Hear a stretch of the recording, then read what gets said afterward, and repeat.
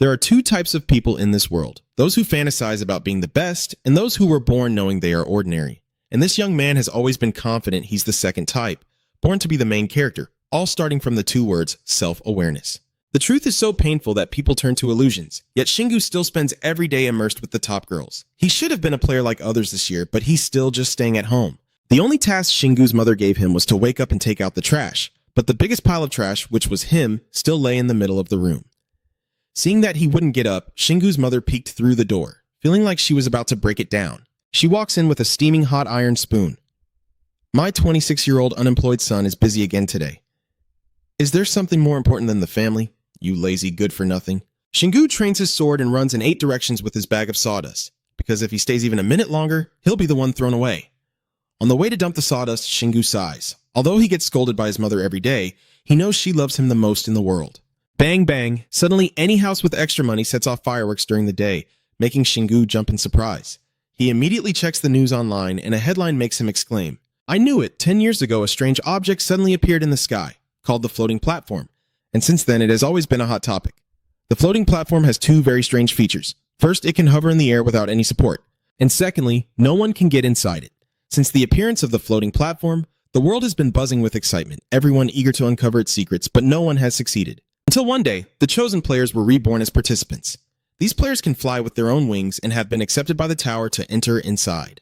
The chosen ones are sent to explore the ground of the tower, where countless strange monsters, traps, mysterious energies, and dungeons await below. A special team dedicated to conquering the airborne tower has been formed, and they are those who possess unique energies among the selected. But Singwoo is not one of them, and thinking that it's been 10 years since the arena appeared and he still doesn't have a single feather makes him go crazy. Singwoo is sure that the arena system is flawed. If it chooses special people, why is he still here? Still, Singwoo holds a firm belief that one day he will have his own wings, despite his mother scolding him or living in poverty. However, he knows he needs to find a job. He can't starve to death at waiting to become a player.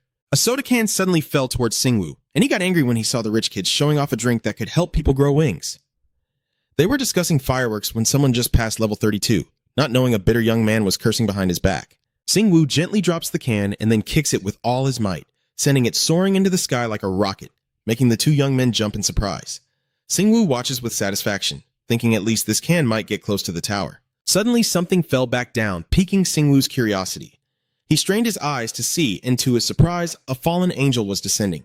Singwoo can tell that this girl is a retired player who was used by the lottery, but he won't let her fall face first from up high like that. Singwoo quickly estimates that the girl will fall into this building, and he rushes headfirst toward it. Ignoring the helicopter, he climbs the stairs, kicks open the rooftop door, and sees her upside down head. Singwoo tilts his teeth and jumps up, the force from his feet shattering the tile floor, rushing toward the girl falling freely. Since birth, Singwoo has been stronger than ordinary people without training. Even as a baby, he could lift a washing machine. When he went back to school, he accidentally damaged a door because he couldn't control his strength, and his parents tried to enroll him in martial arts classes to help him learn how to use his power. But no place could keep him for more than a month. When he trained in Taekwondo, Singwoo punched and shattered his teacher's face. When he studied Japanese swordsmanship, Singwoo broke all the weapons. Cease. When he switched to judo, Singwoo lifted his master and spun him around for minutes until the teacher had to retire. Singwoo, you don't need to learn human skills because basically you are already a monster. Since then, Singwoo has always believed he possesses a special power, and when the floating castle appeared, he thought his time had come. But 10 years passed and he still didn't have his own wings. And right now, Singwoo is certain that this is his destined moment. No player has ever retired from the castle and survived, because if an ordinary person saves a player, it's no different from killing themselves. But Singwoo is different. He's not an ordinary person. The player girl opened her eyes as she felt someone holding her. She was in Singwoo's arms, about to speak, but he told her to be quiet. Singwoo's feet touched the ground, but it didn't stop there. The combined force of thrust and gravity pressing down made Singwoo grit his teeth, as if he had just landed in a sinkhole. Sure enough, 3 seconds after the sinkhole collapsed, the 2 of them kept falling without knowing when they would stop. Here, they have stopped after the recent shock and are still alive. Seeing her trembling in his arms, Singwoo adopts a CEO tone. Oh, sorry, let me put you down. The girl thanks Singwoo for saving her, and she never thought she could survive. But where are we right now? At this very question, Singwoo guesses that players don't always know everything. But he also didn't want to be buried alive, so he tried to find a way out. Singwoo stepped forward confidently, ready to throw a punch, but a sound echoed from somewhere. The Locked Bread, the open world game, has been activated, and you are lucky to be chosen for the Underground Player Challenge, cleaning up the abandoned cemetery to become an underground player. For the girl player who was just thrown out of the castle, this is no different from a chance to be reborn. But when the two of them asked again, the cave was silent as if nothing had happened. Singwoo girl broke the awkward atmosphere. Maybe we should talk about this later. For now, let's introduce ourselves. Singwoo confidently shows off his personality, saying he's a 26-year-old unemployed guy despite having a college degree. Unlike his usual attitude, the girl was amazed to find out that Singwoo was just an ordinary person, because ordinary people don't go crazy enough to jump from the rooftop of a building just to catch a girl, then stand together in a deep hole without knowing how many meters deep it is. Faced with her bluntness, Singwoo patted the mouse on his arm and winked. I'm strong, you know? I was born to be a player. The girl shook her head in disbelief. Of course, some people are born to be players, but that only happens when they receive certain basic elements, like wings to enable flight. In short, for someone to become a player, the floating castle needs to supply them with mana. Singwoo is like a blank sheet of paper. Until now, he thought mana only existed in fantasy stories created by lunatics. I can't believe that a player's abilities come from magic. That's a secret. The girl signaled to Singwoo and then activated her divine eyes. She confirmed that Singwoo had absolutely no mana in him because her piercing sight was too sharp to be wrong. Singwoo pondered for a moment, realizing she was surprised that an ordinary person like him could have such incredible power. But that's nothing strange. Even without mana, humans can possess extraordinary strength. The girl nodded in agreement, but the appearance of the player simply changed the concept of strength. In short, she met her Superman, who saved her from falling off the castle, and they both ended up in a place no one knew about, now facing the challenge of becoming underground players. The girl sighed, unsure whether the underground player was public or secret, but she was certain that this place and the floating castle were definitely connected. The voice they just heard sounded exactly like the one they heard when they entered the floating castle in the dungeon. Hearing this, a glimmer of hope ignited in Singwoo's mind. Although he couldn't openly become a player of the floating castle, he could take a backdoor by using the divine power bestowed upon him to conquer this mysterious place. I've been so focused on talking that I forgot to introduce myself. I've joined Korea's YNN Association as a level 219 healer. You can call me Sue Aaron, 22 years old, younger than you. Singwoo twitched the corner of his mouth, wondering how that innocent face could say something so hurtful to an old man like him. Although only 22 years old, Aaron had reached the 32nd dungeon with other members, but was knocked out of the castle by a powerful boss's explosion. Aaron thought she was done for, but Singwoo caught her in his strong arms. Aaron told herself she had a second chance to become a player thanks to Singwoo, but she still thought she was actually dead because she had lost all her strength after falling from that high place. Yet during Singwoo's rescue, she believed some special condition had been triggered. Singwoo has the ability to become an underground player, while Aaron can be reborn as a support. As she said this, Aaron started to tear up. I still can't believe I'm alive. I really thought I was doomed, hoo-hoo. With eyes shining like headlights, Aaron willingly offers her life to repay Singwoo's rescue, making him furious. But Aaron didn't say that without thinking. It seems she had been reborn as Singwoo's support so they could clear out this dungeon together. Seeing Aaron's optimistic attitude, Singwoo's heart was screaming. If he also lost all his strength like Aaron, he would be completely helpless. All right, Aaron, it's a pleasure working with you. Both of them quickly became more relaxed. Singwoo had thought the dungeon was a dangerous place lurking around, but they had been chatting for an hour without anything attacking them. Aaron, who has more experience, knows that the first room of the dungeon is a waiting area, so monsters won't attack players. This is their chance to check the dungeon and their equipment. Welcome to Miss Aaron's dungeon class. Not all dungeons are like this. This is a hidden world, and the rules of the dungeon may differ from those of a castle, so what Aaron says might not be entirely accurate. Aaron keeps talking endlessly, but Singwoo has seen something that makes the beast inside him stir. No, I think you were right about this dungeon. In the cave ahead, growls echo and red eyes flicker in the endless darkness. There are 5 monsters in front of them, all with their mouths open, waiting for them to come out and offer some meat. Instead of hunting actively, they are just waiting there, surely following some kind of rule. Aaron looked surprised that Singwoo could see in this dark cave, guessing he had a 6th sense about the monsters. Singwoo was even more surprised, wondering if there was something unusual about that. Looking at Aaron's face, you can tell this is definitely not normal. Only thieves have skills that let them hide in the darkness like this. With the experience of being one of the top players like Aaron, she felt the need to step aside from Singwoo.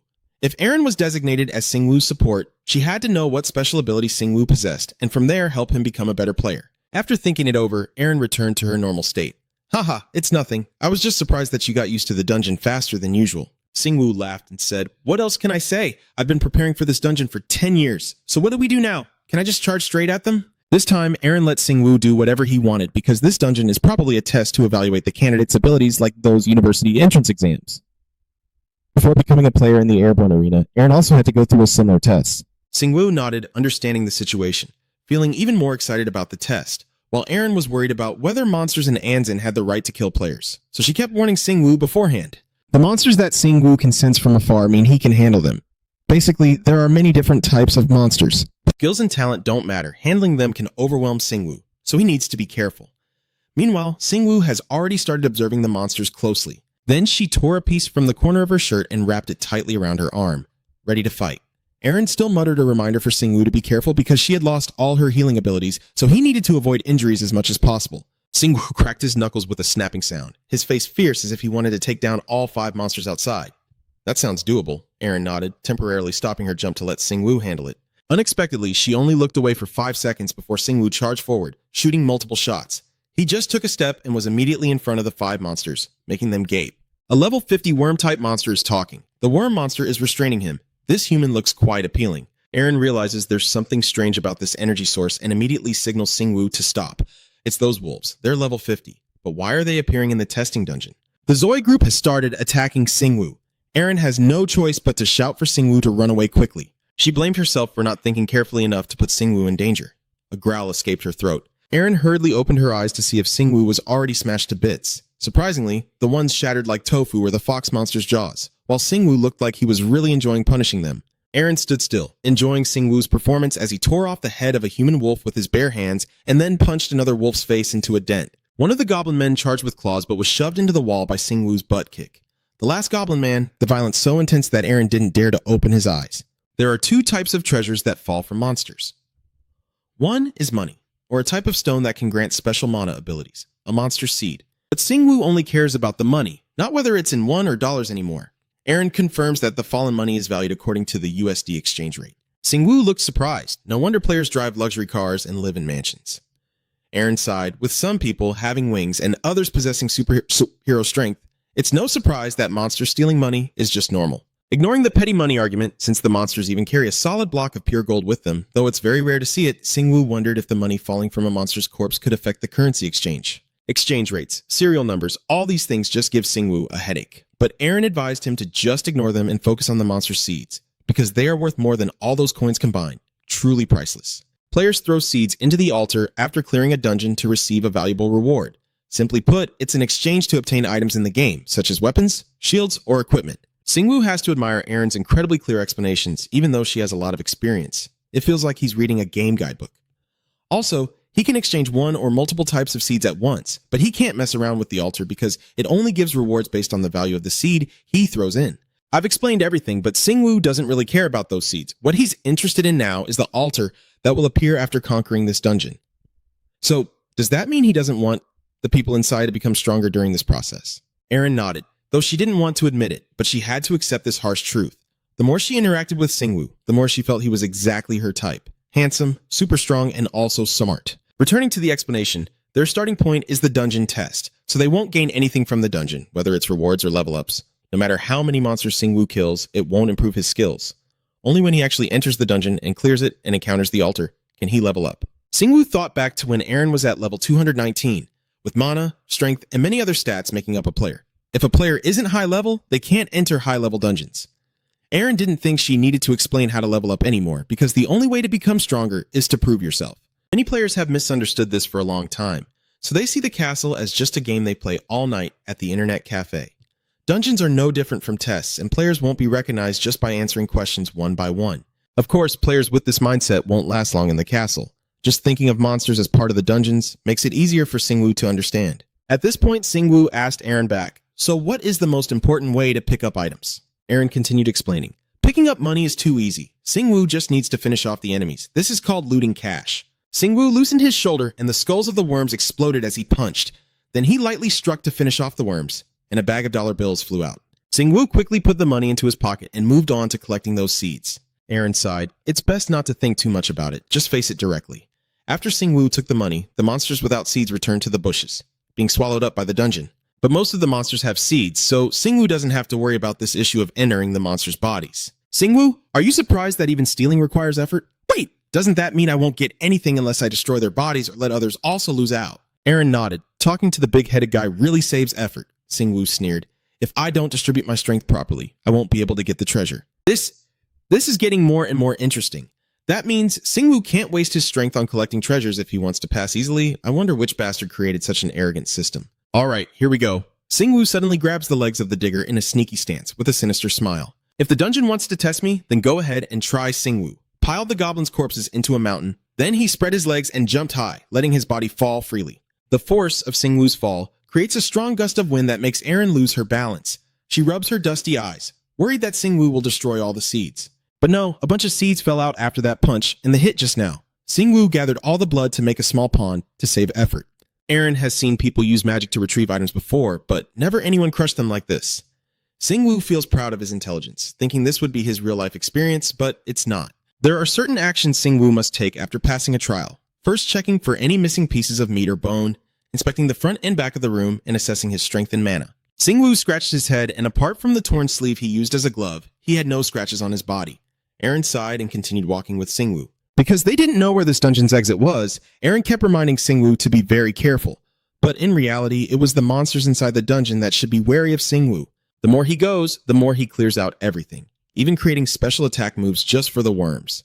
As expected, each one has a useless seed gem. Aaron forced a nervous smile because he was no longer surprised. Singwoo had just slaughtered 140 soas in only 3 hours. Have you ever studied any martial arts schools, Singwoo?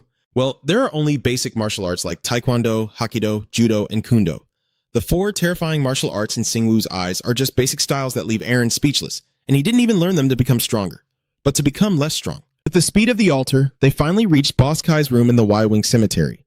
Aaron took a deep breath and told Singwoo to check his strength and mana before entering, like preparing his best mindset and some spells. But in Singwoo's case, Aaron didn't know what he should prepare for him because Singwoo doesn't even have mana or use spells.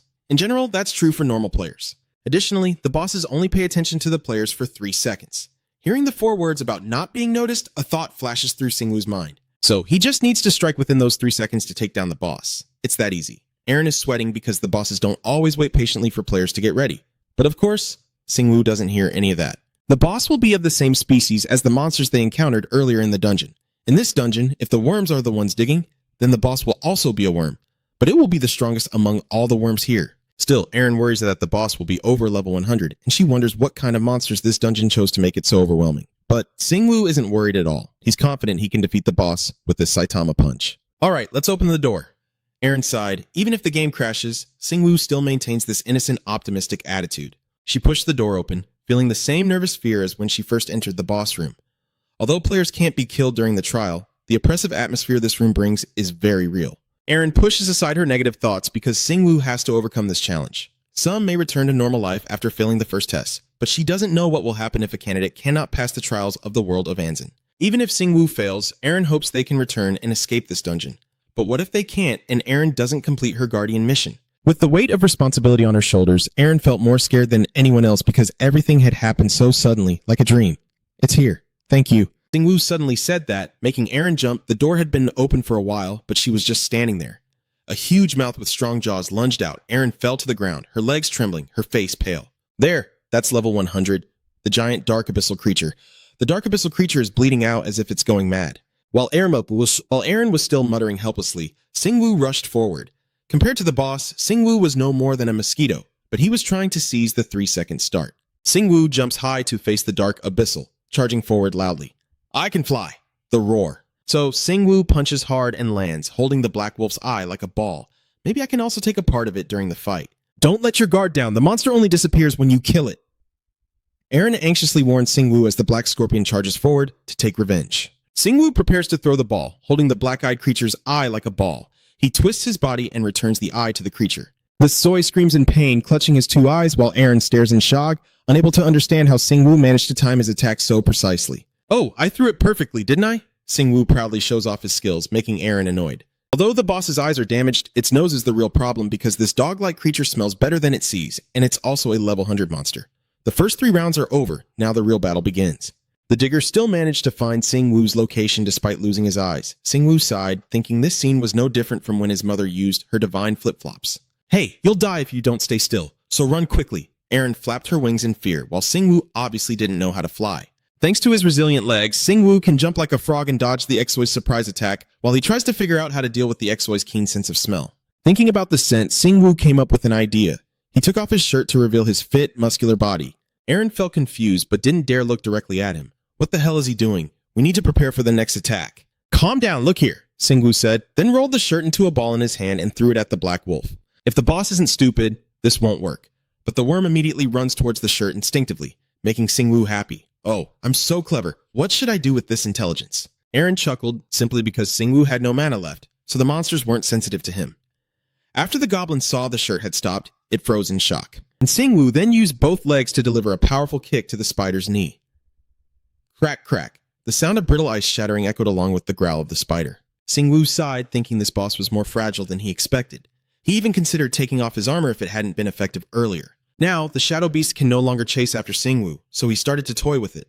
The cracking sounds echoed along with its agonized screams, and Aaron watched, feeling sorry for its fate facing Singwoo. Finally, the giant dark mole was defeated, and Singwoo got $1,500 bills and a black seed. Aaron looked stunned, unable to believe that one day she would witness an ordinary citizen with no skills easily take down a level 100 monster like that.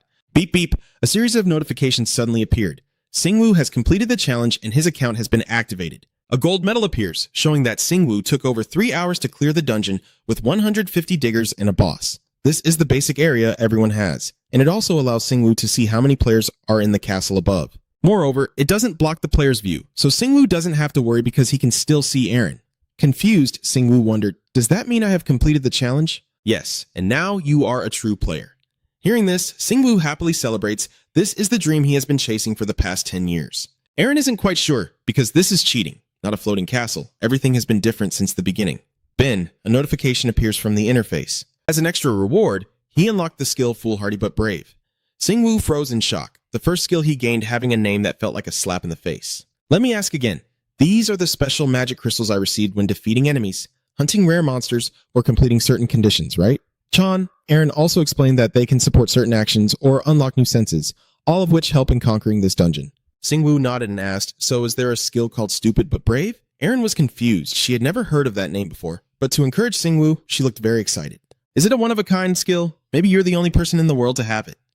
Singwoo's ears twitch because he can't keep up with Aaron's pace of speech. She can't stay silent for 3 seconds. The screen lit up again. Due to the notification, Singwoo had become an underground player, gaining a skill exclusive to underground players, the Chaotic Tail, and unlocking the inventory and leveling up by 9 levels. A sudden jolt of electricity runs through both Singwoo and Aaron, causing them to convulse. Aaron didn't expect that she would also receive a reward just for giving a few pieces of advice and guidance to Singwoo. Meanwhile, Singwoo gritted his teeth, enduring the first headaches he had ever felt, which were even more painful than his mother's punch. That was because the mana and energy that created the dungeon had entered his body and changed it. In the moment Aaron was electrocuted, she still tried to explain to Singwoo that the mana seed was being implanted into each of his cells and beginning to grow his muscles, dispelling all the remnants of his body before mana. Of course, mana also boosts Singwoo's strength, a difference even outsiders can clearly see. The specific stats are already available, and Singwoo is currently at level 10. I feel like my body is falling, but when Singwoo lands, he has 3 legs. Singwoo is startled, thinking it's just a long tail. But no, he's grown a super long tail at his back. Singwoo shook his tail. Damn, why isn't it a winged tail but a messy, ugly tail like that of a god of storms? The chaotic tail of the underground player has appeared, which it mentioned. The tail allows Singwoo to dig deep into Anzin and can help him attack and defend as part of his body. The higher the level, the stronger and more transformed the tail becomes. Singwoo's hands tremble as he grips the new part of his body. Digging what the hell, using the hall is even faster. Suddenly, Singwoo silently thought to himself. Players can enter the floating castle with wings, so perhaps the tail also has some similar functions. To get into Anzin, Singwoo captured a player who fell from the floating castle. When he completes the challenge, it gives him a key to easily enter and exit. Singwoo doesn't know who created this creepy cave, but that person must be very cunning. If Singwoo meets them, he will definitely make them taste what it's like to grow a tail. Singwoo is just getting used to his tail while continuing to use Dodian to ask about the second skill, Foolish but Brave. Singwoo will become braver when he doesn't know the danger approaching. This skill halves the damage from ambush attacks. He's never been caught in a trap or been hurt by a skill he didn't know, and he always deals a fatal blow. Singwoo nodded. Even though the name sounded a bit lame, he liked the effect. Aaron, what do you think? When Singwoo turned around, he couldn't see Aaron anymore, but he heard sniffles coming from below. Singwoo lowered his gaze and saw that Aaron had been turned into a tiny person somehow. Aaron forced a smile through the pain. So this was the price of being a supporter. Even though I've become small, I am still alive, so I won't complain at all. Aaron said this while holding back tears, and Singwoo understood. Even though you're on Cloud 9 now, someone like Aaron falls into the abyss. Once a level 219 player, now she's only level 3 with no mana or levels left, just like the fairy in the book. Singwoo scratched his head and looked away. It's so dark here, I wouldn't see if she cried. Aaron cried loudly to vent her sadness, then returned to her normal state. She was still very grateful that Singwoo saved her, but she felt embarrassed and wouldn't bring up what just happened again. Anyway, I will try my best to help you so I might be able to get my body back. Singwoo nodded. At least Aaron now has a goal to live for. The two quickly moved past that and focused on Singwoo's current situation. with Aaron leading him to the place they've always been curious about, the golden breathing chamber. Both of them stopped in front of a golden altar bathed in dazzling light. Before proceeding, Aaron reminded him that with fewer than 10 seeds, Singwoo would only receive a few bottles of serum or a map, but with more than 10 seeds, he could obtain equipment like weapons and armor. Of course, the more seeds you have, the better the items you get, and in some cases, players can even obtain items with special energies. Of course, you can't get the best items from just dungeon checks. Singwoo ponders these items. The serum and map will aid him in exploring the dungeon, and Aaron's energy can also heal. Is there a limit to the number of seeds? Aaron shook her head. She had never thought of that. I wonder what sinister plan Singwoo has in mind? Her eyes flickered. Is there really no limit? Are you sure? Aaron felt like she had just made things worse and hurried to stop him, but it was already too late. Singwoo poured all his seeds into the altar in front of Aaron's surprised face. Aaron's scream echoed, contrasting with her small figure. Do you think you're doing something right? Singwoo just became a player but can't access the aerial arena to get supplies. Yet you wasted all the seeds in one go. Singwoo immediately asked again, Aren't you able to heal me? Isn't that enough? Anyway, it's already too late. The statue has accepted Singwoo's seeds and started working. Aaron closed her eyes and prayed. Even if it was just a piece of armor, she hoped it could protect Singwoo's weakness. Singwoo couldn't understand why her injury was so serious. He could have bought armor before entering the dungeon. Aaron, being experienced, knew that wasn't possible. Otherwise, she wouldn't have gone into a frenzy like that. Aaron needs to remind Singwoo that those cheap items sold outside the market can't be used in the dungeon. From firearms to wireless devices, cold weapons, and modern technology-based gear, none of it will work. Singwoo is starting to feel confused, but anyway, this is just a test dungeon. I'm sure the initial dungeon seed isn't worth much for the next ones. If that's the case, Singwoo would rather spend everything to get a more useful gear than keep them. Aaron thinks it makes sense, but that's only true for the floating castle, and this is Angel, and they don't know what could happen. Even though Aaron knew that ever since Singwoo decided to catch her when she fell from the sky, he had been living a life with little direction or plan. Still, his skill is pretty dumb, but brave, right? What did she just say? Singwoo grumbles about the name of this one-of-a-kind skill. But according to Aaron, the monsters in this test are stronger than those in the floating castle, so it's possible that just a few seeds could yield a good item. Singwoo has a different idea. If the test is already tough, what would the level 1 dungeons be like? There are already several werewolves in the test, so the monsters in the next dungeon will definitely be stronger. Aaron marveled at Singwoo's reasoning ability. Did you plan everything out before throwing the seeds? Of course not. I just wanted the best item. Aaron held her aching head. Sometimes she thought Singwoo was really smart, but other times he was no better than a worm. But through that, Aaron understood why she had to be the support for Singwoo. Besides teaching him and helping him grow as a player, she also had to restrain his impulsiveness in every situation. If Aaron does her job well, maybe Singwoo will become as strong as the top players in the world, and if his innate mana and strength align, he could even become the best player in the world. Of course, this is just a dream in Aaron's mind, because if she tells Singwoo, he'll probably jump back into it to his death. Hey Aaron, something huge is about to appear. Singwoo's worried voice echoes in Aaron's ears. When she turned around, the altar had become XXL without her noticing. Singwoo pointed at it with a hopeful look, sure it would be an incredibly cool and top-tier item. The moment has finally arrived, a huge mighty hammer appears. Singwoo grabs it and the interface starts displaying information. The hammer named Shadow Claw Dark, with a ++ level, contains the unmatched power of the Black Wolf's front paw, but it's very hard to use because of its weight. Singwoo lifts the hammer easily as if it were wood, even spinning it a few times like a stick. Singwoo doesn't know much about its effects but looks incredibly cool, so he really likes it. Aaron pays more attention to its level. Level D weapons are for players from level 100 to 150. The more plus signs after it, the rarer it is. That means Singwoo can use this hammer until he reaches level 150. If you're lucky, it's even better than some of the reward weapons at that level. What did you say? Come closer to me. Singwoo looked confused and asked again, which annoyed Aaron, but she was just afraid he would swing the hammer at the bugs like she did. Also, there was a large yellow question mark on the hammer indicating its stats. Only when Singwoo uses it frequently and gets used to the hammer can he fully understand its capabilities. If Singwoo can't wait, he can also use the information retrieval function of the interface. Alright, should I introduce you to someone with appraisal abilities? Singwoo shook his head, grateful as with his 15 years of experience, revealing himself now could bring trouble for Singwoo. He has always been treated differently because of his power, but if they find out Singwoo is an underground player, how will they react? At least Singwoo still wants to keep his freedom to use his strength. Although Singwoo is very confident in his strength, he lacks the experience of veteran players around the world, so he advises Aaron to keep this secret until the right moment. Aaron nodded excitedly, thinking she was about to have the coolest disciple ever. Alright Singwoo, if you want, I'll help you stay hidden. Aaron declared confidently and also told herself that from now on she would try to become Singwoo's greatest support. First, she would teach Singwoo how to hide his wings. Your wings, are you sure? I mean your tail. Aaron steadied herself. Whether it's wings or a tail, they operate on the same mechanism, To hide it, Singwoo just needs to envelop it with mana and tuck it into his body. Thinking of mana, Singwoo recalled the strange energy he felt when he became a player. But anyway, he had to try it. Aaron pointed in the opposite direction when she thought about the wings, so for Singwoo's tail, everyone can guess what he would point at. Suddenly, the tail disappeared, but 3 strands of it poked out from his pants. Singwoo kept trying. Every time he touched his butt, the tail disappeared, and when he took his hand away, the tail dropped down. Aaron covered her face in embarrassment, and training to be the top in the server was so hard. Anyway, all Aaron can do is give advice, so it's no surprise that Singwoo doesn't get it right the first time. But still, Aaron is very hopeful to see Singwoo's transformation and how much he will improve in the future. After a few minutes of going back and forth, Singwoo finally managed to stuff the tail inside without tearing his pants. The second lesson is about the inventory, which every player has. Storage space A. As soon as Singwoo said that, a transparent force field appeared in his hand, even growing larger and causing him to lose control. Luckily, the storage also was given to underground players. Singwoo can put anything inside it, including phones and food, of course, with its own space limitations. Singwoo is excited now. It's starting to feel like a role-playing game. Try putting in my 1,000-pound dad weight, and the storage space swallowed it whole. And now the statue appears like an icon on his phone. Things turned out simpler than Singwoo expected, so he adapted very quickly. There are 2 things AA wants to remind Singwoo of. As long as he remembers them, he can blend in anywhere and become completely integrated. Of course, if Singwoo encounters sensitive mana users, everything will be fine. Suddenly, the altar lights up, and something next to it looks like a portal of destruction, and Singwoo feels like it's calling him in. That's right, I told you it's user-friendly. AA. It's confirmed that this is the dungeon gate from the floating castle, and it seems they can leave through it. Before stepping through, Singwoo hopes that when he returns, his body will still be wearing these tattered clothes. Above ground, night has fallen, and Singwoo runs desperately to a hiding spot, relieved that no one is around because it's nighttime. You don't need to call your parents. Do you, AA? She smiles softly since her parents passed away.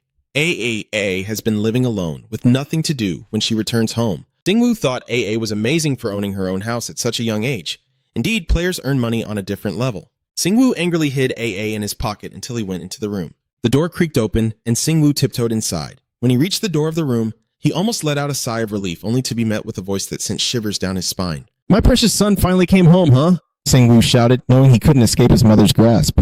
Bang! Singwoo's mother sharply hit his back, leaving 5 finger marks on his shirt. Angry about his unexplained disappearance while outside, the gang was brazenly kidnapping people as if it were nothing. Hey, do you want your mom to see you on the front page or what? Hearing my mother scold, I felt like my eardrums would burst, but finally she let out a sigh of exhaustion. Go take a shower. Are you hungry? While his mother went to cook dinner, Singwoo returned to his room. She immediately sneaked over to eavesdrop, not understanding how Singwoo could always change clothes after disappearing for a few days. She didn't hear the elders mention AA. With great power comes great responsibility. So you've caused quite a bit of trouble yourself, haven't you? Singwoo, you're already 26 years old. It was like a punch to the face for Singwoo. If he hadn't become a player, he would probably be nothing more than a weed on the street now. While taking a shower, Singwoo was angry at AA. Keep order, AA. What about her dinner? Singwoo opens his drawer to prepare his food and hands it to AA. A protein bar. Yeah, it's too big. AA refused right away. That protein bar might even crush her. Singwoo skillfully cuts it in half and hands it to AA. The lively scene of her holding the piece of cake and eating it makes Singwoo unable to look away. She almost finished the protein bar and her belly is getting rounder. Singwoo just finished his shower and saw this scene, feeling both amused and helpless. AA only spends 3 energy bars for 3 meals a day. As soon as AA is full and energized, she immediately starts planning to make Singwoo stumped. Sometimes she just doesn't want him to rest. But AA is also quite anxious because she thinks that the stronger Singwoo becomes, the easier it will be for her to regain her old body. Sir Singwoo, I hope you focus a little. Becoming a player is your lifelong dream, right? And are you willing to spend time on the dungeons? Of course, when it comes to dungeons, Singwoo is all about conquering them, because he's unemployed after all. Even if Singwoo has no wings and his achievements in the underground world aren't recognized, as long as his strength increases, AA would be happy. It's AA's turn. She couldn't draw anything but could feel Singwoo's burning passion. Before starting to conquer level 1 dungeon, AA needs them to do a few things. A player who can't complete a challenge dungeon is missing a lot, specifically missing everything that matters. Not only can't connect the mana flow in the inventory, but more importantly, they don't have wings. Having wings is a huge advantage in every situation. In most dungeons, monsters can't fly, so they lack the mobility that winged players have. That's why players usually choose easier dungeons to learn how to control mana and get injured less from hits. Singwoo thinks it makes sense, but the thing is he has a tail, not wings. Calm down, I haven't mentioned that yet. Aaron signaled that the level 1 dungeon is on a different level from the test dungeon, where monsters will start to be able to use their mana. Wait, aren't the wolves in the testing dungeon also able to use mana? Singwoo's comment annoyed Aaron because she kept talking about the theory from the floating island and forgot that in Anzin, it's very different. In short, Aaron just wants to say that the monsters in the Ryan dungeon are much stronger than in the trial round, which is why many new players spend months learning how to use mana and coordinate weapons with it. However, to complete a level 1 dungeon, usually about 10 well-trained players are needed, and to find others, they often form teams or meet up. Singwoo pouted. An underground player like him wouldn't know where to find teammates. But still, he had to listen to what I emphasized. Aaron sighed, knowing that just because Singwoo is a new official player doesn't mean he can clear the level 1 dungeon alone. First, they need to develop his skills and mastery of mana.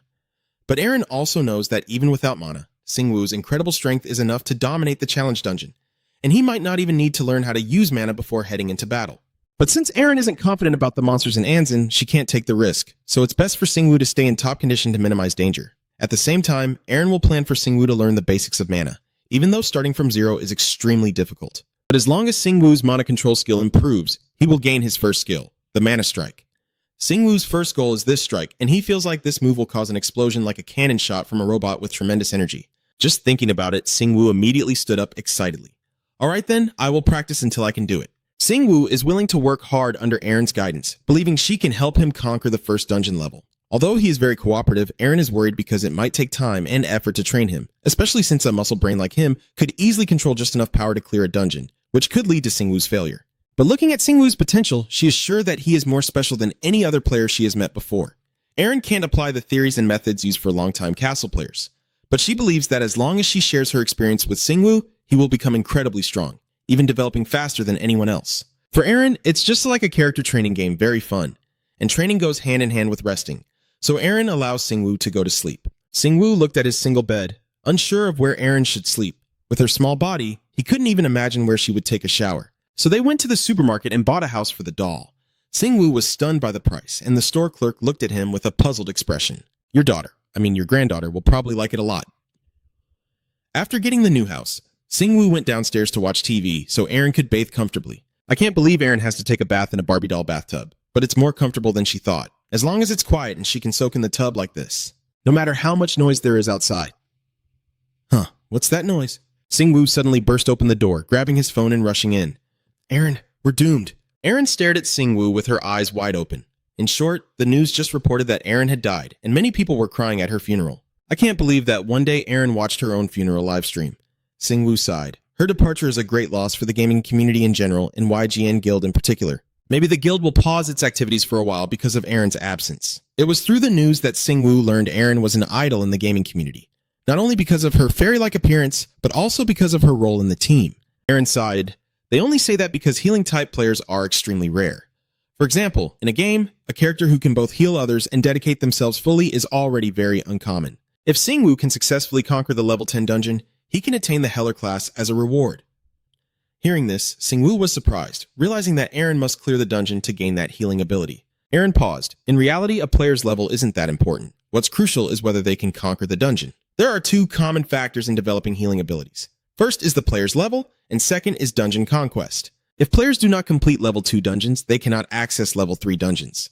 In reality, some players limit themselves to lower level dungeons because they fear higher level ones. So even though their levels are high, without the right skills, they won't have a chance to reach their full potential. Singwoo nodded, understanding their fear because Aaron had almost died in real life, if not for Singwoo saving him. Until now, the only thing Singwoo has done is break down everything in his way, never using a skill or thinking before acting. But that can only happen because Singwoo is stronger than others, so nothing seems to threaten his life. What if there's a wall Singwoo can't break through? Will he end up like other players, giving up after a little difficulty, or will Singwoo die like Aaron? Singwoo chuckled softly. Why should I think too much? I will get through that wall when it appears. That's enough. And are you sure you're okay with the current situation? Aaron was stunned when Singwoo mentioned her funeral. Aaron always says no one cares about her, and everyone at her funeral was either her classmates or former teammates she played with for years. Except that most of them are men, and everyone looks exhausted and devastated. It seems they truly care about Aaron, not just because she was a player, but also because of who she is. Aaron sighed heavily, guessing most of them were just lost souls who came to her for a bit of money, and it was better if she didn't meet them.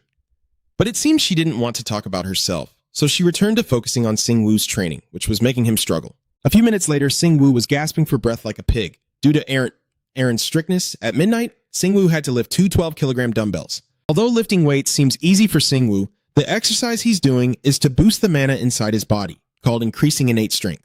Thinking that Singwoo can't even lift a single dumbbell is truly the funniest thing in his life. All weapons require mana to boost their power. Even the simplest objects need to have mana within them, because mana has the ability to increase the strength of anything it touches. You've experienced this before too. Remember when Singwoo felt the intense shock? That was when mana flowed into his body, into every cell of Singwoo. At that moment, did he feel like he was as powerful as a god? Like he could lift the whole world? Singwoo frowned, realizing it wasn't a dream. Although the mana strike is their current goal, there is a reason why Eren wants me to focus on increasing my mana power, because it's the next step of the strike, helping to amplify the released power. So, does she mean I can cause an explosion like a Kamehameha after using mana? Eren sighed, although not entirely accurate. It was enough for Singwoo to imagine that because he uses the dumbbell as a weapon, the mana inside it would activate at a certain speed when he swings it at the enemy. The intrinsic mana of the weapon will increase its speed and acceleration, allowing for more damage. Thinking about speed and acceleration, Singwoo thought it would be better to focus on his strength rather than on mana, since his weapon already has mana built in. That means if Singwoo swings the sledgehammer fast enough, he can land a Hong Run attack on the enemy. Seeing Singwoo's delighted expression, Eren felt like he could read every thought in his mind. So Eren had to say that most new players only focus on their mana attack and forget about their mana deficiency, which is why he wants Singwoo to focus on increasing his mana first before the attack, because most players are doing it wrong. To understand whether it's right or wrong, Singwoo needs to think from multiple perspectives. Instead of just swinging his weapon with the available mana, it would be easier if Singwoo infused a little of his own mana to enhance the process. But this strategy also has its drawbacks because Singwoo focuses on his mana while using weapons, making him more likely to lose attack accuracy. That's why high-level players are always quicker at controlling their internal mana movements, which can only be achieved through diligence, effort, and patience. Hearing this, Singwoo's mind feels clear. Does that mean I can't use it right away? Singwoo puffs out his chest to show off his tail. He already knows how to move mana throughout his body. Eren is annoyed by Singwoo's childishness, but if he wants to risk himself unnecessarily just because he didn't study carefully, she doesn't care. Although the idea makes Eren headache, they can start by mastering the 3 conditions for Mana Strike. I believe you can do it, Singwoo Oba. Singwoo sighed, having been convinced by Eren in just one sentence. Returning to weapons, he wondered if there was something that lacked innate mana. If he infused these 2 dumbbells with a little mana, could they become weapons? In that case, the strength of the dumbbells would increase a little, but not enough, and it would also drain Singwoo's mana if he doesn't have much to spare. So what if I put mana into my hands and feet and use them as weapons? Singwoo's question leaves Eren speechless. Theoretically, he could increase his physical attack power, but it would also cause pain to his body. But thinking about it, Eren guesses that Singwoo only needs his fist to get the job done. Many high-level players use this strategy in the late stages, focusing on managing mana throughout their bodies instead of relying on weapons. Singwoo didn't quite understand, so he's going to try it himself. Just create mana and distribute it throughout the body, right? If Singwoo pours 1 billion mana into this weight and throws it down hard, it will definitely cause a powerful explosion for Ma Sen. I didn't expect Eren to approve of this idea. Players who use ranged weapons like the twin spears often employ the strategy Singwoo just came up with. But that approach also requires caution, especially when Singwoo throws the weapon. The mana surrounding the weapon will gradually disperse, and if the distance is too great, the mana will fade away and the weapon will become useless. The residual effects that still boost its power are similar to when it lacks enough mana to create an explosion after hitting the target. After hearing that, Singwoo felt his mind couldn't handle it anymore, so he had no choice but to follow Eren's training, taking it step by step and trusting it would all come together eventually. Even though it seemed slow, he still found joy in the process. I have waited 10 years to become a player, and Singwoo will not let it disappear. Singwoo will show the world who the real protagonist is, because after all, he won't fall into the abyss any deeper since he's already at the bottom. The only way now is to go up. With his current level of strength, it's not difficult for Singwoo, but his control is still not very smooth. Every time Singwoo directs mana to a specific spot on the dumbbell, he always aims with a precision of 1 to 2 centimeters. But Singwoo is sure he can do it. After all, this is what he wants, except for the fact that he has a tail hanging behind him. Eren also wants to help Singwoo's tail, but she's never met anyone with a tail before. After 5 seconds of thinking, Eren came up with an idea. How about you wag your tail every time you see me? Singwoo chuckled. I thought you might give me some useful advice, like I'm a dog or something. Eren angrily pinched Singwoo's cheek for looking down on her. Then her phone buzzed with news that Kim Haryong, her soon-to-be husband and leader of the Water Spa Guild, suddenly announced that Eren might still be alive. Singwoo and Eren froze, not because they believed she was still alive, but because of the news that Eren was engaged. Singwoo was extremely surprised when he saw the latest news being broadcast live, trying to make sense of what he just heard. Eren saw her name appear on the big headline, blushing shyly and stammering. Then, as if they shared a telepathic connection, both of them suddenly panicked, and her husband just smiled. During the interview, Haryong firmly stated that according to Kim Haryong, Eren's name was not listed on the protective stones inside Thien Than, and he would mobilize all resources of the guild to find her. The two listened carefully to his story, and the other players also confirmed that Aaron's name was not on the Guardian Stone, and this matter had become more serious as of now. Singwoo, who didn't know much about the game, asked questions, and Aaron immediately explained in detail. It's a memorial stone that automatically records the names of players who have died. No one can take a picture of it, because Tiantan doesn't allow modern technology. And it seems Aaron's focus is a bit off, but he's not planning your wedding dress, he's just talking nonsense. No one said anything, no one touched anything, so why are you so quick to be upset? You can't love anyone right now because you're busy conquering dungeons, so don't misunderstand me, okay? Singwoo looked a bit uncomfortable, scratching his cheek in confusion. No, it's the Guardian's issue that matters. Suddenly, his face turned serious, sensing that the days ahead would not be peaceful, and feeling that he would face many troubles because of it. The conversation ended, and after some time, it seemed they had gradually forgotten that news. Singwoo was walking in thinking about something happily, then he turned to start a conversation with Aaron, saying that 2 weeks had passed quickly, and she also asked about his recent training. So let's see what he has. Singwoo excitedly boasted that he had obtained 2 passive skills by playing as a hidden player in the dungeon tests, one called Chaos Mark, proving he was a hidden player, and the other was a secret skill that made Aaron giggle and tease him. The skill of ignoring is actually the courage that makes him braver. Hearing this, Singwoo looked like he was hit with a second trick, frowning and crossing his arms. Seizing the moment, he asked back, "Do you also have some things of your own because you're a support?" Aaron happily shared, "Yes, I received 2 activation skills." She spun around to show off a bit of her skill, then said, "First is the mana-based skill that returns me to my original body. Rescue. That skill boosts all my stored power, but costs a lot of mana." She proudly shows off her second skill, invisibility and stealth. Singwoo tries to keep his eyes wide open and stare at her, but he still can't see her. Aaron gets annoyed thinking he's deliberately teasing her because she's his support. So how could anyone else see her? She was very confident in this skill and watched with fascination. Unlike the body resurrection skill, invisibility is very worth the money. In this state, you can activate invisibility for up to 3 hours. She excitedly said nonstop. On the first day, she was too shocked and had no mana to use it. But now, no player can see you anymore. Singwoo had to smile helplessly at Aaron's amusement. Then, when the 2 of them stopped, he bravely decided to end the story. Just tell him when your mana runs out, and he will hide you until you recover. Then he pulled back the white cloth in front of him to reveal a super cool red motorcycle. He shook the lock in his hand, planning to take her along to explore. Staying at home all the time is boring, so let's go find a new dungeon together. It seems Singwoo prepared very carefully for this exploration. Aaron allowed herself to conquer the top-ranked dungeon among insects, so I'm not afraid of anything and I've been brave from the start. Suddenly, a giggling sound rang out. She tried to hold back her laughter and said, "But, Singwoo, your bike," you were thinking, and then startled. Huh. In the end, she bursted out laughing, wondering why it was a delivery motorcycle. He realized he was being teased but smirked with a knowing look, as if everything had been planned all along. "You said that's right, so it is, but Aaron just won't accept it. I think it's weird. She complains about how you use your bike. You bought it for over $10,000, right? Who uses a fancy motorcycle just to deliver food like some Chinese courier?" Singwoo sighed tiredly. "Don't look down on the food delivery guys." She hesitated, realizing she might have overreacted, and calmly listened because he had thought it through. He sincerely convinced Aaron to feel at ease, because in this country, no one considers delivery motorcycles unusual, so no one would pay attention to it. The more Singwoo talked, the more excited he became, revealing his true wish to travel all over the country freely. After saying that, he quickly put on his helmet, steadying his grip on the handlebars and ready to hit the road, while Aaron was still crying her eyes out. Feeling sorry for herself, she huffed and said she never expected her first time riding a motorcycle would be with a delivery guy on his bike, but she still obediently snuggled into his jacket pocket, feeling a bit resentful inside. He didn't think much anymore, just reminded her to hold on tight and then rev the engine, taking off with a roar as the powerful engine roared loudly. The scenery on both sides of the road flashed past as the wind whistled, with Singwoo speeding through the traffic. Aaron carefully peeks out, starting to enjoy the mixed breeze. Not wanting the trip to be boring, he happily chats with her. Now all that's left is to find the dungeon, and you've already thought a little about that. She asked a question that made him a bit startled. "Do you remember how we found the first ant nest?" She nostalgically recalled their first experience together, when she fell from the sky and he immediately caught her. "So, both you and I fell into the ant cave underground. But anyway, it's hard to believe that there was a trial dungeon there from the very beginning." Aaron confidently shared his conclusion after much thought, "So I think that trial dungeon might have been built with the condition that it would unlock if I was involved. So if you fell into it, the dungeon would unlock immediately? In fact, that's just your hypothesis. Nothing certain yet. It's possible the dungeon was moved there. That's just what I speculate."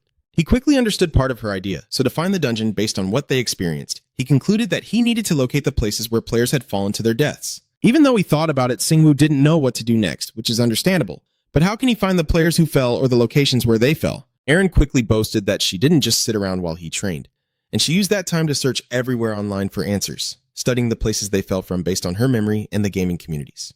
"You got so caught up in training that you didn't think of this. I asked if you found anything useful. Is there a way to pinpoint the exact location? At first, you were so enthusiastic, but now you're hesitant and confused. Not yet. I understand this can't be easily answered. So, we still don't know. Aaron had considered many possible scenarios, but of course finding the answer was difficult. No matter where they fell, calculating the speed and wind direction of the day was still very hard to determine. Singwoo knew there were many mysteries yet to be unraveled, so he resorted to the most manual method, meaning they would have to dig up the entire country. He tries to speak loudly so his voice isn't drowned out by the wind. He's riding his bike while I search for the dungeon because I know what to look for. With her abilities, that's within her control, and if they resemble the test dungeon, I think I've found it. Aaron was still muttering when suddenly she sensed something unusual happening. Supporting her was for a reason, huh? She happily announced. I found the dungeon, I saw the dungeon. Singwoo was surprised she figured it out so quickly. I've only been gone half an hour. Because I was so excited, I urged him to move quickly. At first, I didn't believe it either, but I found it already. Turn left, turn left. Even though you want to get there fast, the signal light hasn't turned green yet, it's not done yet. The scene shifts to a deserted area, an isolated warehouse with a pile of construction materials neatly stacked. Singwoo stops, takes off his helmet, and quietly looks around, carefully observing the surroundings. Suddenly, a blinding light like a divine beam shone down, extremely painful to the eyes. He forcefully threw away his helmet and the speeding vehicle, causing a powerful explosion. Aaron was confused, not understanding why he did that, worried about being seen. He quickly reassured her and asked where she sensed the dungeon from, saying no one was around so it was fine, and wondered how she detected it. Suddenly, Singwoo sensed something unusual behind him. He turned around and saw a small pyramid shining, inviting them closer. The small pyramid appeared before them, shining brightly like the light of 10 directions of Buddha. The system immediately displayed the object information, a dungeon with normal danger level. Singwoo was only looking for a test dungeon, so he was a bit annoyed as he turned to Aaron, who was nervously avoiding him. She couldn't look him in the eye, confused and trying to find a way to dodge, not knowing what to say anymore. So Singwoo could only sigh helplessly, knowing she would say that. Anyway, since the two of them went through the trouble of coming all the way here, Singwoo hesitated to think for a moment. I didn't expect I would have to enter a top-tier dungeon first, and I certainly didn't think I would level up so quickly. Maybe him discovering it was like a sign, and since I didn't have to go through the dungeons in order, that's why I found it so quickly. I'm not the type to be cowardly, so he seems eager to explore. Normal, really. Even here, everything's yellow, and the dungeon's danger level is average. Seeing that bright light shining like an invitation based on my years of gaming experience, this dungeon is tough enough for you to handle. Shingu steels himself, ready to fight. All right, let's get started, while Aaron prays silently beside him, hoping this isn't a difficult dungeon. He said he would do it and slowly approached the source of the light. The small pyramid seemed to sense someone approaching and immediately transformed. Seeing that, Shingu focused intently, realizing it was a shield. Aaron quickly explained it was a feature that helps players avoid revealing their positions in the dungeon. He marveled at how well supported this game was. Quite a good service, while she was eager to get moving quickly. You should hurry, Shingu. Aaron can't understand all the rules, and I don't know how long this barrier will last. Shingu became even more excited, ready to act. Leave it to him. He focused his strength into his arm and decisively threw a punch straight into the ground. The intense pressure created a gust of wind that swept up dust in a cloud, yet the ground showed no sign of water. Shingu couldn't understand where he went wrong, unable to believe that even after such a powerful punch, it still remained intact. Suddenly he paused as if remembering something, then slowly. Saying that, he retracted his tangled tail and slammed it down hard, easily shattering a chunk of earth and rocks. Aaron suddenly understood how the skill worked and happily exclaimed, so that was how to unlock the dungeon. But he still didn't like this troublesome tail. Quite a hassle. The sky was still blue with white clouds, and I wonder how much time has passed. Shingu, exhausted, wiped the sweat from his forehead, sighed at the small hole he just dug, and wondered how much longer he had to dig. As he spoke, the small hole started to show cracks in the soil, eventually collapsing into a large pit, causing Shingu and Aaron to fall in before they could react. He saw the light at the bottom of the deep pit, full of hope, just like when he entered the testing dungeon. So, does that mean the condition for entry has been met? Now, a very suspicious reptile appears on the ground where the two people stood earlier, slowly moving, twisting its slender body. The big hole drew its attention, making it curious enough to crawl over and investigate. In the end, the lizard casually fell down inside. The hole is now showing strange signs, with the surrounding ground trembling violently and the mouth of the hole gradually shrinking. Blinking, the water stains seemed to merge together, as if erasing all traces of a collapse. After regaining his composure, Shingu looked around and observed the surroundings. This must be the place.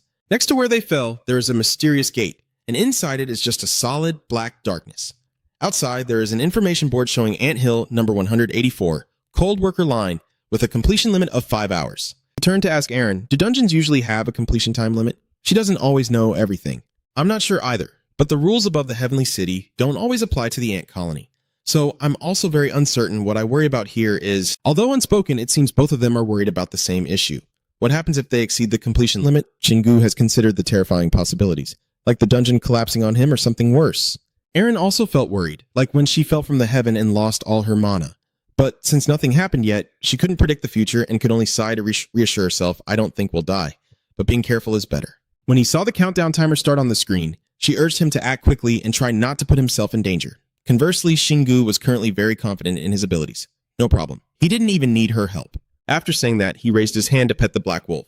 Seeing this, Aaron felt even more uneasy. I didn't think monsters that cause stat reduction effects would appear in the first dungeon, but Shingu still better be careful. He didn't think too much and was confident he could handle it, but this isn't the first class dungeon, it's a completely different one. I warned you beforehand about the danger ahead. I'm sure the leeches are poisonous and you have no poison resistance, so don't let your guard down. Shingu still doesn't understand how serious it is and acts very arrogant, thinking a giant centipede is just a centipede. Aaron helplessly gives him an example to consider. What if the centipede is 100 meters long and 1 meter tall? He immediately avoided her gaze, nervously scratching his cheek and swallowing hard. A giant centipede like that, she sighed in exasperation. This guy. As a support, I'm even more worried because I can't guarantee I can help him. I've gained some experience through my support role, but I don't have any mana to use. I don't have any healing potions or anything, so I will have to use my skills to treat you, but using poison removal to counter the toxin. Planning ahead makes her realize there are many risks. I can only use it twice, and in the worst case, it might not be strong enough to counter the toxin of the beast. It seems Shingu didn't catch much of what was said, so I led the way into the fog. Thinking there's nothing I can do anyway, Aaron could only helplessly follow, knowing you'd say that. She gently pressed her finger into Shingu's pocket out of habit, and the two began their exploration. So let's go. Don't jump out of his shirt pocket, even though he hasn't sensed any monsters yet. Aaron felt very anxious and asked again, how did you do that? Before he could answer, she suddenly shivered, feeling a cold wave down her spine.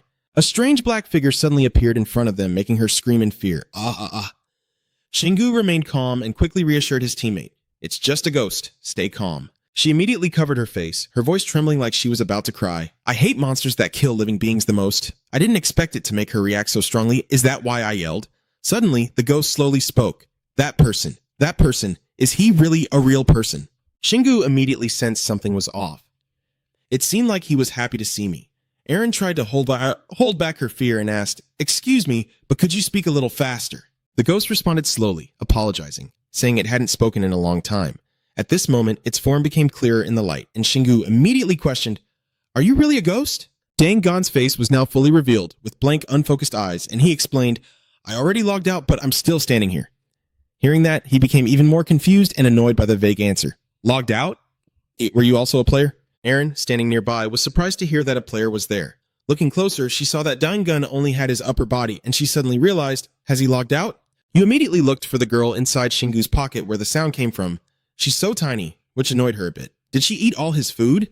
He suddenly clenched his hand into a fist, making a cracking sound. Wrong confidently declared then, with a fierce glare in his eyes, he prepared to attack, starting by testing a strike. Aaron was a bit panicked and quickly spoke to stop him.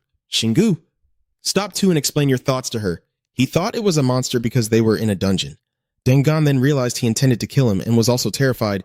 Wait a minute. If he fights, I will die. Shingu sighed tiredly and replied, he's already dead anyway. It seems you're afraid of truly being killed, so you keep trying to explain, but I will have a more vivid and spectacular death. As I think of something, his eyes suddenly light up. So you're the enemy, huh? Losing his composure from the constant misunderstandings, he shouts in frustration. It's not the enemy. I've been waiting for someone to come here since I woke up. Someone will avenge me. Someone will finish the mission for me. Shingu, upon hearing this, finally understood the main point, the mission. The system then immediately displayed a new notification, detecting a dungeon mission involving a restless soul in rank Z. He quickly focused and read the message carefully. A restless spirit with a name and spiritual form trapped underground after emerging as a player, seeking you to kill the monsters in the most brutal way possible. Finally, the progress update begins the countdown, showing the mission status to wipe out the monsters in the 0 to 150 range, and only then does he realize what he needs to do next, wipe out the U. But immediately after, the system offers a choice, accept the mission or refuse with penalties for declining, making Singwoo feel like he's being forced into agreement, a bit coercive. After reviewing all that information, he can conclude that it was a request, that Soul is here to deliver a mission. Aaron quickly understood and added, yes, it's a mission, as long as the reward is clear, a task that one player can give to another. He suddenly forgot to consider the most important thing, what the reward is. Based on her experience, they will receive significant benefits, which could be anything from tangible items to abstract concepts or even assets and rights in the real world. Of course, there are special exceptions. In some rare cases, they can even set extreme data or mana profiles. and this information truly broadens Sing-Woo's horizons. Based on these, Eren can confidently make a judgment that this type of mission likely offers such rewards. That's all the spirit can give. He asked again to confirm if Dangan was still here and if I needed to complete the mission before he could transcend. But the answer was still very vague. I don't know. Suddenly, his whole body tensed up, his fist clenched tightly, and he spoke with a trembling voice. But perhaps Dangan had endured so much that now his emotions erupted violently. I truly want to see those worms suffer pain, no? Pain even greater than what I have endured. Singwoo furrowed his brow in annoyance, glancing quietly as he observed. Seeing his face so grim, he also sensed that things would soon become very troublesome. This kind of person often causes chaos and conflicts. I wonder if I should just take him out now to continue the exploration, but I can't kill someone based only on instinct. Looking back, I've only just begun my journey, especially since this is my first mission, so I immediately ask Eren what she thinks. What do you think, Eren? She takes his trust seriously and carefully considers the issue before finally happily sharing her opinion. Since we're planning to clear out this dungeon anyway, let's take on the mission, even though killing everything might be a bit risky. But according to what I read from the system notification, Singu thinks that's quite difficult. Isn't it enough to just hit hard enough to kill them? She tries to analyze more clearly and accurately. You need to deal damage much greater than the remaining health of the enemies. She quickly realized that this first mission was not easy. Although it increased the chance of rare drops, it was much harder to accomplish. Singu found herself in a tough spot, reluctant to give up the challenge as the demands were quite high, and it wasn't enough to just kill the enemies. But I need to deal just enough damage and then finish with a powerful strike, which requires more strength and focus. Eren's voice suddenly interrupts his thoughts, warning of a penalty if he fails the mission. She relies on the system's encouragement to be brave and carry out the task, but refusing will also result in punishment. So I advise you to accept the mission first, then fight a few Z monsters, and decide whether to continue or not afterward. Feeling encouraged, Singu's strength seems to increase, ready for battle. Alright, I will accept the mission. The system displays a confirmation message. You have accepted the mission, and there will be a penalty if you fail. Dangan, having achieved his goal, was moved to tears and happier than a father with his baby. Thank you. Seeing this reaction, he could only feel 3 parts helpless and 7 parts like 3 parts.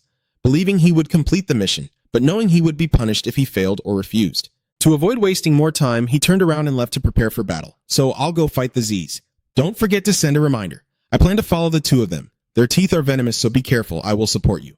Every time I recall being defeated by those centipedes, Dangan can't help but feel resentful. They always attack when he's off guard, which is why I got bitten right from the start.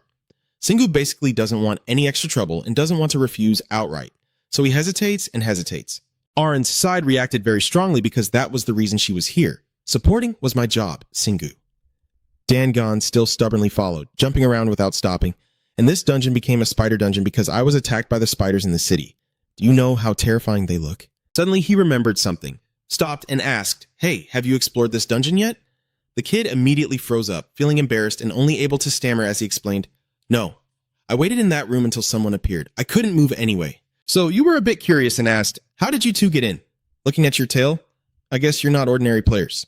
Arin clearly didn't want Dangan to come along, feeling very uncomfortable, saying the exam is dangerous, but he acts like he's just out for a walk. She still didn't notice anything different and was gradually losing patience. This was the 3rd room already.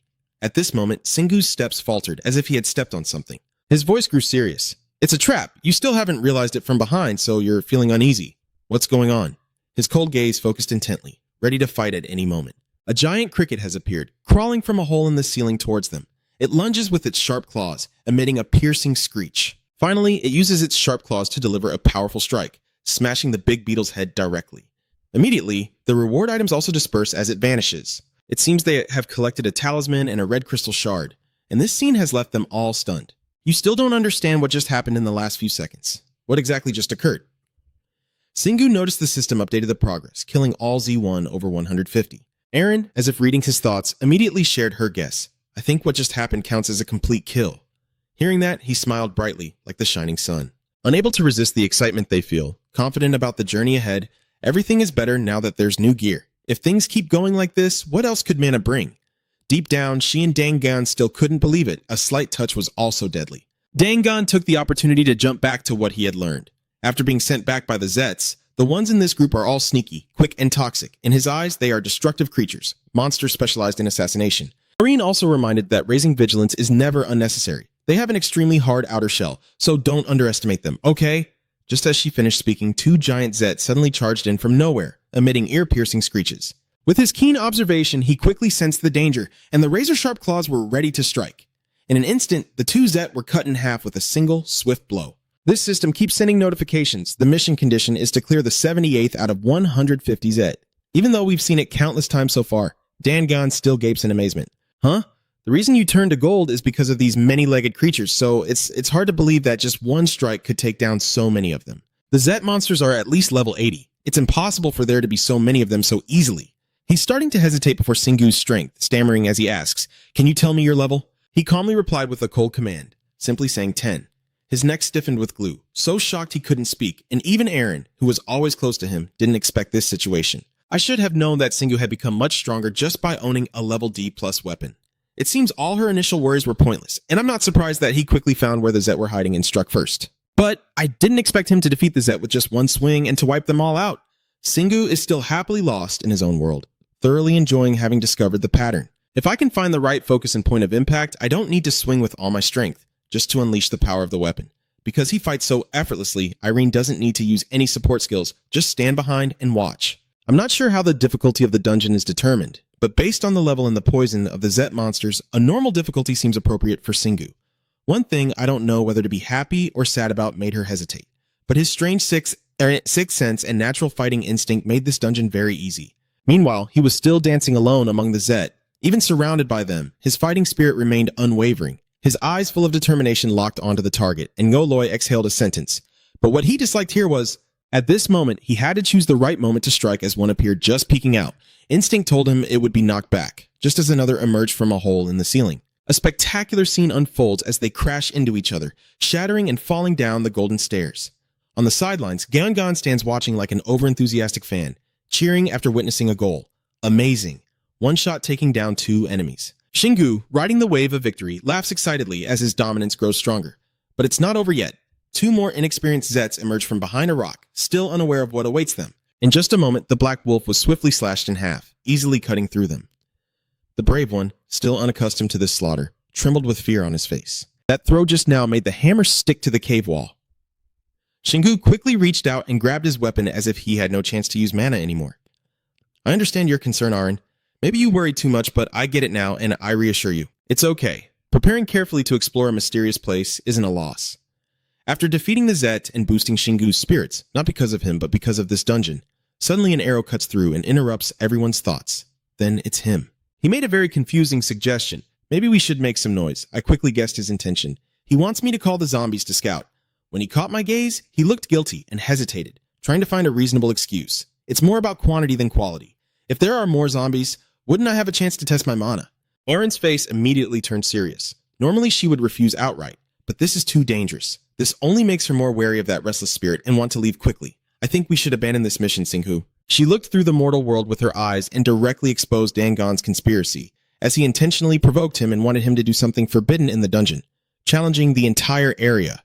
Aaron believed that his true purpose here was to block him, and that the spirit clearly wanted to harm him, holding a grudge against him, not against the Zet. Dangan, feeling scared of being beaten again, quickly clarified, "No, you misunderstood me. I really am just," he firmly insisted, wanting to kill all the zombies. Aaron sighed with disdain, still half trusting, half doubting. Really not. Singhu finally spoke up, smiling to ease the tense atmosphere. "Stay calm, little sister. I don't know what he's relying on, but I completely trust this ghost. I never doubted him, and when you see him not calming me down, you get upset, Singhu." Dangon took the opportunity to fish for a few more words. "I know you'll believe me. I really want to complete this mission." His words and attitude immediately changed. He had his own thoughts. Honestly, I never doubted him for a second. From the beginning, he had been closely watching this strange ghost, never allowing him to stand on his side. Just a few words are enough to hide what someone truly feels. If he had been a player in life, then there are those worse than monsters. Anyway, Dangon can't fight, so I can use him to gather more useful information. I just need something from him, and since he can't threaten me, I might as well ignore him. Singhu's ultimate goal is to explore the Red Hell. He shouldn't become a concern.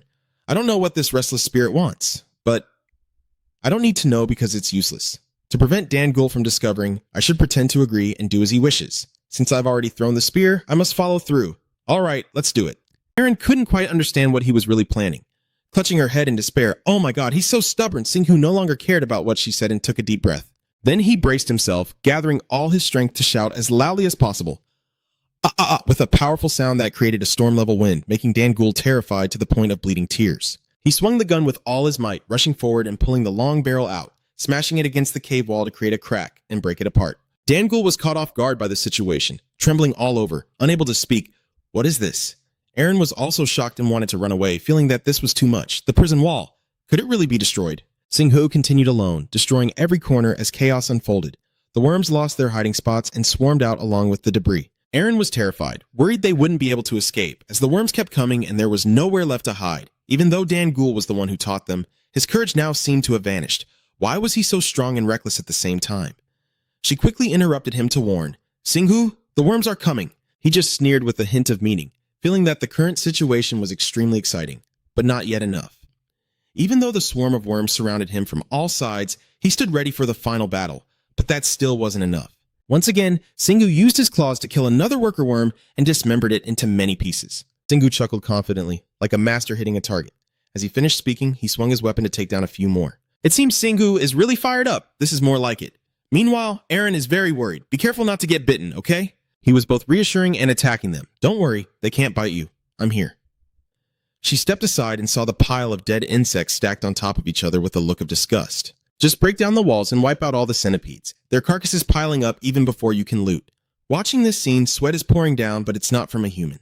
When Singhu can easily handle them on his own, he seems to be in harmony with Aaron, but I don't sense much mana from him, so why is he doing that? She sighed softly and slowly said, I used to think mana was the absolute factor to become stronger. Meanwhile, Singhu kept fighting more fiercely, having fun. Are other players always this happy? You should think about the past because you've been strong since childhood and never took physical training seriously. Or rather, you couldn't unleash your full power. If you accidentally hurt someone, it could be serious. So I have to learn how to control my strength and endure first when I grow up. I can only unleash a little during training, but that's still not enough. I just want to unleash all my strength, and right now. In this moment, Singhu feels so excited, finally having the chance to do so.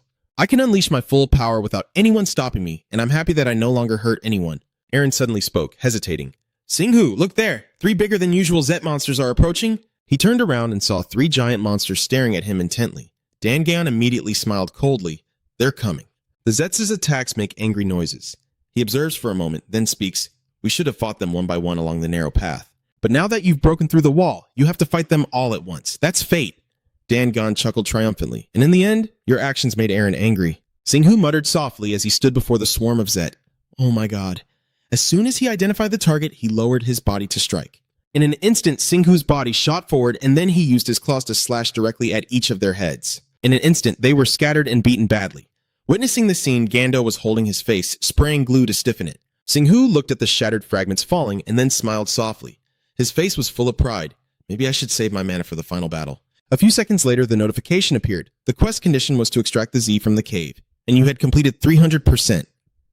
Singhu looked at the result in amazement, not sure if it was because he was too excited, but it seemed he had gathered 3 times the required amount for the mission. The +3 bonus is for the 3 giant Zets that appear last. When he sees Aaron, he whispers, and the system reports that he has exceeded the mission requirements. So isn't that a good thing? She is sure that of course the rewards will vary depending on the mission. She explains the underlying rule, but the rewards will definitely become more and more attractive. This is an absolute rule guaranteed by the law of the Heavenly City. Just as she was about to speak, Aaron narrowed her eyes at Dangan and thought, but she could no longer trust that the player had given this mission. Immediately, she became alert because he had revealed his face, and it was strange that he would give out the reward. And secretly analyzing, he will have to reward him for completing the mission, but he has already lost his mind. If he does anything, he might be destroyed completely. After a moment, Dan Jayan finally decided I would give the reward to him. Hearing that, Singwu and Aaron both looked surprised. Without hesitation, she rushed forward to shield him. He wanted Singwu dead, so why is he now planning to give him the reward? It was only then that Dan Gayan finally revealed the truth. I also once wanted the same. I didn't want to be hurt or die alone. At that moment, I was overwhelmed with hatred and couldn't think clearly. Aaron listened carefully as I explained that a spirit is born when a pure soul, controlled by emotions mixed with corrupted mana, transforms into something beyond even an effect state. And although I was considered a monster, seeing the complete destruction of the enemies and nothing left, my soul was soothed and I finally regained my clarity. At this moment, Dan Gunn's expression softened and showed a faint smile. He had completed his mission, and more than that, he had done excellently. It seems Aaron still can't believe what she just heard. Shingu didn't hesitate and said straightforwardly, I didn't really care. If you had attacked, I would have killed you right away. Dan Gunn was not angry, but looked somewhat different, as if he had changed. If I had a teammate like you, no, that's in the past now. He softly said, I will give you the reward, but Shingu shook his head and refused. No. He confidently said that I can still surpass the female target. Surprised with wide eyes, what is that? Aaron looked worried again. Shingu, no. Dan Gun was stunned, unable to believe what he just heard. No way! Was he planning to kill us all? Shingu casually grinned, winked mischievously, and praised himself for being truly clever. Aaron, standing nearby, saw his enthusiasm and couldn't help but feel worried about this bold decision. And Dan Gun just stood there stunned, confused about how to react. Shingu didn't care, sat down to pick up his stuff and said, I know I just caused a mess and didn't bother saving any energy. But this suits me better. Look at that. The ylang-ylang is blooming wildly. He turned with a determined look, asserting that he's still got plenty of strength. Immediately, Shingu confidently showed off his muscular physique, his body growing hotter after each battle. Things that were never fully utilized now are full of power, giving him a deep sense of excitement amid the fatigue. Dan Gan judged that his muscles were too strange, he was too annoyed, so be quiet for a bit. Aaron didn't join their conversation and just stood silently, probably thinking it was too difficult to kill the chum. But the thing is, Shingu made that possible, and the image of him quickly defeating the enemy with a single punch kept flashing in my mind. Dan Gan begins to recount that this dungeon was built based on memories of my death. He glances around and makes a judgment, so it's very likely that the Chumi will attack in a different way. Shingu clenched his curious claws, a different attack. Dan Gan emphasized the key point to watch out for, the poisonous mist. The chum will defeat opponents by spraying poison mist from its mouth when threatened, and can also shoot poison from its tail like a laser. He strokes his chin, imagining Godzilla, so that's what he means? Suddenly, Shingu seems to have an idea. Wait, I conquered this dungeon without getting poisoned because I didn't give the rickety worms a chance to bite me. But what if it's poison gas? If I entered the chum room without knowing this, then I wouldn't die, but I would be in big trouble. Dan Gan added more details, but it gives warning signs before attacking, so he can definitely see and dodge. Of course, the situation might be different from what I've experienced before, so be careful. Shingu remained silent, listening carefully to Dongan's words. He remembered the warning well and thanked him for the advice, quickly replying, It's nothing. Then I smiled with anticipation, eager to see how he would destroy them. Shingu pursed his lips, leaning in excitedly. It's really fun. If only I had taken down this ghostly spirit from the start out of suspicion. So now I haven't gained any information about the swarm, and I probably had to fight a whole bunch of centipedes at once. If I hadn't regained my sanity through the mission, he wouldn't have given me the reward. He chuckled softly, a thrill of excitement rising inside him, this feeling truly like being in a game. At that moment, the mention of the land of the winged, the dungeons, and the celestial city all reminded him of a game. Even that way of thinking is very dangerous, a game only those who enter can play, and they must pay with their lives. That statement made Shingu freeze. Areen also added that those who see the celestial city and dungeons as just a game become indifferent to their own lives and are more likely to die, thinking that repeatedly dying and coming back is what matters. But looking at everything as a game is a different matter. Those who think it's just a game and try a few times before giving up should probably just die quickly. Then Huang Fan suggested, if you see this as a game, you should aim to beat it in one go. Aaron looked at Shingu with surprise and a hint of confusion and said, I really don't understand you.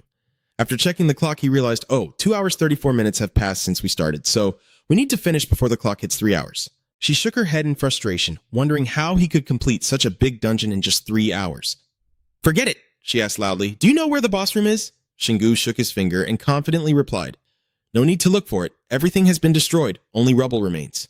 He took a few steps forward, pointing ahead, and Aaron was speechless, never imagining finding the boss room this way. Without hesitation, Shingu eagerly sped up and rushed ahead. Let's go. Seeing his confidence, Aaron panicked and shouted to stop him. Shingu, we should prepare. But as she spoke, it was like falling into empty space. He didn't listen and forcefully kicked open the door, or Aaron shouted loudly, Come on, brother. He advanced alone into the room, with the two of them following closely behind. As they approached, he pointed at the sign there. He confirmed that the giant blind centipede in front of him was the same Chun that had killed me in the level 10 dungeon. Hearing that, Aaron turned around in shock. This is a level 10 dungeon. She became tense and quickly scanned every corner of the room. Level 10 dungeons are where players are ranked, and the monsters and traps here are much stronger than those in lower level dungeons. And usually some Chun are stronger than those in level 15 dungeons, so you need a large team to fight them. I can't believe Shingu has to face it alone. Without hesitation, Shingu grabbed his claws and charged into a one-on-one fight with the blind boar, acting quickly. He thought to himself that his mind was turning fast. The boar wouldn't be able to move for 3 seconds once the door to the room opened. Seizing the moment to attack, he quickly leapt up, slashing upward and shouting loudly, Die! A thunderous downward strike crashed into the giant beast, causing blood to spray everywhere. Not wasting a second, he immediately carried out the next step in his plan, then used the transferred mana to charge and explode the hammer in the same direction. As the hammer moved toward the enemy's core, the group of humans in front of the scene exclaimed in amazement, What is that? She awkwardly explained that he has experience, having faced giant monsters before. Shingu stepped back, maintaining a safe distance after the attack. His eyes remained fixed on Bo Mu's now broken tail as he prepares to strike, smashing it apart. Now, Gao Vu is strutting around like he's showing off his victory. Turns out its tail really has poison glands. My axe is also covered in poison. Aaron grimaced and refused outright. I won't touch anything. Back in the fight, he pondered quietly, having used all his strength to break it apart, feeling he could crush its head too. Thinking of that, he took a deep breath. Phew. Shingu looked at it regretfully, realizing they could have defeated it from the start, and the fear of the hatch behind the door reminded him to be careful as it prepared to spray poison. Standing firm in front of the chum, Shingu thought to himself, now, the real fight begins. I initially thought the chum would be as easy to handle as other crickets, but due to some unexpected events, things have become more difficult, not only because of its enormous size, but also because it can spit poison. Shingu skillfully dodged each attack from Mobu. The real problem here is its toxic attack. He presses himself against the wall, no matter how wide this corridor is. If it keeps spewing that poison, soon he won't be able to do anything. Clenching his weapon tightly, he is determined to end the fight quickly and decisively. Even though I destroyed its tail, I didn't think I could kill it by smashing its head, nor could I use mana to punish it. Moo Moo's roar echoes loudly as it charges at maximum speed. Shingu quickly dodged before it rammed into him. He looked at the monster with a gleam of excitement, combining a physical attack with its broken tail and poison gas, handling both attacks at once. Such a hassle. Suddenly, he notices something and straightens up. Then he bursts into a delighted laugh. But I can do it. I really am a genius. Irene, feeling worried and curious, has Shingu come up with a plan? He responds confidently as he moves swiftly, of course. Shingu's unusual path clearly surprises the cow Moo. This only strengthens his confidence. I knew it. Its huge body turns too slowly. Immediately, he tenses his arm, channeling energy into his weapon and distributing mana. A few seconds later, he threw Wuhakleng into the air, causing it to circle gracefully. Moo Moo tilted its head, watching intently as the spinning object above mesmerized it. Without wasting a second, Shingu immediately leapt up. His entire body tense, channeling all his strength into his fist. Below, Aaron's eyes widen in amazement, mixed with confusion, as he uses both punishment and punch simultaneously. He plans to perform those two difficult techniques at the same time and land them in a single powerful strike. Taking advantage of Bo Moo's distraction caused by Wuhakleng, Shingu delivered an uppercut to the weak spot. Shingu landed steadily, breathing heavily, a puff escaping, and at that moment, a familiar message flashed by. Punishment reached level 7, and Lodine's courage reached level 2. He put his hands on his hips, eyes fixed on the collapsing body of Bo Mu, heart pounding. If he had applied even a little more force, the hammer would have shattered. Immediately after, a flood of data appeared, showing the mission condition to eliminate all the termites in row 453-3-1 with over 150 remaining. You have completed 500% of the mission. Area 184. The worker centipedes have been cleared. Aaron's eyes widened in surprise. He really did kill the entire swarm. Shingu didn't reply, only quietly watched as the next lines of text appeared one after another. The dungeon was completed, and the results were being calculated. The completion time was 2 minutes, 46 seconds, and 07. Having broken all the traps and slain the giant 503-3-3-1. What is this special poison-resistant skill reward that has been achieved? A unique reward locked in the resting area, leaving Dongon and Aaron speechless. With a quick wave, the system notification sounds, calculating experience gained, and you have leveled up 5 times. Shingu stared in surprise at the energy. Energy flames erupting around him. He was puzzled by this new feeling, different from when he first learned mana, until Aaron flew over to explain that this time it was just an enhancement of what he already possessed, so it wouldn't cause severe pain anymore. At this moment, the stats appear before his eyes. Dung Shingu, level 15 player, stamina 112, ability 111, resistance 125, magic 15. Then he checks the next item, skills. The innate skill Chaos Tail. Level 1 is clumsy, with courage level 2 and poison resistance level 1. Activated skills include punishment level 9 and distraction level 7. After reading it all at once, he suddenly clenched his fists, took a quiet breath through his lips, carrying a hint of fatigue and doubt. After carefully checking, he gradually understood that strength, agility, and resilience will increase by 2 points each level up, and magic will increase by 1 point each level up. Shingu muttered to himself that he's still not used to displaying his strength with numbers. Aaron cheerfully exclaimed, but seeing his own progress wasn't too bad either. He scratched his head awkwardly. Right, next is the reward. Shingu hesitated as he looked over his new ability, first being poison resistance. He hadn't been poisoned before, so why did he receive this skill? She pondered cautiously. I'm not sure either. He regained his composure when he remembered the strength of his new skill. After all, this skill will help him resist and overcome toxins, since many poison-bearing monsters will appear in the future. So this skill is essential.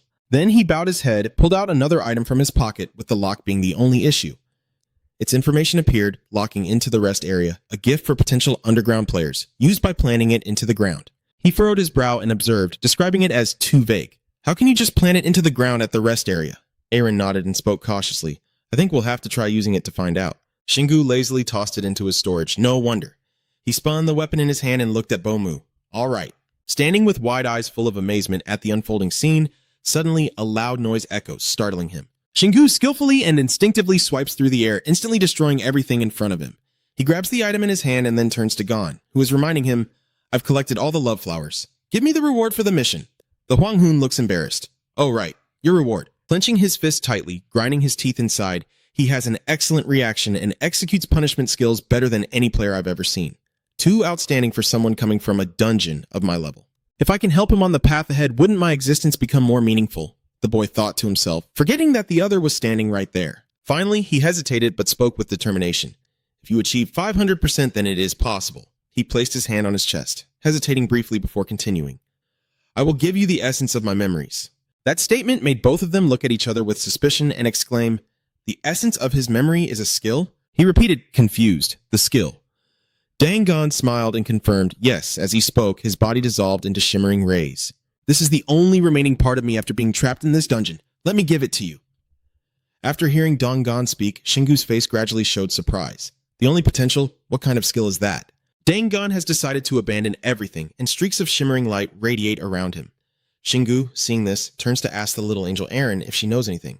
Her face briefly showed confusion, then hesitation. "Oh no! I thought he would give us a skill he used before. But seeing how Dangon is now, I feel a bit speechless, yet it seems like he's transferring himself to us." Shingu jumped in fright. "What is that? It sounds so terrifying." Suddenly, a hammer called Vuot Hak Lang appeared in An's hand.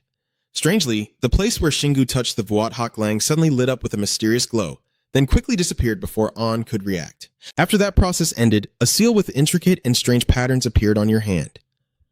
Shingu looked at the seal in surprise and thought to himself, a strange symbol appeared on my hand, and I could feel a mysterious power emanating from it. While still admiring the item in your hand, the sounds of machinery suddenly ring out.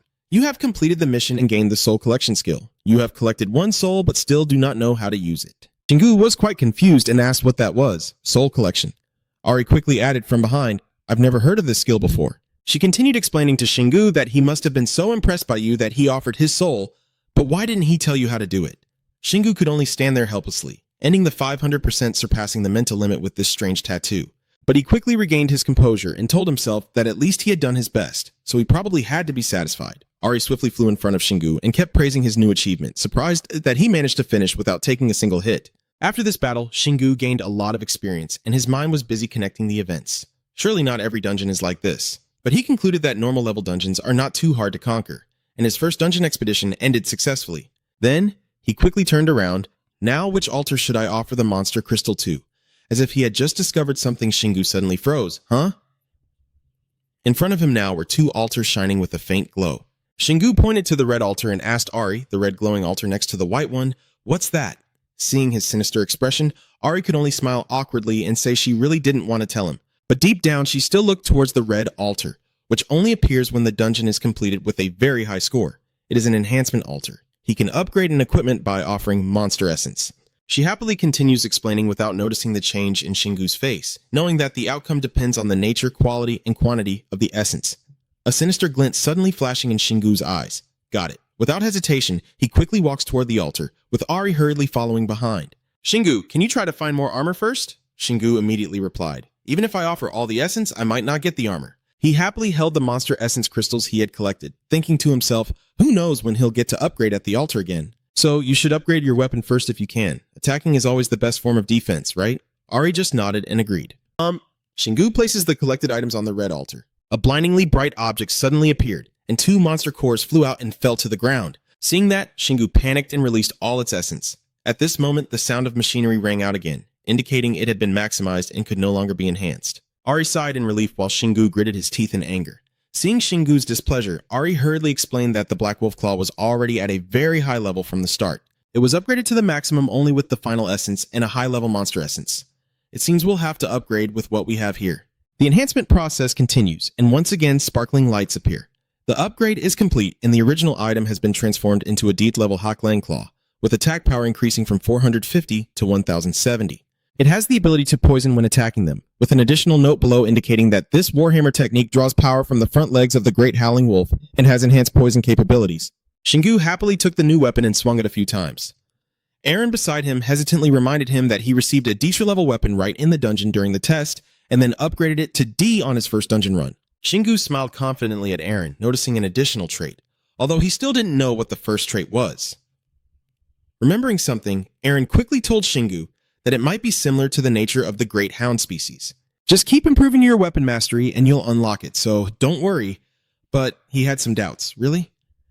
Eren's face briefly flushed. She thought to herself, next we should look for a set of armor, though there's no guarantee it'll appear. Shingu looked at the bag he was holding and fell into deep thought. It would be better to use all of this to enhance himself, but without hesitation, he directly poured all the essence onto the altar. Eren felt uneasy and fell into deep thought, pouring everything into it again. Now the only thing she could do was to wait as the mysterious light from above the altar reappeared, while Shingu stood silently observing. While Eren respectfully bowed as if praying, she suddenly burst into laughter to the point of tears. Ha ha ha, a new weapon has been born. It's a level Chaos Venom Fang. When Shingu saw the new weapon, his eyes lit up with interest. Look at the boss armor. Eren was completely helpless because of his naivety. What boss armor? Then more information about the new weapon appeared. A pair of gloves made from the essence of extremely poisonous centipedes. It's very tough and has hand protection features, with small hard spines that can be used to attack enemies. Seeing Shingu put on the gloves, Eren felt a bit reluctant, but either way, it looked more like he's putting a weapon on his hand. You know, the reward will change depending on how you complete the dungeon. But before Eren could say anything, Shingu quickly cut in, saying he could try wearing it without anyone noticing. After all, it's better than fighting unarmed. Shingu sincerely replied, "Thank you for caring for me." Suddenly, the sound of water pouring made Eren gasp in surprise. She panicked and rushed to warn him that the dungeon was collapsing, but he showed no sign of worry. Instead, Shingu calmly reassured her, "It's okay, the exit is right there." Eren's heart was in turmoil as he recalled the past. It's strange that the dungeons in the Heavenly City almost last forever, unless there's a special mission. But all the dungeons in the Ant Cave disappear after completion. Could it be because they were created by players who have lost? Both Eren and Shingu quickly turned toward the light, but inside she still hesitated, thinking that Shingu could no longer gain experience by repeatedly clearing the dungeon. Shingu was also lost in his own thoughts, wondering why the ant nest was so difficult, even more confusing than the Heavenly City. "The layers of earth and rocks are falling rapidly," Shingu hurriedly says. "Let's go outside and see what the rest area is." Eren then asks, "What's wrong?" "Just now it looked like a gate that took us out of the cave, and now both of us are safe." Suddenly, a thought flashed through Shingu's mind. He furrowed his brows, his face becoming more and more serious, noticing a change. Eren looked puzzled and asked again, "What do you mean?" They also looked up at the sky. The surroundings were very peaceful and quiet. Shingu softly said, "Don't you feel the peaceful atmosphere?" Shingu rubbed his temple as he heard that naive remark, now feeling a dull ache in his head. It's probably not that simple. Suddenly, Eren soared up with sparkling eyes mixed with curiosity and asked, "What exactly is a rest area?" Shingu spread her arms, excited to show off her achievement. "Here's the key. It's that simple." Eren looked confused, like a child who doesn't quite understand. There are no players in Tianthan. Shingu turned to look at her and smiled casually, imagining the hotel scene, like they had a whole castle. Maybe the resting area is similar to the base in Tianthan, but Eren isn't quite sure about the country crossing. She hesitated for a moment, then shared her opinion, which sounded reasonable. Tianthan represents the dungeon, but it's also a base for players worldwide. She felt a bit uneasy about others being there, wondering if there might be some hidden players in the rest area, but she thought probably no one could reach the ant nest like him. Shingu clenched her hand, holding back her feelings, thinking that if someone else had arrived first, she might learn a bit about the ant nest. He pointed to the path ahead with determination, saying, "Let's go now! Right now!" But Eren quickly stopped him, asking him to take it slow, though still be careful. Suddenly she realized a mind-blowing truth. "Oh, I get it," and Shingu still ignores it. Not understanding anything, she quickly explained. "As long as you hold the key tightly, you can increase your form. It's hard to use in battle, but very useful in everyday life." Eren marvels at its useful function. It really is convenient, but she doesn't understand why her brother keeps fussing. She calls out to Shingu. He sticks the key into the ground with a flash, so Sun just watches the machine for no reason at all. Eren looks helpless in front of this clueless kid. "I told you already." Suddenly, right there, a huge hole opens up, and the two of them are stunned, not understanding what's happening. Just as they were falling, they started shouting loudly, "Are we falling again?" "Ah ha ha!" Suddenly, a dazzling Mr. Sang appeared, making it hard for them to see ahead. Looking inside Shingu, I was shocked. What is this? Level 1 rest area information, Level 1 door, Level 1 forest, Level 1 storage. The system announces that from now on, if you clear dungeons without using essence, they will be stored in this piggy bank, and you can use the saved essence to expand and upgrade the resting area. Shingu chuckled smugly, thinking these childish tricks are even considered challenges. I get it. It looks quite familiar. The missile system has started operating. This is a common feature in many games, a support base that helps players in various ways, and can be upgraded for a certain cost. However, now a problem has arisen. But if we consider the main function of this area, Areen also shared his thoughts and said that this space is meant for a single individual. As the game seemed to collapse, Shingu dropped his face to the ground, lamenting that the heaven is for the crowd and the burrow is for the loner. Irene is standing by the bridge. See, I told you. Even though there's not enough space for both of you, she doesn't really mind. You're the only hidden player here. Shingu sobbed bitterly. This resting area doesn't mean he's the only one. After calming down, he silently calculated, but he's exhausted from 3 punishments already. And although he wants to upgrade the resting area, he has no more monster essence stones left. If something is too difficult, just skip it and focus on the easier tasks first. I'll sleep now and deal with it later. I'm pretty tired, so Irene, let's stop discussing and rest. Shingu, seeing her just standing there, asked with concern, "Are you not going to sleep?" She looked calm and said, "I'm not very tired, thanks to you."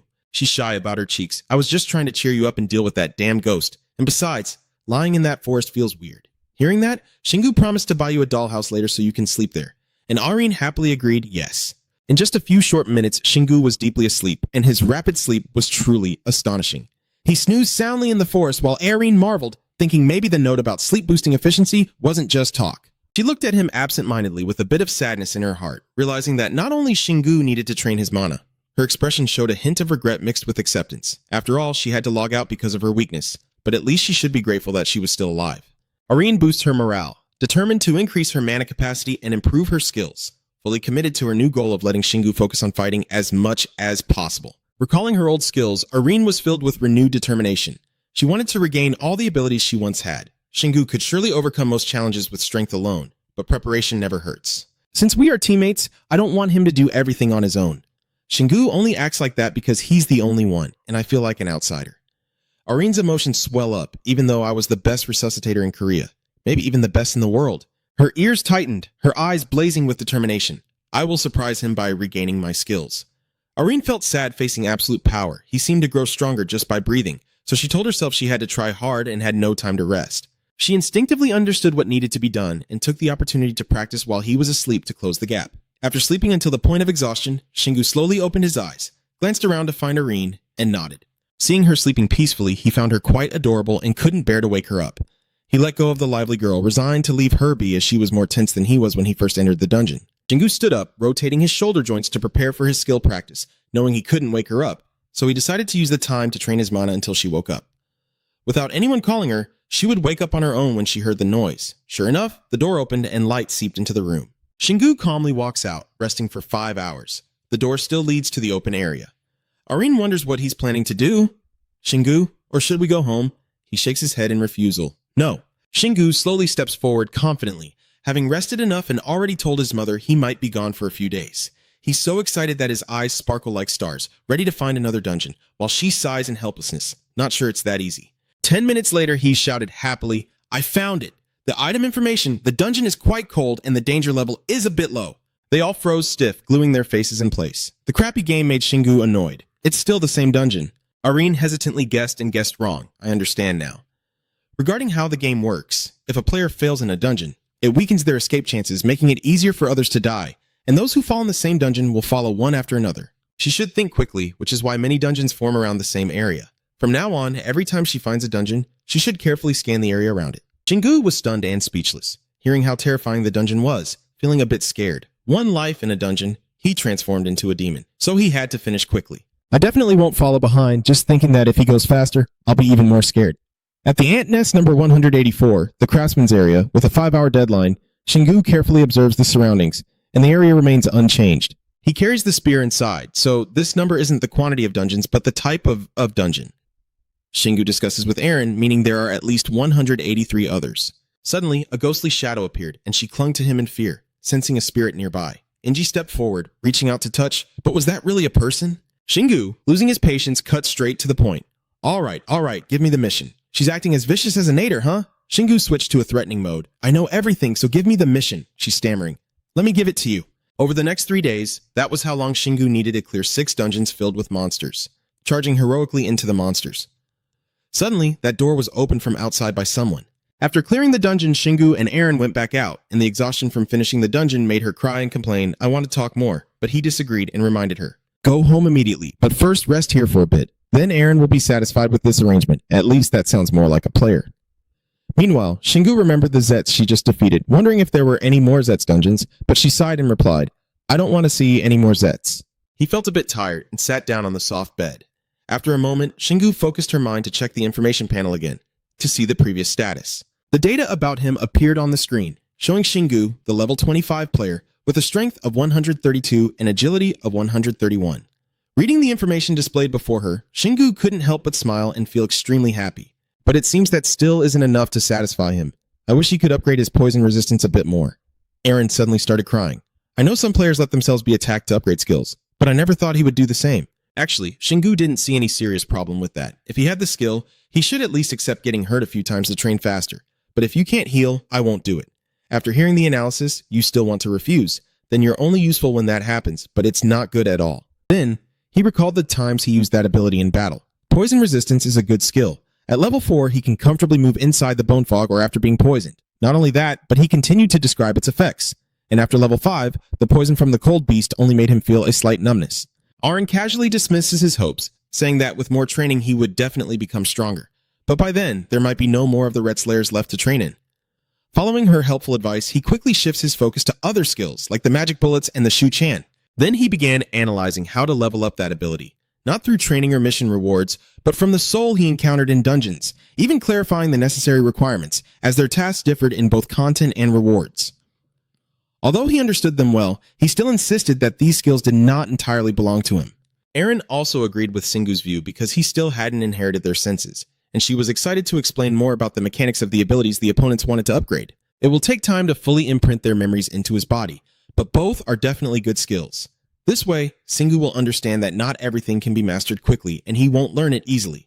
Not willing to sit still, he started to explore. Shu Chan is a skill that uses mana to accelerate oneself. It also changes the nature of other skills when combined, but since that's its main effect, not everyone can master it easily. He also realizes this himself, but to use other skills while in rush mode, he needs to master controlling the mana flow in rush mode better. It would be very difficult if he keeps going as he is now. Seeing the difficulty in leveling up Singu's abilities, Aaron suggested the team consider other options. And what about the projectile? That's an upgraded version of the punishment throw skill. At the same time, she continued explaining the skill she just proposed. The mechanism is also to fire accumulated mana forward, but instead of throwing weapons, he just needs to shoot out mana, which is less destructive than punishment, but much faster. To use it proficiently, you need to learn how to separate mana from objects. Many players who are familiar with this skill will look for artifacts that support it and turn it into sharpshooting. It's a very rare skill, but strangely, they managed to acquire it. As she reminisced about the legends of the past, Aaron's question about the spirits in the dungeon suddenly arose. Perhaps they were once famous players in life, but even they couldn't conquer the level 1 dungeon. She forced herself to dismiss those negative thoughts and turned to smile and chat happily with him. If you master their use, they would probably be grateful, but Shingu pretends not to notice. And you don't care whether they are grateful or not. To stop Aaron from talking nonsense, S to distract her with the treasure you took from the dungeon after offering the essence of the cold beast, which is the armor combined with gloves, right? It turns out Shingu is wearing that armor, the level D++ Chaos Insect armor with 550 to 850 defense, mastery of 27 out of 200, and its features are still unknown.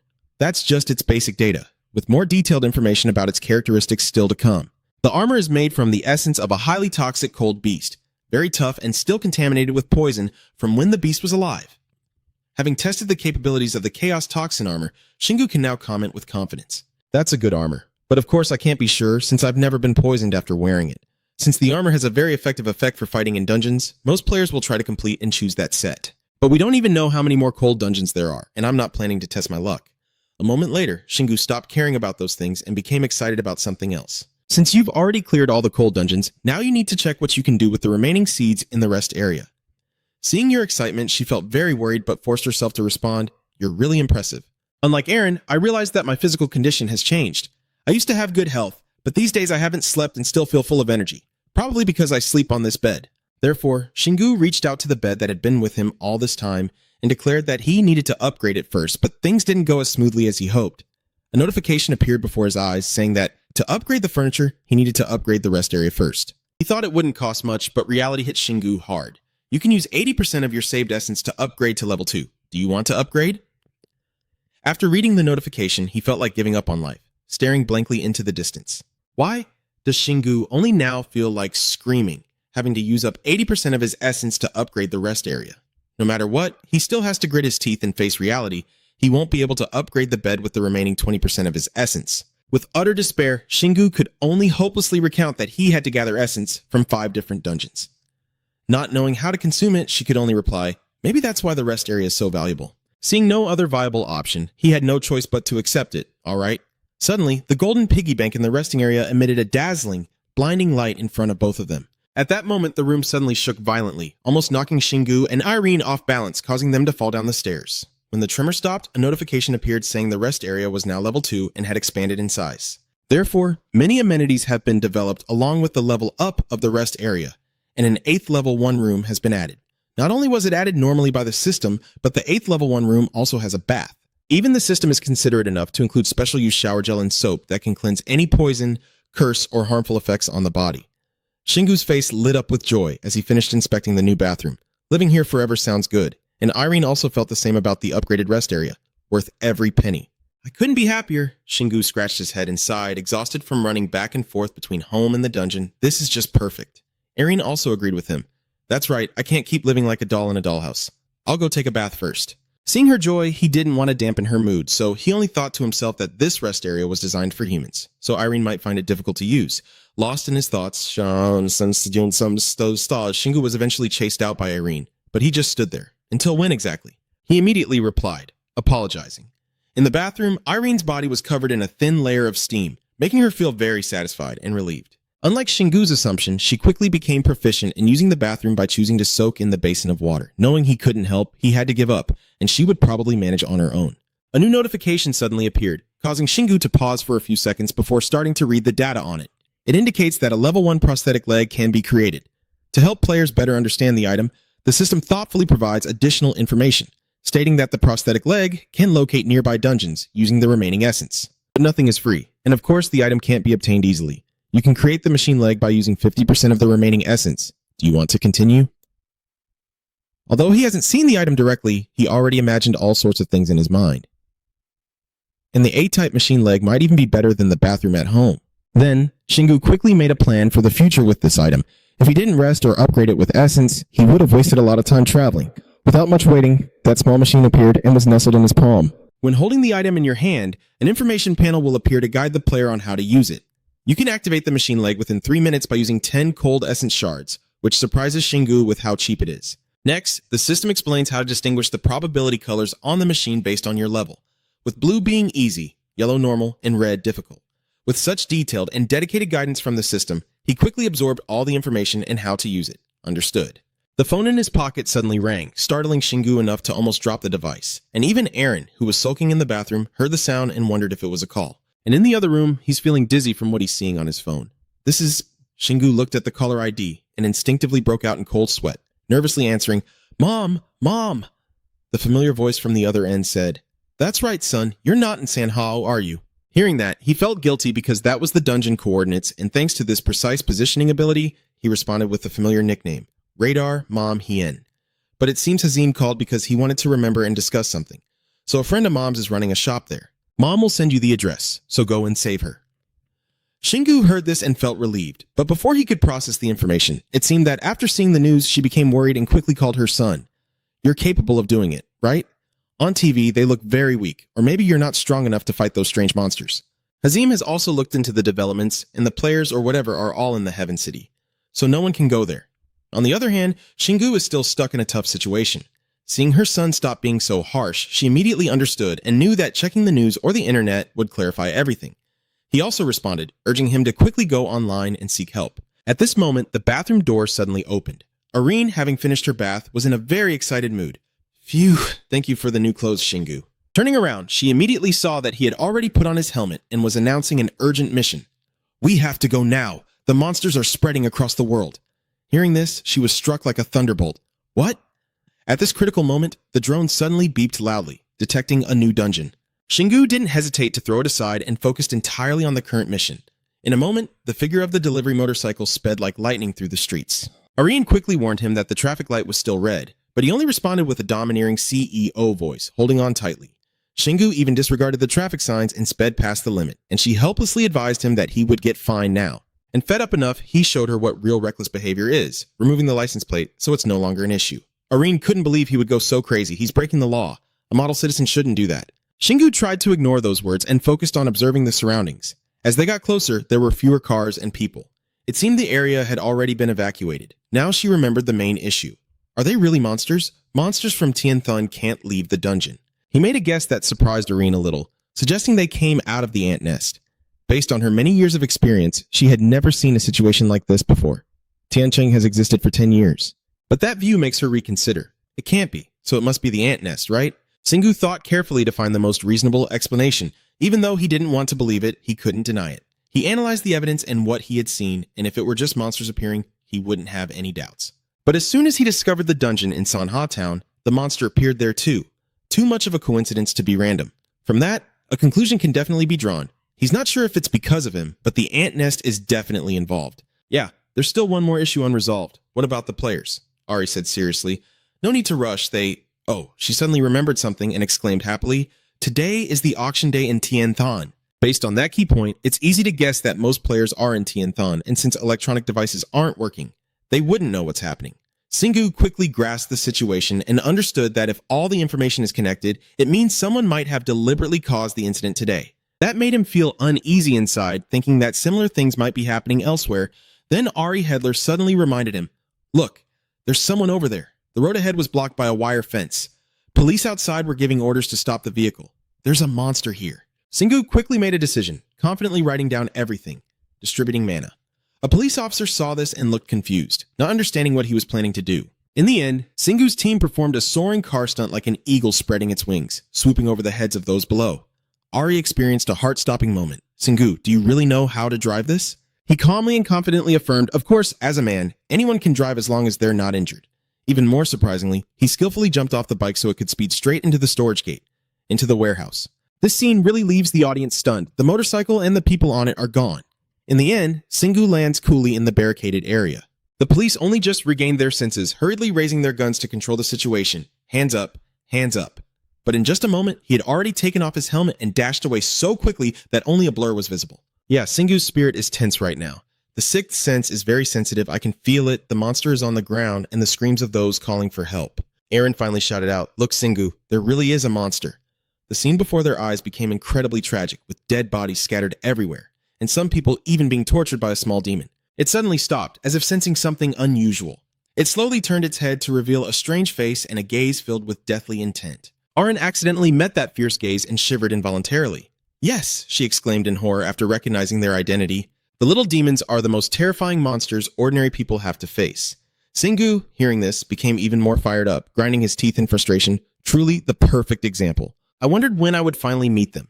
The little demon, after discovering the two victims, shouted and threatened. He remains calm, slowly picks up the stone right beneath his feet, then takes a step back to prepare, aiming carefully at the target. The powerful throw like a gunshot easily beheads the monster in one strike. Aaron keeps opening her eyes wider and wider. He used to play football skillfully. Singu exudes a proud, heroic aura. In the army, I used this to chase wild boars. Thinking back to those days, it feels like it was just yesterday. This will be our dinner tonight. Back in the present, he has gathered a mountain of small stones. All right, guys, because I've reloaded my gun. Then Singu took a deep breath, as deep as possible, and let out a shockwave louder than a village speaker, as if tearing apart the eardrums of everyone nearby. This successfully drew the attention of the goblins. They stopped and started searching for the sound, while Aaron wasn't prepared and felt dizzy, his head spinning around. At least, you should have warned me first. The system suddenly displayed a notification, activated the Battlefield Scream skill, level 1 Battlefield Scream, a battle cry triggered by mana that can incite enemies. This scream causes discomfort to the user, and the greater the gap between intelligence and magic, the more effective the skill becomes. At this moment, Singhu's fighting spirit reached its peak, and he shouted a battle cry. Come out, monsters! Singhu suddenly thought about the possibility of having to rescue someone, and the chances of failure were very high. The hostage was already dead. Well, I guess I'm doomed now. Feeling a bit insecure because I've never been good at finding hidden things for assassinations. But my wild high school days left quite an impression on the teachers, so maybe I should just go eat some feed. So maybe it was the person who broke the window, which could also be considered an achievement since I'm really good at causing trouble. After a few seconds of reminiscing about the past, Singhu's fighting spirit grew even more fierce. I mean, if we kill all the monsters, everything will be fine. At this moment, the demon horde, having heard the declaration of war, rushed out from nearby buildings. A sword-wielding demon shouted forward confidently and disdainfully, "Haha, you're just a human." Aaron, seeing him still standing calmly and watching, became extremely anxious. What is he doing? They are coming here.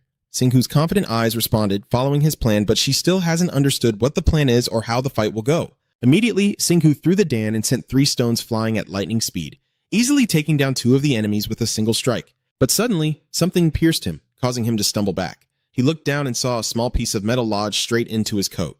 Singhu took it out to check and found it had a sharp tip coated with a strange liquid, a metallic needle.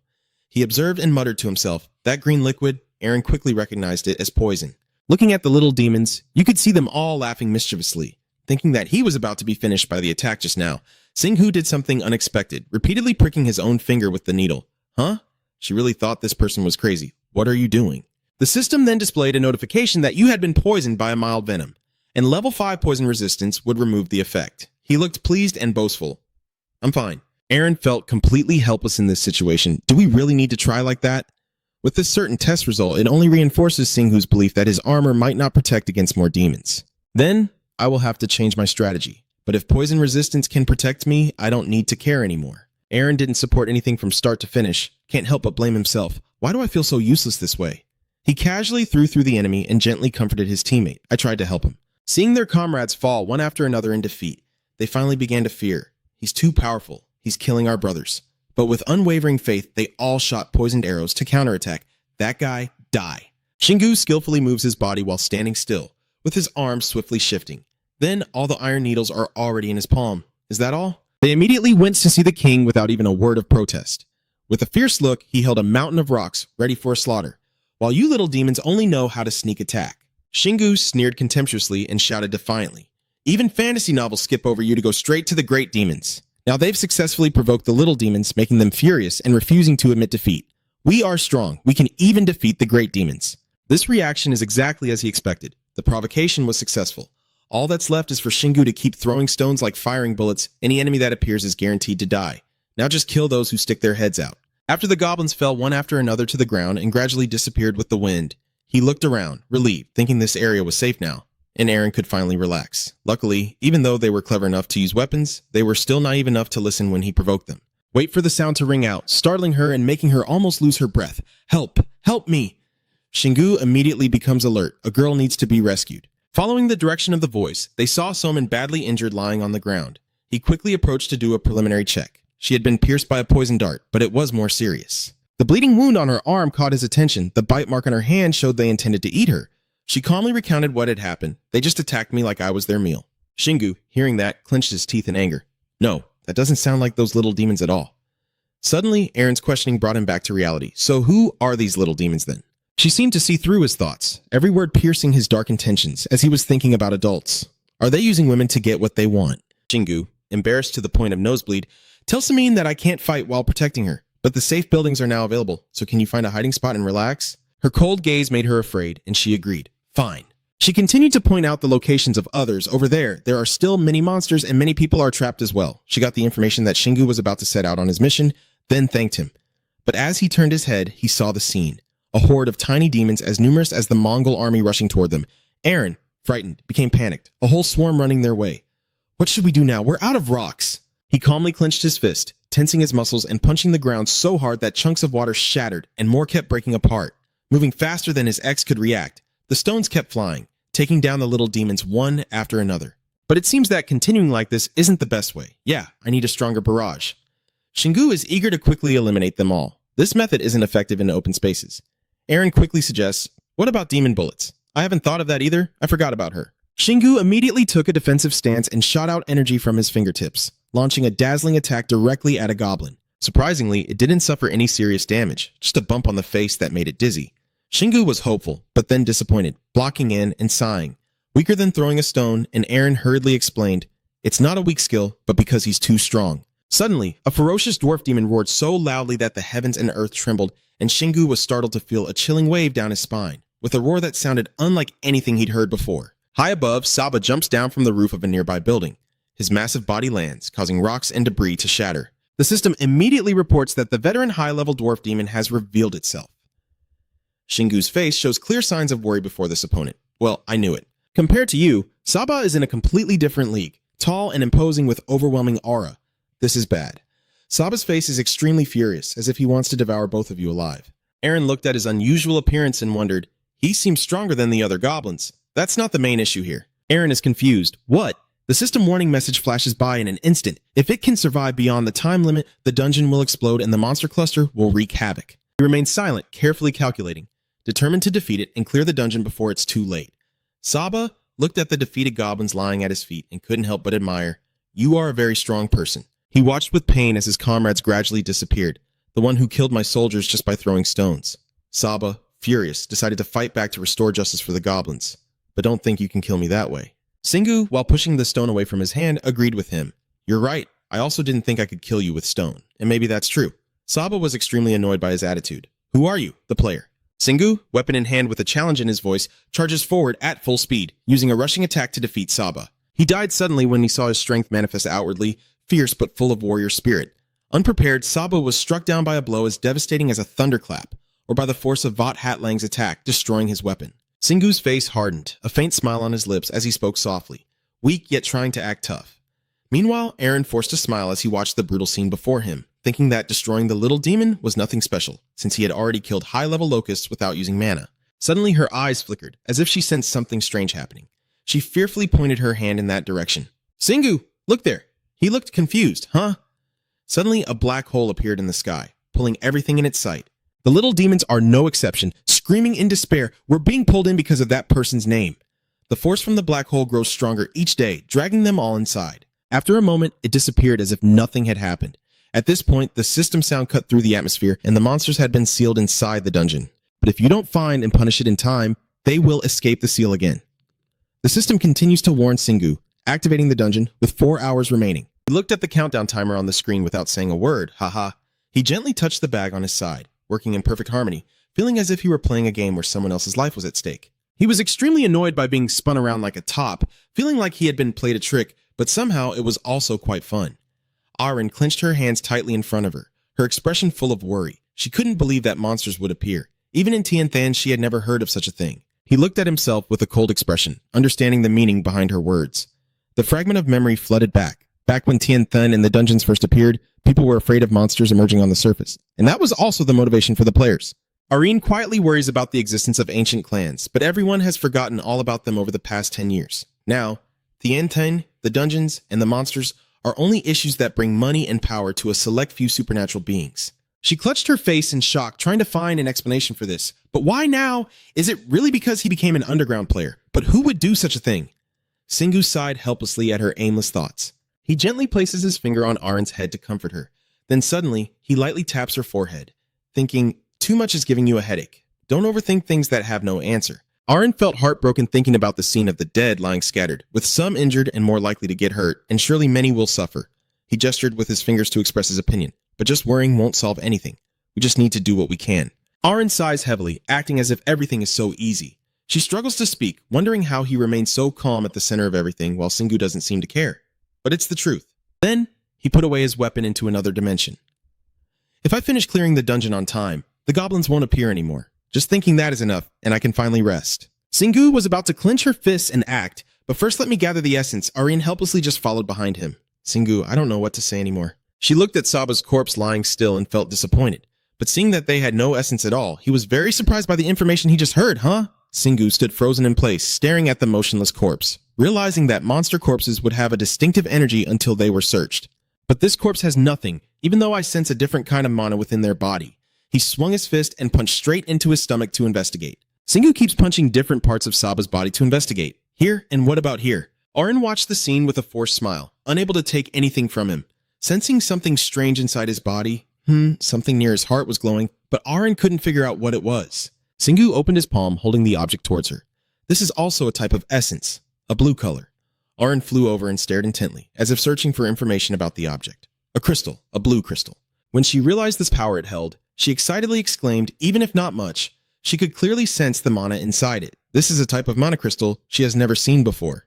Tuknui looked at the other goblins, but she couldn't sense the same thing from any of the other monsters' corpses. Perhaps they only appear in high-level monsters. He grew impatient, then he had no more business with these dead goblins, and we don't have time to waste. Arin suddenly paused, realizing there was strange movement nearby.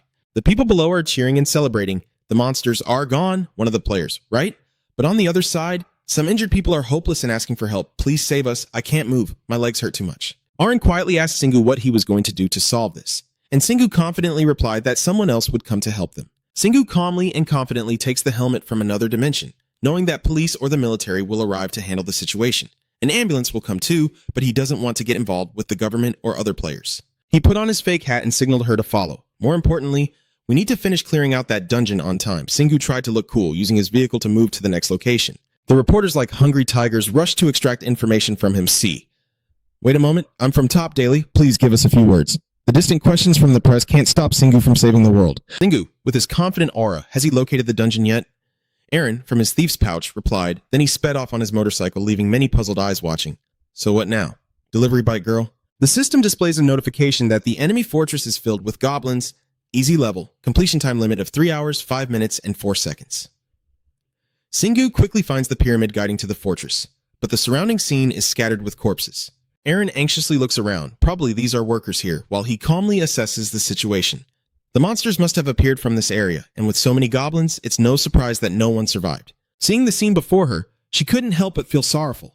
If this were a game or a movie, the main character would have appeared and killed all the monsters before anyone got hurt. Singu, hearing this, looked a bit confused, awkwardly blaming his teammates. No matter how quickly they kill monsters, there's no guarantee there won't be casualties, so we should only do what we can.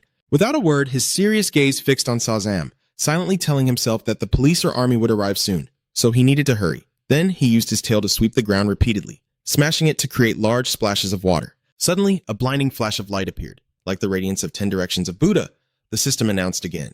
Kankian area, number 201, Demon Squad. Time limit 3 hours, 54 minutes, 14 seconds. Waiting for them is still a long corridor with a deep, alluring entrance door, familiar announcements, and a waiting room just like other dungeons. He was worried that monsters or bosses might be waiting here. Suddenly, Aaron from behind shouted loudly, "Singu!" He quickly turned around to check, She hurriedly pointed to the gate in the pitch-black darkness, where a white figure was approaching. I saw a spirit. That made me feel excited. Okay, ask if it knows anything. Bo-chun's expression gradually became clear, and he took the initiative to speak up, asking, "Are you a player?" Singu looked towards the voice and was startled to notice something unusual. Bo-chun was leading a group of goblins, face fierce and weapons in hand. His attitude suddenly changed 360 degrees, shouting angrily, "You are the players, the ones who abandoned me." Aaron was frightened and quickly stepped back. Oh! And Singu was excited, holding the claw in his hand, ready to fight. He definitely sided with the little demons. It's the first time you've seen it. Bo-chun kept getting more aggressive, causing chaos. It's his usual style. He should have been the greatest, but he died because of you. Why should I die? Why did you sacrifice me? Looking at that fierce face, he sneered and said, look into his eyes. He might be about to shoot a beam of light. Aaron is worried that if he keeps talking, something bad will happen. And he really will do it. So he better shut up now. Several minutes have passed, and he's still shouting and insulting nonstop. I should be alive. Why did you dare? You should have died for me. Singu, feeling overwhelmed and exhausted, sighs and comments, saying it's impressive and that she doesn't understand why she keeps flying around. Suddenly, Bo Chun-chao's voice emphasizes each word, like piercing his dark heart. Most players feel privileged, but a few truly believe they are the most special. That statement made Singu realize seriously that he and I are fundamentally different. While I believe others can be just as special as I am, he considers himself the only special one by belittling others. While he was lost in thought, he continued to vent his hatred. You bastards abandoned me to die. I will fuse with the players and kill them all. Then he turned around and ordered the goblins behind him, kill that guy. They've just been waiting for the right moment. Like a broken pot, they shout everything out. We break this place and then go outside. He looked at the little demons, only daring to stand inside the cave and shout, speechless, as their numbers around him increased, but it seemed they couldn't enter the waiting room. They were just gathering around us. Singu suddenly thought of something and asked Aaron why players who had logged out appeared as spirits in the ant nest. But actually, she didn't understand this issue either. She didn't know. He was just contemplating the possibility of the Heavenly City being banned, and speculating that if we prevent players from entering the dungeon and ensure no one logs out, then there would be no more ant nests. Then he confidently asserted that as long as the rhythm was maintained, there would be no more monsters spilling out, but Aaron shook her head to dismiss that new idea, saying it was impossible. She calmly explained that the root of the problem was simple. Just entering the dungeon could earn enormous amounts of harmless currency, so much so that even the US government couldn't stop it. Singu can only silently listen to her scolding. Does he think he can control all those desires? Besides, right now, he's the only one who knows that the underground players are involved in the monster surge phenomenon. Looking at the hungry, restless demons waiting, she pondered deeply until we found a way to persuade everyone. We have no choice but to handle him ourselves. The quarantine room could open at any moment. But he immediately objected, smiling happily, as if he had just come up with a new idea. No, let him stay and melt away. Aaron looked surprised. This decision was too unusual compared to Singu's usual personality.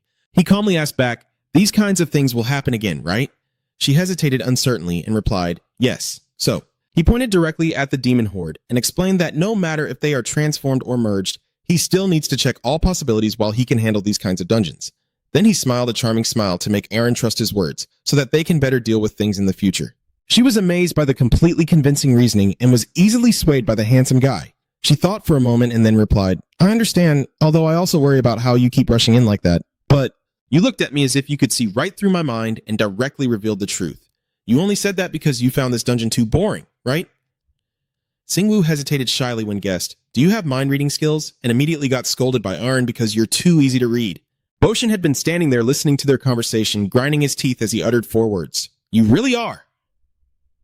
And then he roared with grief and fury, his eyes gradually turning red. Then he turned back and grabbed the 2 closest little demons, causing them to panic. Bochin didn't hesitate and bared his sharp teeth, ready to devour the monsters alive. Singwoo is stunned by this action, the crunching sound echoing as he stands frozen in place. And Arn, seeing the horrifying scene, is terrified and quickly covers her mouth to stop herself from crying out. Suddenly, the system issued a warning that the restless spirit was going berserk. If you don't stop it before it awakens by absorbing the energy of other monsters, you'll face a stronger enemy. Singwoo was more excited than a father welcoming his baby, jumping up in joy. This is amazing. And Arn, annoyed, asked impatiently, why are you so happy? He follows the warning as an excuse. Everything is going exactly as he planned, making her annoyed as she points to the other side and says, see what he's doing? Along with the screams of despair, Bochin's continuous cawing grows louder as he eats each dwarf demon, getting bigger each time. But Singwoo, being clueless, still stubbornly doesn't understand how serious the situation is, eating just to gain weight, Eren annoyed and too tired to speak, raising her hand in frustration but pushing him away. He once again sinks into his own thoughts, caring more about the little demons than stopping him from eating, while the other spirits I've met all really dislike monsters. Seeing him frantically devouring them, it only made him more confused, but he seemed to have tamed the little demons. Suddenly, a warning from the system appeared. The soul had awakened for the first time and became an evil spirit. If it awakens again, it will break free from the dungeon and enter the waiting circle. As if waiting for that moment, Singwoo shouted a challenge to the enemy. Well then, come here. At this moment, Bochin's whole body radiated an extremely powerful energy. When he returned, he was completely empowered, his body surrounded by a fiery red aura. He looked at him thoughtfully and then evaluated seriously. A beast, a hybrid of a dwarf and a spirit, completely opposite to Eren's utter confusion. Oh no! Even with his power now surpassing before, Bochin still isn't satisfied. It's not enough yet, not by a long shot. As if this game is a bit too easy, Singwoo even deliberately stirs the fire further. I agree, you're still too lacking. As expected, that teasing and provoking the opponent has become ingrained in your blood, so come on, is that all you've got, huh? You're not stopping yet, still bombing him nonstop, and there's that little demon inside too, right? Come back after you've eaten it. Eren's face finally twisted in fear, unable to understand whether this revenge seeker was truly fed up with life. A sharp-pointed jaw clenched the little demons into submission. Hearing the continuous chewing sounds, Singwoo, feeling bored, slightly opened his eyes, glanced at the time on his phone, and Ngia kept commenting. Probably just the appetizer. Only 5 minutes, and he's already eaten hundreds of them. Seeing this scene, Eren beside him was so annoyed he was trembling with rage. She used all her strength to shout into Singwoo's ear, he's eaten thousands of goblins already. What if he eats them all and gets stronger, huh? He raised a hand to his ear and replied nonchalantly, but it's still not enough. This surprised her greatly. What? At this moment, he adopts a serious attitude, with a massive Sapa image appearing beside him. His first awakening or some event that allowed him to reach the level of an advanced dwarf demon, so he needs to become stronger to fight properly. After saying that, Singwoo's face brightened, and he's helping to clear out this dungeon for himself. Eren, behind him, sighs in resignation, feeling overwhelmed. Suddenly, a notification appears. The soul has transformed into an evil spirit. Immediately, a gleam of interest flashed in his eyes. Here it comes. The cracking sound of gold rang out, and Bochin also tensed up and shouted loudly. The shapeless legs of the guy are gradually moving forward. He keeps his eyes fixed straight ahead, showing no hiding his excitement. He hurriedly entered the waiting room with Eren beside him, having already gone beyond the dungeon's limit. Looking at the small person in front of him with contempt, the long wait made him impatient, and as he thought about the player, a fake orb appeared in his palm. Seeing this, Singwoo was amazed as if he couldn't believe he could do that. Magic, Eren guessed, probably because of eating the little demon. That's why he has magic. On the opposite side, Bochin's eyes flashed with a fierce glare. I will kill him. As soon as the words left his mouth, the illusionary sphere he was holding shot toward him with overwhelming force. Not showing any fear, he stands his ground and challenges him. Come and see. The man's eyes are filled with rage, as if he could shoot out thousands of daggers. Singwoo's hand grasped the weapon, his words tinged with disappointment that his opponent wasn't as strong as he hoped, still weak. Are you joking with me? Before he could strike, he faced the incoming attack head-on, causing it to rebound back. The pot calling the kettle black, Bo-chun aims at what he just threw out, his ears constantly crying out in pain. I didn't expect that guy to only be able to show this much. After taking down a bunch of little demons, he's still so weak. Oh, then he turned toward Eri, still feeling uncertain inside. Besides, if you use mana on your weapon, you might be able to attack with magic too. The girl beside her watched this helplessly, still not understanding even after all that. Bo-chun on the opposite side was stunned into silence, never expecting to be beaten so badly. Suddenly regaining composure, he patted himself to extinguish the remaining sparks on his body. He turned his back and ran back to the cave entrance, still leaving a threat behind to redeem what just happened. "I will come back stronger," he said, which made Shingu a bit disappointed and sigh. Yeah, Arya looked towards the shadow that just ran away, probably sad because he had to log out, but he was even more heartbroken after being treated like a toy and transformed. Then, realizing she shouldn't pity her enemy, she scolded herself for being too careless. She then turned to the man and urged him to act quickly. "Shingu, we must eliminate him now. What if he wakes up again?" Shingu laughed out loud with anticipation, sure that he would gain great power, while Eren beside him had lost patience with this arrogance, jokingly saying to him. He confidently asserted that this strategy would definitely work, as he had almost devoured all the minions, so the next target would be her, who looked on in astonishment, unable to believe it. From the gate, deafening sounds echoed out, Ghost sang brandishing his spears, unable to believe Borshin's patience. "I let my subordinate face the opponent for me. How dare you eat me?" As he spoke, his eyes flashed fiercely. "But the demon general, I will end you here."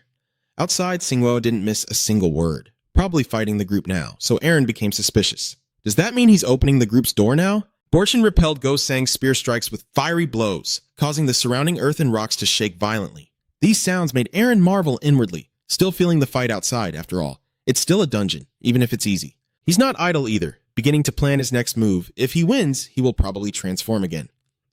Hearing this, Eren becomes anxious. "I have to hurry up, Singwu." Borshin opened his mouth wide with sharp teeth, confident he could defeat the opponent. "I will kill him." Ghost Sang also refused to lose, deliberately holding back the steel shrimp. I won't lose to a struggling soul." Realizing it was time, Singwu hurriedly ran toward the door. Suddenly, the sounds of chewing replaced the previous noises of hitting and pounding, making him tense up. It seemed possible to imagine what was happening inside. Maybe that soul was even eating the little demon general. A loud scream suddenly echoed out, and Borshin's head was also thrown to the ground. Ghost Sang radiated a burst of power, proud and confident. "I will win, I will kill that player." Singwu shows no fear. As if deliberately mocking, look at him transforming. The girl beside him tries to act cold, but her flushed face contradicts her words. She no longer cares, even if he dies. She won't be able to forgive herself. His gaze shifted, his words seeming to probe his sister's attitude. Clearly he was stronger than that killer. As he finished speaking, a barrage of fiery attacks from countless directions rushed toward him. The ground shattered from the attack, and Singwu swiftly dodged to the side. He bent his body low and successfully avoided another strike. There was no sign of a crack on his face, but it didn't matter. With a strike, the ground shattered into pieces. From the fresh wound, a continuous stream of magic gushed out. A pair of legs approaching caught Singwu's attention, and he immediately assumed a fighting stance. Ghost Sang is now completely covered in blood red, with a massive form twice as large as before appearing, staring intently at him. This scene surprises Irene. He has transformed again. His voice is full of confidence. No one should dare to underestimate him anymore. Contrary to what he expected, there is no fear at all, and Singwu is even more excited than before. "Yeah, keep getting stronger." Ghost Sang, covered in blood red, fiercely swings the axe in his hand downwards. Singwu, facing him, is in a fighting stance, fearless and staring directly at his opponent. The two strikes clash head-on, the sound of metal hitting each other ringing sharply. An invisible wave of energy emanates from the collision, spreading outward. Seeing what just happened, Eren didn't expect this opponent to be so strong. Their powers are evenly matched. Worried she might get hurt in the fight, he turned back to warn her, "Eren, step back or you'll get hurt." As he caught the spear, Singwu's eyes flashed with surprise. "Go?" Sang's entire body was shrouded in flames, still holding his spear tightly in his hand, showing incredible strength. Eren beside him was stunned, her mind racing with thoughts as flames erupted from his body. Did he just use magic to do that? On the contrary, he glanced around and felt that this was nothing serious. The flames were too weak. Singwu attacked again, his weapon rushing straight toward him. Realizing it was time to get serious in the fight, streams of energy began to glow on his shoulders, focusing mana. Singwu stomped his foot down hard, and his entire body soared into the air. He aimed directly at Ghost Sang's back and struck. The follow-up attack landed perfectly, causing him to lose his balance and fall backward. Eren laughs happily. "Singwu," he gently turns his head, as if he knew what Eren was about to say, then soothes him. "I'm fine." Eren can't stop worrying. "No, I'm not fine." Only now does he realize there's a blazing fire burning on his shoulder. Fearing the injury might worsen, Eren quickly tended to her brother's wounds. Ghost Sang refused to accept defeat. He wanted to die. Singwu boldly jumps onto him. "This isn't enough to kill me. Maybe I'll even level up." From his raised hand in midair, a faint yellow light radiates outward, punishing. A fierce blow struck down, tearing Go Sang's arm apart. Unwilling to accept being defeated by a small player, he howled, "Ah, what am I supposed to do?" His eyes bloodshot, he voiced the questions in his mind. He should have been burned, and he wasn't even wearing armor on his legs. Singwoo now raised his weapon high, expressionless. "I'm used to pain." To prevent Go Sang from having more time to wonder, a powerful hammer strikes down. His head is shattered by the blow. I don't need to explain to others. Singwoo's shadow hovers in midair. I've tried to prove myself as someone special as much as I can, so I have to brace myself just as much to not be overwhelmed by that power. Then, a notification appeared on the screen, saying the dungeon was completed and one evil soul was destroyed. The successive messages appeared, showing the unique achievement and the extra reward of a level 1 fire resistance passive skill. He skimmed through the notifications, exhaling in disappointment, thinking he might get something, but ended up with another special achievement. Then, suddenly remembering Go Sang's ability, he turned his gaze toward the corpse lying on the ground, but that reward was perfectly suited for this situation. Singwoo briefly showed a hint of curiosity, not thinking that the achievement and the reward were connected. Maybe it was just a coincidence. The notification sound rang again. Level B completion. An extra reward of a returning orb. The messages continued, the orb returning, magic allowing an immediate escape from the dungeon. He seemed to realize something, sighed deeply, and thought the completion level was low because he was the only one not to kill all the monsters. At this point, Aaron had already started to lose patience. Aaron shouted loudly at Singwoo, but still couldn't hide his concern in his words, saying, "It's not a big deal, just look at his burnt shoulder," and he acted as if it was nothing, while inside Singwoo's back was leaving and he was fine. At this moment, the notification rang again. Calculating the experience gained, "You have leveled up." His whole body seemed to be filled with a wave of energy, continuously emitting faint beams of light. Looking at the streaks of light from his power, he sighed and said, "I've never been injured before, so leveling up only restored my stamina and mana, but this time I can truly feel the burn wounds healing." Singwoo slowly opened his eyes, sensing every change in his body.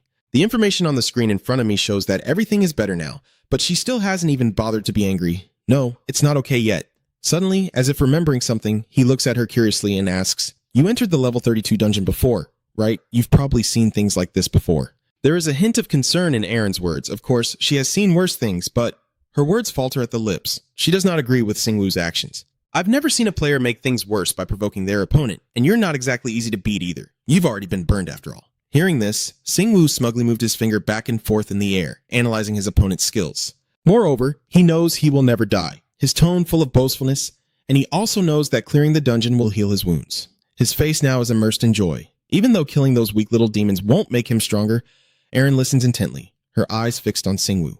His dark eyes seem to light up. She notices that this is the first time he's been so interested, a hint of sorrow flickering in his gaze, but his eyes shine brightly.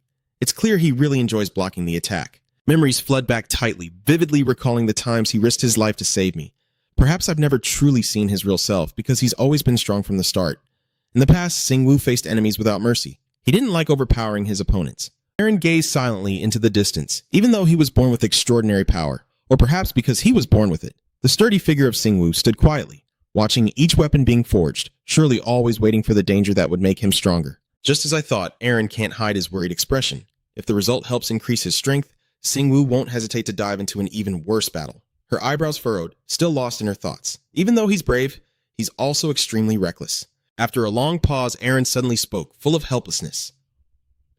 "Fine as long as you're alive."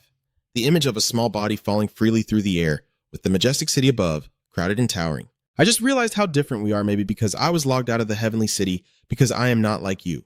Fearing something bad might happen." Her tone is a bit sad, but never trade your life. "If you die, I don't know what will happen to me." These words moved Singwoo, feeling the affection she has for him, and he softly smiled. As if to reassure her, he adopted a determined look, saying he would be careful. Nothing is more meaningless than dying while trying to become stronger. Go Sang's corpse still lay motionless on the ground, and from afar Singwoo's voice echoed, "Let's go hunt monsters." Aaron didn't hesitate either. "Let's go." He immediately took his reward, which was a pile of money totaling $200,000, along with a red gemstone and another red monster core. Singwoo sighed with a look of boredom, still not understanding why earning money was so easy. Then Aaron came over to stop him. "Wait, Singwoo." She approached and looked at the stone in his hand. "Oh, this is..." After confirming, Aaron happily said to Singwoo, "The one and only core." He still looked confused, not understanding what the other person meant, so she reluctantly explained that it is a special essence stone that can store information, and high-level or rare lower-level monsters rarely drop it. Then Aaron suggested, "Bring it to the altar," and Singwoo agreed immediately. He was about to do the same. He stepped forward and placed the ultimate essence into the enhancement altar. and immediately a blinding light burst forth. Singwoo looked at what she received with some surprise. This wasn't a treasure or a consumable item. It turned out that the item she received was a fire enhancement beetle with a D-Fire attribute level. He chuckled and said, "So it means the reward wasn't random but predetermined." But inside, Singwoo couldn't help but feel regretful, wishing he had let that vengeful spirit devour all the little minions. Aaron reassures him that she knows he's used to the D rank, but magic and enchantments are different matters, and a fire attribute enhancement at D rank is still better. Aaron still didn't forget to advise her, so don't make impulsive decisions. But before she could finish her sentence, she saw Singwoo fiddling with something. What is he doing? It didn't take long before he crafted a new weapon called the Lang Fang, D rank, with power 500 to 1100, capable of poisoning enemies when struck. The function of this hammer is quite impressive. It carries the power of 2 front legs of the Vought hat line, making it very strong but also very heavy to wield, and it has been enhanced with a potent poison effect. Aaron stood nearby, watching the scene with a helpless sigh, knowing he would do that. Singwoo even comforted her, which surprised her a little. Don't worry too much. Now he's very determined. If fire enhancement doesn't work, he'll use his fists, but Aaron still doesn't quite trust it, thinking they'll probably be engulfed by fire just like that soul. Singwoo smiles calmly, which is why he learned fire resistance. But Aaron only scoffs silently, sneering at him. So annoying. She also started planning for herself. I need to regain my healing and holy spells as soon as possible. Both of them are diligently training, Aaron thought to herself. If I could use a shield, then Singwoo wouldn't have been swallowed by the flames like that. I don't know how long has passed, but Singwoo has now moved to a different place. Aaron still feels a bit worried. Singwoo, do you think people would recognize you because of the red motorcycle? He has now put on his hat and locked himself in the rest area. He should be fine. Aaron still isn't worried anymore. What if there are players who can see through the effects, though? There will definitely be many players gathering around here. Singwoo hesitated a bit, then nodded.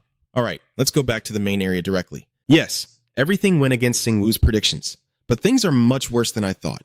The situation is deteriorating rapidly, and a few hours after the world was shaken by what happened in Manhwa town, other countries also began to be overrun by monsters. But they still managed to control the situation. Luckily, there weren't many extremely powerful monsters appearing, so some countries used their armies, police, and even special forces to contain them. The casualties spread rapidly everywhere, so they had to wait for the players from the Celestial City to appear, and millions of people around the world were injured or killed.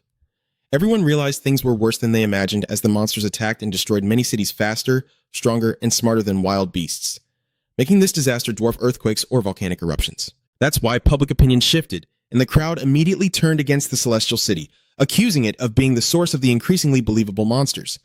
The Celestial City quickly issued an official statement explaining the situation, though the players completely denied it, as they also had no idea where the monsters came from and were just as confused. Now everyone is helpless against the monsters, and humans can do nothing. Despite continuous protests, they cannot cause any harm, and the Celestial City and dungeons remain out of reach for ordinary people. Even nuclear bombs cannot harm the city. The only thing they can do is accept the appearance of monsters, and thus accept the existence of the city itself. The disaster is not over yet, as more serious problems begin to emerge with monsters spilling out from everywhere. Even the strongest military nations cannot fully control them. The entire city is heavily damaged, and using heavy firepower inside the city has caused too many casualties, moreover. The monsters have now evolved to a level where they are no longer afraid of weapons, completely immune to modern technology, just like the Heavenly City. Negotiations between the two sides happen quickly, even though they try to contact the players. The players refuse to submit to any country. In the end, humanity had no choice but to cooperate with the Celestial City, negotiating separately with each country and acting under their support and privileges. As a result, everywhere in the world had to submit to the Celestial City, and nations no longer had any choice but to see the players as their masters, but in return, they could better control the monsters. And all the attention is focused on Korea, the first country to be attacked by monsters, attracting interest in a different way, while other countries continue to be attacked. Yet there is a strangely peaceful place, Manhwa town, which is never attacked again. That difference made other countries observe and learn. All eyes turned to Korea, and people began studying Korea to find out what made them different and what could prevent the monsters from attacking. It seems everyone has found the answer. Clearly, all hypotheses point to one person. That place has experienced a miracle. Although Korea was the first to be attacked, the damage was minimized to the greatest extent. Everyone started to notice the young man riding the bright red motorcycle speeding down the street as if he had defeated a high-level monster at the speed of light. Although no one knew who he was, everyone could clearly see that he was a player with extremely high skills. Shingu's face hidden under his hat is clearly visible on the TV screen. Only now does he realize he's in trouble and scream out, "I'm doomed." Aaron deliberately laughed mockingly. "Haha, you look just like a superhero." Hajime suddenly came from behind and finally saw the news about you, a bit later than I expected. Shingu was startled and fell back into the chair by her mother's doing, but she still looked very calm. Mom always knew her child was strong, but now she has some strange skills like storage. Aaron stands nearby trying to use her skill to evade, turning invisible. Hajime looks at her seriously. So you've become a player now, haven't you? You know I can't hide it anymore, so I have to admit yes. Instead of being angry, she seemed a little proud. In the end, I achieved what I wanted, but why didn't I tell my mother? Her sudden question left him unsure how to answer. Is there a problem? The sunlight still shines brightly, making the scene look very peaceful. I don't know how long has passed, but Shingu and his mother finally sat down calmly to talk. He explained to her that he's a bit different from other players, and it's best for him to stay hidden for a while. Hajime feels a bit hurt hearing this, so it means his mother caused trouble for his son, and she shouldn't have asked him to save her friend. Shingu just smiles brightly, acting like it's nothing. After all, he already saved Sanha, too. Hajime vividly imagined his son's intense battle scene, and the monsters no longer appeared in Sanha because of him, right? Shingu nodded without hesitation to confirm, and upon receiving his answer, she fell silent, her mind filled with thoughts. Hajime reminded him again not to teach him to go abroad and kill those monsters. People can handle it themselves. After hearing his mother, he sighed and said, Mom is so cold. Hajime didn't care. She always cares for her children the most. Then she explained again that you are not the only monk in the world, after saying that Hajime cut a small piece of apple on the plate and stabbed it with chopsticks, then held it out to the little friend to eat some apple, which surprised both Shingu and Aaron. She felt a bit confused, thinking to herself that she was just pretending to hide. Shingu asked suspiciously, How did Mom know?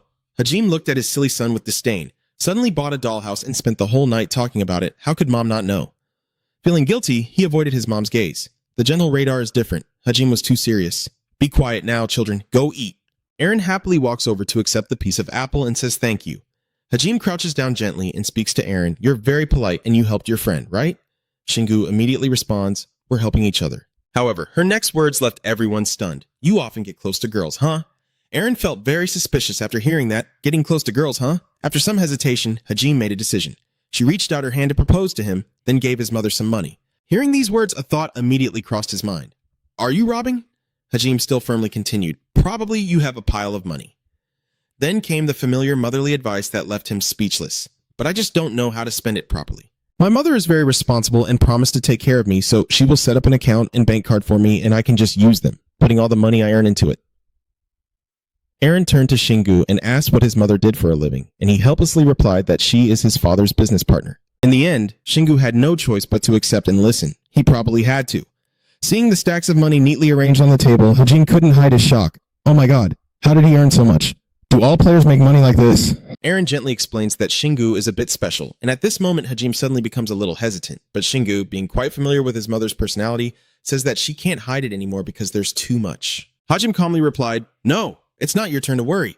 Mom is just surprised seeing you like that, she suggested, so take a little. But she didn't care and said she doesn't need your money right now.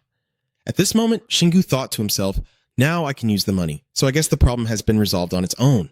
Hajime suddenly suggested that you should live separately, and everything happened so unexpectedly that he couldn't react right away. It's strange. Hajime looked very calm. Your mother still doesn't need the money you earn because you'll be busy, so you don't need to come home for dinner tonight. Shingu was surprised by his mother's suggestion, yes, and also. Before he could finish speaking, Hajime cut him off. You don't need to worry about me. Mrs. Hien too continued, saying that now you don't even have time for yourself. Shingu felt that her mother was right, and she blushed with embarrassment. Aaron is now feeling very confused by the sudden turn of events between the two mother and daughter, so he politely says, I will leave. Now I want my mother to find me a house. No, I found one myself. Hajime happily went into the kitchen, busy preparing food, so his mother could cook a hearty meal for his son before he left. Shingu politely told his mother that he would go prepare his luggage and that he would fix the bike after eating. Aaron watched everything and was very impressed. His mother is very perceptive, but he seems not to care much. His mother will learn to let go of some things with a son like him, and there's no need to praise the younger one. Time kept passing quickly, and Shingu had finished packing and was ready to leave at any moment. Before he left, Hajime took out a notebook and handed it to his son. This is your savings book. No one will say anything about how you use it. But Shingu hesitated and asked again. So it's fake, Mom. Hearing that, her expression instantly changed. Do you think you can do something legally that way? Hajime still reminded him, don't forget, many people are looking for you. Remember to wear a helmet if you go anywhere. Shingu nodded to show he understood. He didn't really want to, but he accepted. The mother was still worried, so she asked her, Aaron, my mischievous son, so she needed a clever one to follow him, and she didn't hesitate to agree immediately. Yes, Hajime quickly agreed after hearing her, then mother trusted you. And with her confirmation, Shingu was very happy. Yes, he just got on the bike and sped off with the farewell wave from her. Aaron, right now I keep you in my shirt pocket because I can't help but wonder, are we just going to keep running until we find the dungeon? Shingu is very confident now. I have a device I found within 10 kilometers, so it's okay, little sister. Even though he doesn't have much essence, his car sped along the highway with other large trucks. Now that he understands the importance of the rest area, he can't throw everything onto the altar. So, he chooses to use the essence in 2 scenarios. When he enters an easy dungeon or a dungeon of his level. He seems very confident in his own goals. If the reward isn't good enough, even if he throws all his essence, he will still neglect the process and focus entirely on resting. Aaron was a bit surprised to hear Shingu think like that, but even if he believed he would get valuable treasures, he still wouldn't throw everything onto the altar. He would keep a certain amount and use them only when necessary, like the red altar or when he had the rarest essence. She immediately wondered, what about the dungeons that are too difficult for him? Shingu reassured him. I'm not going in there. I told you already. I like challenges, but that doesn't mean I want to run into a wall. He became extremely insecure, insisting that he would overcome it eventually, but only after he became a bit stronger. Hearing him say that, Aaron felt more at ease. It's good that he said so. At this moment, Shingu suddenly slammed on the brakes, creating a loud screech. Aaron inside his shirt pocket was also affected by his action. She felt confused and called Shingu's name, but he ignored her. No way. She never expected to see this scene for the second time. Something seemed unusual in the clear blue sky. At this moment, a butterfly is no longer moving. It seems the boy has fainted and his body is falling freely. Shingu quickly guessed and ran over, with Aaron anxiously trying to stop him. Don't do it, Shingu. He was surprised to hear that, he couldn't even support him, so he's just going to leave. But she didn't hesitate to argue back. If he supports him, then he should go. Shingu was stunned by Aaron's words as she introduced the opponent's background to him. He used to be in the Windstorm Guild with you, and although his level was lower, he still tried to conquer a level 25 dungeon. Shingu is still hesitating, wondering if someone like him should log out, and we entered his dungeon by capturing him. Suddenly, a thought flashed through his mind. I understand now. Shingu has found a solution. The Ant Hive dungeon will recreate the logout method, meaning a dungeon far beyond his level will open. He still trusted himself and ran quickly, but he was fine because he caught you from the level 32 dungeon. Aaron still tried to argue, saying it's a test dungeon. No way, Shingu. At this moment, he hadn't finished speaking when something unexpected happened, but oh well. Shingu confidently assured Aaron that he had the Jade Rejuvenation Pill, so everything would be fine. If it got too tough, he would escape. She remembered when he mentioned it, Ngok Hoi Kui, and after a quick thought, Aaron felt his method was okay, probably usable. But as she waited for Aaron's reaction, Shingu was right at the edge of the tall building, about to leap in to save someone, catching her off guard. When did he start doing that? He strained to jump as high as he could until the ground cracked and shattered, and for a moment, everything before him went dark.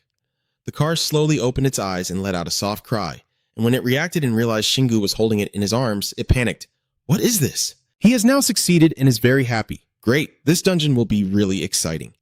Aaron keeps worrying about his risk-taking, knowing he just wants to rush into the dangerous dungeon. Shingu didn't blame, but remained patient. Then the car heard her voice and paid attention. This voice. Finally, Shingu safely landed, but before he could rejoice for long, the ground suddenly sank, causing them all to fall. The screams of everyone echoed as Shingu faced this unexpected situation. After a while, the system notification appeared again, indicating the ant nest area number 84 in the Demon Lord's territory. After falling into a mysterious underground chamber, everyone was stunned, and Shingu scratched his head in confusion, with no clear sense of time. Aaron nearby also started to speculate, perhaps because he had caught a player before they died. That vehicle is clueless about what's happening and asked what's going on. Seeing their confused expression, Shingu had to explain so I could clarify for him. Seeing that the other vehicle remained silent, Shingu couldn't help but wonder if he hadn't heard. And after a moment, he reacted with a very excited expression, unable to believe it. I'm glad I didn't die, but oh my god. Shingu was very curious about the strange behavior of the other person. What is he muttering to himself? Aaron, standing beside him, also guessed that perhaps her own manifestation was showing her something, and suddenly she bowed in front of him to express her gratitude. Thank you for saving me. Shingu waved politely, saying no need to thank me, I'll leave if it gets too dangerous. At this point, Seihado also started paying attention to Aaron, after all. I still insist on expressing my sincere feelings. It doesn't change the fact that you saved me, and I'm glad to see you're still alive, Aaron. The car. Hada looked at Aaron and chuckled softly. I also shared what I knew with them. I've understood part of the situation, and I know this is a mission bunker. Shingu couldn't believe it, really? The car nodded firmly. Of course. Aaron also stepped forward to explain further. It's called a hidden mission. Some missions only exist in secrecy. A whole dungeon could be part of the mission. Think carefully, Shingu. Maybe your sister is dead but turned into an ally while I became an undercover player, which only happens as a reward for completing a mission. Shingu nodded and looked at that Zeha, understanding that he probably received the same mission as Aaron. And of course, since I am an undercover player, I didn't get a separate mission. He suddenly smiled cunningly and said, anyway, now I have to go through the dungeon with him. I'm sure I'll get a pretty good reward for conquering it. Aaron confidently spoke up. Let me make this clear. John Zeha, you listen carefully. Yes, ma'am? She began to share her thoughts. I'm not sure we can get through this dungeon. Let's see which monster appears first and then decide whether to advance or retreat. Zeha remains silent and attentive, so if we manage to escape the dungeon, don't blame us too much. After thinking it over, he slowly speaks. I have prepared myself for the worst. Singu thought to himself that if he ran, he probably wouldn't die, but he would just wait in the waiting room until he starved. He understood very well the abilities of Eren and Zeha, and he believed they should understand the situation too. Yet they remained so calm. Few people could accept their own death. Even after logging out, maybe because both of them had been in higher level dungeons, their thoughts were different. In the end, he concluded that maybe only those two should go in. Singu finally spoke up. Don't crush his hope so quickly, we haven't even entered yet. But at this moment, a sudden noise caught his attention. Singu suddenly became tense, grinding his teeth. He drew his weapon, ready to fight immediately. Eren was also a bit startled to see his expression, never having seen him so tense before. Quickly, she asked Zeha nearby which dungeon made him log out. He rubbed his chin and said, I logged out from level 29 dungeon of the Tiny Commander, where I had to face a high-level monster called the Steel Demon Wall General. Eren immediately shook her head in shock, her face changing instantly. Little General Commander. Eren was confused about Singu's decision. Why did he have to choose that place? Suddenly, he called her Eren. Do you know that dungeon? As soon as that place was mentioned, Eren couldn't help but tremble, even though she was only a player for 15 years. There are a few dungeons that are especially difficult. I retired at level 32. And besides the level 30 dungeon I mentioned earlier, the level 26 dungeon is the hardest ever. Her anger flared up immediately after that. Eren kept questioning Zeha, why did you go in there? There's another level 26 dungeon in Korea, and he was so confused he didn't know how to answer. But Singu suddenly fell silent, lost in thought about the heated argument between the two of them. The reward for defeating the mighty little general was much greater. Who would care about the reward? Besides, Zeha was a bit uncomfortable because the guild wanted to speed up the progress, so they were treating the lower-ranked members very badly. Eren asked back why, but the answer she received was very surprising, filling the gap she left behind. Suddenly, the entire space fell silent without a sound. Eren seemed to dissolve into herself, endlessly blaming herself. Was it all her fault? Then, Singu had to listen to a detailed analysis to somewhat understand the situation, according to Eren's explanation. Commander Taihan is a dungeon where players enter the battlefield to decide the fate of the world it belongs to by defeating the boss monster. Of course, the difficulty level is not simple, with many types of monsters and a reputation for having countless high-level monsters. According to reports from veteran players, among all the monsters there is a high-level creature even more terrifying than the Iron Snake Chieftain, called the Steel Great Demon General. It's not easy to earn the nickname of the Cluster Boss monster. The Steel Demon General is a mighty demon enhanced by magical machinery, and the General's name can control that power to its fullest potential thanks to his decades of combat experience. Eren carefully warned Singu not to underestimate this enemy. Just paying attention to a few repeated phrases and a strong strike could defeat the cluster monster. But he cannot defeat the Steel Great Demon General with knowledge alone. Jia's unparalleled power in the world is increasingly terrifying, and even the Steel Great Demons under his command have endangered many players with their strength and refined combat skills. Eren knows this because she has faced them herself. Even her main group had to avoid encounters with those iron demons. Zeha also shyly scratched his head in agreement, and so do we. When I mentioned this, he immediately bowed his head in apology, but unfortunately was caught. I apologize for disappointing everyone. Singu looked a bit confused by this action and boldly inferred that perhaps the Windstorm Guild values hierarchy very highly. At this moment, she seriously advises him, Singu, I think we should retreat. Although I also feel sorry for Zeha, and this is the worst case scenario. Even the Iron Demon soldiers are all above level 150, and the wall guards are probably around level 180. If you keep being overconfident and unaware of the danger, you might get into trouble. I know you've faced many strong monsters. But the Great Black Wolf and Zetchun are only around level 100, and the Evil Spirit is probably only level 120. I especially emphasize their superior abilities. These great demons can wipe out all the monsters I just mentioned. On the contrary, Singu seemed like water off a duck's back, not catching a single word. But I was the same. Eren just shook his head and sighed in frustration. Well, now it's my turn to speak. It's okay. So the soldiers are around level 150. He really underestimated this, confidently claiming that he's only 30 levels above the Restless Spirit. And besides, they are armored, and whatever mechanical armor they have, he can burn through it. She was truly speechless in this case. If only considering attributes, that would be correct. And Zeha standing nearby could also see her helplessness. You interrupted the conversation to ask a question. Sorry, but can I ask what your level is? Singu happily answered, 26. And Eren, knowing this sounded hard to believe, preemptively explained that he's not an ordinary level 26 player. She immediately changed the subject to distract him. After all, his enemy is much harder than we think. I can't take it anymore. Take me to Ngakoi Kui.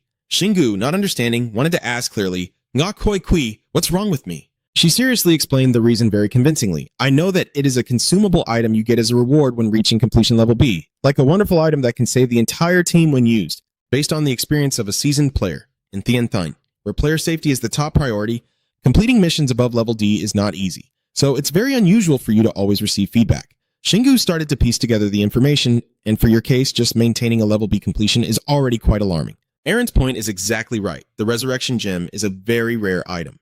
Only now does he begin to understand her reasoning. So you plan to use it when you're in danger so we can escape together, right? She nods firmly in response. That's right, isn't it? Since she's used to her teammate's reckless personality, she directly criticizes this bad habit. I can tell just by looking at him that he won't be able to calmly decide when to escape. Shingu even pretends to be naive, scratching his cheek and acting innocent. Why do you say that? Aaron was relentless, emphasizing every word like striking a dark heart, only happy because he found an enemy stronger than any he had faced before. Even when cornered, he still looked for reasons and pretended to be the victim. But he knew how to value his life and would use the Jade of Rejuvenation if the situation became critical. Do you really need to scold me that much? Aaron has seen too many close calls and simply can't believe what you're saying. Your idea of danger is way too abnormal. She stops trying to stop him but glares at him. So if he uses it when I'm not in danger, get ready to be scolded. Singwoo also reluctantly steps back, unable to resist the allure of the giant gate in front of him. Aaron is starting to play the role of a supporter. Seiya, you've lost all your ability. You should step back. You can't even ambush them now. At this moment, the image of Garok appears again. It seems he has sensed the presence of an outsider. At the same time, Singwoo seemed to have a similar feeling. The giant door gradually opened, and he saw that he knew he was coming. Still confident as always, he eagerly waited for the chance to fight. Yes, bring it on. His bright light gradually spread, covering the entire space. Garok had been waiting for a long time to meet that guy, a swift, skilled warrior of the true warrior type. He didn't rush in recklessly, but started with a few words of reflection. And I was both amused and puzzled. Surely he knows how strong I am now, so why is he still coming? Singwoo smirked and casually exhaled, saying, I don't know. Immediately afterward, his eyes shone brightly, as if he had just uncovered the party's ideal. Ignoring the enemy's calm stance, he tightened his grip on the hammer's handle and increased his mana. A swirling flame of energy surrounds Singwoo's body. He is mentally prepared for a decisive battle, expecting an explosive showdown. I have never faced anyone stronger than me. So I've always wondered what would happen if I met someone stronger. But if I just keep running, I'll never find out. Han happily lifts his shield lightly, ready to counterattack. I like him much more now. This is true fighting spirit. Seiya watches this scene and feels a bit uneasy. It seems Singwoo doesn't have much mana. Level 26, but very little mana. Aaron, what do you think? You haven't overlooked this either. That's right, Singwoo's mana develops very slowly, and with his complacent attitude, he probably doesn't even care about it. He probably isn't aware of it. Aaron thinks it's because his progression process is completely different from that of normal players. I think it's related to his incredible physical strength, but that doesn't mean he doesn't know how to use it. Even if everyone keeps talking about Singwoo's aggressiveness, she's still very proud of her teammate, and you'll be surprised by what he can do despite having very little mana. The convoy, listening to her speak, became even more confused, wondering how his power could be so immense. Now, Singwoo's match has officially begun, and as always, he's not afraid to declare his challenge. Come on then. The rhinoceros also refused to be outdone and shouted even louder. Come on, you there! He launched a powerful strike from afar, moving with the agility of the wind. But he was already in a defensive stance, wielding a dagger menacingly to threaten his opponent. When Singwoo stepped closer, he suddenly delivered a swift, precise slash. He reacted quickly, using his claws to block the attack. The powerful clash created a blaze of flames, both of them feeling the intense impact that made their bodies tremble. Singwoo clenched his teeth, took a deep breath, and gathered all his strength. The two of them first separated to maintain a safe distance. Singwoo's eyes now resemble those of a beast guarding its territory, roaring a thunderous cry that shakes the sky. The rhinoceros, naturally provoked by pride, fiercely responds with a roar that distorts the space. Both Singwoo and Aaron stood watching in stunned silence, feeling deeply unsettled, unsure who the real monster was anymore. Memories of being bullied by a thug with a baton as a child flashed through Singwoo's mind. Since I was born, I've never lost to anyone in strength. But he snapped his fingers and made that guy's voice echo so loud it shattered the wall. More accurately, I've never had the chance to unleash my full power. Singwoo's heart sinks as a cracked stone appears in his mind. Even though he's shattered many big things before, he hasn't done so yet. Returning to reality, he unleashes all his strength on Vu Hoklang to attack his opponent, thinking he had a chance to face someone of his size. But now, everything has changed. Rag Chicken raises his weapon to strike back, but Singwoo refuses to lose. Both hammers suddenly clash with a blinding flash, revealing that I have faced an opponent whose extraordinary strength renders my own useless. In that moment, I unconsciously think about my own state, even though I am an underground player. The image of myself in awe of my current state appears in my mind, my body strengthened by mana, suddenly shining with glowing eyes that make me feel stronger than ever. Next to him, Garak still tightly grips his hammer, ready to counterattack, while I still can't do anything to the mighty villain. Now he's finally speaking, mocking me, saying I'm a bit weak but my skills are decent. Singu, hearing that, involuntarily grits his teeth as if mocking the opponent, but on the contrary, he finally has a chance to prove his technique rather than his strength. His face hardens, full of determination and conviction. No one has ever called him weak, but it's not too bad to hear. Immediately, Singu launched an attack at the opponent, but Garak calmly blocked it without any effort. Come on! Every time he witnesses the enemy's strength, he silently talks to himself, evaluating himself, saying he learned all kinds of martial arts when he was young to control his power. Trained a lot, but others don't know how much he's learned. Confidence rises within him. I only need one finger to handle it. Then he recalls the moment he first entered the Celestial City, and that hasn't changed since he became a player conquering dungeons. Always remember even the small enemies you have defeated, whether it's the beastmen in the testing dungeon, the 2 lizards, or the 2 dwarves, I only needed one punch. The scene briefly shifts to Saba and Bochin, while the giant monsters are those that I cannot confront with my techniques. I believe Singu's thoughts have shifted to a more positive outlook, but there's something good about it. My reputation seems to be linked to my strength. Then he quietly concludes to himself after a moment of narration that after all, humans are always unpredictable. And I want to prove that I have had something since I was born and that I have learned something. The determination to bring Singu back into the fight was now more composed, and that was his fighting technique. This battle probably touched many dark corners of his heart, making him recall his past efforts. Learning fighting techniques was the reason he studied so hard, even though his mind was not clever. The images of Singu studying diligently and trying his hand at painting and calligraphy appear, and I also want to prove that I am not only about raw strength, and that I can improve myself by trying new things. At the same time, he was knocked down onto the rock behind him, but he immediately got up and continued fighting. No, that's not it. Then, I rashly rushed towards the station without fear of death. Such a reason sounds too dull and harsh, but I know very well that hard work alone, without talent, is extremely ineffective. His hand tightly grips the claw, showing his resolve to fight to the end. So what I value are not the things I try my best to achieve. And besides, my eyes also sharpened, showing a fierce aura. I am not just about raw strength. I want others to see that I have different talents too. In that brief moment, all the burdens poured onto Singu. I am very smart and strong, and I only want one thing. In the end, all the long-held restraints suddenly burst forth, making him unable to help but declare himself as someone special. From afar, Seiha and Eren watched everything and had to marvel. Well done. Yeah, seems so. Gently, Gu unconsciously shows a tender side, his cheeks flushing with pride as Singu goes through a process more important than conquering the dungeon and leveling up. At the same time, Garzak still boldly teases Singu, saying he's good at dodging, but how could a demon king use such tricks? He also didn't hold back and teased back. He's not bad either. As soon as he finished saying that, he fell silent. Then Garzak roared, unleashing all his anger on Singu's head because your attacks are too weak for me to bother with. That terrifying power made him cautious. A drop of sweat rolled down his forehead, and for the first time in his life, he dodged out of fear. Memories of the training days flood back to Singu. Although I've learned every way to dodge attacks, I've never had to use them until now. Involuntarily, he mutters to himself, I didn't even realize I was this good at dodging. It seems like this is the first time I've trained seriously. Singu spun around, preparing for an attack, practicing excessively and training under pressure he had never faced before. Instantly, his veins bulged, and I felt his senses awakening, becoming familiar with each muscle movement. Immediately, Singu launched a direct attack on Garzak's back, seizing the opportunity to press forward. Successfully hitting his opponent made him laugh with delight. From the very beginning, I knew this dungeon was just too good. I don't know how many expressions Eren can read from afar. That's what his face is saying. Even the car driver is speechless, not knowing what to say. Singu took the opportunity to land a kick on Garzak's leg, causing him to collapse. The leg screamed in pain, and Singu chuckled. You're pretty good, huh? Seeing that scene, I was a bit skeptical about life because ordinary people usually don't learn to fight with hammers, but Eren explained that applying weapons to the fighting techniques he learned is how he overcomes most difficulties. Then she looked at him with an unutterable affection, revealing a childish wish to become the strongest in the world. And it was helping him improve. Garzak, frustrated, swung his hammer to strike, but Singu dodged effortlessly. He shouts in excitement, I knew you would do that. Immediately, Singu swings his claw and slams it straight into his face. He's so strong that he defeated Garzak and just disappeared. Haha. His hammer fell and cracked, proving Seiha and Eren's defeat, leaving everyone stunned and speechless. What a hilarious win for him. Now Singu lifts his chin, points at himself proudly, as if to say, I am still stronger. Garzak lies large in front of Singu. He let out a relieved breath after a fierce fight with him, covering. Seiha gathered himself, trembling all over, facing a mighty demon head-on. I still can't believe that's even possible. Eren just stood there smiling awkwardly, saying, yeah, it's true, killing a giant demon is really hard, right? He explained like a naive child, not because they are good at magic, nor because they have a special attribute. and not because they use tricks or traps. Seiha shouted and clenched his fists in disbelief, knowing that players never face these mighty demons without high-level skills and powerful weapons. Not many people can fight the great demon solely with their combat skills.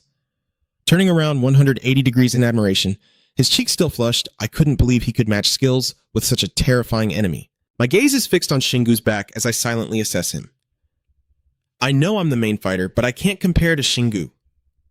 As I speak, Seiha's voice drops and Junjun's hand clenches tightly, even though I am a high-level warrior of the Windstorm Guild. Then he suddenly turned to Eren, his words now a bit calmer. If I had focused on technique instead of just rushing into level and skill, maybe things would have been different. Turning back to Garzak, who was still unconscious and unaware, he suddenly opened his eyes wide and struggled to stand up while Shingu remained standing there. Garzak's return cuts through the cheerful atmosphere, both of them breaking out in cold sweat. Meanwhile, he looks at him with disdain. Hey, sleepwalker. Garzak then finally regained his strength, opened his mouth to speak, and said, Who dares to use me as a test subject, huh, Shingu? Without hesitation, replied right away, If you don't like it, you should try harder. He angrily snorted so hard that blood splattered, then attacked him with a flurry of weapon strikes. He drew out the black wolf claw, his expression dark and terrifying. Seiha watched every move in fear, wondering why he had stopped. Wait, that is. Immediately, Shingu brandished his weapon and stabbed straight into Garzak's stomach, punishing him. This fierce power made him both hurt and proud, the fire so intense. Now you realize his original intention, the tone shifts to a joyful chant. That's right. The Great Demon is very weak against artillery and fire, so they wear armor to resist those things, but Eren standing nearby finishes the sentence. They can't defend against weapons that are empowered by fire magic. Even so, Garzak still refused to give up, pretending to be blind. Don't think I will retreat just because of a broken armor. But Shingu didn't care. Immediately turning around to prepare for another strike, fire is just a side thing. A direct strike at him, this time knocking the weapon aside with a deafening clang. He quickly retracted his spear and warned, This is the real deal. As soon as he finished speaking, Shingu summoned all his strength and launched a direct attack on Garzak's neck. Indeed, in an instant, everything returned to silence. He knelt down in front of him while he was panting heavily from exhaustion. Shingu looked up at his opponent, muttering to himself in frustration, really annoyed. Garzak's face was covered with scratches and blood, but he still had a cocky attitude and was alive.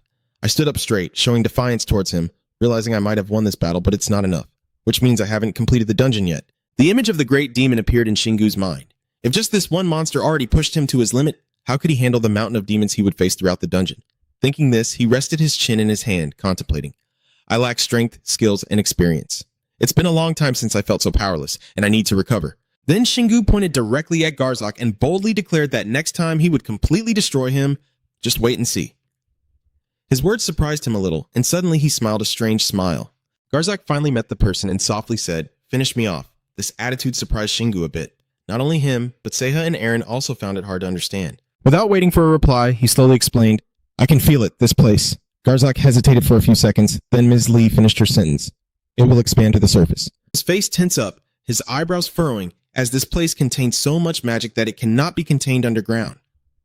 That will be the moment we invade the world above. Is he talking about their attack on Sanha Town? What if Shingu thinks about the demons harming the people? Garzak weakly raises his hand. Suddenly 3 small orbs appear. But if I die, all that magic will disappear and our invasion will be delayed a bit. After saying that, he looked up at him, but the magic in this space will completely restore my memories and body. Next time you come, be prepared to go. Garzak's words were strange, but behind them was a part of respect for Shingu's strength.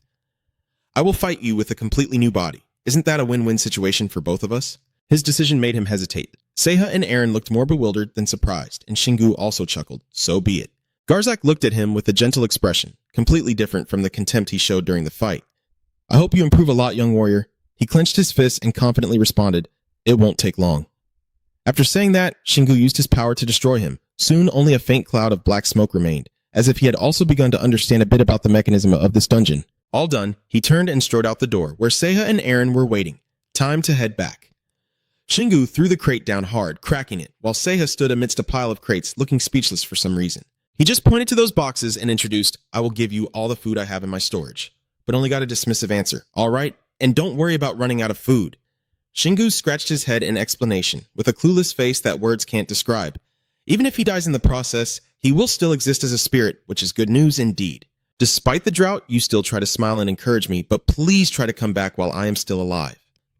Returning to the mainland, escaping the Sahua city, an orange car is driving on the road. He didn't let him turn the car around and run away, while Shingu and Eren stepped out from that yellow door without knowing anything. Yeah, he broke out in a sweat, looking at her with a dangerous expression. It's hard to believe we're back on the same street where he caught the car, so the escape stone is working well. Suddenly, Shingu sighed deeply, and seeing his tired attitude, Aaron knew she should ask about his condition. No way he would refuse. No need, just take it slow. Let's go back to the resting area. As he walked away with a cool attitude, she followed behind, but he needed to focus and think. Shingu's silence makes Aaron worry, as they sit alone in a room at the rest area. He's now changed clothes and sitting on the bed talking with her. He didn't think he would be overwhelmed like this, but he was encouraged, and from the look of it, he's not losing. Someone like Shingu who shows confidence and self-doubt about himself are worlds apart. As he spoke, he recalled the earlier battle, silently analyzing and evaluating. If he hadn't played with fire, he would have been eaten alive, even if that was the move he used. The thought of losing to that bloodthirsty beast only by relying on that one attack would be truly foolish. Thinking then, Shingu turned to Aaron and said with determination that now he needs to train himself. The issue is not just about the great demon, but also about the future. Hearing that, he immediately remembered the image of the grotesque garbage monster wielding a hammer. That terrifying demon is only in the 26th level dungeon, but in the real dungeons of the Celestial City, there might be even more monsters. I can't imagine it. Shingu gradually sank deeper into the memories of the battle, ignoring everything happening around her, and had to admit that the power of that mighty demon was beyond her imagination, and she felt truly ashamed for being satisfied with just gaining a few levels and defeating monsters in Sanha Town. His attention then shifted to Aaron. Even though she was here, she was a veteran who had challenged dungeons 6 levels higher. That thought only deepened Shingu's exhaustion, and there are still hundreds of stronger people in the world. I truly have a long way ahead. He thought to himself that there are too many stronger people out there. Suddenly, Shingu let out a loud, strange laugh that even she, standing opposite him, was startled by. Surely there are still dungeons higher than level 32, and if I think I am just a speck of dust compared to them. Then he looked up, determination clear on his face, realizing he couldn't just stand still. Shingu stood up, stretched, quickly regained his spirit, and decided that first he had to fight on equal terms with the demon lords, starting with the great demon general. Aaron hovered around him for a while, asking if he was feeling so happy that she thought he might be a little down. Shingu winked at her and confidently replied that being compared to others doesn't diminish his value. Just because there are stronger people out there doesn't mean he has to change how he sees himself. His optimism makes Aaron feel respect, and what matters now is that he realizes he has the ability to improve himself. He knows that, but he also has the methods and the willpower to make it happen. Shingu closed his eyes and confidently continued. He is truly happy to have become a player and because he can improve himself. Then he smiled genuinely as if nothing had happened. That is what he truly believes in at this moment. Hearing that, she couldn't help but smile along, unable to hide her emotional excitement. But at that moment, Aaron suddenly teased with a joke, revealing that he was secretly telling himself he would become stronger after losing a match. She chuckled softly. "You're so cute like a child." That compliment made him blush all over. "Shut up, girl." Not long after, Shingu took a bath for a while, then, feeling unlucky, he stepped out while drying his hair and told Aaron that he should prioritize leveling up first. Of course, but that still wasn't enough. My feelings started to surface. All progress begins with facing one's weaknesses. I agree with that, and to add, just today your fighting techniques improved tremendously when you fought that demon. Shingu didn't look too happy, just gazing at his burning hand in contemplation. But that still wasn't enough. He needed more experience, and to train right now. Hearing that, she clenched her hand tightly to hold back her emotions, and the result would be that Aaron gently smiled and finished her sentence. The skill, and the passive skill too. She unconsciously crossed her arms and pointed out a few pieces of knowledge to him, her serious face with a touch of cuteness. Active skills and innate skills seem similar, but are actually very different. Active skills are formed when we repeatedly use mana in the same way, creating a kind of pathway within the user's soul. Aaron analyzed and concluded that it is not easy to show externally, but the mana movement when used is very powerful. Moreover, she practiced the skill while explaining to make it easier for Singwoo to understand, and the innate skill was used continuously. It originally was mana gradually transforming into a specific form, then stabilizing inside the player's body.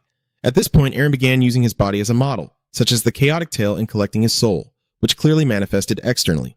The image of Singwoo with his reverse heart shining appeared in my mind. Although it's hard to sense because he only recently gained the skill, his other innate skills have already condensed into mana crystals, sparkling on his body like stars. He listened attentively all this time and couldn't help but send his excitement, and if he could perceive them more naturally and use them more fluently, he would improve himself. And then, suddenly, Singwoo clenched his fist, his face full of determination, realizing he could create innate skills just like he did with active skills. Aaron didn't stop and continued patiently explaining, "I believe you already know, but it's extremely difficult. Most players acquire their innate skills by completing dungeons or earning achievements." Then she looked at him with a serious expression, just like he had been doing all this time. Aaron continued to divide power into different levels, and those lucky enough to possess innate skills in combat, especially weapon-related skills, used and developed them to easily reach peak strength. Now they are all leaders of major guilds. She described how the human body accumulates skills, noting that innate skills are only affected by mana at the moment of creation, but then they function for the user regardless of how much mana they have, and you can trust them as if they were your own limbs. Hearing this, Singhu curiously interrupted, "So you're saying you'll create a 10-star subordinate?" He looked directly at Aaron and countered, "If all I need to do is compress mana inside me and shape it for a specific purpose, isn't that just a passive skill, huh? You're making it sound too easy." She glared back with a very firm expression and said, "You know, that will be extremely difficult for you because you've never touched mana in your life, so go ahead, Singhu. Just charge ahead and let me try to start with an innate skill. Related to weapons and physical strength, come on. I knew you would stop listening from that moment on. This isn't easy, but for you, Singhu, before we start, let me tell you something very important." "What is it?" Suddenly, Aaron pointed directly at him and declared that his heart was black, and his mana still wasn't enough to try creating an innate skill. This statement caused Singhu to spray glue on the spot. Aaron angrily scolded nonstop, like the Mekong River, leaving Singhu overwhelmed and unable to react. And every time he creates an innate skill, he inadvertently loses a part of his mana forever, which he has too little of, so he might not have enough mana to activate skills after creating the innate one. He couldn't respond, only thinking to himself, low mana is always the problem. He pondered and found his answer. There was only one solution. The best way is to use a slow but steady strategy. I need to conquer dungeons. I will level up by conquering dungeons. Use the battle to leverage the strength bestowed by the heavens. Train weapon skills and physicality through fighting monsters, then use mana to create passive skills. Of course, Singhu also cannot forget the prerequisite. The most important thing is to do all this before Seha dies. The image of him smiling and leaning into his mind. Don't forget about me. Now I lean one hand against the wall, adopting the bossy and charming look. And now I have the answer, so we must act.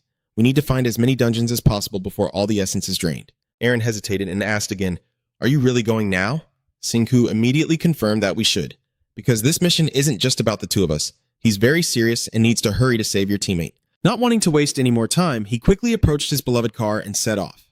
Aaron had already tucked the map into his shirt pocket, praying silently that they would find more easy dungeons. Just as Singhu was about to put on his helmet, a sound suddenly rang out, followed by news about the players. The large screen on a nearby building was broadcasting the latest update, and all players who escaped the dungeon using the item called Escape Stone reported that the dungeon's difficulty had increased. The Tornado Society, the most famous guild in Korea, also announced that despite their thorough preparations, they still lost many members, including John Seha. They report that the difficulty increased at the same time as monsters were rebelling all over the world. Not only that, but related topics are constantly being updated. Hot news, and people around the world should know about the winged ones. That means the number of player candidates has surged again, something we haven't seen in a long time. According to the data they've investigated, there are already 1,000 new cases just in South Korea. Compared to other countries, there are even more terrorists and hundreds of thousands of cases worldwide, igniting hope for those suffering from monster attacks, but there is still debate over whether this is truly good news. The red motorcycle quickly sped down the main road as many new players appeared across the world to balance the wave of monsters flooding out. According to a cyclical pattern, we are also bound to witness a large-scale purge, but at the same time, the dungeons in the Heavenly City have been upgraded, forcing players with more than 15 experience to log out, and some candidates even fail the trial dungeon. After many shocking events, life gradually changed, and the Heavenly City, once despised by humans, now began to exert a strong influence on the world, inevitably leading to increased trust in players. In the end, Singhu made a statement. The more players retire, the more dungeons appear. Perhaps a great catastrophe is approaching. At this moment, he immediately sensed something unusual, and as expected, his sixth sense was very sharp when he noticed a path and a glowing dungeon by the roadside. But it didn't stop there. There was also one inside the children's playground and another at the park's fountain. And right where Singhu stopped his car, another one appeared, and he was amazed and commented, not even needing to use the red device, while Aaron was a bit at a loss in this situation. I agree. He quickly took out his phone to search, thinking there were at least 20 just in Seoul and hundreds across the country. This explosion makes her feel very uneasy. So much so that she doesn't even dare to count how many there are worldwide. With her extensive experience, she can easily tell that this indicates the number of new players is actually quite low, and most of the weaker candidates can't pass the trial dungeons. This issue has made Aaron feel heavy-hearted, her mind like hanging upside down from a tree branch. And most veteran players have advised them to take basic courses, but some people never listen. And because the difficulty of the trial dungeon has increased too much, newcomers can't pass just with courage or heroism. On the contrary, Singhu's obsession with dungeons is so extreme that now he has a buffet feast of dungeons served just for himself. He shows no fear at all and seems to be thoroughly enjoying it. Oh, this world is full of easy dungeons. His curiosity could no longer wait. So where should we start now? Aaron quickly sensed the atmosphere. Let's begin with the easiest one. Singhu deliberately pretended not to hear. needing to practice combat skills, so he had to skip the easiest ones. Those were clearly test dungeons, and although she was angry, she repeated again, let's start with the easiest one. He continued to perform the comedy monologue himself. We should choose at least the normal level. Erin had completely exploded, not holding back her anger, and I told her to pick the easiest one. Singu clearly wasn't convinced and thought to himself that although he wanted dungeons like fighting the Great Demon, he couldn't be sure until he actually entered one. But seeing her fierce gaze, he felt afraid, so at least he had to enter a dungeon of a similar level. In the end, he had to compromise. Damn it, there was no other way, so he had to listen to me. Erin temporarily calmed down, but she still left a remark, I hate you so much. Singu began to plan how to adapt. He could still train his skills even in the lowest level dungeon and gather experience and essence. If he couldn't get quality, he would compensate with quantity. At this moment, the system displayed a notification. Ant Hill Area 231. Demon Purge. 3-hour completion limit. His strong steps gradually entered the dungeon. This calmness made Singu uncomfortable, constantly complaining. He had just chosen a supposedly safe area, but unexpectedly there were no player souls in the dungeon at all. Suddenly, something beneath the ground caught his attention instead. A swarm of the strongest demons was slowly crawling toward him. You've never hesitated before powerful monsters, but facing this feeble thing, your mind is screaming inside. It's terrifying. Singu, suppressing his panic, turned to ask his teammate, is this the weakest demon you've ever seen? Arin carefully observes and responds, yes. When I first started, I also had to go through quite a few dungeons like this to explain more about this tiny creature. The first demon is a classic weak monster that appears in all fantasy works. But if you consider its origin and structure, this creature has a special structure. Its strength is far from ordinary. It is corrosive to physical attacks, always appearing in large numbers to destroy everything in its path. In theory, that's the case, but compared to Singu's physique, Arin is very confident, but these ones are not. You just need to lightly poke or hit them to take them down, even a gentle step is enough, and you quickly understood that, right? Suddenly, all the lesser demons shouted and charged at once. He also immediately activated his combat mode, his foot beginning to glow with energy as he charged fiercely into the enemy circle with his black wolf in hand. The demon horde doesn't cause any damage to Singu. As soon as they touch him, they shatter like water balloons. Is running enough to get through the dungeon? What is this? Playing on a phone for kids? To end the battle quickly, he used his ultimate move, the battle cry. The echoing sound successfully attracted the entire horde of demons rushing toward him. Singu kept rushing forward, ignoring how they melted away by his mana, and he realized that some skills work better when the enemies are weaker. It felt a bit dull, so easy. Just gather them with a battle cry and then use a charge. This mission seems so easy that I could do it with my eyes closed. Who would have thought that just running with the rush attack could kill so easily? But Erin knows very well why that's the case. It's not quite like that.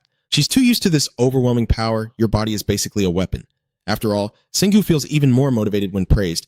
I should start training these two skills in some easier dungeons from now on. After running nonstop for a while, he saw the end of the corridor. I see the boss door now. Seeing the boss monsters jump out to attack, his limbs were restless and he couldn't wait any longer. All right, let's clear this dungeon. Erin called from behind. Wait for me. At this moment, the large demon appears and stands in front of him. Singu doesn't rush, but carefully observes the opponent. It seems this one can't be defeated with a single charge. His hand clenched the claws of the wolf, preparing to deliver a fatal blow. He needed to practice combining rushing and punishment. Singu charged forward, holding the wolf's claws ready to attack the Demon King. Suddenly, Erin flew in to warn Singu. Just 2 seconds ago, the Great Demon King can harden its body with mana. It quickly defended itself with a strong mana shield. Ignore that. He still aimed a direct strike at the strongest demon. It disintegrated into pieces like drops of water. She watched from afar and froze in place. Singu knelt down, looking at the mess and sighed softly. I failed. It's very hard to switch skills once mana has been shaped. Then, he immediately turned to ask Erin, so what is its special ability? Only to be met with her helpless confusion. What? I didn't say anything. At the same time, the system displayed a status message. The dungeon was completed in 17 minutes and 5 seconds, defeating 341 normal demons and 1 large demon, unlocking a special achievement that increases speed by 5 points. Singu was somewhat satisfied. He had unlocked a special achievement, and maybe he just needed to clear dungeons quickly since it increased speed by 5 points, while normally it only increased by 2. Unconsciously, he wondered if his strength had increased after achieving the special reward, noticing his muscles changing as his quickness points went up. Suddenly, she interrupted his thoughts, saying now he looks like a sick person. Singu, the stronger the better, right? Yeah. While celebrating, he noticed something. It was a notification from the system that appeared, informing him that he had received the secret to a special achievement, turning him into a peace activist. Singu read the information while raising his chin to calculate, thinking it was another special achievement, but it turned out not to be. What kind of secret is this? Suddenly, he felt foolish, like a monkey, because the secret was so simple even a monkey could know it. But the problem was, it was making things difficult for him. Thinking this, Singu shook his head in denial. Probably can't joke around anymore. That action made Erin uneasy too. Then Singu, there's nothing. His face became unusually serious. If all dungeons have bugs, then it won't be solved in just 1 or 2 days. And yet, despite how harsh it is, the message for me is very positive. If this message exists, I have to see it. The system continues to present information to Singu, indicating that the FB completion level rewards include the Great Demon Essence, and a version of the Essence with the greatest demonic power. You can gain its power by consuming it, but consuming it after refinement will give you the memory of the greatest demon and experience points for completion. The slimy pile of the greatest demon gradually dissolves at your feet, a conclusion too simple for a dungeon with no level, let alone leveling up, finishing the FB level, and receiving such a reward is just too wrong. Two conflicting thoughts clash, but before he can think further, Aaron looks again and says, "I didn't think you'd get that." Essence Stone turns out it's a reward for reaching FB level in his hand. Are 3 small, beautiful fail fragments, just tiny pieces, but they contain the memories and mana of a parasitic monster. And even with a monster, you might not get a reward in a low-level dungeon. The girl winked knowingly at Singu, saying if he wanted to carry everything in one raid, he was too greedy. And Singu, do you think there are many more Demon Lord dungeons in the city? But you didn't pay attention to Aaron's question. What matters is that you were just called greedy. Singu, annoyed, turned to leave, then replied in a teasing tone, "You're good at that, so keep your hands on your storage bag. Don't just know how to eat. All right. Just keep pocketing the 3 new essence stones I found. I probably won't get anything even if I sacrifice all my essence, so it's best to store them in the resting area." Suddenly, Singu has a new idea. Maybe if I clear low-level dungeons, I can save a lot. A bright yellow triangular-shaped block suddenly appeared, indicating a level 3 dungeon with very low danger. Aaron, walking ahead, was startled to see it. Wow, a new dungeon was created just 20 minutes after I was there. Singu suddenly thought differently, scaring her. Or maybe it's a plan to reduce the Earth's population, so the story has been changed to that kind of plot. I'm so scared. He suddenly remembered Jockin and Bogan, feeling a pang of sorrow, knowing it's sad that so many giant ant dens have been created from the trial dungeons. But sitting still won't get us anywhere. Everyone probably suspects that I want to become more special. After saying that, Singu clasped his hands together and laughed loudly. Otherwise, they wouldn't be suited to be players, meaning there are still many dungeons for him to gather the essence of the strongest demon. He even winked at Aaron, thinking we should go gather the demon essence first. That sounds good. Maybe we should find a safe spot to do it. And the scene shifts to an apartment building on the roadside, with a giant ant nest-like hole in the building. At the same time, a system notification appeared saying that the 237th ant cave in the Mouse Paradise was completed within 4 hours. The two of them quickly descended into the cave, and after just a few steps, he sighed. Why do I always have to do this? Suddenly, a scratching sound made Aaron freeze in place. Mice. She instinctively curled up in fear. Mouse dungeons are the worst for beginners. I always had to avoid them. It's not cheap. Singu just figured it out. Are you afraid of mice? Aaron looked down, speechless but accepting. That's right, exactly. She sadly explains that at least other monsters like demons, beasts, or dogs are still scary. The image of a mouse suddenly appears frightening in her mind. But among the mouse dungeons, the monster mice are still just mice. Then she remembered the previous players who had entered the mouse den, and so these players were all careless even though they shouldn't be. Yet Singu still looked confused. So what? They use numbers to defeat quality. Aaron calmly adjusted his posture, saying that if you let your guard down, the entire swarm of mice will surround you, and sometimes there's no chance to be careless. As he spoke, her fear grew even more. The mouse nest would be devoured completely. Weapons, armor, everything, leaving her defenseless. According to instinct, Aaron muttered to herself, one of the most tragic outcomes when clearing a dungeon. But Singu didn't seem to believe it.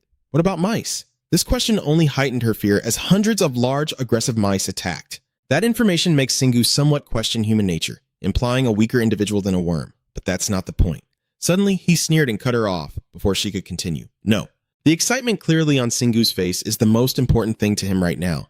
Before long, they arrive at a damp tunnel. Everywhere is wet. That filth was so disgusting I had to hold my nose to keep going. The uncomfortable space is real. This must be Europe during the Black Plague era. It's making me sick. The dark space makes Aaron afraid, and she hides inside Singu's shirt pocket, looking like a doll in a bag. And now she's tiny like a mouse, probably because she hates facing them. But she also hasn't forgotten her mission to lead him. Do you see the glowing spot in the pocket?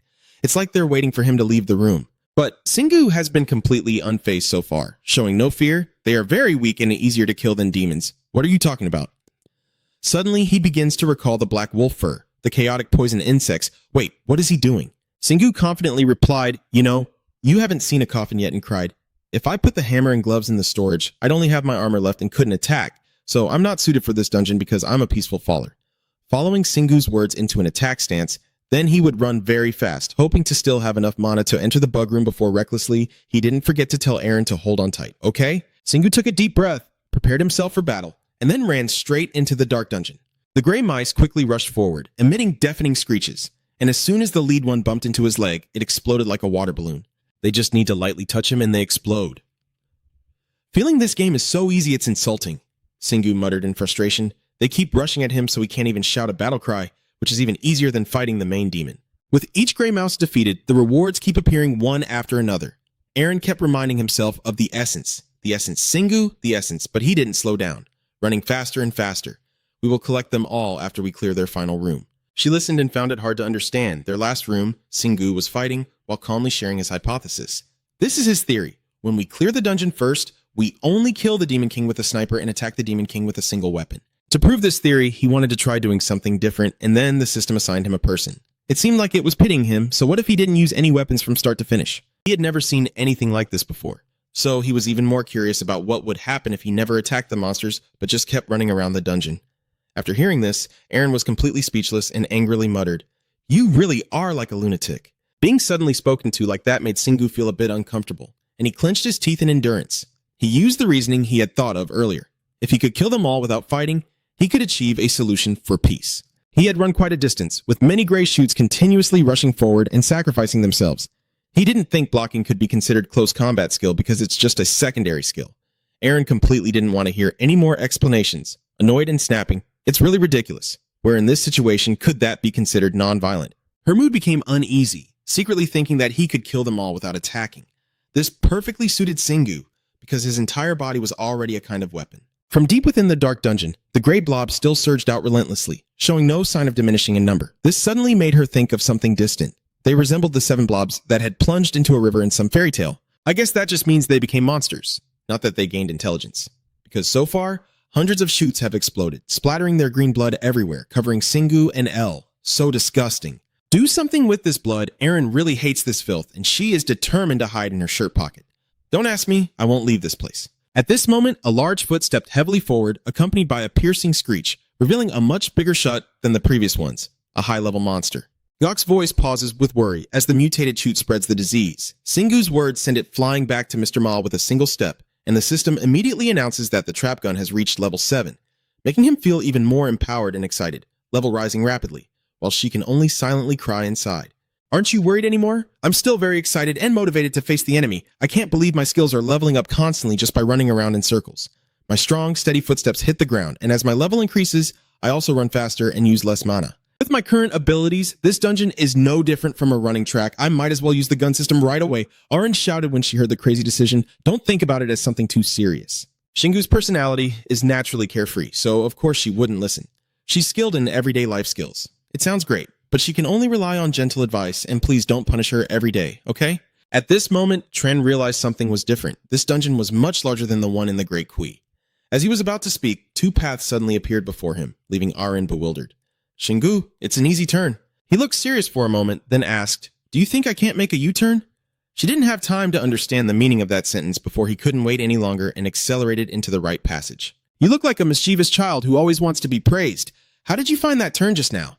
But Aaron didn't feel happy at all. "I almost want to vomit." During this dungeon exploration, Shingu learned an additional skill. Because he ran too much, he learned how to change his direction, but the key is to control the direction of the force applied. He seemed to become a research professor, concluding that if he understood which part moves and how mana causes it to shift, changing the direction of the force wouldn't be so difficult. Indeed, he had made excellent use of his innate power, clearly still intact, using it to crush this seemingly endless swarm. That sudden thought made him hesitate for a moment. Muscles, mana. Shingu's fighting spirit suddenly changed, and a look of indescribable confusion appeared. See, he fell into deep thought, recalling the days of victory from the past before becoming a player. "I used to enjoy a life without any mana, and I had gotten used to living that way for a full 24 years. His doubts quickly surfaced, but should he keep his actions the same even after his body was filled with mana? His body unconsciously kept running, but his mind was constantly thinking about skill activation and internal organ skills. Do I have to treat them differently from my body? It's true that it feels like a real game, but that doesn't mean I'm actually in the game. Someone as carefree as Shingu isn't suited to worry this much. I don't think I can solve this problem right now." He looked down at his small teammate still curled up, avoiding the slime. This was too complicated to handle immediately. I'm sure even Arin can't fully understand this problem. He quickly ends the mess in his mind. After all the clues point to the battlefield. Suddenly, Arin cheerfully called out, "Shingu, I see the nest room ahead, but you still have some questions. What about the remaining mice?" She's not sure either, just making an educated guess. "I think there are still a few behind us." Hearing the answer, he quickly demonstrated his skill, changing direction at lightning speed, just like that, making a U-turn. The gray mouse saw him turn back and was so frightened that his face turned pale. Shingu felt even more triumphant at this reaction, thinking they would never let A live. Every powerful step he took quickly wiped out the entire swarm. So, the conditions are met for the final battle. Alright, let's head back to the last clone room. Irene suddenly thought of something and was startled. Shingu, you're planning to run straight in there, I can tell. You're already running as fast as you can. It seems the slime all over you is making you very uncomfortable. You just want to get through it quickly and take a good shower. And she's tired, crying and sobbing just like you. The door to the last dungeon room is now open, and what catches his eye is a line of mutated rats waiting in formation. Irene, terrified of these disgusting creatures, can only scream in despair.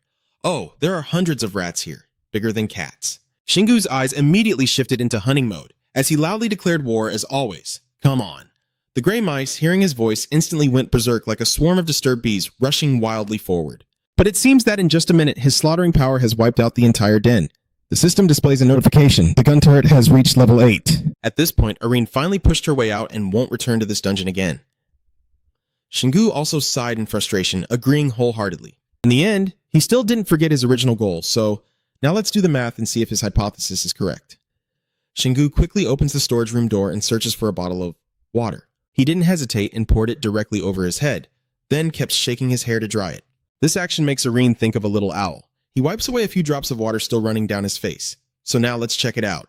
The system then displayed a notification. Dungeon completed. Time used 0 hours 15 minutes 36 seconds. As expected, Shingu successfully received the reward, unlocking a special achievement for peace activities, along with an additional skill reward for the player. Aura, an innate skill, level 1 aura, combines spirit, physical strength, and mana ability to manifest them, dealing mental and physical damage to weaken and threaten opponents. It could even kill them if the damage is high enough, and you can control the amount of aura produced as the skill levels up. Shingu carefully considered this. The balance between achievement level and additional rewards was killing him. This matches Irene's long-held belief, giving her a reason to blame him. See, it's not truly peaceful after all, but he only cares about the power he's just gained. While aura is a wonderful skill that can weaken opponents without any physical contact. She couldn't respond, so he sighed in frustration, the only problem being that he only knew these skills and couldn't control them. I guess that's just one reason why he can't see any humans right now. Remembering Shingu's recent actions, causing harm just by running around, he immediately felt guilty because she complained too much.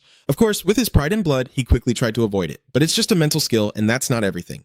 It's very good, it's a wonderful skill. He quickly forgot all of those words, secretly marveling at how it was the best innate skill because it could combine physical ability with mana and an unnamed power called mental strength. As his abilities gradually improve, Shingu sees great potential for the future if he studies this skill carefully. This natural talent, bestowed through achievement, could become an excellent supporting factor in controlling and developing his powers.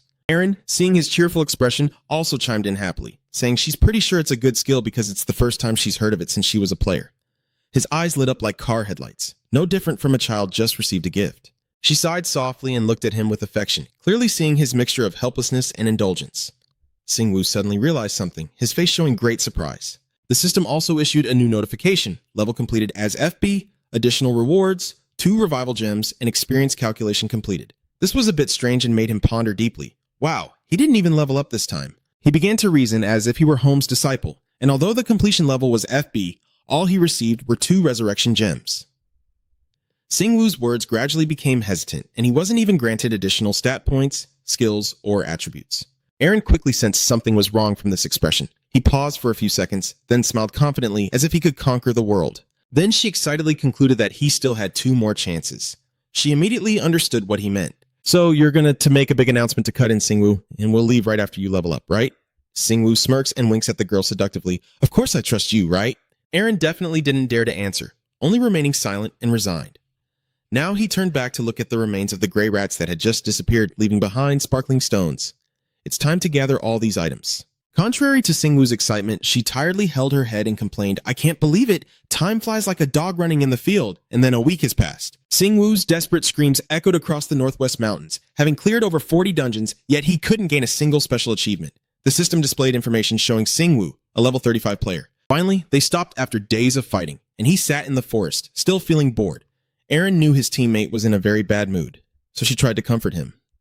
It has been 3 hours since Singwoo entered the rest area. Maybe he should sleep a little more, but all he could respond with were bitter words, questioning why all the skills were perfect. He felt extremely disappointed, clutching his head as he tried to find the reason. because he liked the speed at which the skills level up. And after he conquered a few more dungeons of the Demon King and absorbed the essence of the giant demon, it granted him more difficult skills. I mean the Iron Bond skill, which is also a good skill that might save his life someday. The more he thought about it, the more confused he became. Singwoo finally lost his temper, but why? Why couldn't he unlock any more notable achievements? Aaron had to find a way to encourage him, worried that if he didn't act quickly, everything would fall apart. It's not like he can just get what he wants whenever he wants. Seeing his constant overreactions made her unconsciously laugh, and his current state already looked pretty crazy in her eyes. Only now does she calmly explain what she knows. An ordinary player cannot gain 2 stat points for strength, agility, and stamina each time they level up. This is considered very normal. They can earn extra points if they are lucky or unlock new achievements. Singwoo stopped causing trouble and listened carefully to every detail. But his mana status points only increased by 1.5 each level, making it easier for them to control. But in the end, Aaron directly pointed out that his leveling method was completely different. From the beginning, he was never like other players. His mana only increased by 1 point each level, which was too little and stingy. But the crucial consequence was that other physical stats increased by 2 points, meaning he was much stronger than others at the same level. Singwoo nodded in agreement, sitting quietly and listening to her explanation. The mana amount didn't have much effect, but the way he used it did. I don't know if it's because he's a hidden player or if he's been special from the start. Aaron paused for a few seconds, then looked seriously and very dangerously. But Singwoo, you. Finally, her attitude shifted 360 degrees. She cheered happily for her teammate, who was becoming stronger than all other players with each level up. Hearing this, he was momentarily stunned, his eyes wide with amazement. Seeing that he still hasn't caught up, Aaron continued to reassure him. He might feel sad right now, but I think it's for the best for us. Despite Singwoo not saying a word all this time, she still analyzed seriously, and his level up is the clearest proof of that. Indeed, with 10 years of gaming experience, she understands the mechanics and distribution of the game perfectly, especially at the highest level of mana-related skills. She said this with a smile, watching his reaction as leveling up directly depends on the growth of mana techniques. I know you're very skilled at controlling mana. Singwoo has been unusually quiet today, sitting in deep thought, but your development rate far exceeds my expectations. Aaron didn't pay much attention and still focused on his presentation. Yeah, you're doing very well. Everything is perfect, so you can relax. At this point, he finally ordered coldly. Fine, maybe you're right. I thought he had realized. But in the end, it was like water off a duck's back, which means we should return to the fortress of the Great Knight right now. A smile instantly froze on Aaron's face as glue sprayed so thickly it seemed like someone used a time-stopping watch. Only the shattered screams echoed through the street. Huh? In the blink of an eye, Singwoo's red steed was taken out of the storage. Aaron was still in shock, asking repeatedly, unable to accept the truth, do we really have to go there? Hurry up and put on your helmet so we can leave quickly. Yes, I can do this right now, and if we don't go immediately. I didn't expect you to use dirty tricks to hit her weak spot. Your colleague will starve to death. Aaron still wants to find a reason to stay home. I know I have almost cleared the dungeon in Seoul, but that place doesn't compare to all the dungeons across the country, and we don't need to make the hardest decision right now. But Singwoo firmly insisted that's exactly why we have to go, which made her somewhat confused. Singwoo seriously shared his thoughts, saying he wanted to clear that dungeon before leaving Seoul because it would be troublesome if those monsters appeared. This time, Aaron was caught off guard and didn't know how to react. He remembers the ferocious demons and honestly confesses that each of them is a well-trained and battle-loving warrior. Once released, they will slaughter endlessly, and he knows South Korea always has plenty of high-level players. I'm a bit hesitant to reveal what I carry inside, but the Demon Lord isn't necessarily the most terrible enemy. Aaron felt he was overthinking, tried to reassure him, but with this situation, he would become stronger than them in just 10 days, and we still have plenty of time before the dungeons erupt. The time they spent side by side allowed her to see quite a lot about him. His development progress was definitely not normal. Maybe because he was completely ready to grow. Suddenly, a flood of doubts flooded her mind. Maybe it's because he's never stopped training himself, or because his talent is too outstanding, or perhaps all of these factors together.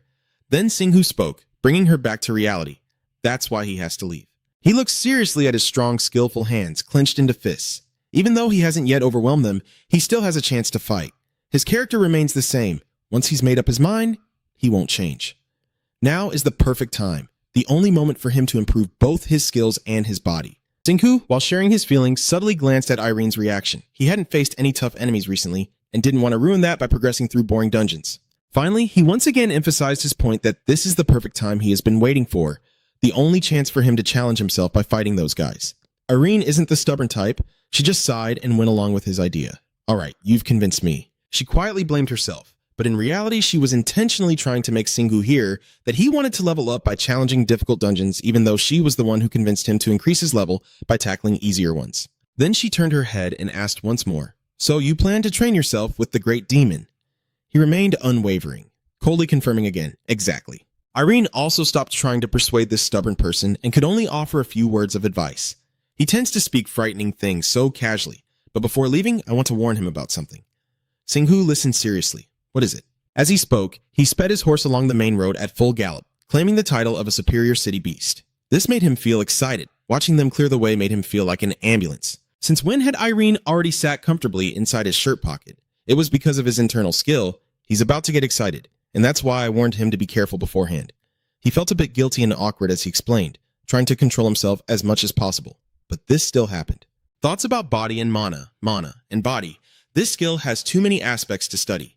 Singhu had planned this in advance, but there are still some issues. If only everything could go more smoothly. He can study this skill in the resting area. The things he doesn't need are there, but the ones he does need are scarce. And so is the time. Suddenly, Irene notices something, her eyes shining in the large pond. We're here. Hearing that, he quickly jumped off the bike and skillfully sped the motorcycle into the dungeon entrance. Just as she suspected, they had successfully created an entry into the dungeon. The system immediately displayed information that the high-level Demon Lord's dungeon is extremely dangerous. Singhu observed the large water stain on the ground, possibly because he had been here before, but the entrance looked quite fragile, and he could even open it just by hitting it with his tail.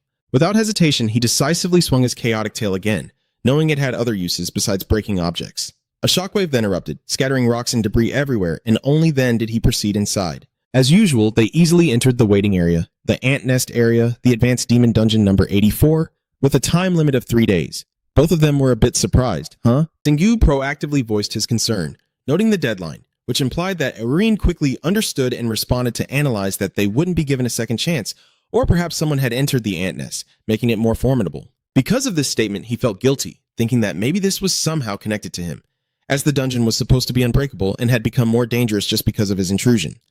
Still, Singhu tried to ignore these thoughts, finding them absurd and unsettling news. He slowly led the way deeper inside, so it will restart when we are in the forest. Irene sensed that this situation carried many risks, and we just need to send a simple report to the Gale Society. I also agree with that, but we need to prioritize other things first. Right now, let's go find the vehicle.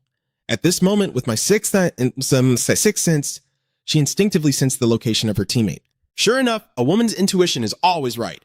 Irene pointed in the direction he had just looked. He's over there. Seeing your condition, how could I forget? Are you dead yet? You nervously replied, no, not quite, and then looked at Irene as if to deny it. I'm trying to get used to not having a body anymore. As time passes, I might shrink to her size. Zaha's tired, unfocused eyes close, as his voice grows even more sorrowful before fading away without a trace.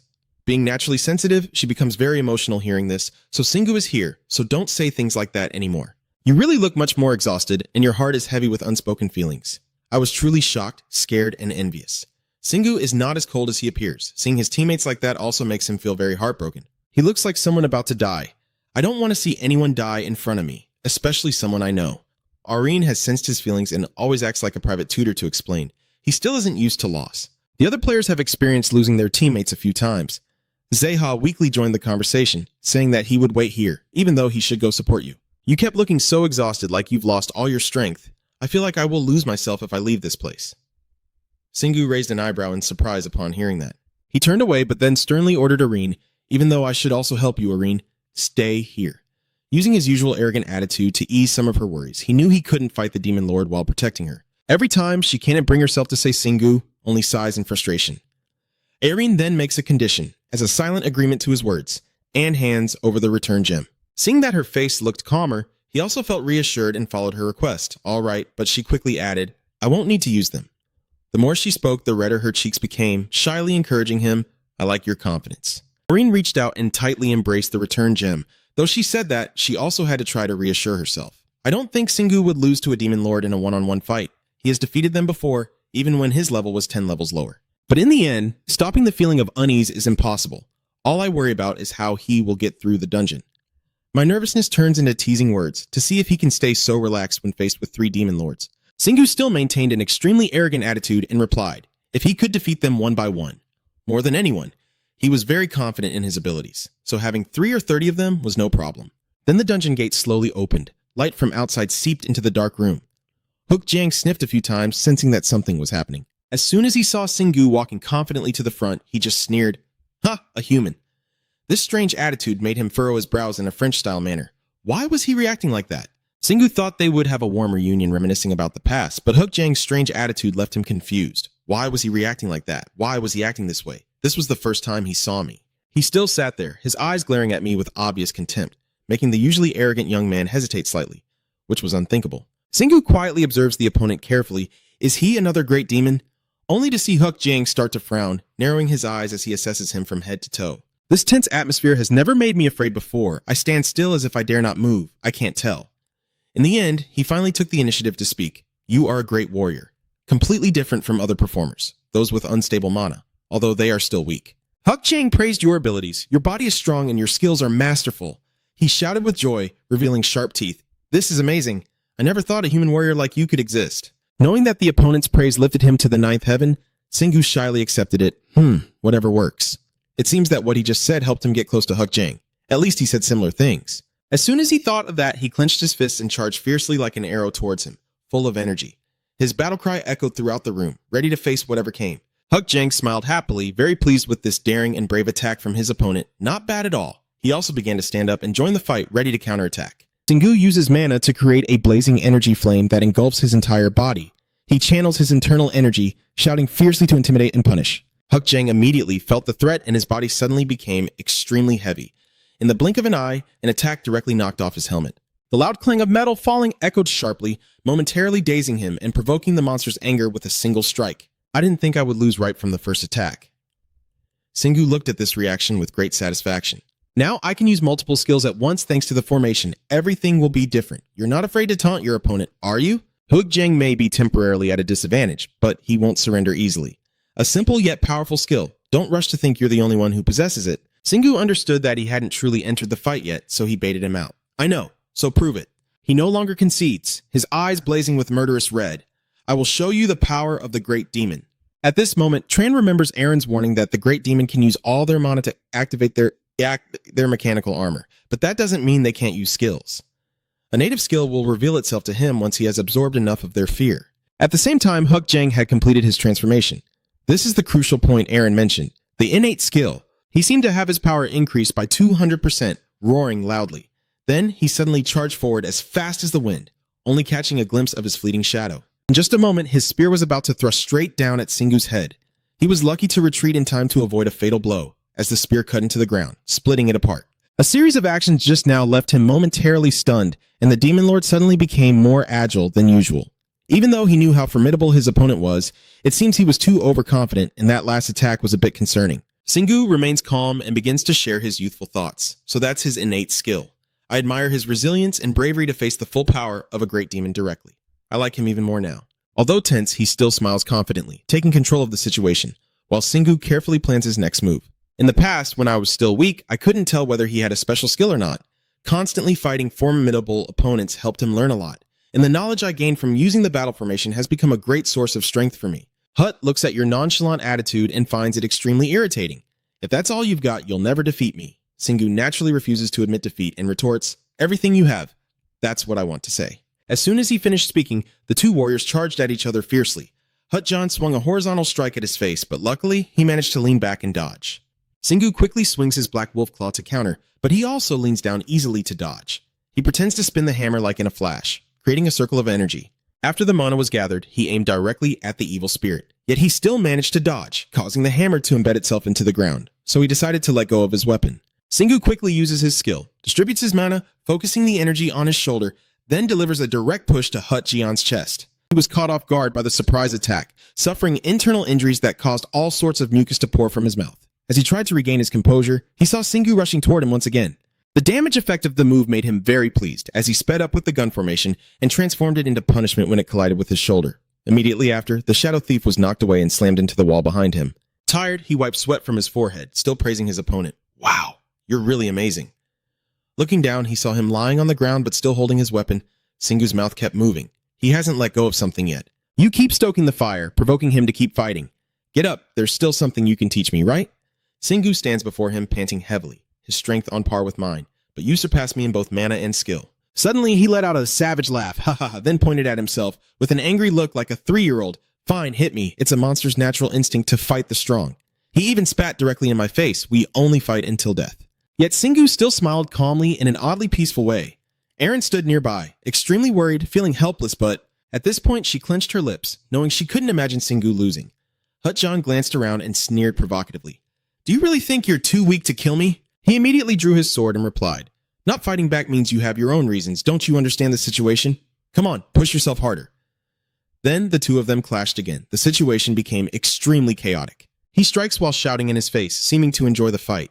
Singu grins in response, never having faced an enemy directly and letting him go. Amidst the clashing of weapons, he kept calculating. I used to be so exhausted I couldn't use any techniques to close the gap, but now everything has changed. Each time I dodge his attacks and connect with myself, I can feel myself gradually growing stronger. The aggression is clear on my face, and the more I fight, the more like I'm recharging. This feeling is truly exhilarating. Thinking that, he aimed straight at the angry giant. I'm only fighting a giant robot now, but what will happen next? Singu landed on the ground, still with that confident attitude that hasn't disappeared. If I become stronger, I can fight even more powerful monsters. The thrill of surpassing enemies. A wave of exhilaration rises to its peak, making him exclaim that it must be amazing.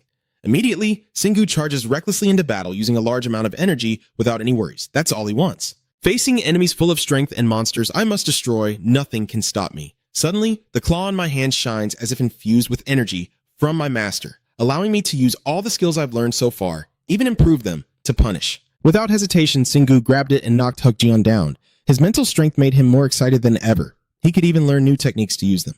The final blow left him bleeding and his armor shattered. Seeing Huk-Jeon lying defeated with no resistance left, I praised myself. I've won. I didn't even need to use fire magic and could defeat my opponent just with mana and physical skills. But soon he looked up in despair. I lost. Huk-Jeon gazed at Singu with admiration and sighed. Warrior, there's nothing left for anyone to take from me. Your technique is already perfect. He struggled to sit up and continued. But whether you can harmonize it with mana is something you still need to train more. I glance around, showing agreement with my opponent, which is also what I am thinking. Singu looks at his broken hammer. That's why I want to fight the great demon to get clues, but these guys don't have fixed martial techniques. Seeing how pitiful Huk-Jeon looks in front of me, unable to stand up, they are only good at fighting using their bodies to win. Suddenly, he chuckled to himself. Unfortunate for them. I have a natural talent in a similar area. Now he's gradually recovering from the recent battle, and his words are more exhausting. I am sure he will want to have the skill to synchronize with the rhythm of my heart. Huk-Jeon points directly at Singu to explain, but that is a power reserved for a select few great demons who have proven themselves through countless battles. For human warriors, they must seek their own opportunities. He narrowed his eyes and spoke ambiguously in a very mysterious way. I could see the beginning of it. Hearing that, he was surprised and asked again, the beginning. After saying that, Singu suddenly startled and realized something. Oh, he hesitated as if he couldn't believe it, thinking he might have guessed it. Although it was a skill he had acquired by chance, he was sure he would find something similar by the end of the journey. Then he smiled with childlike delight. Nothing beats the mighty demon beasts. Singu turned to Huk-Jeon with a clearly grateful tone. Thank you for your advice. I am very pleased. In response, he offers a teasing smile, and I also enjoy this battle. But be careful, human warrior. Huk-Jeon involuntarily thinks about his comrades and confides that there are hundreds of beings like him, and even stronger warriors. Suddenly, his eyes widened with intense emotion, and the captain led them through all the obstacles. Huk-Jeon once again pointed at him with a serious tone, warning that he needed to become stronger to defeat them all. Don't worry about that, Singu just says with a confident smile before a loud hammer strike echoes and black blood splatters everywhere. Huk-Jeon's body disappeared, leaving only a handful of ashes as he slung the Hak-Lang claw over his shoulder and coldly said, Dueling and conquering dungeons are two completely different things. You can only rely on basic techniques and combat skills, but not use your own abundant energy, right? Singu turned around and walked away coldly. I held back my aura and didn't use the full power of the claw. And only then did Eren rush out to examine the treasure on the ground. Suddenly, she turned back to look at where Huk-Jeon disappeared and smiled because she wanted to defeat her enemy using her pure physical strength, mana, and combat skills. At the same time, she hugged the gem to her chest and flew towards Singu to listen to his explanation. But that was not the only reason he prolonged the fight with him. My thoughts kept swirling in my mind. I have gathered enough information. I have analyzed the strength of the giant sentry perfectly, the way I need to move to counter them, and I instinctively thought of the image of myself standing in front of a dark cave, how I need to move inside the dungeon. Returning to reality, Singu raised his hand to assess. I still have half my mana left. I think I should start saving mana again. He now held his spell ready to cast, while Eren stood nearby with blushing cheeks watching. Should I wait until I fully recover? No, if I can't conquer it. Singu clenched the Black Wolf's paw with both hands, silently determined. I can use the healing gem to recover and wait for the return. I mean, I could have saved a lot just now if I had only killed one monster. Thinking it through, he said excitedly with a very eager look, All right, then let's try in the next room. Immediately, Singu calculated calmly, his face expressionless. Each room in this dungeon is far apart. He caused quite a commotion in the first room, but no monsters appeared, so she agreed with him. He should be happy about that. Yet Singu paid no attention to Aaron's words. Or maybe they thought it was just a sacred duel and didn't interfere. They were definitely right about that, and her childishness made her want to laugh, but she didn't.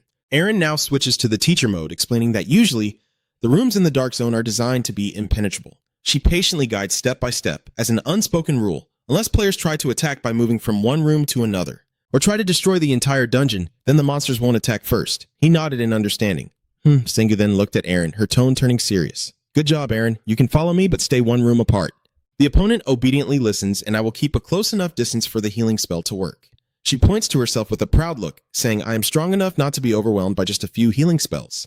Aaron looked at him seriously, trying to prove that he was not the only one who had become stronger. I also regained my strength by experiencing and clearing the dark dungeon with you. At the same time, Seiha appeared out of nowhere to join in, a support character who would grow in strength alongside the player. He also activated his teacher mode to explain that if the player levels up, the support character will also improve accordingly. If you train your mana, Aaron will heal her himself. Aaron, with his cheeks blushing, often tells Singu to conquer this dungeon. Singu. Encouraged by her, he hesitated but then agreed without hesitation. Alright. Aaron didn't seem very happy and actually felt a bit insecure inside. He has dominated every dungeon so far, so I haven't had a chance to help him, even after restoring all my strength. I quickly regained my confidence, but now everything has changed. This is my opportunity to prove that I am not just a loafer. Then Aaron flew over to Seiha to give some advice, saying, Stay here for now. Seiha also responded cheerfully, looking very enthusiastic, but be careful. Then Seiha smiled affectionately, a hint of sadness in his eyes. The great demons are very powerful. Singwu nodded in agreement. He quickly stepped forward to cover the girl's mouth. Is she looking smaller? Aaron hurriedly raised his thumb to signal. Damn, that's why we need to act urgently. They blindly moved forward, suddenly noticing something strange. Is that you? Curiosity drove the two closer until they realized and marveled, oh. Ahead of them was a dense forest of trees. Hard to believe it existed underground. Singwu was also amazed by the sight, thinking this was no longer just a cave. As he finished speaking, he looked up at the sky as if to confirm that because there was a shrine there, it must be a cave. Aaron looked even more excited, flying around and looking everywhere. The Demon Lord's domain was a dungeon simulating the great demons in a level 26 dungeon. That's good because we don't have to worry about other monsters, but it will block those who just want to fight through. Singwu thought for a moment and nodded. Gesauce! Their appearance quickly attracted the attention of the two powerful demons, one human, one invading.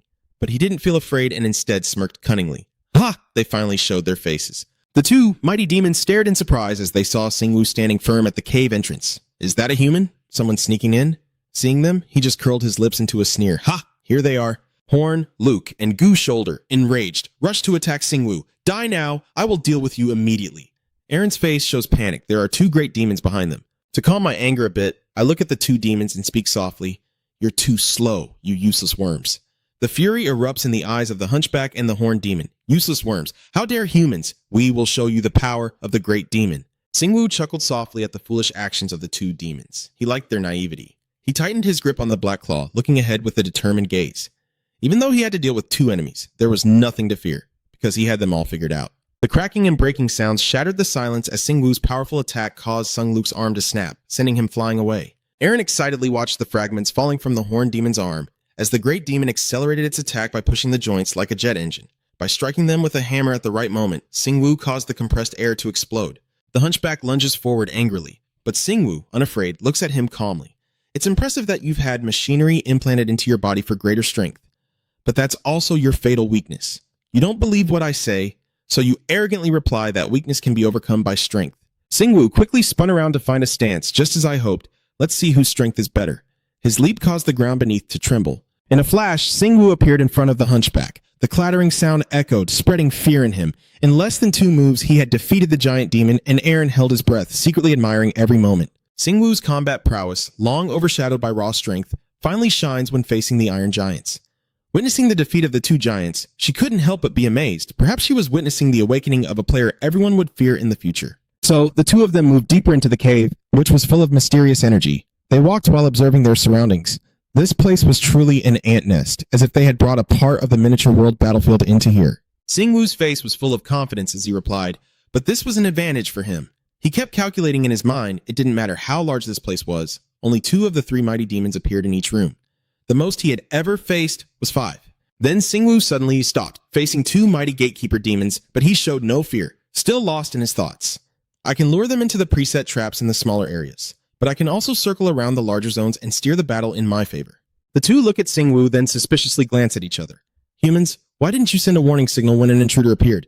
Singwoo, with his clawed hand, smiles kindly and says, "You're scouts, huh? Just like a real army." Suddenly, bursts of light like fireworks appeared all around. The large, sturdy trees quickly rushed toward the stiff neck, causing him to panic, while Singwoo's mind continued to speculate that they would surely be cautious if there was only one intruder. But then he also quickly reacted, raising his hand to handle all those trees. This is nothing at all. Following that, Singwoo appeared, looking at him with a devilish gaze and smile, but the guy simply calmly let out a sigh. Then, distorted voices of panic echoed as he came from behind the trees. No, he came with the trees. Aaron saw the scene and forced a smile. Singwoo, you look like a warrior or a predator. The three demon generals gather to block Singwoo's path and look at him warily. He's too strong. We should attack him all at once. Singwoo smiles and nods in approval. A reasonable choice, but your demons are used to fighting alone. He calmly watched the approaching footsteps. Suppressing his instincts and forcing himself to coordinate in battle only made you reveal more weaknesses. In a swift move, he decapitated one of the demons. And witnessing that tragic scene, the Iron Jaw howled in pain. Simon. Then, Wai and the others rushed forward to confront him, demanding, how dare he kill Simon, his face darkening into a terrifying smile, saying that someone would meet him soon. Aaron, seeing him like that, could only chuckle, saying he looked just like a villain Singwoo. From above, Kamsat charged down like an arrow. You've gone too far. Thanks to his speed, he managed to turn and counterattack in time. Wood Hatlang slashes through the wind, hitting Wai directly, while the other guy is Matt Long. As soon as he sees him throw away the only weapon he had, he immediately starts cursing. You idiot, you just threw away your only weapon. He didn't have time to do anything before Singwoo charged at him and punched him without weapons, looking at him with contempt. After all, weapons are just tools. Matt Long's lips start to quiver, his face gradually turning pale. Singwoo, seeing this, is a bit surprised, and he delivers another punch. The guy writhes in pain, whispering, how could you use poison? Singwoo is extremely surprised to hear that poison. Aaron quickly flew over to explain, pointing to Singwoo's gloves. He instinctively looked down at his own gloves. I secretly think this pair of gloves is very effective for both defense and attack. I've used them many times, but isn't this the first time an option has been activated? Then, the information about the chaotic venomous fangs keeps appearing. Below, there is also additional information. A pair of gloves made from the essence of extremely poisonous centipedes. Their durability is enough to protect your hands, and the small hard spines on the knuckles can be used to attack enemies.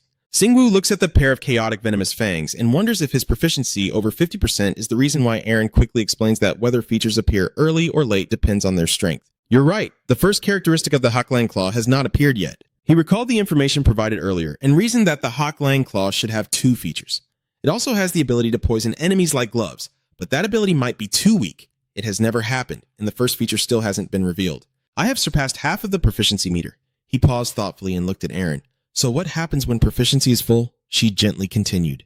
The weapon stats will be increased and you can use it at the fusion altar. There are many such altars. Singwoo clenched his fists after hearing that, realizing he still had a long way to go before it was full.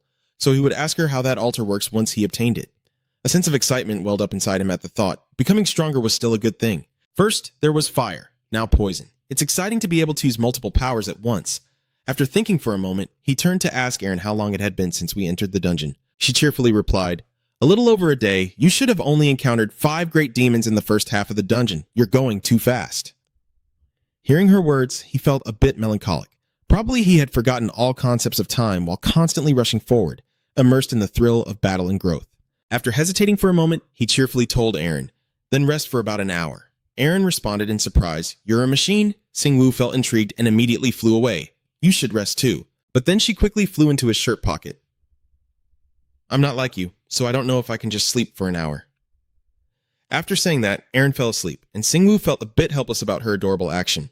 Then he also leaned against a nearby tree to rest. So when will you come here? From afar, a large shadow was lurking, and Gat's piercing red eyes kept watching his every move. I gently blinked and started to drift into my thoughts. I know you've been waiting for the right moment since my last battle. This isn't a skill or mana, I was born with this instinct. That demon lord is still watching carefully while he remains indifferent, but surely the enemy can't know that. Otherwise, he wouldn't approach me so casually. Or maybe he's just confident in his own strength. While Aaron is peacefully sleeping, Singwoo remains alert, feeling great because the attacker is lowering their guard now. The mighty demon slowly approaches him. Thanks to my sharp senses, I quickly noticed something unusual. Does it seem a bit suspicious? I think it's trying to analyze my breathing after pondering. I quietly smile and assess. Indeed, he's a sharp one. His aura is stronger than any of the great demons, and with his ability to hide himself like that. Finally, that demon lord appeared. His name is Bloodcover. I guess he must be a high-level monster. Even with his eyes closed, Singwoo quietly listens to his footsteps. He's coming. No, not yet. He's stepping back. Don't stay still. Your calm appearance hides all your intentions inside. I think I should make it come closer to me. Then he fell back into contemplation. But after this dungeon, only hardship awaits us, so stay strong. Bloodlord sped up and charged forward. Singwoo focused intensely to sense every move of him. It's too fast. 20 meters, 17 meters. As the distance closed to 10 meters, he suddenly opened his eyes, and the blood demon, unprepared, charged straight into the nearby trap. He fell sprawling on the ground, and a strange light radiated around him. I stare in confusion at what just happened and mutter to myself, who cares? I won't miss an opportunity like this. Huitfu, angry, looked up at Singwoo, who set the trap that even I didn't notice, so he must have known I was coming here. Singwoo chuckled softly, raising the claw of the singing wolf, his voice full of confidence. Of course, I already knew everything. After saying that, he launched a quick attack, but luckily the blood cover managed to block it in time. He looked down at his battered, fiery hand, realizing there was a trap he hadn't noticed, but he would use everything he had to provoke him. Suddenly he roared. His piercing cry shattered the silence, and a powerful horse kick struck down at the blood cover, accompanied by a loud explosion. The punch and the clash just now pushed both of them back. Singwoo didn't hesitate to rush forward, clenching his fists in admiration for his opponent's willpower. With such an admirable spirit and obsession, I guess that's why he's a top-tier monster. Huitfu looked at the opponent's fist with contempt. A human's weak fist could never compare. As if to prove that mocking him was a mistake, he quickly made him taste what it was like to get punched, something I've never heard of in my life. Fresh blood kept pouring out after the powerful punch. Then, a series of rapid attacks from Singwoo left him no chance to fight back. When he finally stopped, Huitfu was about to fall, but at the same time, a flicker of unwillingness appeared in his eyes. I don't know when Aaron woke up, but her mysterious power has been quietly supporting him. Bloodied and battered, lying weak on the ground, he asked, and that person, the one who caused the explosion, was there. Singwoo's face is filled with murderous intent as he raises his sword again, asking casually if he's happy to find out the truth. Aaron pouts and replies, I already told you. But very soon she returned to her cheerful state. You've transformed. Singwoo lowered his head and chuckled softly at this cleverness. He turned his back and continued his journey. All right, thank you. Then let's move on. Then he pointed towards the forest behind and helped him deal with the 20 giant demons hiding over there. The demons and Aaron were startled and panicked when they heard that, and she was furious, saying, what? It took him only 16 hours, 39 minutes, 11 seconds to complete the challenge. Aaron stared in amazement at the corpses scattered on the ground. Wow, you really managed to kill those 20 great demons without dying? Singwoo sighed softly, but the experience from this only came to him. Came to him after clearing the dungeon. He didn't think he could do it. Aaron angrily shouted at Singwoo, complaining about what he was whining for when he had already come this far. He just needed to defeat them now, and then the final room would be theirs. Suddenly, 3 high-ranking veteran demon generals appeared in front of them. When I saw them, Aaron's smile and confidence disappeared, replaced by worry, while the giant demons started to riot and cause chaos. You killed the evil spirit that wiped out my army. How could humans raise a warrior like that? It's all your fault. The chaos made Singwoo furious. Without a word, he charged and delivered a powerful strike to the snarling beast's head, causing it to perish forever. The other one, seeing this, cried out in pain, Simon! Singwoo hesitated and thought to himself, are they all named Seeming? The army commander and the face will roar in anger. I will kill and avenge Simong. How dare you be so cruel as to kill my comrades? Singwoo grimaced and smiled coldly. Death is the end. There's nothing cruel or glorious about it. Aaron chuckled softly, secretly exposing his true feelings. Even though he said that, he didn't want to die at all. Singwoo held the claw of the beast with both hands, feeling that if he fought a little more, he could create a passive skill. He looked at them with a determined gaze. There was really no difference when facing all 3 at once, so everything else was just remaining. And then, Singwoo suddenly uttered 2 words, General, causing Fa Quan and Matse to be stunned. Matse roared, full of challenge, you will never meet the General. As he finished speaking, he was lightly struck from Singwoo's side, and now 2 enemies had fallen. Singwoo turned to look at Fa Quan with a cruel gaze. So only one more left. I will send him to join your friends soon. He shivered and looked at him. You bastard! Fa Quan suddenly attacked someone, and Singwoo also looked over when he sensed something was wrong. A strange object swooped in, but luckily he dodged the attack.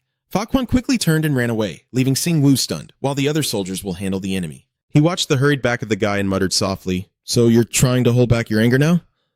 Aaron couldn't be happy at this moment. She worriedly informed Singwoo of that. He's forcing this door open to the monster room at the end of the term. Sure enough, he's really running toward the big door that's been closed tight all along. She shouted loudly, You have to stop him. Singwoo smiled, turning around to launch the sharp claw. Thanks, though everyone already knows that. A precise throw makes the claw slam straight into Fa Quan's head. Singwoo happily wipes his hand forward.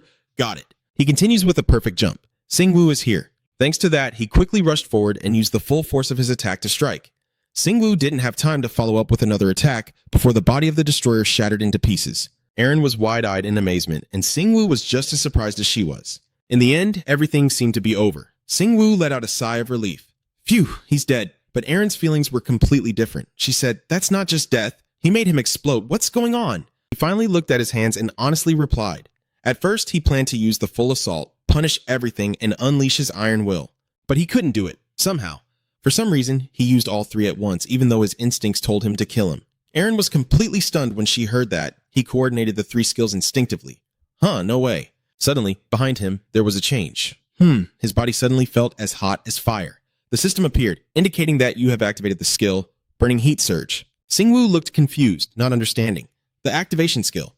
Immediately, the system responded with a prominent notification. Heat Surge Level 1, Composite Skill. Here is a detailed description of the effect. You create a devastating surge of power by directing the chaotic flow of mana in a specific way to suit your needs, while harmonizing it with your body's breathing. This skill is affected by all statuses. I'm both surprised and excited. This must be the second activation skill I just created. Erin also cheers happily. I always manage to do things beyond your expectations. I just created an activation skill, a combined skill. Singwoo quickly named his new technique C2 for short. Erin pouted, criticizing his taste. In some ways, the name is quite fitting, but don't call it that. Are you worried that your opponent has run out of Malukaben and is probing? I don't have much mana left, right? Singwoo smirked, sweat beading on his face as if trying to appear calm. Yes, it will definitely be an effect skill. He slightly furrowed his brow, silently calculating the amount of energy he had used, but he had spent too much mana to use three skills at once. He was sure the mana consumption would decrease over time because it was now a complete skill. Hearing that, Erin calmly advised him to rest a bit before the final battle, inside the final boss's room. There probably won't be any monsters there. Singwoo suddenly stopped, as if he had an interesting idea. But before that, he raised his hammer and moved to destroy these traps first. Erin stared blankly, thinking idly, as dungeons often contain deadly traps not only for monsters, but also for players. But after Singwoo encountered his first trap in the test dungeon, he destroyed all the other traps with the motto, "Better to kill accidentally than miss any," and the more she doubted, the more she was amazed. But he has never been wrong until now, and I still don't understand why he always finds those traps. It just felt wrong, even though it looked like he was randomly smashing some spots. While she was thinking, Singwoo had already destroyed a few, hitting one after another. And the amazing part was he guessed all of them perfectly without missing a single one. Later, a cute blue spirit girl suddenly appeared. Erin was surprised by her cuteness. While Singwoo looked annoyed as if warning her, she slowly opened her eyes, then quickly greeted, "Would you like to quench your thirst with a cold tear before entering the final battle of the dungeon?" Both of them were stunned and speechless. After regaining his composure, Singwoo raised his staff, glaring with narrowed eyes, ready to end the fairy's life immediately. "I should still destroy this because I have no idea what kind of trap it is." Erin quickly stopped him. "Wait, Singwoo, don't." After a while, the elf brainwashed the two of them and then quickly reacted with this shocking information. "Elf." Now Ruta finally happily introduced herself. "That's right, I am the elf merchant Ruta. I can fly anywhere you want." Singwoo stroked his chin, scrutinizing every detail. She doesn't look like a retired player like Erin or Seiya. He cautiously asked, "Are you a monster pretending to be human?" Even if others misunderstand, she calmly explains that you can call her a monster, or mistake her for a retired player, or conclude that she is connected to the dungeon system. Ruta calmly shrugged. "I am just a merchant, providing you with great items at reasonable prices." Singwoo turned back to ask Erin for his opinion, reassuring him that there's nothing similar in the Celestial City. Ngakngung paused to express that she knew the shelves were full of unexpected events, not present in the City of Heaven, but they still existed. The appearance of a non-monster, a player. Erin looked at him with a determined gaze, trying to convince her teammates to trust her intuition, as a third-party intelligence like that was too suspicious. Ruta just quietly stood to the side watching the two people discuss. Singwoo suddenly remembered a basic fact. She would probably mention a supporting character, the kind you usually see in role-playing games, an artificial intelligence character that helps players during their journey. He has secretly determined the true nature of the girl in front of him, and that concept is completely terrifying to this person. Seeing that they haven't reached a conclusion yet, he helps to reassure them, knowing he might seem suspicious, so he stays calm and is sure you understand this. She wants them to know that she has no ill intentions, that she doesn't mean to harm or fight with them. Even if she says so, Singwoo remains cautious, and that's what makes her dangerous. "I just pretended to be friendly, okay?" I pulled back. "What is it? If you are a merchant, then what do you want to sell me?" The suspicious customer opened up, excitedly revealing that it's about trading goods. "All I want are the alchemical items." She has shared all the items available for exchange. And what you might need are potions, revival gems, equipment, scrolls, and more. Everything you need in the dungeon. I will give you everything as long as you offer a fair price. Singwoo has probably been gradually convinced because she wants the essence, not dollars. And ironically, I think I can trust her a little more. He started rambling. Well, just a shift from someone who would deceive parents to someone who would deceive friends. "Teacher, just Singwoo keeps jumping to nonsense." Erin sighed helplessly. "Isn't that right?" He looked down sadly because he still had no friends. But when she heard that, she sprayed on some hair gel and said, What's there to be sad about? Just look at how lonely they are talking to each other, which made Tyke just stand there laughing happily. She quickly found a unique business idea with pickled cucumbers. She took out the item and offered it to the customer. Because you can't fully trust yourself, I'll give you a free gift just this once. Singwoo widened his eyes in disbelief. This vitality potion looked very real, from the size of the cap to the label, so I took it and handed it to you. She is completely confident in the product she sells. Since it's official, it's definitely not fake, so check it right away. The system displays information about the item, the vitality potion, a drink that can be easily mixed into soda to reduce the burden on the body and restore vitality and stamina. Singwoo suspiciously realizes something is off. Are they watching me? He smirks cunningly, but doesn't answer his question. She cheerfully analyzed like a real doctor. You look like you really need to rest. Without hesitation, he immediately gulped it down and Aaron, worried, stopped him. Singwoo! He smiled reassuringly at her. It's okay. The mask can't be faked. She felt she was overthinking and didn't argue anymore. That's right. The system notification. Your vitality and stamina have been restored. A glow surrounds Singwoo as he feels something healing his body. Oh, the counter. After taking the potion, he becomes a lone wolf. Seeing this, Aaron just clenched his fists, but he suddenly looks happier than usual. Singwoo felt every muscle change distinctly. It was amazing. I've been running through the dungeon nonstop for days, and just seconds ago I was completely exhausted, but now it all feels like a dream. Knowing the time is right, I immediately invite you to buy a mana potion. Do you want one right now? I will give you a special discount for your first order due to the outbreak and sell it to you for 5 Supreme Demon Essences. She sweetly and enticingly offers, and I'm sure the reward will be greater if you recover right now. It's better to wait for them to recover themselves before disinfecting. Isn't that a great benefit? Singwoo outright refused. I just can't stand that guy. Even though you were so dismissive, I still happily replied with a clever remark. Oh no, I'm starting to like you. You know? Singwoo, despite being sarcastic, still extends his hand to trade when he sees something good or valuable. All right, give me the mana potion. As a capitalist by nature, Rut quickly grabbed it and stored it away. I'll take the 5 essences of the Great Demon. Thank you, Your Excellency. After counting the money, she finally placed the 5 vitality potions on the ground. A little while after Singwoo finished drinking them all, he began to feel their effects. All right, it seems my mana has been restored. Seeing the customer so lively makes me very pleased. Do you need anything else? I guess not. She politely bowed to say goodbye to both of you, so see you next time. Take good care of me, merchant love. Withdraw. Then she disappeared in the blink of an eye. Aaron pouted and sulked, hoping we would never have to see her again. Singwoo gently soothes the other's mood. At least I found a living creature I can talk to about the ant nest. He guesses perhaps she also knows some secret about the heavenly city. Seeing him so clueless, Aaron also looked stunned. She pulled him back to reality. She won't reveal her secrets that easily. Singwoo thought the same, but still held hope. All right. I'll wait and see. He quickly dismissed the ongoing discussion to focus on the final boss. Those things no longer mattered right now. The most important thing was the Grand General. He glanced around and assessed that the final boss's room looked like it was built on top of a mountain's base, and it was too spacious for him to run in and crush the final boss's head. In front of them sat the mighty General Taemo, sitting proudly on a throne on the ground, surrounded by a pile of dead bodies. He asked with a terrifying face, "The one who locked me here, is it you?" Singwoo only sneered but didn't answer him. The half-smile silence only made the situation more tense. Taemo was extremely annoyed because no one had ever dared to act so arrogantly before. Despite his haughty appearance, Singwoo silently recited a prayer in his heart. Just looking at him made me feel suffocated and breathless. He is radiating an atmosphere completely different from the other giants. After a moment of silence, he finally spoke, saying it wasn't me, but whatever. Just consider it me. Contrary to his heroic appearance, Aaron was so scared that his face turned pale and he dared not speak. Taemo, seeing the opponent's composure, then burst into a delighted laugh. KKK. He is extremely excited by this cowardly person, who recognizes my fury and his own weakness, yet still dares to say that. Singwoo winked flirtatiously. I think fighting someone who is completely out of control would be easier. Aaron stands beside him, eyes wide with shock, taunting the enemy even while he's still confident he can win. Taemo growls fiercely like a beast. Singwoo secretly wonders about his own limits, always questioning what he would do if he ran headlong into a wall.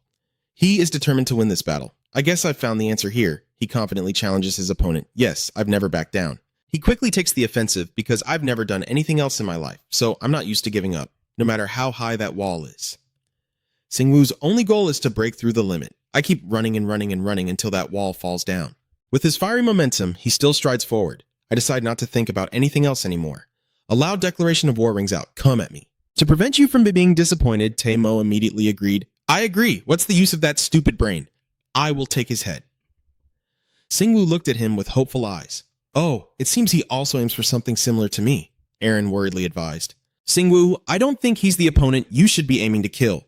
You arrogantly mock him. Before even defeating him, he's already threatening the boss.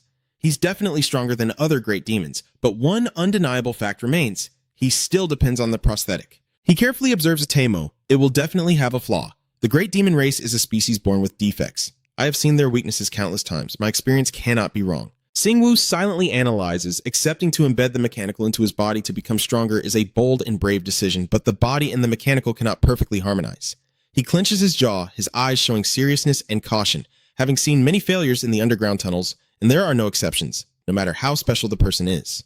Before the fight, Teimo asked if the opponent was the one who killed his teammate, and Singwoo boasted about his achievement confidently, not waiting for anyone. He glared and charged forward to attack, but that was just his way of showing his hatred for others. Luckily, he quickly ducked to avoid his attack. Chat Singwoo saw an opening to strike, a gap. Suddenly, Teimo stops and a jetpack appears on his back, lifting him into the air. Singwoo is startled and can't react in time. He tries to suddenly charge at me with a really painful hit. Singwoo quickly steps back to keep his distance. He tries to expose a gap, then rushes at me, which is also the same tactic I've been using all along. Teimo thought he was fighting with the fool and looked down on him, believing that anyone who could only dodge and watch would never defeat me. Singwoo is neither easy nor playful. I'm sure I can't keep wielding that weapon forever, right? The more he's called a heartless bastard, the more he freaks out. In an instant, he raised his spear in front of Singwoo, intending to split him in half. Yet he still stood there. I know he won't get tired just by spinning that shield for a few minutes, and I also know I will be the one to tire first. He dodges that attack and prepares to counter. But to defeat him, I need to find his weakness and hit him hard so he can't fight back anymore. Eren is always anxious inside. Don't push yourself too hard. Singwoo, you can run away anytime. Singwoo reassures her, okay, don't worry too much. He silently waits for the right moment to strike. I will never back down. I just need to take one more step to create a passive skill. Singwoo carefully plans his move. I don't need to use any mana. My body has already been enhanced and transformed enough by mana. I just need to harness this evolved power so much that it's unrecognizable. Seeing the opponent's speed slow down, his eyes fixated on the gap in the enemy's armor, and he attacked with maximum efficiency. Watching him stubbornly stand there, Teimo felt extremely annoyed.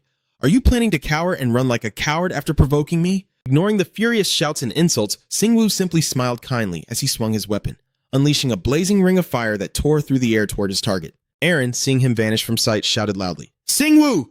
Amidst the thick fog, Singwoo reappeared, taunting with a wave of his hand. Show me more. It can't be just like that. Teimo swung his axe and scolded loudly, You talk too much, you mutt hybrid running away like you think you'll get more time. In an instant, Singwoo dodged his attack, knowing his armor would shatter before his assault. Just one hit from them, and I would be in danger of dying instantly if it hits a vital spot. It doesn't really make a difference whether I'm level 10 or higher. But even knowing that, I can't take my eyes off him. Singwoo observes Teimo's gestures to uncover a new plan. His movements are completely different from other giants, as if his soul, body, and weapons have become one. He quickly scans his skills and body, feeling a thrill inside. It's truly impressive. If possible, I want to fight him 1,000 times. As a disciple to my master. Singwoo keeps analyzing the techniques. I will abandon the activation skill, but develop the innate skill to its peak. He has created a martial arts technique that no one else can replicate, thanks to that monstrous body. Eren, watching from afar, is amazed. He can see what Singwoo is doing, using only minimal mana to dodge the demon's attacks, and he knows what he's aiming for. She instinctively sensed something was wrong, but it wasn't worth risking her life over. The kneeling soldier was gradually losing patience. Damn it, Nguyen dodges attacks really well. Hearing his compliment, he couldn't help but feel pleased, meaning I'm good at dodging attacks. Suddenly, something happened right in front of Teimo. What the hell is that? Singwoo shows no fear at all and boldly challenges the world. I've never had to run away like this in my life. But you know, I'm very good at this and I think I'm different from you. He straightened up, his eyes showing clear determination. Teimo began to fear that overwhelming aura, but he deliberately shouted loudly to reassure himself. You're just talking big. Are you saying that you're using me as a tool to practice dodging techniques? His words are like a broken string on a cow's hand to you. So show me what else you have. Singwoo's footsteps gradually move forward, switching to the next step. Can I use Sungchan's teleportation technique? His hand grips the claw of the wolf and plans his strategy, timing his dodge perfectly to avoid the enemy's attack. But Teimo acted first, swinging a strike that narrowly missed Singwoo, followed by another attack from above. His speed was so incredible that Singwoo couldn't believe it. It was unbelievable, and he realized he could do anything when his life was at stake. Sungchan has doubled in level in the blink of an eye. Teimo realizes he's somewhat exhausted. His mana nearly depleted, but he only uses it to escape like a cowardly rat. His only response was a tired, forced smile. For him, his attacks were about to become mere dust in the wind. I was gradually catching up with his movements. Smile while you still can. The copy skill of others' abilities has allowed me to quickly identify his blind spots. I've learned to use the power of the Great Demon, but they don't know how to change tactics when wielding weapons, though a general is entirely different. Sing-woo continues to analyze the skills of the Grand General's demon soldiers, focusing on muscle movements when he swings the spear, his breathing as he does so, his steps, and his gaze searching for opposition and weaknesses. All of this created the trajectory of the axe's movement. By the time Sing-woo reached the food shop, he had mastered the ability to see through the opponent's technique, and finally the sparkling stars, mana crystals, and the light emanating from his body blended together with the axe. A continuous stream of thoughts runs through his mind, maybe because he's in the middle of a life and death battle, but in the end, he has understood what an innate skill is. It's always there, quietly existing without showing off, secretly hiding until it erupts at the decisive moment. It is a symbol of the harmony between mana and the body. Until Sing-woo realized everything, his powerful strike shattered his opponent's armor. Timo winced in pain as he lowered himself, still clutching his shoulder. "How are you feeling?" Sing-woo was unsurprised to see him confused. "You can't sense any mana, right?" Timo is furious, as if he's just been mocked. "Did you learn that from me in such a short time?" Sing-woo keeps taunting. "I told you, I'm not just good at dodging attacks." As he finished speaking, he quickly wiped and said, "I will show you." Timo can do nothing but curse. Then Sing-woo slashed him down. The demon soldier general's spear swung instinctively, and I saw through it more clearly than ever. I was extremely proud of my strength, which was natural because I had to understand his innate skills thoroughly to create my own. He turned to Timo to taunt him. Sometimes even I surprised myself. Timo had to endure a huge hit, forcing him to push Sing-woo down to lessen his shame. That guy seems quite arrogant, especially for a rookie warrior just starting out. Punching and talking too much isn't Sing-woo's style. Are you sure that's all you've got? One of my strikes went straight into your hidden energy core. Then I hit another vulnerable spot. Eren observed everything again and focused his strength. The essence of the innate skill is to bring the latent energy within the body outward, including any small potential. To create a passive skill, you need to deeply understand a specific action, master it, and harmonize mana with the action. He has greater health than most even before absorbing mana, so he cannot use his body effectively after it is changed. But through his battle with the Iron General, he can gain a deeper understanding of his body and weapons. Timo has now lost his arm and must bow his head to Sing-woo's commands. His innate skill makes the axe and hammer rely on their weight. So, is there anything left for me to see? Timo's ancestor carried the burden to help him survive, but his hammock liked to drift away. Don't underestimate the experience I've accumulated over the years. Sing-woo has also lost patience. Let's finish this if you can't. He uses a skill. A combined attack and punishment then pulls directly into Timo. A notification appears. Level 1 heavy weapon combat skill. Supports all battles involving heavy weapons. Sing-woo and Eren stand in front of the dungeon door. Even though he had to permanently give up 5 mana status points, this skill description is really simple. Eren agrees with him. Of course, he would need more than a day to explain every aspect of a skill. Sing-woo's face was grim as he struggled to determine what was right because this was the first skill he had ever created. I don't know if this is the best I can do. Eren is still amazed by the new power. But after all, it supports all battles with heavy weapons. It's strange. It not only helps him wield heavy weapons or increase damage, but also supports every battle. What kind of skill did he create? He couldn't do this without a deep understanding of the body, weapons, and combat. I've never seen a skill applied so broadly with such powerful enhancements. Eren's sweet talk was just to get a simple compliment from Sing-woo. He said, "You did well." And Eren, feeling confident, pushed further, knowing that he performs better than any player you've ever known. That alone was enough to lift Sing-woo's spirits, so it was more than enough. Now let's clear out this dungeon. The demon soldiers are foaming at the mouth on the spot, while Eren wonders why he didn't kill the demon general right away. Sing-woo calmly replied, "It's quite simple because he has mastered the innate skill perfectly." His eyes shone brightly. Killing him now would level up that skill, making Eren fearfully realize that he truly is a demon. Her words like a boost of strength made Sing-woo more arrogant. "Thank you, it's been too long." Timo screamed in pain. Then Eren prayed for his soul to be released. The timer finally stopped. The dungeon was completed. Total time 2 hours, 8 minutes, 35 seconds, and 36 milliseconds. Defeating 455 Great Demons, 32 Veteran Great Demons, and 1 Great Demon General, level B completion. Side rewards, received a peace-breaking scroll. Experience calculation complete. You have leveled up 15 times. Eren happily watched the system notification, because Sing-woo challenged himself by conquering dungeons far beyond his level. So this huge amount of experience entirely belongs to him. And as a result, her mind imagined Sing-woo's entire body filled with internal attributes. Sing-woo also realized the huge difference, feeling an enormous surge of mana flooding violently through his body and changing him from within. Even though I can now clearly feel it inside my body, I still haven't gotten used to this sensation. My body suddenly glowed brightly, then let out a relieved sigh as if a burden had just been lifted. The system displays the player's attributes using Sing-woo, level 50. The passive skills, Chaos Tail level 1, are overshadowed by Courage level 2, Poison Resistance level 6, and activated skills. Level increased by 20, Punishment level 15, Saturation level 14. Sing-woo furrowed his brow and felt the new attributes. His eyes gradually darkened as he turned to look at Eren. His whole body surged with a strange new power. His heavy weapon combat skill has already reached level 2, even though he just learned it. I know killing the demon general after gaining that skill was the right decision. Singwoo clenched his fist tightly. Even though losing 5 mana points was pretty bad, he still felt incredibly confident. I'm sure that gaining this innate skill at this point will help me a lot in the future. Only now does he realize that the small girl, Erin, is also experiencing a level up. Oh, I also got A. Erin shyly moved her body. Singwoo realized her evolution. She must be older now. I don't understand why Erin got so angry and yelled in front of you. Not only did her size change, but she's also a support class. Her level has increased significantly, so she recovered her mana and regained her innate skills, activating them again. I'm no longer limited to just 4 resurrection spells a day. I can go to tougher dungeons now that I've fully recovered. Despite her fighting spirit, Singwoo wants to return to a safer place. No, let's go back to the easier dungeons for a while. Of course she'll be angry. I just got motivated. Singwoo smiled at the idea of fighting stronger enemies, but he also didn't like dying much. This dungeon is really tough. Erin doesn't trust him very much. He'll regret it soon enough. Then something strange happens that makes Singwoo realize. He turned his head away, sensing something approaching. Seha appeared with a cheerful smile and said thank you. Seha, making both Singwoo and Erin surprised, happily jumps up and down. I thought I was really going to die, but you guys defeated the demon general. Singwoo looked at him and gave a brief introduction. I knew I had disarmed all the traps and monsters, but the final boss room was quite far from the entrance. I was the group's vanguard. Both foot soldiers ignored Erin, which she wasn't happy about. It's not just him. You know that, Seha. Then apologize to her. Oh, Erin, I am very sorry. Singwoo sees Seha as a talking toy.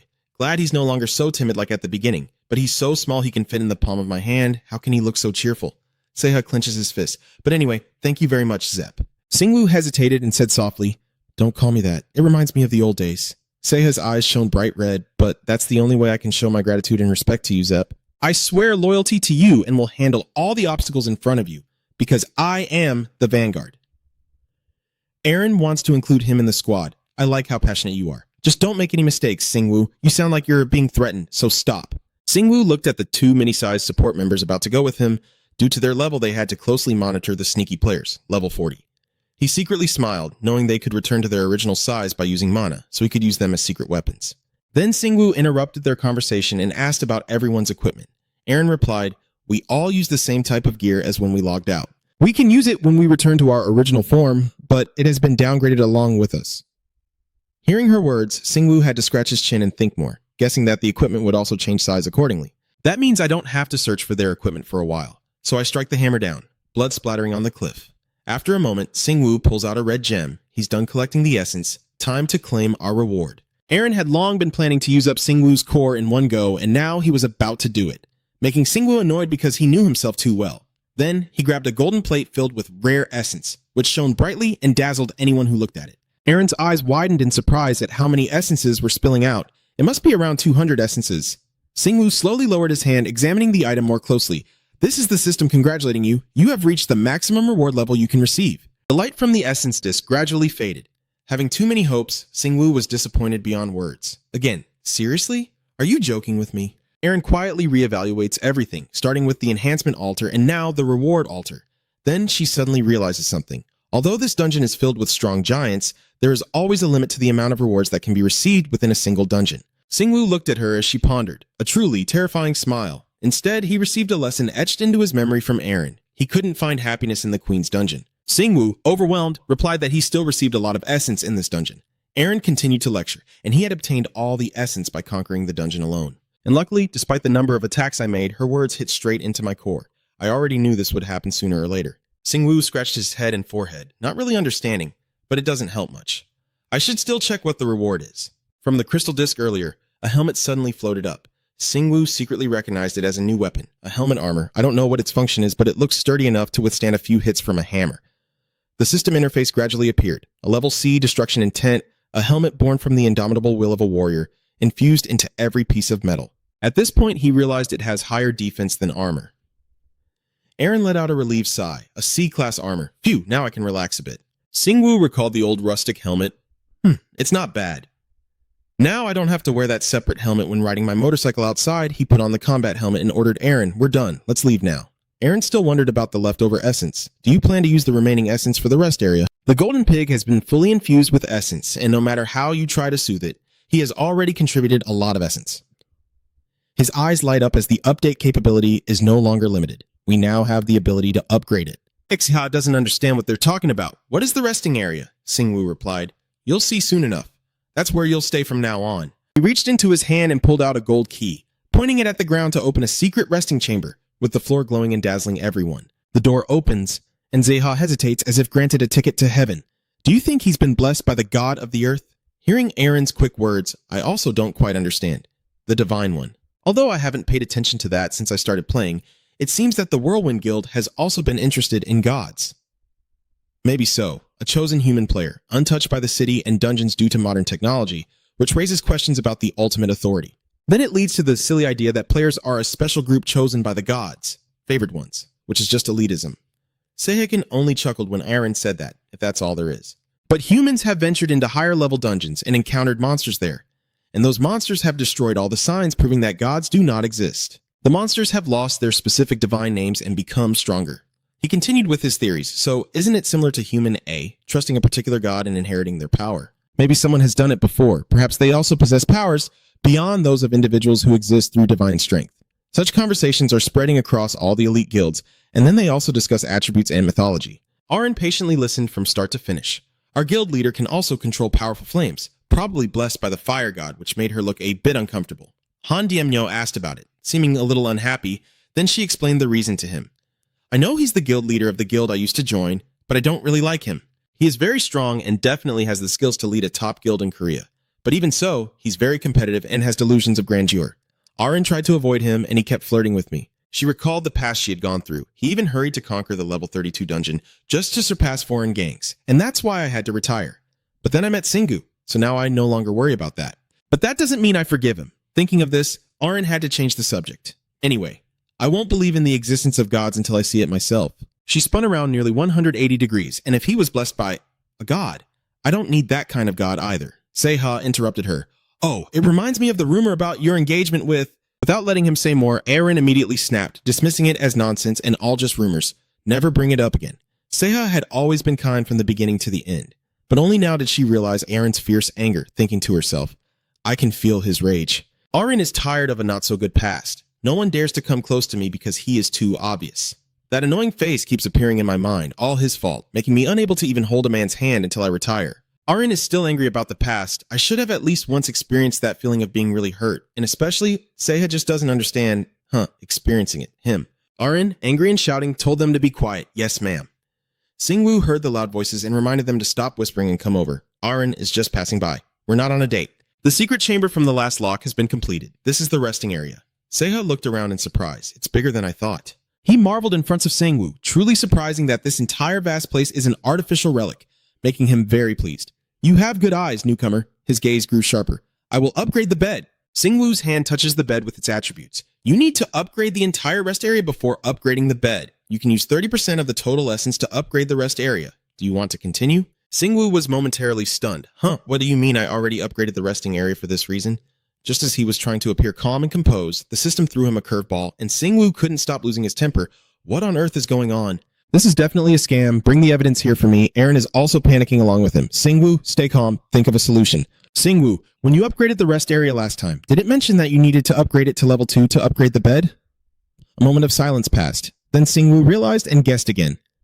No, it didn't mention such details, he thought. I thought I could adjust the furniture levels according to the rest area level, but I guess I was fooled. Aaron explained more carefully.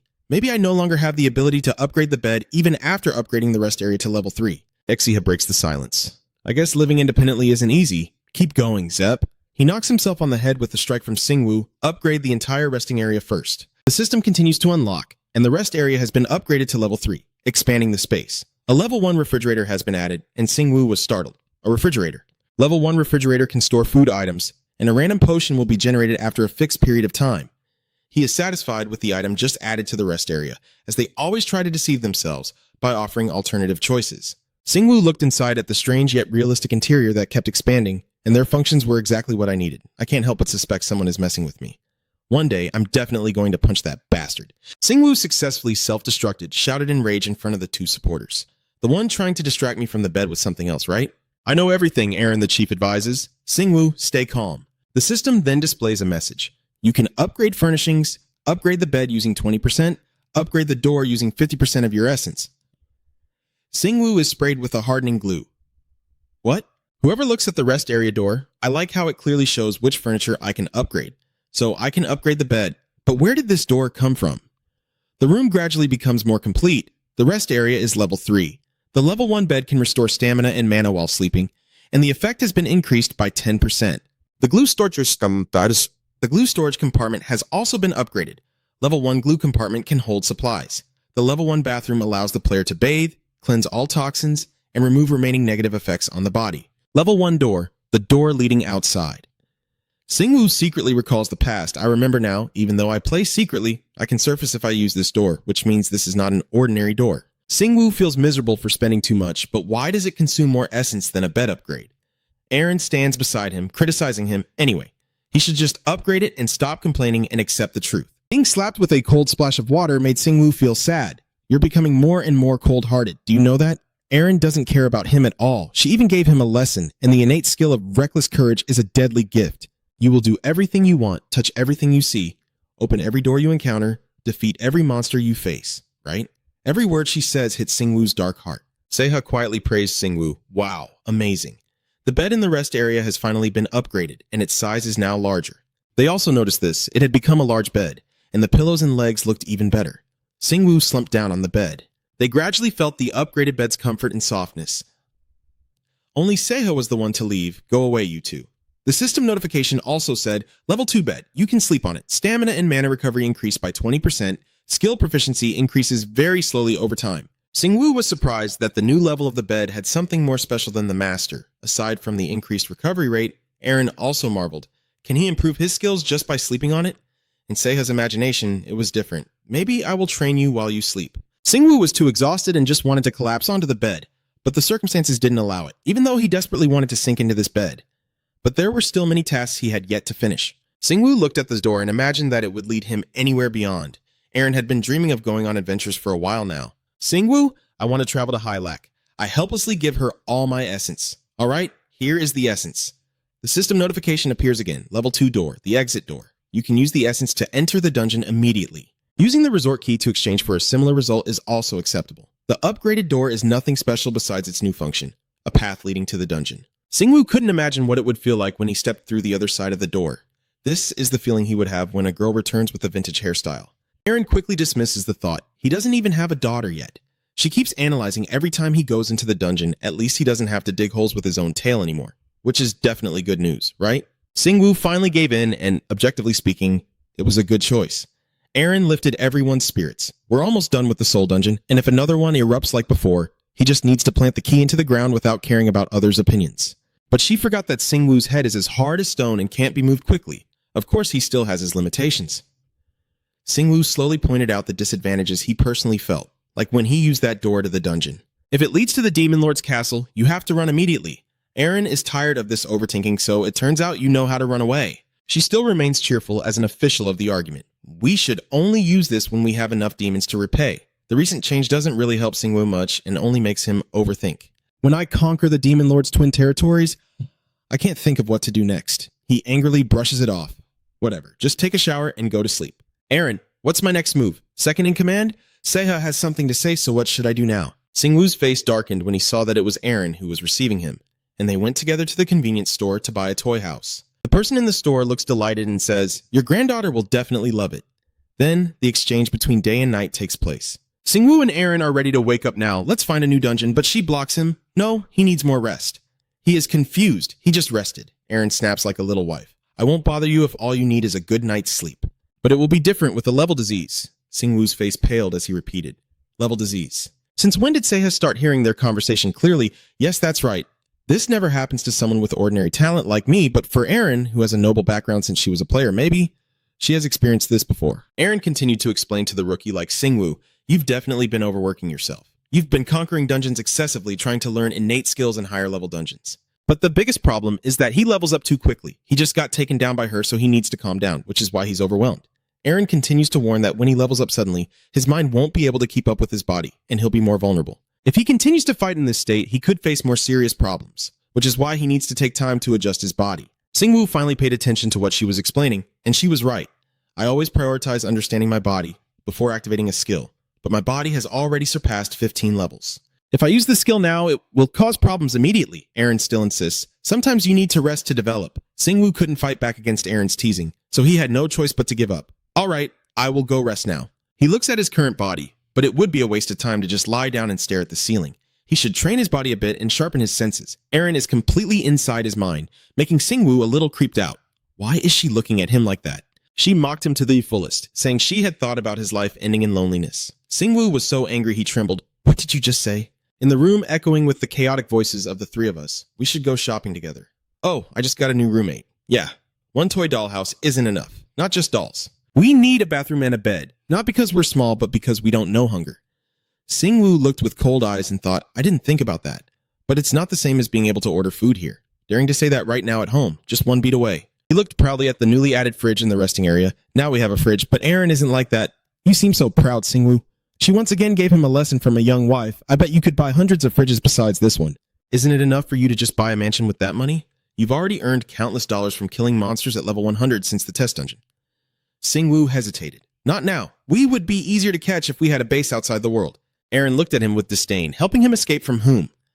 Then Singwoo ran outside, put on his helmet, and said, let's go buy some armor. Aaron quickly slipped into Singwoo's bag. Zeha was also gradually approaching. You got scolded by her once. What do you think you're doing?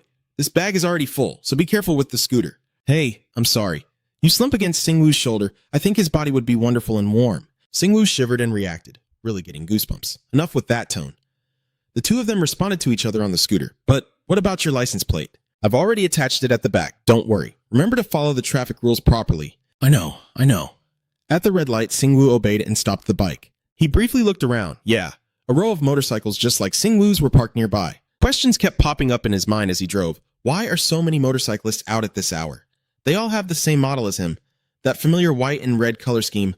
Oh, I'm feeling hungry. The car only cares about food. I guess many Chinese restaurants have opened nearby, and only Aaron is paying attention to what's happening next to him. They're definitely copying him. Singwoo doesn't understand why they won't explain. He once got really unlucky when his picture was on the newsfeed. Aaron sighs heavily. He really doesn't grasp the power of the news. I have attracted a lot of attention from people around the world as the one who prevented the disaster before it happened. If someone records your match clearly and spreads it, those who watch it will definitely be captivated by you. Singwoo listens to everything like a simple-minded kid. Are you telling the truth? But isn't there someone out there who can do better than you, players? The more he asks, the more Aaron seems like an old woman. Still alive, but truly exceptional. While those who only pretend to be better are completely different, like Kim Harry. The shock is still not over that the rumor was fabricated to such an extent. The things Aaron analyzed kept running through Singwoo's mind as he arrived and taunted the little demon king, then killed the veteran dwarf demon with a single blow of his hammer, leaving everyone in shock. The schemes of all three have stopped, and beside them is a group of girls staring at the leaked images. Have you watched that video yet? It has billions of views. The phone they're holding is Singwoo's. So you mean the incident in Sanha Village? Yes, that demon-slaying soldier. I heard he's the best mountain climber in the world, and he's heard everything the young girls say. They keep envying him, and there's even a fan page for him. Really? I want to join too. I do. Ah is nearby a celebrity, so he also benefits, which is why entering the market early is so important. Singwoo didn't understand. Are you majoring in economics? What are you talking about? Ziha explained to him that there are always players in Tiancheng, but he is the one dealing with the monsters underground first. Aaron was a bit confused and asked, so what are the other players doing? He remembered a bidding event he had watched. That day, Chung Hop organized an auction, so everyone gathered in Tiantheng. Singwoo clenched his teeth and cursed, damn it, I shouldn't draw more attention right now. Aaron agrees. I like the way you're speaking right now. Then he also realized that as long as he had many copies of himself, they wouldn't be able to tell who he really was. Then they entered the busy shopping district. Singwoo, who was usually wary around monsters, was a bit cautious because there were too many people. The car humorously gathered people to watch, everyone buying simple items. They usually buy food that can be stored for a long time in case they have to stay indoors for too long. And other items, including melee weapons like shovels and sticks for fighting monsters. You guide him on how to buy things like a normal person, which also leads to a significant decrease in the number of thieves. Singwoo instinctively moved toward the kitchenware area. Aaron then suggested, there's no kitchen in the resting area. Should we buy things here? He immediately refused, saying he didn't know how to cook and there was no electricity in the resting area. Ha noticed something was off, so how could the refrigerator work? Don't we still have a water source? Singwoo was intrigued by his question. It was a good one, but I didn't know either. While shopping, the TV screen suddenly displayed a news bulletin about Singwoo. Oh, there it is again. The news even made a suggestion. If anyone has any information about this player, contact us immediately. I wish he hadn't seen the TV screen because his face darkened afterward as if he were a wanted criminal. Do they want everyone to call them? Singwoo was so focused on the screen that he couldn't remember what he was trying to do. A new mountain appeared on the TV, drawing curious gazes, among them a small, mischievous face with a bewildered expression. Another scene shows a large cricket searching for food. Singwoo is a bit puzzled. Isn't that a dungeon? The monster dungeon scenes are being replayed on TV, and Irene didn't expect this. It's too big to be considered a dungeon, and they're filming. Before she could finish her sentence, a car cut in. Isn't that Soraxen Mountain over there? When I was young, my parents took me to visit all the iconic spots there. The TV broadcast continued, and the monster around Miriam Waterfall at Seorixon Mountain had already been dealt with by the players called in. The brave reporter recounted, but many monsters appeared in a short time. They spread rapidly, so we can't determine how many monsters are out there, and since many civilians are trapped on the mountain, the government cannot act hastily. This only reflects a part of the global spread of monsters. In Korea, the first hunters handled the incident and destroyed the dungeon early, but in other countries, they haven't even been able to destroy the dungeons. 2 exterminations in a row led to the outbreak of the dungeon in the world. If this continues, monsters will resettle on Earth and increase their population. Are the people just going to stand by and watch as they push humanity out of their territory, with the announcement ending by searching for Shingu? After hearing the news, everyone got excited. Isn't he the person they mentioned? But now so many people are copying him. Is he really a player? He doesn't even have wings. A thought flashed through Shingu's mind. Oh, I see. That's why they are hunting me. Aren looks at him worriedly. What are you planning to do now, Shingu? He continued to fall into his own thoughts. Dealing with the rest of the dungeon was one thing, but if the final boss had escaped, what could I do there? If they think I am God's cleanup crew, then I have to set things right for them. Shingu realized the current problem. He was sure that stronger players were already on the system, which meant they could handle the monsters. Being the only one there wouldn't help anyone else. Aren disagrees. I don't think there are many stronger players out there. If others hear this, they'll wonder what they've been doing for the past 10 years, but Aren's protest doesn't change anything. She is proud of Shingu's strong power. Shingu has the strength of a level 100 player even before becoming a player himself, and then he became a level 50 underground player, even activating his innate skill alone. Suddenly he stopped. Whatever happens is fine. Shingu just pointed to himself. He needs to normalize his body by resting first. And if Seorixen Mountain was still a battlefield back then, Halan Aren, who is still listening intently, would go there for a visit.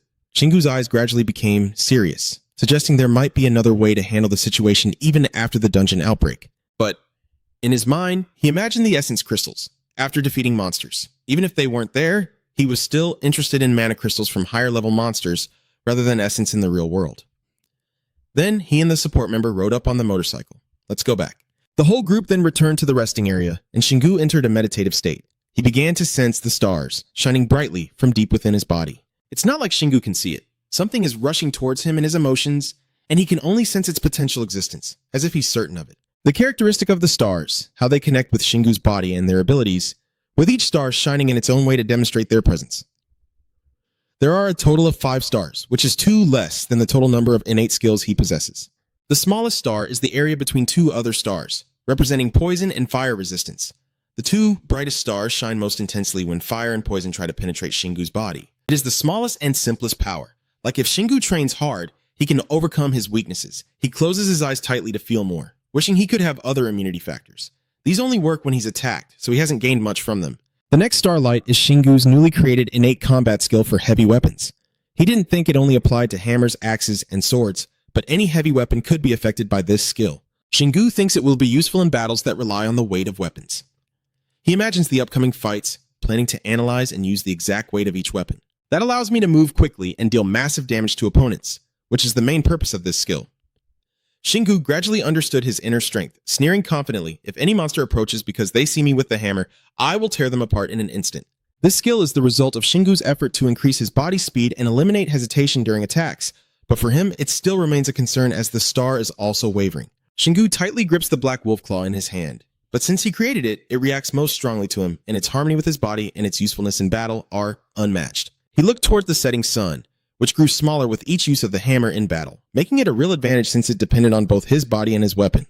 Shingu happily boasted to Aren, thinking he had fully adapted to his body. Instead, he looked at Aren's defensive stance, so he decided to rest and check his body to better use heavy weapon combat. Shingu clenched his fist to show his determination. His body had changed a lot, but he believed he could now make full use of everything. He wants to run out and swing his hammer around, but Aren shatters Shingu's dream. Yet he shouldn't check other skills while he's there. Shingu winks mischievously. He's also planning to do that. She still can't believe it. Really? Next, the 2 brightest stars are the farthest apart from the others. One is the aura, and the other is the most mysterious inner power. Shingu's gaze turns calculating. Indifference is actually courage.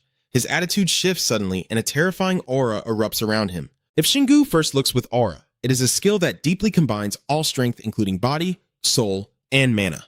It immerses the whole self, vividly depicts itself, and shoots outward. It is an innate skill that can shatter the enemy's soul without using any energy. Then Shingu closed his eyes to connect everything together. If I delve deeper into this skill, I can learn how to connect different skills and even conflicts between various sources of energy, but I can't do it right now.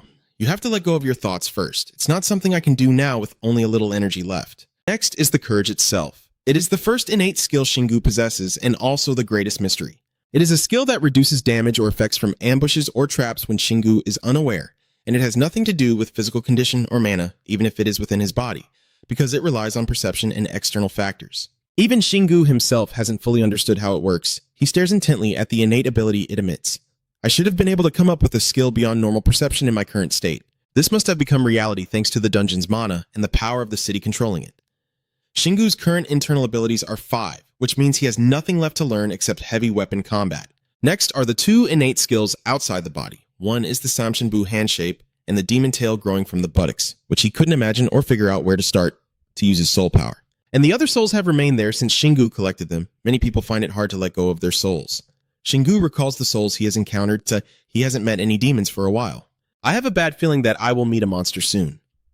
He continues to compare his techniques, skills, and innate abilities, while his chaotic tail has shown little progress lately. I had neglected it, thinking it was just a key to open dungeons. But since Shingu upgraded the resting area and could access it in other ways, he gradually lost the reason to use it. He looked at his wagging tail, wondering if there was another way to use it. Shingu clenched his fist and decisively thought, no way. No part of my body is useless. I just need to train it properly. Shingu's messy tail flicks in the air. It aims at the cup it's wrapping around. Shingu is delighted. Perfect. He used his tail to train it to hold the cup tightly so I could move it freely. It's no longer just about digging holes. Compared to when we first started training, all the clumsiness has disappeared. He clenched his fist with determination, aiming to be able to freely use his tail, especially when both hands are busy. Seiha saw the tangled tail and flew over to him, feeling quite envious of his other hand. Shingu calmly suggested, "Do you want to trade it for your wings?" Seiha immediately replied, "I'm sorry." Shingu looked at the 2 support members circling around his tail and thought to himself, why didn't I think of this tail earlier? Players can freely fly around with their wings, so they are more mobile from the start. So I can conclude that I also have the ability to use this tail in combat. Suddenly, Shingu remembered when he used his chaotic tail to dig a dungeon. Both the premonition and reality make it hard for him to tell apart, so he keeps resting his tail at the resting area. It is also large enough to use heavy weapon combat skills. Eren couldn't react in time and was helpless to dodge. He would shatter the glass floor. Shingu kept recalling the monsters. The tail wasn't long enough to attack enemies in front, but once he mastered using it, he believed he could handle enemies behind him. As he was about to continue his thoughts, Shingu turned to Eren, asking what would happen if his tail got injured. A self-imagined scenario she drew up. "I'm pretty sure your tail is similar to our wings, and we won't lose our wings no matter what happens. It's not that the injury will make the wings completely disappear, but it transfers directly to the body." Eren continues to describe the healing ability of the wings, which can be treated with medicine or healing magic. And if the damage is too severe, those methods won't work. Shingu also secretly understood the issue. He would die even if he didn't use his wings to block the attack. Eren felt a bit worried, thinking that a part of her body would disappear once her energy ran out and she wouldn't be able to fly anymore. And that's when you had to log out and fall to the ground. Shingu clenched his knees, thinking about his body parts. At least he didn't have to worry about his tail being cut off during the fight. He happily sat up and said, "Let's go fight some more." Seiha looked at him in surprise. "So this is the moment to fight. Finally, I can help you." But Shingu ignored him. "If you do well enough to be caught on camera, it would be a big problem. So just stay there and endure the pain, no matter what Seiha feels." Shingu sneered triumphantly. "The Cyclone Guild is in chaos because Eren and you have both quit. So wouldn't it be interesting if I appeared with the 2 of you then?"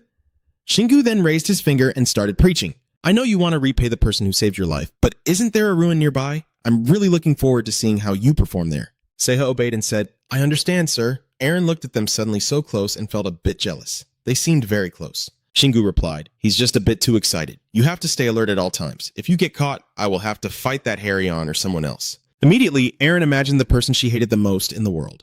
Seiha understood instinctively Shingu's sneering way. He is the bastard who claimed to be Eren's fiancé. Who knows what he would do if he caught us? Just thinking about it gives Eren goosebumps. Seeing her like that, Shingu retorted, "I really don't like being near people who only think with their lower parts." It just means he can't escape the girl's words, as if he's been through it before. Shingu responded bluntly that he doesn't need to go through it to understand. Then he grabbed her by the throat. "Fine. Now let's go to Seorak Mountain. the three of us happily walking away. Just leave the noise on the trail. Maybe we should buy more potatoes and corn when we're there. Don't be so discriminatory. Although I also really like potato rice cakes, I guess we already know what to eat for lunch today.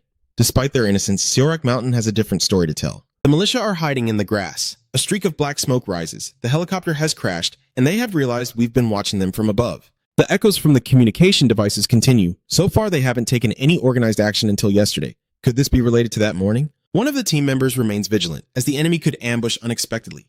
Their elite forces are still on the move, and while we can kill small monsters like goblins and slime with guns, it doesn't mean we're completely safe. And the helicopter also captured images of even stronger monsters, pushed to the brink and causing them to lose control. Damn it, I just finished my vacation last week. In that tense moment, the two soldiers stubbornly kept talking, and that's why it's better. If you just went out and this happened, you'll be called back immediately. I didn't think that far ahead. What do the players look like? It's not great. I hear they're countless. The guns of the two men are aimed at the sky. Hey, aim carefully. Shoot everything below human level. I didn't think they could go this far. If all the players die, we will be next. Stay alert. Shingu's sudden voice appeared. Oh, I can't use my motorcycle here. The two soldiers, terrified, aimed at him. Hey, you idiot! Stop firing your gun so wildly! The two guys subdued Shingu and then opened his shock bag. Inside, there are only a few stones rolling around. Shingu rushes out quickly. Our enemies are monsters. How can you draw your gun when you hear a human voice? Erin suddenly felt shy. This was one of her mother's favorite things before she passed away, and seeing Erin's playful attitude made Shingu scold her. Can't you be a little more serious when talking about those painful memories? The car over here is crashing into us. We should have gone that way. Shingu ignored what he said. That's the price they pay for their lives. I will save them.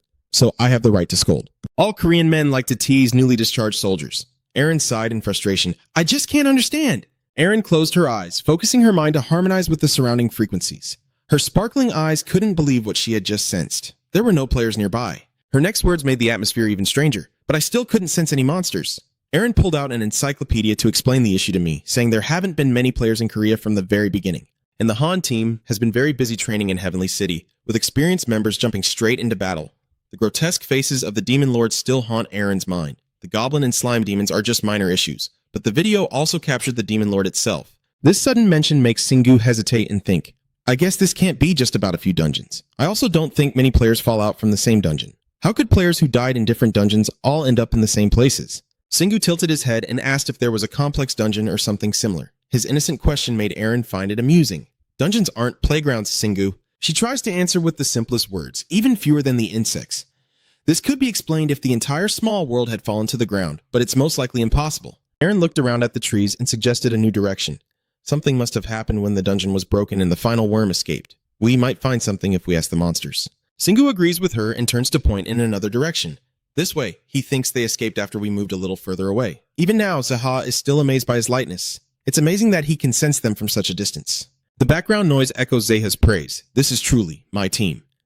Shingu remained silent, not daring to be careless, knowing he would be very angry if I said it was just based on intuition. He suddenly sped up and ran deeper into the forest, thinking that if he just kept running in one direction long enough, he would encounter some kind of monster. A screaming sound suddenly rushes in, making Shingu stumble back half a step. Her face is pale as a network error. Help me. The atmosphere is heavy as if pushing Erin back. There really is a monster here. I can hear someone. Confirming that it's true, he couldn't help but worry whether they survived while trapped on a mountain, and he changed direction quickly toward the sound, with tall grass blocking his steps. Finally, I saw with my own eyes the cause of that terrifying curse. A silent battle between the players and the bloodthirsty monsters unfolding beneath the cliff. The bloodthirsty lurking demons began to press the last victims, their screams echoing angrily. The three fallen players were ignored as they were swept away by the chaos. Nari uses a cloth to stop Dugan's bleeding as he leans against a tree. The strongest stands in the middle of the battlefield, blocking both sides, exhausted. Nevertheless, his heroic spirit drives him to raise his sword to protect his comrades. Shingu, from above, can oversee the entire situation, where hundreds of armed infiltrating demons are present. Moreover, they also brought along their support, with dozens of great demons equipped with armor. As an assistant and strategist, Irene analyzed the situation to hold him back. I'm sure you could fill a dungeon of this size with this many, but there's one strange thing. A seasoned person like you hasn't encountered a ragtag army like the ones below, monsters of various races acting as if they're on the same side. Compared to the seriousness of his teammate, Shingu's tone is much more relaxed. In fictional stories, that's quite normal. It could be a demon king or some other ruler appearing and commanding them, and his attitude makes Irene understand more about his personality. He's quite accepting of such things. You probably realize you're under a spell because of his ridiculous heroism, and you get so angry you scream. No, that's not what's important right now. We have to save them. Singu was so scared he broke out in a sweat. He understood now. He took a running start and leapt off the cliff, or perhaps the will to destroy was pulled out of him by the larva. As he lands on the ground, he is fully equipped with helmet, armor, and weapons, holding the fierce claws tightly in his hand. The nearby goblins, sensing his revival, gasp in shock. Another sacrificial offering, a new sacrifice. They used homemade guns to attack him repeatedly, killing him. Singu arrogantly offered himself up to receive those weak attacks. They are terrified and retreating. He's not an ordinary person. He takes a running start to counterattack the swarm of mosquitoes attacking him. Using the claws of the wild wolf to set himself free, Singu secretly activates his skill, the burst. A loud explosion from behind draws the attention of the goblins at the front. Unexpectedly, in just the blink of an eye, they will be lifted to the sky without wings. Singu charges forward, causing everyone in his way to scatter. Before confronting the goblin, he performed an acrobatic move that made it want to tear out his heart. What? He lands on the ground in the classic hero pose in front of the players. Singu orders Beko to protect his friend, his Korean accented voice making him hesitate. I understand now. As he was catching his breath, the little demon shot darts at him, tearing his fine clothes and forcing Singu to draw his weapon in pain. Anger erupted in his mind as his sharp eyes fixed intently on them. The large hand throws back the pile of darts, responding to their polite behavior. The small darts fly swiftly through the air, quickly sending a few goblins to meet their ancestors. A little demon saw this scene and tried to run away. He's too strong, but his teammates immediately rejected him. We will kill him to use as a sacrifice. Singu raised his clawed hand with a burst of murderous aura spreading everywhere, sacrificing this. He swung his hand straight down to the ground, creating a powerful surge. The ground shattered and exploded into pieces. The handsome face then uttered terrifying words as if death itself was coming, and if you run, I'll hurt you even more. The little demons are so stiff with glue that they don't even dare to breathe. Singu saw that they weren't moving and felt like he'd found gold. Good, stay still. The Vuthak Lang is swung, and the great slaughter begins. With an artful smashing of the hammer, Singu swept away the flying demons like falling leaves.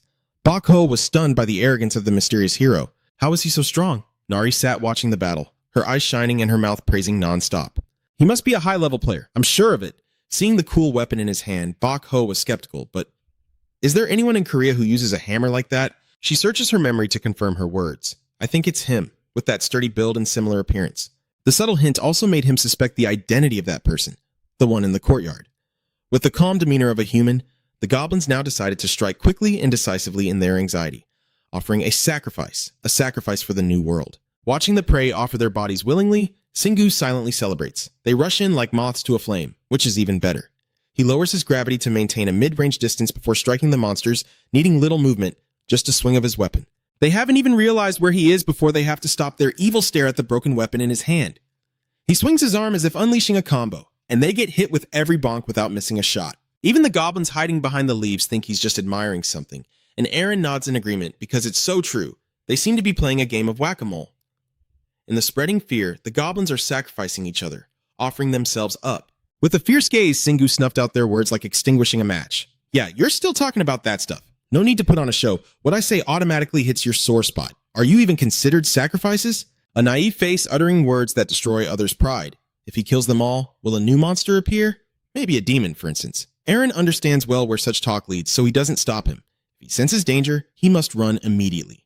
Singu clenched his sharp claws in front of the demons like a sign that death was approaching. From now on, he would be more careful to avoid death. The closest little demon suddenly felt a chill down their spines. Something was very strange. The name screams in terror, truly. The question, what, hasn't fully escaped yet, when the demon suddenly howled as your friend's head exploded right before their eyes. The bonk blow went down in history, causing the entire group of demons to be blasted like an explosion of sound, chaotic and screaming as if a live stream had cut out. There was no chance left. Mana no longer spread, the ritual had stopped. Amidst the noisy crowd, a braver individual pointed at Singu. That damn guy is a strange human. Aaron hesitated to voice his reasoning after observing for a while. I don't really understand what's happening, but I know I'm blocking them, maybe because Singu is an undercover player. He listened carefully, his eyes flickering with a strange light. But this isn't really my concern. Now it's just about killing them all. The source of the aura spreading through the air causes the little demons to retreat in fear and run away. The familiar notification sound rings out, indicating Singu has reached level 51, with other stats barely improved. A look full of thoughts passes over the slowly disintegrating goblin. Just killing monsters to reach a rank is completely different from what he wanted. He can't hide his admiration, his voice trembling. Did he really do that alone in such a short time? The familiar notification sound went off, indicating Singu reached level 51, with other stats not much higher than before. He was surprised by this good news. He leveled up. This is getting interesting. A thoughtful gaze passes over the slow dissolving goblin, leveling up to A rank just by killing monsters. Completely different from what I've heard and experienced before. Zeha carefully checks his stats, and even we support characters level up instantly. This new source of knowledge leaves Irene confused. It turns out you can level up in real life by killing monsters during dungeon outbreaks. Does everyone think like that? Shingu also has many questions about this new concept. Does it apply to all players, or only to him because he's an undercover player? Irene decisively spoke up, expressing her opinion. I think that part is right. The young girl quickly started a brief analysis. This place looks more like an ant nest than a paradise. The memories of the demons just now flashed through her mind like a black and white film.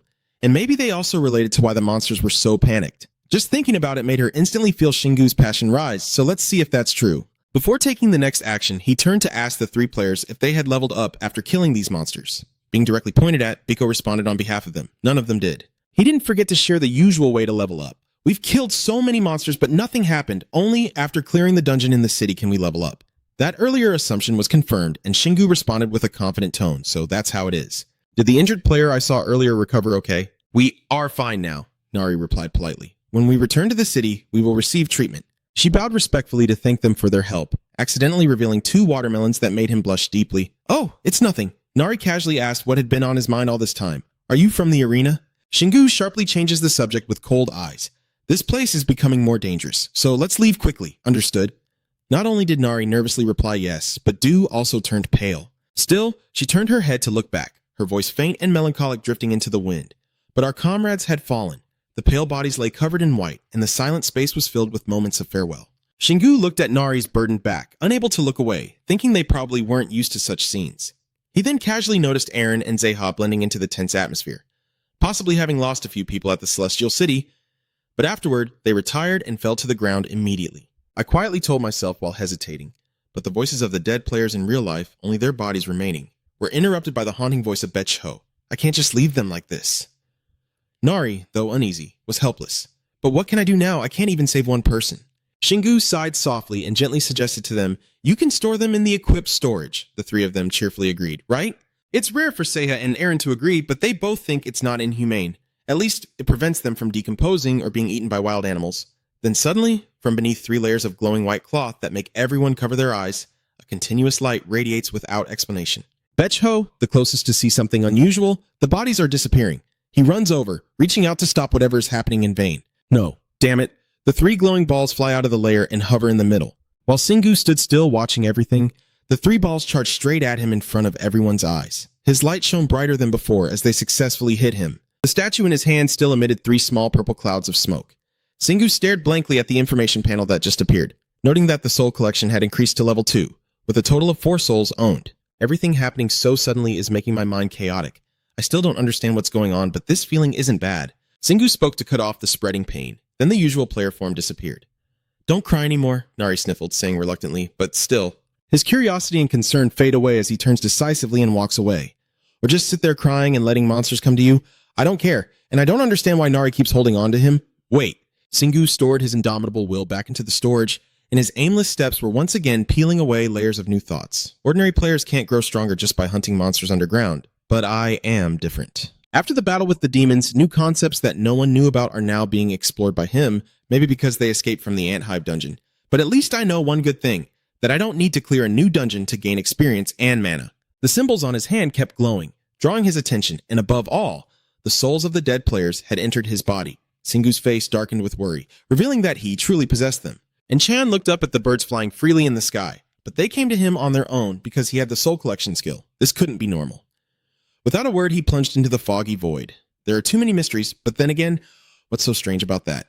A crazed laugh escapes as Shingu looks up at the sky, but in the end, it's not a bad thing. Onward with the next rescue mission. His reckless behavior makes Eren and Zeha follow behind, commenting, so you're saying we're here to rescue others? Shingu charged and fought the invisible demons with incredible force. The young players thanked him and then killed them, grateful for their miraculous rescue.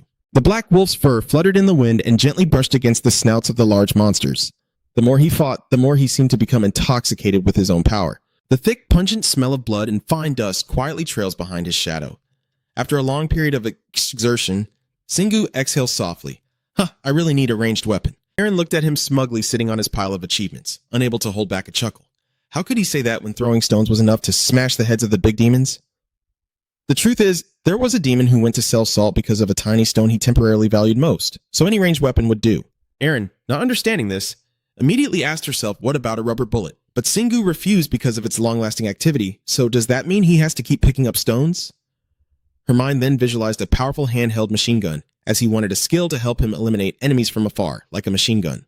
Aaron outwardly supports but secretly thinks this is unnecessary, as she still believes killing demons with stones is enough. So, she firmly reminds him to practice the magic bullet skill, since he's been neglecting it for a long time, making Zeha stare in shock and disbelief. Do you have that skill? You excitedly told Singu it was a rare skill, only to get his teasing attitude in response. Who cares if it's rare or not? To avoid being accused of exploding, you should shoot the bright beam at the nearest tree, right? Creating a perfect round hole through the poor tree, yet you don't seem to feel any regret at all. This skill can't even kill a goblin anymore. Maybe it's the only activation skill I haven't developed. Suddenly, Zeha seemed to be possessed by a physics master. What if I made it spin? In manga, skills are always more powerful when they spin. As Aaron sat listening to that idea, she also imagined the mystical scene. The image of gravity surrounding the spinning bullet really made Singu consider it. The spinning bullet would balance the center of mass, preventing deviation and significantly increasing damage.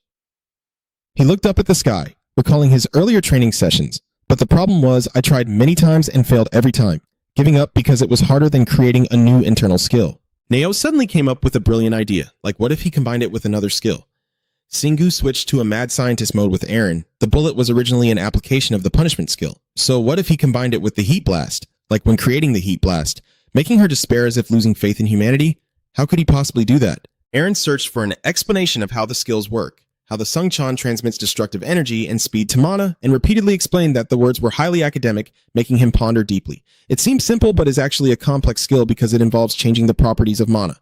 Singu's body surged with vitality after synthesizing all the issues. He had realized this feature early on and practiced extensively. He listened carefully, wanting to throw the table, which is why he created the Songchan Kongniet.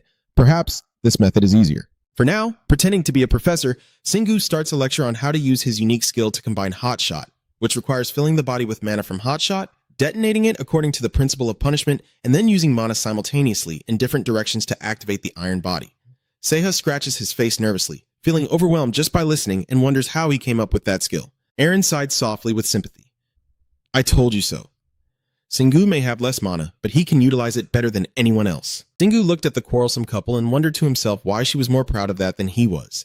Taking advantage of the downtime, he tried to practice once more, focusing on channeling mana so that it concentrated entirely at his fingertip, with a bit of Sungchan. Singu takes a deep breath, cautious of the bad possibilities that might happen, and if he waits too long, his finger will break. His surrounding energy focuses on his thumb, so as soon as the mana is formed, he must shoot it immediately. The mana bullet he unleashed forward with his mana skill sped through the air, creating a gust that hit both of the supporting characters so hard they were stunned. The bullet shot straight into a nearby rock in the blink of an eye. The impact caused a deafening explosion that could be heard for miles. A few stones clattered loudly at his feet after that ice blast. Dust and smoke cleared to reveal a deep groove in the ground stretching for hundreds of meters. Faced with that terrifying prospect, Singu froze in place, realizing what he had caused. Aaron was still out of it, unable to process what was happening. Zeha Opline's soul is temporarily on hold due to the shock from the heavens. Singu returns to normal and quickly changes the subject with a random comment. Wait a minute, why has no one tried this simple trick before? Aaron couldn't stand it and had to speak up to correct it. It's not that simple. Combining skills isn't as easy as you think. The girl, just regaining her composure, had to correct that reckless guy right away. I told you, combat isn't a skill you can easily master at the start. Zeha is curious about Singu's hidden potential. Jeep, can you use it to shoot continuously? To get a firm confirmation from him. Actually, that's even easier. Singu sheepishly scratches his head and looks at the mess he caused, but I won't do it now. You have to pay attention to the surroundings too. Zeha's boldness is without any shame, truly a wise decision. Yet he still falls into a whirlpool of thoughts to study that new proposition. When combined with the shockwave, magic bullets consume more mana than using them alone. Singu moved his arms and legs, bent his body, and lowered himself to the ground, under the scrutinizing eyes of his two teammates. But it didn't put too much pressure on his body. His mood swings from high to low as he waits below, igniting a sense of blissful happiness. It was just a simple experiment, but he had discovered a new, extremely powerful weapon. Suddenly, a wave of pain spreads through his body, making him dizzy, and his breathing becomes irregular. He frowns instinctively, revealing a confused look mixed with uncertainty, a reaction identical to when he received the shockwave in sync. His body, accustomed to this rare phenomenon, the only difference being that this is not a new memory, but an old one altered by a different promise. A new notification appears right after he completes the skill acquisition.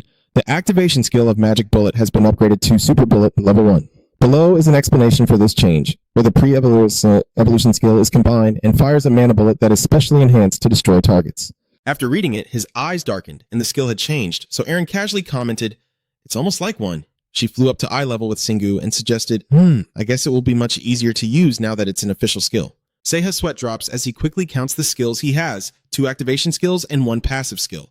The kid only came up with one reason for this. He must be blessed by the gods. Aaron quietly wants to level up because of that dreamy talk, so she stays silent. Meanwhile, Singu returned to his internal reasoning system, thinking that searching for treasure for the demon bullet might not be a bad idea. His brain immediately fired 2 shots at the face of a demon to cheer himself up. Kwang was strong enough to kill demons. Demons of the highest rank and even great demons. Meanwhile, Aaron quietly worried inside. Singu is strong enough already, and now he has a ranged skill. Seeing his proud expression, she shook her head in dismay. Who else could stop him now? Somewhere on the mountain, Aaron tiredly asks Seiha how long it has been, his voice rushing out like the wind. 3 words. All of Aaron's frantic tone is because Singu has finally reached level 53 after non-stop monster hunting. He gazed into the distance beyond the mountains. This mountain is truly enormous. Even after following the monster's trail, it still took so long. Aaron quietly muttered to himself, unable to imagine how many dungeons had been destroyed as his heavy thoughts gradually drifted away, even though some places seemed to have once been dungeons. Looking at the monsters writhing on the ground, her head spinning with a hint of worry. But there are many monsters around and no final boss monster in sight. Singu, catching his breath, suddenly asks about the outside world, whether there's anything on the network, while Aaron focuses on scrolling through her phone, supported by Seiha. No. How could there be accurate information when even the helicopter was shot down by monsters? Her eyes are unintentional and something must be wrong. She instinctively blurted out, "Huh?" Singu notices she's acting strange. "What's going on?" At this moment, Harrion and his team appeared boldly. The Wind Tornado Guild had completed conquering the dungeon and was coming down here. Singu cheered happily, pointing ahead, taking responsibility. This place is too big for him to handle alone, and we also found some civilian bodies. Evacuation is crucial to minimize damage. Aaron looked at you with a displeased expression, and I also welcomed your efforts to eliminate the monsters. She started to get angry, as if about to explode, when thinking of Harrion, but why did it have to be the windstorm? Aaron turned sharply to Seiha and said, "Seiha, you and I should go hide now." Hearing that, he broke out in a sweat and replied, "Fine." He officially raised his hand and declared, "I am no longer a member of the Windstorm Guild, I am just Singu's supporter." Despite him boasting and talking to himself alone, Singu and Aaron ran far away. "I smell the scent of battle over there. Singu, wait for me." At the same time, Singu watched from afar. The group was doing fine, and Seiha replied, "They are winning completely." Aaron reminded him, some players have more mana than he does, and he, feeling embarrassed, immediately reacted, "Fine, I'll let them impress." Singu calmly walks away with his black claws. Seiha follows and encourages him, "You're really good. You can even hide your presence?" Aaron sees this and says, "Stop hesitating."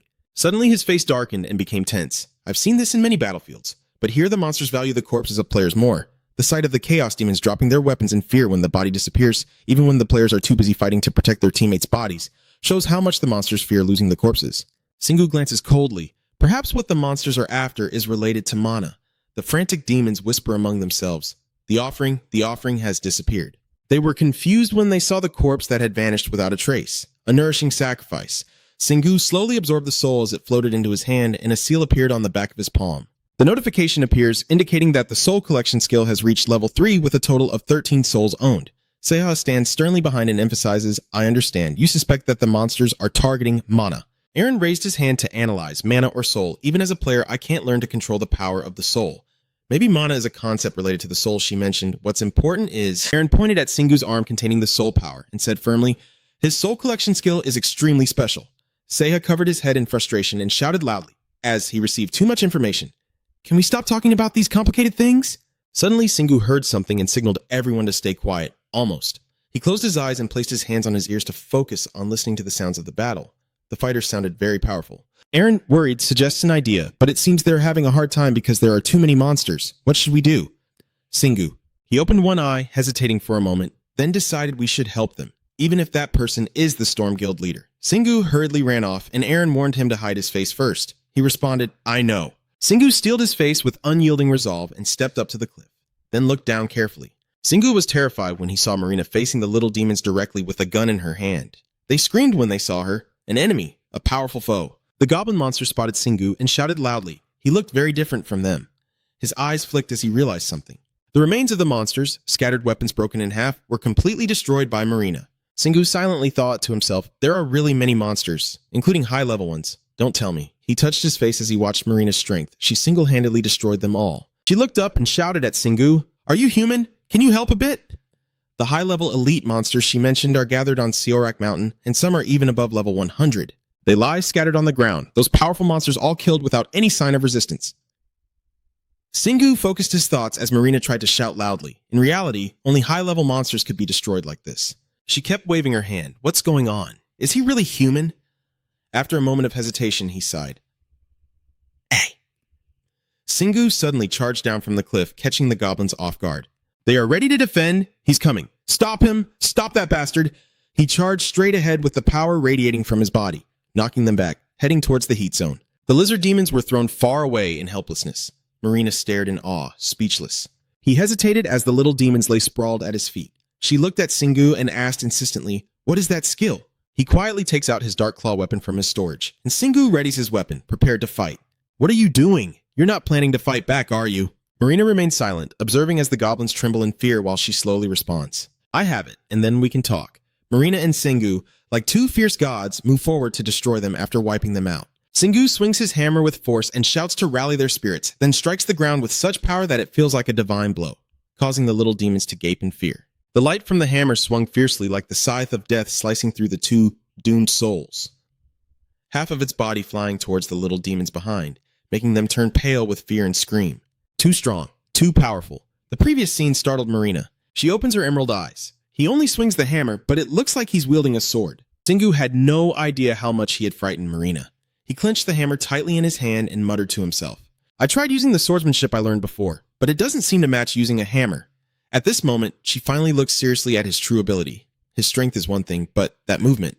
Marina hesitated, looking at the small, slender demons in front of Singu's strong back, then guessed to herself he looked like a level 200 player. She looked at Singu, the young demon who seemed wealthy beyond his years, and couldn't help but feel strange. Why had she never heard of him before? Marina tried to push unnecessary thoughts out of her mind. And feeling angry with herself, she knew now was not the time to wonder who he was. She clenched her lips and showed determination. "I can't stand still any longer." Without waiting another second, Marina raised her guns, ready to fire, her face showing her eagerness to fight again. Marina begins to seriously consider Singu as a partner. Although she doesn't dislike fighting on the front lines, she performs best when she has a trustworthy teammate ahead. The two goblins, sensing the threat, become highly alert and try to stop her, holding back the woman. Even though they knew the bomb was about to explode, they charge forward in panic, feeling that something terrifying was coming. Something very frightening. Marina whispered softly, "It's too late now." When the two goblins appeared right in front of her, she activated her skill to turn her pupils into red circles to aim at the enemies. Marina quietly chuckled and fired a rapid barrage of bullets, creating a rain of bullets toward the goblins. Singu broke out in a cold sweat as he saw this ability. Is that a demon bullet? Does she have a gun that can fire demon bullets? Each bullet that pierces leaves a hole on the dwarf's body. These demons seem to be unafraid of death, rushing like moths into a storm of bullets. She appears to be having fun playing with the demon army, retreating while carefully aiming at each one. Singu silently watched the overwhelming battle scene unfold, only managing to say, "What?" Remembering Marina's recent protest, a strange doubt arose in his heart. Why was she still surprised by him if he hadn't kept enough distance? I will also be shattered into many pieces. At this moment, a guy behind silently swings his axe, aiming to ambush him. Of course, this dirty trick can't succeed. Singu painfully kicks him, making him tilt his head and shouts, "Not yet." The other two, originally planning to harm you, were so frightened by this massacre that they ran away. Ata just wants to go home. They remembered that beside Ata, there was another influential person, Aaron, and only then realized with shock that Singu is someone who cannot be broken or destroyed, but instead destroys everything by crashing through it. The woman behind kept firing deadly bullets non-stop, each of them already dangerous enough. Yet now they are working together. At this point, the lawn demons realize they can't win and decide to retreat and run away. We can't handle them ourselves. These sacrifices are too extraordinary. Singu, who hasn't fought yet, was eager to chase after them, but Marina decided to spare their lives. "No, it's okay now. Let them go." She looked at the scattered corpses and severed limbs on the ground, advising him that if we act too... Marina had already thought one step ahead with a more complete plan. They will report to their superiors for help, and we will follow them to kill the leader. Singu seems to agree. It's indeed a good idea. He firmly grips the hammer but suddenly declares his opposition. Then, without a word, Singu throws the hammer toward the fleeing demons. It spun like a boomerang, circling around to pierce the fleeing demons. He raised his hand in a shooting gesture and invisible bullets flashed out in quick succession. These bullets are directed straight at the fleeing demons, and Singu precisely catches the hammer and turns to explain that we don't need to waste so many of them. Suddenly, Marina rushed in front of him with a fierce look that made him panic. She was very curious and asked, "What was that shot just now? It doesn't look normal, does it?" Singu, feeling discouraged, looked at her serious expression and recalled her background in his mind. Her name is Marina Bisset, 22 years old, born in California, a place famous for wildlife. Continuing to delve into the past, she was also one of the first players to awaken when the Celestial City appeared 10 years ago.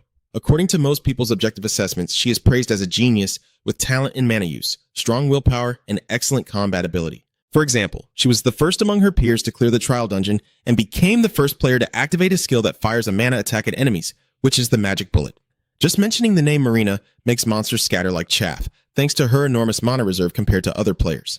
People say she cleared dungeons alone using only mana bullets. With her impressive skills and monster-defeating record, she didn't choose to be a solo player, but it was her fighting style, because other players simply couldn't keep up with her pace of development. Just like droughts must yield to rainstorms, she eventually faced a barrier after the level 30 dungeons, and that was only because she couldn't conquer those dungeons alone. Because she couldn't wait for others to catch up, she became a mercenary and participated in dungeon conquest missions in other countries. A legendary event was the level 32 dungeon challenge of the Tornado Society, which she also took part in. Everyone was busy praising South Korea as the first country in the world. Singu revealed the truth behind it, and I realized that none of this would have happened without her. Marina gave a very judging look at your silly outfit. What are you mumbling? Singu and the others were so immersed in their own world that they didn't hear the question. Remembering Aaron's compliment about Marina, she's not only one of the top players, but also beautiful. It's so unfair. Even Ziha has to admire her skills and looks once caused a sensation in the windstorm. This is the first time I've seen her this close. Marina is really good, but I still favor my beloved. And isn't Aaron also a top player and beautiful? Singu looked at this girl before him and couldn't help but admit that Aaron was right about her being genuine, and probably because she was a dedicated player and trainee, she was also tall. His gaze unintentionally drifted down to her two ample breasts, quietly assessing them, with a bust large enough to potentially hinder her during combat. She leans down a little more, with a slender waist and long legs. Even her figure is perfect. At this point, Singu can't help but feel embarrassed. She must have been a model or actress if she hadn't become a player since she was young. After a long rant, he returned to his original question, but Marina cleverly clasped her hands and begged to learn the craft. But all she received in response was Singu's inadvertent refusal. "No," she repeated with a higher tone. "Teach me." Seeing her lively appearance, he felt a bit of emotion, and seeing her so eager only made him see her as a curious girl. But still, no means no, and being repeatedly rejected made Marina furious. Still, she persisted in sharing her thoughts, saying, "I've never seen anyone else use such strange magic bullets besides myself." Marina even gave a half-hearted excuse, claiming, "I am the first and last to use magic bullets, and I have the right and obligation to know everything related to this skill." Singu firmly refused to comply and taught her a lesson, and she also learned that the world is vast, and you can't get everything just by throwing a tantrum. Congratulations. Singu looked at the dead bodies lying around and sighed. This battlefield is the biggest since entering this mountain, and there are many high-level monsters as well. Then he quickly moved to smash their bodies. If they are high-level monsters, he might get mana crystals, just like the time with the veteran demon. As expected, after the corpse disappeared, a shining crystal was revealed. Singu eagerly picked it up, overjoyed, and Marina behind him also realized it. "Oh, so you also know about the crystal?" Suddenly she remembered her original intention and loudly threw a tantrum at him, which wasn't what I wanted to say. Then she transformed back into a cute, mischievous girl, cuddling Singu. And what was that thing? Just tell me. Go ahead. After watching this scene, 3 dots appear clearly above his head, leaving him speechless. After a few minutes, he finally sighed and replied casually that even a stray cat would do better, which made Marina blush with embarrassment. She never thought that her charm that once captivated so many guys would be rejected so outright. Her cuteness was useless. Is he gay or just indifferent to the world? Singu looked at her rebelliousness and only smiled in helplessness. She is not necessarily a spoiled child. He seriously assessed the person in front of him, having deliberately acted cold to see her reaction, and he liked that she did not mention concepts of violence. Even when it comes to mana or achievements, she is much stronger than me, but not using her abilities to handle this already deserves praise. No matter what is morally right, actually doing it is really difficult. The more I think about it, the more I feel confused and clenched my teeth. But you're still too young. If you've realized that not every demand will be met, then you should find other ways to solve the problem. In the end, Singu decided to set a condition. "What would you give me if I teach you?" Looking grim and fierce, it made Marina too scared to react in time, This is what he concluded from his recent thoughts. A transaction doesn't start with threats, but with understanding the other person. To prevent himself from losing value easily, he reiterates his request. "I already said I would consider it if you can give me a fair price, if this information is worth it. Shouldn't you also give me something similar?" It seems that normally Marina isn't easily pushed around, so this situation made her so angry, she almost lost her temper. Of course, Singu didn't change his mind because of that. It's about giving and receiving. In the end, she had to give in to his firmness and agree to a compromise, or she wouldn't give this to anyone. But this skill is truly valuable. Hearing that, his eyes lit up with anticipation, and Marina began opening the storage to search through her files. Then she heavily pulled out a thunderbolt gun, but this weapon was too powerful, causing the small girl to lose her footing and stumble. Ah, it's too heavy. It's too heavy. Catch it quickly. Singu hurriedly stepped in to help. Really. He easily grasped it in his hand, carefully examining the new trophy, then lifted it up. Marina, impressed by his commanding presence, couldn't help but marvel. I realized this when you swung that huge hammer, but you're really strong. Even if I wanted to, I couldn't lift it. Although I volunteered to give it to you, I still feel uneasy, which is why I can't use it. But despite some limitations, that gun is still much better than my pistol. Singu also tried to say a few reassuring words, telling me I couldn't use it either and not to feel too sad, but Marina felt like he was mocking her, saying it was truly a masterpiece. Then she didn't hesitate to draw her pistol and threaten him, saying if he treated it badly, she would shoot him for real. He was a bit worried about her impulsive nature, but just let it go with a smile. Haha. Suddenly he thought of something after looking back and forth, but this one. In terms of size and shape. Singu's mind came up with the name of a famous weapon, the invincible divine cannon, really high quality. Marina became even more agitated. No, not this one. She looked serious and long. It's a rifle. I mean, I can't understand why the Thunderbolt cannon is listed as a rifle anymore. Singu's vivid imagination at this moment only stops at 3 words. Thunderbolt cannon. At the same time, a system notification appeared indicating that the Thunderbolt cannon was sealed B+ level, a weapon known to be created by the Thunder God from his own body. If the user possesses the Demon Bullet skill, it can be used more powerfully through this gun. However, the true power of this weapon is still sealed. When proficiency reaches its limit and a special condition is met, the first seal will be broken. Singu didn't expect this gun to be so complicated. Holding this precious item in his hand makes him feel a bit pressured. He just received something really cool. It truly carries a vastly different source of energy. This is the first time I've seen a treasure named after a god. The damage it deals is really incredible, but it's still sealed. This made Singu start to hesitate, wavering back and forth. In the end, he decided to tell Marina he couldn't take it. She was momentarily surprised to hear that, not expecting him to change his mind, as this was more valuable than the information he was holding on to. But in truth, Marina didn't care much about that. No, the upgraded magic bullet was worth much more. Nothing else mattered to her more than that. So just take it, please. Singu didn't expect the other person to be so stubborn. Why is she so obsessed with this? He smirked, finding her quite interesting. Maybe it was that obsession that pushed her so far. I doubt it, so I'll ask again to be sure, even if this information is only valuable if you have all the required skills. Marina replied without hesitation, so I will go and acquire those skills. Singu felt that the person in front of him was incredibly brave, a tough mercenary wandering the world, and he guessed he wouldn't be able to refuse if she said so. After a moment of contemplation, he also decided to keep the sacred gun. All right, he would stick to his promise. Then, time quickly passed, and the two carried out the previous transaction. Something happened that made Marina freeze in shock, unable to move, her body stiffening, hair pulling at her head in fear, as if she had just encountered a ghost. That skill that can upgrade the pure power of demon bullets? Wait a minute, why are you trying to combine close combat skills with demon bullets like that? Meanwhile, Marina kept shouting loudly, how could I do it? Even with all the information, it still seemed impossible. He suggested a solution, do you want to take the rifle back? But she immediately snapped back, no. Her stubborn personality is very much like Singu's. She will definitely achieve what she desires. I'm sure I can create the powerful bullet. As he looked at her, he seemed to see himself, and it was easy to tell. Now I understand. Her arrogance doesn't allow her to regret her decisions. The strong always have a reason to be strong. Suddenly, Marina became curious and turned back to ask him, but I've never seen anyone stronger than you. Where have you been all this time? She asked so vaguely that Singu obviously couldn't answer. He didn't know her either, so let's just forget it. That made her suddenly remember something. She reached out to greet him, then introduced herself as Marina Bissett. She shyly added that she had been to the Windstorm Guild's dungeon with Han, but left because it was too difficult, and they called her here to help. Singu remains cautious, quietly observing the world with half-closed eyes. After a few moments of silence, he finally responds, yeah, but I won't reveal any personal information. Marina was disappointed and asked, huh? Because Singu insists on not revealing it, Marina begins to guess, I guess you've leveled up a lot while hiding your identity so you won't easily disclose it. She mutters to herself, feeling stupid, damn it. I'm not the kind of person who gives up that easily. He heard a command to add one more sentence, which is the most unbelievable thing you've said all day. Then he turned to leave, as our conversation was over, and Marina quickly interrupted, wanting to stop him. It's enough. She suggested that the two of them could continue together since they were heading in the same direction. Come on. Before she could rejoice at escaping this noisy tale, Singu sighed heavily. What? As if she would be rejected, she continued to persuade him. Isn't it true that we will all chase after those monsters anyway? He secretly agreed that, yes, Marina appeared very trustworthy. She won't become an obstacle. Don't worry, I am also a skilled hunter. Hearing that, Singu gradually hesitated, which was understandable, but he would be put in danger if she wanted to see his wings. Then he remembered his two teammates who were still struggling to hide, not to mention Eren and Seiha also wanted to go outside, and at this moment Marina used provocation, saying, "I know you want to retreat." Knowing Singu's competitive nature, she deliberately spoke evenly. "But if he did that, I would go there first and kill them all. Aren't you chasing after that final bug?" Eren understood that he really wanted to agree and advised him not to worry about her. "We won't be caught. It would be better if we handled the monsters with her support."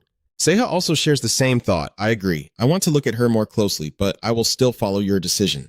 In the end, he still led the way, subtly indicating his acceptance. "Come on, hurry up." Once Marina achieves her goal and jumps for joy, it sounds even better. Then they set off on their journey, rushing through the dense forest. Marina suddenly realized something and turned to ask, "Hey." Singu calmly replied, waiting for the question, "What's wrong?" She hesitated when he only used mana to run at high speed, so why didn't he use his wings? As he predicted, Marina noticed this difference, although she was quite impressed that he could keep up with her without using them. Inside him, thoughts flooded in about the player's methods, allowing them to fly, and when grown enough, provide effects like resistance and speed by deploying them.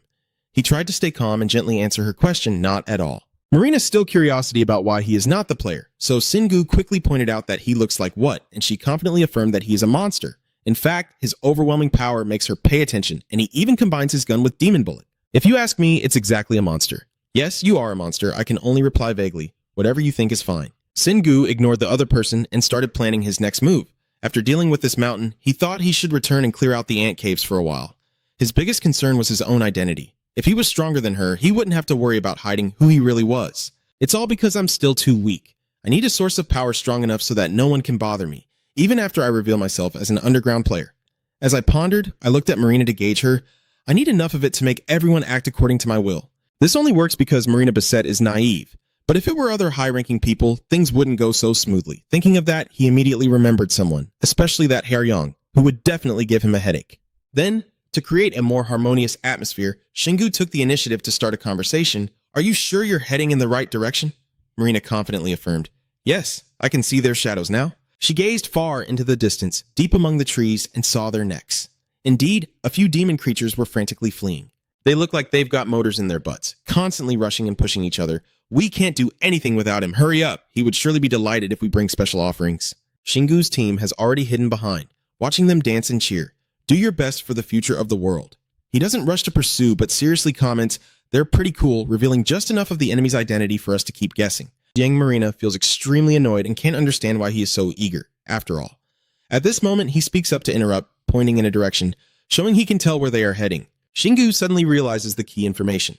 The crash site of the helicopter is on the highest peak of Sierrak Mountain, the majestic summit of Daichang. Hearing this, Seiha couldn't hold back her emotions and whispered, "My father always took me there."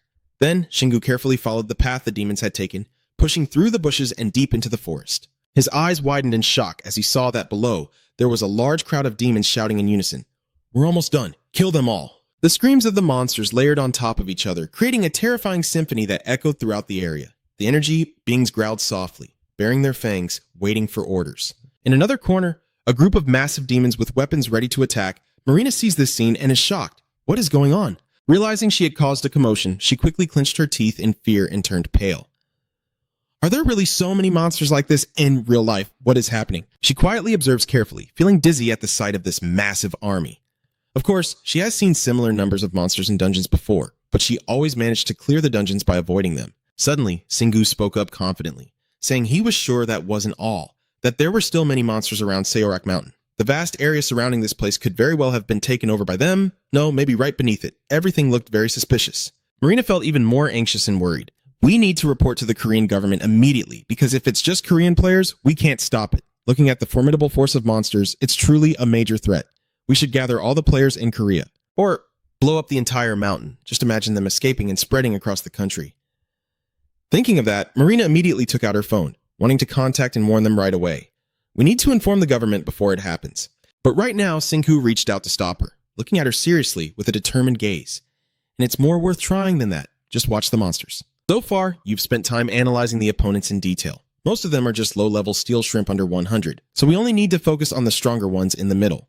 According to that plan for the first step, we need to find their leader. Singhu began to evaluate the prominent ones, not him. Another village boy looked too arrogant, not him.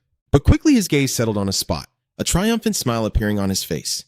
"Hey, down there, Ungor is standing on a high platform, constantly giving orders. We need more blood, mana, and souls, my brother." Singhu looked at this different leader with surprise, truly a violent energy, more intense than the great demon general. His gaze was fixed on Ungor, and his voice was filled with deadly intent. We must kill that guy. Seeing that, a moment of doubt appeared on Marina's face.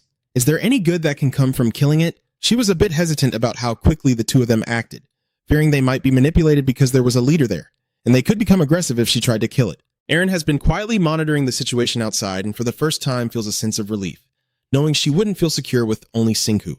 As expected, her teammates are in sync since Seha also shares the same idea, but it seems feasible if the two team members cooperate with each other. Singhu took a deep breath and exhaled heavily, then began sharing his experience of clearing dungeons across Korea. From what he knew, the monsters in Sanha Town had disappeared after the final boss was slain. She widened her eyes, her face lighting up as if she had just uncovered a secret. Oh, I see. I thought you had a big body. He was surprised when Marina pointed directly at his face and declared he must be the first hunter. Then she covered her mouth with her hand, giggling mischievously, while Singhu could only bow his head awkwardly, stammering, "That's enough. Don't call me that." The information just now gave her an idea, and that was really great. Marina's face shows a triumphant expression, her eyes shining with excitement as she realizes she is the only person in the world who knows the true identity of the first hunter. But after pondering for a while, she has many more questions, though she has also killed many bosses in other areas, so nothing seems different. Maybe she just met Mai. This statement really made Singhu think differently, or maybe a surprise attack is really that important. He started to consider, that makes sense if countless dungeons erupt at the same time. Suddenly Marina shouted in panic, "Wait, Hunter!" As she gradually understood the situation, she screamed in fear. What are those things doing? He still doesn't know what's happening right now, huh? Below, the little demons suddenly all started attacking themselves with their weapons for no reason. And Aaron, just sticking his head out, was stopped by this scene. Exeha also wants to eavesdrop when he hears the commotion, and he's startled just by looking. Only Shingu's face is gradually becoming more serious with a deadly, commanding gaze. At this moment, Ungor began to rally the army. The time had come, we can no longer delay. Who is your god? And just as he was about to answer, he was silenced by the man, "You are lost." He continued shouting even louder than before, "Your origins have been stolen, so tell me, who is your god?" At this moment, all the monsters shouted together, echoing throughout the forest, "Our bodies are." Watching this scene, Shingu silently judges, feeling like he's watching a play. They keep rambling about meaningless things. First of all, their mana and memories are spreading out and affecting this area. Meanwhile, Marina beside him was grinding her teeth in fury, furious at the damn faith, and her words immediately caught his intense attention. She explained in detail, saying all the monsters believed in one god, but the true gods were capricious and annoying. It seems that their strange self-destruct actions were intentional, probably a ritual to offer to the gods. I've seen a few times before, and this one is just too much. Shingu's brain seems to be using 2G, unable to catch what was just said. "The gods," she still happily repeats. "I'm sure you already know everything about it." Aaron listened to this conversation and felt a bit annoyed. She thinks she overestimates Shingu. She believes that everything she knows he already understands. Marina has taken on the role of tutor for Aaron as usual. Their gods always try to amplify their influence. They did that above the Celestial City and are trying to do the same down here. I don't understand why this made Shingu so agitated. Do you also believe in those gods? She immediately criticized his attitude. Come on, gods do exist, and even the rifle you gave me was a gift from the Thunder God. A sentence that struck straight into his mind, leaving him frozen and unable to respond. After thinking it over, he realized that Marina was indeed right. That's right. Why did I overlook that obvious truth? That treasure contains the power of the Thunder God. Shingu's mind filled with unease. If it's so powerful while still sealed, it wouldn't be strange if a deity directly bestowed it. Marina's straightforward words pulled him out of the tangled mess. Of course, believing in their existence and placing his trust in them are two completely different things. She honestly shares her own opinion. I also don't like the existence of gods. I really dislike them. It seems that the reason for their previous conflict was because of this, but I took the rifle, which is why I gave it to you. Marina clearly saw your attitude just now, so her words were like a cold splash of water. You've been deceived. They do all kinds of crazy things in the name of their gods. And if you ask me, that's the worst of all. It's as if they have gone through a small-scale religious war, Shingu also responded, saying he had never seen anything like that before. But then he thought, they also fought to the end like that in Heaven City. Such events are clearly recorded in human history, with one religion swallowing another. That's what I mean. As soon as she finished speaking, she fired her favorite pistol. All right, let's take down that last monster. With all her fury, she was ready to charge into battle. I don't think we can wait for the government to arrive. Realizing she was the only one muttering all this time, Marina turned back to urge Shingu, do you think I should take out the lion-masked one first? Or what do you think? I was just pulled back to reality, so I'm still a bit hazy. But even more than that, my fighting spirit has immediately returned, and I'm going crazy, ready to tear everything apart. The two quickly formed a combat team with Marina excited for the fight. Let's go. Xeha looked at the young pair with admiration, unable to hold back and remarking that this was the formation of the strongest couple on the planet. But before heading into battle, Marina still hesitated and wondered if he would be okay, as there are many monsters here. Shingu calmly replied that the number of enemies has never been an issue for him. His strength is undeniable, whether there are many or few. The only question is whether he can protect himself. Hearing that, she realized her worries were a bit unnecessary. It sounded unreasonable, but very convincing. Shingu began to outline his premeditated plan. One person would distract while the other would attack, and he would take on the distraction. Marina widened her eyes in surprise, feeling like Tai had just misheard. What? Seeing that, he quickly comforted his teammate. What are you worried about? They all look weaker than him, so those few words obviously couldn't calm her down, but there are still thousands of them. Suddenly, she remembered their previous battle. I guessed him. Then, Marina also relaxed her posture and asked him, what is your stamina level? Shingu naturally still keeps his rule of not revealing it. Just guess it yourself. This made her extremely frustrated, and she tried to think seriously. Meanwhile, he quickly and carefully moved forward step by step, not forgetting to leave a reminder. Hold it tight. Marina still looks annoyed but speaks with a hint. Make sure you create a good opportunity for me. You grasp the claw and rush forward, lips tightly sealed with a breath inside, inhaling. A deafening roar tore through the air as he shouted, causing shockwaves like thunder that made the entire space tremble. The sound immediately drew the attention of the nearby lurking demons. Even the great demons around the area were immediately startled when they heard it. Standing like a statue, eyes blinking rapidly for 5 seconds in confusion, he realized the threat and shouted to his subordinates. The sacrifices, a strong sacrifice. Capture him and turn him into the final sacrifice. Shingu roared loudly into the sky, as if about to explode with rage. I'm fed up and exhausted from hearing about sacrifices all day long. Aaron, with a broad view, warned, Shingu, be careful. His surprised eyes glanced toward where she pointed, and suddenly, an energy blast shoots straight at the spot he just stood. Tesseran's pressure eyes suddenly spark with fiery light. Ungo angrily clenched the heads of the two little demons as multiple floating fireballs surrounded them. The hand engulfed in flames burning their heads made screams echo around. Seeing this scene for the first time, Shingu suddenly froze for a moment. If that coward really created those fireballs, then it's not something to take lightly. While they're showing off, I can do something with this rifle. Aaron casually whispers a word of caution. There's no time to calmly analyze the situation. Feeling underestimated, Shingu retorts without hesitation, do you really think you'll be hit by those obvious attacks? Under Ungo's control, each fireball spun around before rushing straight at him, his eyes shining with confidence as he silently prepared to unleash a surprise attack. Suddenly, a hand reached out and grabbed the nearest dwarf demon. Its throat was suddenly squeezed, causing it to only emit a hesitant sound, gurgling. He quickly turned them into moving shields, reflecting the flames back at the fire. The collision triggered a loud explosion that echoed throughout the area. The lucky demons that survived roared in fury, offering a powerful sacrifice, capturing him and turning him into the final sacrifice. Shingu quietly realized something. I see now he has calculated its trajectory. I'm sure they wouldn't hurt too much even if I got hit, but there's no need to waste my energy. But the one who smells something fishy coming from him, Irene, with eyes wide open, asks cautiously, should I take the hit to upgrade my fire resistance skill? I don't think that's how he sees it, right? Shingu leans down to limit the wind force to increase his speed forward. He will dodge what needs dodging and block what needs blocking. If I can't do both, I'll stop them halfway. Anyone with enough composure and keen eyesight can do this. After hearing his argument, I also want to strike while keeping my eyes wide open to see everything clearly. Convincing enough that even Ha had to nod. Honestly, I feel the same way. But then, Shingu suddenly switched to a righteous mode. Keep going. Your steps rush through the flames with the strong wind behind sweeping them all away. Marina's eyes widened in amazement behind her umbrella as he performed an extraordinary stunt. Truly impressive, he dodged dozens, no, hundreds of fireballs perfectly. The previously enhanced demons spoke in soulless voices like machines, saying our master wants us to kill him immediately. Our loyal servants quickly received the order. This is our ritual. Everyone, kill that bastard! Kill that bastard! He skillfully spins his staff to take down the reckless flies with divine speed. Irene sat inside his shirt pocket, her eyes full of worry, conserving mana to summon the beast. Suddenly, a shockingly fierce beast hit her directly. What? He swung the long hammer in a spinning motion, smashing into them with unbeatable strength. In just a moment, the remaining demons were driven back, creating a wide open space for him. Even with years of experience, Irene was still stunned by his bold move. He didn't use any mana, so is all his strength physical? This is no longer about levels. It doesn't even depend on his state. His strength can be considered divine. Meanwhile, the main character of the battle, Shingu, is getting more and more excited, feeling like he has a second heart inside his body.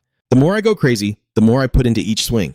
I can feel myself getting stronger. His explosive emotion turned his swing into a one-hit, one-kill attack that couldn't be broken through, and the sound wave from the howling beast's claws caused a small explosion right in front of him. Shingu opened his mouth and continued to use his unique sound frequency skill. I only use mana for the battle cry. I don't need any mana for those little shrimp. In a moment of distraction, Ungor from behind set off more fire bridges, and he quietly jumped back.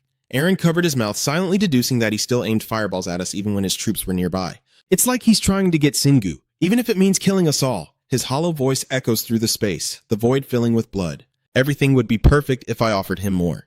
Singu only caught the main idea of that sentence and fell into deep thought, a moment of silence. I wonder if it's different from what I know. I guess he won't answer me anyway. Marina froze, unsure of what to do as she watched his actions. Ungor is now surrounded by a blazing ring of fire. Singu instinctively senses that something is wrong. Have the fireballs stopped? Eren immediately noticed and warned him that it's not over yet, Singu. He's not only using his own mana, but also that of high-level monsters. He will attack as soon as you lower your guard and may use a speed boost spell and invisibility. Feeling the pressure mounting, Singu instinctively clenched his claws. He understood now he would try to dodge as soon as he detected it. Don't worry. Eren's quiet sound, his calmness makes me worried, easily overwhelmed by his battle cry. Come out. Marina was amazed by the fierce attack. What? He must be a monster. Every move he makes feels like dragging her brain into a high-speed cardio session. His movements are fierce and reckless like a beast, yet also delicate and never wasting a single ounce of energy. He's completely different from me. I only focus on controlling mana after realizing my physical strength is mediocre. Marina closed her eyes, reflecting on what she had experienced. I thought he was only good at controlling mana, but I was wrong. I can't make the same mistake again. He is very trustworthy. But I have to worry about the movements of that worm guy. She looked alert as soon as she sensed the danger from him intensifying with each breath. He is secretly using mana to cast a type of spell that requires sacrificing high-level monsters. It's completely different from a fake ball. This mana feels angering. He will meet his downfall. While Marina is lost in sorrow, Singu continues to enjoy the moment ahead. She takes a deep breath, focusing all her senses on the raging battlefield. But she can't send a signal to him because hiding is the core of this tactic, and she can't attack right now because of the dense mana surrounding him. Her gun is fully charged with mana. Being able to hide for so long really is a miracle. But after that shot, I won't get a second chance. We'll have to run without killing him if I miss. Marina berates herself for her overthinking. This is terrible. Yeah, what should I do now? How? No, I know what I have to do. Now, I have to save that man what Korea has to bear. If this mission fails, is nothing compared to losing someone with his potential as the world surges all over Marina, alright? Suddenly, she widened her eyes, staring at the unfolding event below. With a short spell, Ungor caused the ground to explode, revealing eerie hands emerging to form a living barrier around her. The sudden move made Marina panic and unsure what to do. No, he had already taken a step ahead of me.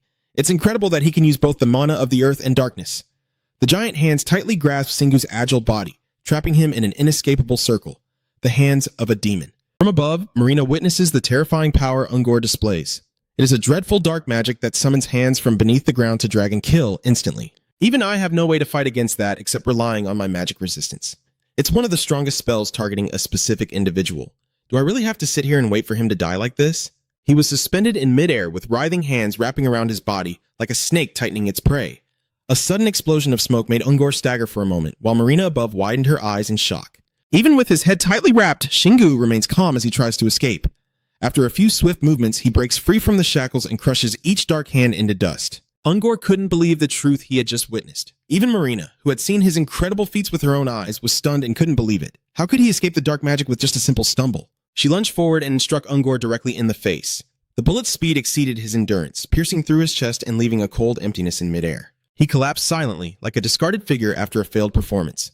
The frantic shouts, like ants biting, stirred the entire forest. The leader was dead. Humans have already killed the leader. We are close to finishing. We will be punished, and the abyss will punish us severely. Singu shrugged, exhaling as if he couldn't be bothered to react. I did it. The system constantly monitors and updates the situation quickly. You've stopped the corrosion. The monster has weakened, increased by 6 levels, and Lo Dane has reached level 7 courage. Heavy weapon combat reaches level 3, charge level 18. Just after catching his breath, Singu recalled the hidden threshold mistake he had overlooked, making him realize why he thought he didn't need to avoid that kind of magic. Areen, with his sharp gaze right beside her, still keeps his honest and straightforward comments. So what does he mean? That's obvious because he's very, very brave. When he realized that dark magic and chose not to run from it, I think he's almost there. But those types of magic are usually used for ambushes and deadly strikes. However, his innate skill, which is bravery, will have the damage from ambush attacks and block all critical hits from skills he doesn't know. Seeing Ungor's motionless body on the ground, she gently pursed her lips, as the final insect had tried to use a type of magic he couldn't dodge or block. Ziha suddenly stepped into the middle of the story, making the atmosphere more lively, but because of that, the magic couldn't cause any harm to Singu. Areen spoke softly, with a hint of concern for Ungor. If he knew, he might have died from frustration, but I guess he would still die regardless. Singu, carefree and lost in her own arrogance, began her self-satisfied moment, while he didn't dodge because he knew all of that instinctively, which made her irritated and forced her to respond immediately. Since when had his intuition become so accurate? Suddenly, a movement nearby caught his eye. But those guys didn't die with the boss, nor were they pulled into the abyss that appeared from the void. Siha only just realized that something unusual was hidden behind the scenes. You're right. This time, there doesn't seem to be a convenient solution like in Japanese manga where everything gets resolved suddenly. Singu's super efficient mind quickly formed an unexpectedly clever argument, which means I won't need to go to the places where the dungeon outbreaks have already occurred. There are many other strong players besides me. If this isn't something only I can do, I would rather focus on becoming stronger in the underground caves. That sharp argument leaves no room for denial. He agrees, we need to investigate further. But not now. Inside that genius mind, countless layers of thoughts pile up, remembering how Marina crushed the string wielder's head with a single shot. I'm not strong enough to do the same right now. That is a demon bullet compressed tighter than anything he could make. It has destructive power that human technology or thinking cannot reach. Is she truly the only one with such strength? Even the leader of the Windstorm Guild, known for being blessed by the gods, I still can't proudly face them right now. He spoke with a false sense of righteousness without hesitation, saying he should help clean up this place before others arrive, but those childish words couldn't fool Aaron. He only cared about Phalemana. Marina suddenly jumps down from the cliff, blocking the fun. How could you stop that dark magic? Singu shakes his head and sits down, refusing. Do you really think I would tell you? Marina then steps forward, reproaching. I could have told you from the start if I wanted to. You just made me worry for nothing. He stroked the black wolf to remind her, if you had time to say such stupid things. While casually killing monsters, Singu said, then focus on killing high-level monsters. The chaos demons panic and scream. I see my intelligence leaving me. The gods have abandoned me. We are lost. Marina follows the advice and immediately raises her hand, firing continuously at them, cursing non-stop. Pathetic. Truly pathetic. Seeing her use powerful magic looks really cool. Singu also raises her hand and shoots a stream of energy through the shoulder of the demon lord in front of her. You keep your stance, looking closely at the corpses scattered on the ground. Marina teasingly winked and praised. That's impressive. Singu turned to confirm, is this most of it already? She didn't hide it and announced it would take a week to kill all the ones that escaped. Marina raised 2 fingers as a sign. Since we killed them together, let's share the spoils. She quickly analyzed that the monsters escaping from the dungeon didn't leave us any essence, but at least they left everything behind. Then she pointed at him and straightforwardly suggested we do this before that person looks in. Marina, with a slightly sarcastic tone, said those damn whirlwinds didn't even bother to show up while I was busy fighting monsters. She thought her idea was pretty great, but she was sure they would show up after everything was over and pretend to be friendly. Then why not quickly divide them and part ways here? Shingu nodded in agreement, completely convinced, and it sounds good to him. I looked at the corpse I knocked down earlier anyway. His head had exploded and there was nothing left, so I couldn't tell what he looked like under the mask. At that moment, its information appeared on the system. Tech Charon Pressure, level B++, with a detailed user guide attached, made from the head of a high-level Tech Charon and a monster guarding Dentho. Its defense isn't very high, but the wearer can increase their charm to make enemies fear them and impress allies, a mysterious trait that's hidden. Marina couldn't believe her eyes as she stared at it. Dentho's protector, don't tell me this is also related to Dentho. She started to think for a moment, then suddenly brought the Tech Charon pressure armor in front of Singu. All right, do you want it? He immediately turns away without hesitation and refused. You can keep it if you want. I already have a helmet.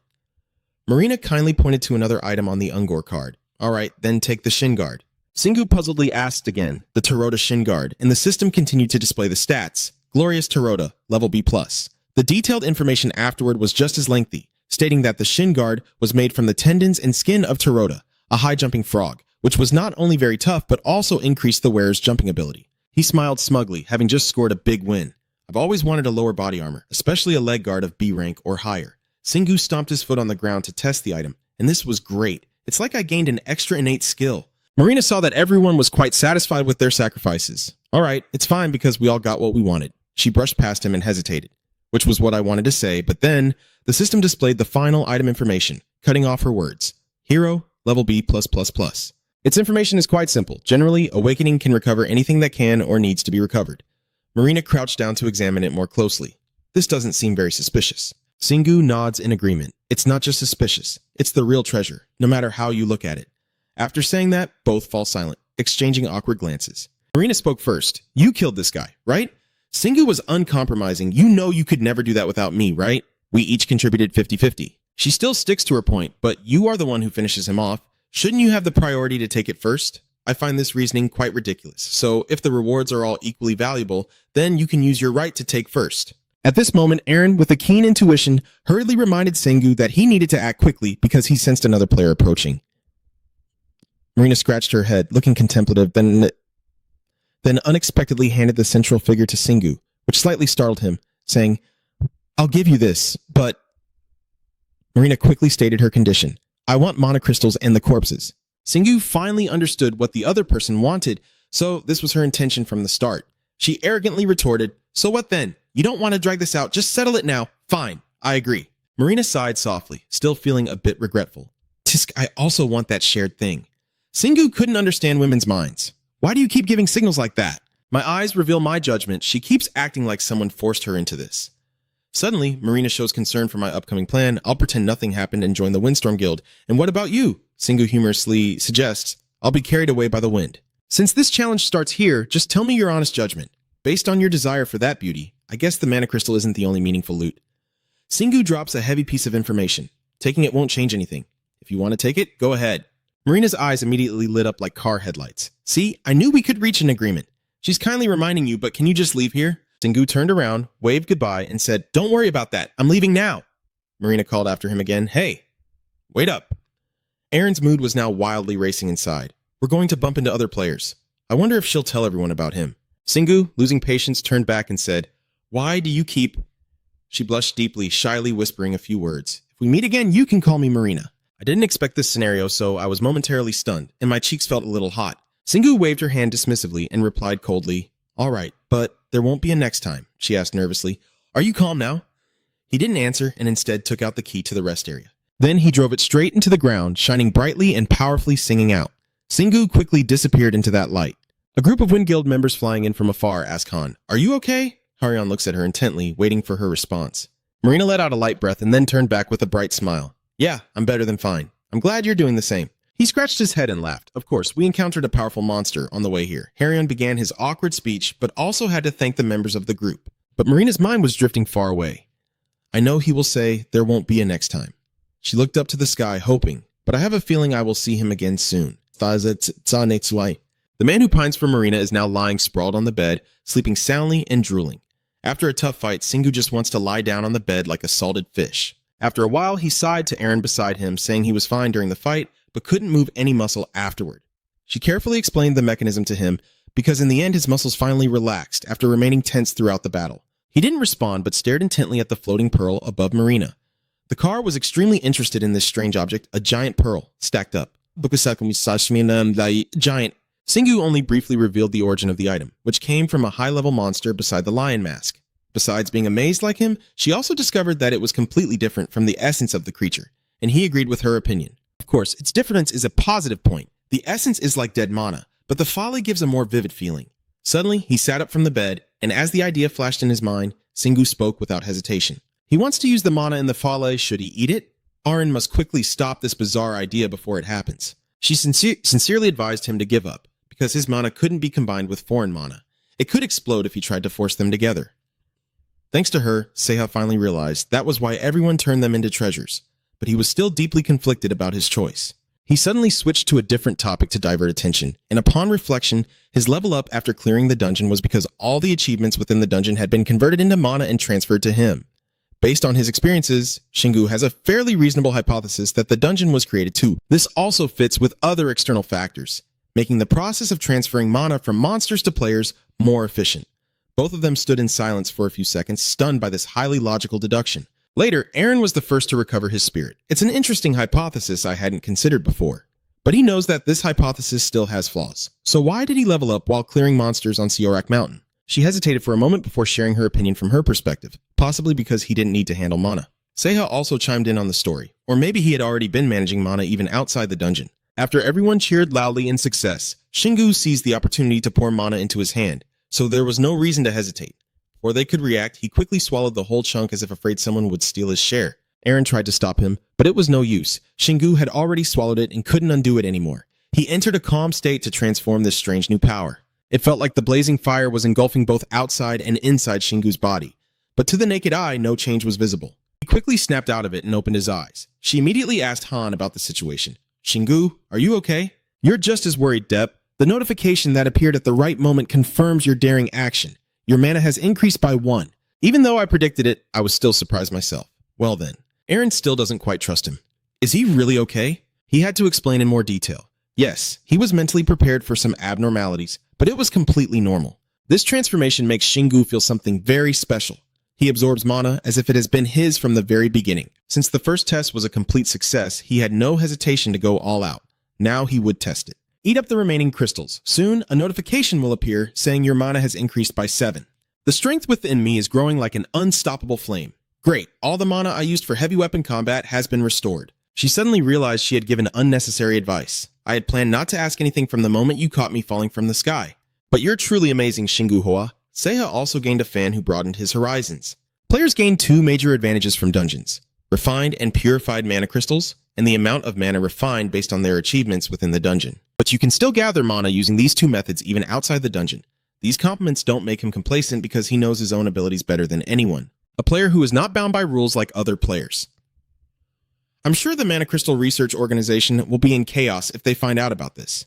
But right now, Shingu has another headache. That means hunting monsters outside the dungeon is just as important as conquering the dungeon. First, his main goal was that if he reached level 100, he could easily defeat Marina Beset. He quickly planned out his next steps. First, I will reach level 100, then gather mana crystals. Although Irene feels this will be quite challenging, she still chooses to trust him completely. I want to defeat one of the strongest players in the world once I reach level 100 stars, even if you think I can do it. Shingu slowly sits down in the forest. Let's pause this big discussion for now. Go to sleep tonight and we'll start the journey once we're used to the new level in mana. She looks a bit interested. Isn't this the first time you've been away from the dungeon? The opponent thinks she doesn't understand, so he explains further. It's called regaining strength. He needs to check the leveled up skills and get used to the tale. I still have many worries, and I feel that what's happening at Siorak Mountain won't last long. She sighed resignedly at Shingu's gentle attitude. But the only thing Eren can do right now is share his feelings with the other person. He can't protect the whole world. There are still other players capable of helping. He doesn't need to push himself too hard. He hesitated for a moment. Then the others, as if sensing his thoughts, called out, I was just thinking of Marina Beset. And I can't deny it. She's the woman Shingu admires very much. She truly is an amazing woman. She suddenly felt that some danger was approaching, but she was a foreigner. The words just now sparked her, and she immediately fell into a whirlpool of her own thoughts, as if she were a conservative about Asia. The people in the history books would be totally captivated by these words. Back then, officials only needed to give an order, play that music, and no one was allowed to question. But coincidentally, Shingu shared her opinion. Yeah, that's right, and it's also one of the things he didn't like about her. She hesitated slightly, guessing that he was quite conservative in that aspect. Unexpectedly, he slowly added the second part, saying he had never seen a player like that in Korea. At this point, Eren finally returned her limited vocabulary. Oh, EA, of course. EA, you're right. I don't understand anything about the opponent's reaction. What's happening to you? She turned away without bothering to explain further. Nothing. Shingu also didn't pay much attention and changed the subject. Speaking of which, that president's name. The story started to become about the president cooking Exoi. I don't know why he became president, but he's clearly a bad guy, and Eren agrees. Everyone knows that. I completely understand his motives. He didn't come to the battlefield for no reason. He ignores the monsters because he doesn't want his group to become weaker. But there's still one thing Shingu can't understand. Though it's not like he's directly involved. He's at a high level and very talented. So what is he afraid of? Seiha thought for a moment and could only agree with him. That is, EA, you're right. This is also part of the reason why he is too obsessed with himself. What is the South Korean government doing? Are they planning to let other countries handle the monsters? There are too many issues to consider tonight, so my mind is temporarily offline. Vegetables are fine too. Now let's go to sleep. You suddenly salute seriously in a military style. Good night, sir. I have to admit I am speechless. Don't overdo it. You're not in the army. Shingu settled into bed, then finished the last notebook. Good night. And just seconds later was instantly asleep as if unconscious. Seiha was also surprised by the speed rivaling Hell's. How could he fall asleep so quickly? Eren felt deeply sympathetic to him. It was a tense battle. Only when Shingu falls asleep does she reveal a gentle, loving expression. Today, he did very well. The late birthday wish is as sweet as its sender, and the beautiful rain suits Shingu perfectly. With a sharp gaze radiating dominance and a voice full of calm authority, I am omnipotent. Surrounded by thunderclouds and lightning, Sich Van declares loudly, I am the law and the world belongs to me. He takes off soaring into the stormy sky, exuding dominance and absolute power, then roars loudly, his voice echoing through the dark clouds. Contrary to that fierce expression, deep inside he harbored doubt and confusion. I don't understand this, and I won't carry a burden like a girl. Sich Van still rushes forward like an arrow with unwavering determination, believing everything will be perfect as long as he can survive. However, he was still fully aware of the situation in front of him, but an undeniable truth was that he could not stop here. In that moment, he propelled himself through the sky at wind-like speed, leaving behind a blazing streak of light in the darkness. Amidst the thunderous lightning, the giant shadow spreads its wings, creating a ring of blazing fire signaling the ruler's arrival. His voice carries a sorrow no one can understand. I cannot move forward, but I cannot stop either. The determination and resolve are always kept, so I choose to step back. My fists clenched tightly, every muscle tense as if screaming within their confines. In the quiet night, the explosion of light from the fireball fell to the earth like a meteor, illuminating the world. As that mysterious energy faded, the world finally felt the warmth of the morning sun after days buried in darkness. He stands alone, floating in the stormy sky, turning to face the light that brings hope. In the fury of heaven and earth, he silently vows that he will kill all those tiny gods when his journey ends. The dramatic fantasy scene suddenly ends as Zephos Singu wakes up startled, facing still the ordinary, familiar image like any other day. It seems he hasn't fully escaped that strange dream yet, so he can only instinctively sigh, one familiar foot firmly on the ground. Just then a series of notifications pop up, forcing him to stay alert. The first thing that catches your eye is the information about your strength. All your stats have increased. Mana has been increased by 10 points, your Chaos Tail has reached level 2, and your tail will become harder, sharper, and thicker. The information about the last two is more special, with the aura transforming into the fear of the Divine Dragon, an internal fear of the Divine Dragon level 3. A part of the all-in-one set exerts pressure on enemies by emanating an aura that leaves a deep imprint on their souls. Seeing the pile of notifications blocking her view, Singu still doubted it was just a nightmare. Now Aaron was lying on the pillow, just waking up, and as Singu opened her eyes, she was greeted with a surprise, "Oh my god, what happened to him?" Surprise fades, and she pouts at the thought of another possibility, that he sneaked out to go hunting without her, but she doesn't realize that even he finds it hard to understand. No, all he did was go to sleep. Suddenly, his hand touched the bell string, causing it to ring with a tinkling sound. As soon as she saw it, Singu immediately froze in shock. Even though it's in his hand, he's not entirely sure. Isn't this the loyal knight? Aaron looks disappointed. It's broken. He could only guess one reason for its terrible condition, or did he accidentally take it out of his equipment stash while sleeping and crush it with his body? Hearing that, she was speechless. She had never heard of such a violent sleeping habit. After examining the relic more closely, she had to conclude that there was no mana left at all. It was no longer a treasure, but then she quickly came up with an idea to dispel the gloom. Oh, I guess the Zhongtian is a treasure that can permanently increase stats, and rewards like this occasionally appear in dungeons. That's why I'm more interested in looking at this item. So, was your recent dream because of this bell? Aaron was curious about the dream, but was quickly dismissed, saying it was just a nightmare, when suddenly a pointed tail appeared beside them. Singu was also surprised that she couldn't control this sudden action, a dragon tail. With her keen eyes, she quickly noticed the change. It was stiffer than before, and I guess a dragon tail would be more meaningful than a snake tail. Then he smiled slyly. A dragon, I guess it suits you too. He didn't care much, and even felt very confident about this comparison. After resolving the new issues, he decided to get out of bed. He had finished sleeping and thought he should exercise a bit, but her wish was completely the opposite. She would sleep a little more. A peaceful, beautiful morning passed under the warm sunlight. Singu's profile was updated again, reaching level 5, punishment level 20, and suppression level 25. When all three gathered, Hatuo arrived very late, and Zet became much stronger after last night. Aaron, the more you know early, the heavier the burden. How could he become stronger in such a short time? Contrary to both their reactions, his attitude was as relaxed as if he had just finished a gentle exercise because he was already accustomed to his skills and made them even more powerful. She suddenly felt like teasing him, saying, "You're a monster," but he just looked proud with this badge. He's heard that many times before. Only I was impatient, waiting for the story. What's happening? Singwoo started to stroke his chin, considering his words. To put it simply. The so-called simple explanation from him was just a few minutes passing by. Zeha's eyes shone like stars after his wish was granted. I understand now. You are truly blessed by the gods. I paid close attention to one word in it, God. In that vivid dream just now, Shich Van declared that he would kill all those little gods when his journey ends. Lost in thought, he unconsciously muttered aloud, but killing gods might be a bit too reckless, right? Aaron didn't understand what the other person was murmuring. But Singwoo quickly lost focus, and when mentioning gods, immediately revealed his impressive and lengthy weapon. You just saw it and recognized it. This is the Thunderbolt gun, and I have no intention of hiding my next move. Ungsoi has been using information about creating powerful bullets to negotiate with Marina, but maybe she's already leaking information about me to the Fair Trade Committee. Right now, I have a pretty important question. How should I use it? The powerful and impressive interface of the gun excites her. If you know how to use the magic bullets and possess this amazing treasure, you could become a sharpshooter, but that's not for me. As successful people often have their own path, wouldn't it be great if I swung it like a hammer? Will it cause more damage than the Dragon Claw swipe? She reluctantly stops this unusual idea. No, this is not a melee weapon. Since its function is unclear, Shingu had to put it away and hold on to it. Basically, he made a small conclusion after handling it himself, but it's too long and heavy, so he should keep it in his inventory and only take it out when really needed. Aaron shared some information to encourage the others, calling it an exchange. And once you get used to it, it will help you a lot. For now, he set that aside and said he would practice it later. Then, Shingu started putting on a basic outfit, also wearing the Chaos Poison Antidote. After getting ready, he planned his next move. Now, which arena should he go to and just try out that gun? Although he hasn't been issued a new weapon yet, he could already imagine the scene in his mind, feeling like he was practicing shooting back in the military. Siha chuckled awkwardly to dispel the illusion. That long gun wasn't a double-ended Ta-Hai Dao Sep. I don't want to stay in this room any longer. Let's quickly step through the teleportation door. Then another notification appeared. Area 126, Syrian Cemetery, completion time 12 hours. The surrounding scene made Shingu a bit curious. Is this a living corpse dungeon? He confirmed the information with the other person. It is a living corpse dungeon. Arina Duong looked extremely panicked. Living corpse dungeon. And as soon as she uttered the place name, she immediately slipped into his shirt pocket.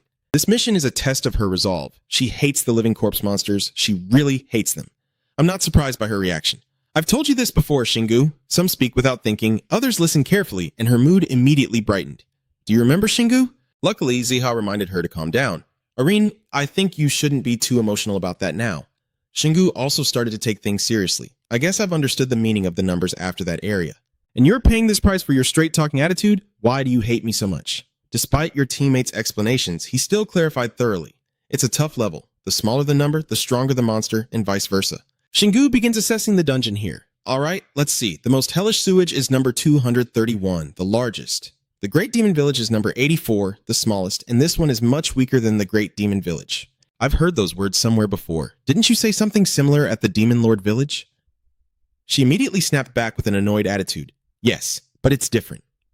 She's very anxious and quickly tries to share information. You should know this from those fantasy movies. But it's really hard to kill a living corpse because all monsters have poison and they move in packs. Arine only imagined this much before her face paled. They smell like rotten onions and stare at him with hollow eyes, making her goosebumps rise. Because she couldn't hold back her rising emotions, he decided to choose market stall number 2. And you, take care of the explanation. He immediately recited the incantation, the wheel of fate turning. 2 different destinies rising and falling in the blink of an eye, she found it hard to believe. Stunned by the display, he quickly filtered the most essential information at this moment. With his poison resistance skill, he wouldn't be affected by the toxins of the undead.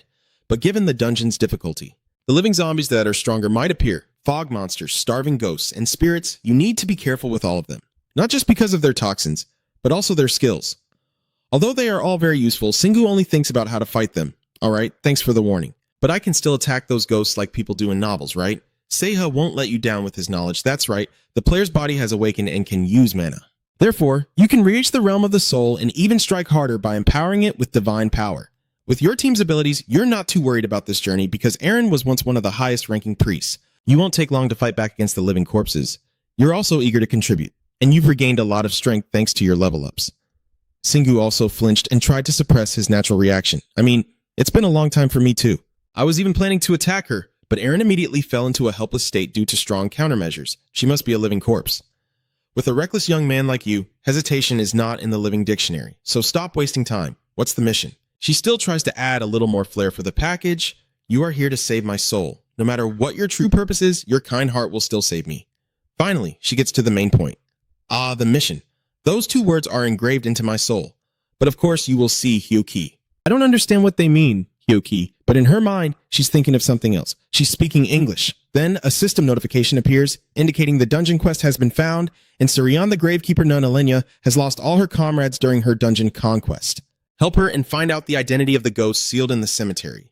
A task of 1 free ghost out of 1, a punishment will be imposed if you refuse it. Shingu immediately turned to ask Seiha, how is this different from killing the final boss of the dungeon? He seriously explained how it works. Not all dungeons are straightforward. Some are full of mysteries. Although the information wasn't very clear, he caught on quickly. So the ghost mentioned isn't the final boss. But it's a special monster that can only be found when the right conditions are met. He straightforwardly confirms, that's correct. Now he finally realizes he's missed quite a few clues. Damn it! If he had known this earlier, he would have tried to find all the hidden details in other dungeons. Aaron gently advises not to feel too bad. Not all dungeons have hidden details. She knows how to encourage him at the right moment. And if he can clear them quickly, as he usually does, Singwoo remains the best choice to conquer them as soon as possible. Seiha agreed with her opinion, saying, you're right. Someone as strong as you don't need to waste energy searching for them. So he no longer felt too anxious and focused on the current mission, the dungeon in the city and the one in the ant cave. Can you confirm they are exactly the same? Alenia gently touches her hand with sincerity. They are one, the mana that forms the dungeon and the structure itself. Besides, I am just a soul carrying out a mission, so you don't need any more concrete evidence. After understanding the situation, Singwoo immediately decided, all right, I'll take it. She seemed relieved, a gentle smile forming on her face. Thank you. The system continues to notify that you have accepted the mission, and a penalty will be imposed if you fail. The group begins to follow her instructions. All right, let's move. I was just asking. But Aaron, before I could even ask, she quickly responded, I don't understand this kind of dungeon. I didn't think a dungeon like this would be found in Korea. You also have your own guess that Seoul must have fallen from somewhere very far. Her main focus is on your learning ability. But I have to say, you're really good at English. Is there anything you can't do? The opponent smiles confidently, acting like this game is easy. All you did was concentrate in class and review with your textbooks. Aaron didn't expect that the person beside him all this time was a scholar, and that was even more shocking. His steady steps suddenly halted as he looked up at the scene before him. This is. Alenia was too used to this. Welcome. She also didn't let him wonder for long. This is Syrian's cemetery. Although the surrounding lights still shine brightly, there is no sign of anyone here. Aaron blinked and changed his perception. This place feels more like a ghost town than a cemetery. Aaron also can't quite get the style here. Whoever created this place must have terrible taste. She observes the area more carefully and adds, it looks more like a night sky than the bottom of a dungeon. It must be an illusion magic. Seiha also discovered another point. I think there is also space manipulation magic here, and I guess that's the only way to fit the giant celestial into an underground cave. At this moment, Singhu finally shook off the initial amazement, so we came to this city through an alley full of buildings that look like medieval European architecture. It seems the sounds from the new guests have awakened the monsters. They are starting to crawl out from all four directions. Are we all aiming at the only surviving group? He pretends to ask for her opinion. This city is full of monsters. Should I kill them all? This question is meaningless to Aaron. It's nothing different from what he usually does. Just then, Alenia suddenly spoke up. No, she only just introduced herself to everyone. This dungeon is filled with countless monsters and ghostly creatures, even some hungry ghosts that eat monsters. But the spirits of the dead have already turned into ghosts, so one group alone can't handle this. But of course, those terrifying descriptions don't scare Singhu at all. She feels he still doesn't quite understand, so she explains further. The spirit of the fallen has hidden deep thanks to the cemetery monsters, and we need to find and destroy the sealing magic that traps the spirit. The hardest part of this mission is here, then the soul will reveal itself, and when you destroy it, all the other living corpses will also wake up. Alenia quickly reassured to ease the tension, but don't worry, I used to be in charge of researching part of this city with my group when I was alive. Since the structure of the dungeon doesn't change, we should be able to find the magic array soon. Singhu quickly summarized the opponent's long-winded explanation. I understand now, as you said, I have to destroy everything. She becomes even more confused by his strange way of thinking. Sorry, but when others plan step by step, he already has the counter in mind. If I destroy everything, the magic circle will also fall apart, and the soul will escape too. Am I wrong to say that? Alenia tried to show her impatience and unease. Of course it was going to happen, but the other living corpses would go into a rage. Who would have thought that those cheerful words actually revealed his true intention, which was exactly what I wanted. Singhu didn't hesitate any longer and drew his weapon from the equipment stash. He was quite satisfied holding it in his hand, so this is for swapping. I don't need to practice this simple thing. The next step requires the support of the guardian, Aaron, to strike him with divine power. She flies closer in relief, then stops here. She begins to close her eyes and focus on chanting. A gentle glow of holy light emanates.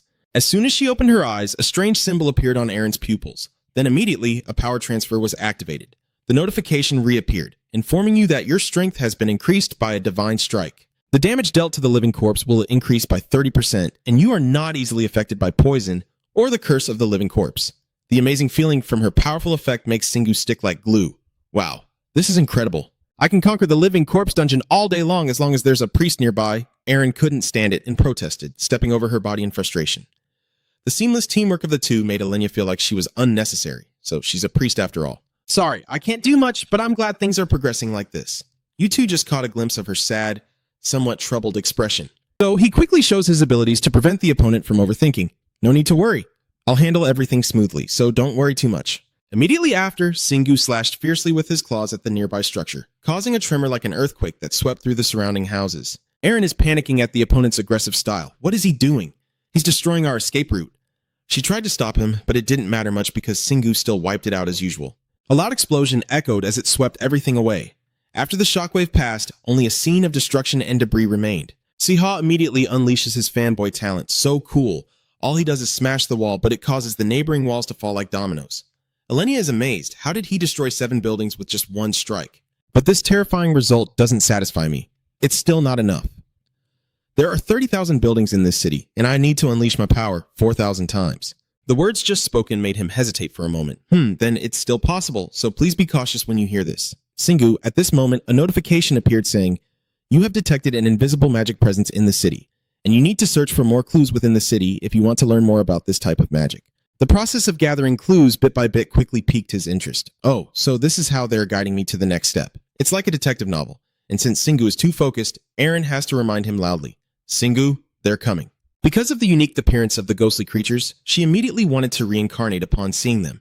I knew they would come, but here they are. So they already died here. Elenia didn't expect them to appear so quickly. A wave of ghosts, huh? I'm the only one here with no expression. Huh, so what are they? I thought real monsters would be a bit different from what I see in movies. This attitude is completely opposite to Aaron, who is curled up. How can he be so calm? They will tear off his arm and throw it at him, but his focus is elsewhere. Wouldn't that hurt him a lot? Singhu finally took things more seriously. All right, I don't like dirty stuff, so let's start gently. The wave changelings began to go berserk and rush towards him in overwhelming numbers. He didn't teach anything but approach the enemy's heart. Instead, he threw a large stone away. A hit with such a common thing was no different from a bomb to them. She didn't even have time to stop him before he sprayed the glue, huffing loudly.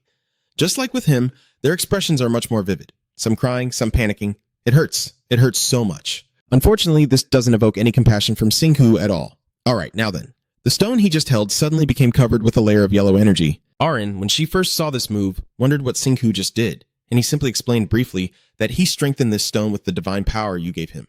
But she still didn't quite understand how he did it. I hesitated for a moment. Wait, you shouldn't do this. Arin is also reluctantly considering the opponent's imagination. No, never mind. Of course I can do it. Definitely. Why not?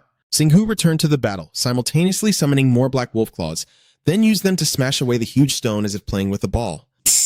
Its offensive power is like a Siamese atomic bomb, blasting away a large number of enemies. The others couldn't keep up and could only gape in shock as the vanguard was wiped out before their eyes. For the first time since setting up here, they tasted what real suppression was like. And suddenly they were all frantic and chaotic. This couldn't be human. If he's as strong as that, he couldn't have survived until now. I bet his flesh is tough and our teeth can't bite through it. Seiya thought this was obvious. They're like foxes and you're the grape. But Aaron was still in shock. The zombies are retreating. Now she's not as afraid of them as before. I've never seen a zombie run away before, and Singwu seems a bit regretful. He was quite excited to see them fleeing this way. In their eyes, his appearance was no different from a visit from a god. I mean, I don't care what they're doing. This is the beginning of the zombies' doomsday. The suffering must endure everything. Only these weak ones fleeing can say that. I don't want to die. Not ever again. He immediately rushed forward with eyes shining, unable to miss this new thrill. Oh no. The pink-haired girl quickly warned him to be more careful. Singwu, don't fall. Before they even have a chance to retreat, you struck with a devastating blow right in the heart of the necromancer. Seiya and Aaron can only spray glue and watch their leader turn them into essence like candy on a bug stage. I can't believe this near-perfect success rate. The number of monsters in this dungeon is one thing, but why are they all turning into essence? Singwu remains calm and unbothered as if nothing unusual is happening. It always happens to me. You have to accept this false luck of Canada. I see it now. This is normal for you, right? The system suddenly sends a notification with a deadline of 11 hours, 13 minutes, and 42 seconds. Seiya has gradually gotten used to passing through obstacles without even lying down. It's been less than an hour since we entered here, but he's already destroyed half the city. Suddenly, not far away, a nasty monster couldn't escape in time and took down an entire building. Things happened so quickly that your mind couldn't keep up. That leaning monster just now was a very powerful undead. Even she felt chills all over. But we have no way to check because it died before it could reveal itself. The notification keeps appearing, indicating that you have roughly located the sealing spell. But to weaken the sealed monster, you need to destroy more of the magic arrays used to strengthen the living corpse. Singhu was a bit surprised by the new information. There's a way to weaken the restless spirit. Even Elenia, who is involved, doesn't know about this. This is the first time I hear of it. Weakening? I guess I can't just destroy everything here. Aaron finally seized the chance to intervene. Now you realize that fundamental thing. But you still insist on holding on to your old mindset, even if it means weakening the vengeful spirit by mistakenly destroying the building. So the amount of essence and mana recorded will also decrease. She truly feels helpless because the two sides are too difficult to find an opportunity. You and I are worried about completely opposite things. After understanding Singhu's power, her attitude became much more hesitant. So, should I take you around this city? Only now do I realize I missed out on this unique tour. I guess if I had let this soul lead from the start, it would have been a much more interesting and different journey than it is now. To make up for that, he quickly accepted the invitation. All right, you lead the way. Elenia almost cried tears of joy because at last he was like a normal person. All right, I guess we'll find out that blocking magic much faster now that the city has been destroyed. She leads the group while reminding everyone to stay quiet, but Seiya feels like the other person is overthinking. The monsters fleeing from us, Aaron also feels sorry for them. We don't need to chase after them anymore. Singu definitely won't miss this chance. Maybe I should gather some essence along the way. He immediately closed the door, released Pokemon. Go Seiha, I choose you. You dash without a wasted move. The formation is tight. She angrily wants to restore justice for both. What does he think support staff are? Then, he stared at Aaron as if asking why she was still standing there. So she gave up on following orders and said fine. I'll go.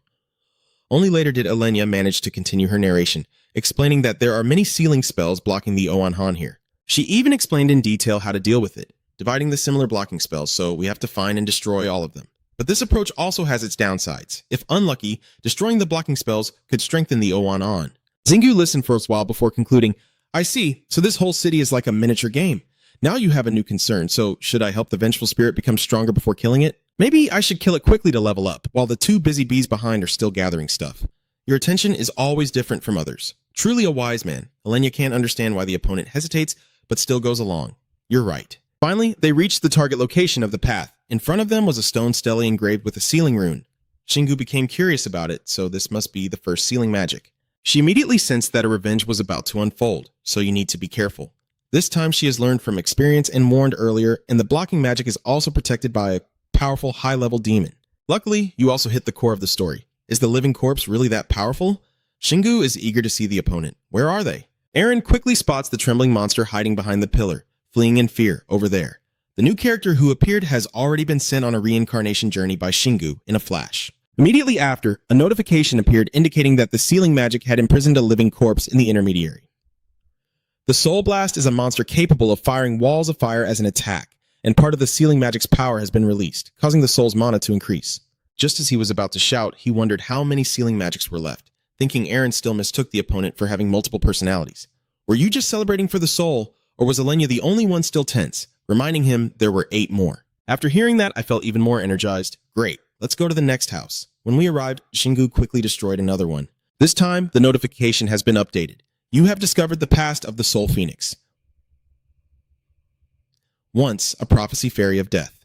But after being enchanted by dark magic, she turned into an evil spirit spreading death to humans, and now part of her power seal has been broken. She feels great sympathy when she learns about the old story. The second person is also a fool, and you only pay attention to the last sentence. So can you find the past of the soul spirit, but in exchange it will increase its power? Still, Shingu wanted to break even more to satisfy his desire.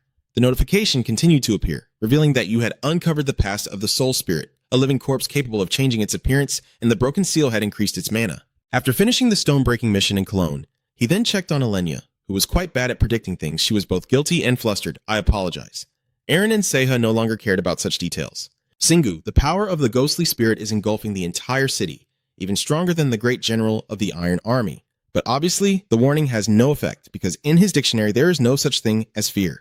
I've never seen anything this powerful before, and this could also be a good opportunity for that. Elenia continues to lead the way. The next path is this way. The demonic symbols on this stone tablet are more numerous than before. She hurriedly urged us to move forward. We're almost there. If you destroy this, Shingu eagerly raised his weapon. All right, and another powerful strike from your position. The final announcement immediately appeared. The seal was completely destroyed, and her soul regained all her power. For hundreds of years, she disguised herself as a civilian to lure many adventurers to their deaths. Just as he received the new information, a strange sound suddenly echoed from behind. Finally, the final clone here also opens its eyes and reveals itself. Versa begins to emit a call to summon more allies. The fog monsters, upon hearing the command, charged in like a flood from all directions. Even the starving ghost moved toward the center, as if sensing prey. Haha, proud to assign someone with such a terrible appearance, you foolish and arrogant humans, you have no idea what awaits you. Iron and Seiha both warn. Singhu, his soul. But he remains as calm as ever. I am honored that you chose me as your target to fire at. I already know everything. So let's skip the introduction. Velsa's mechanism froze when it first encountered the strange reaction of the prey. What? This is impossible. Before she could adapt, Singhu had already fired the thunderbolt gun in his hand. The energy vortex that just made contact obliterated half of Atta's body. Even this single move is no different from the great cannon destroying hundreds of walls behind it. The system has updated the status and the powerful bullet has reached level 5. Velsa just appeared and was already at a disadvantage, so I was very annoyed and didn't believe in her soul. Even if they were priests in a previous life, or just had a friendly smile enough to deceive anyone. Even though I don't quite understand, I still confidently clarify that my only teammates are the support members, Aaron and Seiha. Her face suddenly blossomed like spring flowers, while he had already cried his eyes out by the riverbank. I am so moved. Singhu is still very kind to point out the enemy's weakness just now, and you were very obvious in the middle of the fight. So you already had a plan to fatten them up, huh? I told you she's too weak. I won't get much essence or good skills unless I enhance her current form. Velsa, hearing this, was furious because the opponent didn't respect her at all. Truly an interesting reason. She immediately tilted her head back and emitted a sound at an extremely high frequency, its power rushing forward like a flood towards Singhu. But unfortunately, he quickly read his opponent and used a skill combining shock and heat. A fierce light suddenly radiated around him, enough to shatter every piece of earth within his range. She even called Aaron, who was spiritually connected with him and understood immediately that he wanted to use the breaking the curse skill. Then she quickly focused on reading the subject. As soon as it ends, he quickly transfers it into his body. Singhu was already strong, but now he's like he's been pumped full of Red Bull energy. With each step, he tears through the wind, kicking up shards of rock, while simultaneously he recalls his inner weapon, the Howling Claw. The distance between him and Velsa suddenly shrank in the blink of an eye. The weapon Singhu is holding is a D3 plus level club, which might be a bit weaker than the ghost. This is the perfect opportunity for you to quickly defeat and eliminate him. Losing half of your body must have weakened you a bit, right? I can handle it. Although I'm very annoyed, right now only a fool or someone who isn't afraid of death would stand still. Velsa still tries to punch and wait for him to come closer, then roars again. The powerful sound wave attacks him, but half of its effect is lost. However, it has also affected Singhu's mobility, which is truly a terrible curse. Erin's enhancement skill has protected her somewhat, but is that her weakened state? But with confidence and a willingness to charge forward, I won't stop my counterattack. After all, I wouldn't have pushed things this far if I wasn't sure I would win. The first strike narrowly missed killing her, but Singhu quickly caught up with the opponent's movements. He spun around 180 degrees at lightning speed with his massive hammer, then without hesitation swung the weapon in a straight line, blades of grass flying everywhere. The impact of the hammer's face directly hit Velsa, leaving no escape. She continued to fall freely from the sky. He seized the opportunity to get into position, and at the exact moment, he immediately ran Majiatong towards the predetermined target. She only managed to turn around, but her body was powerless to resist.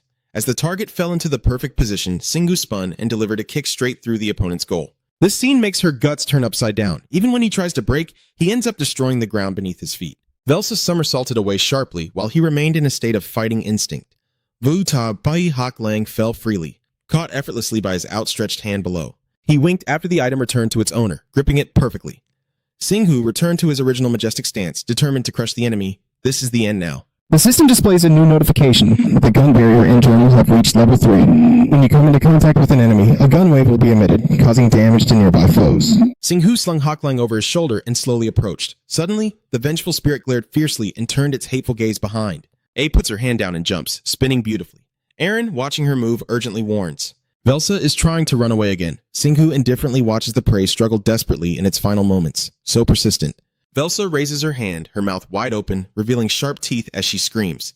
The fog monsters everywhere rise up in response to her cry, and in their minds, they hear a faint voice calling us. Velsa is manipulating their minds to take him, move out, tear the living sacrifice into pieces.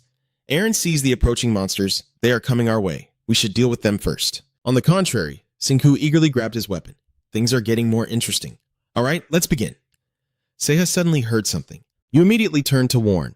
Boss, this sound can't be. I also heard it and grew serious. It doesn't matter if it's true or not, that was the sound of the cursed room's door opening, and something strange appeared inside. Singhu held his claws tightly and watched the monsters. I know the vengeful spirit is a hidden creature, but the dungeon is also her army. He immediately changed his attitude to disdain, running out of the room just because he was called there. What kind of idiot is that? Velsa, unaware of the danger, thought she had secured victory, planning to devour the soul and regain her strength before heading to the surface to create a new graveyard. Singhu, so easily provoked, stood there full of confidence. The heavy rain is also fine. With a flick of Velsa's hand signaling the attack, the monsters charged forward together. Singhu raised his weapon, ready to fight, the giant hammer smashing the ground and cracking rocks, as he swiftly spun and swung his claws to fend off the nearby enemies. Those fog monsters are no match for you. They shattered after just one hit. Seeing this, Velsa broke out in a cold sweat.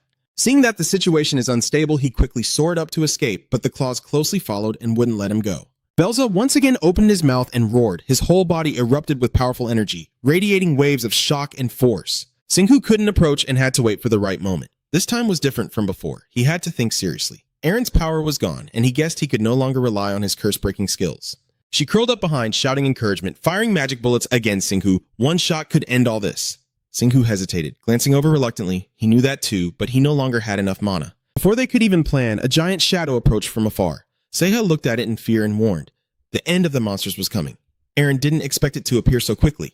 It was.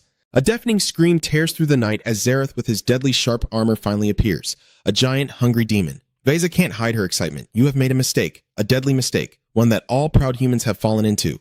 Ah, from above, countless iron chains are thrown down. Die, you belong to me. Those precious things seem endless as they shoot toward the target. Singhu stood ready for the attack, but unexpectedly the chains shot straight for his hands and bound him tightly. Aaron was terrified by this sudden action. Singhu, she flies closer and uses her holy blessing skill to break the restraints. Aaron can feel her opponent's power, and inside his mind, he struggles to hide his worry. No, this isn't enough to counter the vengeful spirit's curse. The chain still tightly binds Tucci, and he carefully considers his options. He might be able to resist the curse, eliminate the final boss first, clear the battlefield, and then defeat the vengeful spirit. But that would take too much time to clear the dungeon, so the best choice now is to kill the vengeful spirit immediately. Then take down the final boss monster so there's nothing to worry about. His mind is working at full capacity. A faint yellow light begins to emanate from Singhu's head, similar to the mana Aaron modified into holy power that can weaken and erase the curse.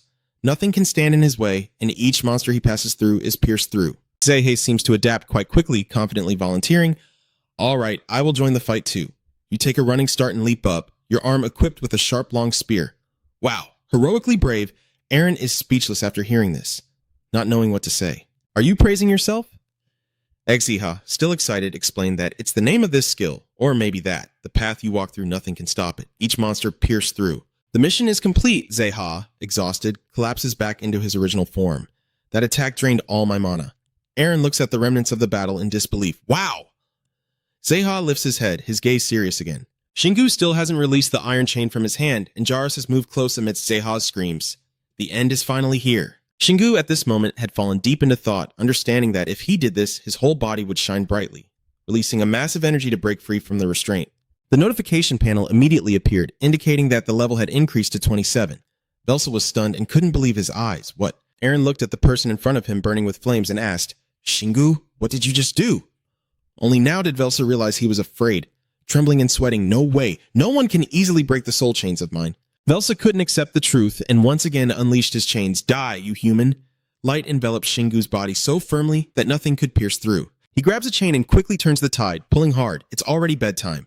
Velsa can't dodge in time and is dragged forward. Too confident, Velsa didn't expect Shingu's other hand to be ready to strike with a divine fist aimed directly at him, punishing with divine strength.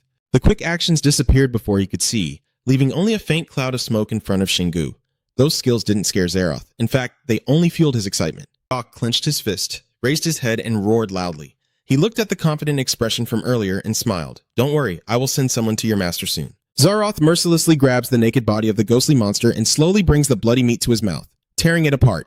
Both Aaron and Seha couldn't hide their disgust at this scene, as it was a creature that devoured its own kind. Zaroth seemed to gain extra strength, radiating immense energy.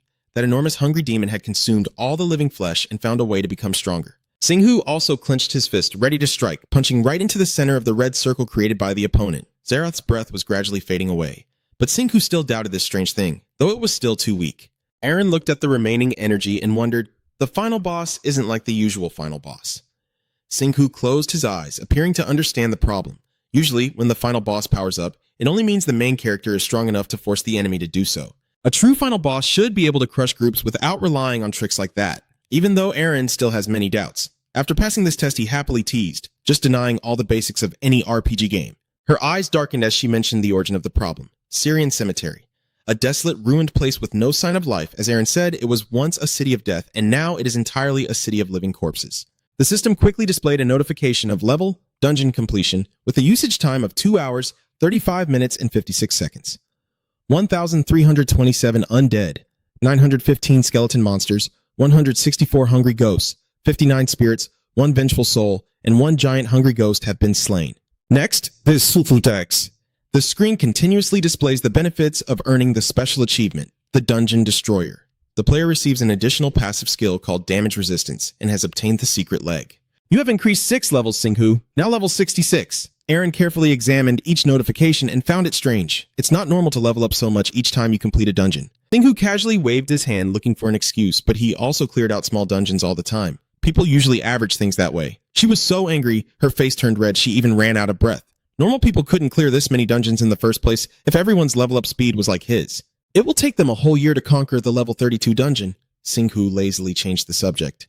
Yeah, he's amazing and awesome. Let's check out the special rewards. The screen displays information about items, the secret wand, level B, and magical items that can reveal hidden secrets in the dungeon. When approaching a secret, it will start to vibrate and reveal the secret after 3 uses. He held the item in his hand, figuring out a way to bend the rules when using it, even though the secret would be revealed after 3 uses. If he searched the surrounding area after it vibrated, he could discover the secret without using the item at all. Seiha couldn't help but comment as he observed, this treasure would definitely appeal to daring adventurers.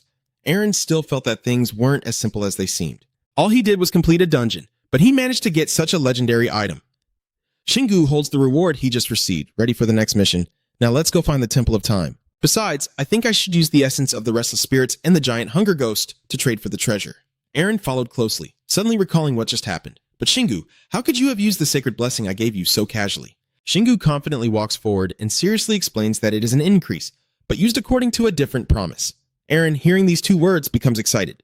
Does he use the increase? If everyone can do it, no one will be afraid of the living corpse monsters anymore. Shingu looked as if it was nothing. It would be strange to say it's impossible. It's just that no one has tried it before. Aaron was so angry he gestured wildly. So priests would no longer be treated like nobles just because they knew how to wield divine power.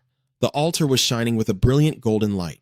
After a few more tries, Shingu awkwardly said that it seemed like the essence would burst out like popcorn if he poured it all at once. Aaron ignored what happened earlier and focused her gaze, hoping we would get a few more pairs of boots. Shingu, without hesitation, throws the item onto the altar, only using the essence of restless spirits, giant hungry ghosts, or high-level monsters, or else.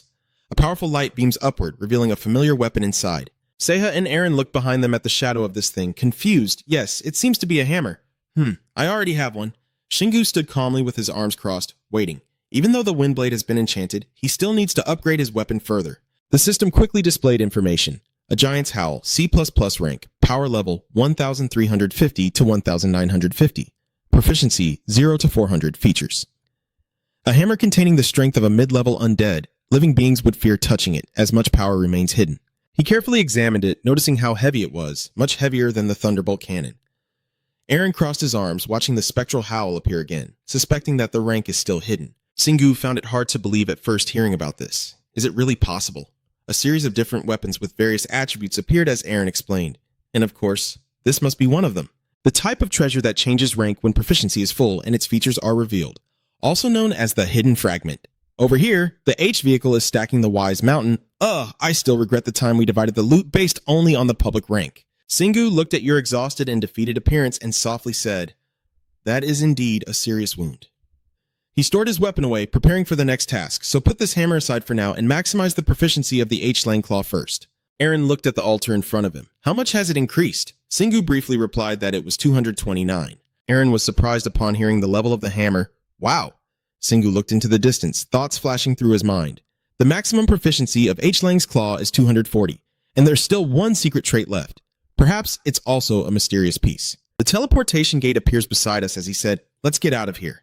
I don't know why Aaron feels uneasy. I hope we don't end up at Siorak Mountain. Shingu briefly felt a hint of worry, but quickly reassured him, "Don't say that, you're making me nervous." After fully preparing his gear, he confidently announced, "All right, even if there are many people out there, I still have this hat with me." All 3 figures stand before the gate, one after another stepping inside, unaware that they are transported to the ocean's depths. Shingu is gradually sinking, and the air is slowly running out. All 3 struggle in the water, creating bubbles that shimmer.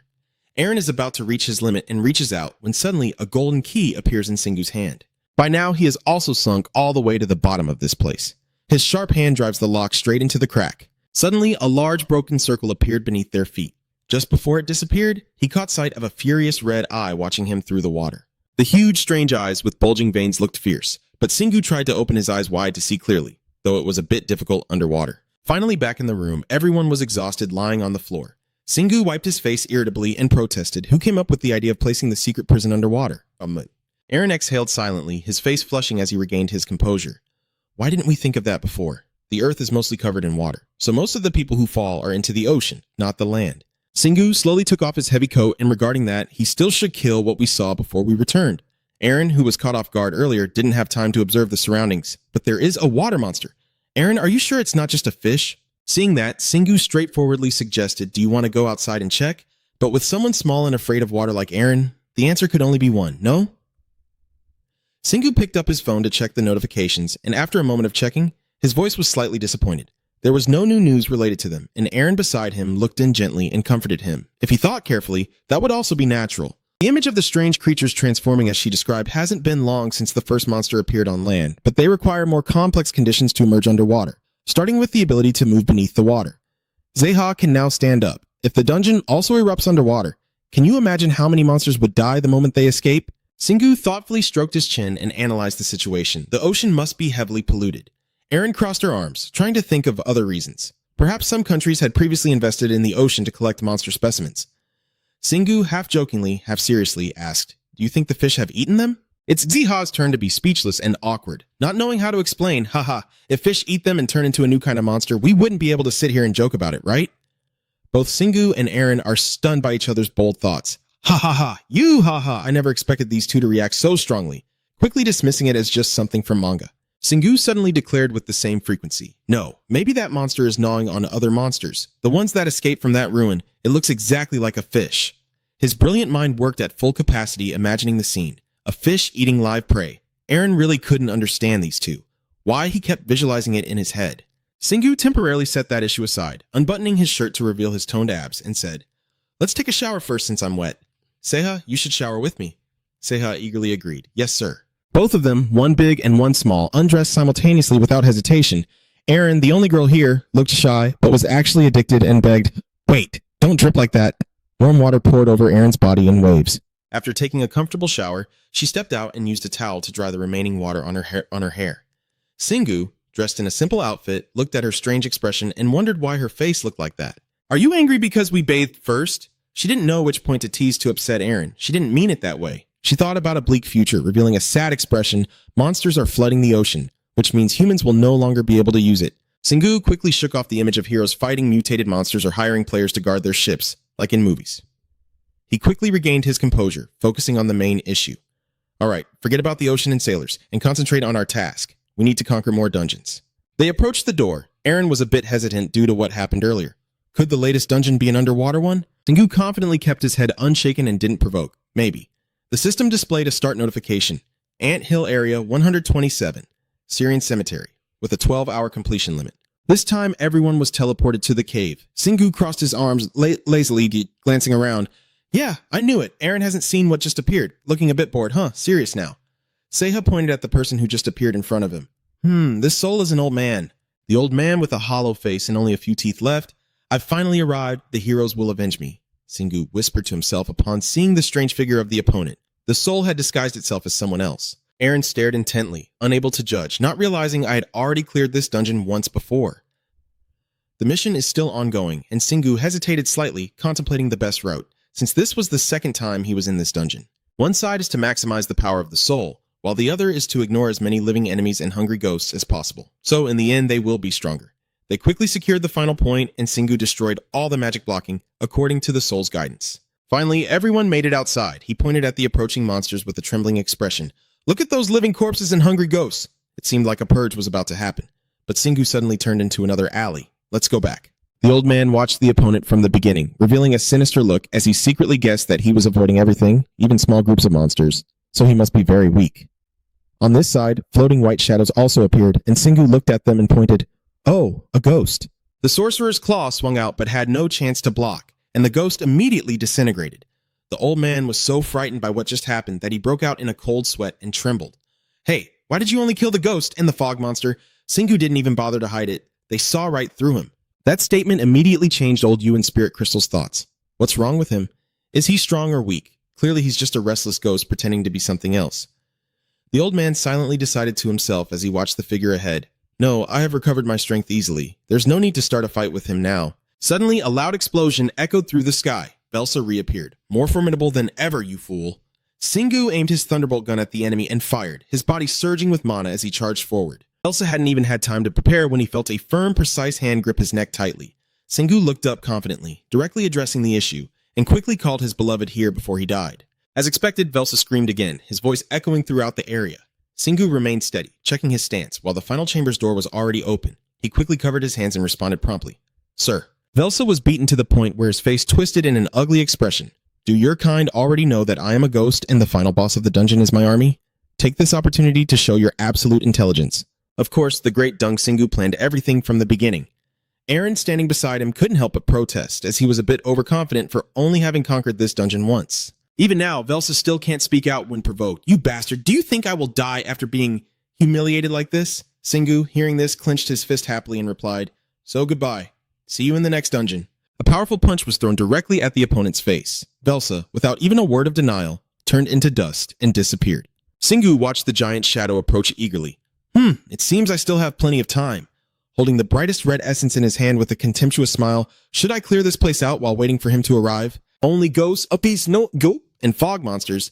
Aaron finds his overly intense appearance a bit hard to believe, and his dedication amazes me. The fog monsters now have lost their commander like bugs losing their enemy. Their master has already died. Singu clenched 3 stones, and with a burst of strength he pushed forward, causing them to stand frozen as they received this generous reward. Countless powerful bullets shot out from his body, piercing through the fog monsters. Zeroth tightly grips his teammate and howls, slowly raising him to savor like a delicious meal. Singu pulls out the axe from his space, expecting an extra reward if he destroys the entire city, right? Wu Tak Lang strikes firmly, causing the surrounding earth and rocks to shatter instantly.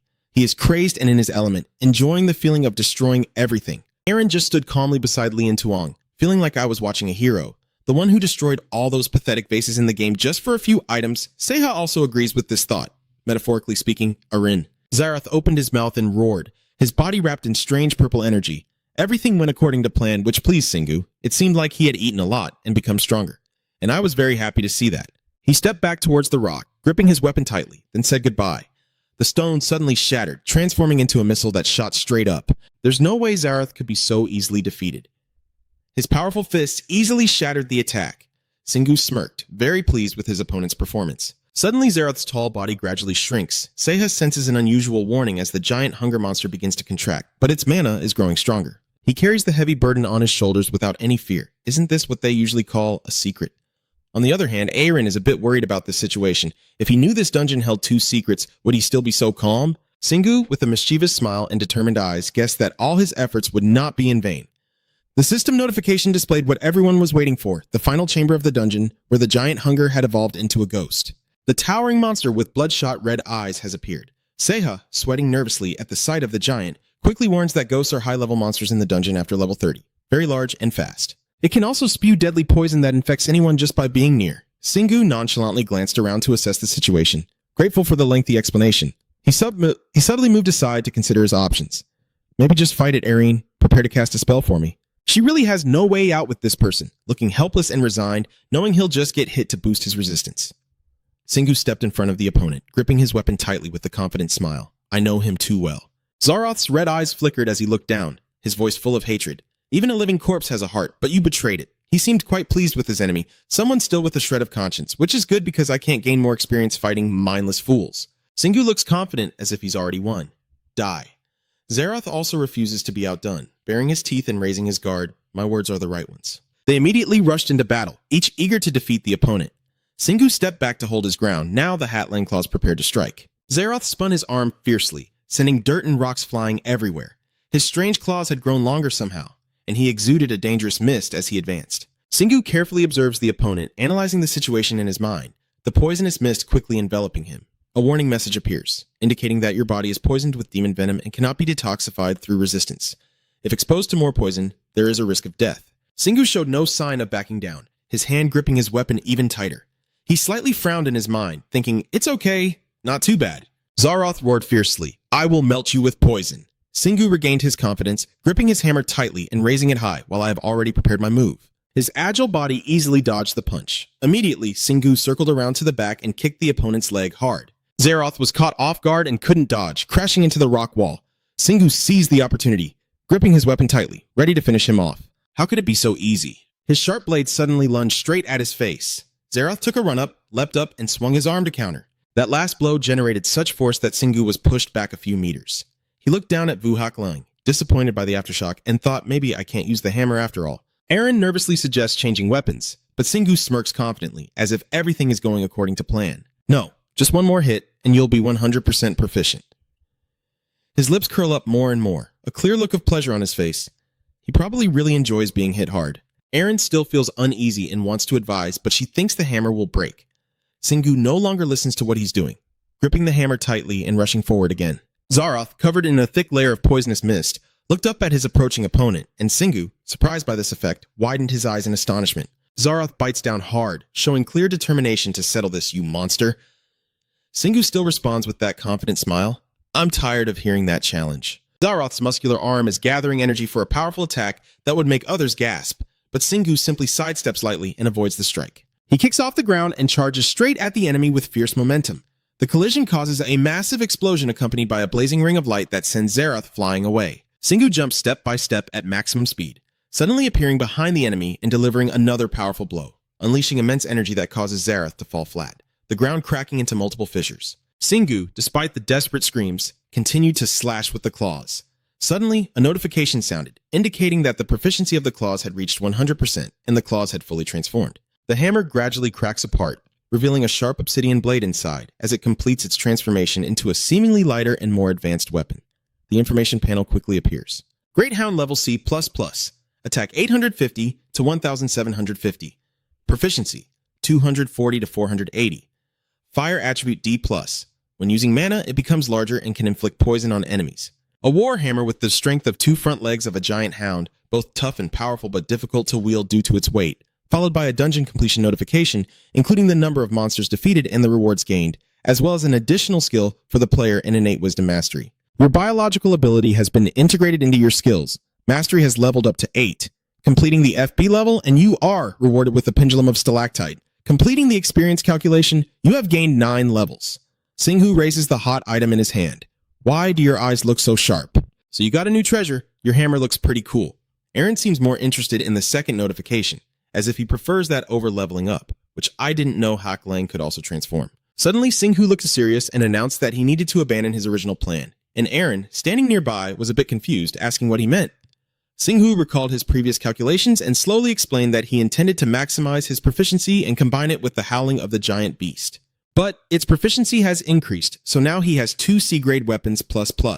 The imagined image of him holding 2 weapons in each hand appears, ready to wield one in each hand. Aaron listens but helplessly sighs. He's a giant. Singhu seems very satisfied with his previous thoughts, so he will try. He then forcefully patted his beard, and immediately a whirlwind erupted from the ground, a 5-colored tornado blowing away everything around it. Singhu stood at the center, spreading his legs wide to resist being pulled in. When the action stopped, the nearby buildings were reduced to rubble. Singhu picked up the weapons and approached, unable to hide his joy. I see. Neither of you need to be happy about it, but I'm sure you'll get used to it. Aaron watched the previous scene and concluded that he's even worse than a giant. She closed her eyes and nodded, kindly reminding him to check the trial section first and practice later. Singhu happily agreed right away. Good. The detailed information panel about him appeared, showing that the level 75 hidden player had strength 242, hand skill 246, stamina 260, mana 97, along with a series of attributes clearly indicating his level. I just met you, but you're already level 75. Ziha rolled his arms and praised without holding back. Level 75, but stronger than those at level 200. I wonder how powerful he'll be when he reaches level 200. Singhu carefully examined his information panel. Most skills increased by 1 level A. But there was a new one. It turned out the screen was displaying the newly acquired skill, Master Intelligence level 8. 6th sense originating from the 5 senses, allowing you to perceive invisible things. Arin only now noticed that it was a bit confusing. The simple explanation made Singhu feel more and more unusual. Even more strange was the new skill at level 8, which might be due to his similar ability. Arin recalled his previous actions and tried to connect the dots. And what was even more confusing was that he had innate wisdom from birth, able to accurately sense monsters and traps without prior knowledge. Singhu hesitated before suggesting an idea in his mind, thinking that if he could turn it into an innate skill, it might be easier than transforming that 6th sense into a skill. Arin couldn't have imagined that this person would think like that, then he would be stronger, but if he has enough mana, just do it. Singhu was scolded all along but didn't dare to argue. Suddenly, another notification appeared. B-level stalactite pendulum proficiency at 0% 500 with the ability to find hidden treasures. When it has mana, it will lead its owner to the treasure. Singhu held it in his hand, wanting to confirm that this is a treasure related to the secret machine. Arin briefly shows a look of surprise and slowly explains that the pendulum gem is the most valuable treasure in this dungeon. I didn't think you would find the B-class treasure here. Singhu is very satisfied with this harvest and turns to leave, heading to Bitho, while Arin stands behind with arms crossed, a bit confused, wondering what he's going to get there. Zaha still couldn't get over what happened earlier, muttering in wonder that most dungeon rewards are hard to find, so they join auctions or re-clear dungeons, but he's just too lucky. Only Aaron understood from the start that Singhu couldn't participate in auctions and couldn't conquer the dungeons again, so he needed a lot of luck. Ziha just endured a long lecture and then painfully received a headbutt from him. Got it. Oh! Suddenly, a golden podium appeared, shining with a radiant light that seemed to lead somewhere. Singhu and his two companions approached to check, and in that moment, Betho cohabitation. Arin hesitated slightly at the large object before him. No, brother. Based on Singhu's usual mechanism for making judgments, this could be a special reward, Betho, after successfully conquering a side quest. Arin, although not fully understanding the situation, immediately objected. This isn't a minigame. It doesn't happen in the Heavenly City. At this moment, the notification board appeared to explain to them. The B-Alter changes class. The B-Alter guides you to a new path based on your achievements. Maybe getting too many benefits in one day was too much for Singhu to process. What class change could it be? Arin quickly understood everything. Images of each person with different mechanisms appearing as they spoke. Oh, you said that players can have their own character class when clearing the 10th level dungeon. But how would a hidden player like me know that? Suddenly, she notices a strange glowing circle appearing on the golden podium, and Singhu has a gate attached to the Betho. Singhu looked at this scene and became even more confused. He didn't need to spend essence to change classes. The vehicle behind him couldn't hide its excitement and urged him to move, but Singhu still hesitated, undecided, wanting to prioritize the main quest, but still. So he still has unresolved doubts. What about the essence, the restless spirits, and the ghosts? Arin listened and then thought seriously. Singhu looked exhausted and dejected. Had to leave them behind since there was no altar of reward here. But there was no other choice but to quickly pass through the gate with their eyes closed. The sky here is clear and spacious, and Singhu has been transported to lie under the grass. The forest ahead is filled with dark purple leaves. Maybe some influence from the altar has made Singhu look dazed and confused. Where am I? Who am I? Arin carefully examines the surroundings. I guess I am not on Earth anymore. Pixie frowns uneasily at the strange colors here. It's not a typical ant cave, but very similar to the dungeons in the Celestial City, higher-level dungeons like those from other worlds. Singhu's brilliant mind just now came up with a whole scenario. Famous fantasy games all start like this. Now, I just need a fairy to quietly shoot at me from the tree. I quickly realize there's a problem and turn around, but why isn't the display showing? Rin only then felt something strange, that's right. Before anyone could think further, Singhu suddenly declared, "This is just a test." But in the very next sentence, he seemed to deny himself or something else. And even after all he's been through, he couldn't make sense of it all. Everything was unclear. He worried about everyone's safety and chose the safest option. So maybe he should stay here until something happens. Unexpectedly, Singhu curled up excitedly to gather his spirits. I've made my decision.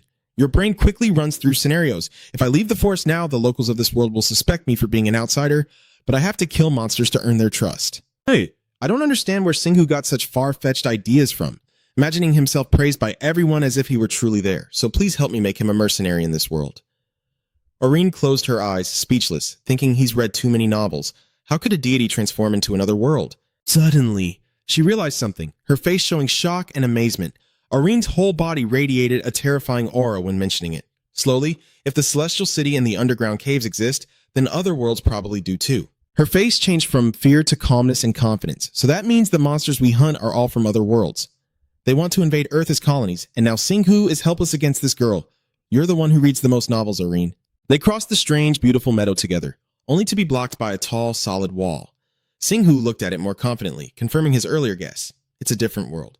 Aurene carefully observes based on his knowledge and declares no. It must be the monsters. A few of them built fortifications in the high-level tunnels. Ziha immediately takes on the task and turns around to fly in circles, checking and organizing so I can be precise. The two of them watched as he sped up and flew to the top of the wall. Less than 2 seconds later, Ziha, not knowing what he saw, hurriedly turned back. Zep. Singhu looked serious and asked if there were many monsters. With such gestures, the situation looks very bad. It's good that you saw something, but there's nothing here. The city is deserted. Ziha recounts everything he just saw. Yes, including signs of destruction, but no traces of people, no residents or dark red liquids. Singhu points to the road ahead and decides, let's go in. Probably following the wall will lead us to the gate. They reached the end and saw a locked wooden door, but it couldn't stop them. With Aurene's rallying cry, Singhu easily drew out his sword and handled it. Wow! All three of them went inside, and the scene of destruction and desolation unfolded before their eyes. There was no sign of any living creature here, which made Ziha uneasy and anxious. Aurene flying ahead also felt strange. The houses were full of dust and abandoned for how long, I wonder. Suddenly, as if seeing something surprising, her eyes widened and cold sweat dripped down her face as her slender hand pointed at something. I thought all medieval cities were the same, but why does this place not look like Sarian? Singhu seems to not notice anything unusual or strange, so Ha Chong is carefully searching for memories, and only then does he remember. Aurene quickly regains her composure and reminds him that this is a dungeon. She doesn't know what's inside, but we should finish up and leave quickly. Singhu thought she would scream, so she left immediately. but was a bit surprised by the situation. His officials were working at full capacity in his mind, marveling, and this place was indeed a dungeon, very spacious and filled with mana, making him feel very comfortable. The more Singhu thinks about it, the deeper he falls into an endless pit. If the dungeons in the Celestial City and the ant caves are just copies of this place, then the original source must be from the past. He stops in front of a slightly open door and points inside, searching among these halls. Before they could move, the surrounding walls suddenly collapsed downwards, a heavy stone landing on his head but seemingly causing no pain at all, as if it had already shattered upon entry. I don't know how long it's been since it was old, but the smallerine, exhausted, covered her hands to protect herself. There's nothing left, so let's go home. Singhu isn't the type to give up easily, so he firmly stepped forward into the building. The old house echoed with loud crashes before collapsing, and soon other buildings fared no better, as if an ancient house clearance was underway. Irene tiredly looked at the results they had achieved, whether she was searching or destroying, when suddenly Seha's voice caught her attention. "Boss!" She happily ran over holding the notebook in her arms, the diary. Singhu couldn't hide his joy and kept praising. "Finally, you did something right." He carefully opened each page in his hands, studying them seriously. Seha only glanced at it briefly before gasping in shock. That diary. "You're shocked," covering your mouth in disbelief. "I don't understand anything. What are you writing down?" Singhu's deep voice echoed, making them fall silent. The journey is about to begin. He continued to read the journal slowly and clearly, saying, "We will fight to the death. Our comrades are waiting in the new world, but your noble reputation is great." The two of them ignored what just happened and flew closer to ask, "Singhu, can you read this?" Singhu raised his head and smiled excitedly. "Yeah, I've never seen this writing before, but I can still read it." The image of the central character speaking in a strange language with others appears as explained. All fantasy genre works provide basic reading comprehension skills for the main character. Singhu's face is full of satisfaction, with a glow behind him like the main character. "I know I'm in a different world. It's amazing to feel like I'm the protagonist." Aaron looked at the arrogant person in front of him, feeling a bit speechless. So, whose side is actually more positive here? After a very trivial conversation, Singhu also focused again on the diary to continue reading. During the detailed investigation, the content mainly discusses decisions and issues related to the family of the owner of the journal, but in the middle, the wording becomes very confusing. And on the last page, although there is a place for you to speak up, the disciple of the destroyer has been resurrected. We have no more hope. The seal will soon be broken, and everything will unfold according to his will. Aaron widened her eyes and said, "It sounds like a sad ending in a game." Seha's attention shifted to another point and analyzed even more. The reform of the final dot stretched into a streak, and the bloodstain here made everything perfect, making us think of an attack and to be cautious of what's behind us. After hearing both of their words, Shingu also had his final comment. In short, those fighting in the name of Loyus have been harmed by an ant who is a disciple of Zet Not. Aaron's expression grew serious when mentioning this. "Loyus, I've heard that name before and even found traces of its connection in the level 31 dungeon. It's the name of the light god that fanatics worship." Shingu's eyes pondered as he reached a conclusion. He guessed that humans also believed in that god's religion. Combining all the hints so far, Aaron was stunned and realized, "Do you think you now understand the main theme of this mission? We need to investigate the battle between the two gods in this city or this world." As soon as she finished speaking, suddenly the darkness crept in without warning. Shingu's face shows no sign of doubt. He guesses we are wrong, which confuses Aaron. Huh? Then he simply stands up straight without saying a word. Finally, he steadied his feet on the ground nearby, taking in the entire scene below and showing both of them, "Have you seen enough? Because the oncoming wave is so overwhelming that you can't see the end." Shingu's words confirm 100% that this is definitely a mission to eliminate them all, and it has to be. Everything he has done so far has been just to hunt monsters. There's no way he would be assigned a difficult task. But he didn't hear any reaction, which made him even more suspicious. Orin, her condition directly made Shingu worried. Could she faint while standing? As soon as she finished speaking, she suddenly woke up as if awakened by him. Only then did she realize the urgency and nervously remind him, "Shingu, we need to prepare for battle." But he said nothing else. He knew. So he decided to jump straight down from above, not forgetting to draw his specialized wolf-claw weapon. Excitement and a lack of concern were clearly visible on his face. Or perhaps Shingu suddenly seemed to go crazy, rapidly destroying the surrounding stone walls. He even doesn't spare the houses, making Aaron suspicious. What is he doing? His hands keep moving, using broken stones as projectiles. Just then, Seha hurried over to report, "Zep, I saw a lot of papers falling from this building. Now's not the time for Shingu to be distracted. Oh, put it in the storage." After struggling for a while that made him uncomfortable and increasingly impatient, he had a thunderbolt gun, but still had to fight this way. Then Aaron pointed out the problem with a single sentence because he didn't have enough mana. Seha over there also joined the conversation, saying you just need to find some mana crystal bullets to reduce mana consumption. Then he started helping to break the rocks. Come on. Then Duong Hien said, as if it were a precious treasure, "Is it stacked high enough yet?" Shingu doesn't mind. "Yeah, let's keep trying." Hearing that made him so happy he smiled without seeing the sun. "Of course, I'm very happy to help you," which surprised him. Why does everyone like to push themselves so hard? While they were talking, the zombie soldiers pushed forward and shouted slogans. In the name of Setnag, Setnag, Shingu tightened his grip on his weapon. Those living corpses worship Setnag, so the woman mentioned in the journal must be the vengeful spirit. From this situation, Arin also gradually deduces that the villagers turned into living corpses after the failed expedition and that now their spirits haunt them as followers of Setnag. Perhaps Setnag is a living corpse god. The monsters mentioned didn't care at all and kept shouting their incantations, destroying heretics, punishing the cowards opposing the holy war, kill, kill. Thanks to that, Shingu picked up another keyword, holy war. I disagree with that view. Such things don't exist. War is just a way to legitimize violence on a national scale under the guise of ideals and honor. And then Seiha pondered the issue of those living corpses, the cowards opposing the holy war. Maybe they are talking about Lewis's disciples, but Shingu no longer cared, thinking he would deal with them after I finished cleaning them up. Then he responded by climbing up the towering wall opposite. This time, he could clearly see each type appearing, including ghosts and fog monsters, even the mutated ones. They come crashing like a raging wave, trying to bite through everything in their way. But with his experience and expertise, Shingu remains unfazed, just a bunch of monsters. Suddenly, his sharp eyes caught something. Found it. Behind that dense army, there was something completely different. It's a Dullahan, and even standing alone, its aura dominates everything around it. It's terrifying to think that the helmet and armor in its hand are actually what its neck is missing. Shingu's face paled and he broke out in a cold sweat, holding the other head trembling with fear. Then Aaron was startled to realize that the Dullahan, the headless knight, was a creature they had never encountered in the dungeon before. Seiha also looked quite confused. The Dullahan is a monster mentioned several times in high-level undead dungeons, but no one has seen a monster as strong as it. It must be above level 200. Contrary to that look of disappointment, Shingu could hear an excited smile. Great, if I beat it, I might get a high rank. Right, this statement made them all marvel too. You're so enthusiastic. From the air, he grabbed his items while giving orders. Seiha, keep an eye on the Dullahan and tell me immediately if it shows any signs of movement. He responded instantly with a nod. Shingu looked at him seriously. Arin, prepare your divine energy. She has no objections. Yes. Next, he confidently used the stones he prepared, saving mana to fight the Dullahan while using his strength for style. Then, with a powerful throw, all of Shingu's energy was poured into it, and with just that one strike, the undead exploded into pieces. Aaron also had to admire. Wow. And then he took a professional pitching stance, followed by another powerful swing, sending the windstone straight at the target, causing it to shatter into tiny pieces and creating an even more devastating shockwave than before. This scene totally surprised Aaron, making him jump in shock. He even calculated the impact zone based on when the stone would explode. Could anyone else do that? This line reminds Seiha of Kim Ha-ryung and maybe the Cyclone Club president, though he wouldn't do it without mana. Dullahan, the boss of this battle, is carefully observing the entire fight. His gaze is especially fixed on the source of the recent explosions, which is none other than Shingu.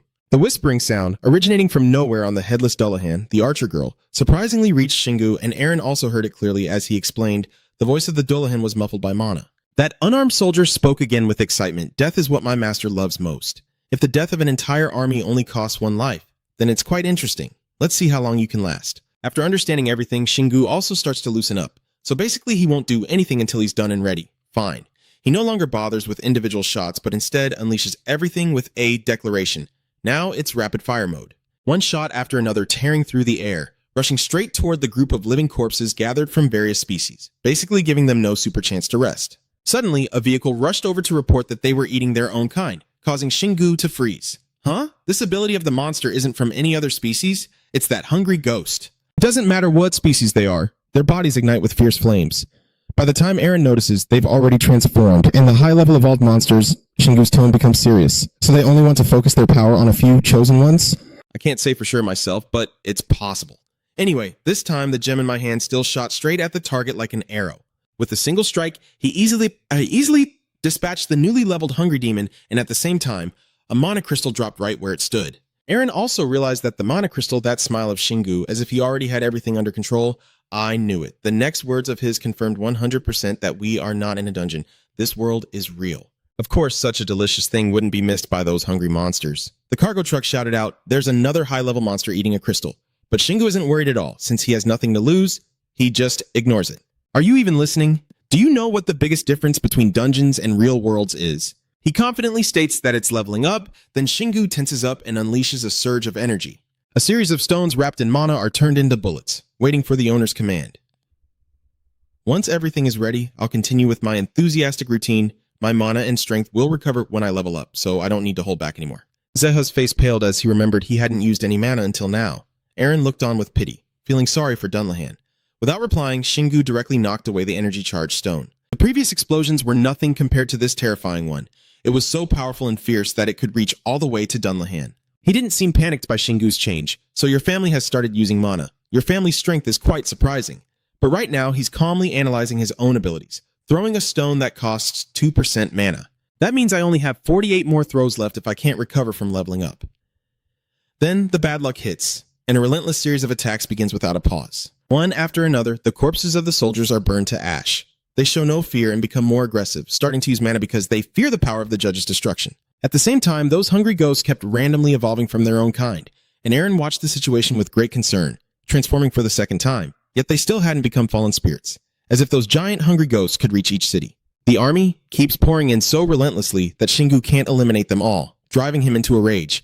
He will wipe out every last one of them, even the very last one in this world, and she immediately shouts to stop him, but that would be unnecessary. Seeing Shingu's condition pleased Dunlahan. "You're worried, huh? I don't know how you got here." A cheerful voice echoed across the battlefield, "But you will be the beginning. This final battle will ultimately..." But these words only made him pause his actions briefly and didn't make him think much. Only later did Dunlahan realize the truth unfolding before his eyes. It was growing by draining mana here, even though it had only killed some random soldiers. In the end, the Cloud soldiers managed to crawl up the wall using their own legs. Eren was startled to see this. "They're climbing the wall, brother." Shingu paid no mind, ignoring them. By the time they reached the top, the main forces had already been wiped out. And then, preparing for another attack for who knows how many times, "Take this, you space monsters," and she was already fed up. I don't even remember where I heard that line from. This time, Shingu poured all his mana or strength into an attack even more rapid than a machine gun. The bombs exploded loudly all around, leaving deep fiery craters like molten lava. And then Seiha, overwhelmed and speechless, saw something terrifying unfolding before her. He was terrified by the sight of the monster rushing in, the hungry demon combined with the skeleton monster, which made Shingu really curious. Why do they like to combine like that? The rib bones and even the arm bones of the skeleton monster were tightly fused to the hungry demon, impossible to separate. Finally, a fully assembled Death Knight with overwhelming presence was born. This scene directly shocked both Seiha and Shingu, leaving them wide-eyed in amazement. Instead of worrying about a strong opponent, they were immersed in the coolness of the Death Knight. It looked really stylish and slick. Even Seiha admired the living undead for how cool it looked, and Eren had no idea about this strange pleasure. What were they doing that made them so obsessed? In the end, I had to shout a reminder that the high-level monster as strong as Dunlahan just appeared. Hearing this, Shingu's earlier excitement faded. No, it's weaker than Dunlahan. His sharp owl-like eyes carefully examined Moreau, noticing the armor's joints creaking, seemingly assembled but incomplete. Meanwhile, Shingu focused on channeling energy seriously, but first he had to reduce their numbers before that thing arrived. As soon as he finished speaking, he successfully released dozens of stone bombs, leaving them no time to breathe. The continuous explosions followed without end, and he also received the long-awaited notification that you have leveled up. Once the Death Knight Moreau got used to his new body, he could move at high speed. Ha immediately realized and panicked. Hey, it's on the wall. Seeing Morog's entire faceprint getting closer, besides the excitement, Shingu felt nothing anymore, just in time. Morog's steps became more agile and incredibly powerful. With just a single jump, he finally became the first monster to achieve the feat of scaling the wall. Before he could do anything, Morog quickly spat out a cloud of black smoke. Shingu immediately recognized it as toxic bone dust, so he hurriedly warned, "Eren, step back." As for Shingu himself, he charged straight at Morog without hesitation. This means that the fierce battle has triggered a system notification, and the deadly poison skill has entered your body. You cannot fully resist it with your antidote skills. But Shingu did not retreat. Instead, he endured the claws of the Great Wolf and successfully increased his poison resistance to level 8, roaring loudly with a thunderous cry. His proactive move stunned Morog, but unfortunately, he couldn't react in time and had to take the full force of the Da Langclaw to the head. A critical strike shot straight down, leaving him no time to resist, and he was slammed into the ground in a heap. Morog's entire body was shattered, with injuries piling up, punishment reaching level 26, and you leveled up. Shingu calmly returned to each city without a single drop of sweat. Suddenly, facing this has boosted his spirits and strength all at once, and now it's over. Reflecting on his thoughts with Eren, he just leveled up again after defeating it, so it must be very powerful. Suddenly, she stammered when she saw something. "Shingu, look over here. It caught your attention, huh?" It turns out to be the soulless, deathly spear, a leftover of the Death Knight Morog from the recent battle. "I don't know why Eren felt terrified, huh?" Shingu then smiled kindly and said, "Don't be afraid. It's just a bone spear." And then he slowly approached it, making her exclaim, "Don't tell me you also want to transform." But he actually responded he really wanted to, but look, this bone is fine. Just as Shingu was about to speak, a note appeared. This is a level C3 plus soulless wound with an attack point of 1,500 to 1,950. The soul wound transforms into a Death Knight as the giant hunger demon becomes a Death Knight. its weight and hardness greatly increased by the countless bones fused together. Eren is now stunned. This treasure in the Crimson Hell has never existed before. Shingu protested, but we've already obtained a similar one at Siorak Mountain. Then he raised an equally important question. Is this spear better than your hammer? Seiya clenched his fist with a determined look, suggesting this might be a chance to learn offensive skills. I don't know why Shingu handed over the lifeless corpse. Seiya took it, surprising the opponent, huh? And then you quickly refused. Thank you, but it's stronger than anything I used in my lifetime. I need to level up more before I can use it properly. Hearing that, Shingu didn't really care much, so I'll just store it in the inventory for now. That thing speaks slowly now. Now then, with a sharp gaze staring straight ahead, I focus on Dunlahan alone within the person. Knowing Shingu is watching, he slowly speaks. I can't believe it, but you can utilize the mana of the living corpse without any harm. Dunlahan's steady voice gradually grew more urgent. So you'll be stronger if I let you wipe out my entire army? I won't let that happen. The horse neighed loudly at his words, and a perfect leap from its position brought Dunlahan closer to Shingu. The sharp iron spear aimed at him with a bold declaration of war. I will personally bring you down, human from Earth, star-crossed with our holy war. The battle has unfolded exactly as he intended, and now the final showdown is here. Dunlahan's fierce steed with powerful hooves galloped through the air, and of course Shingu wouldn't stand still and take it. The clash of blades echoed, aiming to strike the hearts of those present. Both of them continued to act out a scene of running and chasing around the city walls. In just a moment, Dunlahan caught up with him, making him furrow his brow and thought, he's really fast. I'm using the old heat gun formation and still got overtaken by Dunlahan. Then Shingu, unable to hold back his envy, shouted at him, I want a steed too. But he replied seriously, it's not for humans, give up. Next, Dunlahan's sharp blade concentrates heavy dark energy. The analysis flow constantly runs through Shingu's mind. Lots of mana indeed, but only useful for enhancing weapons. He also no longer just runs away, directly summoning the Great Wolf and not bothering to focus his energy, simply confronting with sharpness that sparks dazzling flashes across the area. Not stopping there, Shingu decides to reinforce his weapon again, which even makes Dunlahan startled in fear. What? A fierce charge from his roar that hit right at his careless point of defense. The sweeping move succeeded, sending him flying far away from the evil steed, but Dunlahan landed steadily without showing any difficulty. Of course, Shingu won't stop his relentless attack so I can balance things out a bit. Wu Dailong powerfully claims another horse's head. In the end, it disappeared, leaving behind the failing mana stone of the evil horse. He also didn't plan to waste it and took it into his own hands. These bastards directly provoked the headless knight Dunlahan into madness. That human, how dare your family do this to my banner? In exchange, his anger was met with Shingu's nonchalant reply. It has to look good, isn't that right? The flames on Dunlahan's left neck flare up, showing he's extremely angry, you bastard. A powerful slash strikes fiercely at Shingu, no longer as simple as before. Seeing this scene made me tense. I've only seen those moves in video games before. The car was panicked and agreed. This is also the first time I saw it. I heard the gang leader is still trying to use it, but he's too powerful. Their argument made Eren shout out to stop them. Stop talking and get out of here now! As soon as she finished speaking, all three ran for their lives. But something with even faster speed than them appeared, using Dunlahan's head as an opportunity to strike Shingu with a painful blow. This is not just a headbutt, but a hammer hitting the body. His body still maintains the new throwing stance, so face the fury of Dunlahan now. Even though he's badly wounded, he still calmly puts away his weapon and grabs his opponent's head to avenge the earlier blow. Unfortunately, it's not something ordinary that Shingu can bully. In just a moment, Dunlahan's iron head had subdued the main character, followed by a growling declaration, Chetty. As he finished speaking, he decided to leap up. Unfortunately, he faced difficulty because of that headbutt. Indeed, I've broken a rib. Van Han is Eren, who quickly used her skill to contain her, and it worked extremely fast as seen through Shingu's calm expression. Thank you, Eren. Thanks to you. At the moment Dunlahan's 1,000-pound axe was about to strike down, I was able to escape quickly with my agile body. Seiya shouted in panic, Sep, he's breaking the wall! And the situation made Shingu only able to think, damn it! That's not just where Dunlahan stands, the shockwave is spreading everywhere. The violent shaking also affects me quite a bit. My stance is unstable, so I decide to withdraw and use the giant's horned weapon. This time he poured all his energy into it without holding back, boosting his mana. Shingu had just finished his move when Dunlahan gradually closed in, accompanied by a gentle caress. But he dodged just in time with lightning speed and was ready to counterattack. In the end, Shingu seized the opportunity to unleash his punishment barrage, leaving him no time to dodge. Even the tough armor had to sacrifice a few small pieces to withstand that attack. Dunlahan's head was also knocked far away like a toy ball. By this point, he still hasn't realized something's different. The strong man is truly formidable. Contrary to the praise, Shingu just manages a faint smile, but even his head is as hard as stone. Hearing that, he suddenly jerked and turned away. Of course, he wouldn't miss the opportunity right in front of him, but then an earthquake suddenly struck. The stone wall shattered into pieces without a warning. It turns out all the tremors originated from Dunlahan. I'm glad, but now I have to end this.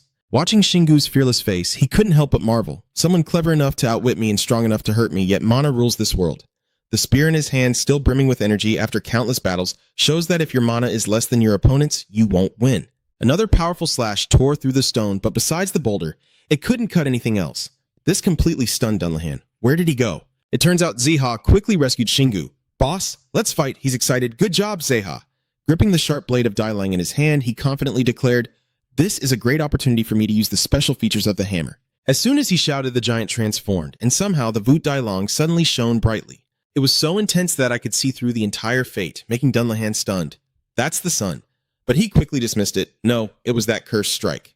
Alright, then throw me back to him quickly. However, Dunlahan still remained indifferent and dismissive. You won't be able to defeat me with that alone. But no matter what, he wouldn't stand still to be struck. The spear in his hand radiated with a fierce energy like thunder. Both with their different strengths poured all their energy into a single strike. Shingu's giant wolf slammed down powerfully, causing a terrifying shockwave that even knocked the opponent off balance. Thick black smoke obscures the scene inside. Only when it clears will I reveal Dunlahan's hidden body, and I will kill you. His face was completely covered in scars, but the girl was still moving. Before long, he eagerly drew another thunderbolt gun, but this one you probably won't be able to handle. Surprisingly, Dunlahan recognized its origin. It was Rina's gun. Besides excitement and joy, nothing else could describe Shingu's mood. Goodbye, little one. The fierce mana has been unleashed into a devastating beam heading straight for the target. The lightning bolt from Shingu's thunderbolt gun was so fierce it engulfed the headless Dunlahan, so intense that even he, in disbelief, had to accept that humans could wield such power. Even the rocks beneath his feet could not escape the influence. When Shingu's ultimate move finally ceased, all that remained was a long, jagged trench. Aaron, with a serious expression, assessed that it was a rather unremarkable ending. He nonchalantly brushed off the dust from his clothes. The villains are all the same. They spend the whole time boasting, but can't handle a real storm. System notifications keep popping up. You've leveled up 4 times, upgraded your bullets to level 7, and your punishment to level 27. Watching the devastated scene after the battle, he could only feel regret. If he had been blown to bits, he probably wouldn't have gotten anything. Who would have thought Zeha would find something so valuable? The mana crystal he left behind makes Shingu look up in amazement. Oh! Both his mind and body feel invigorated. I'll get at least 5 mana points. This world is amazing. Oh! And I also have the mana crystal from the Death Knight. Ari seriously warned, you know picking up the pair is the next step, but right now I don't have time for that. Although the worms have been destroyed, a bunch of minions that keep repeating and tearing apart, making that human taste the pain of being torn apart. Shingu feels a bit complicated, managing to move without a leader. Zeha quickly urges him. Everything has been hit, and the plan is to finish it all. Once again, he endures the familiar giant wolf's howl. Watching the relentless advance of the enemies makes Shingu feel like he's in a zombie movie. In just a moment, the Meddlesome Bones group was reduced to nothing. Suddenly, his eyes caught something that made him widen his eyes. The most special thing that has appeared so far is the cry of joy from Shingu. Here it is, the mana crystal of the Death Knight. But besides that, there's also something that just gave him a blow to the ribs. What is that? It wasn't until Shingu picked it up that he realized it was Dunlahan's head, and Aaron was extremely worried. Not a monster, right? Suddenly, he gasped and said slowly, the detailed information of the B2 plus level malevolence Kina appears, with an attack point of 1,800 to 2,200, revealing that the helmet of the Kina Knight has fallen and become Dunlahan. Filled with hatred and accumulated mana, it still exists even after the owner's destruction, retaining Dunlahan's combat memories, so it can be used as a powerful artillery weapon just with mana. The system's form surprised Shingu. It turned out to be a treasure, but its attack stats are ridiculous. After a careful observation and analysis, this must be a malevolent aura, even absorbing the surrounding air. When Aaron clearly saw its true form, he paled. It looked like a helmet but had a decaying face inside. Are you really going to use it, Shingu? That decision was made after careful consideration. Since his gun consumes too much mana, this could become a more convenient weapon. That thing started to estimate Kina's malice. Let's see. Maybe like this. Just throw it away really far without hesitation. Kina's malicious gaze just swept over and already claimed the head of the hungry demon, and it even knew how to find its way back like a boomerang. Just like that, he can throw Dunlahani forward and backward. Shingu's cunning smile is clearly on his face. If it comes back after throwing, then he'll play like this. The great archer has been trusted by him countless times so far. With a single shot, he sent the ball flying in a perfect arc. Just a gentle touch was enough to destroy that giant hungry ghost. Poor Kina's malice, she just flew back and got beaten up again. Helping Shingu to chop off more than a dozen heads, the fog monsters now realize fear and run chaotically. Death God, he is the Death God. And then Aaron also had to send 36 likes. Kina would probably be very satisfied to see him using his head so well. Zeha standing nearby trembles, and he's even more terrifying than Dunlahani.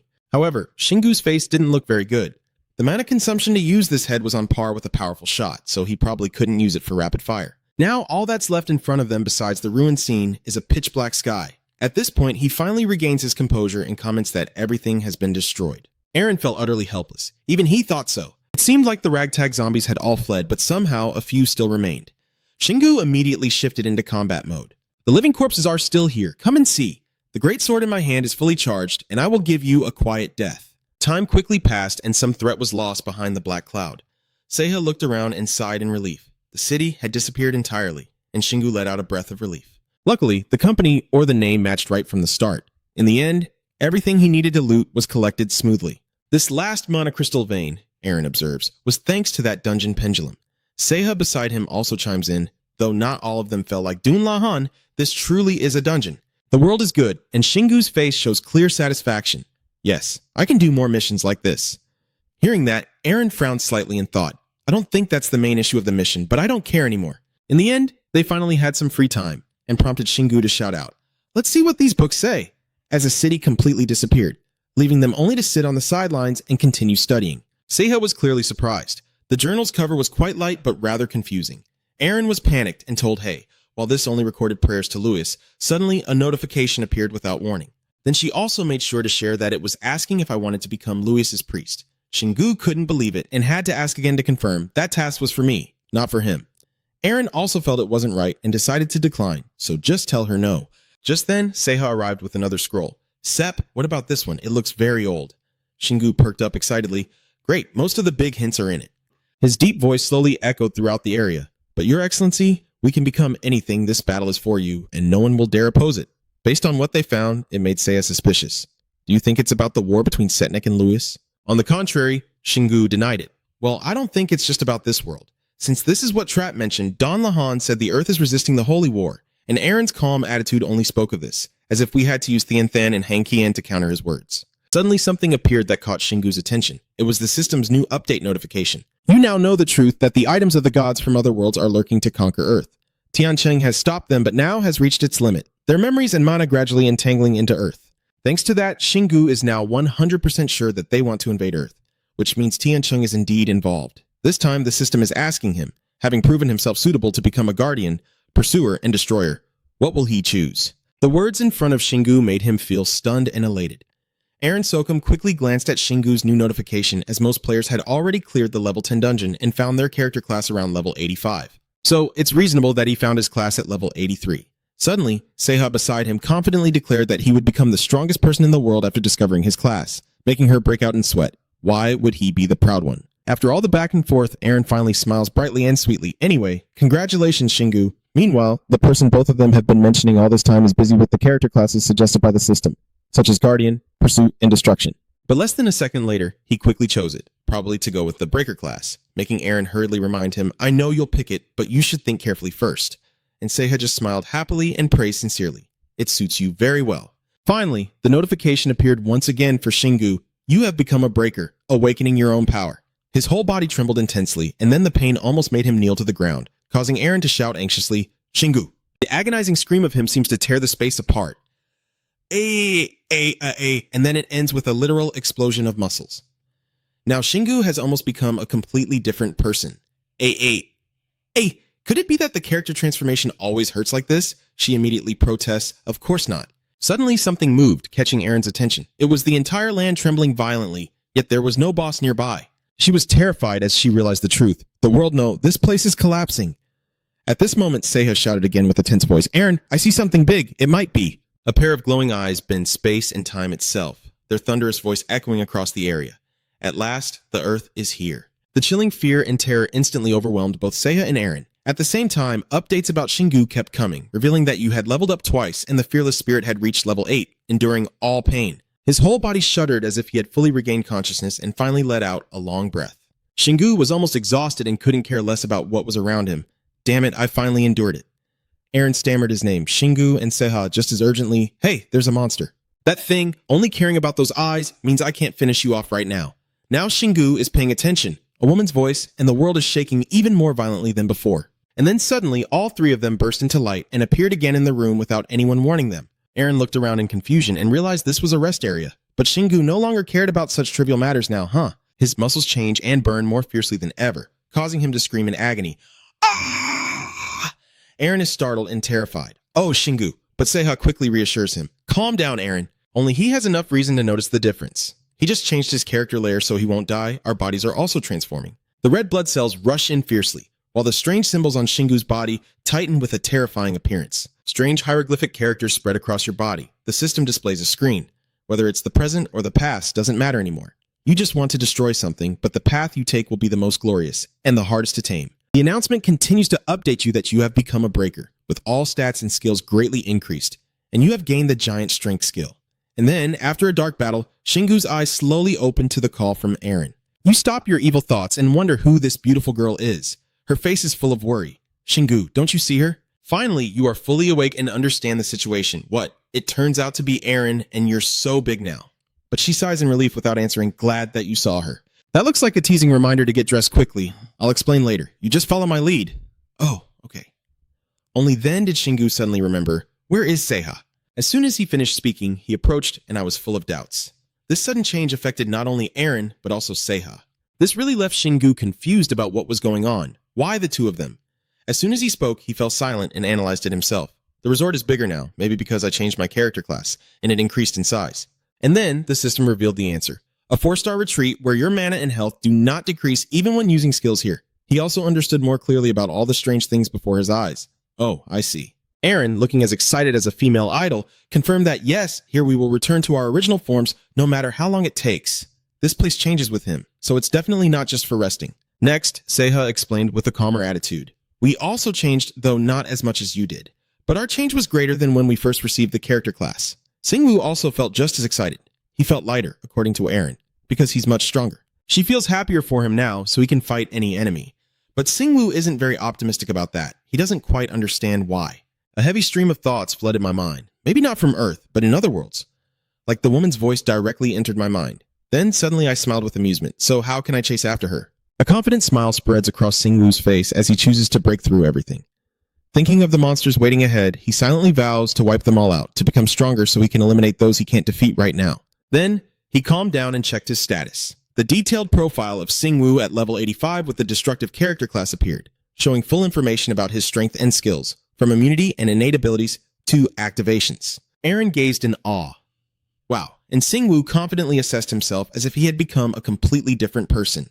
His steady voice then commented that the biggest change was in his character class, transforming from a hidden player to a destroyer. Aaron's focused eyes observe as all stats increase, including passive skills, and Singwoo frowns and confirms, yes, it radiates. Then he retracts his tail and excitedly watches it with curiosity, the chaotic tail now longer and thicker. Seiha happily cheered with wide, bright eyes, looking much more fierce. Then, Singwoo wanted to understand more, and I also gained new activation skills with the level 1 Titan skill appearing. Using mana to maximize the growth of a chosen body part, allowing for boundless strength but with consequences, these words surprised him. So simple. Suddenly, Aaron noticed and pointed out that Singwoo had a tattoo on his hand. This strange detail made Seiha suspicious. This activation skill isn't like that. Even he admits it. That's right. Then, he summarized and presented what he had learned from the system. The Great Power skill is an activation skill, but also resembles an innate ability. If I use it more often, it will make my body healthier. But of course, the side effects will be more severe. The current difficulty makes Singwoo hesitate greatly. It's not easy to use in real combat. Aaron can only give an objective assessment. Pain and fear are things all players must endure. The thoughts on how to cope with the pain are clear in his mind, and the calmness he maintains to overcome. The fear is the true courage that can help him get through. To help your brother make an official decision, you just need to train it. But Aaron doesn't support it even a little and keeps lecturing. Singwoo, you don't need to push yourself too hard, that's enough. You should rest. Faced with her terrifying gaze, he could only retreat and let himself rest, secretly thinking that he looked adorable as a child but now so burdensome. Seeing him like that, Aaron sighed helplessly, wishing he could rest for a whole week instead of just one day. But for him, that was probably too much because he was so hardworking to an unbelievable degree. Singwoo firmly asserts that he will not allow himself to ignore the path opening right before him, and then, with a hint of interest, he remarks that perhaps to rise up, he must first accept to kneel down. Making Aaron unsure of what to do with him, it doesn't sound very good, but as long as he is willing to rest, that's enough. Then Singwoo changed the subject. We need separate beds if both of us want to keep that size. She hesitated for a moment, then thought again. Yeah, that's right. Then Aaron muttered to herself, thinking that the bed should be big enough for both of them, and she actually said out loud, "So I'll sleep next to you." Just as she finished saying that, she suddenly realized and reacted quickly. Then shyly, she turned away. When sleeping, it's fine to shrink in size. Singwoo didn't notice Aaron's change. I was right. Unlike her friend's worried expression, Seha was much more straightforward. I can sleep next to you. But was startled by the fierce aura emanating from her. Oh no! Slightly widened Erin's eyes as she saw something. It seems that somehow Singwoo has been playing chess with Chugong for a while now. She's happier than if she had leveled up, already asleep after just lying down. He must be really tired. Then Erin gently showed concern for his exhausted body and couldn't help but smile softly. Watching this scene, Seha seemed to have some ulterior motive and smirked slightly. So slowly I sigh. Good job, Erin. Your eyes are still fixed tightly on Singwoo. Finally, we have come this far. The anticipation in your eyes is so intense it could turn into a waterfall. Even though we haven't resolved anything yet, I am very happy with what is happening. As soon as she finishes speaking, Seha suddenly transformed. I'll take my leave now. Good night. Which startled Erin. Wait, no time left, and then she blushed shyly. Then she self-pities herself, just like that for a little while longer. And then she unconsciously shifts her gaze to Singwoo, sleeping soundly, unaware of the moonlit sky. Are his thoughts wandering in the quiet atmosphere? Is he more handsome now or what? Thinking about the reason behind it, mana is the energy that evolves and develops everything. The higher the level, the more beautiful he is. Erin's expression slightly changed, but I preferred him before. Suddenly, the ringing of the phone interrupted her absent-minded state. Getting her attention, Singwoo's phone, he was confused and unsure what to do. Finally, he fell asleep, and I couldn't wake him up. In the end, Erin made a choice. Her gentle voice said, This is Dung Singwoo's phone number. He can't be reached right now. On the other side, she was stunned and filled with suspicion, leaving Erin silent with just 3 dots. Then she responded accordingly, yes. The other person let out a sigh, understood, and Erin, not wanting to prolong the conversation, quickly asked if there was anything else. But he's asleep now. The person continued, I need to tell him something. He always wants to become a player. And then she responded irritably, Thank you, but what does that have to do with this call? If it's important, I will pass on the message. The other side immediately explained the specific reason. Actually, I found a way to become a player, so I wanted to tell him he will like it a lot. This statement completely surprised Erin. Huh?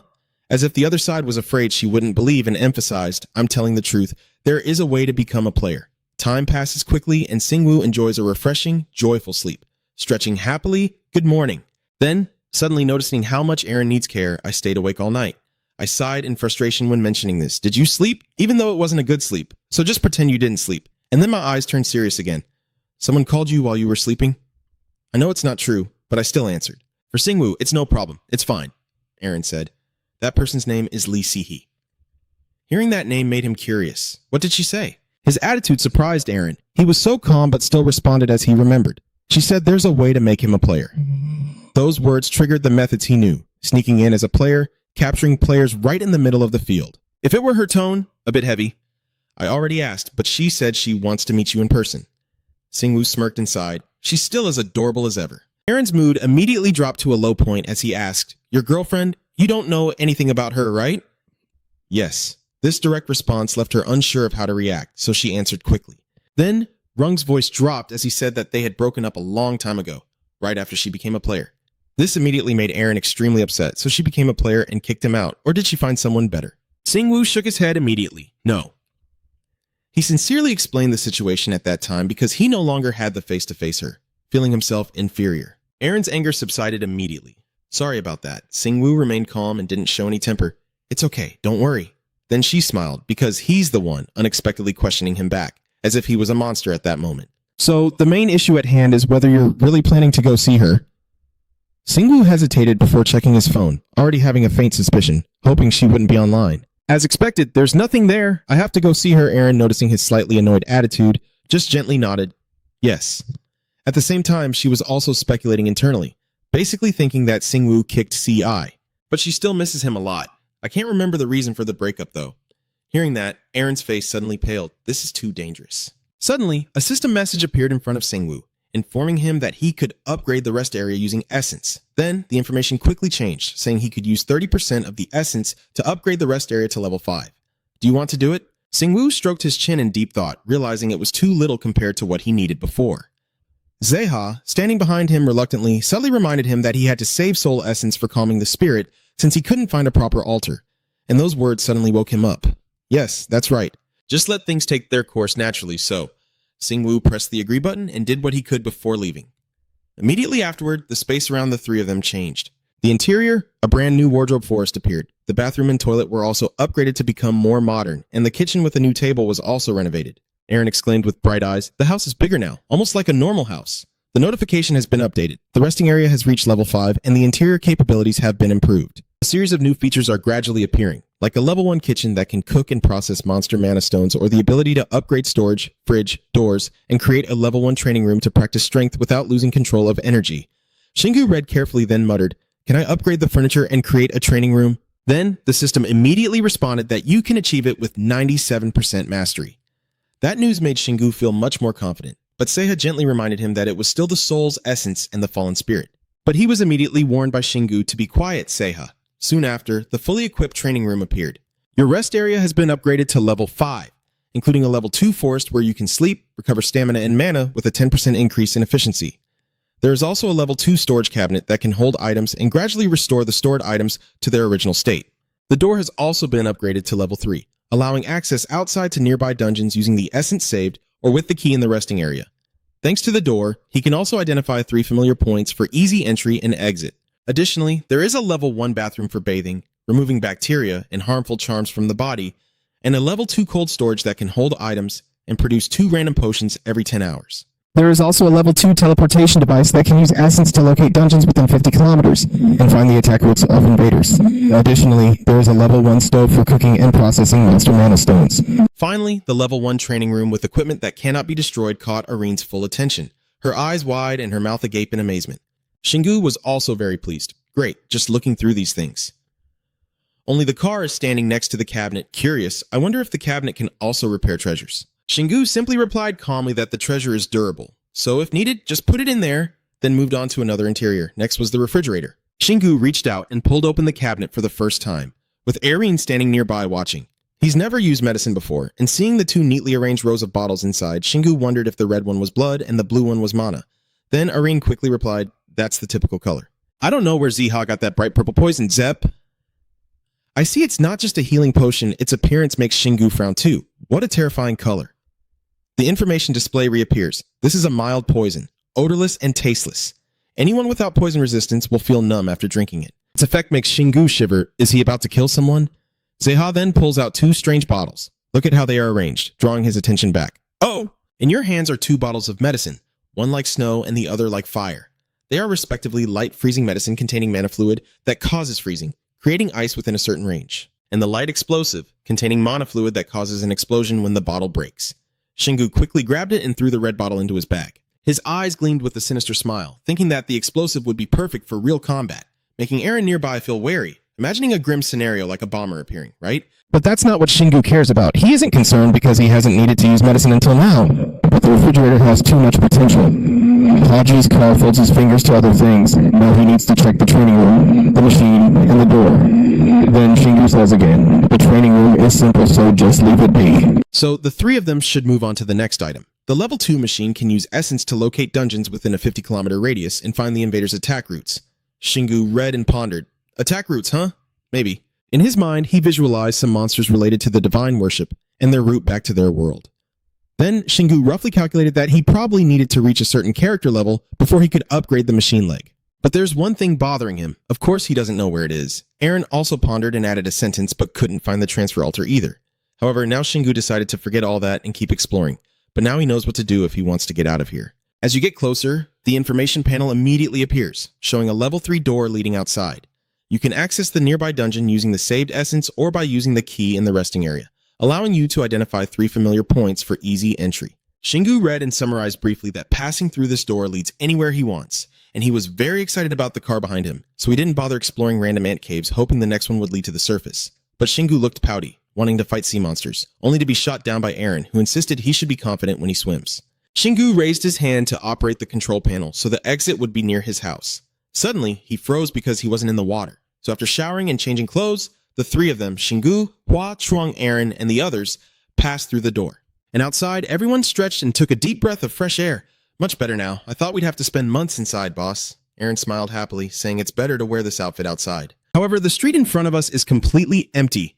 So where is everyone? Shingu felt a bit confused. There are apartments and restaurants around here, so it shouldn't always be deserted. Aaron guessed that after the event at Siorak Mountain, she had changed a lot, similar to other countries. Then the car would go back again, probably just like that, until the other players pass the training screen and become useful. Shingu decided to take out her phone, and I already messaged Sehi. The device immediately vibrated when she received a reply. He turned back and told the other two that she was at the coffee shop, which surprised Aaron and made her say, "Wow." She thought to herself unhappily, so Shingu said she was already there, huh? I really don't like the way she acts like she knows him so well. Seeing her attitude, I thought she was worried about something else. I was afraid she would see me, so I hid even better, so it should be fine. But Aaron, just more bored, replied, "Yes, I hope you won't get caught." In the end, he decided to see how others play the game. The three of Shingu walked along the street, observing as people and cars passed by. He hesitated and said, "There are a few people. Maybe they are not very aware, or is that normal?" Which made Aaron quickly stop him. Don't say that to give up hope. When they arrived at the prearranged coffee shop, everyone inside was talking about the beautiful girl sitting alone by the window. That girl is Sehi, as if something caught her attention and she turned to look. Shingu has approached the table. "Hey, your presence makes Sehi's face look much more serious, Shingu." The people sitting at the table opposite immediately looked weak. Huh? I knew she had a boyfriend. Sehi looked around and asked casually, "Are you here alone?" And that question made Shingu wonder, "So what if I am?" Then she replied with a mysterious look, "Nothing. I understand now." Sehi looked at Shingu with a smug smile that was hard to interpret, making Aaron, hiding in his shirt pocket, furious. Why does she seem so smug, as if she's ahead? A little while later, the two sat facing each other to chat. Shingu was the first to speak, asking when was the last time we met, and Sehi gently leaned down and replied, "It was 2 years and 3 months ago." The number made Shingu's face show a hint of surprise. Seeing that, she immediately teased, "Do you want me to say the exact number of days now?" Then I immediately explained, "Just joking, I don't remember clearly either. I don't cling to people that much," and pushed the drink forward. "Here, I ordered a drink for you." Shingu silently took it, hesitating slightly. "Thank you." Aaron saw the water glass from inside her shirt pocket and thought Shingu probably liked to buy tea a lot. The thought suddenly struck her, making her startle herself. "Wake up, Aaron." Then he glared angrily at Sehi in his mind. She's just a textbook perfect lover. How can she not cling? She's practically holding on with her hands almost slipping. Sehi kept chatting. "You look taller." Shingu just called out, "Just a little, but you look younger." Hearing that, she happily replied, "That's a player's privilege," making him roll his eyes and realize he had forgotten about that. Shingu recalled the privileges she mentioned, that players are hard to imitate and even look younger when they level up, their bodies always maintained in the healthy state of their 20s. He also reflected on himself, thinking he looked strange in the mirror. Suddenly lost in thought, Shingu was caught off guard by Seihi's adorable smile. His sparkling eyes made him flinch briefly. "What's wrong, little one? What's wrong, little?" She just replied softly, "Nothing much." Yet Seiha, lying in another pocket of his, was hugging himself backwards. "What is this feeling, TT? I shouldn't have followed you here, Zep." Seihi smiled and said, "I wasn't going to ask you why. After all, Shingu knew her personality, and if he asked, she'd just joke around and not tell him the truth." Seihi teased him again, but he didn't used to think so much before. He used to rush into everything, and Shingu only responded vaguely. Everyone changes eventually.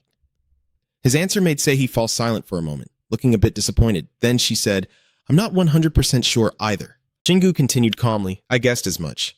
Seihi lightly touched his finger to the surface of the map. A circle of energy appears around the two of them. Shingu observes it and silently comments, "Soundproofing, huh? Quite powerful." Seihi's voice suddenly became serious, as there's a rumor spreading among players that all the monsters in the Celestial City believe in different gods. The information made Shingu pause slightly. Then Seihi continued, "Knowing you don't like complicated matters, so I'll get straight to the point." She said this while recalling recent events in the city when monsters started appearing not only in the Celestial City, but also on Earth, and evidence of those gods and their influence on humans began to surface.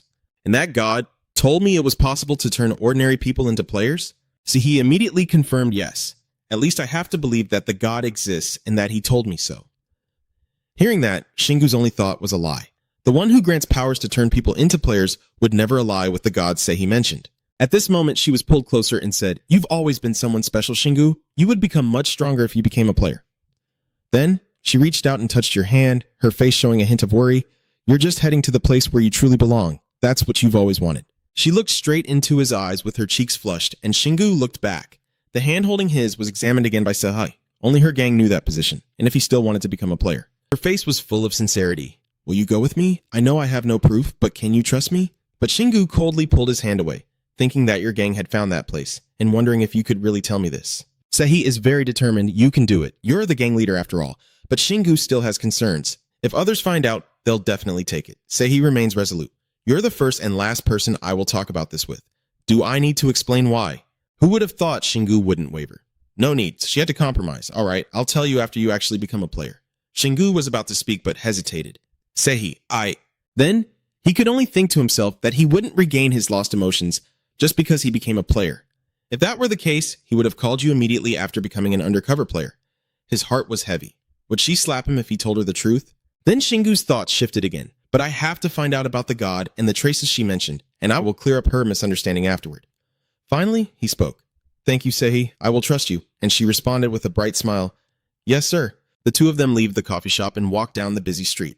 Shingu asks in surprise, isn't it located in Korea? Seihi replied while walking, South Korea recovered from the crisis pretty quickly. Have you heard about the mysterious car racer? That name made Shingu pause for a moment. Mysterious car racer. Since when did I know about that guy's car? Lost in thought, Seihi's slightly lowered face appeared in his sight, surprising Shingu.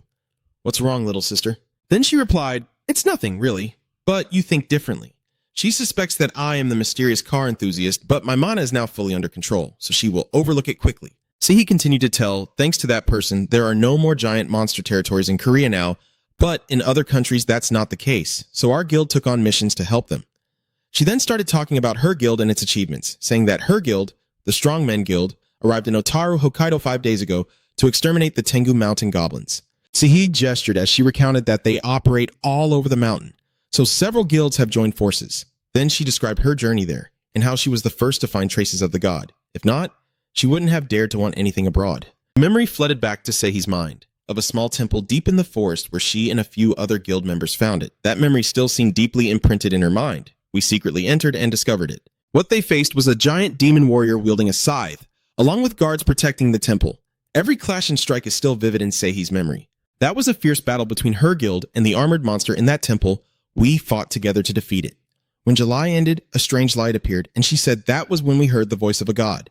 In Seihi's tone is a strong conviction. He says, I will grant you the power to destroy all monsters if you worship me. Shingu suddenly thought of something else. Could that be what Athas heard when he picked up Frostmourne? Despite being curious about the name he mentioned, Seihi continued, anyway, when you get there, you'll see that the power is real. The other members looked like they were ready to kneel before the statue, but Shingu still didn't trust them, which made him even more suspicious. His attitude made Seihi sigh in frustration, thinking, it's not like that, damn it, so annoying. But Shingu still didn't react at all. Are you doing multi-level marketing? Fogler's annoying attitude, Seihi still spoke confidently. After all, that's why I asked if he could turn an ordinary person into a player. I called you immediately when he said yes. Then Seihi confidently replied, her voice full of pride. I'm not the first to become a player, but I became the guild leader thanks to this skill. Pointing at herself, unable to hide her pride. Not to brag, but I am the best in the world in these realms. Erin, hiding in her shirt pocket, just wanted to shout out that she was clearly bragging. And Shingu concluded that you had hidden the temple inside a shield. Seihi winked mischievously and said, yeah, even Marina Bassett, the most perceptive player, wouldn't notice, since I guess she's busy with something else and wouldn't bother checking. Shingu thought to himself that Marina Bassett was only good with mana, but it seems she's more than just a famous mercenary. Still, there's something bothering me, but Japan is a bit too far. Seihi doesn't understand Singu's feelings. I flew there myself. Her response made him sigh quietly in helplessness. Crossing borders without a permit is illegal, even for players. Seihi covered her mouth and giggled like a thief. If she wasn't caught, she wouldn't be guilty. Your skills are mainly for hiding and protection. Hiding both of us is still easy as pie. Her calculation leaves Shingu stunned. What the hell? I can't believe Seihi now is the same girl who used to be so innocent in school. Does everyone change that much in real life? He mutters bitterly in his mind. Feeling truly angry, quickly, she turned to Shingu and said, here, hold my hand. I immediately guessed her intention. You want to fly from here to Otaru? Seihi also calmly replied, let's go. Shingu hesitated for a moment, then thought, well, I can't buy a plane ticket now just because I don't want to hold her hand, so I reached out and took her hand. Seihi suddenly raised his hand to look at it, his hand still as big as always. Then he brushed it away. Whatever. A pair of glass-like crystal wings appeared behind Seihi, their glow making Erin's eyes sparkle. Truly beautiful. Seiha is also unleashing it. Her wings are very rare. Seihi, unaware of being praised, softly smiles and says, let's go. Then, she suddenly moved closer and hugged El Shingu, catching him off guard. His face briefly flushed from the close contact. Seihi also explained it with a blushing face that this way is safer to move. Shingu, hearing that, froze and replied, I didn't say anything. Immediately after, Seihi hugged him and leapt into the sky, spreading her wings to fly toward the heavens. As she moved, she warned him to hold on tightly because it was dangerous. Shingu also knew his place and clung to her arm. Erin, inside his shirt pocket, was grinding his teeth in anger. That girl was clearly flirting with Shingu. Seiha nervously warns Erin to be careful. She can hear the grinding of teeth. As they soar through the sky, Shingu ponders that she's flown over 1,400 kilometers to the temple. Probably no one else gets to make such long journeys in the arms of an ex every day. At this moment, Seihi suddenly asked why his body was so muscular. Shingu casually replied that he was just working out. Hearing that, her face slightly blushed again, and Eren, overhearing their conversation, looked furious. Seiha silently prays to escape this suffocating atmosphere. Please get us to the destination quickly. Singu and the others continue flying at high speed for a while before finally landing. As he folded his wings, Seihi said, "We're here. It took us less than 2 hours." Singu was a bit annoyed by the experience and didn't want to go through that again. Seihi gently smiled and said, "You'll be able to fly on your own when we return, no matter what." Then she waved her hand to signal him. "Now follow me." The two of them trailed into the forest. One thing puzzled Singu. Where are my guild members? So he immediately replied, "I told them to wait at the hotel at the foot of the mountain. If they're seen wandering near the shield, it will raise suspicion." Singu smirked skeptically. "Wait a minute," she said. "They look like they're about to turn into demons or statues. Are they really waiting at the hotel?" His silence made Seihe quickly ask what was wrong. Singu just replied nothing, but secretly he hoped he was just overthinking. Though in stories and novels, worries like this often turn out to be true. Suddenly Seihe saw something. "We're getting close to the shield. You'll be able to sense it." Singu's steps also slightly faltered because of that. Seihe couldn't believe her senses and said, "I thought we had taken care of all the monsters near the shield." Singu immediately added, "But I can still sense a monster here." She immediately turned back and confirmed, yes, the shield might not be perfect, but it's impossible. As soon as she finished speaking, the two quickly sped up and rushed toward the temple. As Singu ran, he kept laughing excitedly, knowing it wouldn't be very peaceful, and Eren couldn't understand his feelings at all. Why was he still smiling so brightly despite knowing something was wrong? "Sometimes I really want to open his head and see what's inside." He replied calmly, annoyed most when he didn't know what would happen, but once it did, he just needed to deal with it. That attitude only made Eren more frustrated. "I'm sorry, I just can't understand such a simple thing." Singu quickly grabbed the item he just received, the secret gadget. Ha turned back and sighed. "It's shaking too much." Singu also guessed that there must be something really important there. When they arrive, Seihi looks at the scene before him with an expression of surprise mixed with confusion. In front of Singu and Seihi is a chaotic scene. Monsters howling wildly, smashing rocks as if they want to tear apart the last barrier. Seihi realized she couldn't hold back anymore and muttered a curse under her breath. "Damn it, they're too many." Humanity's words have successfully caught their attention, and they all turn to attack you too. The heavy footsteps of the monsters echo, slowly approaching like a real-life Squid Game. She stammers each word. "The enemies are coming to the temple." Enemies. Seihi's face became more serious than ever, sweat streaming down her cheeks. "I made a mistake, Singu." Closing her eyes to focus her magic, she gathered an energy sphere, confidently declaring that she would handle them first, so he should hide for a while. A slight smile curved on his lips as he jokingly teased, hiding his true feelings. Then, Huyen confidently stepped forward like a top model. She's exactly the type to be clueless about what he's really doing. It really was a stroke of luck, a monster rushing like a lightning bolt, wielding a giant shield trying to seize him as a trophy. Of course, that simple physical attack was just a fly, and Singu punched its head flat with his bare hands. Watching him handle the delicate silk with ease, she widened her eyes and gaped, her jaw dropping. Hesitating to call him back and ask for clarification, "Singu, you..." But before she could finish speaking, he turned around as if reading her mind, saying, "Seiya, you must have forgotten." He glanced back, clenched his fists, his eyes full of passion, knowing he had no wings but never lacking in strength. Singu walked toward the monsters waiting on the other side, rotating his arms as if warming up for a normal gym session now. In a voice full of excitement, he begins the most boring slaughter in the world. I wonder if they understand what he's saying. Maybe they've eaten Dezemon's translation bread, still screaming in hatred, "People! People! People!" Without hesitation, he punched the fool who stepped wrong on the chessboard. "Yes, it's me." Then came a flurry of boxing combos, lightning fast, knocking out several of them in no time, probably still confused about where their lives went wrong even as they head to hell. The murderous aura from Singu showed no sign of stopping, forcing them back and crashing onto the ground with a deafening sound. And then, like a slow-motion scene, each soul gradually escaped from the monsters' bodies and soared into the sky. With a single focused target, shining brightly, and then flying straight towards Singu, he skillfully absorbs it into the palm of his hand, the seal becoming more distinct. Update notification. Soul collection has reached level 4. You now possess 18 souls. He gradually understood how it worked. It seems that collecting souls is activated when he fights these divine monsters. Not missing the chance, he launched an attack immediately. The chaotic situation now is no different from World War III. Even so, he still shields Seihi in front, truly a considerate young man. She paused, tears in her eyes, whispering, "Singu, are you okay? Over here. After the big battle, it seems you're exhausted," taking a deep breath. She also paid attention, gently touching him and asking if he was okay. Singu couldn't bear to let the beauty worry. He's fine. She also became more gentle. It's good that he's okay. As her mind flooded with memories, she couldn't help but praise him. She knew Singu was skilled in martial arts, but she didn't expect him to fight so well against monsters. Singu truly is the perfect candidate to become a player. While thinking logically, she propped her chin with her hand, but wondered if turning him into a player was a good idea. If he's already incredibly strong, how much more powerful could he become as a player? Singu paid little attention to the silence, yawning as he rested. She didn't deny her own thoughts. No. With a determined look after setting a new goal, I don't want to see him disappointed in himself again.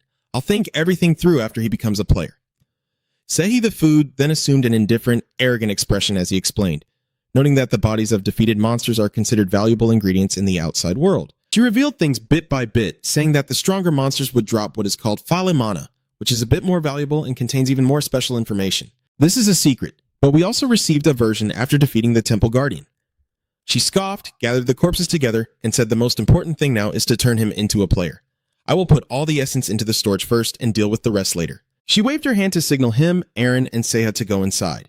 As everyone approached the barrier they had just seen, a loud voice called out from behind, the guild leader. The familiar sound made Sehi hesitate. Have you missed a beat in the past 1, 2, or 3 years?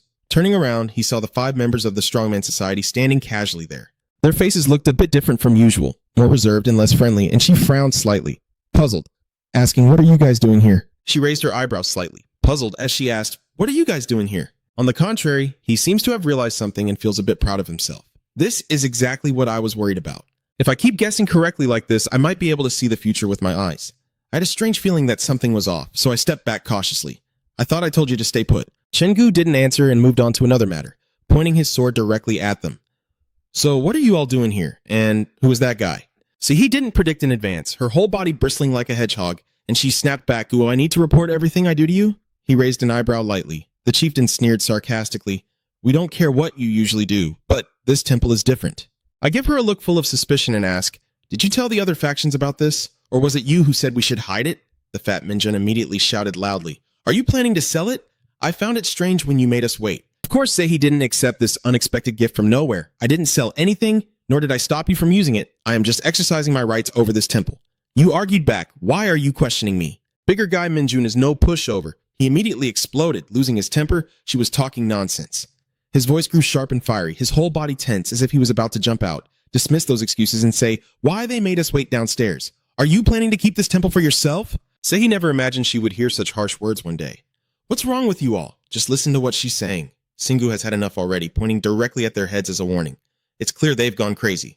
Because I was interrupted, I was quite startled and instinctively asked again, "Singu, you're patient enough to explain Sehi. You know I think they just misunderstood, and you can explain so they understand." His face turned cold, his voice no longer warm, but reason and logic no longer mattered to them. He realizes what is happening now. Facing the eyes of everyone turned red from when they have gone crazy because of that god's power. The crowd remains stubborn, aiming their swords directly at him, and Sehi takes a small step back. Everyone's eyes were bloodshot, their voices hoarse as they leaned on each other. It's our own fault. It's funny, she only claims to be the boss from the start. She was overwhelmed by this unreasonable arrogance. What is this? If it weren't for my barrier, you wouldn't even be able to get close to the shrine. Sok immediately shouted to stop her. Be quiet. Despite their attitude, Sehi still naively thought there must be a hidden reason behind this. Maybe a curse you don't know about. Is that why the members of your gang... Singu interrupted her train of thought, speaking directly and to the point. We don't have time to analyze calmly anymore. They are already ready to attack you. She hesitated, choosing to trust those who have risked their lives with her. Don't be unreasonable. Why would they attack someone from the same gang? Before he could finish speaking, a weapon sliced through the air just 3 millimeters away from piercing Sehi's body. Luckily, he reacted quickly and lightly, catching the knife with his hand. The attacker is none other than the foolish Siok, who, caught by the knife, seems unsteady. He calmly points to the reality and asks honestly, she brought someone here, yet he still tries to kill her. That calm expression really could make someone furious. He slowly and evenly said, "Don't tell me you stabbed with all your strength knowing I would block it." He didn't believe he would fail, and with his other hand, he drew the dagger from his chest, "You bastard." But before he could finish his move, he was hit with a powerful kick. Minjin watched his reckless teammate and immediately cast a magic spell to follow up. That bastard, I don't know which guild he's from. Before he had a chance to show himself, Shingu threw a punch into that fat belly, and the two of them looked like trash, just to be discarded by him. The scene was totally over the top. Not a perfect 10, but he responded with a very logical reason, since he didn't even know who they were, so might as well cancel each other out. In the face of this contempt, he spread his legs and tore his wings apart. He rushed towards him, attacking from one side to the other, but not a single feather was disturbed. On the contrary, he threw a knife that pierced straight into the skinny leg. The situation was unstable, so Chengu quickly responded with a sword strike. Dongju saw everyone should join the fight, but he didn't, so he grabbed an axe and joined in. In an instant, Shingu was surrounded from above by them. Zehai can't believe it, but has to accept she's been betrayed, so she quickly uses her power. The purple beam shoots straight into Chingu and Dongju's heads. Don't forget that both Seiyuk is struggling to get up behind. And the fat guy Minju isn't missing out either. As a male team, of course, they won't easily escape danger. She fiercely grasped all the beams of light, demanding loudly, "So you all colluded with each other, huh?" Her anger was greater than ever. The friends she trusted could be waiting to attack me just to seize the temple. Eren observes the battle, silently assessing, attacking, and defending with mana. If she truly became a player 4 years ago, she will eventually become a pioneer in the dungeon. Exi tries to calm them down, wanting to sit and talk, but she's almost there. If she's missing just one piece, she'll become a Buddha. Everyone calms down. I'm sorry for bringing someone here without warning. Everyone can use the power of the temple first, but please wait until your spirits are stable. Suddenly, Dong Jiu drops freely in front of Chengu's astonished eyes, not resisting at all as he crashes hard into the ground. Seeing this strange scene, Zihai involuntarily shouted Dong Jiu's name. He was going crazy with mutations, his body swelling up rapidly as if filled with baking powder. She is confused, hoping for answers. Please, Gu. Dong Jiu looks so strange. He raised his hand to scratch his chin, indicating she should look elsewhere, not just him. The others began to experience the same phenomenon as Dong Jiu. The wings vanish, revealing a face cracked like water with snake scales underneath. At that moment, the membrane behind it creaks with cracking sounds. They are completely shattered. Even the tentacle vines are flying everywhere. Hi-Ho hurriedly realizes things have gotten way out of control and screams in frustration. Xinggu ponders deeply, running through 7,749 possible scenarios to respond. The mountain god Tengu's statue appears towering. The majesty emanating from the statue is undeniable. Those people have completely transformed into serpent gods. Bruno's voice echoing like a spell. Follow me. The light from the top of the hat shines down, surrounding everyone, and their faith will lead to greater rewards. He keeps talking. Victory is near, while I observe carefully and draw my conclusions. The facade of her, as if trying to grasp a lifeline from the chaos in my mind right now. My lord, my comrades look very strange. He explains the reasons behind the events. Appearance doesn't matter. Their will and bodies are too weak compared to my strength, so they simply abandoned everything they once had to accept me.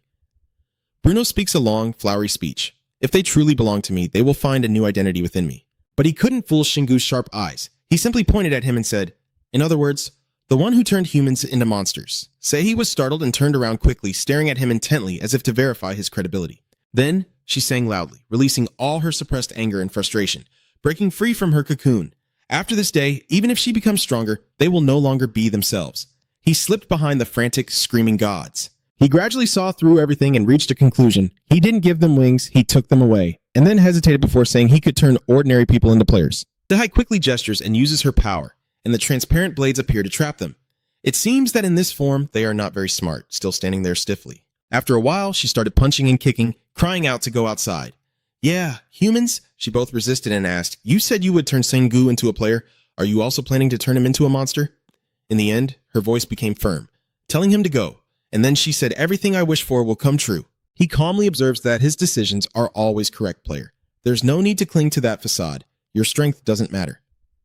Then he makes a concession, offers a tempting reward, but he will still grant you wings if you truly desire them. Of course, the power they bring will far surpass those winged puppets. Every word carries a grand scheme. With that power, you can do anything, so I never lied to you. Zihai froze in place, sweat pouring down her body, fear overtaking her entirely. Bruno kept pouring sweet words into their ears, reassuring them they wouldn't become like those creatures. You and the man have proven your worth, and you will be able to use all of my power in your current form. He emphasized once more, decisively and with pride, that he is different from them. I have chosen someone else, not those monsters around the nest. Xingu immediately grasped the information. His mind began to turn, analyze, proving himself. Does he mean those monsters surrounding the nest? A deep sense of sorrow welled up inside him, and those divine beings who once gave their souls were also once human. He called on the two to become soldiers of chaos. So come to me, isn't it your vow to follow me? But Sei immediately dismissed all involvement. No, I didn't do that. Bruno looked very surprised. Damn it. Her face showed defiance. I don't believe in you at all. You ruin other people's dreams. The sudden turn of events leaves Bruno unable to react, his voice shrieking with fury. You crazy fool! She feels a bit regretful, ashamed for dragging him into this mess. Xingu, I'm sorry, I really got myself into trouble this time. But he just smiled softly, calm and composed, as if nothing was wrong, as if he didn't believe any of it. She was startled, turning back to look at him, and those words felt like a gentle slap to her pride. Why? Xingu realized he had gone a bit too far and hurried to backtrack, saying he didn't mean to say he didn't believe her. As soon as he finished, Xingu immediately withdrew his claws. Sei hadn't yet grasped his train of thought and stood there stunned. Even close friends were surprised, let alone Bruno, who also couldn't help but be taken aback. He didn't hesitate to lift it high, his voice echoing through the space, claiming he didn't believe this god's name. The shining claw slashed straight down the statue, the strike swift and powerful, making everyone tremble. The broken stone statue shattered into hundreds of fragments, falling like remnants after a storm, as Bruno's soul emerged from within the rubble, drifting in midair. His eyes turn bloodshot and his face erupts with fury. How dare you, you blasphemer! In that moment, she finally realizes the true identity of the person standing before her, Singu. So you're the mysterious car enthusiast. He slightly frowns, clearly not very excited about that title. Sorry, don't call him that. Without wasting another second, Singu raised his great claw, his entire body erupting with fierce energy, transforming into a giant. Instantly, the weapon in his hand shone brightly, releasing a tremendous wave of energy, as the great claw changed shape, enlarged, and radiated overwhelming power. Feeling the immense energy source, Haivo instinctively whispers, eyes still fixed intently. How can it be? Such power is filled with mana. Seeing Singu not only unrepentant but continuing to attack boldly, Rundle loses his temper, furious at the reckless provocation, and stops immediately. But he didn't flinch at all, even breaking into a bright, challenging smile, as if daring to do his best without hesitation. Then he sheathed the giant claw, took a running start, and charged forward with all his strength. The strike caused the ground to shake, rocks flying everywhere, magical sparks flashing and shooting out like lightning. Rundle struggled to accept the reality. I understand now, you. But before he could finish speaking, he was interrupted by Singu's cold and icy voice. Why are bastards like you so free? Rundle's soul began to fade, layers of spiritual energy being drawn into the vortex created by the strike. After Singu placed the giant wolf's paw on his shoulder and casually said goodbye, if you want to complain so I feel guilty, just tell me when we meet again. Goodbye. He turned away, leaving behind a deafening explosion, scattered debris, and the echo of a soul just torn apart. His steps calmly head towards Sehi, and she is amazed by his confident move, wondering why he would destroy the shrine. She can't help but sink into her thoughts, thinking that she only used the divine shield because she heard the god's voice, and at that moment, she couldn't do anything but Singu. He didn't bother to notice her quiet and strange expression. He's too comfortable, after all, glancing at those divine beings, creatures with no trace of humanity left. Their divine power gone, so they can't become human anymore. Aaron flew closer, speaking nervously. We're already monsters now. I don't know why this happened to us anymore. Her eyes widened, shining with doubt and fear, and she seriously emphasized, that's normal for us. Singu nodded in agreement. He also knew that they were changed from within. Seha blocked his opinion. The god had turned people into monsters, and that assessment was completely correct. He analyzed seriously. Luckily, he discovered it early, even though nothing could be changed. Following his words, he continued to grasp his weapon and walk straight toward them. As if sensing what he was about to do, Sehi hurriedly stepped forward to stop him, softly calling out in concern. And Singu slowly, don't hurt your teammates no matter what state they're in. I can't tell you to do that. They're my people, so I have to. Singu paused for a moment, but instead of wavering, his eyes grew colder like a thin layer of emotionless frost. I don't have to be responsible for others' actions. Neither do you. His attitude remains unchanged as he continues forward. They are the ones who must take responsibility. With decisive swings, he cuts through them in half. In just a moment, he had fixed everything beautifully. The car was inspected, and the trembling hand was stopped by a clamp to prevent the water from spilling. The seal on Singu's hand glowed again, and the young soul was silently pulled in. Spinning deep into the seal's circle beyond control, she covered her face with her hands, waves of regret crashing over her, wishing she had never found it. He sighed, annoyed that he had heard this too many times before, huffing that he had told her not to blame herself. He turned back to look at the land in front of him, now just a desolate emptiness, with no sign of any living creature, a strange fleeting feeling passing through. Without hesitation, he immediately summoned another item. Seeing it flicker repeatedly, the machine was going haywire, so this must be their invasion route. Singu looked into the distance, his eyes narrowing as if calculating something. Maybe he needs to find this place someday. Then he turned to her, Sehi, and suggested taking a break. He would tell her a story. At this moment, she had also stabilized her emotions and nodded slightly, yes, but suddenly she lost her balance and fell down. It turns out her body had been losing strength for some time, trembling uncontrollably, and since there was still a journey ahead, they couldn't stop here. And as a result, he carried her on his back and walked as if it was only natural. Sehi blushed, her voice shyly thanking Singu. He replied casually, nothing. Aaron looked sour and angry at Singu being so close to another girl right in front of him, biting his handkerchief tightly. Seha couldn't help but say, Aaron, be careful not to break your teeth. At this moment, she finally remembered the presence of the two people and asked him, who are they? And he paused briefly before replying, briefly. I'll explain later. Then, the whole group quietly moved deeper into the resting area, along a wide corridor where the reception desk was bustling. Seha gently opens the door to a messy room, steps inside, and reminds him she will close the door if he's in there. Singu receives his approval, and immediately Sehi slams the door shut. They quickly took off their shoes, while Sehi, doing her task, sighed and said she was quite good at sensing magic, but couldn't feel his presence at all. Singu then explained, holding the badge on his chest, saying it was a special item, but in his mind, he thought differently, realizing that even he didn't expect the power of the resort's lock to be so strong. Suddenly, she shifted her gaze to the ground where Seha and Aaron were flying. So, who are these kids? He adopted a graceful posture, smiling brightly as he introduced himself. My name is Sehazion, while the girl beside him seemed a bit cheap. Aaron always tidies up his clothes and hair to look neat. Song Sui shyly greets, I am Arensu. Even in this state, we are not children. Sehi suddenly paused, realizing that Arensu, who just retired from the Whirlwind Society, was the one who answered my call. Sehi looked at Aaron with a judging gaze and asked why she was with Singu when she already had a fiancé. But before she could finish, she angrily dismissed it, saying no, he's just talking about a meal. Now Singu spoke up to interrupt both of them. Aaron and Seha have both retired, but they are not ghosts. They are still alive clearly. I can't go into details, but I am not lying. This information makes Sehi somewhat question his humanity. Does this relate to how he became a player? Singu immediately admits without hesitation, looking very serious, and suddenly a large tail sprouts from behind his pants, lifting his coat. He then stood upright to explain seriously that he is not an ordinary player. He has not yet entered the heavenly city, and I am a half-human, only able to operate on Earth. She nodded in understanding, still showing surprise, so that's it, while he continued to explain. After all, these two are helping me. After clarifying the issue, Singu quickly changed the subject, talking about what had happened. Sehi was still in shock and could only stammer, She sat down on the single bed, attentively listening to the person facing her explaining the situation. When the story ends, Sehi finally speaks to conclude, and the image of Singu holding a weapon and fighting monsters alone flashes in his mind, appearing publicly around the time the monsters emerged. The scene shifts to him sitting on a rock reading a book, having found traces of gods and evidence that they are using monsters. Then the image of her dark and evil power appeared in his mind, and he thought that the entire reason for the monsters appearing on Earth might be related to the gods. Singu immediately confirmed everything she said, yes, but even I don't know if they can turn humans into monsters. I've been hiding with you to find out their true purpose. As he finished speaking, he fell into his own thoughts. Honestly, I just wanted to be sure that Sehi wasn't being manipulated. Sehi, sitting opposite now, felt self-blame. I understand now, so you had suspected them all along. I was so stupid, almost putting you in danger. But Singu was not too concerned and quickly reassured her. No, that only shows how powerful my enemies are. As I said, don't blame yourself.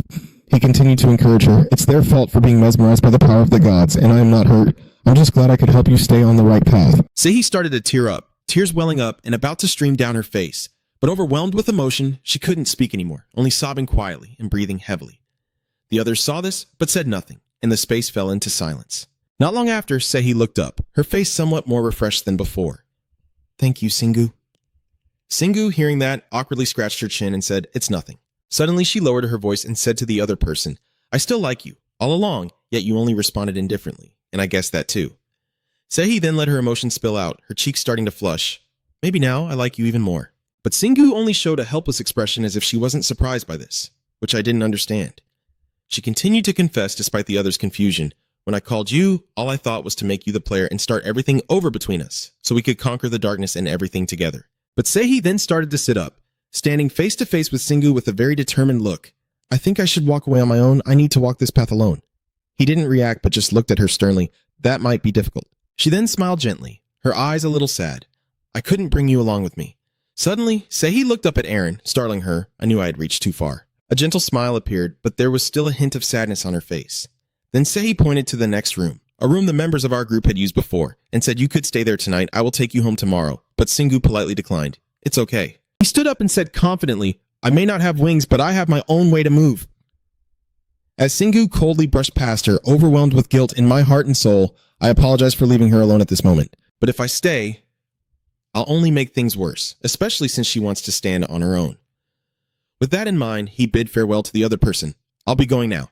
But Sehi suddenly called out, Singu! Singu instinctively turned back and looked. Yes, she was shyly lowering her head and blushing in front of him. I know I said I wouldn't rely on you, but just a little help is okay. Then Sehi smiled brightly like a child. If I retire after one failed conquest, you would help me, right? Hearing that, he reluctantly agreed, saying he would consider if she told him which prison he came from, and this answer made her overjoyed. Really. Singu didn't reply and simply walked out the door. I'm really leaving now. Take care. And Sehi, in the distance, happily said goodbye to her friend. Yeah, you too. All three of them walked down the corridor when Aaron suddenly broke the silence and asked Singu, so how did you meet her? He stopped and explained. We went to the same university. I met her at the reunion, and she looked so surprised, almost like she couldn't believe her ears. It all sounded so ordinary. Seha, just be quiet. Seha, stay silent. Seha can only obey when scolded. Understood, ma'am. While Singu was full of fighting spirit with each step, she warned, go beat that god down if he hears and really appears. The stubborn attitude immediately denied, even speaking ill of the gods, that will never happen. All gods and demon kings are fools. They only send minions to train the main character instead of handling everything themselves from the start. Singu smugly chuckled to himself. Even if the god actually appeared, there are scenarios where the problem can be solved by killing the entire bunch right away, and this attitude made Eren so angry he was about to explode. How could he be so relaxed? The scene shifts to Tengu Mountain with majestic nature, as the three of them walk along a deserted path, while Singu, hands in his pockets, strolls lazily and bored, no longer seeing the lizard people. Eren immediately switches to her teacher mode to correct his wording, saying those monsters are called divine beings. They have many variations depending on their environment, but I've never seen one with that color. After speaking, she wondered to herself if it was because they were already transformed beings, but Singu quickly answered her question, though there was no guarantee that only the divine rolling beings were breathing fire, so he had never encountered their gods either. Soon after, they stopped in front of a large empty pit, as if this place had just been struck by a meteor. He turned to ask Seha, while casually casting a spell to restore something. No one here, right? You stand in the middle of the air in a serious pose answering. No one. The mechanical system appeared again, showing only 4 directions, east, west, south, north. At the same time, a guide appeared showing the way to the Iriho world, with a fairly high danger level. Singu confidently said with a triumphant smile on his face, "Very well." Suddenly, its tail extended far out and quickly dug into the ground, ready for the next journey. The system then displayed a notification again, indicating that one person had logged into the Iriho world. All 3 of them immediately fell into a vortex of space and entered another world. Before long, they arrived, with Singu being the first to land. In front of them was the desolate interior of an abandoned building, and the gloomy atmosphere made Iriha so scared she let out a scream. It's done. The class transfer mission has taken us to another world. Only you remain calm and curious about your surroundings. The atmosphere is so different. Luckily, I can breathe here. This is a different place where the class transfer mission takes place. Seha then felt worried inside. There must be many worlds. The person next to her was also quite restless, and the divine power here was much greater than that of the small shrine on Earth. Singu glanced at his 2 friends and explained, but he was also quite loud given his strength. Then he turned back to the scene ahead, a terrifyingly dark and ominous blackness, with danger lurking as well. Despite the high danger, he remains determined, feeling the powerful presence everywhere as everything is heading this way. Areen begins to cast a spell to sense the surrounding space, but the peaceful calm here has been disturbed since we entered, though they haven't yet pinpointed our exact location. Seha, unable to stay calm, turned to ask Singu what to do, and the team leader clearly responded, "We're not here to uncover the secrets of this world. We must destroy as much as possible and leave before the passage closes, or the gods might bless the Guardians, making this mission even more dangerous." However, Singu plotted his own course. We don't have enough time to be cautious. It takes 5 hours to destroy something this big. And besides, the words destroy and sneak can't be in the same sentence. With that, he smiled mischievously and took something back. Now let's do what my class name truly means. Even Eren was stunned to see it. I knew you would choose such a thing, while Seha, who can foresee the future, can only helplessly accept that it is the best weapon to destroy a temple.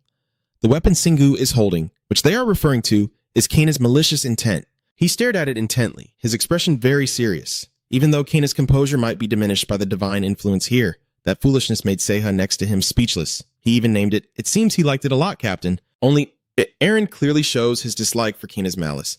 Step back. I see the neck is about to be severed immediately. Singu pulls out the familiar giant claw and strikes Kana like a baseball bat, hitting straight into the front pillar. So he breaks the stone pillars, making noise and small impacts before returning to Singu. He continues to raise his weapon, trying for another strike, with an expression full of excitement, determined to destroy all the columns. Immediately, Singu strikes at Kana's malicious intent, sending her flying away like a ball in a game. Without hesitation, he slams the giant claw down onto the ground, causing rocks and dust to scatter everywhere. At the same time, the malicious Kana returned to the spot where it attacked earlier. It flew everywhere, smashing all the stone pillars, overwhelmed by that incredible power. After finishing, he reached out his hand to catch the malicious Kana as it returned to its owner. The system then displayed an update on progress, with 7% of the temple destroyed. Singu, with a bored expression and a dismissive tone, said arrogantly, "This is too easy, and this attitude makes Eren furious. He will make her regret it." She turned to look at the divine army approaching and shouted loudly, "All the monsters here are coming!" One by one, they looked at them with eyes full of murderous intent. Intruders who dared to destroy our sacred temple. Kill him. Singu nonchalantly dropped the malicious Kana to the ground and once again used his claws to send it flying toward the divine beings. Kana's malicious intent curves and soars straight up to the front of the house, surprising them all, just as rocks and debris rained down from above. Some of them were crushed under the rubble, others managed to dodge aside. He saw the divine beings rejoice and cheer, while Eren just sighed and shook his head, as they entrusted him with an assassination mission while he was just playing with bricks. But Singu paid no mind and charged forward with the giant wolf's claw. Immediately, he struck the ground where the gods and mortals were standing. The immense power from the hammer sent them flying several meters away. with the wingless gods soaring all the way to the foot of the church, making the already ruined cathedral even more devastated. Singu emerged from the chaos, loudly declaring, "I don't need to learn anything from them anymore. I know them, which is better." He landed softly, and the remaining few gods and humans rushed at him. "The intruder is here. Kill him." They accidentally revealed the secret while panicking, mentioning the underground vault, which caught your attention. An underground vault. Singu closed his eyes, casting spells, and shadows of gods and humans chasing each other appeared on the wall. I look at the images and try to guess in my mind. The gods are moving somewhere, but I can't pinpoint exactly. Singu, holding his chin, contemplates abandoning the battle. Oh, I should have turned my sensory perception into an passive skill before coming here. Not knowing that behind those humans who are chasing him, they have already arrived. What do you think? Are they here? Hearing the noise, he immediately turns around, then swings a hammer forward, leaving the opponent no time to react. With just one leg, the gods and humans kept falling over each other. Singu took the opportunity to run away. But they still wouldn't give up. Seeing him head towards the secret tunnel, they panicked. Humans had discovered him. Kill him. Suddenly, a blue light appeared in front of Singu. His whole body was unexpectedly electrocuted for no clear reason. Singu retreated and stumbled back, Aaron beside him feeling worried inside. Electrocuted and numb in spirit, but still forcing a strained smile to hide it, I managed to turn the stone just in time so I wasn't seriously hurt. So quick, but are there any mages among them? This feeling is gradually numbing. Suddenly, a strange idea crossed Singu's mind.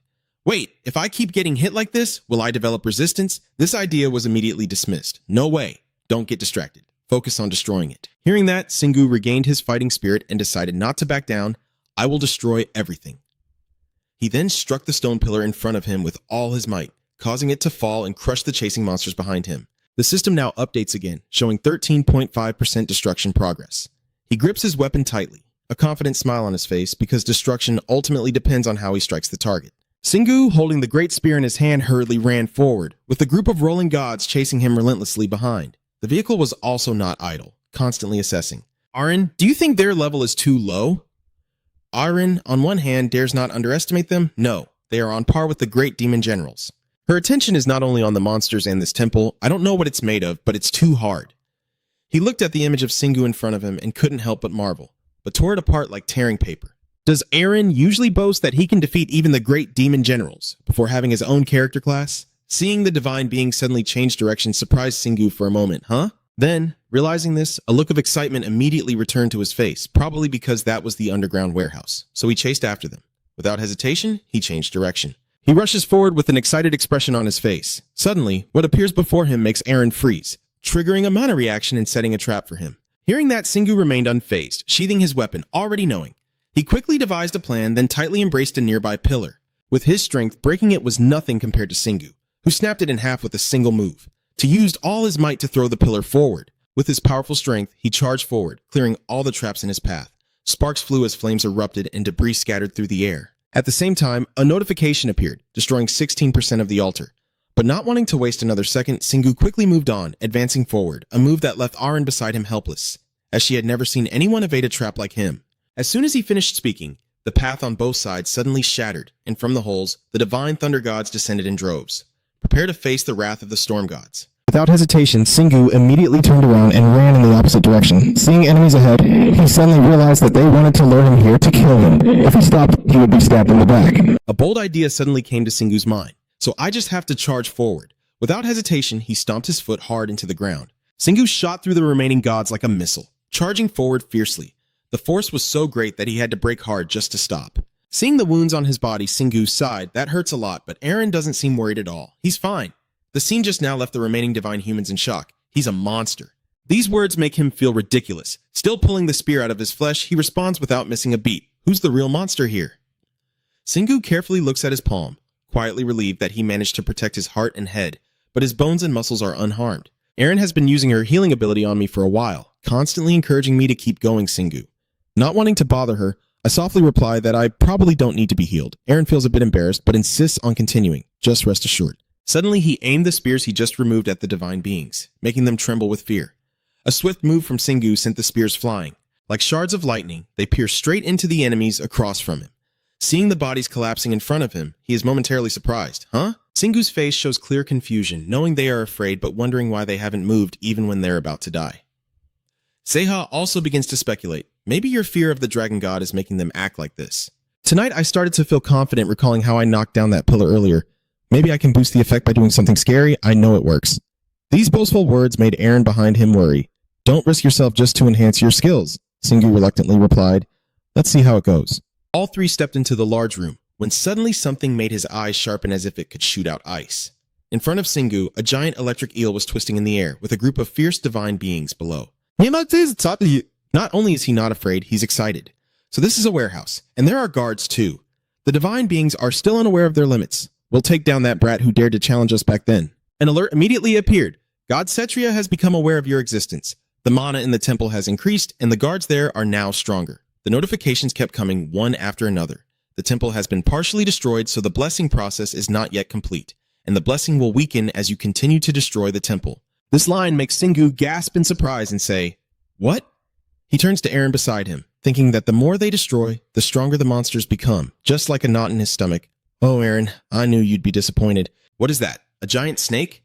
Aaron kept his gaze fixed ahead, pondering silently. It's not just an ordinary snake, no scales, and its legs look like they're slipping. Confused, Trat suddenly remembered something and hesitated, but before Aaron could finish speaking, it continuously emitted blinding electric sparks. Singu was stunned by this face, and the lightning struck him, snapping him out of his trance, and he quickly dodged to the side. Looking at the aggressive electric eel before him, he couldn't hide his surprise. It's not a snake, but an electric eel. His serious expression didn't last long, and Singu kept biting his nails, wondering if he could eat it, which made Aaron feel helpless and also think about eating. At the same time, the electricity from it was transferred to the snake-like beings below, boosting their power and making them extremely confident. You won't escape, the outsider must die. He remained undaunted, grabbing the giant claw from the door with one hand, just holding the long-lasting group. Then Singu aimed his weapon straight ahead the fire giant. Right then, the great wolf claw charged forward, knocking away the divine lizard men in front of him. One strike from him was enough to send them flying into the dust. Xeha can't help but marvel. He's done for. Singu looks proud of himself. It's that simple. As he finishes speaking, the electric eel on the other side opens its mouth wide, preparing for the next attack. Seeing the danger approaching, Aaron urgently warns Singu, "It's shooting another beam. Get into position quickly and remember to retreat." From the door, Kana's malicious intent gradually appeared in his hand. "I will handle it with this." Singu stood tall and fearless in front of the mighty enemy. The electric eel immediately launched a powerful attack straight at him. Singu, without hesitation, threw Kana's malicious intent aside to block the attack. It charged straight ahead, facing the incoming lightning head-on. The powerful attack shattered the outer armor of the malicious Kana, revealing the skull inside. Seeing it blackened and still smoking made him feel deeply guilty. "Oh, I'm sorry. I apologize, Lord Kana." Singu sighed and returned it to the storage door, just to see how strong that helmet really was since it broke. "I hope the wardrobe at home can restore it. If not, I'll have to find a new one." Suddenly, Aaron's terrified voice rang out. "Singu, it's attacking again! Quickly, quickly, get ready to dodge to the side and avoid the powerful strike." Seeing the ground billowing smoke, Singu kept analyzing in his mind. It's slowing down, perhaps to compensate for its overwhelming power, so its attacks will gradually become slower. Based on this guess, he quickly found an opportunity to counterattack, so he would be able to get close to it. Without wasting time, Singu once again skillfully used the Great Wolf Claw. He moved forward, dodging the continuous attacks coming down, and soon closed in on the electric current. Singu launched an attack, the first strike, with a swift swipe that clung tightly to the surface of the electric wheel. With a weapon acting as a conductor, the electric current flows directly into the body, causing Singu to go numb all over, which makes Aaron worry. Without hesitation, Singu steps forward to help Njaichu paralysis. He had just started to feel a bit better when his eyes widened in shock as the electronic tail suddenly approached and struck him directly. Lost his balance from the blow, Singu quickly stepped back and landed on the ground. He clutched his stomach in discomfort and joked, "Ouch, that hurt." It was only then that I realized it was actually the guard, but its weak point couldn't hurt me. Looking at the whole body of the electric wheel, Singu hesitated, unsure where to strike. His gaze lingers on the constantly bleeding spot on its head. Still in a defensive stance, he silently makes a decision, knowing it's not very strong defensively, so he will. Thinking that, Singu clenched his weapon tightly, determined to kill it before it could kill him. He confidently turned toward Aaron. Aaron is pumping blood into him. She doesn't hesitate either. Yes, gaining extra strength, his whole body surges with passion as he lets out a loud shout. Singu's whole body is engulfed in flames, bravely facing the incoming lightning. He narrowly avoids the attack on one side while gradually closing in on the enemy. Singu took a deep breath and charged forward into the huge lightning bolt in front of him. A powerful strike was unleashed, piercing straight into its body. It's no different from before. Singu gets shocked again, leaving Aaron helpless. He can only hear that much. His whole body is covered in electricity. Trying to explain reluctantly, if you want to fight from a distance, the only options are a bamboo stick or a gun. But the bamboo stick is broken and the thunder gun might only make it stronger. Only then does she realize how serious the problem is and continues to treat his wounds. Is that right, brother? Aaron's green line directly confronts the electricity. She keeps trying, but a flicker of worry crosses her mind. She needs to heal and boost his power at the same time. And his green aura can withstand a few hits, but then he'll run out of mana. Not wanting Aaron's worry to last, Singu directly let out a cry from his door. Good. He grips his weapon tightly with both hands and swings with all his might, each strike making Singu cry out in pain as the lightning is struck and continues to emit agonizing screams. It seems to have reached its limit, its whole body trembling and continuously releasing pre-electricity, which makes Seiha extremely excited. Amazing. Aaron, while continuing to tend to the wounds with joy, was too brave. Suddenly, sensing that her body was unwell, her face changed expression. Immediately, Aaron turned to Singu and shouted, "Singu, you're almost out of mana, but I won't back down, I'm almost done here." His eyes fixed on the lightning, secretly glad that the lightning was much weaker now. Maybe it's out of mana too. Suddenly, a notification sounded. You have used 2 mana points to create a passive skill that resists lightning. The alert kept ringing, and lightning resistance increased to level 3. That surprised Singu a lot. He has a defensive skill too, Aaron kindly explains, meaning he figured out a way to reduce damage when hit by lightning and recover continuously. Seiha also gets excited and rushes in. His skill isn't from the special reward of conquering the secret dungeon, but from recovering after being hit. Before he could finish speaking, Luandian's tail swung close, smashing into his arm and catching Singu off guard. Soon his confidence returned. This is nothing compared to the sacred sword, and your sacred sword can't do anything to me, he shouted loudly, then struck with all his might. The relentless barrage of attacks causes Luandian's head to spin wildly. The final deadly blow finally arrives, with the Great Wolf's claws digging deep into Luandian's body. Singu calmly lands on the ground, leaving behind the image of Luandian staggering from the blows. As his feet touch the ground, Luandian's entire body crashes down onto the floor. An immediate notification appears. You have reached level 3. The continuous cries escalate, now resisting to level 4. Singu, as he put away his weapon, exclaimed excitedly, "Oh, this is so fun!" leaving Aaron speechless beside him. What joy! You're the only one happy? We're doomed soon. Understanding her worry, he turned back to encourage her. People don't die easily. This block is easier than the one with Dunlahan. At this point, he couldn't help but be curious, and he defeated Dunlahan effortlessly. Singu didn't even bother to turn around. The danger level depends on whether I can finish him with one strike or not. At this point, his display is very dramatic. That's how Dunlahan could kill me. But the eel can't do that, so I use my body to hold it back. Aaron has been listening to Singu's words all this time, and begins to think that if that is how he determines danger, no battle will be too difficult for him. I wonder when he started having a vial of potion in his hand. Yes, Aaron, are you drinking mana potion? She couldn't help but complain about how admirable her older brother was, even though she had leveled up. Singu then remembered, oh right. He quickly stored the eel into the storage door. The image of the delicious eel appeared, making Singu excited. Now he wants to eat eel all day, with Seiha beside him chiming in, "Can I drink it too?" Your obvious interest makes him even more excited, Seiha. You know how to eat now, Aaron interrupted.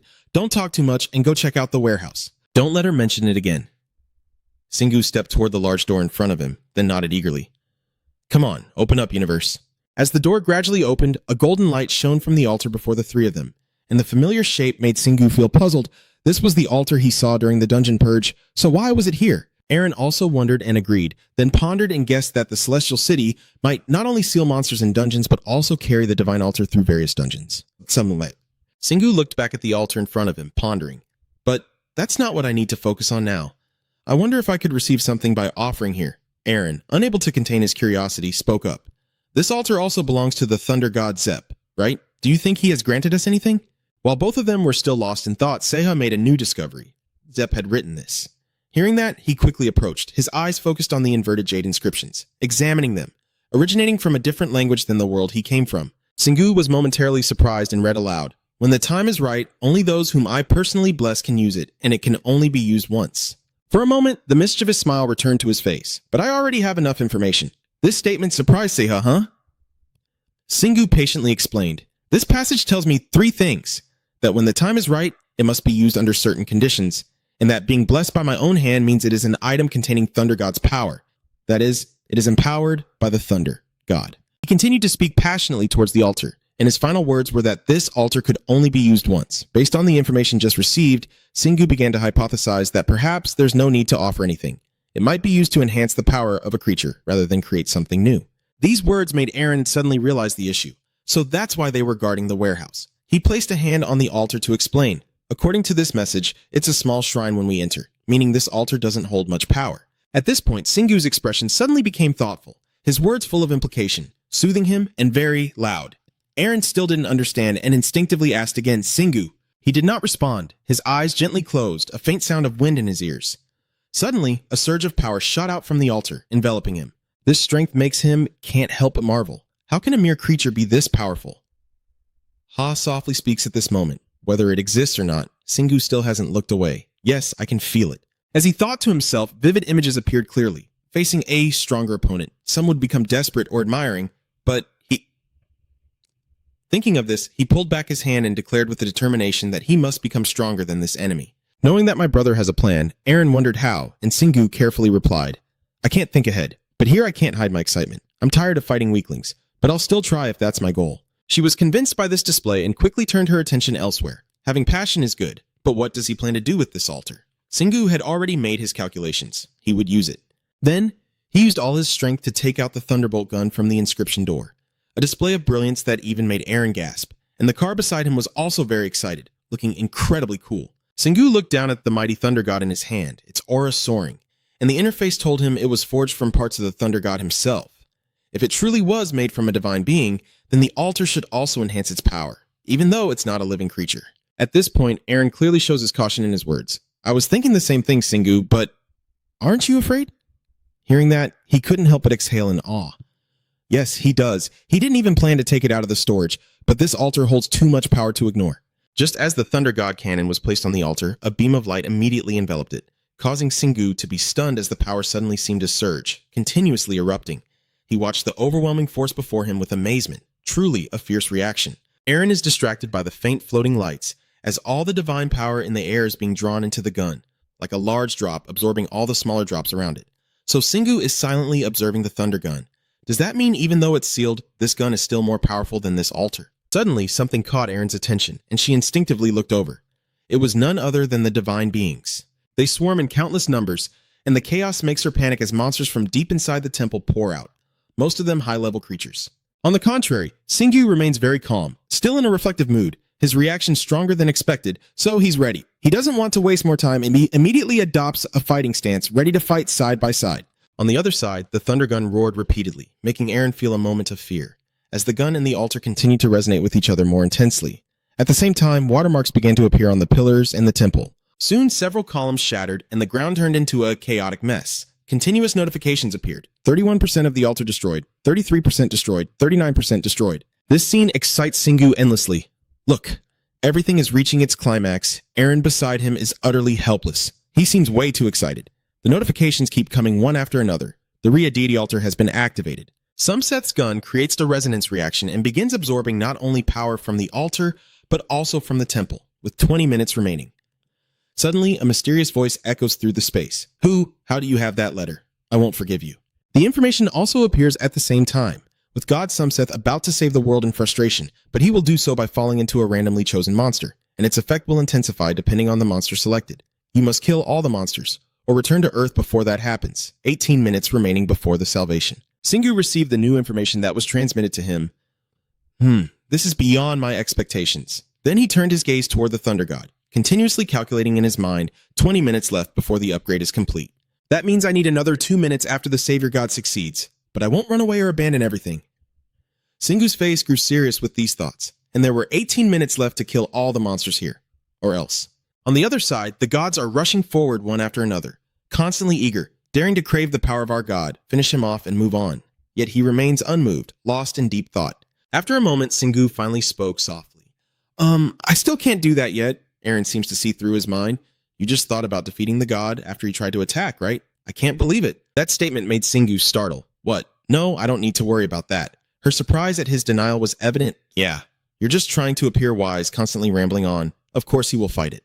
The only issue is which monster you choose, since the god's power depends on the selected creature. Based on the words and images of each divine level, it seems that the gods themselves appear, and he has considered letting the god possess the strongest high-level monster here. At this point, Singu hesitated involuntarily, a hint of embarrassment flickering, but he still wasn't strong enough to defeat it, and at this moment, Aaron was truly speechless. Quickly regaining his enthusiasm, he decided to start by killing all the high-level monsters here. Seha. There's no more time, you have to help too, Seha. Hearing his name called, he straightened up and saluted. Confident in his defense, I used to be a warrior who cleared the Kerma level 26 dungeon. Now, it's my time to shine. Then, he flapped his wings and soared forward. I'll go ahead of you, boss. Singu, annoyed by the teasing, looked a bit displeased. Is he showing off those wings? Then he turned to Aaron beside him and asked, Hey, Aaron, please keep an eye on him for me. She didn't hesitate and replied, "Yes, I am a saint." After feeling somewhat reassured, Singu charged forward with great determination. "Let's go!" Singu and Seiha simultaneously charge into the trap, aiming to suppress the large army of monsters before them. The horned beetle and the green bird clearly have the advantage because they completely dominate the aerial territory, continuously crying out wild and fierce sounds. Seeing how arrogant they are, Don Seiha refused to be outdone and boldly declared, "I have wings too." The next second, he summoned a powerful force that enveloped his entire body to make a spectacular speed burst. With a single slash, he transformed the two poor little beings into terrifying creatures. Then he continued to thrust his great spear through the core of the green bird's massive body. However, this result does not satisfy Seiha at all, his clenched teeth showing his resignation. It's still not enough. It seems I still can't use that bone spear, but now I can handle these ordinary monsters with my own strength. At the moment he drew his weapon, a thick black liquid gushed out in a stream from the beast's chest, prompting the other monsters to quickly close in to support their fallen comrade. They simultaneously unleashed deadly lightning bolts at the enemy. Seiha was momentarily caught in a dilemma, lacking the ability to resist the lightning, but his final decision was to accept some form of substitution, a round shield. He sacrifices himself by rushing straight ahead. Despite countless attacks crashing down like meteors, one hand tightly grips the shield, the other gathers strength into the sharp blade and spear. Soon, he had completely pierced through the defenses of the ogres, splitting their bodies in two. However, Seiha's mind remained constantly conflicted, unlike his past battles. A fleeting memory of facing the 5 demons flashes through my mind. I used to fear logging out. With the proud great spear in hand, he hardly exerted any effort to defeat the enemies. Even though I wear full armor and rush forward, I always keep a little strength to run away. Suddenly, a familiar back appears clearly, but Singu is different.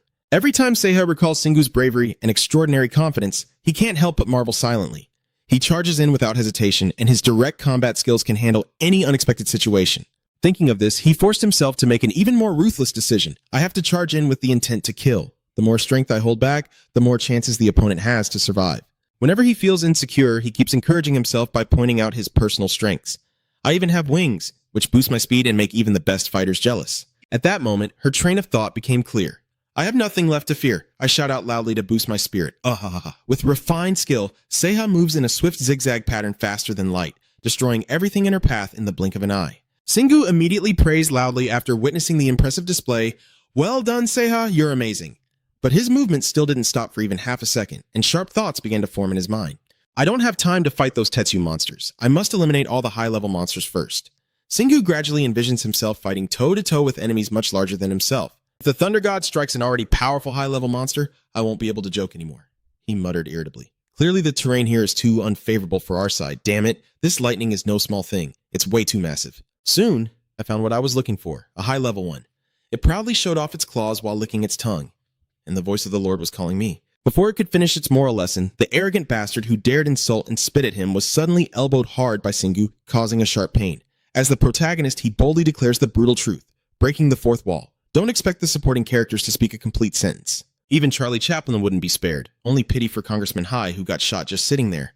After finishing, he began collecting the monster's body. Sehi once said every monster corpse has value, so I'll temporarily store the body in the inventory. A timely notification appeared, showing 15 minutes and 18 seconds remaining until the gods descend to save the world. He carefully read the message while silently calculating. Only 2 monsters killed so far, and 3 minutes had already passed, with about 10 more high-level monsters left.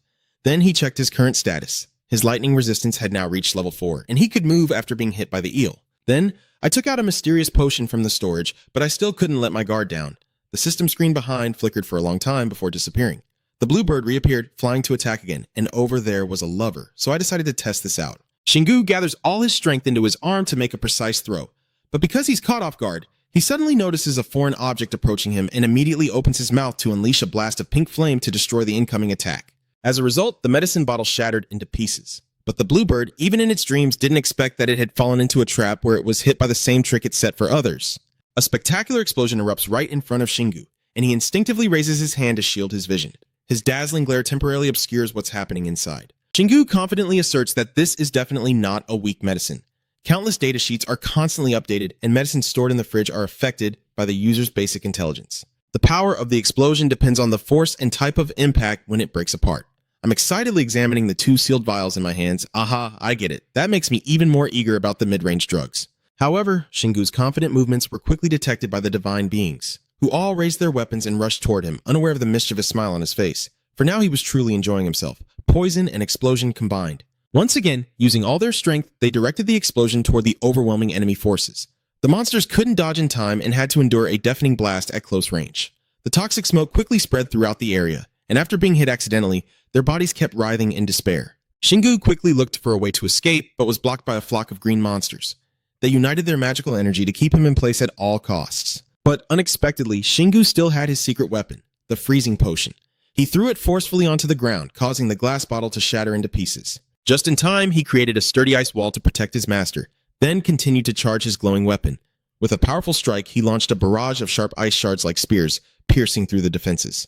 The winged animals basically couldn't dodge in time, so their bodies gradually showed countless dents and deep grooves. The more I play this game, the more I enjoy it. I keep replenishing various potions non-stop. It's pretty fun. Without Aaron here to stop me, I have to go all out. Those unfortunate gods accidentally become test subjects for liberation, and as secondary characters, they are doomed to return to their ancestors soon. The few lucky ones who escape also have a hard time finding a way out to save their lives. Singu even pushed them without causing harm, striding majestically out of a pile of purple energy cracks and orange-yellow explosions intertwined. The system sound rang again, reminding that there are 9 minutes and 28 seconds left until the divine descent. I searched inside the empty shirt pocket one last time. I've used all my medicine, but thanks to that I still have plenty of mana left even after killing all the high-level ones. My eyes suddenly darted to the side as if I had just sensed something unusual. A sly smile curled at Singu's lips, just in time. The moment he revealed himself, a massive thunder serpent with a terrifying and brutal appearance appeared. That is the thunder snake with a large dinosaur-like head, sharp teeth, and greenish-blue eyes, with dark purple skin. Singu calmly observes and silently assesses. It looks just like the underground warehouse guardian eel, only an upgraded version of it, right? Without hesitation, he immediately retrieved his weapon from the system menu where someone was also guarding an altar. The furious monster then charged straight at him with a fierce roar. Then it unleashed a barrage of deadly lightning bolts across the area, causing the surrounding rocks to shatter into small pieces. However, none of the attacks actually hit Singu. Using his quick reflexes, Singu swiftly approached the ancient pillar nearby and struck its surface with all his might, using the surrounding rocks to block the lightning grid about to trap him. A new notification keeps appearing, showing 72% of the altar destroyed. The scepter gun has started to draw more mana as the altar's power weakens, with 9 minutes and 11 seconds remaining. Singu stares intently at the shrinking timer, feeling a bit stunned. The lightning snake has no intention of letting the enemy go even for half a second. It continues to open its mouth and unleash deadly electricity forward.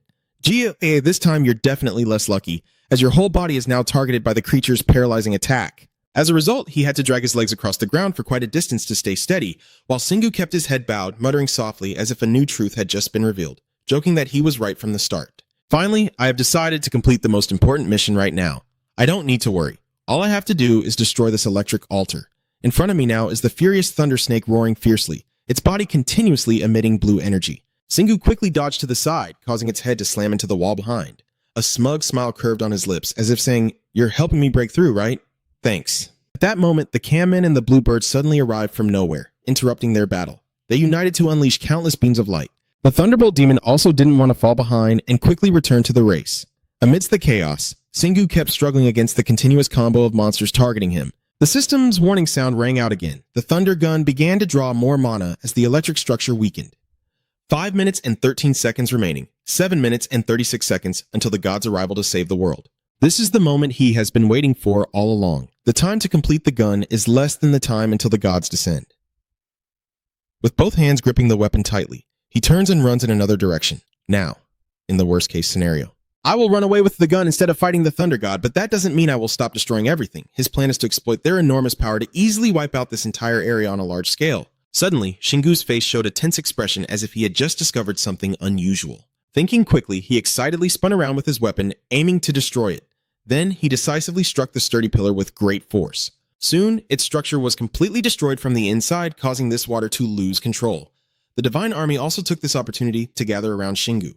Turning in another direction, he spots the group of orangutans and bluebirds rushing from afar, successfully working together to form an impenetrable circle. Faced with such an unfavorable numerical situation, Shingu simply smiled confidently. He gathered his strength and forcefully pushed his weapon behind his back, and the monsters also fought back fiercely. Instead of facing them head-on, he chose to smash the floor beneath his feet, just in time to avoid all of the enemy's light-based attacks. Not only that, but he also cleverly borrowed strength to fight back, instead of destroying the pillar of dust that Shingu had just physically affected. His part now boldly escaped by letting himself grow freely. The notification appears again, destroying 95% of the altar. and he lands safely amid a shower of rocks flying in all directions. There's even enough time to watch an incredible scene unfold before his eyes. Oh my god. The fortified city quickly sank into the sound of collapsing ruins, and the frightened flowers returned to the dust as if they had never existed. This scene. Just then, a familiar shout suddenly came from afar. Ah, ah, ah, Captain. Seiya, with a tear-streaked face, hurriedly rushed over. I returned to my original size after running out of mana. Now, my body is as small as a tiny bug, but Shingu still sincerely praises me. Seiya, well done, come here. Seiya understood and quickly slipped into his shirt pocket, realizing there was nothing more he needed to do here, and hurriedly left, leaving the monster struggling with falling rocks. The divine army, fierce and relentless, refused to give up. Surely, they haven't seen the coffin yet and shed tears. The only thing waiting for them was a single obstacle. No matter how much they struggled, it was useless. The more enemies they defeated, the higher the reward points increased, and Seiya, having leveled up twice, watched everything from a favorable vantage point and couldn't help but smirk. Boss, many monsters have been crushed and killed. Shingu quickly realized this too. I guess I've killed them. Mana is flowing from all directions. The progress of destroying the altar is now at 98% on the escape route. They unexpectedly encounter an acquaintance. Eren is surprised and calls out the opponent's name, Shingu. He's also astonished and responds briefly. Eren, Singu's attention suddenly shifts to the glowing item nearby. Huh? Back to the warehouse already? Before he could think for long, another portal suddenly appeared right at his house. From the darkness at the end of the corridor, a pair of glowing eyes like two fireflies quietly flickered, standing out against the silent night. He immediately turns to give detailed instructions. Get in the car, protect Eren, and the kid obediently followed. Cold sweat ran down his face. Damn it, I should have killed the most dangerous one from the start. Shingu couldn't even dream that the damn ferocious beast dared to follow him all the way here. As he quickly identified its specific type, the familiar notification screen appeared, showing the remaining time until the divine intervention to save the world. 3 minutes and 3 seconds. The lightning demon raised its face high, accompanied by a deafening roar echoing through the space. It continuously unleashed maximum lightning bolts, quickly destroying all the surrounding ground and rocks. Shingu carefully observes the situation, waiting for the right moment to strike. He must be frustrated, but it's understandable since I've already destroyed this shrine. The notification screen immediately appears, showing 3 minutes, 3 seconds remaining until the divine intervention arrives. He silently plans his next move in his mind. Maybe I need to kill it within 3 minutes, then my mana will recover when I level up. Amid the Aurora barrier and the encroaching chaos, Shingu remains steadfast, and the monster has already been shattered by debris, so I can't lose. Suddenly, the destruction accelerated even more, making him flinch in surprise. The furious lightning bolts seemed to sweep away tons of dirt and rocks, roaring fiercely in their rage. The system sound continuously announces that 99% of the electric temple has been destroyed and all mana has been absorbed by the Thunderbolt gun. There are 35 seconds remaining, and all monsters inside the temple have weakened. The Thunderbolt god has reduced its power to arrive faster, with 17 seconds left. Seeing that, Shingo's expression couldn't hide her joy. She thought, 17 seconds. Just 17 seconds to kill that eel. The gods at this moment are just now crawling out from the rubble, staring at their bodies with confusion, realizing they are still alive. But the peace didn't last long as their magic power suddenly started to drain from their bodies one after another, all converging on the Thunder Snake standing tall before them. The scars on its skin glowed brightly, then instantly returned to their original state in the blink of an eye. Ha immediately realized the sinister plan of the monster, which was recovering by absorbing mana from other monsters. Shingu also couldn't help grinding his teeth in resignation. He had planned to strike that thing from the beginning. Damn dirty trickster. After restoring his divine power, the Thunder Serpent continued to expand its maximum strength, unleashing thunderous explosions across a vast area. Tanchi anxiously ponders the basic principles of these sci-fi actions. Attacking now is far from safe, because villains just stand by watching superheroes transform on-screen for a reason. Suddenly, a voice from within his subconscious echoed outwardly. Haha, I will take back what belongs to me. This new information surprised Shingu a bit. It can talk. So the Thunder Snake God is finally here. The Thunder Serpent uses its elongated body to slither across the shifting, rocky ground, heading straight for the glowing divine artifact floating in the distance. Seeing the situation getting worse, Shingu instinctively cursed. Damn it, mine! A surge of reckless blood rushed to his brain, and he mustered all his strength to throw the great black wolf claw forward with all his might. Both of them succeeded and struck it hard on the head. Not stopping there, Shingu suddenly performed a quick dash, causing the ground beneath his feet to become completely soaked. He rushed straight in front of the monster, reaching out to intercept the spinning boomerang-like claw coming toward him, and quickly caught the dark black giant claw with a triumphant smile. Shingu is now acting as the guardian, directly bearing his fangs and claws at the enemy, determined not to let them step even half a step further. He confidently declares, "This is mine." The lightning bug almost wanted to reveal its guts because humans kept disturbing its feeding path, greedy insects. It continuously summoned lightning from countless dark floating clouds, refusing to stop. The dazzling lightning bolt directly strikes down the entire body of the monster. The layers of hard scales, like stone, begin to rise powerfully. The outer shell also became significantly more resilient. Soon, the appearance of the lightning bug evolved into a completely new form, looking terrifying and savage 1,000 times over. New information has just been updated. Thunder God Rhea has descended upon the high-level lightning centipede monster. The danger level is extremely high as it opens its mouth to gather a massive energy sphere. Then, without hesitation, he aimed straight ahead. Because Singu had to protect the sacred object behind him, he couldn't afford to move even a little. If he dodged, the altar would be shattered. He only has to cover himself with a protective barrier around his body and then rush forward. His final decision is to face the enemy's full force attack head on. The system sounds a warning that you have been hit by a powerful lightning attack. Your lightning resistance wasn't enough to fully block it, and you are momentarily paralyzed. Your whole body trembles violently, teeth clenched, trying to endure the electric shock, huffing, "I will overcome this small obstacle with willpower." Soon after, Singu successfully broke free from the stalemate and charged forward fiercely. The lightning bolt immediately greeted the opponent with a giant energy sphere shot from its mouth. He quickly raised his weapon to defend, trying to minimize the damage. Ha!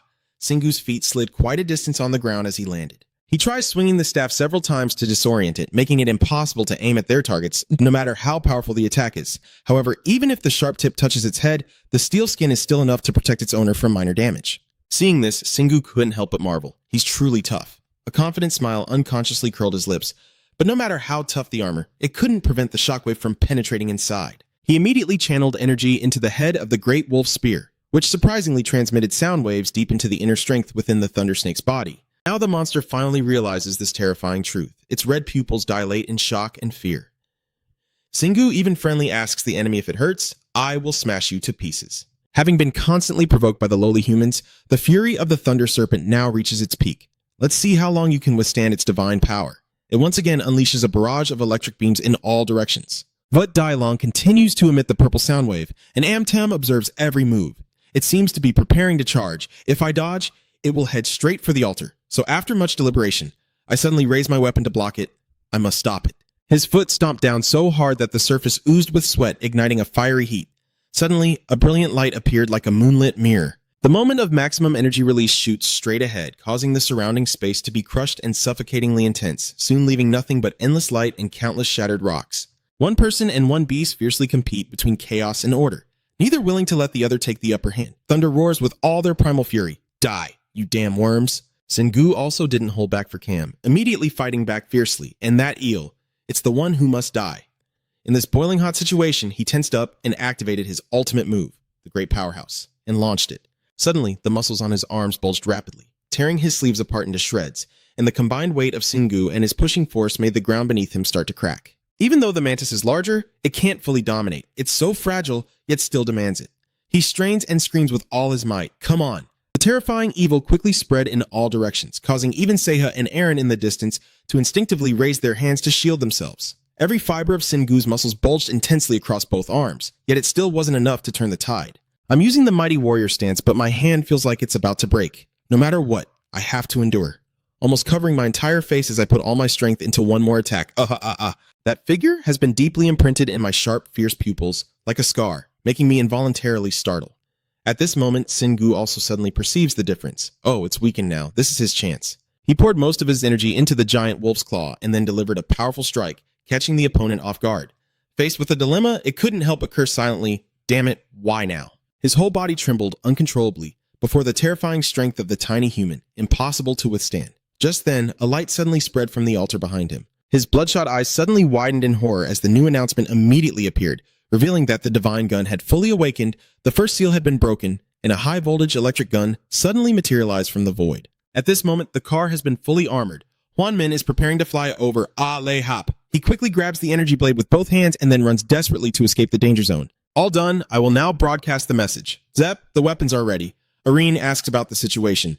Singwu, are you okay? The conflict between humans and monsters is becoming more intense than ever. The system screen keeps warning that the lightning altar is 100% destroyed and the thunder god has weakened, and the lightning snake suddenly jerks, as if sensing something unusual. Singwu stomps hard on the ground to launch himself directly at it. Of course, it wouldn't let itself be at a disadvantage and stopped raising its long, noose-like head. From the monster's mouth, a series of blue flame attacks were unleashed. You bravely faced all the high damage attacks head-on, which significantly increased your stats. Your Thunderbolt resistance has leveled up to level 7, and you are no longer paralyzed by weaker A-rank lightning strikes. Singwu once again tenses the muscles in his arms, preparing to deliver a powerful punch, and then strikes directly at the snake's head. As a result, a sudden burst of fresh blood spurted out like a fountain, and it let out a loud, anguished scream, "Cack." You successfully landed amidst the scattered debris on the ground. A slight smile of triumph appeared on the corner of his mouth. All right, I can win. In stark contrast to the hope shining on his side, the monster that had just suffered serious damage was plunged into utter confusion. He bitterly thought to himself, "This is not my real body, but it still has my strength." Singu confidently declared, "Whoever can harm my real body by that day, I will consider them my enemy." He's just bluffing. Of course he understands his current condition better than anyone else. The great warrior's strength is almost gone. He must end this battle now. Eren shouted in panic. "Singu, the gun has a new skill," Seiha guessed roughly, probably using it to weaken that snake. With just that information, Singu is confident of victory and ready to strike. As the fury that has long surpassed the limits of Pickerbone, and the swarm of bugs approaches at lightning speed, he completely ignores those empty words, focusing solely on rushing forward. This time, his target isn't Singu, but Seiha and Eren in the distance, so he has to run at full speed to prevent the moment from slipping away. Not letting the enemy wait, Singu performs an impressive leap right in front of the monster. You won't escape. In an instant, the giant claw slices through the air and plunges straight into the middle of the enemy's head. Seihe also dares not hesitate and activates the divine gun. Immediately, countless mana from the Samzet cockroach gathers at a specific point, or rather, is forcibly expelled. Singu carefully observed and pondered as the gun absorbed the mana of the insect, opening its mouth to roar, but no sound came out. How could someone use their own power against themselves, huh? Its blood-red eyes stare intensely at him as he prepares to raise his claws again. A fierce flame suddenly erupts from the tip of the giant wolf's claw. Fire magic. Singu kept launching deadly attacks at the beast's head. It struggled angrily to shake them off, but the wounds kept circling around. Marina, Marina. Hearing that, he suddenly imagined Marina's somewhat indifferent face, a growl full of resentment, and maybe he should warn Marina to be more cautious if they meet again. A little later, the cruel flames had devoured the entire upper half of the poor cockroach's head, but Singu didn't let go of it for even a second. The blazing red eyes gleamed with utmost malice. Indeed, humans remain the most evil species in the world. Farewell. Before leaving to sell salt, the insect still managed to warn with a single sincere word. Don't think that anyone can protect everything when they are still too weak. Immediately afterward, he officially transformed into dust beneath the deadly scythe, accompanied by a thunderous explosion at the collision point, and the system screen simultaneously displayed a notification. You have defeated divine power. The fire on the great Haklan hammer has risen permanently by 1 level, and the strongman has leveled up twice. Singu stands silently, watching the devastating scene he caused. Suddenly, countless purple energy spheres burst out from the raging fire, quickly merging and gradually seeping into his body. Singu finally dares to let out a light breath of relief as Eren flies over from afar, with a look of joy on his face. Singu and Seiha are also equally happy. We did it. He casually stored his weapon in the storage. Thanks a lot. It's all thanks to both of you. Next, a series of statuses and stats were updated. The small electric tower was destroyed, and Cetria's influence on the Earth decreased by 3.6%. The influence of the storm god Cetria has decreased by another 7% due to the deity's incarnation being destroyed. You have leveled up by 7 levels, storm resistance up to level 9, divine fear up to level 7, and you have gained the innate skill of clairvoyance. After reading these lines, Singu's face turned completely evil.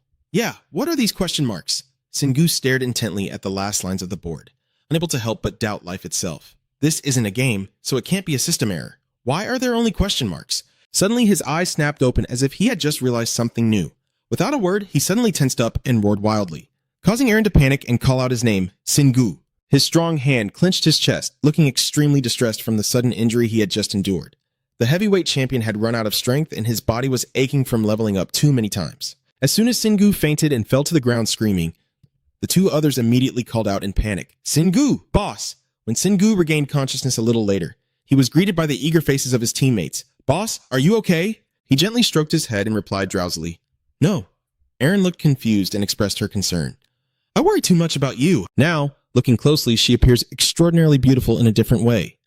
Wait a moment. Has Eren always been this intense? Singu now realizes the core issue. It's due to the clairvoyance skill. I knew it. My 5 senses can turn into a skill. Eren immediately questioned, "Did you create it during the battle?" Singu quickly denied, "No, it just appeared on its own." Then he straightened up and dusted himself off. The place that was once a divine land now only has a piece of Huangvu land and the vast Botnia sky. Everything here has been destroyed. Eren cautiously looks around, glad that you destroyed the temple. But now we are exposed. We should leave before other monsters arrive. Singu agrees. That's right. Of course, I also collected the spoils from the tough battle earlier. Let me take the eel. Seiha casually reminded the opponent about the divine gun. Hey, you forgot the most important thing. Then he suddenly remembered, oh, I forgot you have that. A series of information about it was immediately revealed. The Thunderbolt Divine Gun and Rage are sealed Grade A+, with an attack power ranging from 3,100 to 4,200. The proficiency points are 219 out of 2,000, and its features include the ability to fire a charged shot by absorbing mana from outside as well as drawing Thunder attribute mana to boost the shot's power. A certain second item, a weapon made from parts of the Thunder God's body. When the first owner obtained it, it was turned into a rifle and has kept that shape ever since, especially if the owner had skills like mana. After hearing this, Shingu's expression couldn't hide his excitement. A+ super rare. Witnessing the scene where he easily lifts that heavy weapon as if it were nothing, Seiha suddenly remembered a familiar name. Wondering what Marina Bissett would say if she saw this, and the other confidently replied, "That's easy to guess." Shingu smiled with a fierce grin. She would say something really harsh. "I carefully stored the divine weapon in the archive vault. After all, its new skill saved my life," Aaron added with a smile, even though he could have won without using it. Suddenly, I remembered the fierce battle just now between him and the lightning snake, and my heart skipped a beat. I didn't think he could overpower that monster eel. That scene looked like it came straight out of a legend. I can confidently say he's no longer human, but Shingu still feels his current level isn't enough. He still wants to get it stronger, but the eel has proven that with his current strength, he can't do anything. Suddenly, his gaze fixates on his muscular arm, which is not the true body of the Thunderbolt God. Since its mana was also depleted, he only had just enough to defeat it, so he couldn't feel proud. A second later, he clenched his fist tightly. His spirit seemingly quickly revived, and he knew he needed to become stronger. Aaron, seeing how fired up the other person was, didn't know what to say. How could he be so excited? Then, he hurriedly pulled out the key to the rest area. "Now let's go back," she cheerfully urged. "Yes, let's go back quickly." Shingu gently planted it into the ground, with a sudden burst of light spreading from the point of contact. Before long, it transformed into a large door wide enough for everyone to pass through. "Hurry up and order. I want to eat unagi don." He then put on a confident 8-part and a caring 2-part expression and said, "Fine, I'll show you the cooking skills of a real man." Aaron also came to join the two young men and said, "Let me cook for you. Go rest first." The group's figures gradually disappeared after each of them entered, restoring peace to the ruins beneath the windy sky. The overall status at that time was revealed. A level 97 Demolitions House with strength and dexterity stats both at 366, stamina at 346, and mana at 142, while immunity, innate skills, and activated skills ranged from basic level 1 to level 36. Now in the resting room, Sinku's group was holding their breath as they followed each line of text. He casually crossed his arms behind his neck and sighed, thinking he was at level 85 when he entered that gate, while Aaron placed her hand under her chin, looking thoughtful. "So he gained 12 levels in one day, eh? I know you've defeated countless high-level monsters along with the deity's avatar." Singhu kept a close eye on his palm, but he felt that his stats increased much more with each level up since he got his character class. She analyzed seriously with her arms crossed behind her back, and the other players did the same. His body will change after switching classes to match the new character class, and subsequent level-ups will increase stats based on his body. Hearing that, a smug smile curled on his lips, exuding arrogance. He didn't care, as long as he grew stronger. Additionally, his hypothesis that turning senses into passive skills was proven true by the clairvoyance skill. The feeling was no different from drawing a rare antidote. Life is like hitting the jackpot, Aaron could only helplessly exclaim, finding the conclusion bizarre. A familiar figure briefly flashed through Singu's mind. That trip to Japan was wonderful, and she whispered as if muttering to herself, "I didn't meet Seihi before leaving, but I'm sure we'll see each other again." Finally, he skillfully changed the subject. "All right, Singu, you said you wanted to eat crispy unagi, right?" Mr. Y asked again. "I know how to cook, the other person confidently affirmed. "At least I cook better than you." Then he stretched his body after a long, tiring day, feeling quite refreshed, and maybe he should use this time to hunt some monsters since the resting area is now bigger after reaching level 5, and he could even summon some giant monsters. Singu immediately pulled out a bunch of finished products from the storage. He had been feeling sentimental for a while and then decided that first he needed to collect mana crystals. Soon, the cubic stones and other strange-looking items were arranged neatly. Memories of the past flooded back, and the crystals he received from the class change quest were still here. He gently touched the sharp armor of a godly person and suddenly had an idea, then wondered to himself if in the game people use monsters and other things to craft items. "The lightning snake's armor is very tough. Do you think you could make armor from it?" This new idea made Irene a bit confused, creating treasures from processed monsters. "Do you think organizations in other countries will start soon? I mean, if this goes on any longer." Singhu immediately pointed out the key issue, but the monsters on Earth are too weak. I don't think players in the Celestial City would want to use treasures made from such weak creatures. Similarly, with a well-equipped army, their attack and defense capabilities could easily be achieved with modern technology. Zeha is only now beginning to realize the obvious truth, which is why no one has jumped into this network yet, but this isn't what they should prioritize right now. So he quickly interrupts. "Let's think about it another time. Now just focus on cutting this eel." Singhu quickly took out his tools, including a pair of black gloves and a sharp kitchen knife, and with the size scaled down, they began to dissect the electric eel. During that process, he suddenly made a great discovery. Wow, this isn't even an eel. The way Zeha is sitting so close looks super suspicious, crunchy peanuts, flipping faces like that. Aaron slowly begins to appreciate its true appearance, and then remembers that electric eels are actually more similar to pufferfish than eels. Unexpectedly, she accidentally pushed the guys into a deep despair. My crispy unagi. Your grilled eel, she calmly suggested. We can go out and eat too. But Singhu, stubborn as ever, didn't want to give up so easily and thought he could still eat, so he decided to extract the meat himself. Soon, he successfully prepared a delicious and nutritious meal. Aaron's eyes widened in amazement, and Singhu thought that with just this, he could survive 3 years. At the moment, he had no idea what to do next, because if not eel, then how could he make crispy unagi? She confidently expressed her desire to buy some skills. Just try it out. Then she happily took the juicy piece of meat elsewhere, and he will be surprised. Singhu seems to be driven crazy by hunger, so I'll just eat these for now while she cooks. Surprisingly, he actually put a few crystals into his mouth. Then he nonchalantly chewed and swallowed as if they were delicacies. Oh, so tasty. No wonder he was so confident. Do you feel anything, boss? A notification suddenly appeared. Your mana has increased by 1. Singhu silently guessed. Eating 7 crystals only increased my mana by 1. I can still absorb mana from crystals, but I think I'm close to my limit. I guess I can't increase my mana infinitely this way. Now, let's get started with cooking. Using Singhu in front of Sanzeha, after increasing my mana by about 5 points, I won't be able to use these small mana crystals to boost my stats anymore. They'll only serve as a mana source for me. The boy hesitated, holding the item in his hand, and said, "This crystal belongs to the Death Knight." Then, he put the whole chunk into his mouth and bit down while the boy nervously watched. I was so worried. The stone immediately activated, enveloping Singhu in light, and the mana source of the undead was truly strange. It's like they were reversed once, but when I consume them that way, they become my mana. The system shows a notification. Your mana has increased by 4. Finally, he patted his stomach in satisfaction. Alright, now I feel like I've recharged enough energy. Next is to attack him with the mana crystals on the ground. The system says it's a mid-level demon crystal, a mana crystal containing the demon's origin, with special properties for processing. Singhu casually puts his hand in his pocket, eyeing it for a long time. What origin? What special processing? Aaron suddenly pokes her head out from somewhere and called Singhu, hesitating for a moment before speaking more, and saying, "I think, come here with me for a bit." Singhu didn't hesitate further, grabbing a handful of the blue crystal and replying, "Here." Singhu took the opportunity to put all the stones into his mouth, then calmly approached where she was standing with ZH. Noticing something unusual, he seriously asked Han, "What did you just do?" As soon as she finished speaking, a huge burst of bright energy suddenly exploded from the middle of the room. Aaron desperately tried to justify herself, saying she only intended to cook, but then something about the preparation and this ruler appeared. He seemed to have discovered the cause of the problem, lowering his head to observe the crystal cluster. Could it be? Then Singhu gradually moved closer to the center of the light. At that moment, the mana-rich crystal was overflowing with energy. The data continued to update, indicating a mana crystal suitable for attaching to a treasure used for writing. The medium size has been confirmed. You can proceed by adding applicable materials. The system thoughtfully provides knowledge and mounts at a 1-to-1 ratio, with 2,364 units of materials out of 500 kilograms and 596 units of materials completed out of 50. The processing will begin and the product's components will increase according to the choices. You watch the entire process of Lian so deep in thought, not just about processing the crystal, but also realizing you already have all the materials ready, and she's worried and asking for help. What's going on, Singhu? Singhu's smile suddenly turned mischievous, as if the materials were strange, and he thought they wanted him to cook everything. He quickly plans the upgrade. This isn't just crystal processing, but creating a treasure, by adding specific materials into a mana crystal phase. This is the hidden function of the upgraded stove. The excited vehicle stopped sideways, arranged how to check the other ingredients. Singhu was busy researching, but still responded, "I think I have an idea."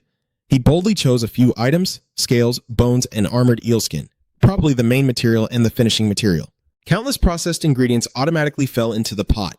You specify the next steps, and the mount we need is not something we can use in the dungeon, but must be made entirely with modern technology. Suddenly, Singhu turned around and shouted, "My motorcycle!" The powerful bike suddenly appeared out of nowhere. He leaned on his head and told everyone to look at this and then tell me what you think.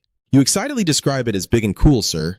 She closes her eyes in thought and softly whispers, "I think." Still, Irene mustered all her courage and concluded, "We have nothing to lose." Singhu decisively lifted the bike. "All right, let's do it." And the motorcycle was simply placed beside the pile of scrap by him, as the heated ingredients began to fuse together through the intense heat. She clenched her fists in disbelief. It's really coming together. Singhu quickly grabbed the gold-colored card. He will end his turn with this card. Irene frowned and asked, Who are you playing cards against? She could only cover her face in amazement as she watched the intense burst of heat. She tried to open her eyes slightly, amazed by the brightness. He watched each development carefully, clearly able to see what was happening, probably with many clairvoyant skills. Soon, the car was shattered into separate parts. Irene, acting childish, raised her hand, wondering why she had to close her eyes at such a crucial moment, just like a background character. Singhu glanced at her sideways again, saying, I'm also haunted by those weird things. He pursed his lips and carefully examined the flame, the combination of modern technology and mana. This must definitely be a treasure. No, this is an original magic formed from mana absorbed from technology. In the end, he silently confirmed that it is no longer technology, this is magic. The Mana Akma crystal block appears again, along with the motorcycle that has returned and is even more powerful than before. Its attribute stats indicate that the Akma motorcycle is at A++ level, with a proficiency of 0 to 2,500. The treasure used for riding was created by combining materials from the line of judgment with mana, powered by mana, and capable of flying. Singhu was stunned in amazement after hearing this, and the H-1000 pink robot approached the line of judgment. He was so excited he raised his hand to shout, "It's amazing!" The boy immediately stood at attention. "Oh my god, I will be loyal for life!" Erin, confused, scratches her head, typical of a guy. Then she irritably pushes his back, telling him to go out if he's finished talking, which makes Singhu extremely confused. Finally, she confidently declared you have to cook, so go outside or try his new car. He, indifferent and useless, put on his coat and left. Car H has already put on the helmet and said goodbye to Erin. We will come back soon. The sleek car smoothly speeds down the road. Singhu focuses on driving while pondering. I can feel the mana being drawn from the fuel tank, so that's the principle. He continued to reason, I can use my own mana or recharge the fuel tank with mana pry bars and loudly make a fuss. All right then. Which camouflage mode should I activate so that both myself and the car become invisible to passersby? The camouflage mode will automatically deactivate after a certain period or if you collide with an object. Singhu looks extremely excited. Just as I thought, ZH quickly adds, we could also set up an ambush if we can turn invisible. He blushed and suggested, fine, just forget the wings. I forgot this thing can now fly. This reminds you to change the state of the motorcycle. The front wheel started to lift off, then it flipped and shot into the air. You look down at the ground excitedly. We're lifting off now. Singhu helplessly reminds Zeha, you have wings. Why are you surprised by this? The wheels move, leaving behind the bustling cityscape below. Suddenly he tilted his head and said, that's really cool. But he quickly expanded the idea. What if I use it to fly up to the heavenly city? The data is correct. 30 seconds until the alert. Disguise yourself now. Singhu, knowing the truth, instinctively swears, damn it, Zeha is also scared and urges to move. Let's go down. He was so stubborn he clenched his teeth. But now he can't, yet one day he will succeed. The X-shaped vehicle he keeps pushing towards the heavenly city. Scene shifts to another place. Every dish on the table is full of aroma and flavor. Singhu, pretending to be serious, takes a bite and jokes. It's so good, while Erin stands beside with crossed arms, questioning why he looks so disappointed. Then she proudly puffed out her hips, saying, I've been independent and cooking for quite a while now. You watch the spoon of rice in front of you carefully, but still, you turn that strange meat into a really delicious dish. Singhu tried to avoid her gaze, thinking you were just good at chatting and flapping your wings. But it turns out you also have hidden cooking skills that made Erin angry, and you also have recovery skills. Remember, it was you who saved him last time. He pretended to suddenly remember, that's right, recovery, and immediately witnessed her fierce expression. Finally, Erin suppressed his fiery temper and sat down, still satisfied, because the two of them really enjoyed the dish she cooked. She smiled sweetly at Singhu, even more so just keep eating. About 1.5 tons more, he muttered helplessly. Eating for years would be fine. She quickly packed the food and asked, so where is the motorcycle? Both young men eating together suddenly got their chopsticks taken away. Erin was confused and kept questioning, what did I do to it? I'm just trying to keep up my image, nothing much, just a little bit, Erin patiently repeats. Just a little bit. Exiha steps in to calm the atmosphere. Maybe we've already pushed entire countries into a race to develop technology. Erin immediately slammed the table and asked, am I really exposed? Am I really caught? Singhu patted her reassuringly. Don't worry. I was wearing a helmet so they didn't see my face. The frantic scream echoes because of the photo on the phone. It's a picture of him blocking the internet, and she suddenly raises the issue. Exiha, were you stretching at that moment, making him panic and explain, I just wanted to feel the car better, sorry. Tabloid newspapers are filling Erin's mind. No. They've already written full analysis articles. As she seriously filters the information, other governments have sent requests to the Korean government asking about the mysterious car enthusiast and the treasure-making technology. Singhu forced an awkward smile and said, I feel sorry for the government. Haha, she scowled and reminded him, how can you even laugh? Erin sighed exhaustedly. Now she returned to her domineering queen attitude. He knew he had to do the dishes. No way he would refuse anymore. Got it. Singhu really worked hard to wash each plate carefully. After arranging everything neatly, he stretched and announced, "All done." She brought the fruit plate over. "Well done. Now have some fruit." Aaron casually sat on the floor, peeling some apples. The three of them relaxed, eating and joking happily. Singhu lies down on the soft bed, sighing. "Wow, I'm really tired." He turns over and shares his thoughts. This resting place now truly feels like home, and now she's holding the evaluation. It's strange to feel this way here, instead of in the dungeon. He suddenly sat up straight and said, "Let's go to the dungeon." Before she could be happy for long, he stiffened and said, "He's rested enough." Aaron watched his busy figure. "It's only been less than a day," and he seriously replied that it's enough. Singhu quickly changed clothes and switched layers, entering a different world with divine energy assessment. He's been under too much stress. Now he's relaxed, and if it gets any more intense, he'll be more prone to mistakes. She argued with an example, saying players usually exhaust themselves completely after each dungeon raid, so they often rest for a month. He's tired and needs to recover. He leads the way to the door. "Let's go," Aaron protests uncomfortably, but it's his body, his rules. But she and Seha also spread their wings and flew after them. She discussed privately with him, thinking we could maintain human form when going outside if we reach around level 200. Singhu clenched his fists with determination. "All right, I'll train hard to reach level 200 for both of you." Then someone splashed cold water on him. "Sorry, Singhu, take it easy on us." He raised his hand to ask for opinions. The essence stones in the rest area were running low. "Maybe we should keep all the crystals we collected from the dungeon for a while," Aaron, shrinking her body to advise. "Don't keep them, we need more armor." She clearly shows her extreme displeasure. He's getting stronger every day, but his armor is terrible. Though he's lucky with weapons, so he doesn't worry about that. Singhu ponders those words. Weapons and armor. A bright morning quickly passing through the young man's temple. His Naytree hat, Zeha feels insulted, calling it more affectionately than me. He didn't hesitate to open the portal. I was about to put it away as soon as I got back, but I got distracted by the crispy unagi. Singhu accidentally touched some strange object, huh? What's in his palm is a Noah fruit seed. All three of us fell silent for a long time, and he sincerely shared that I didn't know Na was a girl. You hold your head and complain that he's weak. The name already sounds feminine. Singhu, with his unusual way of thinking, changes the subject. Fine, let's deal with the hat first. With this hat, I look no different from a villain covering my face and thinking about a hero. He gently placed the hat in the last compartment of the coffin, his serious face suddenly showing some doubt. Then he led the way and shouted loudly, Aaron was no less. "What is that? You're so scared but still trying to understand. Is that head moving wildly again?" A new item card has appeared, the essence of the cold Naytree level C+++. The helmet that once bound her and the armor have been destroyed by divine power. If she can find a source of power from a stronger god, a new body and soul will become part of a special process. Singhu irritably points at it. Now he can't use this as a bombardment weapon anymore. She is speechless. Is that what he's worried about? The special mark suddenly glows brightly on his palm. He slowly analyzed the situation, the soul collecting tattoo glowing. This seems to be the key to handling it, but he needs more souls. Aaron gathered the materials they had, some bones and scales from the eel, but it's not enough at all. Singhu put away his helmet and continued with the next part, which meant the Na fruit would have to stay in his storage for a long time. His mind was filled with images of heavy weapons, but luckily, the gun had awakened into a gun with fury, so it used less mana to fire. He finished and closed his eyes, passionately narrating. Now he no longer exhausts himself after a single shot, but he prefers the feeling of throwing the Yanai everywhere. She whispered softly into Shinghu's ear that Marina Bissett would be very sad. He couldn't argue, so he sighed and changed the subject. "Let's go to a dungeon. Hopefully this time it's a really strong monster." The group confidently stepped through the shining gate. In the Devil's Dungeon number 298, he crossed his arms and evaluated. "Is there a player who retired from this dungeon?" Ozu, in spirit form, shouted excitedly, Shinghu was a bit surprised to see, "Are there spirits too?" Her eyes shine like stars, a human. "There's a human here, a very strong person."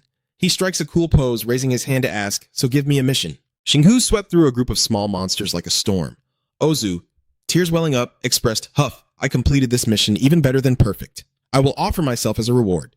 Making him a bit helpless? "No, I don't need that. Give me a skill." She still tries to sell the carpet. "Luckily, you already have the soul control skill." Why did I end up like this? Then suddenly he's so tall. "I told you I don't need you anymore. Are you still pretending to be strong?" He patiently listens to the requests, and Singhu completes all the missions given by the spirits easily. Clearly, his skill level is extremely high, and all the spirits willingly dedicate themselves to him as if they had agreed beforehand. The system reminds me that I currently possess 84 souls, and some spirits are actively seeking out Singhu to offer themselves, but I get a dismissive reply. I don't need them. As he dismissively hides the mark on his fiery hand and sighs, I wonder how I ended up collecting all these underground souls in my hands. Haha, with that tiny outfit, you're excited to gather souls now, huh? For the next dungeon, I'll fold my arms and praise you. Look at all the souls following you. Surely you're just standing there, but you shyly refuse. He smirked and challenged, but what can he do to me? This dungeon is full of dangerous traps, and I reply indifferently. Let me take care of them. Shingu immediately starts to wreak havoc inside the spider den. His level keeps rising over time. Shingu at level 99 with 99 souls. He squeezed his weapon and asked his companions, "How long have we been doing this?" Aaron honestly replied, 3 days and 2 hours. I'm a bit worried. I know you've leveled up, but you haven't rested at all. You really don't know how to rest, do you? She continued the discussion, mentioning that there are some dungeons where even normal levels reach 100, which is why he managed to gain 2 more levels. At this moment, he swung a twin-headed demon sword and then used his arm strength to toss the enemy into the air, all against these guys. Seeing his heroic attack, they became even more frantic. Attack, attack. The entire horde of demon servants and their numbers surrounded Shingu from all directions. Aaron nervously announces that they are level 140 demon servants, and players hate them as much as the great demons. Each one of them unleashes their ultimate move simultaneously. Their immense energy and the ritual at one point caused the ground to explode. Seeing this, they grin with sharp teeth, chuckling happily. Suddenly, the giant claw from the epicenter shot straight out, confusing them all, and a golden ray of light, like a call from the god of death, cut through the entire horde of goblins. The great wolf's claw spins back to its starting point like a top. Shingu strikes a cool pose, holding the claw with one hand and waiting for praise, with poison resistance level 10, thunder spell level 9, fire and curse level 6, ice and earth at level 4, and others at level 3. He carries his weapon, watching the update process, sighs, and tries to raise his ice and earth resistance to level 4, intentionally letting himself be hit, but still unable to increase them. Then Shingu, full of enthusiasm, confirms that he needs to face stronger monsters if he wants to upgrade these, and the only way is to confront the boss monster. Next, he eagerly charged towards the demon servants, meaning, "I'm done with you guys." Shingu directly sped up without forgetting to wave goodbye. The nearby monsters are already dead with just a few basic moves from him, while the remaining ghostly servants stand frozen in place, unmoving. Without hesitation, he used the tactic of overpowering with force, move, move, move. Shingu poured all his strength into swinging the death scythe high, waiting for the 360-degree sweep with golden light to cut them in half.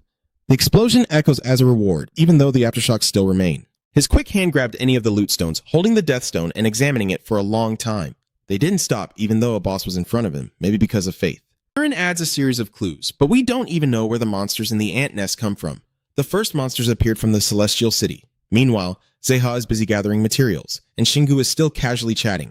So, where do the mana and monsters in the ant nest come from? From other worlds, of course. So, here's a question mark. She hesitates to analyze the issue. So are the invaders from other worlds using logged-out players to create these dungeons? Ignoring her, she's caught up in a mess of false news, and the hero boldly declares that he has decided not to think too much about those things anymore. Shingu grinned mischievously, not caring what the two gods of monsters were doing. He just needed to dominate and crush everything.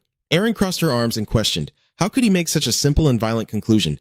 He's just a poet cheering for the old ways. That's our leader. He exerted a lot of energy to open the door to the room. Shingu bravely stood facing the giant figure. He raised his hand, slightly human-like, and summoned a purple flame. Then he shot a lightning bolt of fire at the young man in front of him. I activate my protective energy to fight off the intense flames. Shingu happily assesses her own strength, feeling her resistance improving, and she flies beside him, annoyed, shouting, "Of course." At the same time, Goma unconsciously crawled toward the point he couldn't see. He used his incredible speed to fight and run at the same time. He used the Earth Dragon Claw to defend, and thought to himself, I just need to keep taking hits until it runs out of mana. Each attack gets more intense and the pressure on me increases. Wow. After 3 hours, Goma looks exhausted and can't even summon a move. No way. Even though he's trying to push his strength like a burning flame. Shingu teases playfully, "Oh, are you out of mana?" He seized the opportunity to strike Goma's head. Well done. Then goodbye. The critical hit sank his head deep into his neck. His body transforms into countless delicious loot, and the fluffiest reward of all is the area of anthill number 121 in the Demon Forest has been cleared, calculating the results. After putting away his weapon, he turned to announce that he's probably about to reach level 100. Areen suggested, then let's rest and celebrate, which Shingu completely agreed with. Yeah. But the system suddenly appeared before them, canceling the experience points. Earth is changing, and you have been pushed out for safety reasons. He sprayed the glue stiff and unconsciously asked around, "What is this?" Shingu suddenly exploded in anger. How could they do server maintenance right when I was about to receive my reward? The server immediately teleported all three out of the dungeon without a word. The information panel warned that Earth is entering a new era, and all access to rest areas and dungeons will be prohibited until the transition is complete. He closed his eyes and sighed in helplessness. The new era? Who came up with that name? Siha, pay attention to the strange things. I think there's more going on. Look over there. The city had long since sunk into flames and debris, without anyone noticing. Shingu couldn't believe his eyes. What the hell is that? The ground around the water was shattered into countless pieces scattered all over the surface. Shingu watched as his face changed dramatically, as if the earth was cracking open and its outer shell tearing apart, revealing new flesh filled with cracks. He carefully assessed the overall situation, sensing a dense mana source. Aaron nervously fell into thought, glad to see he had become a true mana user, though I wasn't happy at all about what was happening here. Shingu stood outside the flames, sighing. Strange indeed, this mana isn't from a player, nor is it from a god. He quickly thought of the earth and concluded that it was the planet's mana. The hovering car beside him suddenly asked, "Do you think the invaders did this too?" He has a preliminary suspicion. This is too big for them to have caused. It sounds more convincing to think that Earth itself reacted after sensing the mana of the player and the monster. Shingu suddenly remembered that blurry monster. In that hazy dream, the Earth was flooded with dense mana. Aaron flew over from afar, calling his name Shingu. He walks calmly, gently reassuring both of them that everything is fine. I don't have time to dwell on vague memories. Shingu looks at his phone with his lips pressed tight. What's important is what is happening to the Earth now. Mom might be in danger. The echoes kept ringing out, but there was no response at all. He irritably checked the signal. All the connections had been disrupted in this chaos. Shingu looked extremely stubborn, so I decided to keep going until the phone regained signal. He decisively opened the space gate to summon the super cool steed. Then, he switched to a helmet that covered his entire head. Innocent bystanders accidentally caught a glimpse of the supernatural scene, their eyes wide with disbelief. Over there is. They hesitated and excitedly pointed. Isn't he the mysterious bike rider on TV? Give us a ride too! Shingu ignored the gossip and just sped off. Oh, you bastard. The motorcycle suddenly hovers in midair after running for a while. He calmly discussed with his friends they weren't in immediate danger, and his bike was too small to pick up hitchhikers. The fleeing people hurriedly chased after the motorcycle to rescue them. Oh, take me with you. Shingu glided down to assess the situation, crowded like refugees. A doubtful sound echoed in her ears. What's going on here? Many people will meet their ancestors, but there's nothing we can do. Your words suddenly stop. Your eyes flash with fierce light. The fool has appeared out of nowhere, destroying the city, a monster. She hesitated and asked Shingu, do you think there's a nearby dungeon that has broken open? Hayes' car was so anxious that sweat was pouring down. If monsters burst into the city now, the consequences would be him, screaming while crazily smashing the car, gurgling and growling. Then he opened his sharp-toothed mouth to devour the screaming human alive. Shingu, with a pretty good personality, clenched his teeth and cursed. Damn it. He activates the highest mode of the tank, charging fiercely. The vehicle speeds up and rushes forward.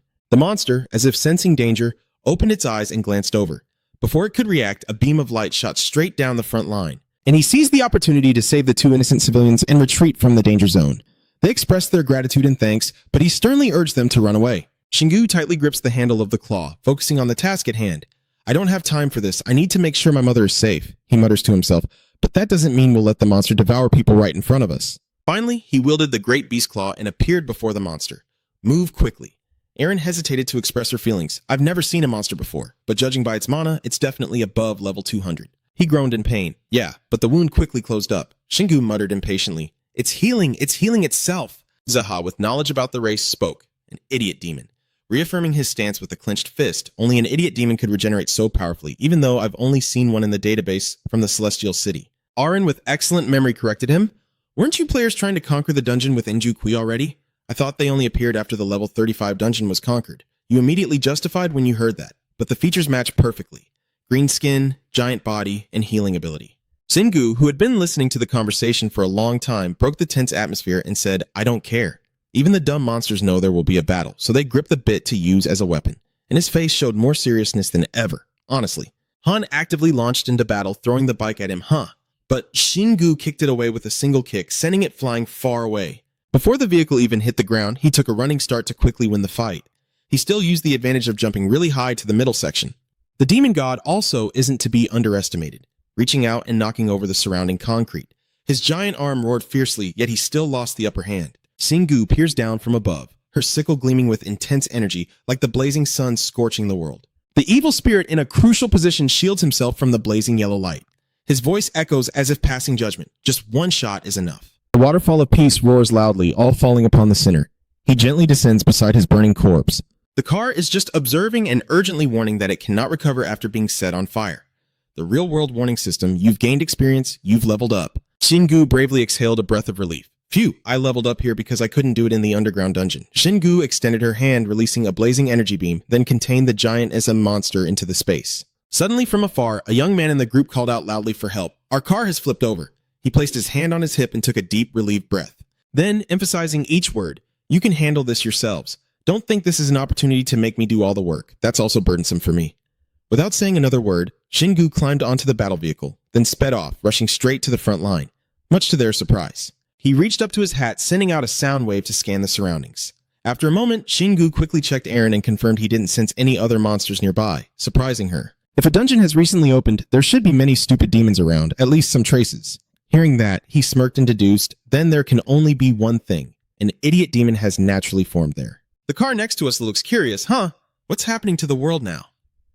Shingu quickly scrolls through her phone and replies, maybe the Earth has changed like this to deal with all the invaders. Suddenly he was surprised and exclaimed, oh, my phone is working again. Aaron immediately urged him to call his mother right away. Shingu pressed the phone to his ear, where it clearly visible on his face. And she was behind, nervously listening to every sound in the call. Mom, are you safe? Shingu moved through the air while talking, Auntie? A huge bunker. Where did you get that from? Hajime on the other end explains that your father prepared a hideout like this. It's amazing. Do you want to come here? He frowns and sternly advises, Mom never knows what might happen, so don't be too reckless. I'll come right away. But she insists, Mom, it's safe now. You don't need to come anywhere. At that moment, the system notified Ngothuin that you have entered a new era. All changes are complete, and you can now access resting areas and dungeons. Seeing the data stream, Shingu gradually relaxed. Yes, it's fine now. Hajime replied softly, Mom said so. No more words, he ended the call with a simple phrase, take care of yourself, Mom. I'll call you back. As soon as he finished, Shingu immediately pressed the end call button. He glanced at the wreckage shrouded in smoke and fire, where chaotic sounds echoed everywhere. Seeing Shingu silent, Aaron softly called his name Shingu. He raised his hand as a signal. Oh, he's thinking about something. Then, Shingu clenched his fists together, raising them with a determined smile because it seems his mother is safe now. Now he just needs to do what he can, eliminate the monsters that just appeared, and without hesitation, he responded quickly, I agree. Let's go. A series of images of strange lands, love stories flashing through Shingu's mind. Tiancheng, ants, other worlds, monsters on Earth. It has already begun. Shingu feels excited. This is a new era for Earth. At the same time, on the news broadcast, the anchor updates the situation. But the players of Tianthon cannot tell us exactly what happened. All they say is that this indicates a completely different pattern from the monsters that appeared from the dungeons. The Wing Team, a key department, and the government's policy on controlling players, starting from the Sanha event, will now be implemented. Special cannons are being hurriedly completed, and the Ministry of Defense will develop new weapons to fight monsters in collaboration with Ngi. Shingu sat on the chair, attentively watching the news, and then muttered, This is chaos. Closing his eyes for a moment, he whispered to himself, This is human nature. No one becomes rational or upright just because monsters appear. We need to cooperate to protect humanity, but they are busy with this. Aaron beside him also nodded in agreement, and I also think everything the government is trying to do is a hopeless effort. Shingu stood up with his hands on his hips, but he had to get back to his work. It's a pity about what happened to the Earth, but at least he found the mana crystal more easily. Then he eagerly walked faster. Let's go hunt monsters. A scream of despair echoed through the ruined sky. AAA.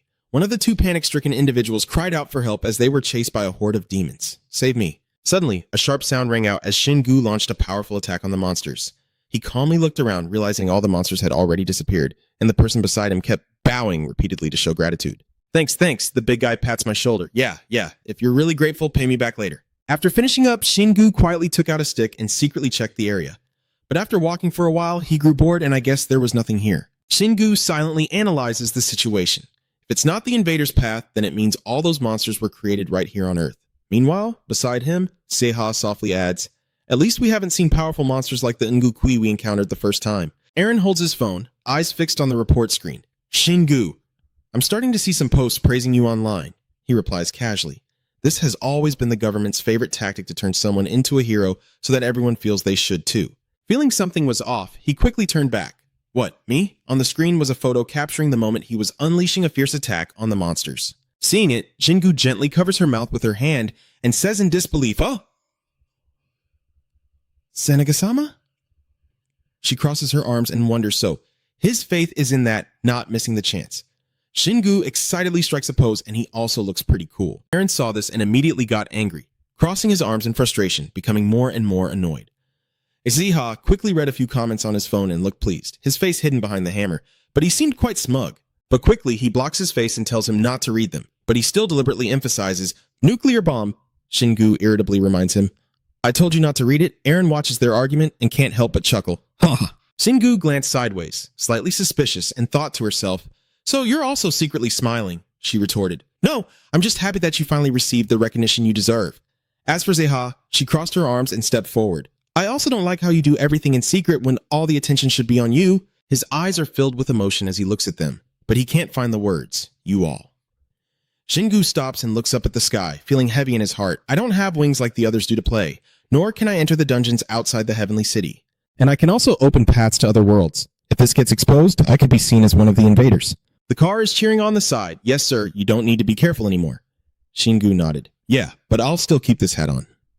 Not to waste time, he pulled out the familiar car from the space. Let's go, I can't take down them all. But at least I can deal with some monsters bothering others. The engine roared, wheels spinning with the force of the wind, flames shooting forward into the chaos. Below, two winged figures saw Jingu flying across the sky and exclaimed, "Oh, it's him, that vehicle." From above, he glides down silently, assessing the players. I guess they will finally do something. One of them hesitates, wondering what that treasure is. The person next to him frowns. I can't tell which dungeon level he took it from. No one has cleared level 33 dungeons before. Aaron kept moving behind, updating the situation. The Windstorm Society is also up to something. I fear they might leave Korea. Shingu speculates that maybe the government gave them something they couldn't refuse. He clenched his fists, recalling Haryang's haughty look, then stepped on the gas and sped off. He's coming to cause trouble soon. She was surprised. He has precognition skills. Shingu immediately made a sharp argument. He has become a star online and is surpassing the achievements of the Cyclone Group. They won't like this chain of events. Car A soared to eye level with Gu, which also made sense. He gently closed his eyes and replied, "If they don't cause trouble, that's even better for me. But if they do..." After the hesitant tone, a teasing smile appeared. "I will make them pay!" Car A was speechless. You really do look like a true villain. All plans seem to be going awry. Contrary to Shingu's expectations, they haven't even crossed paths with the Whirlwind Society after 3 days. But an unexpected encounter is about to happen as the blonde strand gently sways in the wind. The girl with her hair tied in 2 buns, crossing her arms in front of her chest, appeared and said, "I found you." After locating the target, Marina cheerfully waved, "Hello, it's been a while. It's great to see you again." The atmosphere suddenly fell into silence, with only the 4 of them staring at each other. Seeing the other party freeze and not respond, she continued casually. "Since you travel everywhere, it took me a while to find you. How have you been lately?" "And I'm still doing very well." But Shingu deliberately avoided. "You're mistaken." Marina was a bit disappointed to hear that. "Really, we fought through an entire battle together. And you act so confusing. A real battle, you don't know." Her strange attitude made her freeze in place, but that didn't make Marina give up. She kept asking repeatedly, "What have you been doing lately? Do you still go into the infinite time room? You look like a completely different person." Unable to stand the disturbance, Shingu finally admitted that she was much stronger now. While he was pondering a bit, Marina's eyes lit up with anticipation. After a moment of reminiscing, Shingu finally called out Marina, making her smile brightly. "Wow, he remembered your name." Marina took the opportunity to ask, "Then tell me his name." He didn't rush to answer, but suggested that this conversation could go on for a long time, so why don't we go somewhere else? She immediately pointed down to the city below and said, "I'm glad you agreed to talk. Now come with me. I found a place." Then they sped up together towards that direction. Aaron turned to tease, "You're more obedient than I thought," Shingu replied with a faint command. "That's because I have something to talk to her about." I don't know what she was thinking, but she looked a bit surprised and was talking to her. Luckily, I explained just in time. She was the one who gave me the Thunder God's gun, but I destroyed his avatar, so he will feel betrayed by Marina. He can't sleep well unless he makes sure she knows he accidentally offended the Thunder God. After hearing the whole story, Aaron suddenly raised his voice and questioned, "Is that all? You have no other plans?" Her words made Shingu wonder what plan she was talking about. Aaron hesitantly asked after imagining the ambiguous scene, "Are you asking if I intend to do something to her?" But Shingu has a much purer mind. Why would he do that to someone who is both talented and kind-hearted? He's not the type to be mean. Her quick and decisive answer made her cheeks flush slightly. "Oh, of course not." Then she happily chuckled to herself, the giggling sound making him feel confused. Just then, Marina humorously announced, "We're here." She quickly introduced the building right in front of us, the Korean branch of B&I. That name made ZH very surprised. B&I is a famous IT company in Silicon Valley. Not long after, they safely reached the rooftop. As they took a few steps, Singhu started asking questions. "Are you hired by this company?" To which Marina responded very bluntly, "My brother is the owner of this company." The smile on his face suddenly froze. "Oh."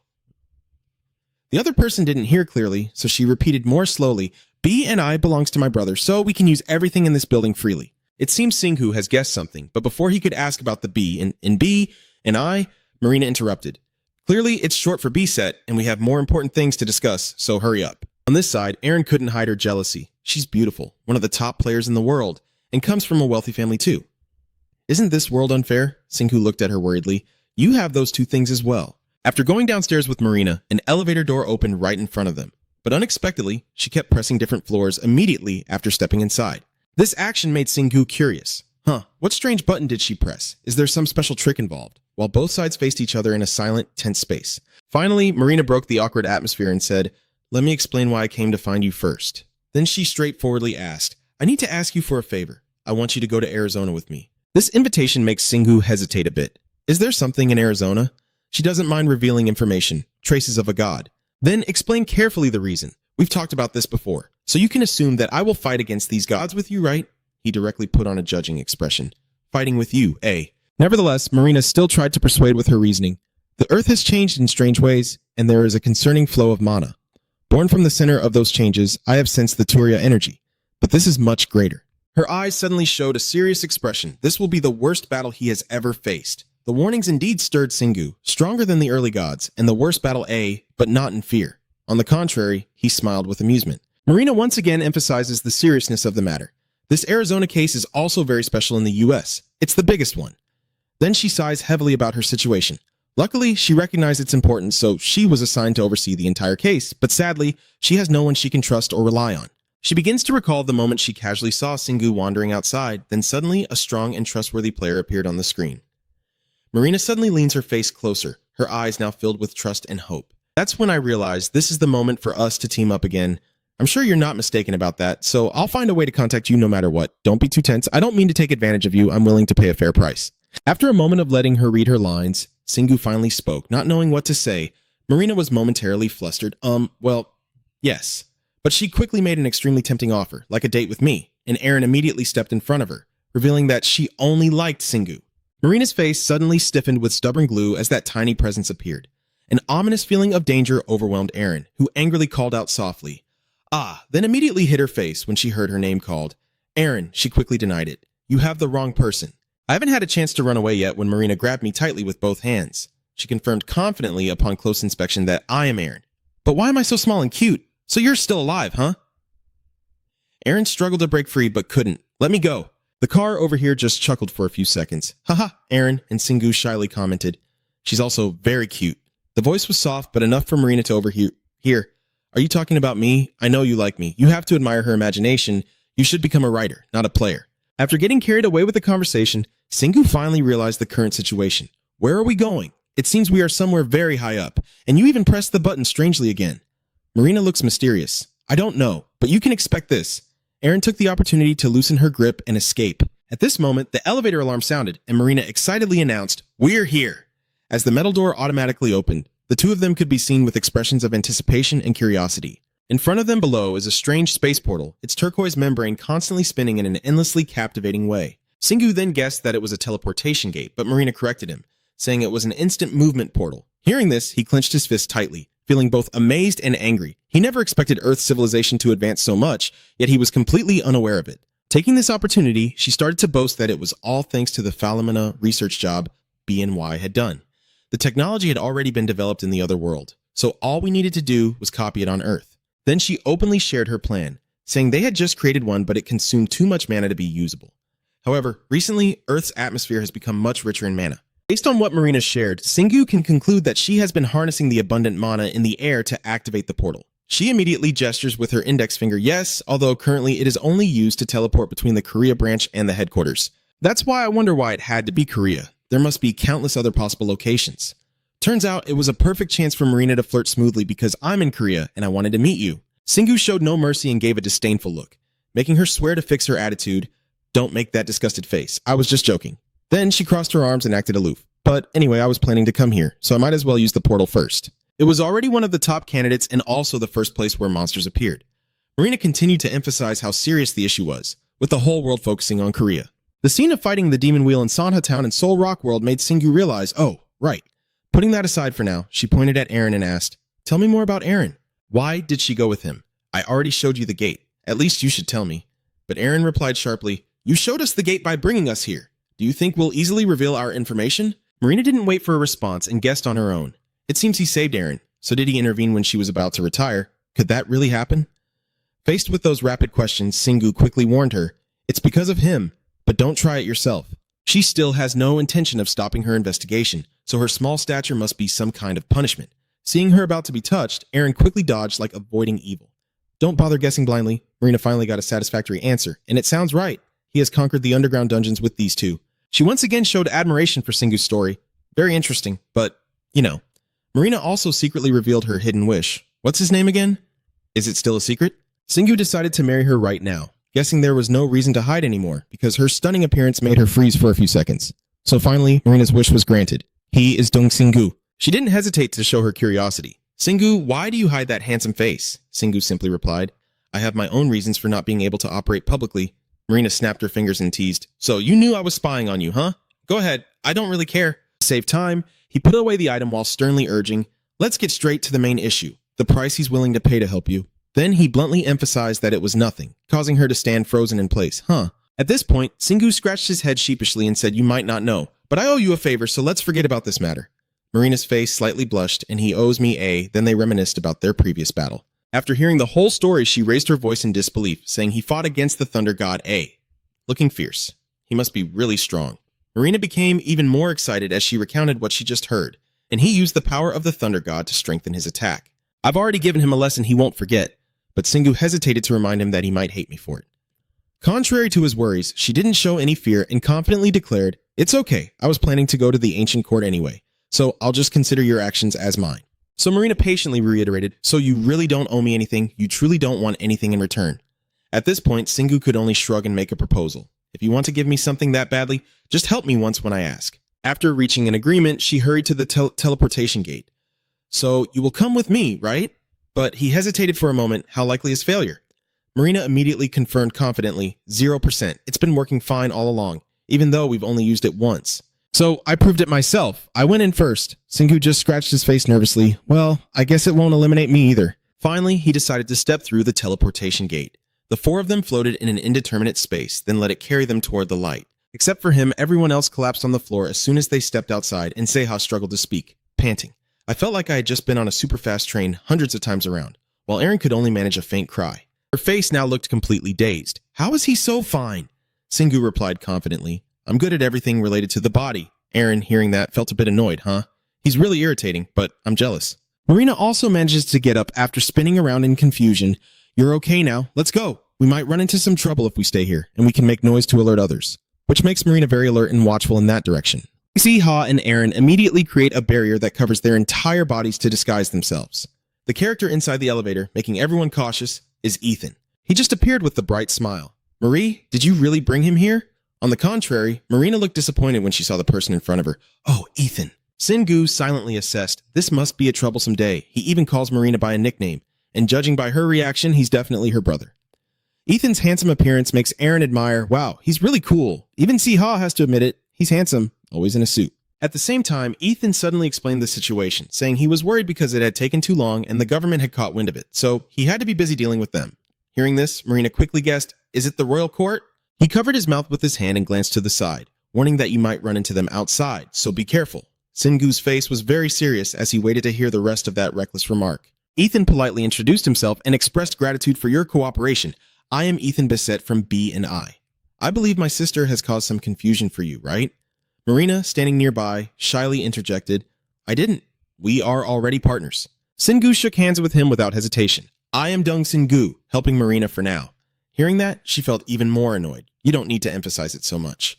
Marina's actions suddenly made Ethan burst into helpless laughter. Haha, she's always like that, but she's especially annoyed with people she likes. And then she suddenly hinted to Singu that I'm sure she will bother you even more in the future, but please understand she means no harm, which made the girl behind her exclaim, just stop talking nonsense and go away. Ethan then put on a pitiful brotherly look, saying she has a violent streak even before becoming a player, so I don't think any man on earth could handle her. Then I folded my hands and bowed to Singu with great gratitude, but I was very happy because you are here. Please take good care of her. Do you understand what I mean, right? The heavy responsibility made him shy away immediately, and I didn't want that. Marina has gone into a furious rage, smashing everything around her. Luckily, Ethan is also scared. She could kill me with that drill, so I'll stop here. Then I turned back to the elevator. I've already told Marie about this, but there are people out there trying to block our way. Ethan's eyes showed clear anticipation as he sent a few words. I'll handle everything, so just do as you wish. No need to hesitate. After the elevator door closed, Marina seemed to lighten her burden. Phew, he's finally gone. Don't be friends with that kind of person. Sengu, seeing her hostile attitude, Sengu hesitated to ask if she hated him, but she didn't answer and just excitedly changed the subject. Now let's go to the Grand Canyon. Not long after, a winding trail of white smoke appeared between the cliffs as Sengu and Marina cruised on the devilish vehicle. Still, it seemed he wasn't particularly excited about this. He never thought this would be how he first visited the Grand Canyon. But she's very excited and starts hitting the tail of the car with the cloth. I thought it would take a long time, even if we flew, but this guy will get us there in the blink of an eye. By the way, Sengu also proudly introduces that his device is quite fast. Hearing this, Aaron in his shirt pocket becomes curious. Did he even name it? He quickly explained that it's short for slip need, and she started to feel bored. You don't need to explain. But Marina seemed to want to know more and asked why. I won't tell you how to build this car. Still, Sengu answered cleverly, B and Y invented the teleportation gate, so he's sure they can handle it too. Knowing the opponent is deliberately hiding their cards, she feels a bit annoyed. Copying magic from another world on Earth and merging magic from another world with Earth's technology are two completely different things. Then, he had to deduce the most plausible possibility himself. This must be the power of a god, the power of another deity he gained while fighting Rhea. Sengu immediately denied it. No, his card just ended up like this because he was fighting monsters. At this moment, he was momentarily startled when he noticed something ahead. It turned out to be a pitch-black vortex appearing right in their path. It has made Sengu alert. Something's wrong. I felt this energy before. Even Marina has become more serious than ever. Yes, it belongs to the god of the most hated monsters. A death god boldly stands in the blinding light, opening its mouth to threaten the opponent. Marina decisively pulls out a gun, aiming at the living corpse's god. No need for many words. She personally sent the Grim Reaper to his maker. Sengu just happened to glance over and could observe the shape of the bullet. It rushes forward like the wind towards the target ahead, the withered scythe of death falling from its hand as it fails to do anything to stop it. This quick and clean kill impressed Sengu too. That was a lethal shot indeed. Marina lowered her gun, looking proud, but in reality, that was her only skill, combining a lethal shot with a few other techniques. And that's not all. She even added a little more, I don't have you. But Sengu truly felt old. I have nothing left to teach you. You can leave now. Marina immediately urged beside him, now, you need to match my skills. I'm sure you'll find a better way. But he just replied vaguely, I don't know. If he had the time, that wouldn't be his main skill. She quickly realized the deeper meaning behind his words, that he had lost a practice match to her. Sengu nonchalantly replied, yeah, which made Marina a bit annoyed. She didn't like the way he said that at all. He decides to land and transmit, then twists the throttle and speeds away like an arrow, leaving only a cloud of white dust behind. It's all to escape from the pursuit of the two death gods. Above them, 4 others are also holding weapons, waiting for the chance to attack. Faced with the encirclement, Marina quickly drew her gun. At that moment, she aimed her guns at them with a cold expression, and as the gunfire rang out, a series of enemies fell instantly. So the two of them easily sped up ahead. But the recent situation made Sengu worried. Just how many monsters are really here? Marina calmly suggests that maybe they are expanding their territory while we talk. And you don't even intend to kill them all, so we should just focus on the core. That's what he's thinking. So where's that core? But she then said cautiously, I don't really know either. So Sengu sarcastically replied, yeah, right, that's very reliable. And there's more surprises ahead that caught his attention. So the two of them uncovered a whole nest of monsters. They are still fully armed and laughing mockingly, tearing through everything. Sengu's face suddenly stiffened. Yeah, they're starting again. Then he recalls a previous confrontation, tearing apart. That name brings it back to him. Suddenly, Sengu grimaces and holds his head. Huh, that damn tree. Marina immediately steps in. Huh? Did he lose his lover to that living corpse? His answer seems to make her freeze in place. In fact, he lost his living corpse to them. But Marina still stubbornly insists on asking, what about his lover? Sengu is determined not to reveal anything. That's not going to happen. While the two of them are talking, the death gods have already launched their attack. She didn't hesitate to fire shot after shot to fight back, leaving them no time to protest. The pace was too easy to handle, making Sengu a bit bored. There was nothing to take from the living corpses, he just wished there were more high-level monsters. She also agrees with that idea. I'm sure high-level monsters have something, like that thing from before. Speaking of which, Marina can't help but wonder what those things did. Sengu. I tried to make up a story as naturally as possible. They're broken now, so I don't quite remember what they did. But she doesn't seem to believe me much. Huh? Here we go again. She started to suggest that if such an artifact appeared again, he would give it to her because she's doing very well. Sengu wouldn't show mercy to anyone when it comes to valuable treasures, so he would have to try his best if he wanted to keep the artifact for himself. But Marina won't give up easily, so I will defeat you in a fair fight. I like this challenge very much. That's exactly what I want, Irene said as a reminder. Sorry, you will have to fight the living dead. Not far away, a creature suddenly stomped its foot down hard on the ground. The actual number was even greater, as the entire group of Naima was gathering on the cliffs. Marina couldn't hide her surprise when she saw them. Naima, but they look like living corpses. Singu quickly explained that means the living corpses must have killed them and turned them into living corpses. He decided to take out a stone from his inventory and threw it at the Naima to test their strength. One lucky one got hit and cried out in pain, collapsing to the ground immediately, causing its companions to be stunned. At this point, Marina analyzed that you didn't break its armor, but it fainted from shock, and Shungu simply replied briefly that they looked great as armor. Then he revealed his plan. Maybe he could find a new body for Kina, and he hoped he could also find their leader. Wait, Singu? I think we're about to face those why, than we've been warned about. The most vivid memory I have is of the flag waving and the familiar figures, the ruling council. They are the ones who control the western coast. Marina's face immediately turned cautious. The royal court is nearby. Her attitude also made Singu seriously consider. Those guys are players, right? Marina was quite surprised when she heard the question, "Yeah, what's up?" He didn't answer, but only thought to himself, they are different from the living corpses, but this mana. I don't know what Singu is planning, but his hand suddenly moved, and when we get there, we'll find out. She wasn't even mentally prepared and was caught off guard by that relentless acceleration. Wait a moment. Hey, there. The demon motorcycle with lightning spikes tore through the wind, rushing across the cracked ground. He suddenly swerved to the side as if avoiding something, creating a thick cloud of white smoke with his immense power, and in front of them was none other than the members of the Emperor's Guild. Seeing Saria frowning from above, Singu casually asked, "Is she the leader?" Compared to before, he felt she looked different, sometimes with her hair down on the side, sometimes in a ponytail. Did they do that on purpose? Without waiting for the other person to speak, Singu warned, "We arrived here first, so you better back off." This statement made Saria feel ridiculous. You came here first, but when does that matter in this monster tournament? Her teachers also have a point, Singu whispered to her, making Marina briefly lose interest and not bother to reply. So this isn't important. Still, she decided to handle this herself. I'll talk to her since we've already had some tense and unpleasant encounters. As soon as she finished speaking, Marina stepped down and waved cheerfully like an old friend, Saria Wilson, whom she hadn't seen in a long time. Contrary to expectations, Saria immediately gritted her teeth in anger upon seeing her face, and Marina, surprised, said, "I knew it was you." Still, Marina maintained a calm attitude and asked, "I heard your club is having trouble in Utah. Why didn't you go there?" She crossed her arms and snapped back. "We decide where to go. It's simply that what's happening here is more important than what's happening in Sontex City." Then casually mocked the opponent, saying that although she relied on B and I, she still planned to give us orders? Just as the tension was rising, Singwoo interrupted to share his opinion. "That actually makes sense. Since you haven't been able to help much and it's just making Marina angrier, who are you siding with?" Thanks to that, Saria kept paying attention to his presence. But who is that man? Marina confidently placed her hand on Singwoo's shoulder and declared, "He is my partner." This truly made her eyes widen in surprise, partner. After calming down, Saria still sneered and said, "Well, isn't it strange I thought you spent all your time in the dungeon while the two of them argued?" Singwoo quietly assessed the situation.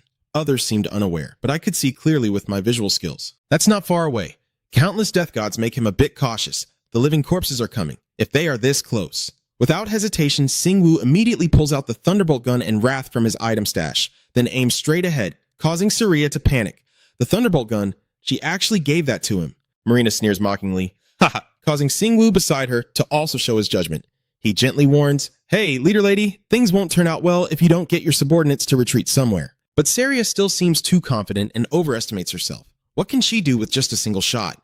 If she's that dismissive, I have to prove it. Charge up and fire. As Singwoo finished speaking, he pulled the trigger and lightning began to crack outside. Saria looked on in surprise at the immense power, then quickly signaled her subordinates to get out of the way. A beam of maximum intensity is shot straight at the central point, aiming at the nearby cliff, which instantly explodes, creating a deafening shockwave. The falling rocks land right at the deadly spot, causing them to flee in terror. Singwoo and everyone stand silently watching the chaos on the other side. Marina, confused about the urgency, scolds loudly, "This is a UNESCO World Heritage Site," but he straightforwardly replies, "Who cares?" Then he proudly declared that this was the result of his hard research on more effective destruction, only to be exposed by Aaron, who asked if he had ever studied anything at all.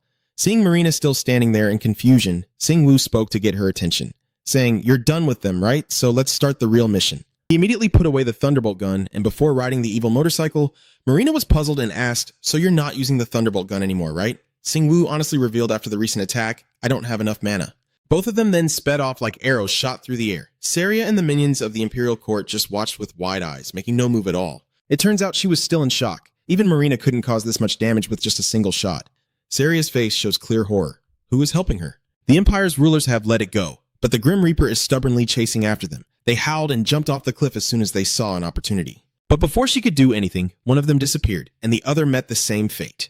The one responsible for this was none other than Marina. She glanced to the left and immediately spotted a new target. This time, the Death God had learned his lesson and directly launched a sharp weapon at the enemy. But it was completely shattered by Marina before it could get close. She kept pulling the trigger with both hands, her eyes still focused on her target. Finally, they managed to defeat this deadly demon. However, a sea of dark, monstrous creatures is waiting for them.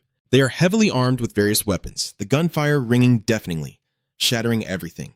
The sheer number makes Marina panic a bit. Wow, so many, knowing they can't break through the encirclement. Singu calmly makes a decision, puts away the stone vehicle, and both quickly jump on to let the vehicle charge straight into the item warehouse. He casually pulls out another type of weapon and then strikes the ground forcefully, causing a shockwave around him. With Marina supporting from above, Singu firmly grips the claw, and now let's begin this battle. Singu raises his weapon high and shouts loudly, enlarging it. Following his motto, the giant claw immediately grew larger and stabbed straight into the sky. Singu's gaze at the death gods was incredibly cold, huh? Then, he launched a decisive blow that shattered the ground, causing a massive shockwave that spread out instantly. Rocks and debris fly everywhere, and gunfire helps destroy the death gods. Kaka, shattering everything. Taking advantage of this chaos, Marina and Singu sneak forward. A shining light safely lands on the other side, and the system immediately displays that you have leveled up. This boosts Singu's confidence even more. I wonder if this will make him reach level 101. And guesses that the Tepzio have all been dealt with. Marina glances over with a confident look, meaning there are still many strong enemies left. And finally, she makes a firm conclusion. A death god was suddenly shot down right in front of Marina. It turns out Saria and the royal court have caught up with them and are firing non-stop. We won't lose. Everyone attack now. She is satisfied with her guess. Surely he just used up all his mana with that attack. He didn't kill any high-level monsters, so basically, this is beneficial for us. But Singu, at this moment, gracefully spins and wields the Great Wolf.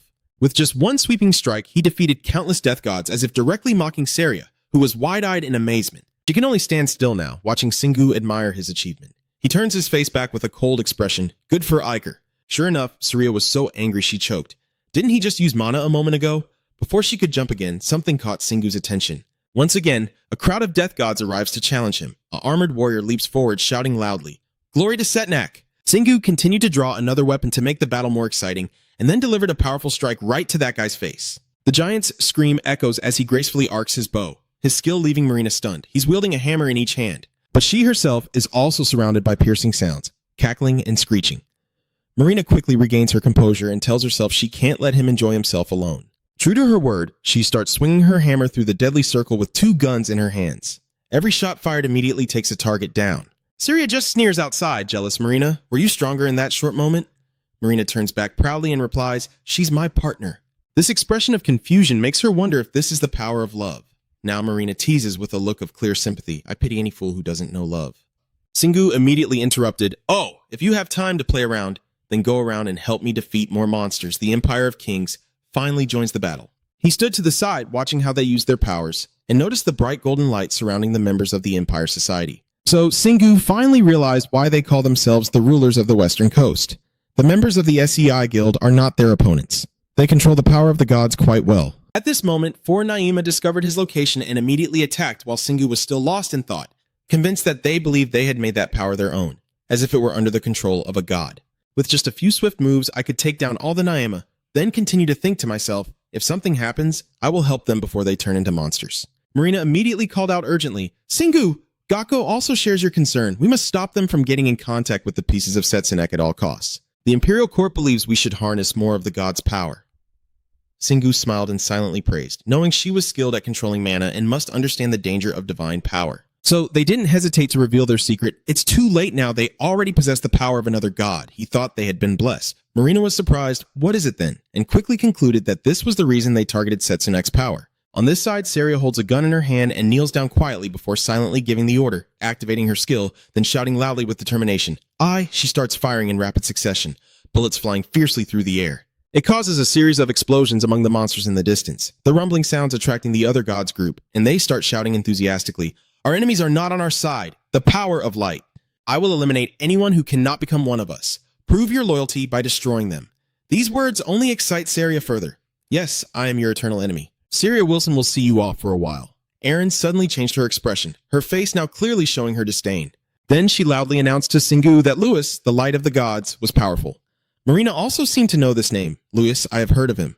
"How do you know?" she immediately explained. "I sensed his power when the level up notification appeared. It's the same type of mana I felt back then." "But I still find it hard to understand." "Huh?" Luis, Senna, aren't they fighting each other? After watching how Saria fought the Death God, I started to suspect something, and now that I think about it, this is really strange.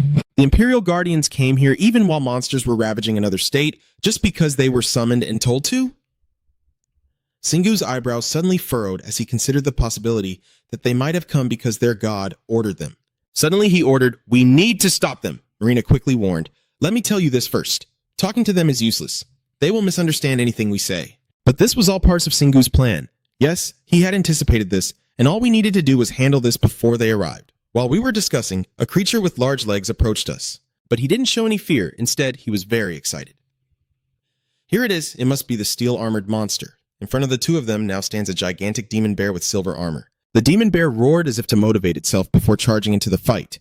It raised its massive paw to crush the opponent in one strike, but Singu quickly bent down to dodge. The swift movement was so fast that the eye couldn't catch it.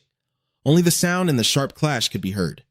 The claws of the demon bear had been neatly cut off as if slicing vegetables. Singu thought it was big and tough, but it was so easy to take down. "Are you finished yet?" Of course he didn't bother waiting for a reply. He swung his arm into a perfect golf stance. The giant bear soars into the sky with its claws raised. Saria stands below, eyes wide in shock. "Oh my god!" She grits her teeth in horror. This isn't a human player, it's a monster. Meanwhile, Singu was extremely dedicated, enlarging its claw to catch the falling demon bear. It looked at the tiny humans below and already guessed its own fate. "Ha, I'm doomed." 2 streams of tears flow down as I silently make a wish, waiting for the day to come. Singu raises his weapon, forming a perfect arc. The demon bear charged at lightning speed, causing rocks and nearby people to be affected. Hiengang watched in that direction, enjoying the chaos he had partly created. The explosion caused a shockwave that almost swept Marina away, while the weakest monsters below huddled together like students waiting for exam results, eyes fixed on the flying bear without having regained their composure. Singu slightly pouted, his eyes full of arrogance. "Well done, the monsters have fallen after their leader died. Now this is more like it." Then he coolly waved his hand and ordered everyone to start collecting the spoils. Aaron and Seha quickly flew ahead. "Yes, sir." Singu turned around, their eyes meeting and causing Saria to flinch and herself as well. His voice deepened, not loud but clearly warning. "I already warned you. Your divine power is incompatible with this person's energy." My gaze turned cold and merciless. "I only say this for your sake. Go back while I still speak gently." Those words made Saria point her finger at him directly, saying, "We came to bring the mark of the gods back, and we won't sit idly by while you try to take it away." This empty sea plan makes Singu a bit amused. Luis and Senak are fighting, and you won't be able to hold both of their powers. Hearing that, Saria immediately panicked. "How do you know its name?" He didn't answer the question, only coldly emphasized each word. "I repeat, go back while you still have your human form." Of course, no one would believe it without experience. She's stubbornly clutching her gun. "Nonsense. What we do is my decision. You go somewhere else and stop interfering. I've done my part, right? Now, if they turn into monsters, I just need to say I told you so. So there's no one to blame anymore." This childish action leaves Aaron speechless, and when he said that, he had already become the villain.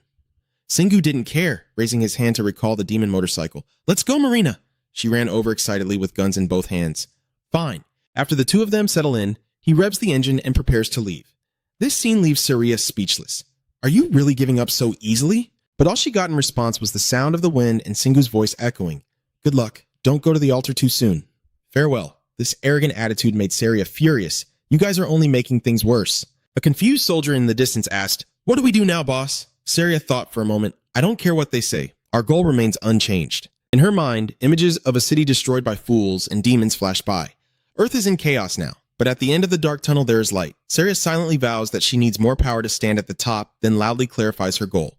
The power of the crushing judgment belongs to us. On Singu's way out, he also encounters some obstacles. The death spirits swarm like flies, holding colorful energy orbs in their hands. But Marina quickly drew her gun and attacked first, firing a burst of energy straight at the enemy. Successfully sending the undead back to reincarnation once again, before transforming into a demon, she exploded in a burst of fireworks. She cast a disdainful glance behind her. The living corpses skilled in magic are the most troublesome. Singu knows you can handle them, so there's no need to worry. Just keep doing what you're doing. Those weak living corpse spells can't hurt you. No matter what bad things happen, I will protect you. You will need me when we find the shattered gem. Being reminded of that suddenly makes her a bit flustered, you know. Then Aaron lowers his face, ignoring the gusts of wind blowing through his long, black hair. This expression touches Seha's heart. She places her hand on her chest and suggests that happiness isn't far away. "Aaron, why don't you be more honest with yourself?" These flirtatious words make her glance aside. Maybe your misfortune isn't far off either. That sharp look makes Seha shiver.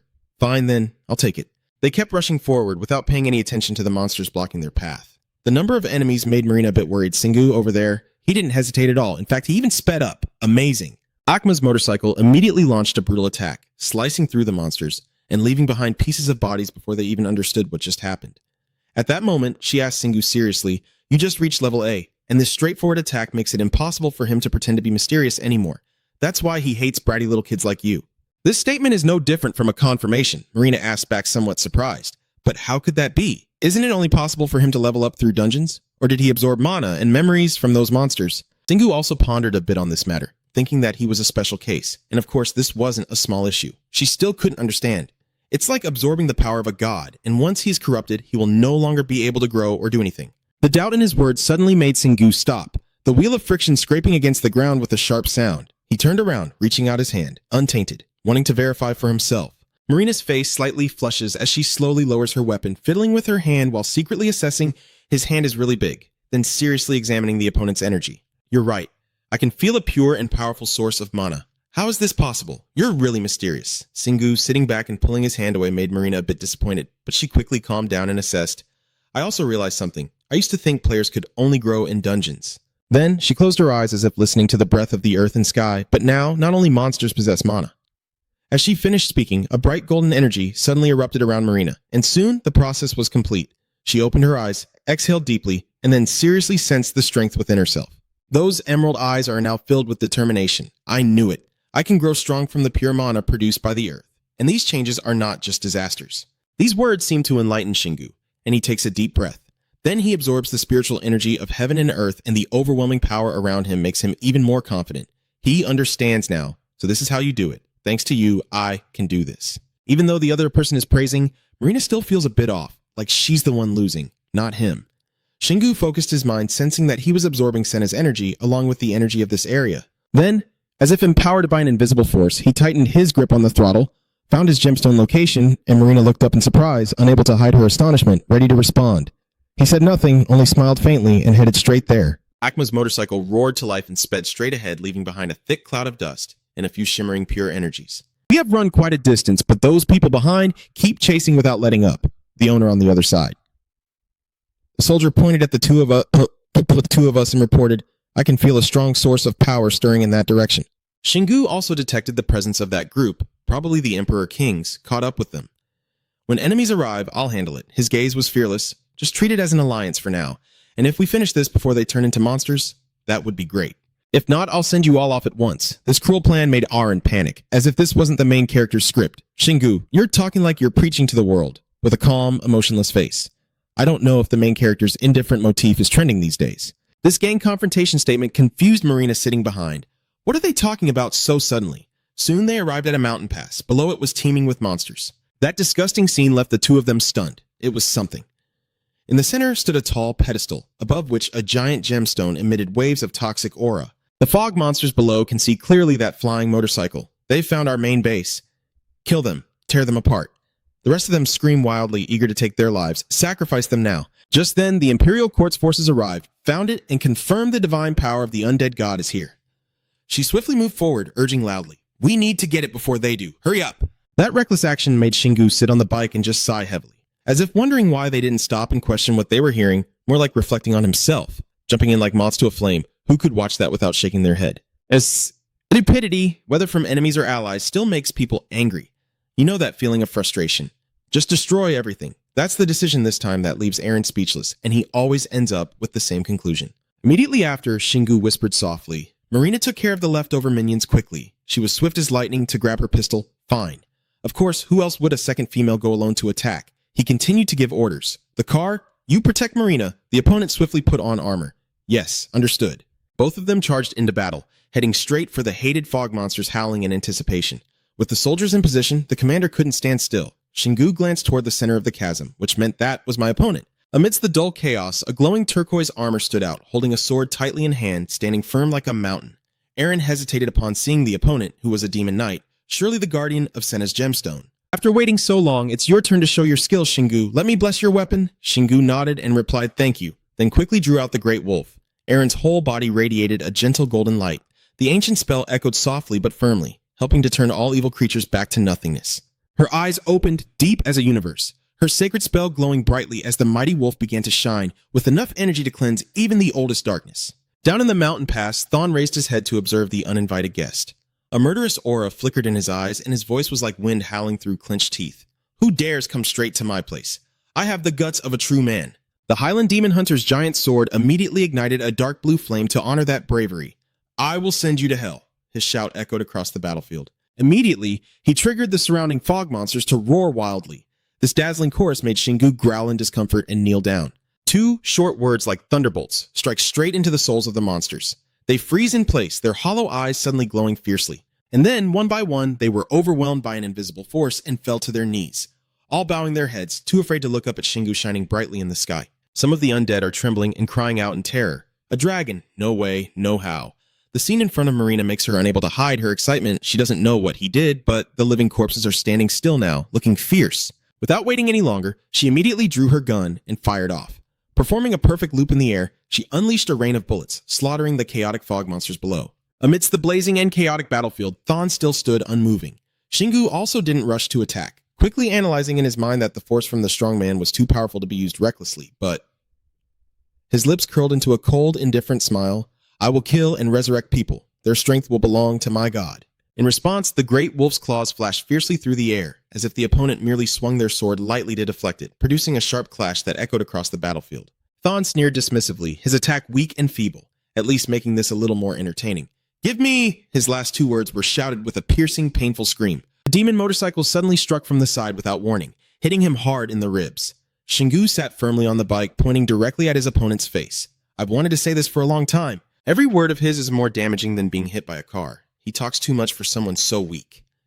Hearing his words, I leap into the air as the motorcycle rushes forward like a living arrow, charging straight at Thawne, who is staggering. His body disintegrates into clouds of black smoke, leaving only the armor waiting to fall. The black mist is quickly drawn into a vial, gathering into a small blue flame. Shingu raises his hand to catch it, then lands softly without a sound. His other hand raised, ready to catch the evil spirit sword falling from the sky. As if it itself accepted its new owner, it fell neatly into his palm. Shingu arrogantly held the spoils just obtained, finding it easier to face the top opponent than he thought. First, put the newly obtained items into your bag and bring them back for research later. Shingu dusts off his hands and cautiously looks at the floating purple gem on the high pedestal. Then he casually stepped into the glowing circle of runes on the ground. A figure approached. The gemstone's faint hum began to whisper in a deep, resonant voice. Come to a peaceful death, and you will find eternal, painless rest here. How can these little flames scare Shingu? I see the living corpses struggle like dogs. You're lying, right? Maybe it's because it's exposed that it doesn't dare to make any more noise. Let me hit you. Destroying this would take a few centuries. Shingu looked up to the sky and ordered, Marina, you handle the others while I deal with this. The carriage quickly moved to shield Marina, blocking a surprise attack. That strike made her frown, her eyes narrowing. So you really want to fight me, huh? Daring to look down on me just because some god granted you more power. Syria also panicked and shouted, What are you doing? I never ordered an attack on Marina Bissay. Our mission is to protect the Setnag gem, but everything is starting to get out of control. The soldiers' minds are gradually being corrupted. We have to kill Setnag. Facing that fierce gaze, Marina's face turned pale and she shouted, I am not Setnag, you fools! Shingu knew there was no way to save the situation anymore and coldly ordered, Marina, go easy on them, but finish them off before they turn into monsters. The group of soldiers had completely lost control, raising their weapons to target their enemies. Marina struggled to dodge the continuous attacks. Then she grit her teeth and aimed the dark barrel of the gun directly at them, but she hesitated and couldn't pull the trigger. Compassion prevented her from killing her fellow humans. They are still people. I can't shoot. Hesitation made Marina change direction, spin around, and deliver a straight kick to the face of the soldier facing her. At the moment of distraction, another attacker lunged from behind with a sword. While secretly protecting her, Marina thought, I will protect you. You speak confidently, with eyes burning. That is the promise I made to Shingu. The aerial chaos makes Shingu girl nervous. So that thing is about to happen, and they are becoming more unstable as they step into Setlag's territory. I also anticipated this and quietly analyzed the situation. It's probably due to the conflict between Setlag and Lewis, so if I destroy that gem, they might break free from its influence. No more hesitation, he supported himself on his crutch and looked up at the purple crystal. So while Seha and Marina handle them, let's break this giant stone. Maybe his voice was a bit loud, causing the fog monsters below to awaken, and they all roared loudly, small humans in the name of Setlag. This deafening sound makes it hard for him to understand why they always have to invoke the name of the gods. But he can't deny that the monsters below are truly threatening. I can't break the gem if they all rush in at once, so he decides to ask for help. Irene, you can use the shield. Their coordination is almost perfect. Before he can finish speaking, Irene has already begun to act. I can do it. Her body suddenly emits a bright light that pierces the darkness, and in an instant, she transforms into a divine Sailor Moon. At that moment, an exquisite staff appeared in her hand, emanating waves of energy, and her piercing blue eyes slightly opened, revealing an irresistible authority. Irene was no longer the gentle girl of usual, but the embodiment of a supreme sorcerer. The fog monsters also seemed to have a sense of professionalism, patiently waiting for the opponent to transform before rushing in. Irene shouted, "Divine Shield!" Immediately, a circle of light surrounded her and Singwoo, forming a strong barrier. The monsters didn't have time to react and all charged headlong into the shield. Irene clenched her staff tightly and seriously warned the person beside her that she couldn't hold on for long, especially because of that kneeling stone. Singwoo smiled, adding more strength. "Well done, Irene. Your brief encouragement and trust made her a little blush. That's just your basic skill." Your words crashed like waves, and you really are the best mentor I've ever met, even though this is the first time I've unleashed an incomplete move. But you saved me, and these punches and pats make Irene furious. If you're going to criticize me, don't say it like that. Singwoo chuckled softly, as if provoking her was a pleasure in battle, but then quickly returned to his serious demeanor, entrusting the Royal Guard troops to Marina and Seiha to handle. And from the Life Stone for Irene, outside the fog monsters still fiercely attacked the barrier. But none of that can distract Singwoo, so now he can focus on destroying this. As soon as he finished speaking, he immediately raised two familiar weapons. The great wolf and the roar of the giant beast crossed in front of him like a declaration of war. Vian Ah, the precious Setnak, emits a dull, mournful sound. "How foolish to refuse me, you little pest." Singwoo doesn't bother to reply, only commands the giant claw to move toward the crystal. "Come on." The clash of weapons ringing out as they strike Vienna's surface. Without hesitation, he immediately spins around and launches his second attack. He delivered a blow like a sunrise to Setnak's other cheek, but the result was completely opposite. It still remained dry and untouched, while the bundle in his hand gently trembled. This situation makes Singwoo click his tongue in frustration. "You're pretty tough." Setnak's gemstone still stands tall and proud, dismissively saying, "Now you understand. My power far exceeds that of an ordinary god like Rhea. Those words may be hard to hear, but they are the truth. You won't be able to even scratch a bit of my gemstone." Singwoo clenched his fists, gritting his teeth as he thought, "Things shouldn't be like this when I fight the thunder god Set Rhea. I came here after careful planning. It seems like everything bad is happening at once." Marina is attacking from above. Singwoo and the others are acting more strangely. Seiha nearby is struggling to dodge attacks, and Erin is starting to falter, her hands trembling as she tries to hold onto her magic. Singwoo is about to be overwhelmed. At that moment, dark tendrils began to creep in, and a seductive voice whispered into Singwoo's mind, "Do you want power?" This made his eyes narrow tightly, recalling the helplessness of the past. "I always wanted strength, but not the kind that others bestow." A determined look appeared on his face. "I always have to fight for it myself." Instantly, he activated his skill, the Mighty Warrior, his arm muscles exploding with bulging strength, tearing his shirt apart. The system continuously updates weapon data. The Great Wolf Claw level C++, attack from 850 to 1750. Mana can be used to enlarge it. The C++ Giant Howl, attack from 1350 to 1950. The options remain a mystery. 1 second later, its armor and attack power suddenly increased, and an option appeared to use mana to enlarge it. Shingu immediately activated the new giant strength ability, smashing the Setnak gem with a 1,000 cattail heavy blow, leaving a final water streak on its dull purple surface. He pursed his lips and looked coldly at the shattered piece of stone before him. Is that all it took to dent it? The small watermark caused by Shingu was nothing compared to the Setnak gem. He frowned and silently decided, "I have to use it now." The system immediately activated. The giant warrior leveled up to level 3, extending the duration of the skill. The notification made Shingu hesitate for a moment. He was glad his skill leveled up just in time, but the consequences after it wears off would be even more severe. Yang Zheng decided he had to destroy this before that happened. Shingu gripped his weapon tightly, every vein standing out. Without hesitation, he let out a fierce roar and plunged straight down into the gemstone. This attack successfully pierced through it. Shingu smiled confidently. Never expected the roar of the beast to amplify like this. It's perfect. With my great strength, I can swing both fists at once. Thinking it through, he takes the gemstone at the center and alternates hitting both sides, each strike widening the crack and shattering the stone with a deafening roar of surprise. How is this possible? This stone has absorbed Takuma's power. Shingu is already a bit exhausted, but he still keeps going. It seems you won't need to give me any more power, do you think so? Even if it's about to be shattered, the thunder still holds full authority. Your strength truly amazes me, but breaking that monument won't solve anything, he retorted. The stone is now as thin as a matchstick, but the voice still echoes throughout the space. Once the monument shatters, my power will be unleashed across the area. It will energize my minions and make the situation on the other side, where Luius' slaves are fighting, even more desperate. Shingu swiftly rushes toward the aerial battlefield, where the soldiers of the Imperial Court are on the verge of transformation. In just a second, they all change shape, their silver armor shattering to reveal grotesque, horrifying bodies. This situation makes Surya standing behind stunned. Then she roars in anger. Luis is the one who deceived us. Senok continues to jump happily.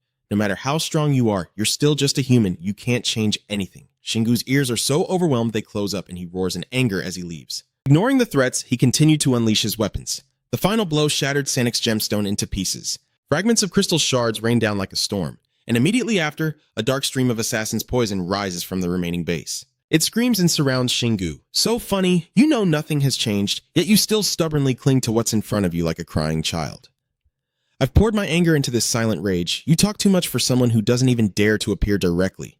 At that moment, the divine aura from afar began to fade. The monsters realized this and immediately roared wildly, "Ka-ka-ka, the blessing of Senok. Senok has granted us some of his power, but we can't break through for now because Eren is still holding on. Yeah, continuing like this isn't the way." She turned to urge on Shingu. The living corpse is excited by the power of their god. You won't hold them back for long. Doesn't this spread to the soldiers as well? They are just doing their duty by reporting, my lord. We must kill the living corpse. That's what Lord Lewis ordered us to do. Saria kept panicking and analyzing. You all, Lois doesn't own us? Wake up. But of course, those disciples are not alert enough. It's you who need to wake up. They all rush towards the battle. We must follow the Lord's orders. No need to distinguish friend from foe, just charge straight at the fog monsters. A chaotic battle erupted between the two sides. This situation finally convinced Saria that the young man was right, damn it. The gun's safety catch slips from her hand, and the feeling of losing control makes Saria furrow her brow in fear. She finally looks at her transforming hand into a monstrous shape. My breathing quickens, eyes wide with fear. Am I also becoming a monster like them? At that moment, a strange sound echoes beside Saria's ear, destroying his power and stopping it from spreading across the earth. My slave, the time has come for the one who made the pact. The voice made her freeze. I could hear the voice of the god, and I couldn't refuse it. No matter how hard I tried, the magic force gradually wrapped around me like an invisible chain. I caused this myself. Because I was angry that he was Marina's ally, I ignored his warnings. Those soldiers completely lost their minds, and as a result, I turned my own team members into monsters. She clenched her teeth, regret choking her throat, and now I... A cold voice suddenly cut through that secretive train of thought, stopping her relaxed stance with two dark guns. Marina nods seriously. After all that is the power of others, she would get a stomach ache if she absorbs it. She quickly offers a solution. Throw it away and come face me. She may be weaker than me, but don't tell me she's stupid enough to be controlled by that. Her words tore through Saria's heart. She clenched her fists and trembled with anger, but still kept enough composure to distinguish right from wrong. Then, suddenly, she bowed her head, tears streaming down her cheeks. This attitude makes Marina straighten up, fierce. Saria narrows her eyes and tears up, but I can't hold back my voice, each word like a blade scraping my soul. Marina, I hate your arrogant way of talking. I want to beat you right now. Even though envy is eating away at her, she still realizes one thing. The more she becomes an enemy, the more her hostility is directed toward the living corpse. Though slightly confused by the intense emotions, Marina still tries to stay calm and agrees, saying she is standing firm there, and her partner will handle everything for now. But those words don't bring Saria any comfort. Why does she always act like that? A flash of everything that has happened so far crosses her mind. Marina is mysterious. She is always being kept in the dark by others. Her defeat motivated Saria to grow stronger, to create her own guild, aiming to turn the Empire Guild into the best in the world to someday defeat Marina, but everything nearly fell apart when the partner she brought in alone defeated the monster in the valley, and Saria lost everything due to her greed. Her reason is screaming at her, I should be furious for being manipulated by the god, and endure because that power is overpowering her true self. But her heart whispers otherwise. Yet what makes her angrier and shows her determination is clear on her face. I will not lose. At the same time, that annoying voice echoed again. My slave. This disturbance makes her furious. You shut up. Step back. The constant thoughts whirl in her mind. No matter how hard she tried to stay calm, her body has already been tainted by the power of step back and she will soon lose control. But Saria took a deep breath, then stood up straight, her eyes now shining with fierce determination. I will not lose my composure in front of that girl. Suddenly, Singu let out a loud scream and expelled a breath. This sound startled Eren and made him turn sharply towards Singu. At that moment, the system simultaneously announced that you have leveled up, your mana has increased by 2, and your mana has increased by 5. Eren looked at the scene before her, her heart almost falling out. Singu, I thought you wouldn't absorb divine power. Yen clenched his teeth and explained that this is not the power of a god, then the energy slowly dissolved into his body. Singu stood up straight, clenched his fist, and now this is his power. He can do anything with it. Going back in time, Singu absorbed a bit of mana from Setnak to find Han's treasure location, but it was only a very small amount, and no one really thought he could absorb this enormous divine power. Eren's eyes lit up again, but it really happened. This tone made Singu freeze for a moment. He guessed you like that kind of thing, huh, Eren? She blushed awkwardly, defending herself. I was just doing that to relieve the tension. At that moment, a familiar calm voice suddenly echoed, "No way." So that was the divine lineage power I felt back then. Singu frowned in frustration. "Don't talk nonsense, explain everything to me properly." Ask this guy to make the opponent speechless for a few seconds. The silence that follows makes him narrow his eyes in annoyance right after he gets furious. You don't need the opponent. You can infer on your own, and even I have a rough idea. The divine tale I obtained when I became a player, the stream I saw in my dream, and the power I gained after waking up from that dream. Singu, frowning firmly, concluded that he was definitely connected to the flow or something similar, which made sense since he could freely absorb mana from other creatures. To test his hypothesis, he continued to channel energy. Yes. Right after absorbing, the system immediately sent notifications that you leveled up, your mana increased by 3, and the soul collection skill began transforming, a process that will take time to complete. Singu silently sensed the changes within, realizing he would soon reach his limit, as directly absorbing divine mana was a heavy burden on his body. The outcome of this process was already predetermined. I kept leveling up to bypass the consequences of the giant strength skill, but absorbing mana from a god brought me an exhaustion that even leveling up couldn't cure. Ignoring those words, he began to take out something, so he had an idea. In his hand was the essence of Kina's Dun La Hong, and upon seeing it, Aaron immediately stepped back half a step, then another. Singu, glaring with fierce energy, stared at it intently. One of Kina's ingredients is the power of a stronger god. Wouldn't it be better if that god was the god of the living dead? A furious scream echoed from somewhere. Impossible, but of course he didn't make him hesitate. Maybe. He clenched the essence of Dun La Heng Kina to absorb the surrounding power, or... Aaron's focus shifted elsewhere, too terrifying. What if it opens its eyes? Singu smiled a rare, confident smile. Don't worry, it won't finish her off. This action makes Setnak a little amused. You think someone can put my power into a Dun La Heng and then do it yourself. Just then, the divine barrier appears to open the water. Aaron tightly grips the staff, trying to buy more time. Singu, you're reaching your limit. Yen Jiang silently decided that he would push himself beyond his limits once again. Setnak's wide interference signal keeps ringing out. You're putting my mana into Dun La Heng and absorbing it yourself? Singu, though tired, still manages a proud smile. That's called multitasking.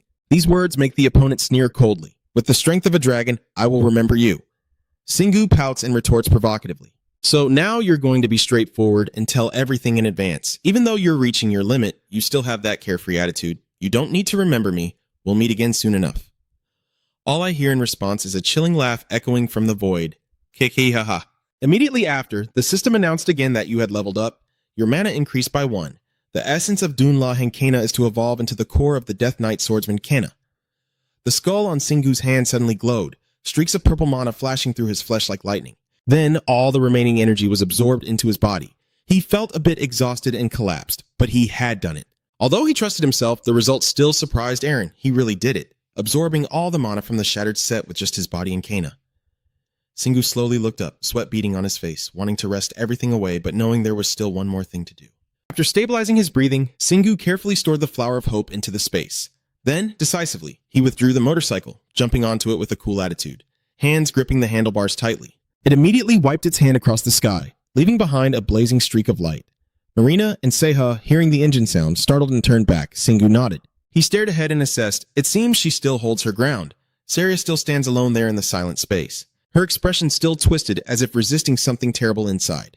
Marina quickly reported the situation, but she could barely keep her composure. Can't you do something? Singu slowly suggested, his tone both thoughtful and firm. I don't know if this will work, but I'm somewhat used to it after absorbing Senax's mana, so maybe if we convert Luis's mana into Saria's. These long-winded words only tire the opponent. I don't understand, so just do it. As Singu passed by, Marina hurriedly called out, Singu! She took a deep breath and slowly said, Saria and I have been rivals since we were in Heavenly City. Her eyes are more serious than ever now. I don't intend to admit she's my opponent, but I don't want her to end this way. Then she looked up directly at him and said, Please try to keep her alive if possible. Singu nodded with a smile and gave a thumbs up. All right, leave it to me. He then approached Saria, who was floating, and without hesitation, grabbed her hand, ignoring the coldness that made her shiver and pressed against her skin. I will carefully analyze your mana and transform Luias's mana accordingly. Hey, Singu, notice her suffering expression. Oh, she can't hear me. If that's the case, I won't bother with pretending anymore. Then, let's begin. Singu clenched Saria's hands tightly, a golden aura enveloping both of them. She grits her teeth, cold sweat pouring down as she endures excruciating pain. Keep your spirits up, hang in there, I'm still searching. He slowly analyzes the situation. It's not hard to identify Saria Wilson's mana. Everyone's mana is different, but the difference isn't that great. He sternly warned Saria, Listen to me, I will transform the god's mana into yours. As soon as he finished speaking, she screamed desperately. This situation makes him even more worried. Saria Wilson is resisting Louis, and I will overpower it like this. The two of them are lost in their own worlds, ignoring everything else. An unbelievable voice suddenly appeared. No way! How could a tiny person dare to do that? Singu sneered at the charity tray. You also dares. Saria's right eye is filled with fierce rage, of course. He calmly senses the flow of magic. Louis's mana is changing, but I still need one more thing. Then he slowly opens his eyes, resisting Han. Singu's serious expression demands that she say she will not obey Han's will. She instinctively recoiled in fear, but it was unnecessary. A terrifying memory suddenly flashed through Saria's mind. Her head throbbed like a hammer pounding as she muttered Louis. Finally, she summoned all her strength to resist and shouted, or any other god, or any other god. Saria's body erupted with a powerful surge of energy, pushing Singu backward. She kept gasping, watching the falling shards reveal her intact arm.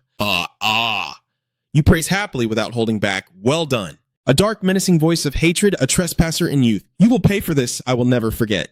Saria was so angry that veins bulged on her face. The thief who took my words is gone. Next time I see him, I will kill him. He watched her carefully to confirm, but he couldn't sense any mana from Louis and Saria at all, so he guessed he had already left. Then happily, I clenched my fist and announced that we won.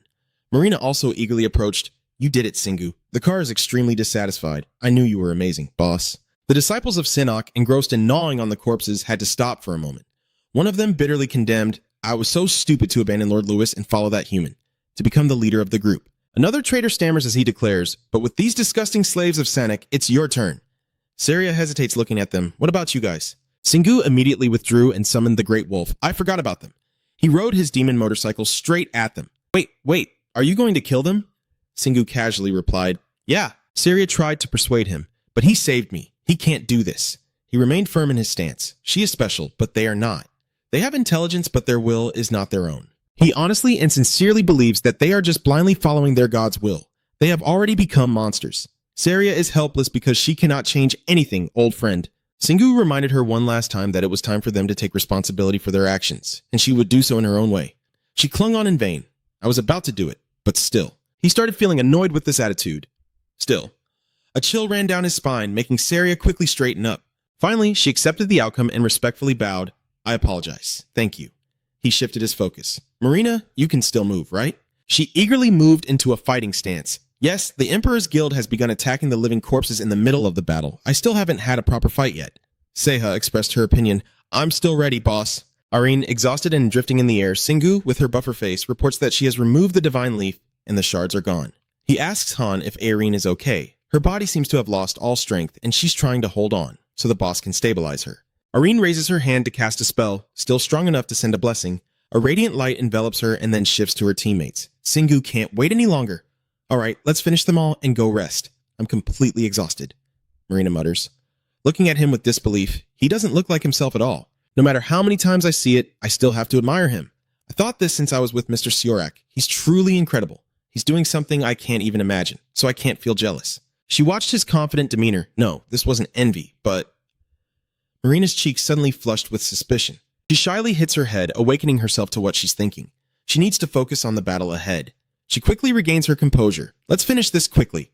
Singu enthusiastically agrees, yeah, they won't even have time to feel pain. Aaron added, they're all spouting cheesy lines. The whole team rushes toward the target. The Set-like disciples become excited. You really can't wait for your turn. Those worms dare to oppose our lord. If you want, we'll kill you first. Marina swiftly moves through every gap, finishing off enemies. He jumps off the motorcycle and cuts down 2 opponents at once. This scene leaves the guy pretty stunned. Marina kicks him hard in the face while Singu punches straight into his ribs. His body was instantly cut into pieces by the sword. Seha widened her eyes in shock. I didn't even get a chance to do anything. Suddenly, she noticed something. Marina carefully examined the object in her hand. Their bodies have disintegrated, but the mana crystals remain. Only monsters do that. This verdict is like an arrow piercing Saria's heart, so they really have turned into monsters. The mark on the back of his hand suddenly glowed. The souls of the members of the Imperial Court. Singu quietly ponders the details, collecting souls, only absorbing the souls of players. I guess this is proof that their souls haven't fully transformed. His eyes glance behind him, so that means what remains is only. He watches the undead army trembling. We can't win. That human has touched our god for a moment. He has drained our lord's mana. Singu scratches his face in confusion. It seems they will retreat without us having to do anything. His attitude is resolute, but we still can't leave them alone. They will spread death even without Senak's power. He commands loudly, let's start cleaning up. Marina agreed. All right then, feeling excited. I'll go too. Singu sped up and charged forward. Dust kicked up beneath his feet. Both hands quickly grasp the claws of the wolf and the great wolf, rapidly moving toward the target. He swings his arms to slaughter everything in reach, and deafening explosions erupt. Singu keeps sweeping through mercilessly, taking lives like harvesting rice. Marina also refuses to fall behind, firing her gun as she subtly slides backward to create some distance. The soldier sees the opportunity to surround her from four sides. Marina's pupils suddenly lock onto a target, activating her skill. Firing continuously, she spins around in a circle, shooting at them and creating a mess. Their bodies are riddled with bullet holes. Xiha launches a serious attack, or you easily break through the thick defenses with your weapon.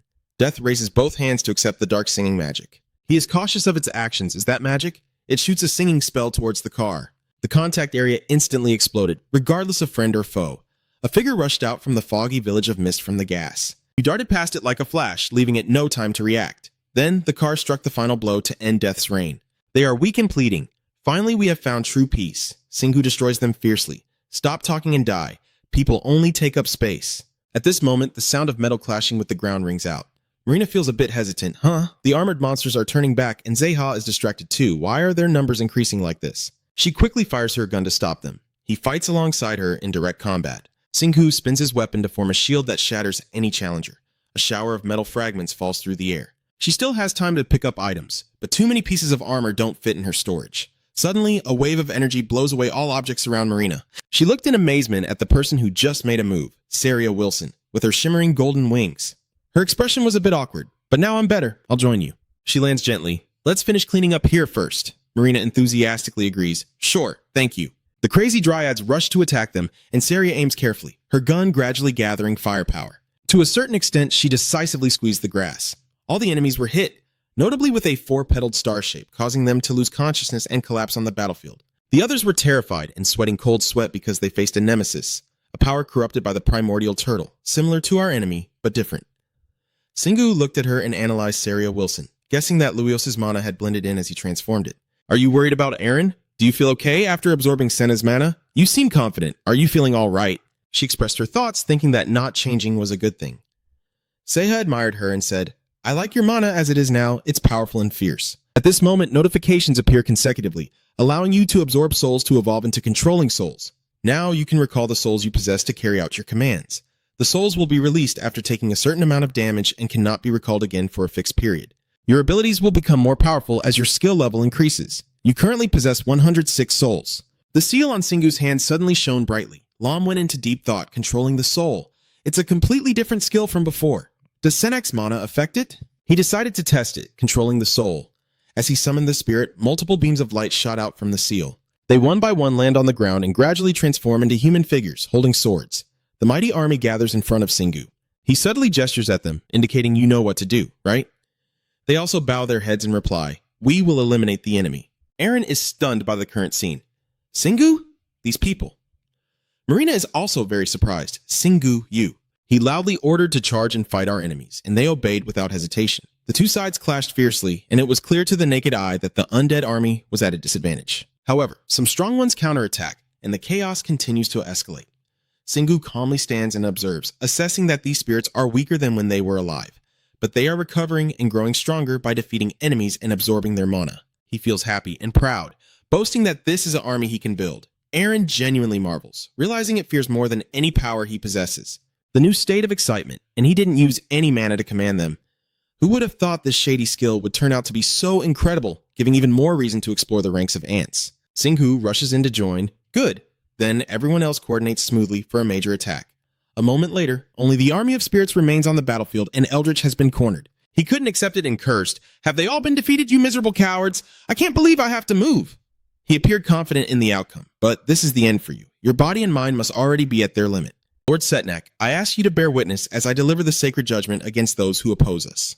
The others cheer and celebrate. It's over. We've taken them all down.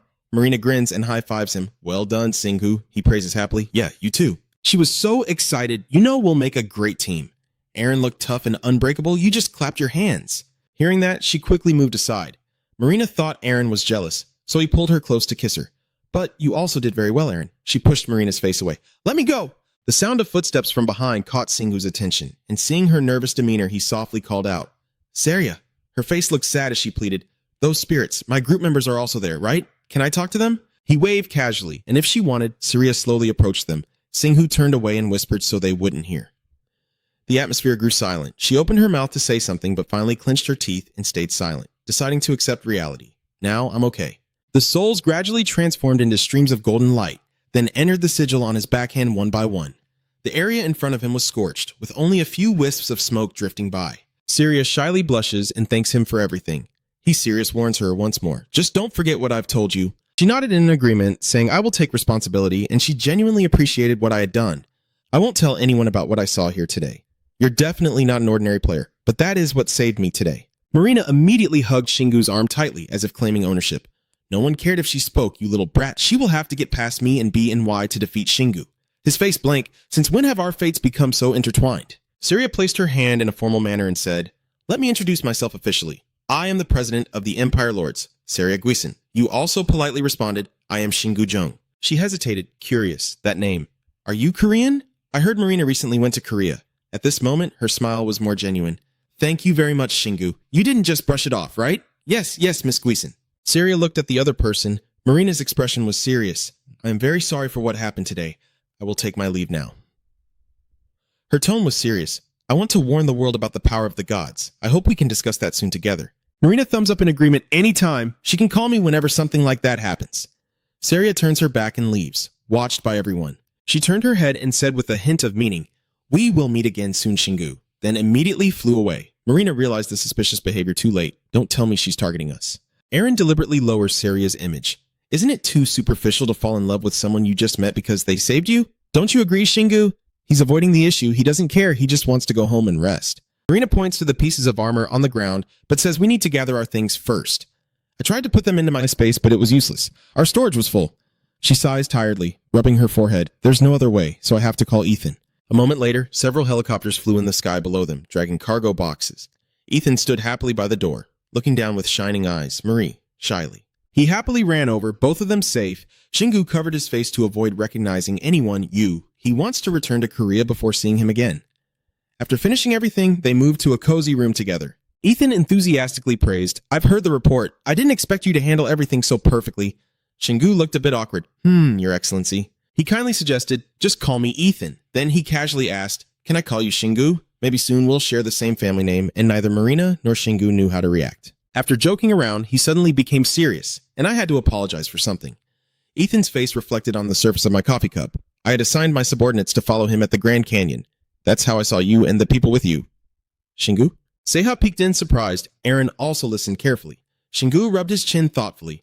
I knew this would happen. We didn't hold anything back, and I feel lucky that only Ethan noticed. He casually waved his hand and said everyone come out. Two people immediately appeared, and he calmly introduced them, saying they are Seha, John, and Aaron Sue. You probably know them, right? Ethan didn't seem very surprised.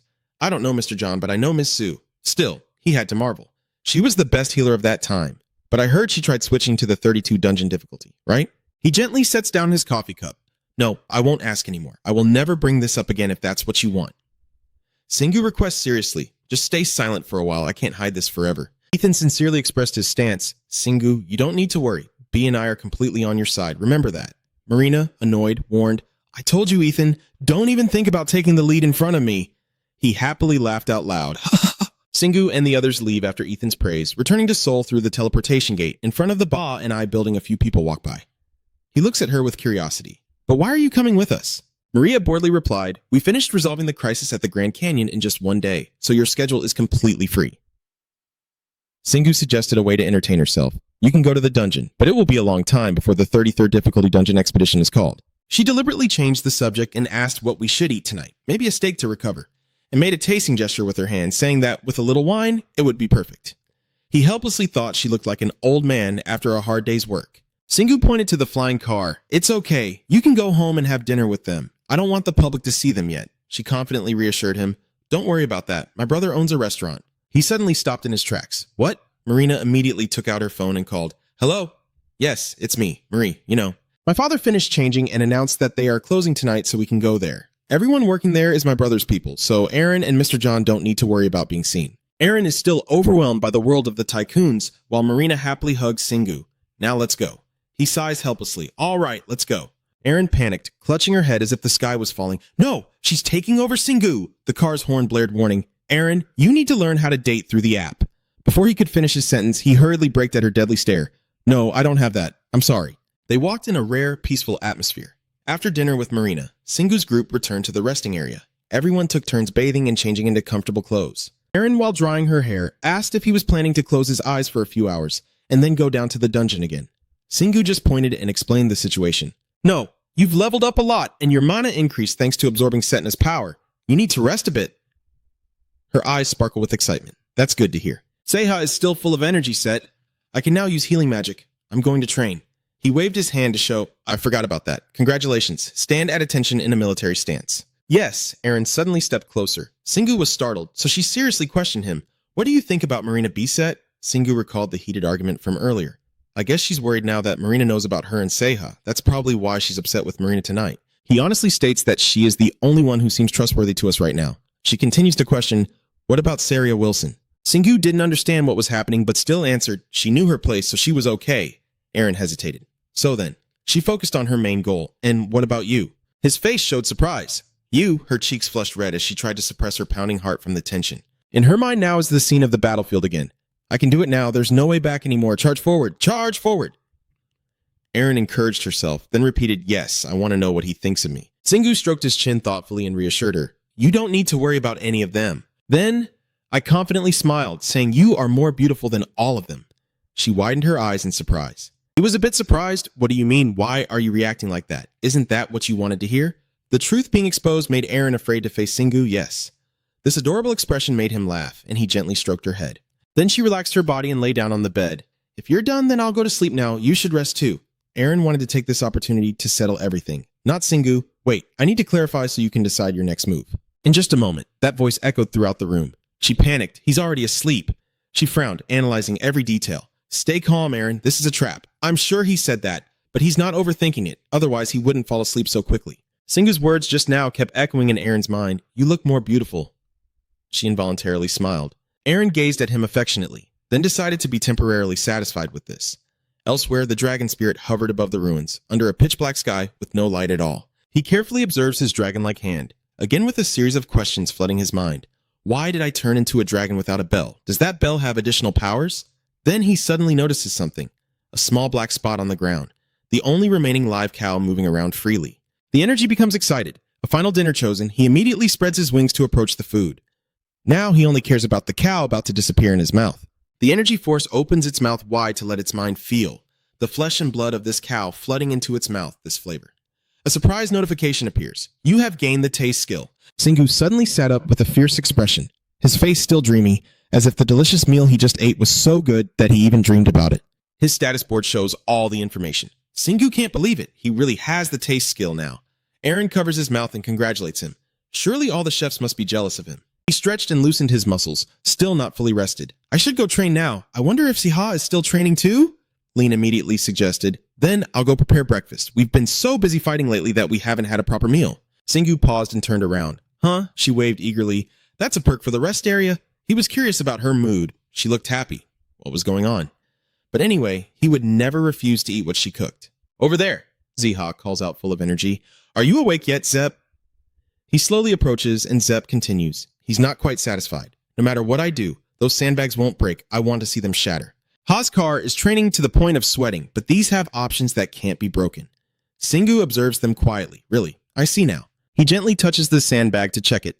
Childhood memories suddenly flood back. When he was young, he learned various martial arts to control his strength. And back then, he had shattered tons of sandbags. He smiled nostalgically, realizing he had mastered controlling his strength perfectly, so now I don't break anything anymore. Singu's new state was excited like discovering a fun toy.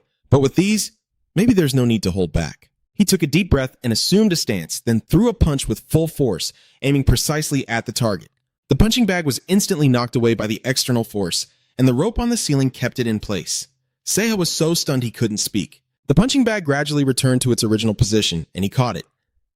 He sighed in satisfaction. Wow, it really didn't break. Seiha went from one surprise to another. How strong is he? You stubbornly search for an answer.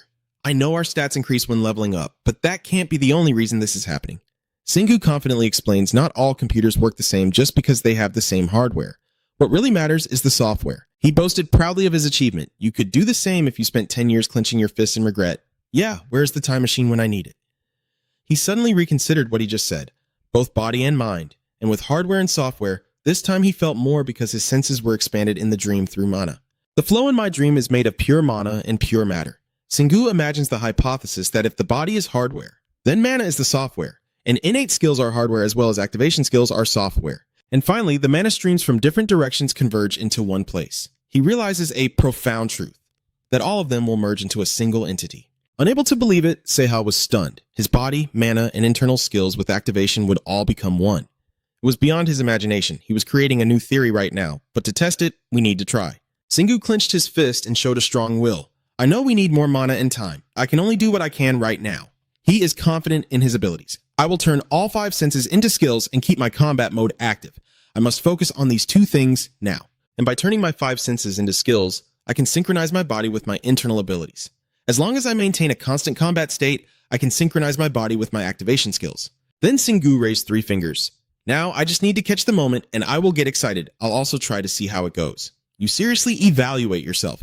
None of my senses are skills and I don't have a combat state, but I can manage with other activation skills on my body. He looked at the others encouragingly and said, I'm sure it will help you a lot too. Just then, a call from outside was heard. Sengu, Seha, Aaron pushed the door open and breakfast was ready. When the 2 of them went out, they saw steaming, delicious dishes laid out abundantly on the table. Sengu looked impressed. You should become a chef. Aaron took it as a proud compliment and said that afterward, try a bite. He calmly takes a spoonful and as it touches his tongue, his entire mouth awakens with rich flavor. Sengu couldn't put into words what he was feeling, as if the entire universe had just opened up in his mind. Replacing Aaron's worry, he wondered if the flavor was strange, but that couldn't be. Fearing she might misunderstand, he quickly denied it. No, that's not it. And silently thought to himself that he had forgotten his sense of taste. My senses are so sharp that I can even guess the proportions of the ingredients in this soup. And I give honest feedback, so that's enough. No need to go into details. Can you give me a mail-style report on why this soup is so delicious right now?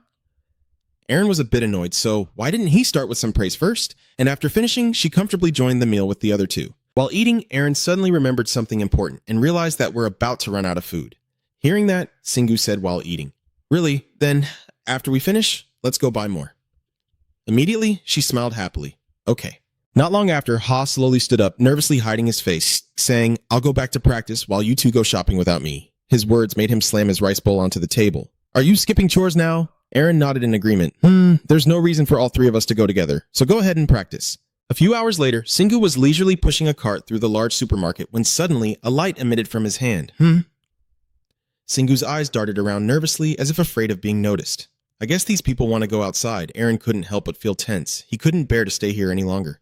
Given the situation, he was quite tense. He agreed, we finished shopping. Let's get out of here. Time doesn't allow for hesitation. Sengu sped off at full speed, rushing as fast as possible. Getting out of the supermarket, Sengu looks for a quiet spot to avoid attention, and Aaron is surprised by this behavior, wondering why he does that. He pauses briefly before turning around to answer her question, explaining that he always wants to fight something, but probably because he hasn't had a real battle since the Grand Canyon, so this mood is affecting even the spirits. She said with a bored tone, It's not like you're the one who was here all year long. Sengu rubbed his chin thoughtfully. He was just planning to train for a bit. Wait, hold on. At that moment, he thought of those people. They were weaker than him, but combined, they were stronger than most player teams, right? And imagining the future meant he could handle monsters just with spirits. Aaron looked worried after hearing that, imagining the streets filled with monsters. Then Sengu quickly moved to the sides. He needed to gather them to give orders. At this moment, she spoke up to remind him that Earth B had fallen into a dead end. He began to speculate that ordinary people probably weren't used to using mana, so he was sure everyone was afraid of being ambushed by monsters. Aaron wished aloud, hoping the gods could give everyone a guiding phase. Sengu found it ridiculous to give all of humanity such a thing. Just imagine what would happen if someone was left behind. She quickly replied, That would be terrifying. Then he raised his arm, commanding the spirits. Immediately, powerful beams of light burst out from Sengu's body. At that moment, a legion of spirits appeared before him. Sengu muttered in his mind, There are 106 people, and their levels are. He looked at the numbers above their heads, the highest being 130 and the lowest 10. About half of them are above level 100, so I'll treat them like a guild of players with that strength. Then I ordered them, the ones who will go hunting monsters for me, to focus on leveling up the newcomers first. He pulls out a piece of cloth from the space, then Sengu's voice turns serious. Bring back the high-level monster mana crystals from this bag for me, and come back when it's full. He carefully warned them not to rest, not to die, and not to get caught, always remembering these 3 things.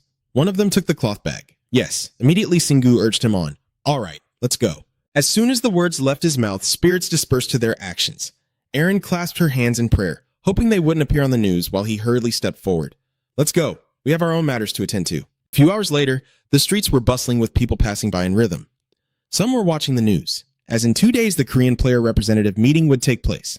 The United Nations will gather the selected players from this meeting and organize a global player representative conference. Hearing that, Singu comments that it means they will form a worldwide player alliance, and the existing alliances won't be pleased. Aaron nervously reached into his pocket, but they no longer had the strength to handle everything.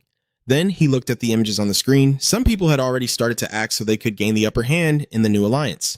Haryom Kim speaks up. As a globally renowned Korean player, I am sure I can be of great help to the new World Player Alliance. Singu repeats that name in his mind. Haryom Kim. A few minutes later, he softly asked if he should attend the Korean representative's East meeting.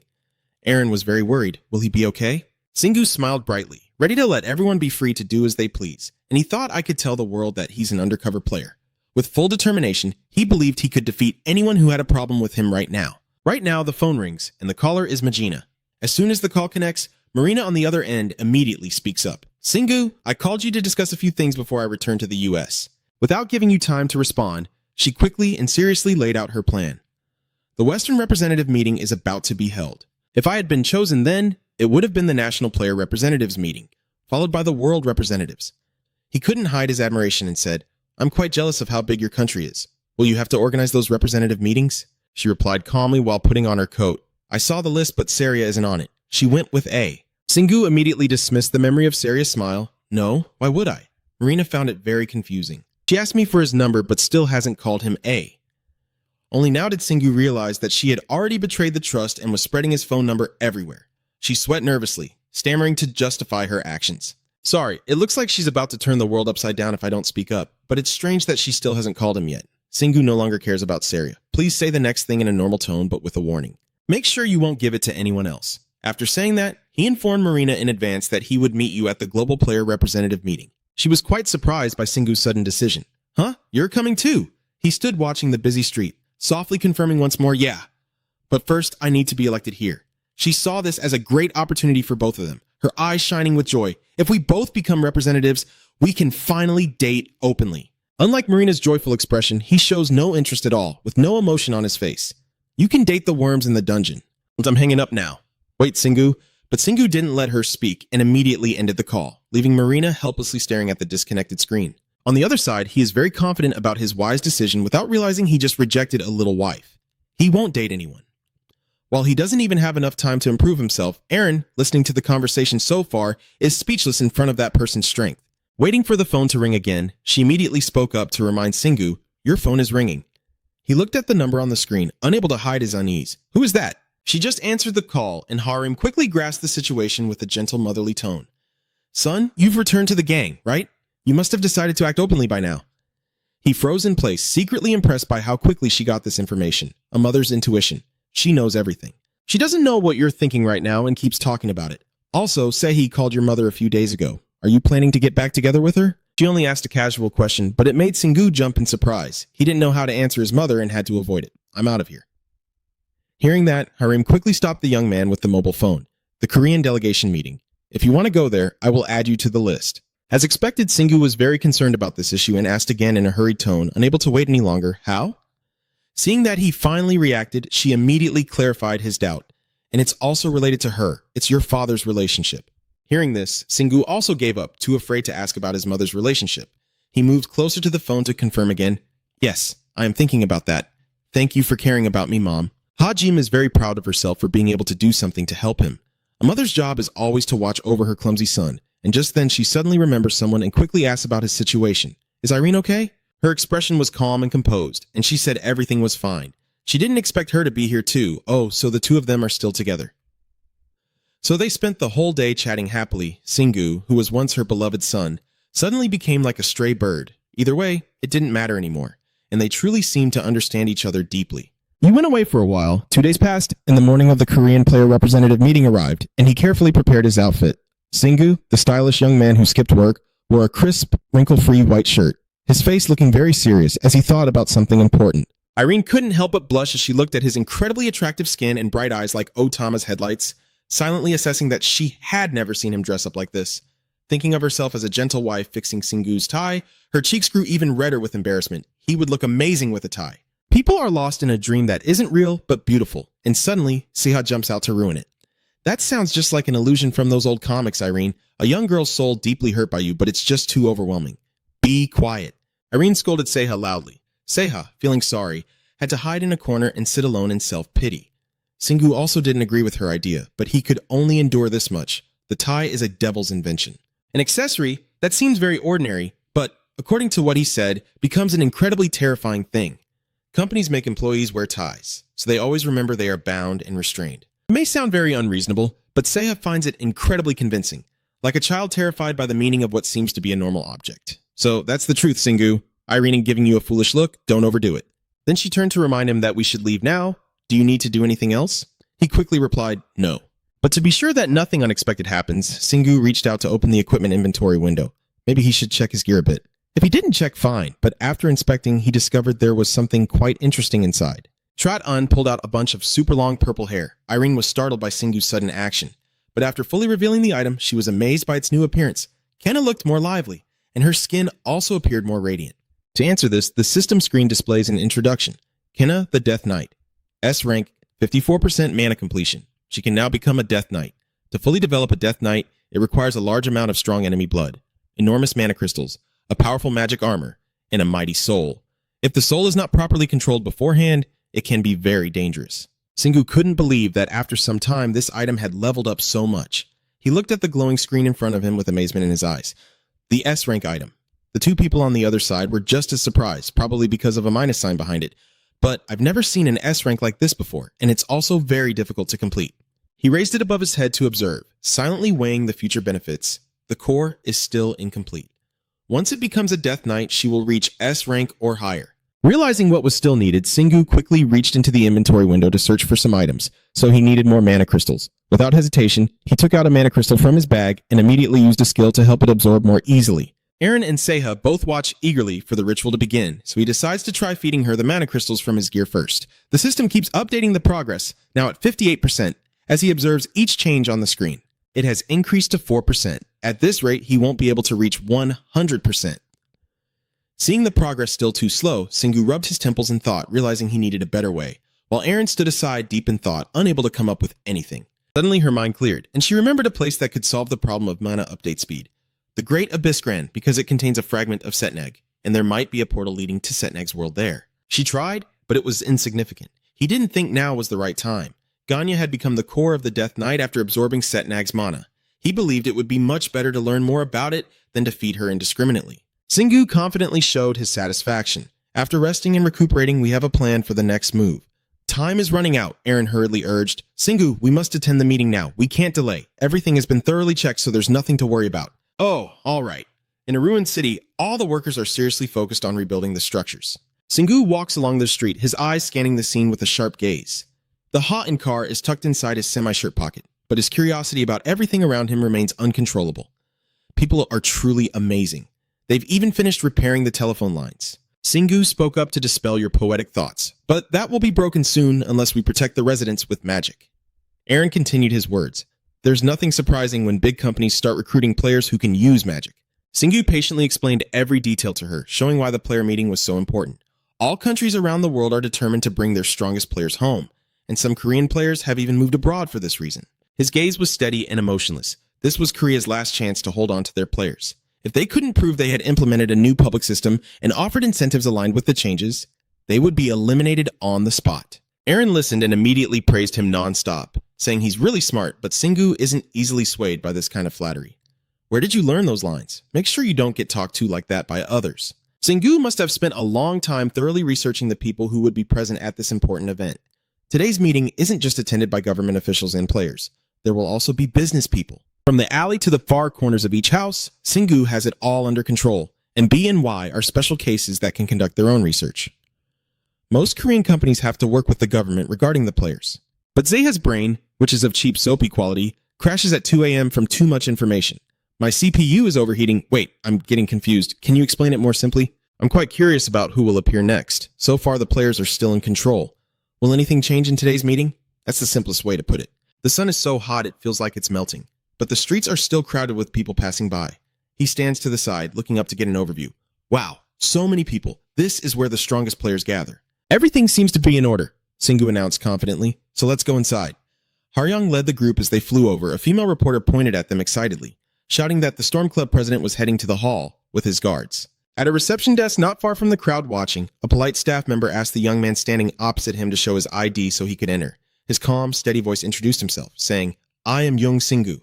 Hearing this, the staff carefully searched for his documents, saying, "Jung Singu, please wait while I check the list." The group of journalists and reporters in front of them all turned around at the mention of this name. Jung Singu. They all rushed over. Jung Singu, the one added to the list 2 days ago. Back to the other side. The female reporter is extremely excited as this spectacular rooftop stunt unfolds. And now Mr. Kim is preparing to descend, with the help of Vietnam's top sound and light effects, creating a majestic Haryong. He smirked smugly to himself. Well then, enjoy it. You don't get to admire the best player in Korea every day.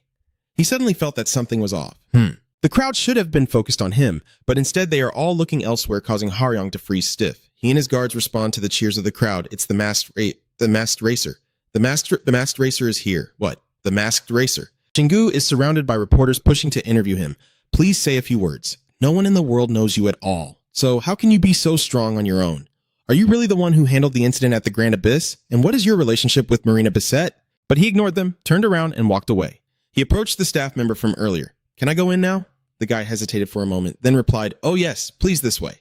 Haryong suddenly called out his name, Dung Shingu. He stopped, furrowed his brow, and turned to see who was approaching. With a courteous smile, he introduced himself. "I am Kim Haryong, chairman of the Windstorm Society." His only response was a dismissive reply. "Yes, me too." Looking at the person in front of him, he suddenly realized something. Wait, can I wear armor here? Do I look like an idiot in this knight's outfit? This makes you seem so proud, it's really annoying. Haryong friendly said, "I've always wanted to meet you, and I have many questions about you too." He kept pushing on, asking questions like why I was close to Marina, or about the motorcycle. But he didn't let the other person continue rambling. "Shingu asked me." He coldly asked back, "Am I being a bit rude when we just met? Please step aside so I can go." Haryong, like someone caught in a trap, kept his bright smile from earlier as he made friends. After a while, he finally snapped out of it, his face awkward. "Yeah." Shingu didn't bother to say much and turned to leave. "I'll go ahead." Finally inside, a female staff member approached to greet me and show me to my seat. Then I followed her while observing the surroundings. His eyes glanced over the carefully arranged row of seats, counting silently. "There are about 50 seats here, and only 20 are for players," he whispered to himself. "There aren't as many players here as I thought." Suddenly, a man appeared behind him out of nowhere, and upon hearing that, he explained that only players who had completed the 30 difficulty dungeon and were all above level 200 could participate today. The military officer paused for a moment before continuing. "We only allow a certain number of players from each guild to participate." Singwoo looked puzzled and wondered who he was. He was wearing a uniform. So, he's not a player. Maybe he's with the government. The officer looked at him with a gentle, sincere expression and said, "I owe Lord Dung Si-kwan a lot. You're his son, right?" Singwoo was a bit taken aback, but then nodded. "Yes," he said softly. "I look forward to seeing you more in the future. Have a good day." He turned to look at Quan Quan's back with a passionate gaze. And from the high seats above, some people who saw the conversation just now began to discuss it. So he knows someone from the government, then the rumors that he is a secret weapon of the government must be true. Aaron was very suspicious of Quan Quan and quickly exposed his false face, saying that he had an agenda when talking to him to make him seem like an ally of the government. At this point, she suddenly realized she had spoken out of turn and said, "I didn't mean to hide your family," Singwoo gently reassured his companion. "He knows, and moreover, he doesn't really care what they do or whether they know the government." He pointed at himself and asked proudly, "Do you think I care about those things?" With these words, Aaron also felt less shy. Oh, that's right. After a while, Singwoo finally reached his seat with his name tag. As soon as he sat down, he immediately saw a familiar figure. The appearance of his ex-girlfriend surprised him as he greeted her. He watched closely and silently assessed, "Wow, she's become much stronger in a short time.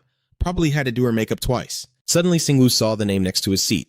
He quickly realized, "Oh, she's sitting beside me." This seating arrangement. A sudden thought flashes through his mind, and his malicious mother's face appears, making his hand clench ready to punch. That old woman, Aaron also angrily bites through his handkerchief.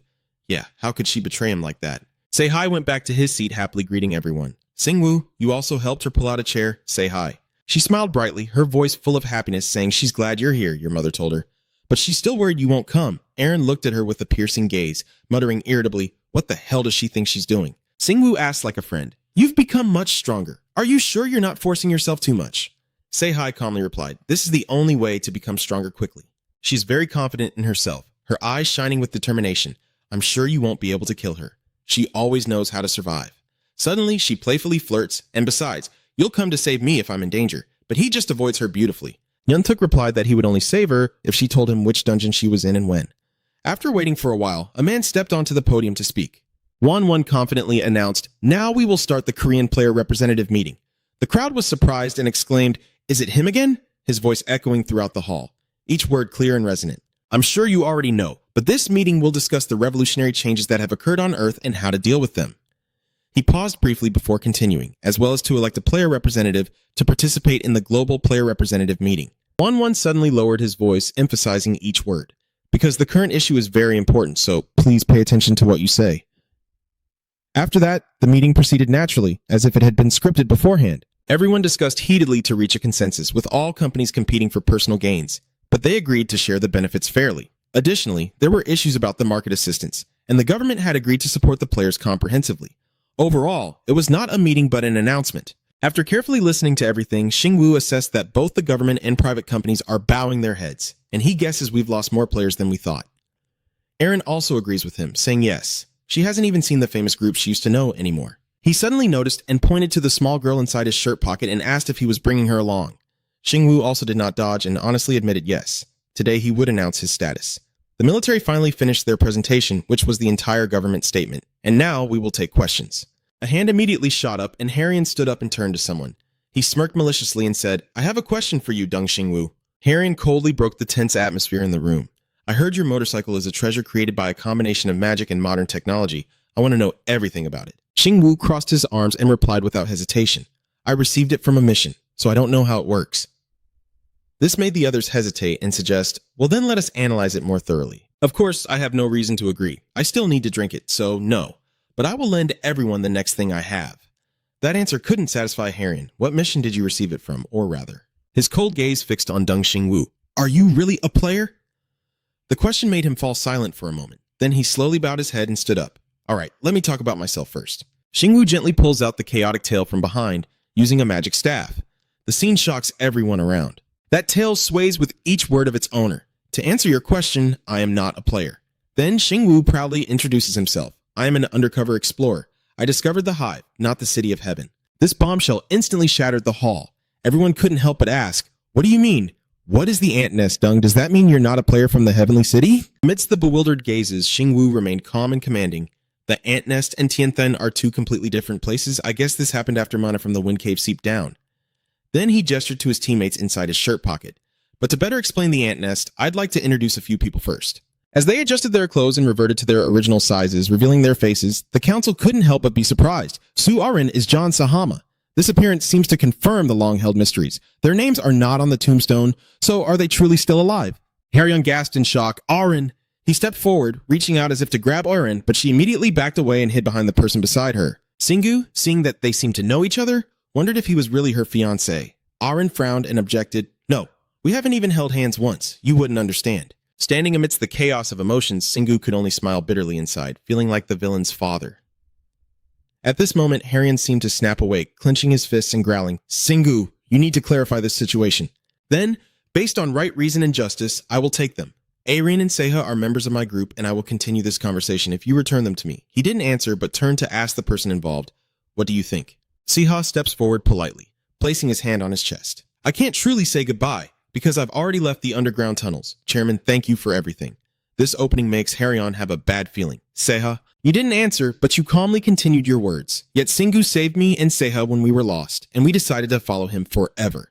Seha confidently concluded, "Moreover, we haven't been part of the Wind Guild for a long time anymore."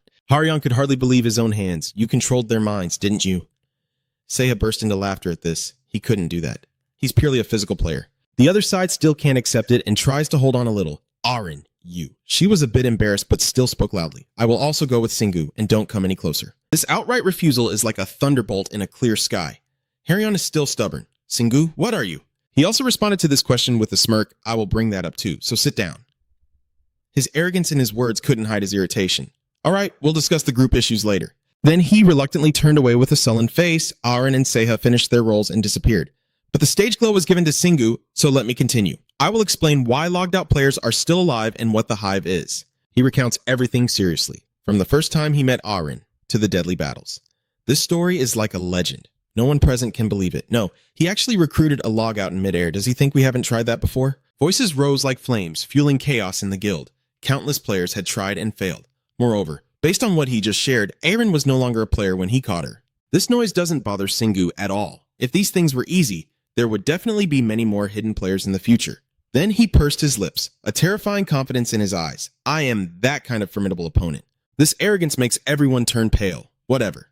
Singu calmly continues his speech. I don't care if people don't believe me. After all, my case is completely different. I believe everyone now understands that my missions and rewards are programmed in a completely different system. That's all I can say. At this moment, a compliant arm suddenly reached up. Harrion looks like a student asking for permission to speak. So, what is your relationship with Marina Bissett? His handsome face now looks like a torn piece of cloth. That expression made Singu stubbornly judge him as damn fierce, aggressive, and jealous. Images of Harrion full of desire and even demanding Marina A appeared in his mind, making him a typical villain. Then, he straightforwardly confirmed that we are just friends, and that single word seemed enough to calm the other person down. Just friends. All right. Then Singu seriously returned to the main topic, and now is the chance for everyone to ask questions if they want, though I'm not sure that's what everyone wants to hear. The entire hall fell silent, whether because no one had questions or because they hadn't yet recovered, but either way I don't care. If everyone is done, then I have nothing more to say. Sehi, sitting beside, slightly blushing, sighed, Wow. Singu, you're so cool. Harrion suddenly cut in, blocking his captivated gaze. He's always this cool, he softly reminded. The meeting isn't over yet. The opening scene was so stimulating that the meeting will continue for about another 30 minutes. But no one could focus. Everyone was too fixated on Singu, so the meeting made no progress.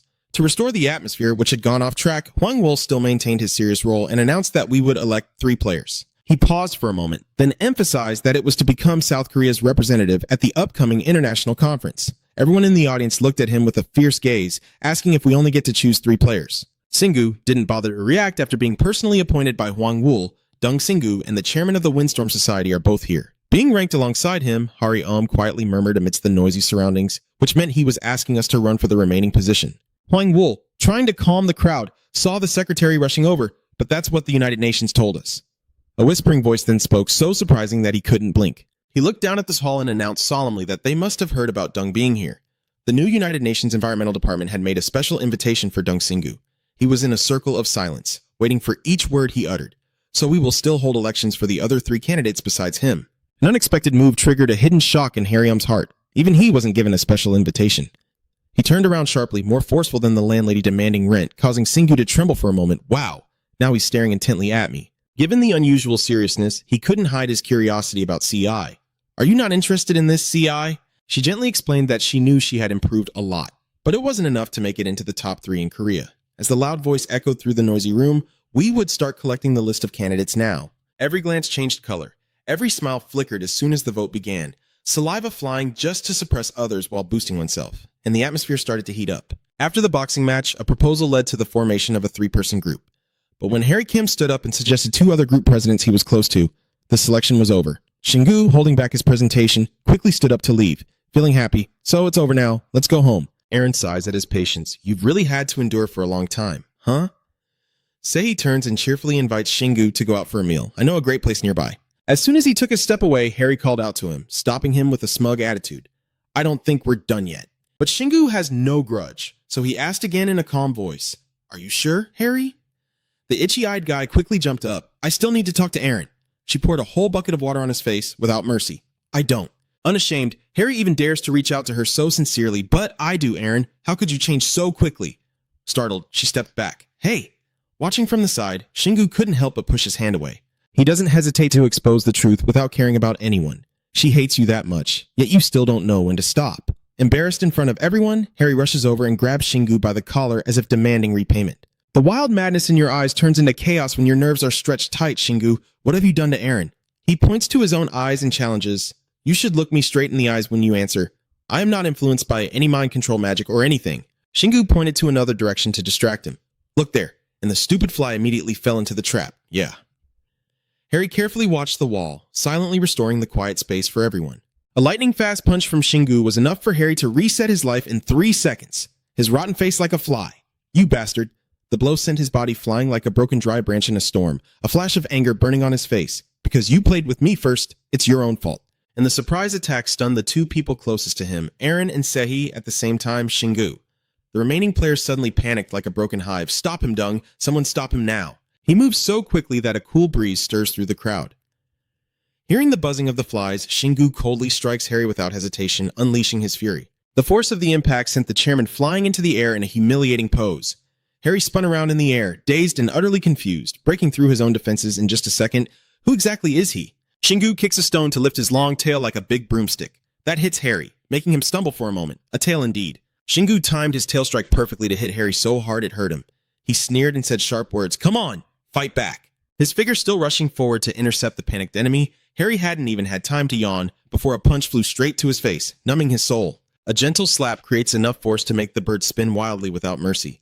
Excited, Shingu leaps into the air. One more hit. The leg dance is executed with ruthless precision, leaving no room for mercy as the powerful kick echoes loudly. Harry instinctively gasps, his face pressed against the thick wall, sinking deep into it and shaking the building's structure. Sehi was stunned by Shingu's surprisingly ruthless move. Oh my god, that was the Wind Club president back then. Yet he acted as if he was nothing more than a madman. The villain, like Harry, even when beaten and crushed, still tries to stand up and refuses to give up easily. Damn it! He might be able to pass through Shingu's eagle eyes. Something is moving in his heart. Is that divine power? He gently presses his thin lips, revealing a subtle, secretive smile. Those dirty tricks from your age only make my fighting spirit stronger and more terrifying. Now I'm taking it seriously. The pressure of the aura froze Harry, as if his emotions and body had just been twisted out of shape. His cold, terrified gaze fixed tightly on him, making Harry tremble uncontrollably. Losing his aura also caused the borrowed strength from Shingu to suddenly awaken. Yeah, a smart move. This time, let's fight in rhythm. A few minutes of tense silence passed before Harry reappeared after a short alt-meta display, his face covered in sweat like he had been stung by bees. The defeated one lay sprawled on the ground, suffering from prolonged pain all over his body. This cruel bastard had chosen the longest game of all. The remaining players in the room froze for 5 seconds in shock at what had just happened. Even the bodyguards outside hesitated and didn't dare to stop Shingu. He glided past the door, leaving behind a hollow remark, telling your president to leave. Suddenly remembering something, the strong one turned his head to warn. Moreover, the Whirlwind Society. You'd better get out of my sight. I can't stand you hanging around me like this. That heroic look makes Aaron involuntarily smile happily. You're too calculating, Shingu, he muttered as he looked at her and sighed. Your face and words don't match at all. The whole group casually stepped outside. Seeing Sehi keep following her, Shingu clearly felt uneasy. Do you really have to come all the way here with me? I still need to maintain good relations with the Cyclone Guild to continue raiding dungeons. She casually updates him with the news. I don't care. I have to find a new group anyway. You'd be very surprised to know who the new leader is. Oh, don't worry. That's a woman. From that voice, Shingu immediately knew who she was. So Marina, huh? I didn't think you'd be so quick and accurate. Sehi was surprised. You're so clever. Just to hear those warm words like back in the day, your face already says everything. Still, Shingu politely congratulates her. It's fine. I won't have to log out if she's nearby. Zeha slowly approaches him, sighing. A voice filled with emotion echoes in the street.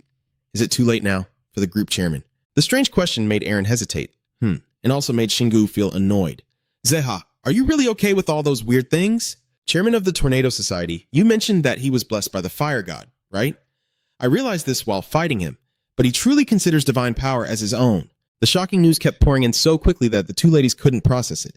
But his appearance hadn't changed at all. Shingu silently recalled that moment, vaguely guessing that he had hidden it very well until now. But you're sure his appearance will change soon as he uses more of that power?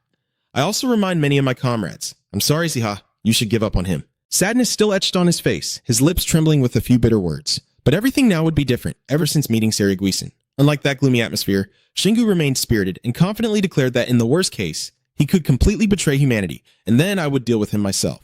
Ixiha let go of all sorrow and spoke under the undeniable light of truth. I trust your decision. The memory of that meal with Shingu only lingers in the suffocating heavy atmosphere around the table where Zeha led us to delicious food.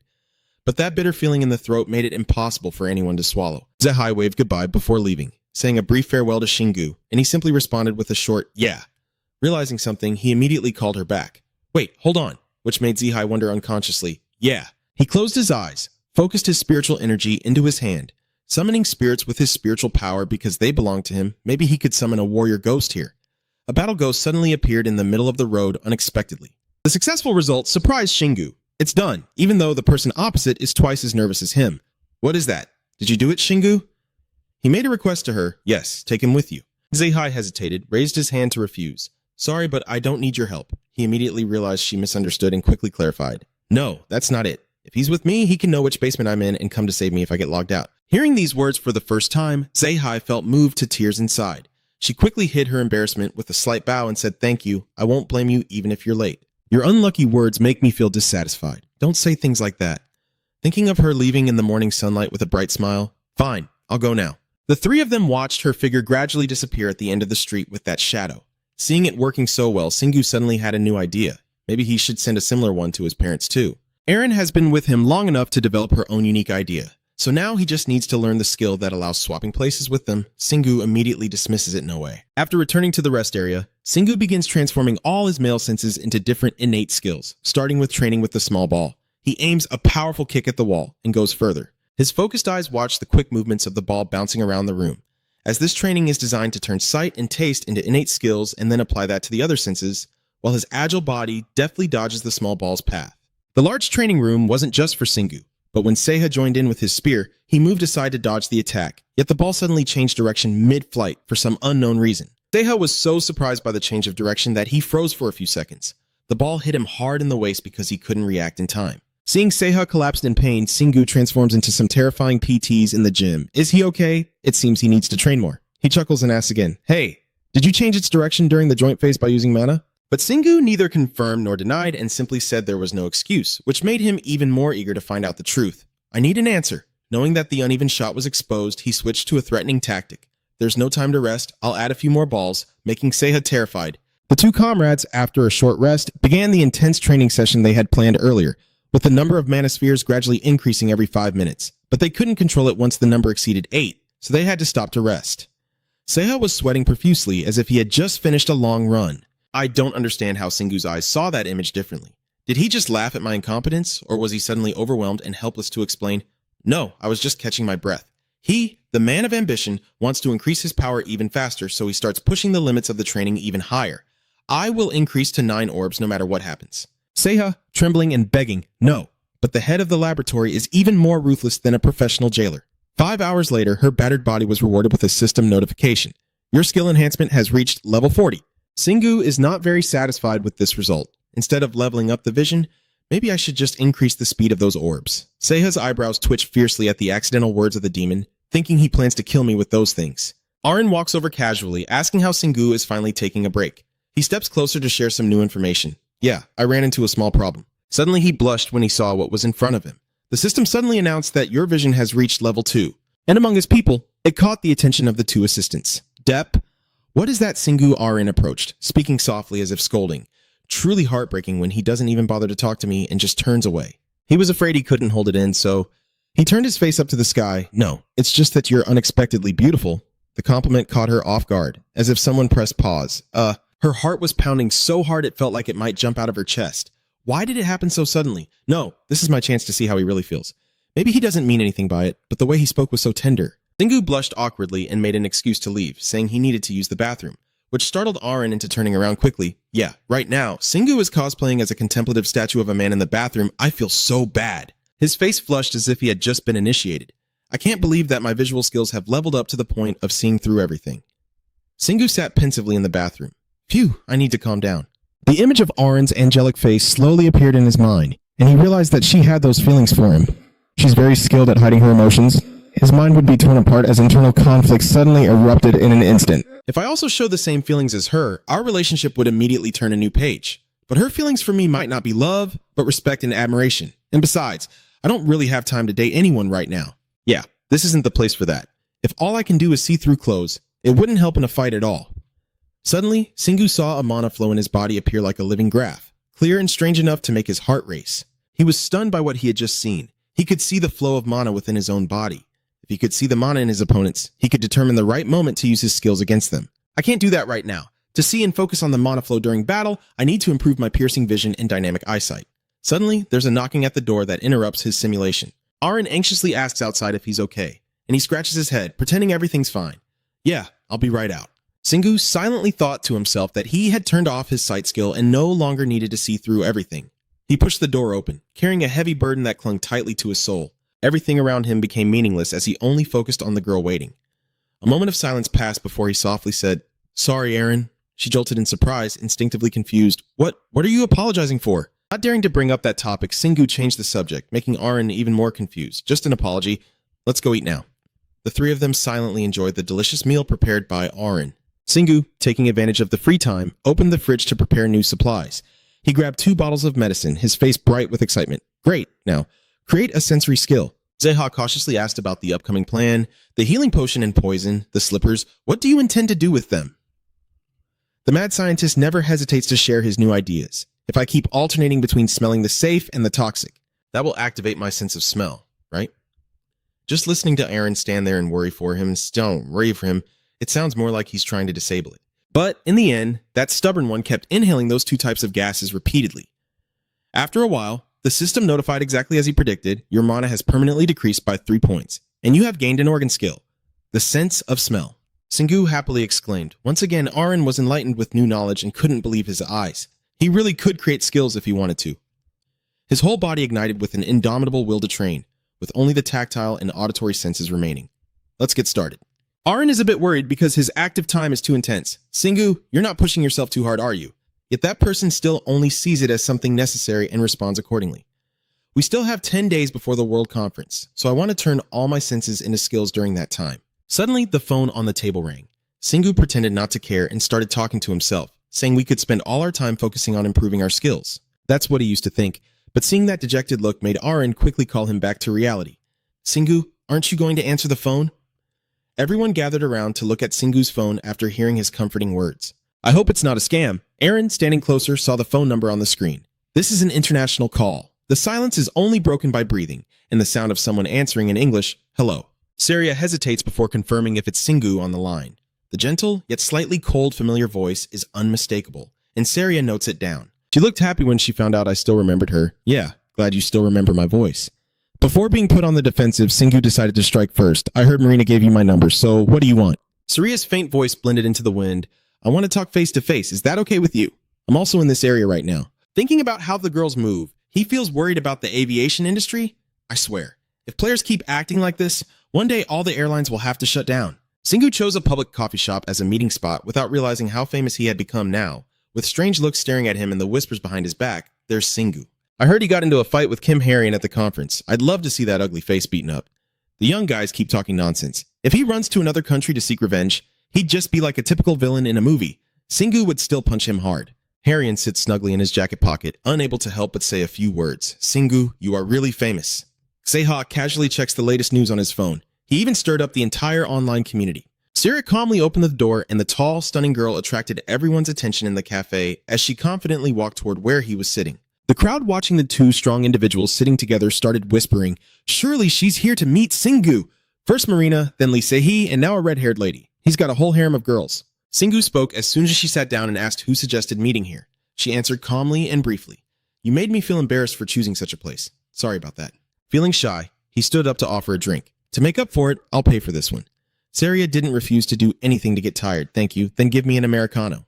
The 2 of them silently drank their water before getting to the main matter. After meeting the guests for only a short while, Singu decided to end the meeting early, even though she was very grateful that she traveled such a long way to come here. Could she please be brief? Saria herself also shares the same thought as him, and it's very brief. Her mature manner of socializing surprisingly matches well with him. He can truly communicate properly with her, unlike Marina, but her next words hit me like a sudden blow. I want to follow and serve you. Please allow me to do that. Singu froze as if stunned, his face shifting from surprise to confusion. Seeing that he hadn't refused, Saria continued her simple speech. I thought about it for a long time before making this decision, so don't laugh at me, knowing that the person opposite has misunderstood. Ngok stopped trying to clarify. No, that's not it. I don't have a group for you to join, and besides, you already have a group. My argument was quickly shattered by her gentle words. I have disbanded the royal court and cannot lead it without key members. You once said I would have to pay a price, and I've thought a lot about what I can do next. But I no longer trust my own judgment. Singu understood Saria's mindset when he recalled the people who had turned into monsters right before his eyes in the past. He thought it was quite fair after everything that had happened. Saria lowered herself and begged Singu as a way to cling to a little hope for her life.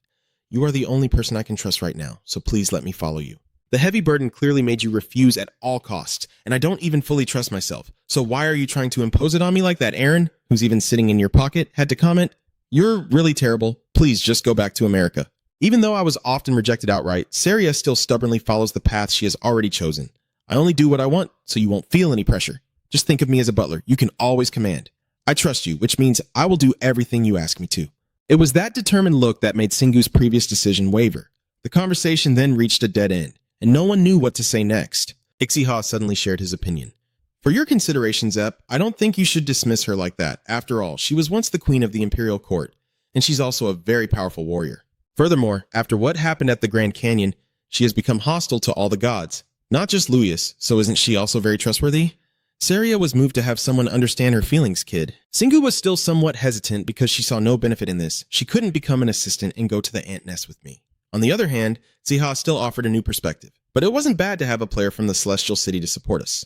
Seeing your determination like that, Singu no longer argued, only gently shrugged and stepped aside. If Zeha insists, so be it. I officially and straightforwardly inform her of the latest news. Saria Wilson, now she is mine, though this isn't exactly good news. Seeing the result that perfectly matches her expectations, her heart hanging in the balance finally lowered, and her voice softened significantly. You can call me Saria. Zeha, who has been working hard to protect her, couldn't hide the happiness on his face.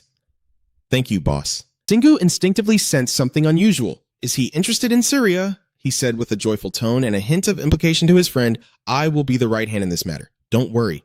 But Zeha's brainwave didn't understand that metaphor. All right, boss, I trust you. In your eyes, what you said means something entirely different. The right hand is actually becoming your leader. Just after withdrawing from the main task, Saria's expression immediately changed. There are a few things I want to tell you before I say goodbye, young master. Her serious and respectful demeanor made him unable to process it right away, which made Saria wonder what was going on. Tuong I. Singu pointed out what he thought was a problem. I want you to talk more comfortably with me. A faint smile appeared on Saria's face as she saw that scattered expression. Relax, you're really funny. After I said goodbye to you, Tuong I, there was something else that troubled me more than disbanding my group, and he muttered helplessly to the two people in his pocket. Is she not listening to what he's saying? She gently shifted to that sensitive topic with a slow voice, about guiding players' perceptions of the gods in the right way. Singu, hearing that, eagerly awaited her next words. Saria summarized the potential impact of the incident once it became public, emphasizing the importance of alerting the world to the hidden dangers of trusting in gods, so that not only players but also ordinary people might start to believe in them. Feeling that her words made sense, my mind immediately seized on the only feasible option. Fine, then it will be the council of the top players worldwide. She nodded sincerely and clearly explained her role at that time. Yes, I was also planning to organize it here, but I wouldn't participate as an American player, but as a special guest. Granted an exception by the government after everything was sorted out, I realized a late truth. Wait a moment. So I was invited by Lobby to hear her gentle words. Yes, that's me. You saved me, but the remnants of Luyo still linger in my body. My very presence is the clearest proof of the distortion of divine power. You just need to go there, and it will strengthen my argument. Understanding the situation is more complicated than I thought. I am following Siria's opinion. So how much time do we have left? Since we have prepared everything in advance, she replied after a moment of hesitation. 5 days. I heard about your lack of wings, so I arranged a plane for you.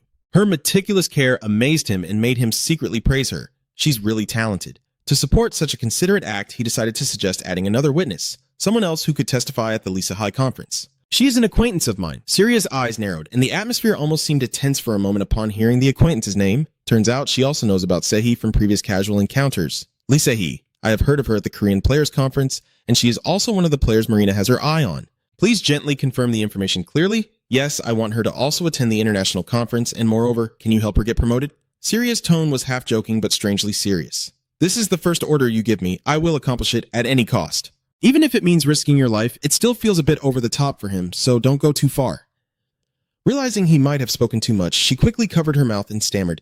I have a small question. You're not quite clear on it, so give her a chance to speak further, okay? Siria's face flushed red, her voice trembling without knowing why, saying that you and Marina are truly lovers, and that the stiff guy only answered casually, no. She keeps spreading rumors that we're lovers, but in reality we're just friends, and the surge of emotion made her stand out instantly. I knew it. That genius's mind is now clouded, as if lost in a dream for no reason. She looks so happy. Why is she pleased to know her rival is still single? Before the conversation ends, Siria quietly monologues to herself. I knew it. With such a strong person, how could I expect him to be moved? I understand. If you allow me, I will go and carry out the mission now. Watching the woman leave, he sighed inwardly, imagining how she would mock Marina once she found out about this. As soon as Shingu returned to the rest area, he immediately began practicing his hearing skills by meditating in the quiet space, focusing his thoughts on both sides of his ears to make them more sensitive than ever. Since I already have a pair of keen ears, mastering the hearing skills should be much easier than developing the sense of smell. The simple and quick training method brings me closer to a sweet result. You have permanently lost 5 mana points and gained the organ skill, hearing. After confirming the skill, Shingu started to show off to tease everyone. Can you hear the sound of mana moving? Mana can produce different resonances based on their movements, and Eren standing right beside him suppresses his jealousy. I feel like he's gradually drifting away from us. And Seiha is like going crazy in the Fame Boulevard. I can't hear it, damn it. I also want to listen to the sound of Mana. Things are happening so much that Eren no longer shows any emotion. Seiha, you're just like that new recruit with a strict attitude. Having completed the task, he didn't hesitate and moved straight on to the next job. Good. If it's dirty, then only the sense of touch remains. He fully mastered the senses with the hope of improving his performance afterward. Shingu successfully transformed his 4 senses into skills through his abilities and focus, but he struggled to turn his sense of touch into a skill. Shingu looked at his hands in disbelief. It was harder than he thought. Eren wondered if there was something wrong with the new training, since it seemed just like what he had done before. He simply explained what he had tried to do, but he needed to cover a large area, because his sense of touch involves all the skin on his body. This will cost a lot of mana. Luckily, the spirits have given him many opportunities to save mana. Hearing him mention the spirits made Eren remember them. What level are they at now? Shingu didn't hesitate to update her on their progress. All of them are above level 100, although the higher the level of the spirits, the slower their growth rate. But they don't get tired easily, so if he keeps letting them hunt monsters, they will become effective soon. After saying that, he put the mana stone into his mouth and bit down a drink. The instant notification system says your mana has increased by 1. You can no longer level up your mana with low-level mana bursts. The man frowned, clearly having learned something, and threw the mana into the storage with dissatisfaction. Fine, I'll put the rest into the equipment storage. He can no longer absorb them, but he will find another way to use them. Shingu prepared himself, recommitting to training from the beginning. Phew, he should focus again. My brain can't focus. Running through many thoughts makes my mind confused. Or maybe it's just too much for me. It's different from just concentrating mana on one part of my body. But I know how to increase mana for my body. In just a moment, my body was rapidly enhanced. My spirit aligned with my body. It seems this will repeat and channel pure mana from my heart throughout my entire body. That strange training session continued to bring him a unique achievement. You have permanently lost your mana points and gained the organs and tactile senses skills. Shingu was delighted with this perfect result, and even Seiha couldn't hide the happiness shining on his face. You have successfully turned all your senses into skills, except A. Suddenly, his face hardened as he felt a fierce heat spreading through his body. His body was unexpectedly surrounded by crackling lightning as if the heavens were punishing him. Arian hesitated to step forward and help Shingu, but Seiha quickly stopped him. It's okay, Arian A. That's just a skill too. The lightning bolt striking so fiercely that his form disappeared. Are his 6 senses merging? Maybe they are combining with his wisdom to create a new skill. The majestic aura enveloping his muscular body made the two supporters unable to look away. Shingu quietly drifted into his own world, lost in thought about the skills erupting on his body. The sounds gradually fading, and all 6 skills returning to their original positions. I think there's still one more step in this process. Maybe I shouldn't forget this feeling. My next opportunity will come soon. I'm sure I can create a new skill. Time has flown by, and the World Conference of the Global Players is finally here. The 3 country bumpkins are nervously staring at the scene before them. Saria, dressed formally, stands with a luxurious limo, bowing to him, and says, "Good morning, Shingu. Please follow this way." The car door are just opened, and Seihi cheerfully greeted Shingu, who politely nodded back and responded. Noticing a clear change in her, Shingu couldn't help but express, "You've leveled up a lot in a short period of time." She excitedly recounted everything to him. "I just ran here from the dungeon in the Heavenly City. With Marina, Saria, and me, we just conquered a level 31 dungeon." Hearing her enthusiasm, Shingu joined in to congratulate her. "Yeah, glad you're safe." The only thing that still puzzles Seihi is why Saria treats him with such formality, but he quickly cuts the conversation short, saying it's a long story. The private jet carries the prominent figures as it glides through the clouds. While the other passengers had fallen asleep, the 3 of them remained silently by the window, eyes fixed on the scene outside. They appeared calm on the surface, but their souls were in chaos like walking on hot coals, starting with the limo. Now, I'm flying in a private jet. I've never experienced anything so luxurious in my life. I suddenly froze when I sensed something outside the plane. The urgent situation made Shingu calmly call Saria, and as soon as she heard her name, she immediately snapped out of her daze and responded, "Yes, sir." He also called Seihi to wake up, and the girl, still drowsy, quickly woke from her deep sleep. Shingu quickly ordered as he kept his eyes on the window, raising a shield around the plane, because an enemy attack was imminent, and in just a moment, a target from above locked onto us. It unleashed a tremendous wave of power, breaking through the distant shield without needing to get close to the prey, and its attack shook the entire cabin, causing Seihi to lose her balance and fall. Shingu was sweating, his face grim with questions swirling around. An attack from such a high altitude? The problem is we can't figure out where it's coming from. Saria and Seihi need time to recover and rebuild the shield. We can't stop the 3rd attack. Suddenly, he sees that intense light flare up again from the sky above. Without a shield, the plane was immediately torn apart by a strange energy running through it, and the swift cut caused everyone to be pulled out of the aircraft by the external force. Everything is falling freely in the air, creating a chaotic scene like an apocalyptic sky, so pay attention to the female flight attendant earlier because of her loud scream. I quickly called for nearby support. Seiha, save that flight attendant. Don't hesitate. Just do it. Yes, sir. You transform into your warrior form and fly away, taking Seihi with you. I will help too. Seiha quickly jumps to hug the two nearest female flight attendants. Seihi creates a protective barrier to shield the crew. We reported the rescue as quickly as possible. I have saved everyone, including the captain. We will protect them, rest assured. With my heart finally at ease, Shingu feels much happier. Perfect. He retrieved the evil motorcycle from the warehouse, his passionate face staring at the enemy, as countless bright dots suddenly covered the sky and gathered into strange crowds. Shingu quickly activates his visual ability, and from afar, a swarm of terrifying monsters appears, flying rapidly toward him. The giant Dolmine dragonflies are baring their sharp teeth, waiting to swallow their prey. Who would have thought they would cross paths with that crazy guy today? Watch out. Sira, flying behind, saw his movements and spoke up.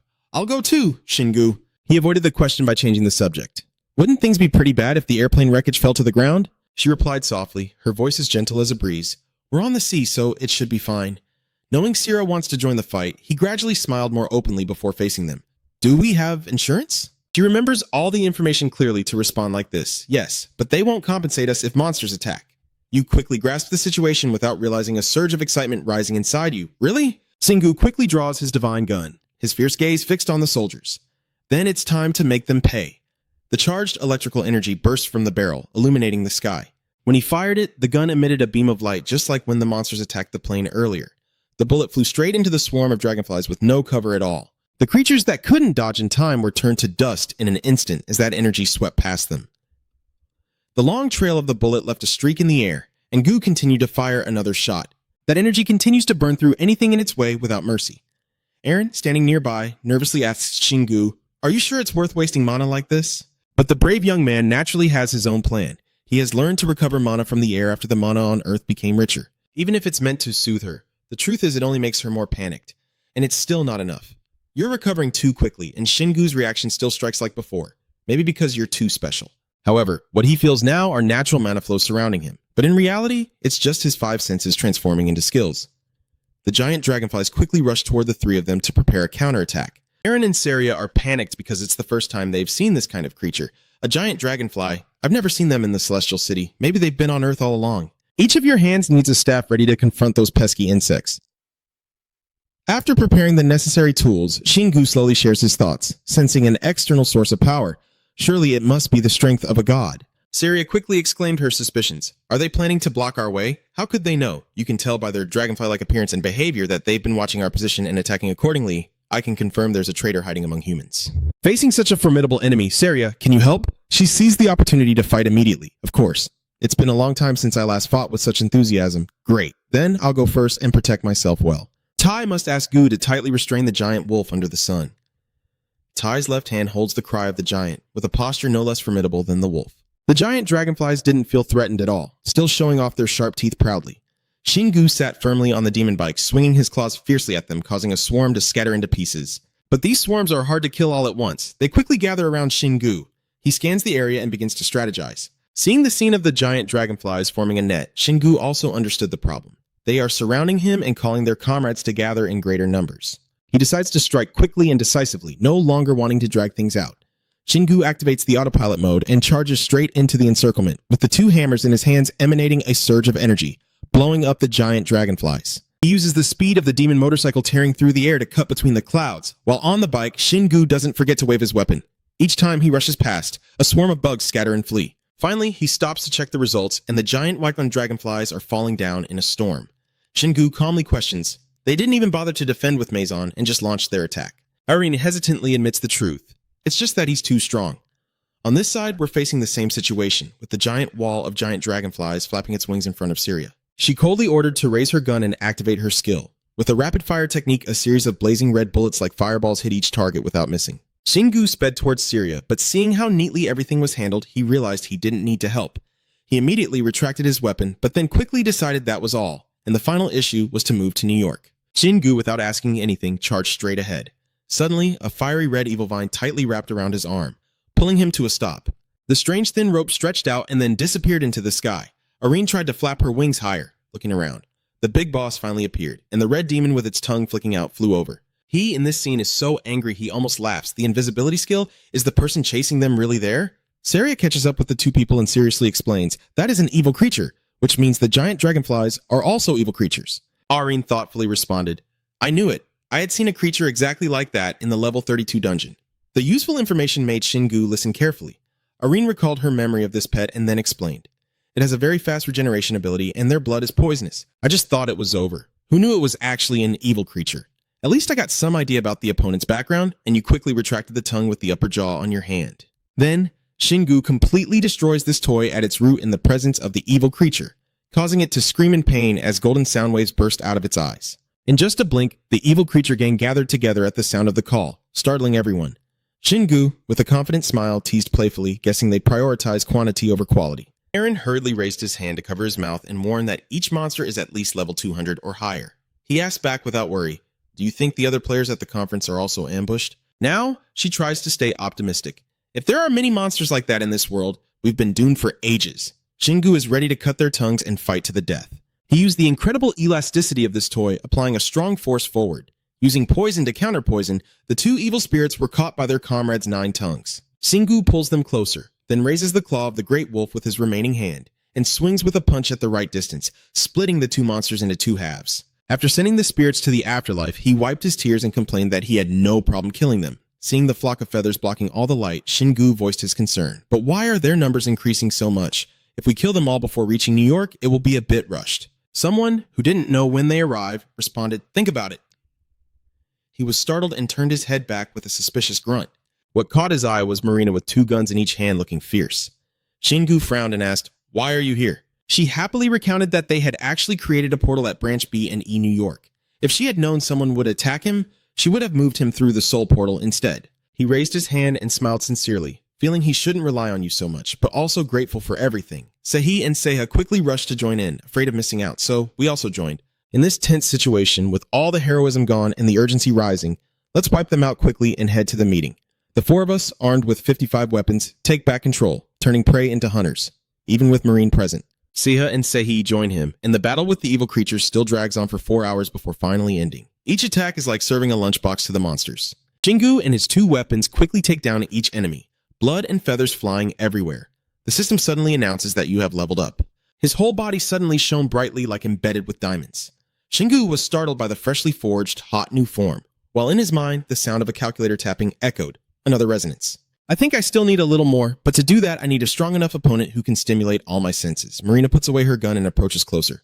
Every time we meet again, he gets stronger in unbelievable ways. He also doesn't hide it and just says it straight out. He's only trying to turn all 5 of his senses into useful skills. She gasped in surprise. 5 senses. I already knew that when you created the powerful bullets, but he's truly amazing.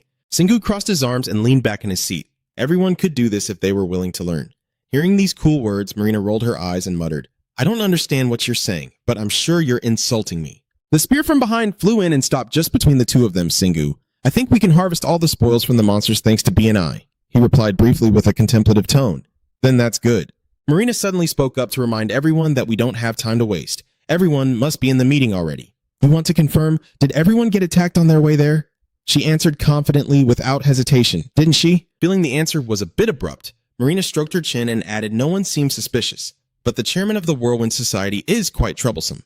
But that's a local matter in the district. Aaron remembered that multi-level face and silenced her. He's the most suspicious one. He sat in the car analyzing this chaotic information, but the power he felt from the evil ones was completely different from what Aryan possessed. After all, it's possible that many gods are working together.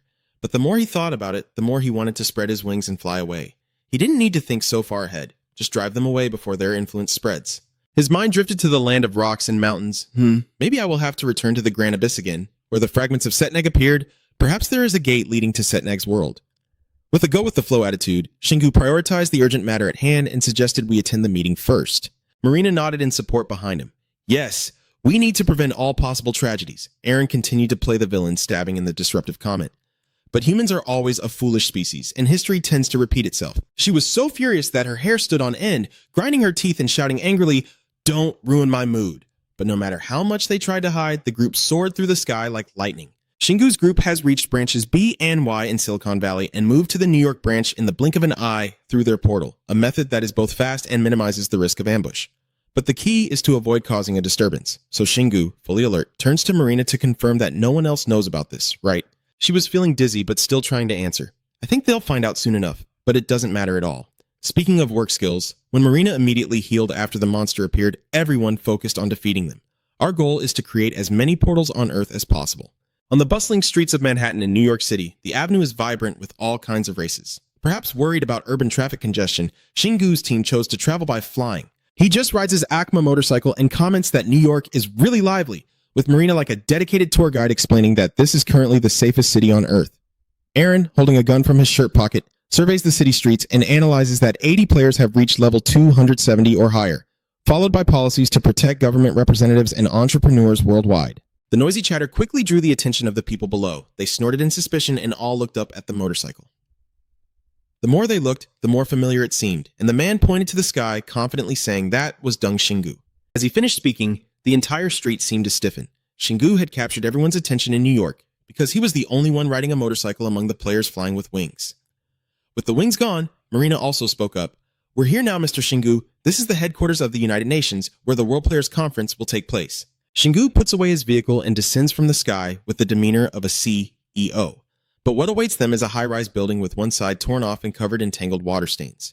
He frowned and commented, "Wow, it was attacked by monsters." Guide Marina crossed her arms and replied indifferently, "Yeah, they weren't lucky." Saria recalled the scene of smoke, fire, and monsters everywhere in more detail, happening before the Earth was turned upside down. Not only here, many important infrastructures were also attacked by monsters, and Marina and I were very busy at that time. Shingu stroked his chin thoughtfully. So this wasn't the work of monsters already on Earth, but from the swarm of insects. The more he thought about it, the more suspicious he became, his face growing serious, unable to believe they still decided to hold it here, or was there another reason behind it? His mind drifted back to the time when Herring's team faced the monster, trying to find a reason for this suspicious conference. Holding the conference at a location already attacked by monsters might show the world that humans no longer care about it. He looked toward the busy entrance, where people came and went, with strange waves lingering in the air. "Lian, be cautious, but my instincts are sensing a strange amount of mana still lingering around." In the end, Shingu honestly concluded that this is not a place that was attacked, but where the monster appeared. Marina looked seriously and empathetically, saying, "I understand what you're worried about. Maybe the monster is hiding somewhere waiting for the right moment." She suddenly showed her emotion stepped forward, facing everyone and confidently argued. "But even if they do that, we still need to hold the meeting here. Not just for America, but for all of humanity." Seiya clenched her fists and stood by her side, her eyes full of hope, because even if monsters do appear, those present today can come together to stop them. He seems to have been influenced by them, continuing to stroke his chin and nodding. "Yes, you're right." Marina just waited for that moment and pointed forward as a signal. "So, let's go in quickly. The conference is about to start." The large conference room with semicircular rows of tables and chairs already had a few people arriving earlier. A group of players was already seated at the table, exchanging knowing glances. Seha whispered behind her hand, "I wouldn't be surprised if everyone here makes the front page tomorrow." Marina spread her arms confidently because all the people present here are heroes in their own countries. Singhu just wishes to join the 38 Club with a small dream. "I just hope no one will cause trouble about my Acma motorcycle anymore." Seiya gently turns to reassure him. "That won't happen today. None of you are ordinary participants. But because you are a special guest directly appointed by the United Nations, you can say whatever you want."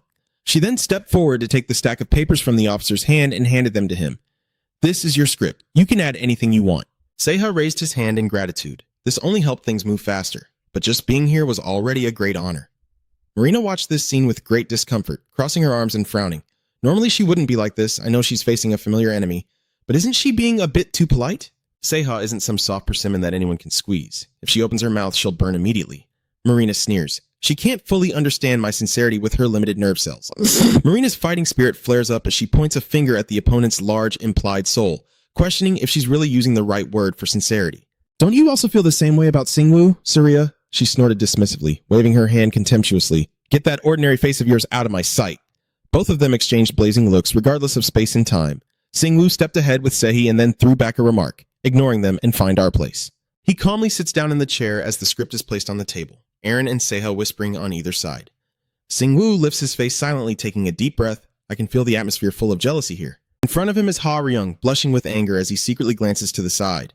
He grits his teeth so fiercely that if his eyes could kill, Singwoo would have been dead 100 times over. He smiled back friendly, judging that he couldn't be the final clone.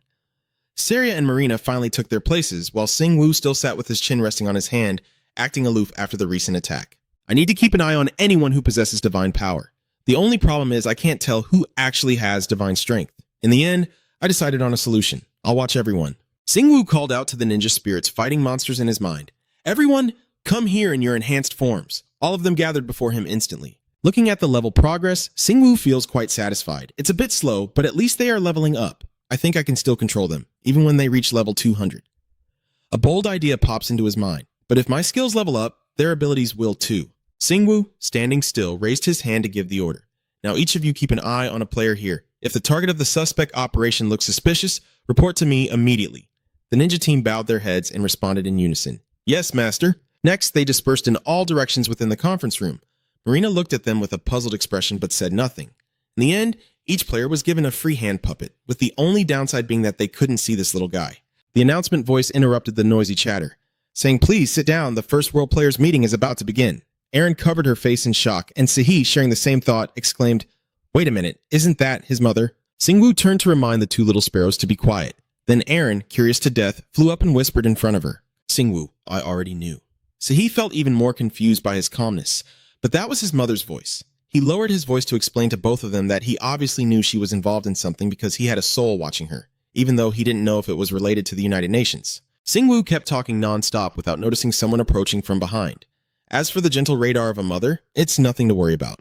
Ha-jin smacked his unfilial son on the head, telling him once again not to call her that. Seeing the strong woman waving her right hand rule, he immediately stammered, "Mom! Mom!" Singwoo turned around to flatter. "Wow, Mom looks like a lady in her 50s. She stood with a cane, emphasizing, "I am indeed in my 50s, you little rascal." Marianne still couldn't recover from the shock and hesitated before speaking. "It was Singwoo," Saria continued. "Your mother, Singwoo's mother." Ha-jin looked towards the source of the voice and quickly covered his mouth in embarrassment. What catches her eye are four beautiful young women dressed to impress, and she leans in close to the little boy, whispering, "Son, you should tidy up this mess before someone gets hurt. I have nothing to say. Things are not as your mother thinks." Enough about the background. Ha-jin switches to a disciplinary mode. "Moreover, your father told you not to hit any Korean children anymore. Understand?" Singwoo remembered the grenade he just found and held out his hand innocently. "Is that because you had a fight with Kim Ha-ryung?" "I don't care about others, but I will still pick a fight with him. Mom will have to consider Korea's strength without him." Mom sighed tiredly, resigned, thinking, "Well, who asked me to give birth to him? All right, it's fine. I guess he won't be of any help anyway." Ha-jin waved her hand and gave her final instructions. "Mom is leaving now. This is a sacred place, so don't hang out too much with your friends," he muttered in protest. "Do you think I'm a baby?" Marina watched her leave without understanding what just happened. Singwoo, leaning on his cane, sighed and asked, "Do you think his mother will just leave everything like that?" Aaron agreed with this concern, saying it made sense. After a quick private discussion, both of them immediately fell silent and waited like everyone else. 5 minutes passed, and once everyone was seated, the meeting finally began. The chairperson stood at the podium, passionately speaking about how every agenda item in the World Players meeting was so important that it could impact global order, with the freshly prepared hot popcorn in the heroic introduction, and the biggest issue being the establishment of the World Players Conference, abbreviated as VKPC. The World Players Conference has gathered representatives from each country with the goal of recruiting all players worldwide as members. The host continued to explain the promising future vision. The United Nations will build an artificial island next to Heavenly City. Ordinary people won't be allowed into Heaven City, but they can communicate with players inside through this island. Ethan's CEO figure, painted with more gloss, is nothing but dollar signs, and we will build a teleportation gate on that island in cooperation with B and I. Everyone can travel quickly anywhere in the world by using them. Shingu stretched his arms behind his head and cracked his neck. Oh, so this is what they had planned. The host suddenly changed his tone. Then he looked straight ahead seriously, and we will talk about what happened in Arizona, I think, last August. He was startled and quickly sat upright. The large screen was showing a scene of rocks and mountains of the Grand Canyon. In the video, Syria is confusedly looking at her clawed hand as the host sternly warns that this is what happens after you receive the power of the gods that monsters in the dungeon worship. The statement was like a stone thrown into a calm lake, causing the players below to gasp and murmur in disbelief. How could this be possible? But indeed, the bloody red-clawed hand that Syria possessed was not much different from a group of monsters. A player slammed their hand on the table to question, transforming into a monster. The host didn't answer immediately, but performed the Three Kingdoms move, while some players regarded the divine blessing as a mysterious treasure they longed for. He emphasized the growing danger, but you all know that it is a terrifying and strange power. Once you absorb it, it will gradually seep into your body, and soon, you will no longer be human. Syria felt the moment had come and suddenly stood up, confidently walking through the curious and scrutinizing gazes that followed her. Finally, the destination is right beside the host on stage. The group of players erupted like a volcano, standing up in panic and shouting in alarm. That's the woman in the video. Is she still affected by that god? Who let her in? The host calmly reassures the chaotic audience. Syria Wilson, who appeared in the video, has fully returned to being an ordinary person. Following his words, she took the microphone and spoke without explanation, getting straight to the point. The only reason I can be human again is because of the underground player Singhu. Now all eyes are on Singhu sitting in the last row. He crossed his arms calmly, listening to the whispers and murmurs around him. Again, it's him. Is this some kind of joke? Suddenly, a player raised his hand and pointed in a direction, drawing everyone's attention back. Hey, look! The big screen shows Singhu wielding 2 hammers, dominating the crowd with ease as if dancing at a nightclub. Then, when he puts away his weapons, he flexes his muscles and unleashes energy like a super soldier. Syria just happened to start narrating. He has no special powers. He is only skilled in using mana. The scene shifts to the moment Singhu approaches Syria, which has just been altered. Somehow, he causes the claws on her hand to shatter. The players watching this footage are terrified beyond words. Syria continued recounting that after that event, Singhu and I concluded that the power of a god is too dangerous, both for players and possibly for civilians. We need to put an end to this heretical faith before more people start to follow it. Syria loudly warns each person that if they don't, humanity will perish itself. An angry player points at her and accuses you of making up stories to take all that power for yourself, and you could have just fabricated that video. Syria remained unwavering as she passionately rebutted. Yes, but you can't just invent the deaths of others. Do I have to kill high-ranking members of my own guild just for that petty personal power? Faced with this reasonable counter-argument, he had to stroke his chin in doubt about life. Syria ignored this brief musical interlude and continued, "The reason we stand before you today is to deny the divine power in the name of humanity. The more she speaks, the more passionate she becomes. We also need your strength. Unless we acknowledge the dangers of the gods leading monsters and drive them off Earth, humanity will gradually begin to decline." Everyone who hadn't heard this before nodded in agreement, not hesitating to voice their support on the spot. She's right, I didn't know that was the reason the Emperor's group suddenly disappeared. But there are also fanatics who refuse to believe. No, I don't trust her. Even the Emperor's group secretly took that power. Syria realized that alone she couldn't prove everything. There are too many risks involved, and there is another case related to this. It happened in Otaru, Japan, and she decided to invite another living witness, Lee Sahi, a player from Korea, to speak. Sahi suddenly stepped forward and quickly took Syria's place. She recounted calmly how her group encountered them, the warrior society I led earlier, hunting goblins on Tengu Mountain. The battle was fierce. We found traces of a god there, and when the members absorbed that power, they all turned into monsters. The players once again erupted in protest, each one claiming they had never heard of that, and no one in their group had reported any traces. Sahi straightforwardly explained the reason. Because Shingu had destroyed everything. They all jumped up like fleas on a hot pan. After hearing that, it's him again.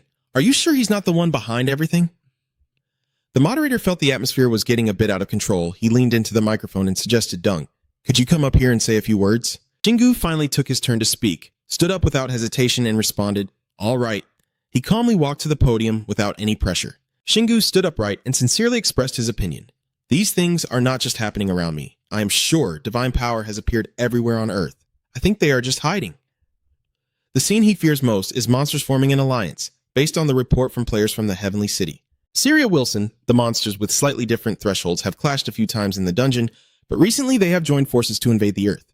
Shingu decisively left the issue to each of you, and I believe you all have similar instincts. Each group of players showed various expressions, some crossing their arms and lost in thought, others tapping the table in contemplation, but all remained silent. Having achieved his goal, he smiled quite satisfied, and that was enough for today.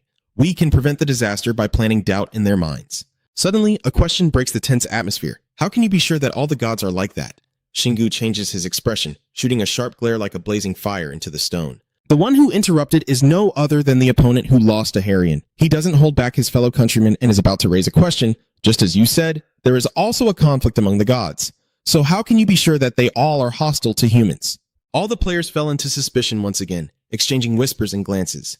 Shingu honestly spoke up. "All the gods I've met so far," Harrion interrupted bluntly. "Those are just personal experiences, not proof. Isn't your evidence too scant?" He passionately expressed his own stance, and wouldn't it be more reasonable to assume that the gods also have their different sides, some wanting to invade Earth and others wanting to protect it?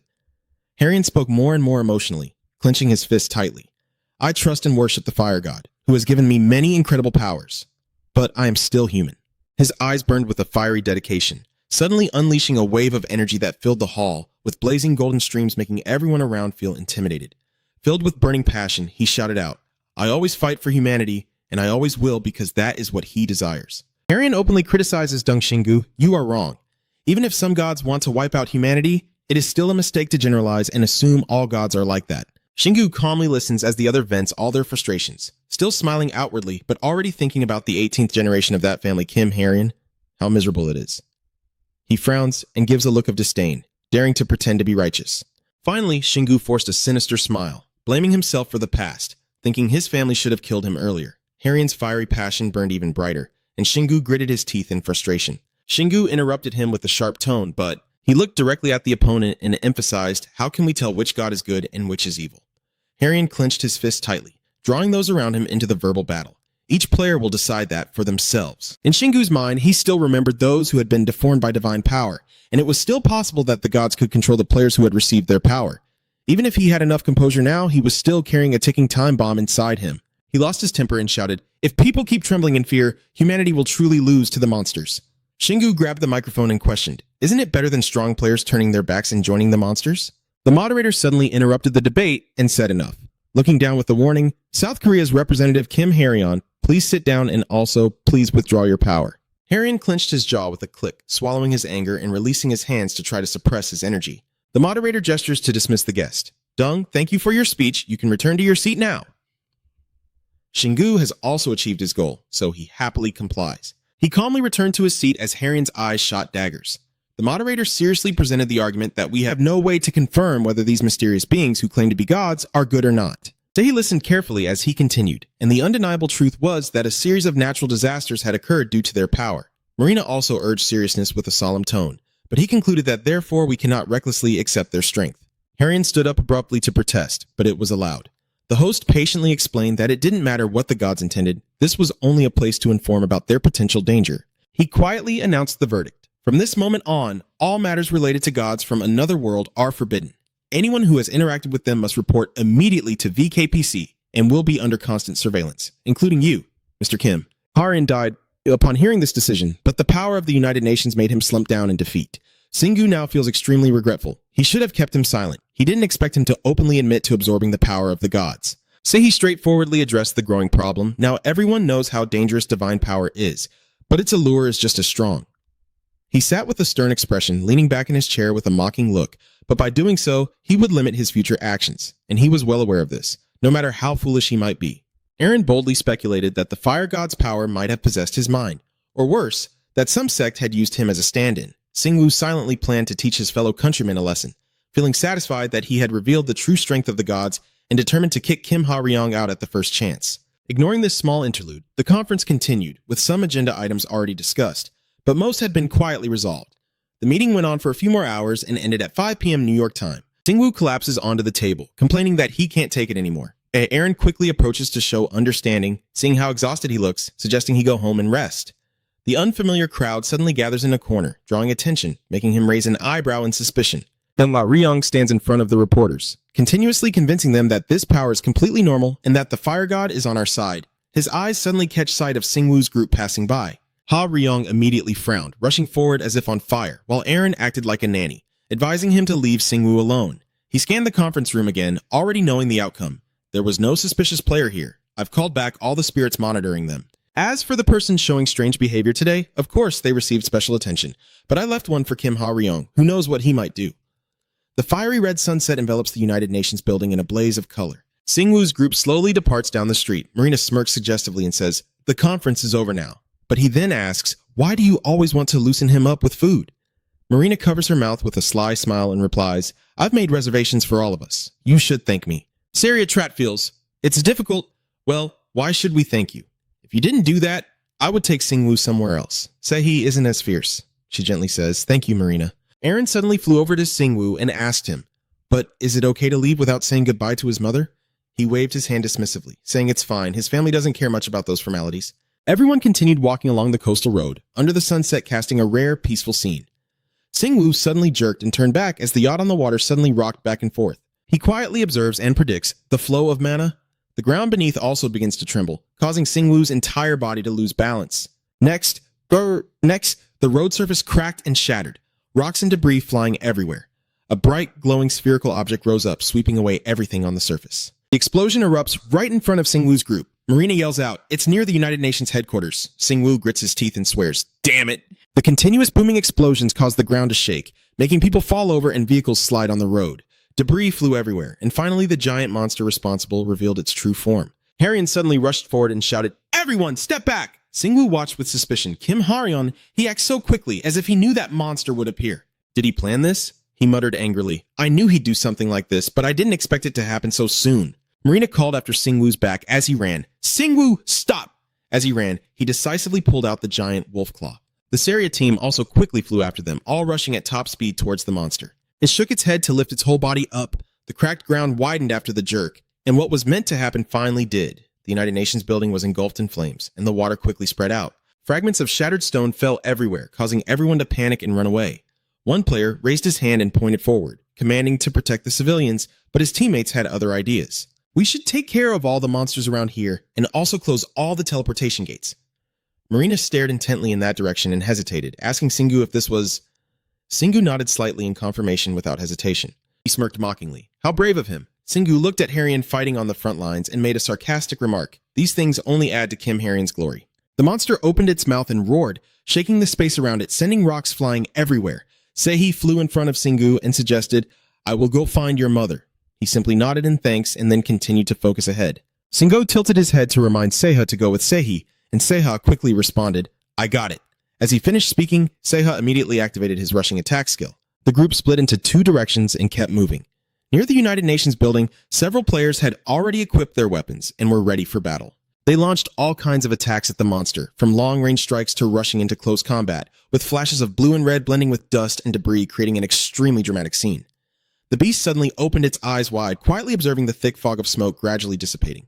The players shouted in panic, its skin is so tough, could that be a kind of skill? Everyone looked at the monster, half of its upper body exposed from the ground, and they shouted loudly. We need to stop it before it fully escapes. There are still many civilians inside the building. Marina, holding two guns in each hand, suggests, Saria, let's attack together. Saria the tiger needs to respond. Don't give orders to me. Even though Tonlai and I don't get along, we still work together smoothly, with Saria and Marina approaching the monster from the left and right. Marina fires two shots simultaneously, and Saria responds with an additional burst of fire. The bullets exploded like cannons around the monster. Flames burst out instantly, engulfing it, and after the fire died down and the smoke cleared, a black and burnt head appeared within sight of the two. But in the blink of an eye, the dust also vanished, and the monster was unharmed, gnashing its teeth in annoyance. Marina clenched her teeth in frustration. Shingu, standing nearby with a furrowed brow, looked thoughtful, wondering if even Marina and Saria's attacks could penetrate. Suddenly, a tremor from a landing startled everyone. Harrion confidently drives the great sword into the ground and commands everyone to retreat. At last, I understand why I was blessed by the fire god. He hesitated no longer, shouting loudly, everything for this moment. Harrion clenched both fists and unleashed his power, golden energy radiating around him. He raised his hand, focusing the blazing fire around his body. The nearby stones crackled from the heat as Harrion reached out and grasped the hilt of his spear. He firmly plants the sword with both hands in front of his chest, his eyes blazing with murderous intent. With that momentum, Harrion charges straight at the monster. He raises the axe and lets out a long, slightly hoarse cry. The blade swings down, carving out a blazing arc, sweeping straight into the monster. A crack suddenly appeared on the tough skin of the monster. Blood gushed out in a stream. Harrion sheathed his sword in front of him, looked up at his achievement, and slowly emphasized, this is the power of a god. The player behind me gets excited. Damn it, I don't want to admit this, but he's too strong. The one next to him sees hope. Enough damage can break through, and we can definitely kill it if we have enough time. Harrion glanced in that direction, smiling confidently after achieving his goal, then turned to face everyone and shouted inspiringly, yes, stay calm and keep attacking. We can buy enough time for everyone to escape. He roared loudly, I will go ahead, please cover me. Harrion's army marches toward the monster, their heavy footsteps echoing like a challenge. Shingu stands from afar, continuing to observe the battered group, attacking the monster from all directions. After enduring enough teasing, it threw back its head and let out a long roar that echoed far away, causing the ground to crack even wider, and the force of its roar shattered the seawall into pieces. Shingu turned his head and cursed under his breath. Damn it, this whole road is going to be destroyed. Aaron asked his earlier question, aren't you planning to fight? The serious giant-clawed beast replied firmly, this is just a play acting.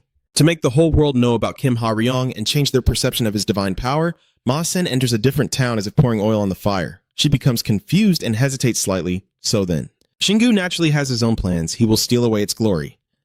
With that, he shot straight up into the sky, leaving a deep crater on the ground. The nearby players all froze in shock, mouths agape in disbelief. It is.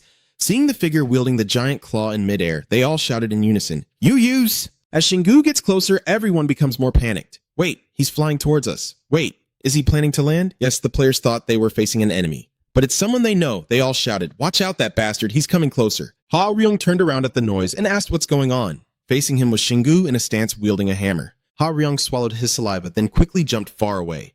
After he dodged to the side, he faced the monster head on. The one on the ground and the one in the sky stared at each other as the monster opened its mouth, ready to breathe fire and attack. Shingu also shouted and struck, "Take this, you terrible monster." As he finished speaking, the great claw swung down forcefully, directly into the monster's mouth, successfully locking it in place before it could breathe fire. The monster, in pain, opened its mouth and released streams of white smoke, thrashing so violently that the ground trembled. A player was stunned and muttered, "No way," and the person beside him was just as confused, wondering how he could hold the demon mid-air. He carefully sat on the familiar demon bike, his eyes never leaving the monster. Shingu firmly held the giant claw in his hand, smirking provocatively. "Now, I'm starting to get it." Shingu on the motorcycle, staring straight at the suffering monster, while the group of players surrounds cautiously. It suddenly opened its eyes wide, then threw back its head and roared to the sky, causing rocks and dirt to fly around the creature. The cracks in the water spread to everyone's feet, causing chaos among them. The ground continued to shake violently, and the nearby buildings burst apart as the water overflowed. Large chunks of debris flew toward the group, causing chaos like a hive of bees disturbed. One person leapt up, shouting loudly. The building was collapsing. "Be careful!" Others raised their hands to defend themselves and asked, "So what exactly is it like when it's this big?" The muscular figure of the monster slowly rises from the ground, summoning all its strength to pull back its sharp-clawed arm, its hand still flickering with flames high above. Next, the giant hand reached out to crush Shingu. He felt his view suddenly blocked, so he snorted in doubt and looked up. Shingu decisively speeds the demon motorcycle to the side, narrowly escaping death.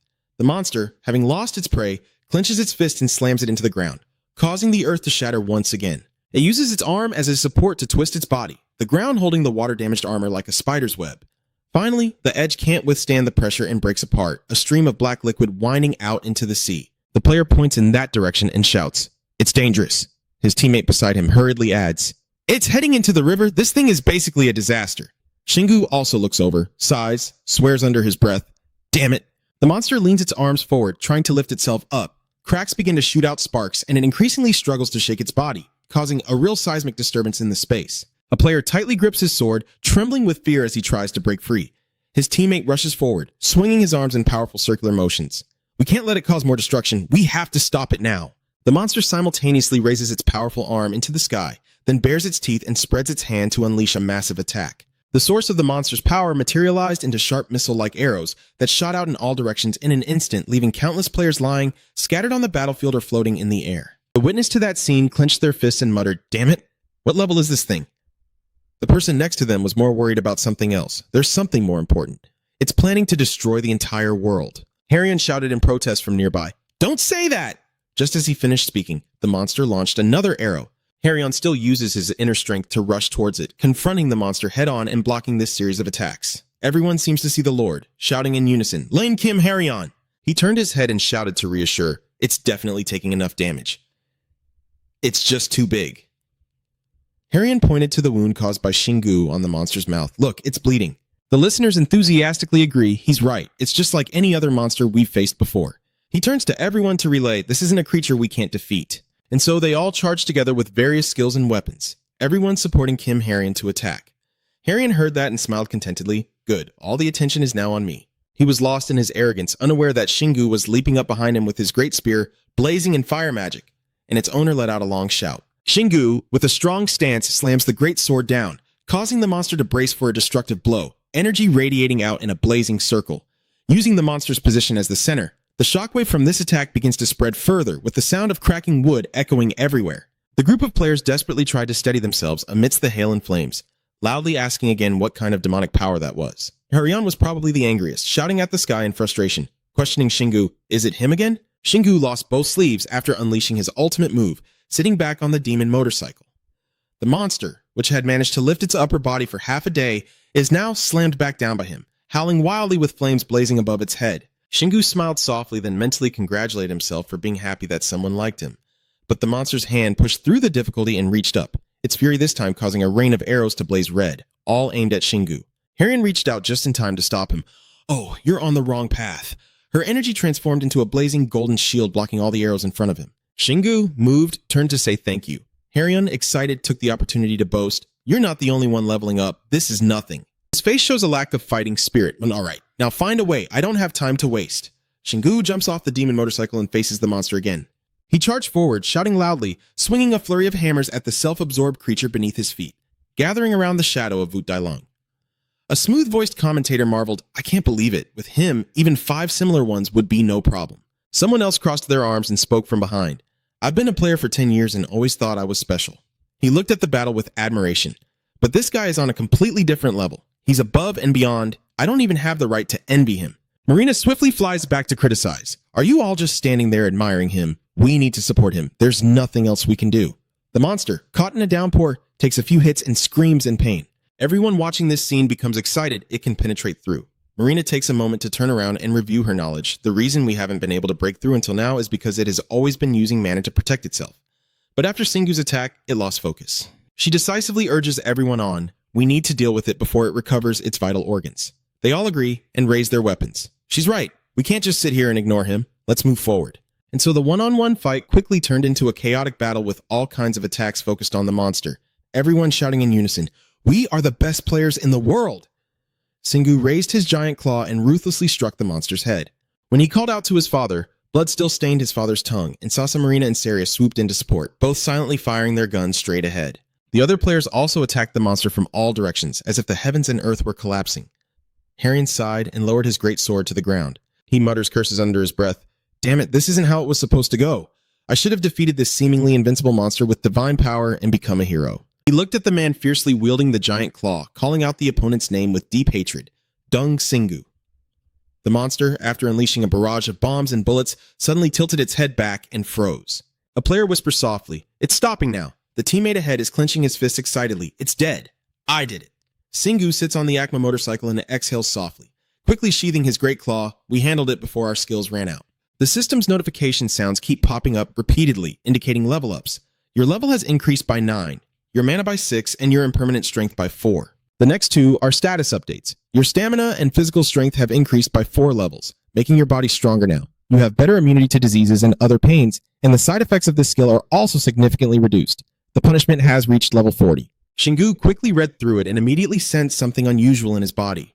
A faint blue light radiated from his entire body as he clutched his head in pain. Aaron didn't hesitate to fly over to heal him. Shingu took a deep breath, surprised at how quickly the transformation had happened, and asked Han anxiously, "Are you okay?" He smiled comfortably. The side effects have been greatly reduced. Then he jumped off the demon motorcycle and landed smoothly. Shingu stood in front of his battle Chung Guo and gazed at it for a long time. Then he covered his head and gazed into the distance with a sigh. The United Nations headquarters no longer had any form left. Marina and Saria flew closer, calling his name, Shingu. "Shingu, you all did very well, everyone." She pointed in a direction to report the situation. "Your mother is safe now, and we've evacuated all the civilians to a safe place." Seha couldn't help but express his admiration. "You're really something. If it weren't for you, no one would have been able to defeat that monster." The group of players also agreed, saying he's right. It became feasible because he destroyed its mana barrier, otherwise there would have been more casualties, and another player shouted from the crowd, "With someone like you, it's hard to lose hope." Everyone gathered around Shingu, clapping and cheering loudly, praising him for saving all of New York. He didn't expect to be praised this much, so he nervously scratched his head and tried to explain. "But he did it to provoke Kim Ha-ryong," Aaron shouted in panic. "Don't admit that in front of anyone else." Suddenly, someone stepped forward and interrupted Shingu. Albino placed his hand on his hip and introduced himself. "I am the president of the Pink Lotus Society. My name is Albino, and I want to discuss how to divide the spoils." Soa calmly looked to the side and replied, "We should divide the spoils fairly." Everyone was gathering in groups, enthusiastically discussing, because this was the first time something like this happened, so no one knew how to split the rewards evenly. Ha-ryong hands over the lifeless head to Shingu, but in the end, they all agree that Shingu will take the head because he contributed the most. However, some people are dissatisfied with this. He's already taken the best part, and it doesn't really help. Ha-ryong grits his teeth and clenches his fists in fury. Shingu lowers his center of gravity, spreads his legs firmly, and then lifts the lifeless head of the monster. He let out a shout and delivered a swift, curved slash that decapitated the monster. The ugly head flew high, blood splattering everywhere. Shingu lifts his hand to catch the trophy. He easily raises the giant monster's head with one hand as if holding a stuffed animal, ignoring the blood pouring down his face. The system once again congratulates you for surviving the deadly poison of the Apocalypse Dragon with your level 10 poison-resistant skill. After the praise, there is surely a reward, and your poison resistance has increased to level 11. Shingu sighed softly and put away his weapon, muttering to himself that thanks to all this blood, he now knew the monster's name and had leveled up. He frowned at the fading blood and continued to complain. "But if this was just a small monster," Aaron asked, "is everything still okay?" Shingu waved his arm to clear the blood and replied, "I'm fine, but everyone else isn't. The blood is very toxic." He then turned back to warn all players that while he could survive with his current level of poison resistance, if anyone else comes into contact with it, they must immediately upgrade to a higher level. Sarian held up a new outfit and reminded him, "Your clothes are dirty, so wear this." She explained that she had tried to prepare some clothes for him to wear. Shingu happily accepted, still saying thank you, which made Marina annoyed for her defensive attitude. He quickly put on his coat, said goodbye, and then left, feeling exhausted. Shingu revved the Acma motorcycle, speeding up a bit while still turning his head to wave goodbye. "All right, see you later." Finally, he twisted the throttle hard, rushing forward on both himself and the bike. Marina looked on regretfully. I was planning to invite him out for dinner. Shingu drove eagerly on the road.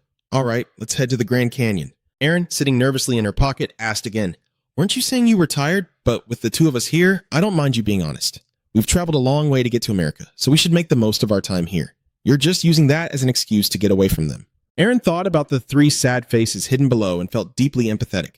Probably they were quite disappointed behind, like he had hurt them. After saying that, she happily giggled to herself, causing both Shingu and Siha to look over. "I'm curious, what are you giggling about?" Erin, still with a faint smile, replied defensively, "It's nothing." Shingu didn't bother to investigate further and focused on the target ahead. "All right, Grand Canyon, we're here." The demon motorcycle speeds up again, tearing through space and disappearing. Zeha nervously clutches his bag, feeling like this bike is going faster than usual, maybe even faster than a plane. I smiled mischievously as I explained to him that I was using my battle stance on it, glad I tried it, but suddenly I paused and hummed. Then, Shingu recalled his memories, which made me realize that until now I had only used my sensory skills on specific parts of my body. Hearing in my ears, smell in my nose, and taste on my tongue. I can feel my body changing again, but I can't let it go on like this anymore. Everything is connected, and if I can't perceive that, I will never become perfect. Shingu quietly sets a new goal. To enhance his senses, he must face even fiercer battles. No longer just simple fights against larger monsters, the land of Hoangso gradually reveals itself, painted in dull shades of stone and mountain. In just a moment, Shingu arrived at the Grand Abyss, quickly tearing through the earth and continuing his search. Finally, Shingu exclaimed with joy as if he had struck gold. He found it. He knew it had always been here. At his feet is a deep, glowing purple vortex, a portal to another world. Shingu's group of three doesn't hesitate and steps through the portal. In the blink of an eye, he landed softly in a pitch-black space. Shingu stayed still and silent, trying to adapt to the darkness more quickly. Erin sighed softly. "Oh, I really have entered another world. I can't see anything." I just growled in response. The system quickly announced, "You have entered Setnag Arena number 73, although it's one of the lower arenas of his. The monsters here are very strong."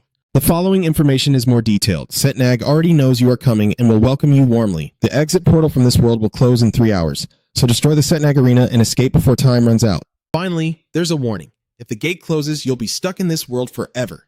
Shingu calmly remarks, "Nothing new, but it seems much more difficult." While Zeha looked around complaining and saw nothing, Erin quickly got to work. This is dark magic, very fitting for a death god. Shingu advised, "Erin, you should close your eyes. She feels lucky you can't see in the darkness." Someone then asked, "What does that mean, brother?" In the dark, narrow corridor, footsteps gradually approached them, along with the sounds of screams and the commands of Lord Setnag, as a swarm of ghostly monsters rushed to capture him, surrounding the three from both front and back. Erin couldn't see anything but still felt the danger, while Shingu didn't hold back and warmly welcomed him. Although he kept a stiff face, inside he was also gambling. This place was too small to use a hammer, but fighting barehanded would take too long. Seha, as if reading his mind, flew over and suggested, "Why not use the soul?"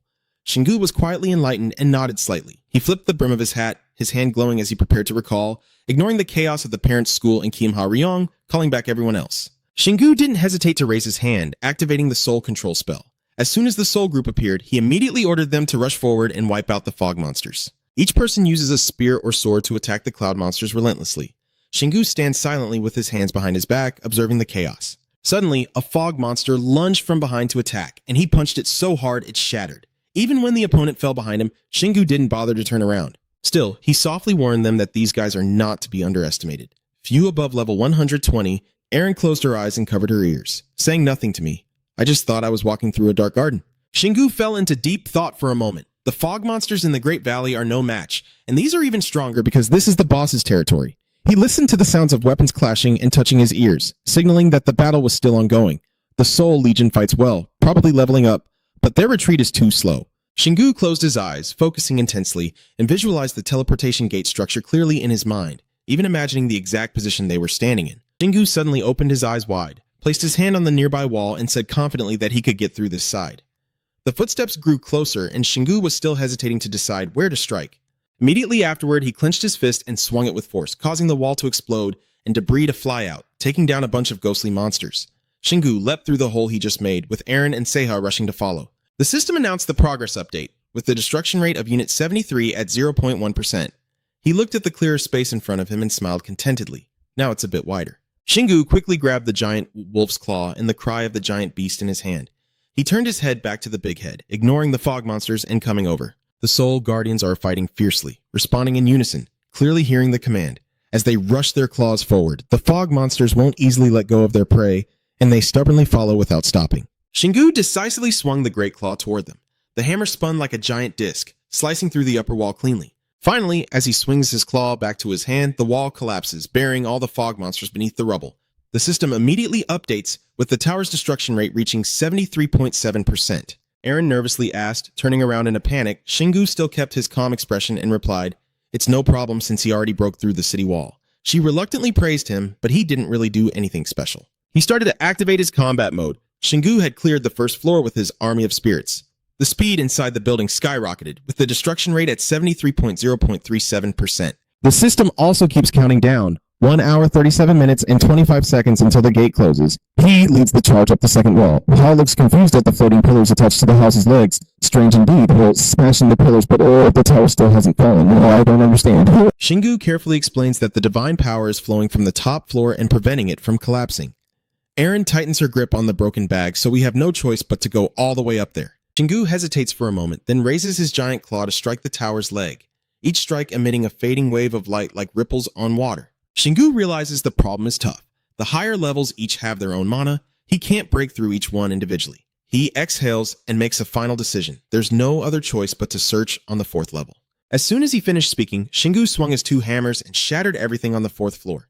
When there was nothing left to break, he moved close to the gap in the wall. Opposite Shingu is a deep abyss with a flickering green light, and there's an object emitting that glow.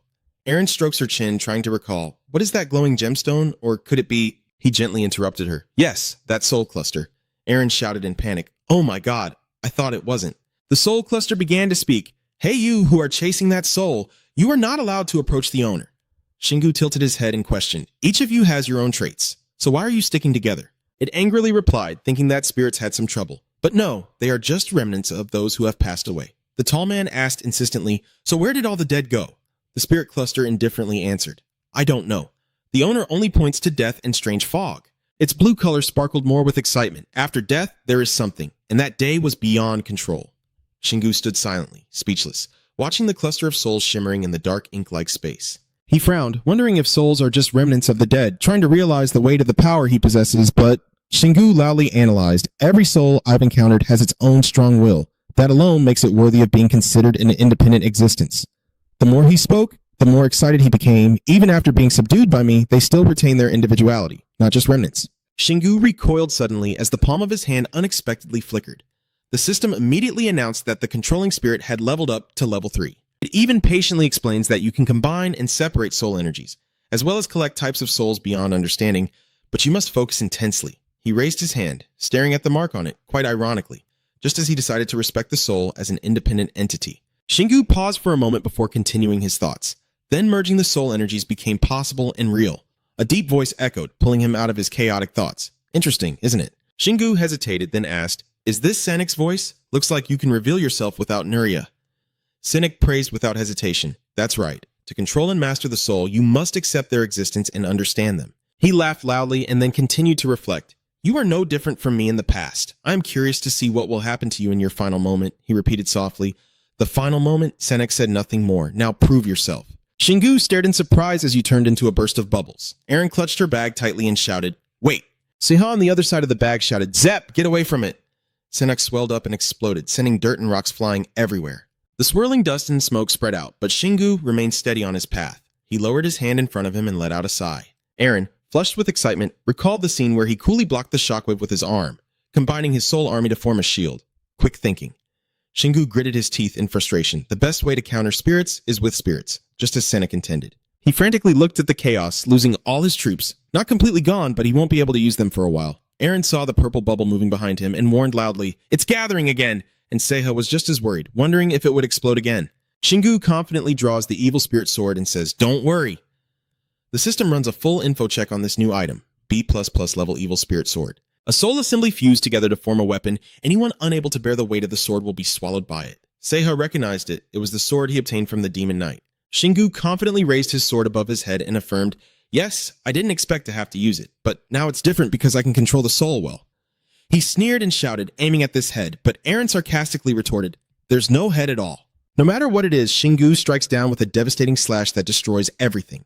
The evil spirit sword splits the enemy in half with a clean cut, and the purple mist shatters into clouds of smoke that vanish into the air. The quick system announced that you have leveled up. Shingu sheathed the evil spirit sword and succinctly praised it as excellent. Suddenly the ground trembled violently, catching his attention.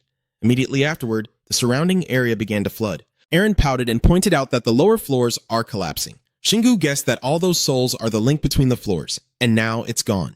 He hesitated for a moment before taking out the demon motorcycle and then jumped on, ready to speed off. Shingu straightforwardly reported that from the first to the fourth floor, nothing remained. He looked at the house being pulled into the deep pit below and finished his sentence, so everything will collapse as well. The system updates the progress, with the tower at 73.46% destroyed. Shingu seemed to think it was time. All right, I need to settle this as quickly as possible.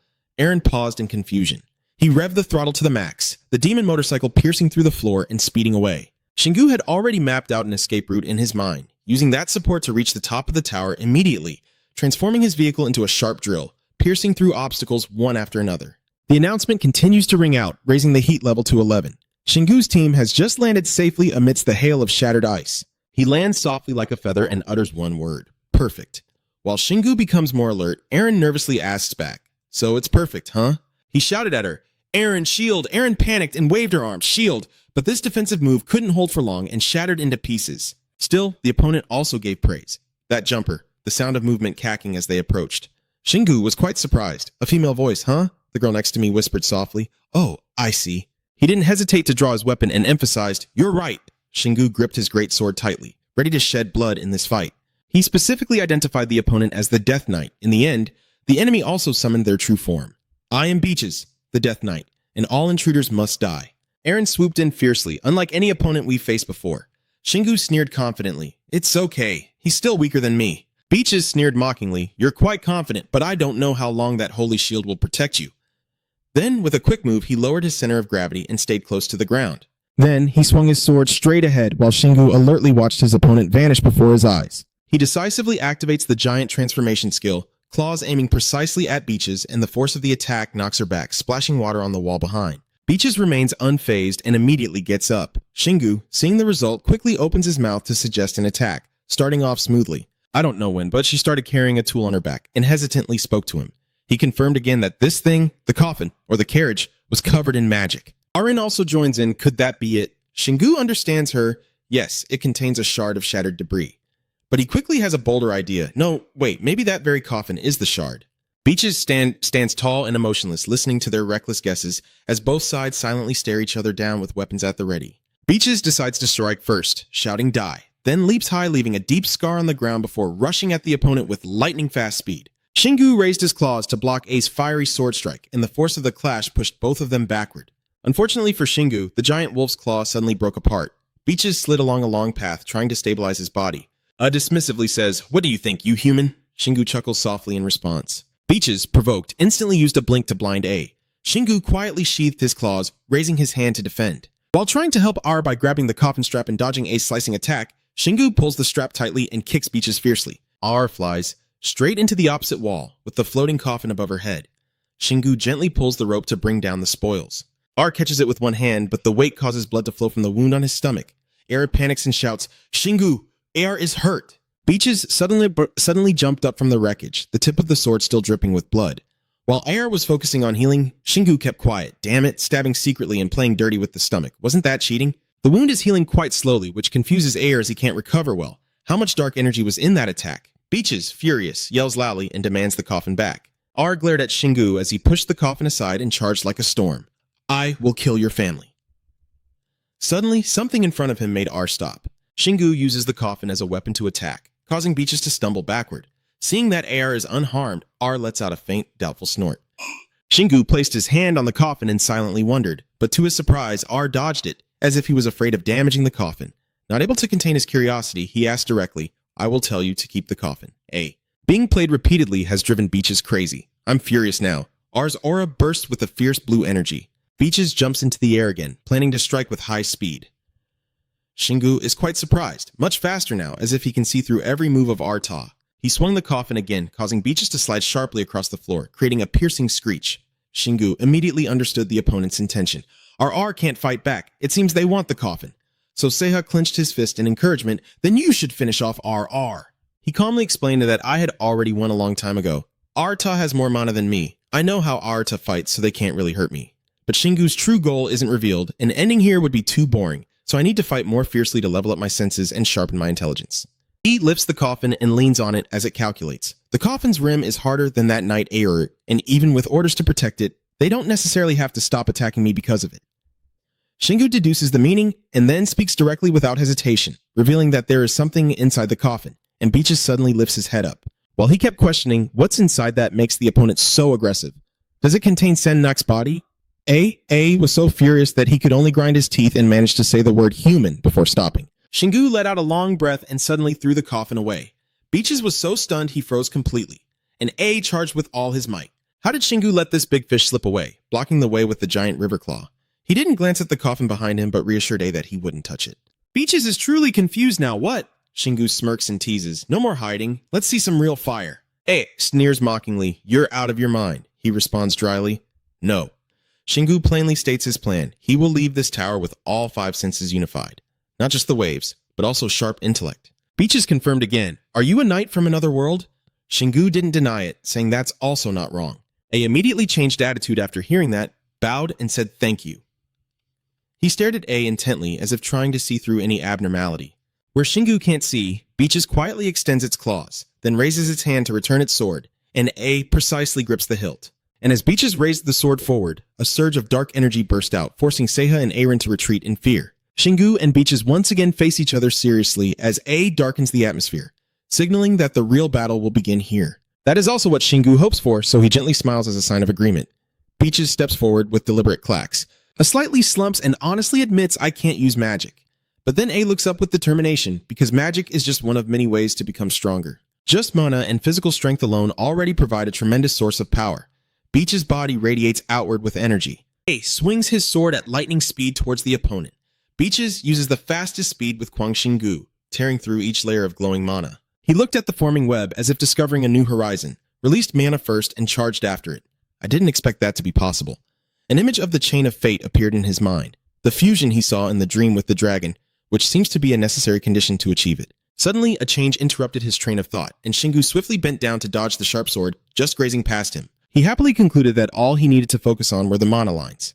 Beaches praised him, saying he has very good eyesight, but can the human body withstand it? A runs up and delivers a swift kick, forcing Shingu to stumble backward. Not stopping there, A's sword clashes directly with the giant wolf's claw. Shingu, panic-stricken, he saw his axe split in two right in his hand. He decisively stepped back to create some distance. Beaches really has a lot of tricks up his sleeve. A spews out a stream of purple smoke to attack from afar. Shingu can't dodge in time and quickly crosses his arms to try to block. Aaron loudly calls out your name, Shingu. Even though he's surrounded by smoke, he still speaks to reassure you that he's okay. The system appears with a message. You have countered the deadly technician's cursed breath with curse resistance. Next, a notification shows that curse resistance has leveled up to 7. Beaches hesitated for a moment, still able to resist the curse of a perfect and flawless knight. A step forward to face the opponent with concern, but his weapon was already broken. What was he planning to do now? Shingu quickly threw the axe behind his back and asked me A. The 2 sad wolf claws fell limply on the ground. He spun his arm to warm up, thinking that only mana and physical strength were needed. Then he chuckled happily in agreement with A. I see he's right. Beaches was quite surprised, planning to fight me hand to hand. How interesting. As Aaron disappeared from Shingu's sight, Elia's sword's blade was at his neck, forcing him to bend down to dodge. Shingu rolled his eyes at this guy and kicked his sword, causing Beaches to be thrown backward. A's sword also immediately became wet. Shingu watched carefully, realizing that A not only wielded the sword, but also shared part of his mana with it, making it difficult to kick it away from him. He appeared very satisfied, completely different from simple skills like enhancement, and modestly said that he still had much to learn. Beaches lowers his stance, ready to charge. Sorry to your family, just like in today's lesson. A, after finishing his aura, will end with your death. Both of them face off in the literal sense, with Beaches punching Shingu in the head. He also doesn't hold back, throwing a fist into his shoulder. Both of them are about to become relentless fighters, throwing punches and kicks without stopping. Feeling a bit exhausted from close combat, Beaches decides to retreat. Shingu seems to be running inside A's stomach, kicking at whoever is chasing him. Beaches looks to the side in panic, realizing he's now being targeted. He chuckled and warned, "I know how to end you." I kept mocking at the same pace, "Whatever it is, don't talk nonsense." Beaches leapt back but was unlucky as Shingu blocked his attack. He then delivered a punch to A's sword-holding arm. Beaches dared not draw his sword and had to keep retreating. I pointed at Shingu's face and condemned him, saying all he was doing was trying to trap him by forcing his body to use extraordinary reactions. I also, honestly, twisted my arm and admitted that since I haven't used mana to do anything yet, I had to rely on strength. Beaches was utterly confused, wondering what kind of person could follow my fate despite having so little mana. Shingu unleashed his power and taunted, thinking I was just a temporary existence. Maybe your family is the slower one. How can you stand this provocation, immediately raising your sword towards him? Shingu gently tilted his body to one side, causing the sword to slice straight into the ground. Seizing the opportunity with the sword within reach, he gathers his strength and punches it directly. This time, Beach's sword is officially sacrificed. Shingu, riding the momentum, continues to throw punches. One more hit. He usually doesn't show off with fancy moves to hit the opponent's face. The power of this strike sent Beaches flying back to the middle of the ring. I rolled several times on the ground until he dropped his sword. After creating a deep hole on the slide, he finally stopped. Shingu waves his hand, inviting an attack, but before anything happens, just strike. Beaches struggles to stand up, cursing the monster. A looked intently at him and said one word, but then Beaches gathered her strength, causing her whole body to sink into the blue energy blade. I clenched both fists and launched two energy-shaped blades. Beaches crossed their arms in front and asserted that they don't rely solely on weapons. A crouches down, preparing to launch an attack, but Shingu's golden energy surrounds her in a circle, and A lets out a suspicious cry. Beaches looked up in surprise at him, controlling the attack from above. A was stunned. "Are those magic bullets?" Shingu replied friendly, "But this isn't ordinary demon bullets. It's powerful bullets." Saying that, he swung his arm and unleashed a barrage of bullets, piercing through Beaches into a human-shaped sieve, and she screamed long AA in pain. The powerful bullets unleashed by Shingu's aura forced Beaches to retreat, accompanied by a notification that all your senses have been merged and evolved into a single skill, causing your entire body to tense up as the mana flows is merged back together. Finally, with a loud explosion and flashing lights along with news updates, the player has acquired level 1 internal organ 5th sense skill, upgraded the chaotic tail to level 4, and met the requirements to unlock a new hive section. Now Shingu is full of energy and takes a deep, satisfying breath. At this point, Beaches finally hesitantly confirmed that he was a dragon, but he was countered firmly by him, "No, I am human." And then her eyes shone with excitement because after all, I am much stronger than many others. I must repay that. My steps still moved forward toward Beaches, who was nearly collapsed, and then her voice was filled with sorrow. In the end, I couldn't protect her. This statement caught Shingu's attention. Senek, surprisingly, she denied it. "No, the boy in the coffin, my brother." Senek had promised, but before she could finish, Shingu shot an arrow to the underworld. Suddenly, Aaron was stunned by the scene before him. "Isn't that right? I was just saying something." However, his response was very reasonable. He didn't need to listen to the enemy rambling. So, the system keeps appearing repeatedly. You've leveled up 4 times and can absorb souls you don't understand, and you can also take the level 262 soul of the deadly swordsman Beaches. Do you want to? These words suddenly hit Shingu with surprise. Absorbing. Can I absorb the souls of living corpses? A bright light flashes dazzlingly. Only within Zealot, Beach's life has been tamed by his hand along with the note, "You have successfully absorbed the soul," controlling the level 4 soul upgrade. Then Shingu, extremely excited and curious, watches to see what has been obtained. He remembered his beloved Great Wolfclaw, now faded under the sword of the Death Knight, making him serious and contemplative. The Great Wolfclaw was badly damaged, so he had to put it in his toolbox for repairs first. And then he made a quick decision, finally looking inside. Setna's voice rang out. How wonderful. It truly was an exciting battle. Having driven Shingu into a rage, it was her again, and he continued to ignore his discomfort. When I conquer this world, everyone will become the living dead. Beaches and her brother are the last 2 survivors. He directly made Shingu frown in annoyance, suddenly telling a story about the night. "What are you advising?" But Setna still spoke in a strange voice. Beaches knew her brother would eventually become a living corpse. So she begged to serve me because I saved her brother, and I agreed to turn her into a knight. In the end, Shingu also got caught up in the story, so you've saved her, right? Hearing that, Setna replied without hesitation, "It's just sleeping. It's still alive. But when the coffin is opened, this world's energy will swallow it and turn it into a living corpse. So what will you do now that you're the new owner of Beaches?" This issue clearly doesn't affect Shingu at all. No need to wonder anymore. It's simple. The mark on the back of his hand glows brightly, drawing his attention. Beaches is reacting. Finally, as if making a choice, he sighed in boredom. "Yeah." Then he gestured to Aaron and Seiha. "Come here." Then Shingu, full of excitement and unstoppable energy, said, "Let's go." And before he finished speaking, he grabbed the coffin and flew away. He sped along the deserted road, leapt high and far, then plunged unhesitatingly into the abyss. Seeing that, Setna's voice echoed again in confusion, jumping into the hole created by the person. What are you planning to do? However, Shingu didn't bother to answer and insisted, Beaches, you owe me a lot. I don't know why, but Setna seems to become more straightforward because you've destroyed the lower layers. The gate has opened at the very end of that hole. Are you planning to return to Earth like that? And he still didn't bother to answer. I will use mana to cover the coffin and synchronize it. Action follows thought, bursting forth with energy and rushing out. It seems he's getting more and more desperate. That's my power. You can't control the coffin with your strength alone. But Shingu's eyes shone with unwavering confidence. Well, I can do it too because I have the 5 senses, making it easy to slip through the gate at the end of the road. It completely drives Setna into a state of constant panic. Why? Why did he take a piece of me and leave? So that means the appearance of the system to explain. After losing the core, Setna's tower number 73 was completely destroyed, reducing Setna's Earth by 2.1%. Shingu was not even slightly satisfied. What, destroying it only results in a 2.1% loss? A chilling sensation overtook Aaron's entire body, meaning Setna is much stronger than Rina, and the Setna 73 is terrifying. Shingu no longer paid attention and spoke. Let's go to the rest area. She responded immediately. I agree. Seiha did the same. So do I. Then all 3 of them observed the coffin in silence. Despite Shingu's mana covering it, they couldn't see inside with their abilities. Beach's worried voice couldn't help but ring out. Is my little brother okay? His eyebrows furrowed tightly. It's nothing. And inside he wondered, can he always hear her voice? Then Shingu started to delegate tasks. Aaron, protect the boy inside. Hesitation and determination are clearly visible on her face. I can't see it, but I will try. She gathers her strength and envelops the coffin with her power. And you start to release the S-rank mana core flower, then begin. Use mana to activate its power. Tears of frustration stream down Shingu's face as he purifies Setnak's mana and draws it out with Kina's essence, the tense atmosphere matching his movements. Suddenly, Beaches jumps out to comment, you make it look too easy, causing Yen Jiang to grind his teeth. Does she think it's that simple? The tree's core keeps shining brightly. Along with the system notification, the S-rank Dunlaheng tree core is 100% complete, instantly making Shingu extremely happy. Perfect. And then the coffin gradually disappeared, revealing Beidou's body below. It seems he was lost in thought for too long, leaving the boy a bit shocked by the fresh air outside. Seeing this, Beaches quickly stepped out in her human form, Beidou. She was extremely worried, but didn't know what to do. Beidou, this scene made Shingu feel helpless. She looks like a completely different person, and Aaron feels happiness spreading. Maybe they are family. And then they decide to leave. I should give her some time to be with him. The system keeps notifying you that you've met the requirements to unlock the village. Do you want to open it? It won't cost anything.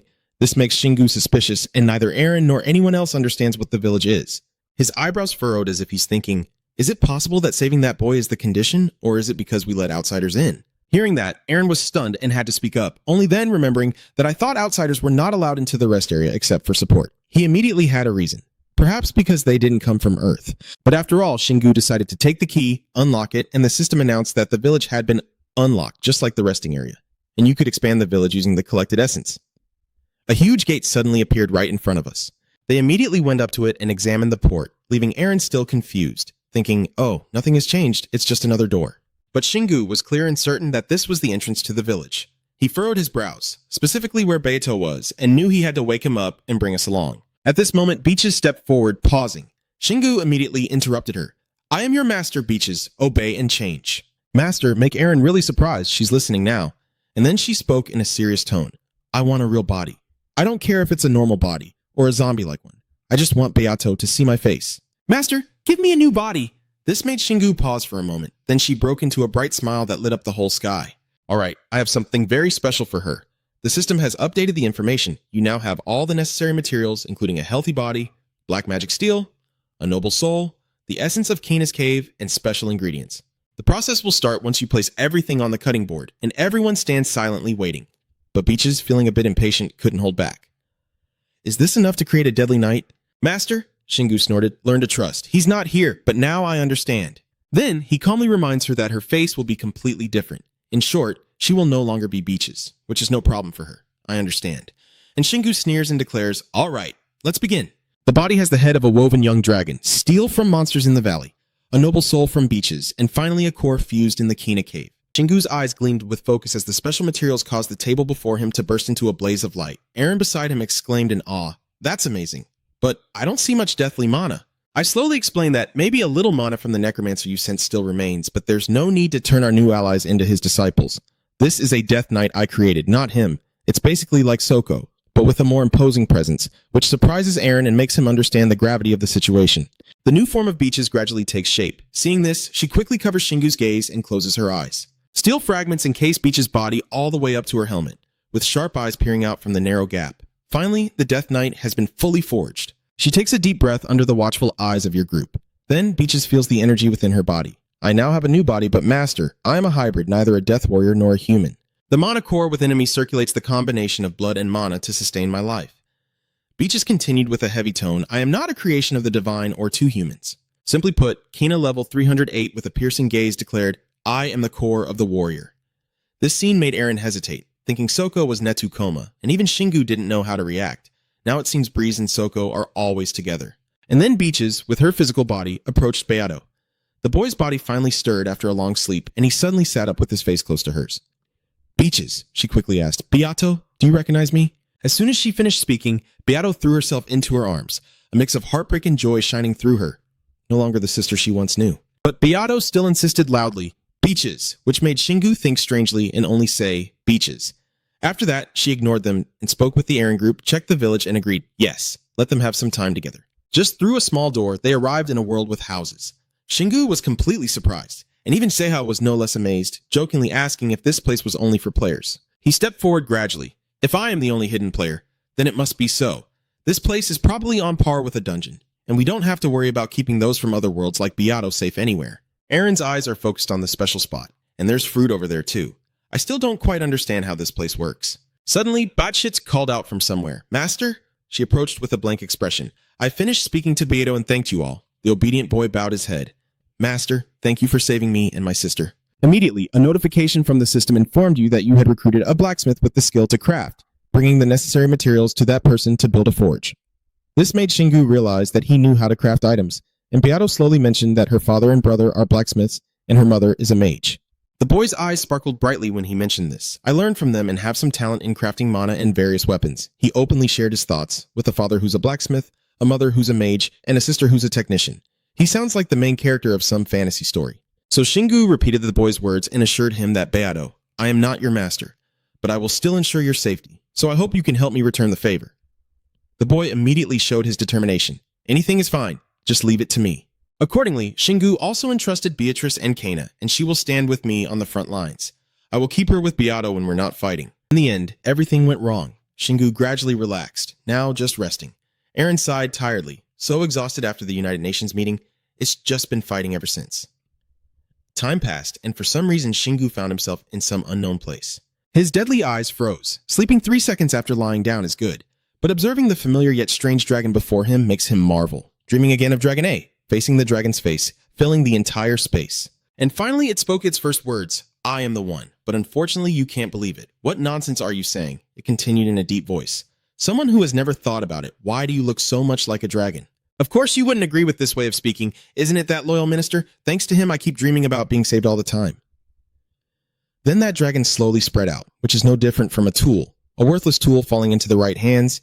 It awakened the deep sleeping dragon's soul within him. It directly made Shingu frown. Are you trying to say that I was a dragon in my past life?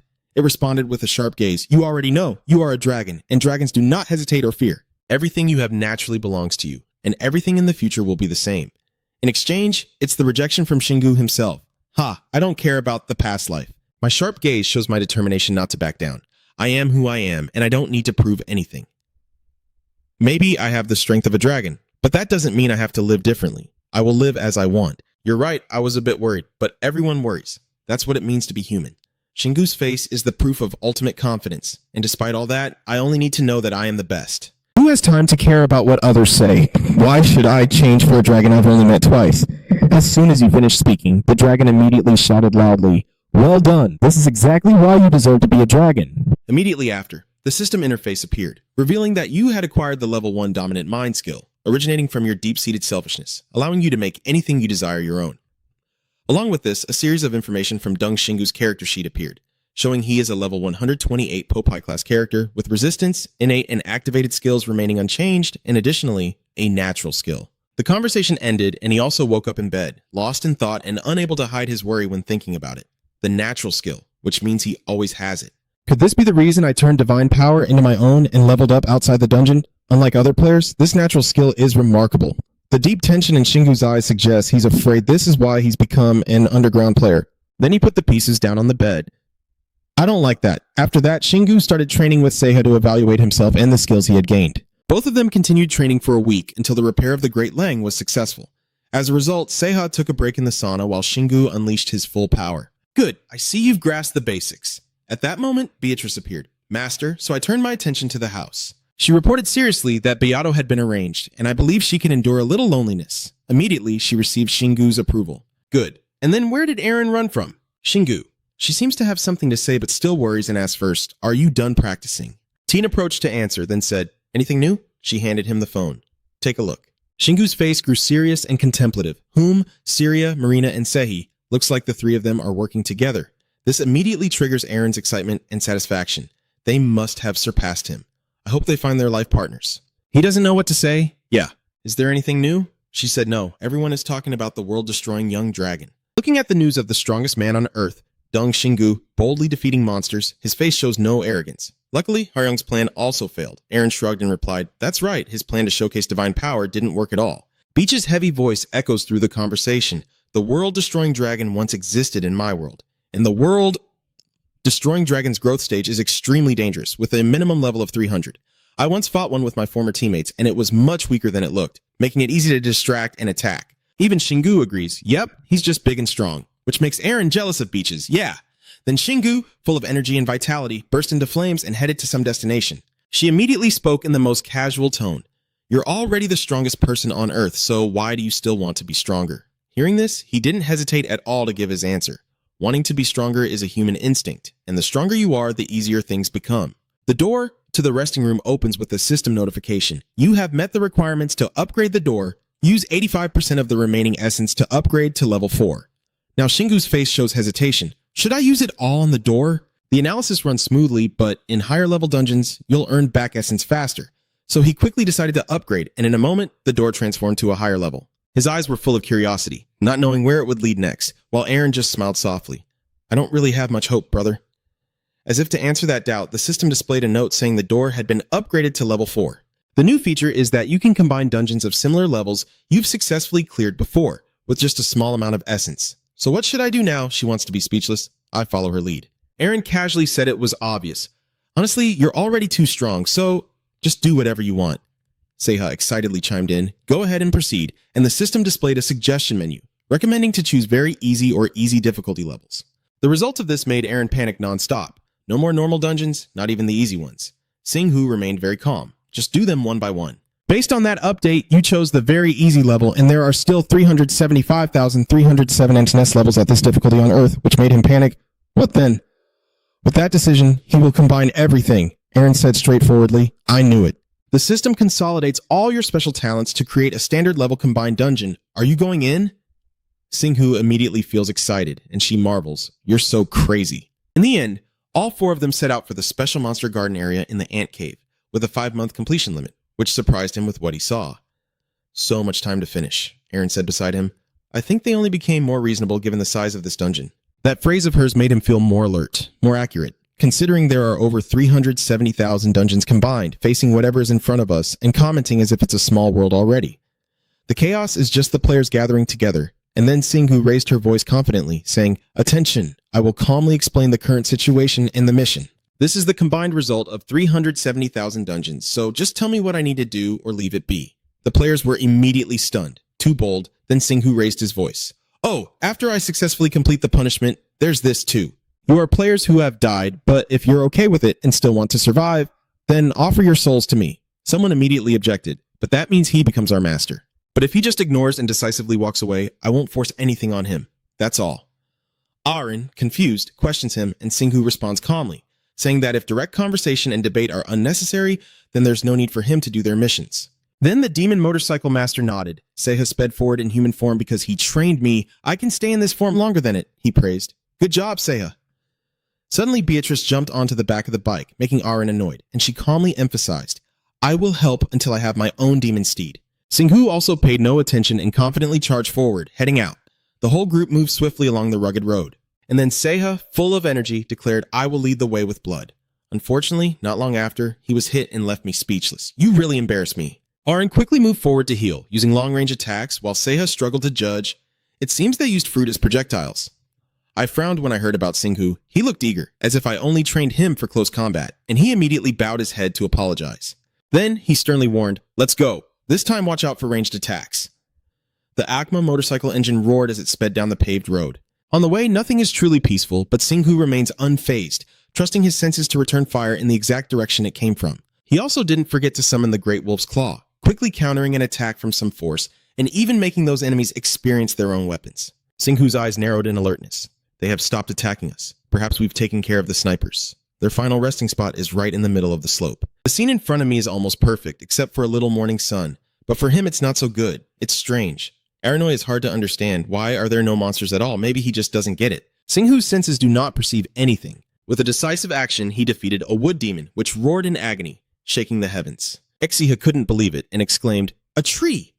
Beaches offered his own analysis. I think during the fusion process of the entire dungeon, the monster's body merged with the tree. Even Singhu agrees. I think all the weak monsters are like that. This monster garden is more unusual than we thought. And then, with a heroic and excited look, "Let's get to work." Aranoi's lips twitching, still wondering when he said that. Next, Singhu will assign the mission. I will lead and destroy everything on the road, so you two just follow behind and gather items for me. Beaches hesitated and asked for confirmation. "Are you planning to destroy this entire place?" But he didn't answer and moved on to another matter. I lent her the demon motorcycle. "Do you know how to ride it?" She answered calmly. "As long as it can be ridden, I can control it with my skill. Both Seiha and Kina are ready." Singhu quickly uses both the giant wolf's claws and the ogre's howl. "All right, let's go." Then he used his mind control skill to summon the soul army, and all the monsters disguised as rocks, trees, and clouds were swept into his hammer's range, smashing them all away. Now Singhu's spirit is filled with excitement and satisfaction. This is true hunting. Aaron, as an observer, is also amazed. This dungeon is truly on a different level, and his way of clearing it is in a whole other league. And after a week, Singhu, Aaron, Saha, and Kena kept running and running. Eventually, they encountered a monster they had never seen before, making Singhu ponder. An evil body, but not truly a demon. At this moment, Beaches finally pulls down his hood to show his understanding that he is a hybrid demon, a creation of Metemoa.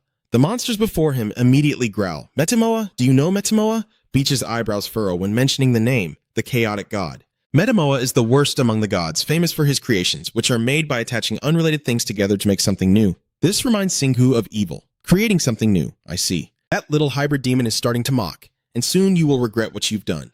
The one who created this pit followed the decree of Lord Metemoa. Completely bald and making Singhu furious, what? But the hybrid monster describing his discomfort would make him very happy and want to see you. At this moment, Beaches also confirms that they are not lying. Metemoa always acts in an extreme and reckless manner, and the way this dungeon was created is very similar to Metemoa's style. I've met some of the hybrids created by Metemoa before, but I'm not sure if they're related to this dungeon. Seiha couldn't help but comment from outside the ancient ruins. "Master, maybe your decision led to this bad situation, but Singhu's thoughts were different just because he merged the ruins into one because he was lazy. Isn't it more advantageous to directly confront the traces of the gods?" Alright, the other hybrid demons have lost their patience and are craving more. You placed the seal on his arm, right? Heh, I want that arm. So I'll take the legs instead, planning to replace them with new ones. Of course, Singhu shows no fear, just handles these weeds and then moves on to the ones ahead. Aaron can only stare with 3 dots. Probably the only one in the world who calls them weeds. I don't know what he suddenly realized. Oh, right. Then he took out the Death Knight's sword from the storage, and the original item for the owner, Natri, used this. Beaches immediately recognized her special weapon. It was the sword I once used as a Death Knight, but in an instant, her mana enveloped it and transformed it into a different shape. Seiha looked at this image first, changing its shape, and Singhu was not surprised because she was no longer a Death Knight, so her weapon also changed accordingly. Then Beaches bowed respectfully, thanking the master. And Seiha also declared passionately, "I will help, even if only a little, my lord." Singhu eagerly charged forward. "All right, let's go." With just a wave of his hand, the mighty warrior struck the hybrid demon to the ground, leaving its allies stunned. Too powerful, I told you. His arm is incredible. However, Beaches was not willing to be outdone. He made everyone fall silent in death and quickly harvested their parts. Seiha shouted out with might, "Ha ha ha ha," then charged into the frenzied battle with the fallen, as a pile of treasures fell more and more with their actions. The monsters of nature have started to come back to life as if awakened by this battle. Suddenly, Singhu asked, she said, "Metemoa has always been haunted by chaos, right?" Watching the monsters get slaughtered excites him endlessly. I bet they'll be thrilled to see this. After 2 weeks of relentless battles against the hybrid demons, Singhu and her team finally reunite with an old friend they haven't seen in a long time. It turns out that no one else is the merchant Luta, the love merchant. Greetings to the distinguished guests. Have a drink before taking on the boss of the dungeon. Singhu hesitated, trying to recall. The merchant Luta, she immediately rejoiced, thanking you for still remembering her. The difficulty is clear on his face. Normally we would meet a few times during the journey, but because you keep clearing dungeons easily, I haven't had a chance to appear. Gatgu summarized, I understand, so she only shows up when you're in trouble, and she remains mysterious, so I must not tell you how the system works. However, thanks to your upgrade efforts, I appeared again to provide you with important information. Singhu pondered the difference and immediately guessed, oh, it's because someone wants to enter the village, and his eyes lit up instantly. Trungfok, thanks to the additional village, our merchants can now come to see you directly.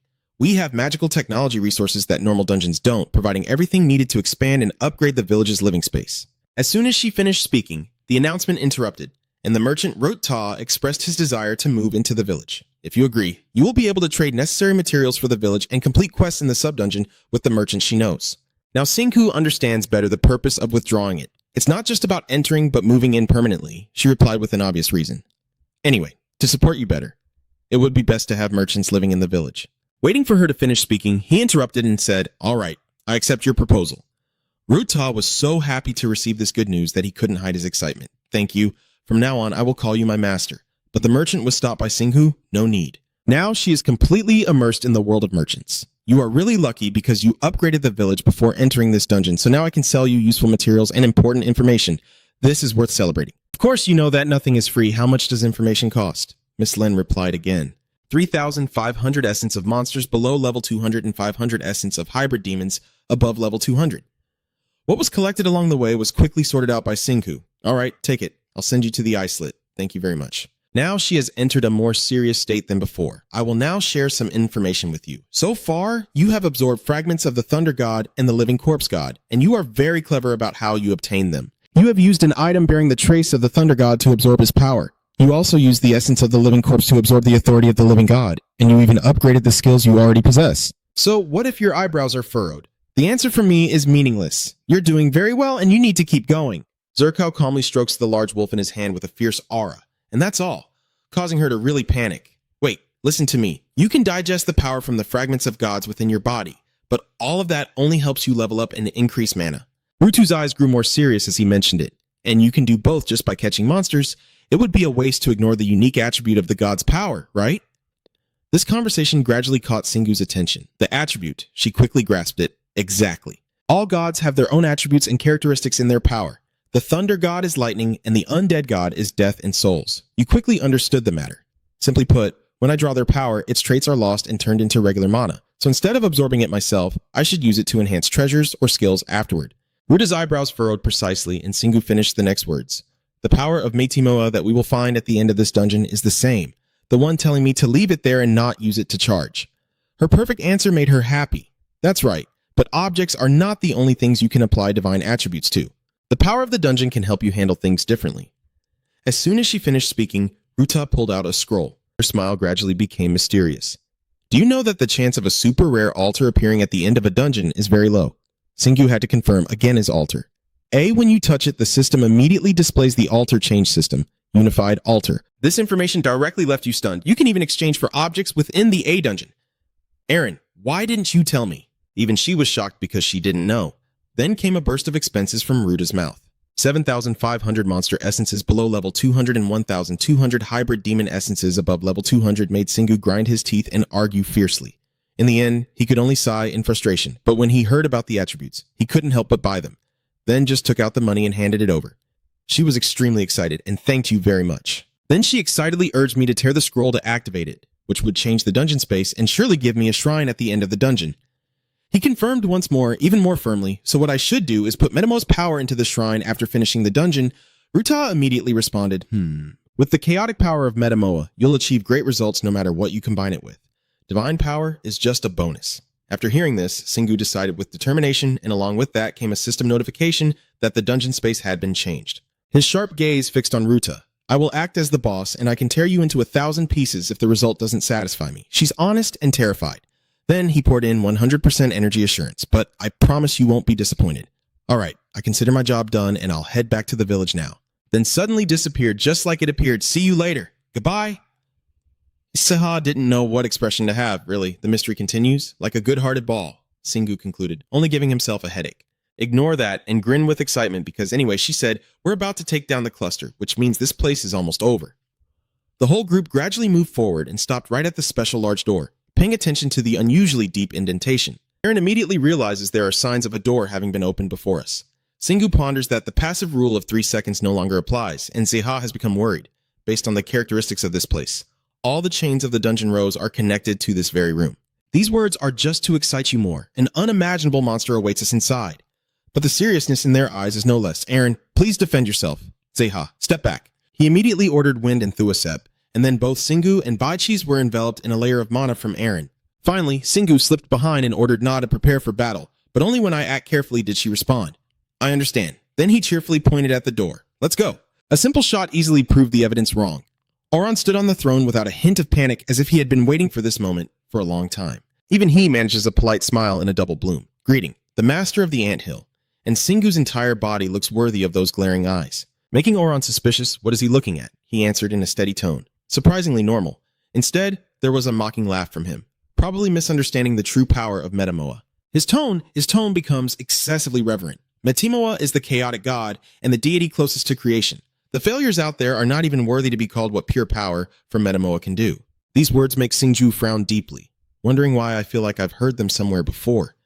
But he doesn't bother to dwell on it for long. Unlucky for you, I don't like anyone who picks the wrong side. This arrogance infuriates Elrond to the point of madness. But who cares what he thinks? The real issue here is the choice. The sharp decision gradually emerges with each word Ga speaks. The one who was chosen and proved it successful. Now is the time for me to act. The aura of death suddenly exploded throughout the space as Auron declared his final sentence, executing you.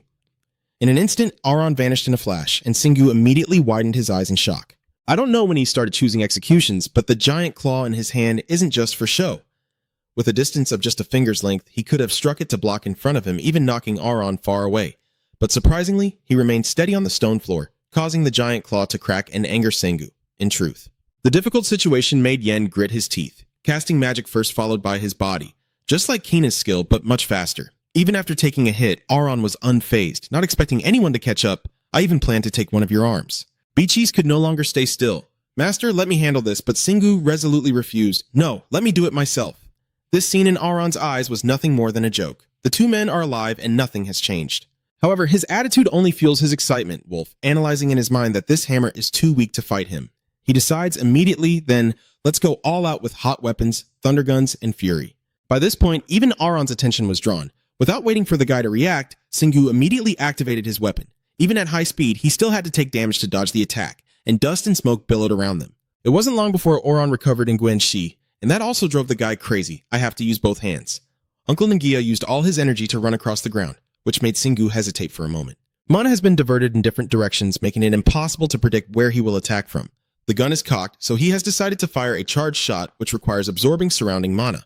Excess mana will be easily drawn in by it, and then his position will stand out more than the rest. It won't be as obvious as a thorn in the palm, as if you could feel it right here. A bright shot aimed straight at Auron's head, making him experience the sensation of intimacy with the floor.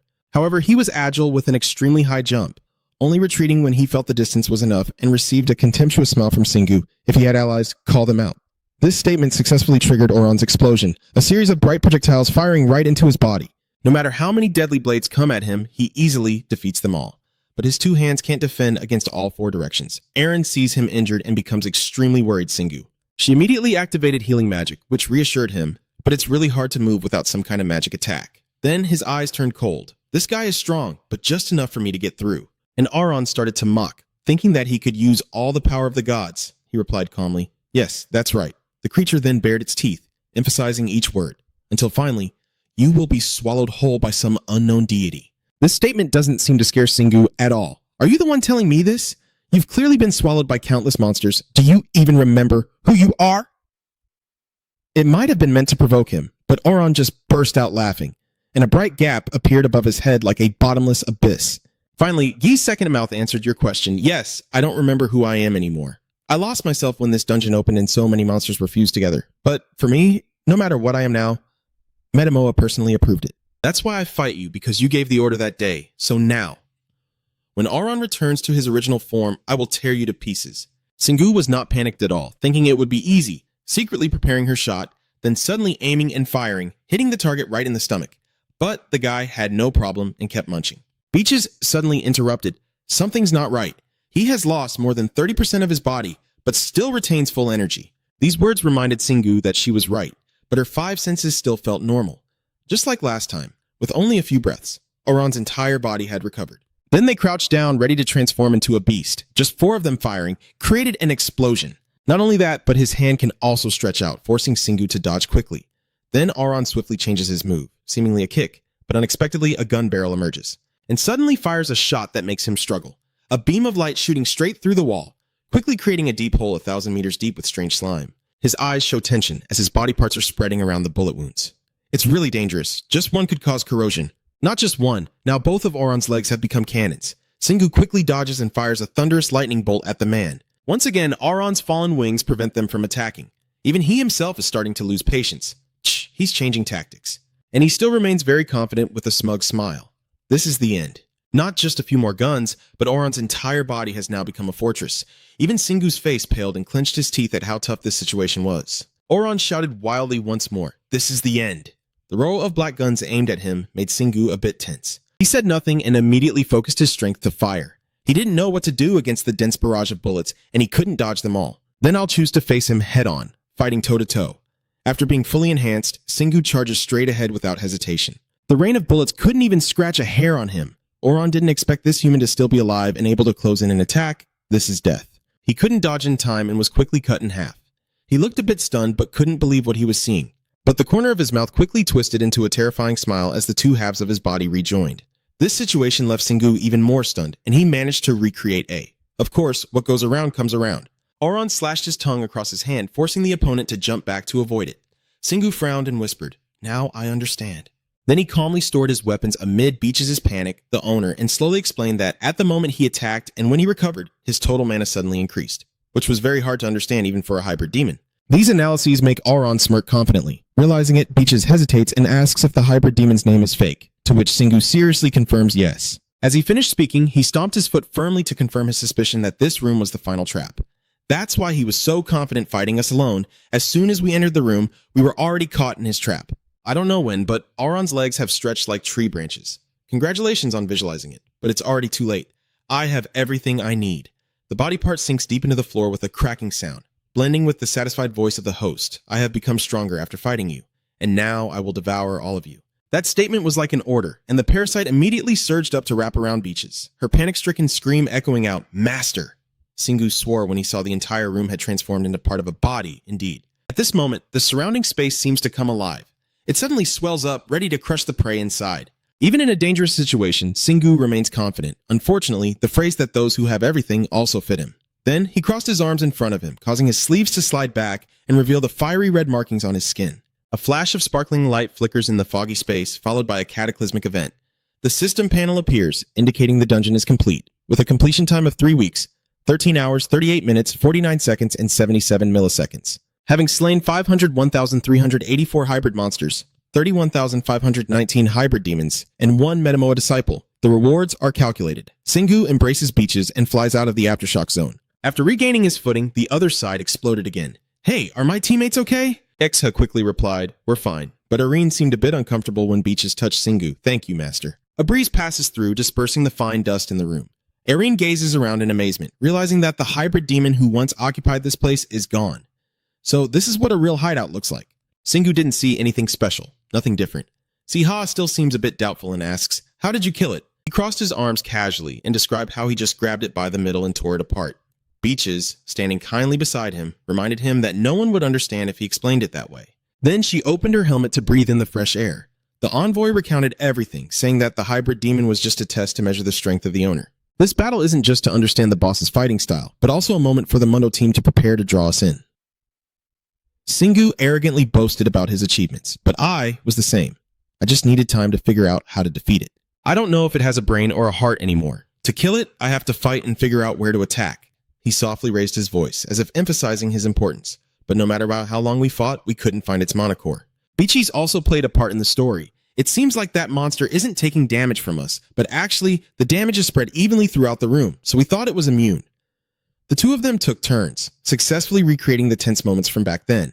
That's why it revealed itself to lure us in. I found the right spot and tore it apart. Simple as that. Seiha nervously scratches his head and comments, I get it. It's easy, haha. Eren, standing nearby, looks a bit worried for his friend, his eyes hollow. It seems the system also waited for them to finish their story before appearing, granting a special reward of a monster hunter with a new poisoning skill. Special Achievement hero Jang Thae received a new corrosion-resistant skill, which will be combined with natural skills, now at level 4. This result made Shingu extremely excited, but Eren, always pragmatic, poured cold water on it, saying it's nothing special since it's everywhere. It seems the system also has a sense of pride. It once again revealed itself. The special reward, the completed fragments of Meiti Moa have calculated the experience points. You have leveled up 7 times. As soon as the notification appeared, Shingu's muscles also tensed up, causing Eren to worry.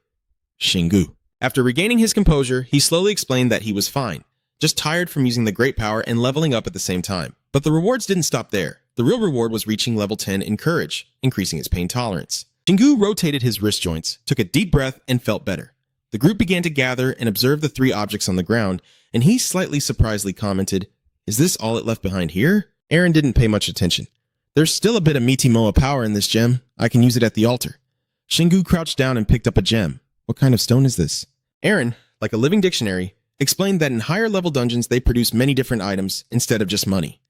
The information about that stone also appeared, the Black Moonstone of SC+ grade, formed by the combination of moonlight and volcanic lava.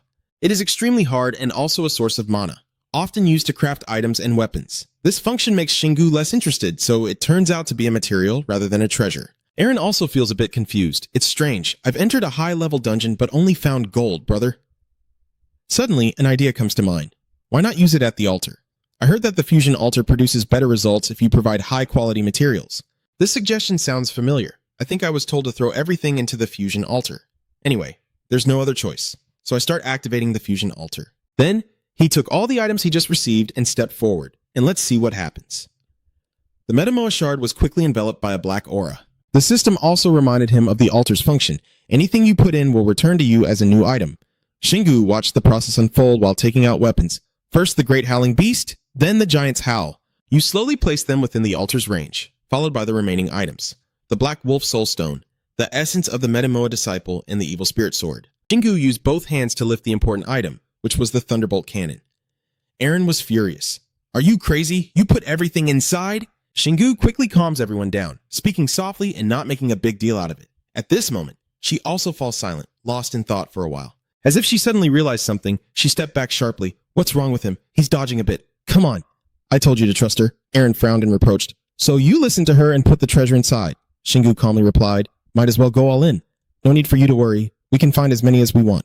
A sudden burst of light appeared in the pit, drawing everyone's attention. Shingu chuckled softly and joked, as if playing a slot machine. A crafted hammer soared into the air. Everyone was staring intently at the newly created item. Sei Hangua said, It looks like a war hammer. And he replied softly, The main materials are the howling of the giant beast and the great Hak Lang. He said that and then stepped forward, gripping the hammer tightly. Its system functions appeared, revealing it as a celestial grade S++ hammer. Attack 4,500 to 6,500, proficiency 0 out of 40,000.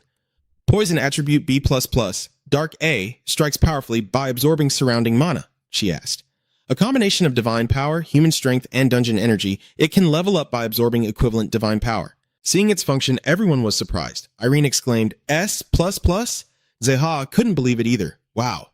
Shingu held it in his hand, delighted. Truly a monster, worthy of its name. Then hurriedly tested it. All right, now I have a new weapon. Let's try out the skill. My power system appears using Shingu to break through level 135, with a strength of 485. Looking at that power, Zeha gently stroked his chin. So this is just the control resistance. Maybe to block attacks that control his body or mind. Shingu pointed to a spot on the system, examining the skill I received from completing the hunter's mission. It continues to display a notification. Poison skill. Level 1. When attacking in close combat or at short range, damage will spread to all targets hit without consuming mana. Level 1. Deals 10% of the original damage to up to 2 targets within 10 meters. The higher the skill level, the greater the percentage of damage, the more targets are affected, and the longer the range becomes. Seeing that, Eren was a bit surprised. Area damage, huh? This isn't just spreading damage? He smiled and clenched his fist firmly, realizing he had area damage. When he hit the wall, the shockwave would shake the nearby enemies, making her confused. That was actually a direct hit, not just area damage. Suddenly, the dungeon seemed to shake as dust and debris kept falling from above. Beaches immediately panicked. Master, it seems the dungeon has run out of mana and is about to collapse. If you finished checking the skills, let's go. Suddenly, Singu remembered something. There's something I need to do. Thousands of floating ghosts are approaching from the entrance. He looked at them and said, just listen to their answers. A ghost in human form flew over and then seriously introduced himself. I am Jiang Xiao from the Golden Rain Guild, logged out at the boss room in the level 25 dungeon. Seha immediately realized that the Golden Rain Guild is the second most famous guild. Indeed, he is enough to represent the ghosts here. Singu spoke up. I see. He must be the strongest ghost in this place. At this moment, Seo began to explain, as he knew, when dungeons merge, most weaker souls disappear. He wondered if you were the survivors, and he kindly smiled as he handed Singu a brilliant beam of light. Yes, and many people want to thank you for saving those who disappeared. They have gifts for you. Without hesitation, he reached out his hand to accept, and the system notification kept ringing. Strength plus 26, agility plus 19, resistance plus 31. Singu's face froze in confusion. I can't believe it. I keep rubbing my chin and thinking, usually it takes a lot of time to level up skills, because you complete each dungeon one by one, but when you finish them all at once, you level up many levels at once. Asio's face becomes even more serious and sincere. The rest of us want to join your journey. We know we can no longer be players, but still want a new life. The system notification appeared, saying that a total of 3,185 spirits want to follow you. Do you agree? Singu smiled softly, then clenched his fist and nodded. He absorbed all those spirits into his hand. The system appeared, indicating the soul had leveled up to level 5. After clearing the dungeon, Singu and his team returned to the resting area, happily removing his headband and cheerfully saying, let's eat. Then he turned to Aaron and said, since you always cook, today I will cook. After a while, delicious dishes were laid out. Beatrice chuckled, saying the food was really good, and Aaron praised it like a pro. Singu felt a bit annoyed, thinking I only get praise. After a while, the pure hands washed the dishes. Aaron is diligently washing the dishes inside. He beckoned Seha over. Seha, check your stats after leveling up. And then the two sat in meditation, training silently. Zutha's face showed clear annoyance as he called out, how much longer do I have to wait? Singu and Seha looked confused, He immediately approached and asked, since when did you get so big? And she shouted back, my usual size. At this moment, Aaron, who was washing dishes, also curiously ran out. Singu, you hear the girl? Seeing Zutha, she exclaimed, Merchant Zutha, and she shyly hid behind the door. I can't wait any longer, Singu ordered. There are a few more things to do at this age. Wait inside there? Zutha chuckled teasingly. If allowed, I could go rest too, but he coldly slammed the door shut and went to find you himself. Aaron's face showed satisfaction. I like your reaction. Suddenly, Beato hurriedly runs over, Master. What do you think, Beato? Beato's eyes show a clear determination as he rises up. It seems that if I can build the furnace, I will be able to free you. He hesitated. Who did he hear that from? At that moment, Singu, angry, turned to look at Zutha, who was smiling shyly behind the door. There's nothing else to do. In the end, he had to accept and go along. Maybe those things can be postponed. She and the little one cheered happily, completely satisfied. Then they all went together to another place. Singu looked around and thought, it seems bigger than before. At this moment, Zutha happily explains that the large residential area, along with those players, and also when you complete a certain type of dungeon, the flora and fauna will be added to your residential area. She smiled excitedly. This place is great. It has a lot of mana. Singu took the paper and read it. How much is this worth? She set the price, 1% of the essence you have. After thinking for a moment, he did some calculations. 1% slowly. The essence I gained from the recent dungeon has reached hundreds of thousands.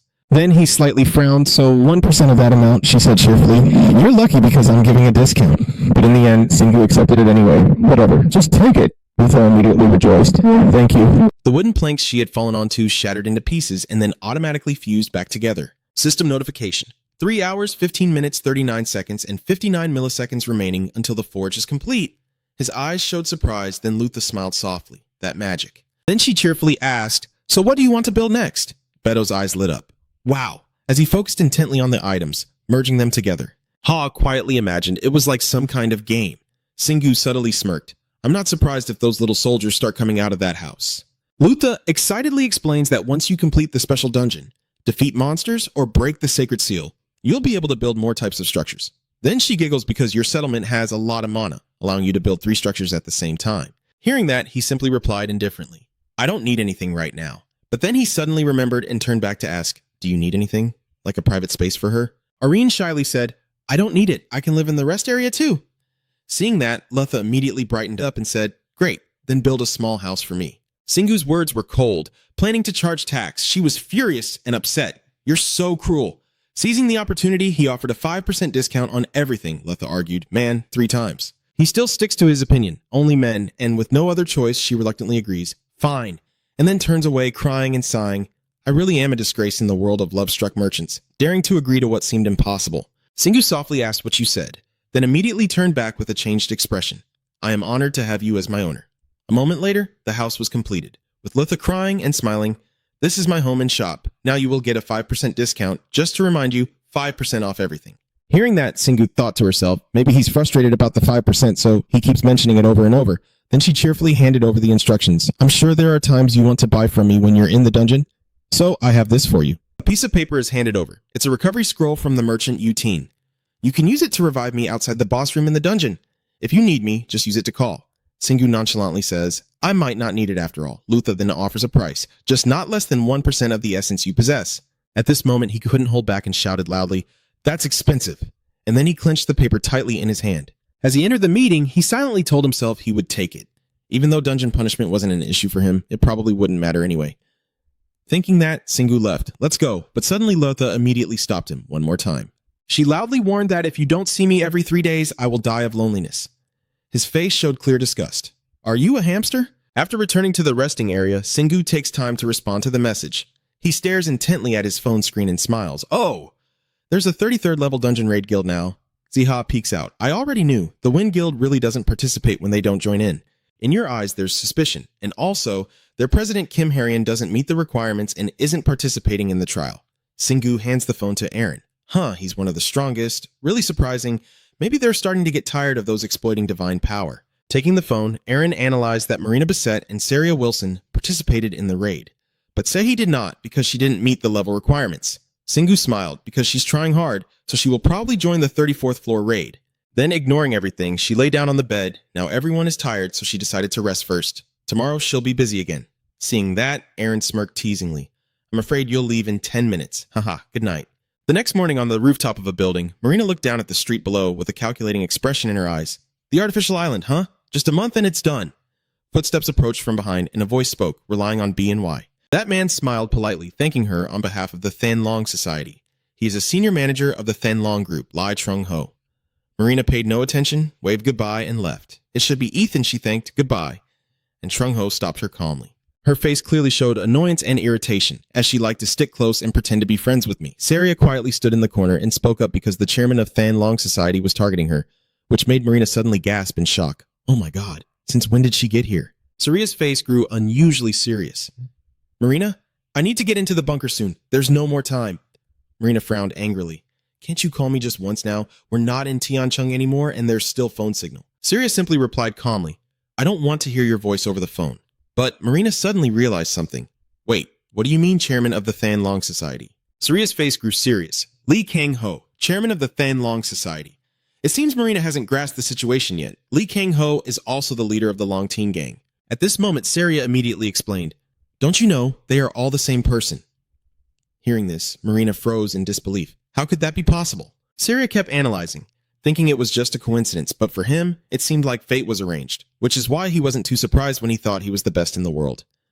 Marina's face showed hesitation and unease. She had never met him in real life, so why did I feel so uncomfortable around him? But then she hesitated. He looks just like Kim Harry Ong, Saria said softly, crossing her arms. Sorry to bother you, Marina, but he's already chosen you. To avoid this, she came up with an idea. Maybe fake marriage with Singuni, so they wouldn't dare come near me, and I wouldn't have to worry about those pricks anymore. Suddenly, someone else stepped forward. Oh, you two are still here, he in person exclaimed. Sehi, she smiled softly. No wonder I felt the mana. Then, Sehi immediately reminded her to hurry up, because they were looking for the two of them. Marina reluctantly replied, okay, and quickly snuggled into Sehi's arms, saying, I will miss you so much. Saria also asked for help. If Singu encounters trouble, please assist him.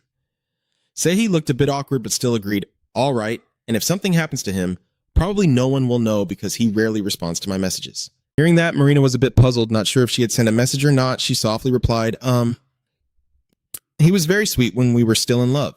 Then she hurriedly looked for an excuse to leave. See you later, Saria. Let's go. As soon as Marina said that, she jumped up and flew away.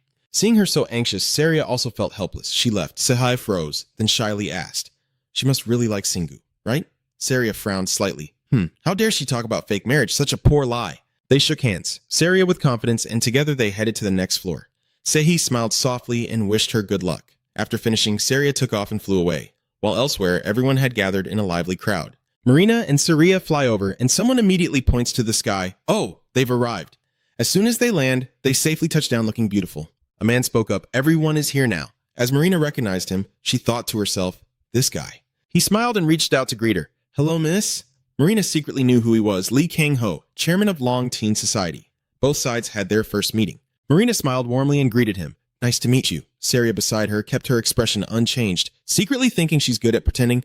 Kang-ho was briefly surprised. Oh, but he quickly masked it with a friendly look. You must be Saria Wilson, right? She once competed with Marina Bissett for the title of the least beautiful person in the world, and it seems the rumors are true. The surrounding atmosphere grew dark and silent because of her. Marina whispered to herself, he's also targeting her, isn't he? Saria, a bit annoyed, replied, shut up! But contrary to their worries, Lee Kang-ho paid no attention to either of them as he entered the dungeon, instead focusing solely on the conquest. After the battle, Marina sat down on the stone surface and let out a relieved breath. Kang-ho handed her a water bottle with praise, as expected. You two are always at the front of the player list. Our guild has learned a lot. She looked over in surprise and nodded. Then he slightly smiled at both of them and said, if you're tired, just let me know. My goal is to clear the dungeon without any casualties. Marina secretly thought about him. He's not like him. Harrion, he's very calm and polite, at least as a leader. Going to clear this dungeon isn't too hard. However, the unwanted happened. A group of dangerous monsters blocked their path. One team member quickly recognized it, the snake monster, and the leader suddenly launched an attack before the others could react. Someone quickly warned to be careful. These guys use lightning strikes. Hearing that, Marina was a bit suspicious. Lightning, snakes, and lightning strikes. She quickly asked Saria, is this dungeon under Ria's influence? She looked surprised, Ria. Saria's face becomes serious, so it's different from the reconnaissance team's report. I thought they avoided all the dungeons under the Divine Egg, but our plan was to raid the easiest spots. Marina raised her eyebrows and explained that their scanner couldn't penetrate deep into the dungeon, so it wasn't surprising to find completely different monsters. But then she felt something strange. Wait a moment. Marina immediately activates her left eye skill, and her vision shifts into a negative image. Seeing that, Saria was a bit surprised. Huh, you can scan too? She replied softly. I was just mimicking the natural instinct, but it still works. Marina carefully observes the situation, the path ahead of us near the nearby mountain pass, but she doesn't see any mana affected by the blindness. Saria is extremely amazed. What does mana being blinded mean? Suddenly, a voice reminded the two of them, be careful. Someone in the team is panicking and shouting, high-level monster ahead. It's clear on its face that it's different blood. We came here because God Ria ordered us. Then, he looked at Marina and declared, Marina is suspicious. The person is already here. The scene shifts to the living room where Singu is sitting and watching the news. The host announced that a large number of low-level dungeons in the city had disappeared. Aaron standing nearby looked a bit tense. It seems even the city has a time limit. Seha opened the door and stepped in, taking a deep breath. I just saw it. I told you, Seha. Come here and look. The TV is replaying the scene from the dungeon, followed by a report explaining why monsters no longer drop money when defeated, and no one is sure if higher-level dungeons are the same. Looking at this, you seem surprised. Well, it seems the players' rankings have changed. Unsual holds the evaluation, knowing what will happen sooner or later. Money is used to motivate players, and the most transparent way to do so is through clear incentives. Most players probably joined just for the money, and the cash motivated them to become stronger. Singu looked at his palm. But now, it's not just in the city. There are monsters outside too, and because of that, players are scared, fighting to protect their families and friends. Irene also realized the problem, which is why there's no money for people to fight. That makes sense. Now, it's harder for players to earn money. Then she speculated that players would be closer to the sponsors, and he calmly replied that the safety of Earth probably wouldn't be too bad. Then Singu looked at her and said, enough, eat now. Irene smiled gently and replied, yes, brother. At the dungeon entrance, the high-level monster's head is currently being attacked by a fiery vortex. Marina's gun still smokes heavily, shocked, Saria standing nearby mockingly. If you blow its head off, don't say that. A few team members watching were stunned. What kind of skill is that? Can she really do it? She glanced at them. Change the formation. Saria and I will handle the high-level monsters. We only need a few of you to protect us. As I shout for advance and remind Marina, the high-level monsters are more numerous than I thought. Can you fight them all? She ordered in a firm voice. I've fought many of Saria's Thunder God minions before, so I might be the most capable here. Seeing Marina's expression, he had nothing more to say. All right, I trust you. Then he turned to the team members and asked, can everyone hear me? Up until now, we've been acting as a guild, but it seems the main squad has misjudged the situation, and if things continue like this, our safety will be at a dead end. But with Marina's unwavering determination, I want to hear others' opinions before deciding whether to proceed or not. Confident and under the leadership of Marina and Saria, the team continues to move forward. No one wanted to retreat. They just kept attacking the dungeon. The frontline monster roared, and Marina took down its head. But as soon as Marina fired a shot, she sent it to hell. Another monster swung its sword, gathering lightning. Don't mess with us. But quickly 2 members stood up to block its attack. One shouted to her, "Stay on the defense for us." Marina smiled at him and nodded. "Thank you." Saria also charged at the monsters without backing down, with flashes of light shooting out from her broken gun. After everyone was sentenced to death, she finally landed nearby. The tension team was also tirelessly dealing with the monsters. He looked at the scene behind him and couldn't help but marvel at how strong they were. "They really suited me perfectly." Then he revealed a very sinister smile. "I want both of them in my hands. That guy is not worthy of them at all." A few monsters were hit by Marina's bullets. Although their heads had been blown off, they kept cursing, and Marina was taking revenge. She was momentarily stunned, as if realizing something. Then, she quickly turned to Saria to report the discovery, and it seemed that they weren't here from the start, but Ria had sent them down here. Maybe it's related to why Ria hates me so much, for daring to give Shingu the divine gun. Hearing that, Saria quickly reorganized the situation, implying that the Thunder God himself brought them here. If that's true, then Marina confidently responded, "It means we can no longer rely on dungeon reconnaissance to proceed. We are fighting. And although it's taking longer than expected, the Than Long Guild, along with Marina and Saria, have finally arrived at the boss room. However, the scene before us makes the members worried." Everyone shouted in fear. What on earth had happened that the boss room's iron door was broken? Marina looked a bit disappointed. "Huh? Are you joking?" Saria looked on seriously. "I can sense fragments of the divine." At this moment, Kang Ho finally spoke up, asking for her opinion, and she focused her thoughts, sensing a divine power behind the door. If she told Kang Ho, he might just jump in and cut it down. "We can't let that happen," she thought for a moment before smiling and replying, "Some volunteers should go in there." A little later, Marina raised her gun to show her fighting spirit, because there's no way the monster behind the door could wait long. That day, level 33 was eradicated by the Azure Dragon Society from China, with 2 members lost and MVP Marina beset. She is now happily waving at Shingu. "I'm annoyed and approaching. You said it's urgent. I thought you were hurt or something." Marina excitedly pushes a glass of water towards Shingu. "I have good news and bad news. Which one do you want to hear?" I calmly reply, "The bad news." Saria gave a brief report to him. Ria destroyed that dungeon by sending subordinates to the pre-made one. Shingu was a bit surprised. "Ria, that's the goddess I defeated, and she's also less influential now." Marina smiled and made a bingo gesture. "Yes, but I've taken care of them all and reduced their power even further." Saria also discussed, saying more accurately that she succeeded by drawing strength from many people. Otherwise, it would have been very dangerous. "Listen to this." He carefully points to the 2 people and says, "Wait a moment, if everyone fights together to defeat a boss and divine monsters, how should the loot be divided?"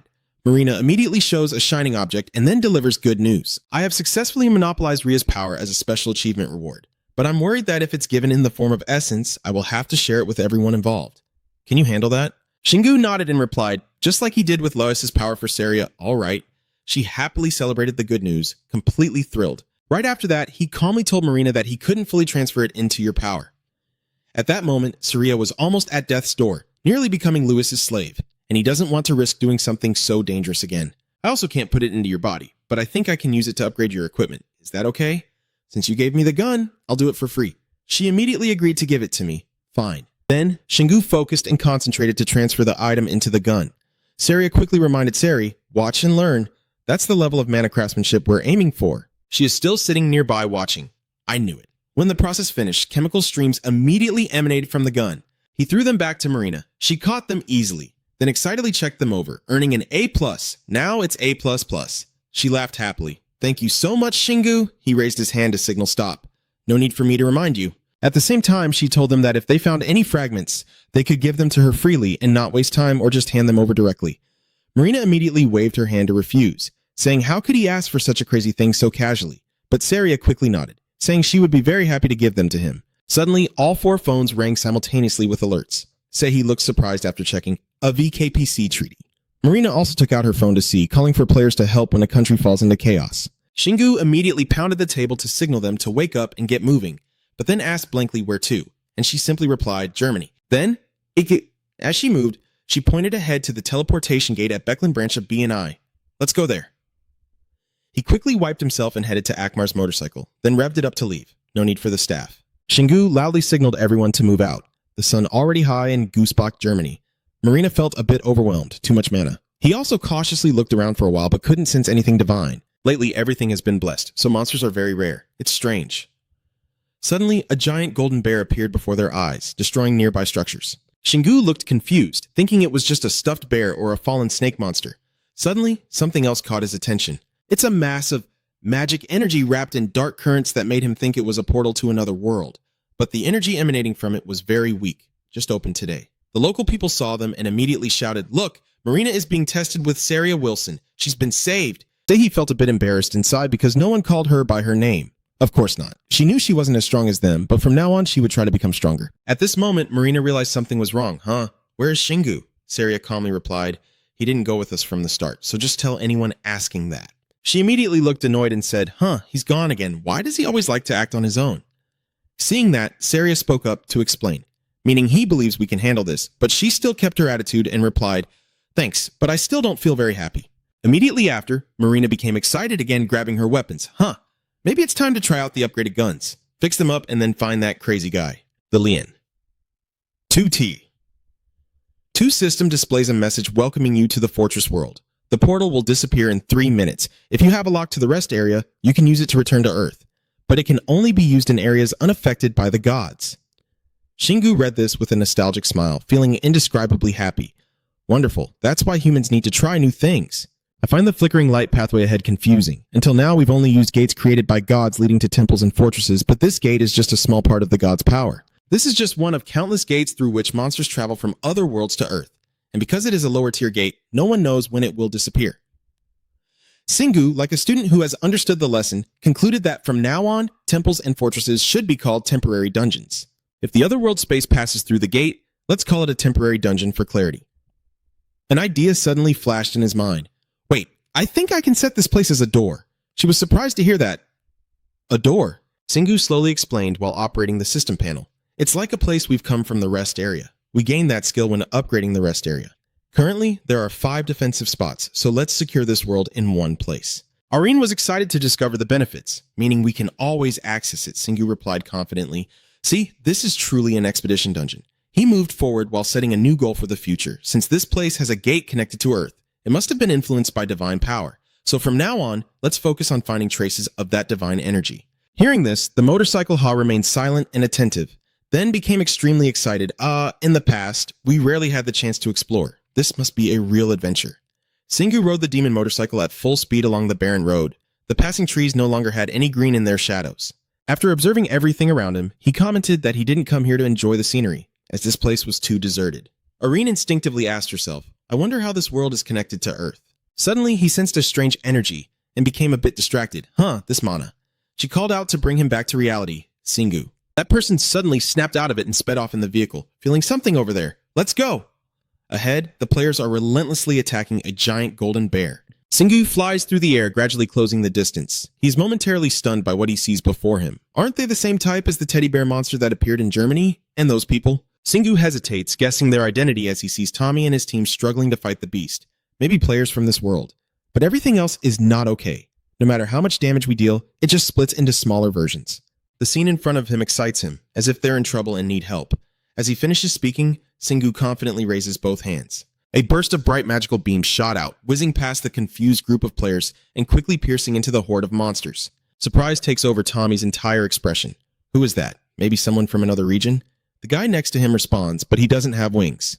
As if saved by divine intervention, he desperately begged and pleaded, regardless of where he came from, to help us.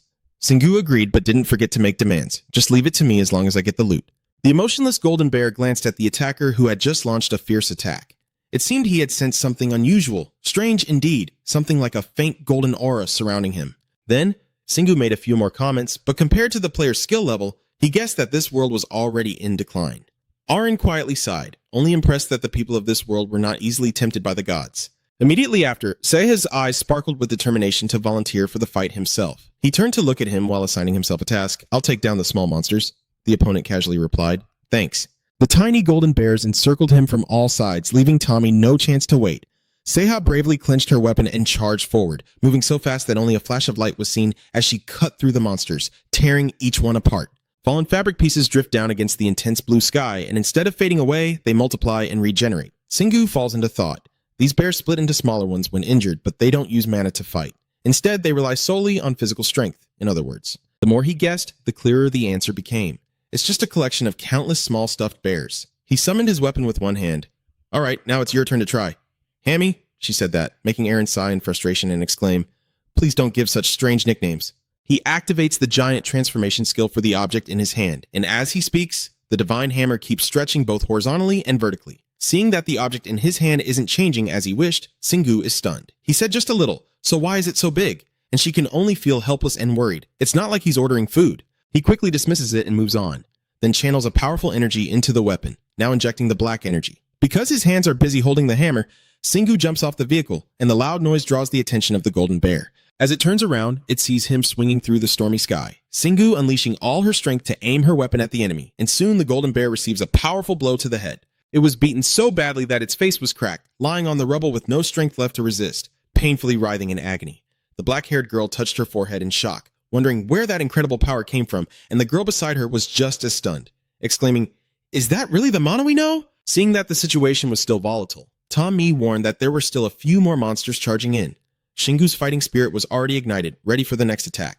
Good, let's wipe them all out. Everyone quickly finished them off, and the cold mechanical sound rang out, "You have leveled up." After clearing the monsters, he let out a relieved sigh. Phew, it's over. I still want to try a combo attack while transforming into a giant. I've leveled up already. I just realized that the move he ordered is more of a strange execution, but the bear's too small. Aaron almost lost it because he couldn't understand Shingu. Does he want it to be bigger? The vehicle brought the item received after defeating the monster to report, "Zep, this is what we took from the stuffed bear." As he handed it to him, your brother explained that their limited mana seemed to be absorbed as they combined to form the giant teddy bear, with the accumulated mana becoming the core of the enormous plush. The system screen pops up with a message saying you have received a gold bear mana stone. Shingu feels quite excited about this new loot, realizing that's what it's called, and he continues to believe that his story isn't over yet. They can be broken apart by external attacks, but are actually hollow on the inside. Looking inside, they are empty. He cautiously hypothesizes about the current situation. If the monster that appeared in Germany is of the same type as this one, they must also be going crazy over it. Because he trusted his teammates' abilities, Zeha spoke to reassure them. But in Germany, there is Marina Bisima, who must have quickly uncovered the secret and taken care of the monster. Suddenly, a sound drew Shingu's attention in that direction. He saw Tommy kneeling sincerely, thanking us for saving him. Then he stood up and told about his background. "We are survivors from the south." Before the other person could speak, I signaled him to stop. "Wait, I come from another world, so I don't understand what you're talking about." Only then did Tommy realize everything and understand, I get it. No wonder we didn't know about someone as strong as you, because if you were from here, there must have been a group of people gathered around him. The 9 clouds in our world have collapsed, and because they no longer exist, everyone is fighting to hold on. Shingu's face briefly shows suspicion. Could the 9 clouds be the heavenly city of this world? Did it collapse? He honestly explained that when the world's power is exhausted, collapse is inevitable. He thought for a moment and decided he should gather more information about this world from this person first. Then he suggested to Tommy that they leave this place to talk somewhere private. Can he lead the way? He immediately agreed to the other's proposal. "I will lead you to a safe hiding spot." The 3 locals flew ahead to lead Shingu's group to follow. They took Shingu to a ruined place built against a sturdy mountain wall. Tommy explained a few words. "Our base is protected by a very large magic barrier, which we conceal so most monsters don't realize what we're doing." Hearing that, a question suddenly arose in me. "So we can't leave the barrier. How do you manage your food supply?" Seeing the residents huddled together in this place, he quietly shared that they couldn't produce enough food inside, so we had to go outside the barrier periodically to find supplies. Did Shingu notice something?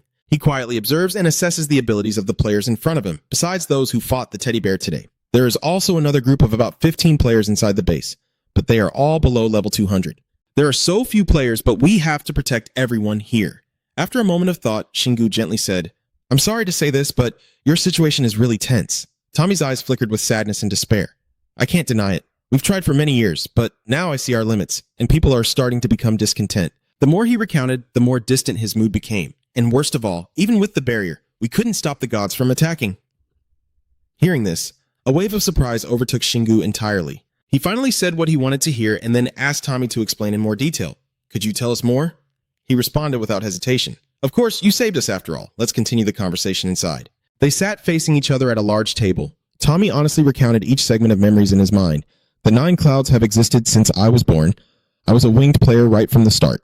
When I was young, the situation wasn't too bad. The 5 Senses Guild, a high-level warrior group, we protected civilization from gods, resisting the forces of each deity." The story gradually reaches a climax through his narration, like when I reached level 150. One member of the 5 Senses group betrayed us to follow the war god, and everything started to turn for the worse from there. The more he recalls the tragic past, the tighter his fist clenched.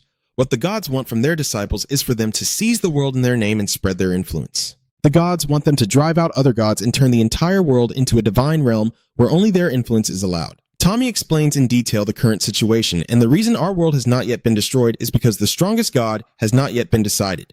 Currently, the war god, fire god, and prayer god are the only 3 gods remaining. Singu interrupted softly, confused. So what about the fall of the 9 clouds? He will reveal in detail what he knows when the god sees more than half of the world's power, and its core can no longer endure and shatters. That was 5 years ago, and since then, all players have been unable to level up, but the gods and their disciples grow stronger and stronger. Hearing this, he hesitated for a moment before asking a few questions. So the 9 layers of clouds are in the sky of your world, right? Is there anything in the underground world or the land world? After receiving the answer, Singu fell into a moment of contemplative silence. So there are no hidden players in this world. Then he wanted to know more, so I asked another question. Do you know the level of the traitor player who betrayed the people to follow the war god? The image of the villain holding a sword appears with a sinister smile and a deadly gaze. I only knew his level before the 9 clouds collapsed, but now, level no longer matters to him. The power of the war god has turned him into a true demon. He provided more details about that person's abilities, and many others have been possessed by that power and follow him, making everything worse. When mentioning that guy, a deep hatred filled his eyes, and his name is Kenato. Even after leaving the base, his warning still echoed in Shingu's mind. He had to stay far away from him at all costs. Orin urgently reported the new discovery. I can sense magic around here. Sharing her feelings, he agreed as well. Since arriving in this world, he still hasn't let go of his old grudges. Seeing the fortress from afar, Seha immediately called out, "There's signs of civilization." Shingu quickly calculated and soon found the answer. It's probably the home of those who were sacrificed by the war god. He was excited like a child seeing candy, eager to keep going, thinking this is where it starts. If we just keep going like this, it would be a waste. Aaron also worries about the same thing and tries to mediate the two. He's right. I should focus on finding the divine being now. Not worth their effort to stop Shingu anymore. So he reluctantly turns the vehicle in another direction, thinking, I want to see how that Kanato guy fights, and I have to hope he'll come to me on his own.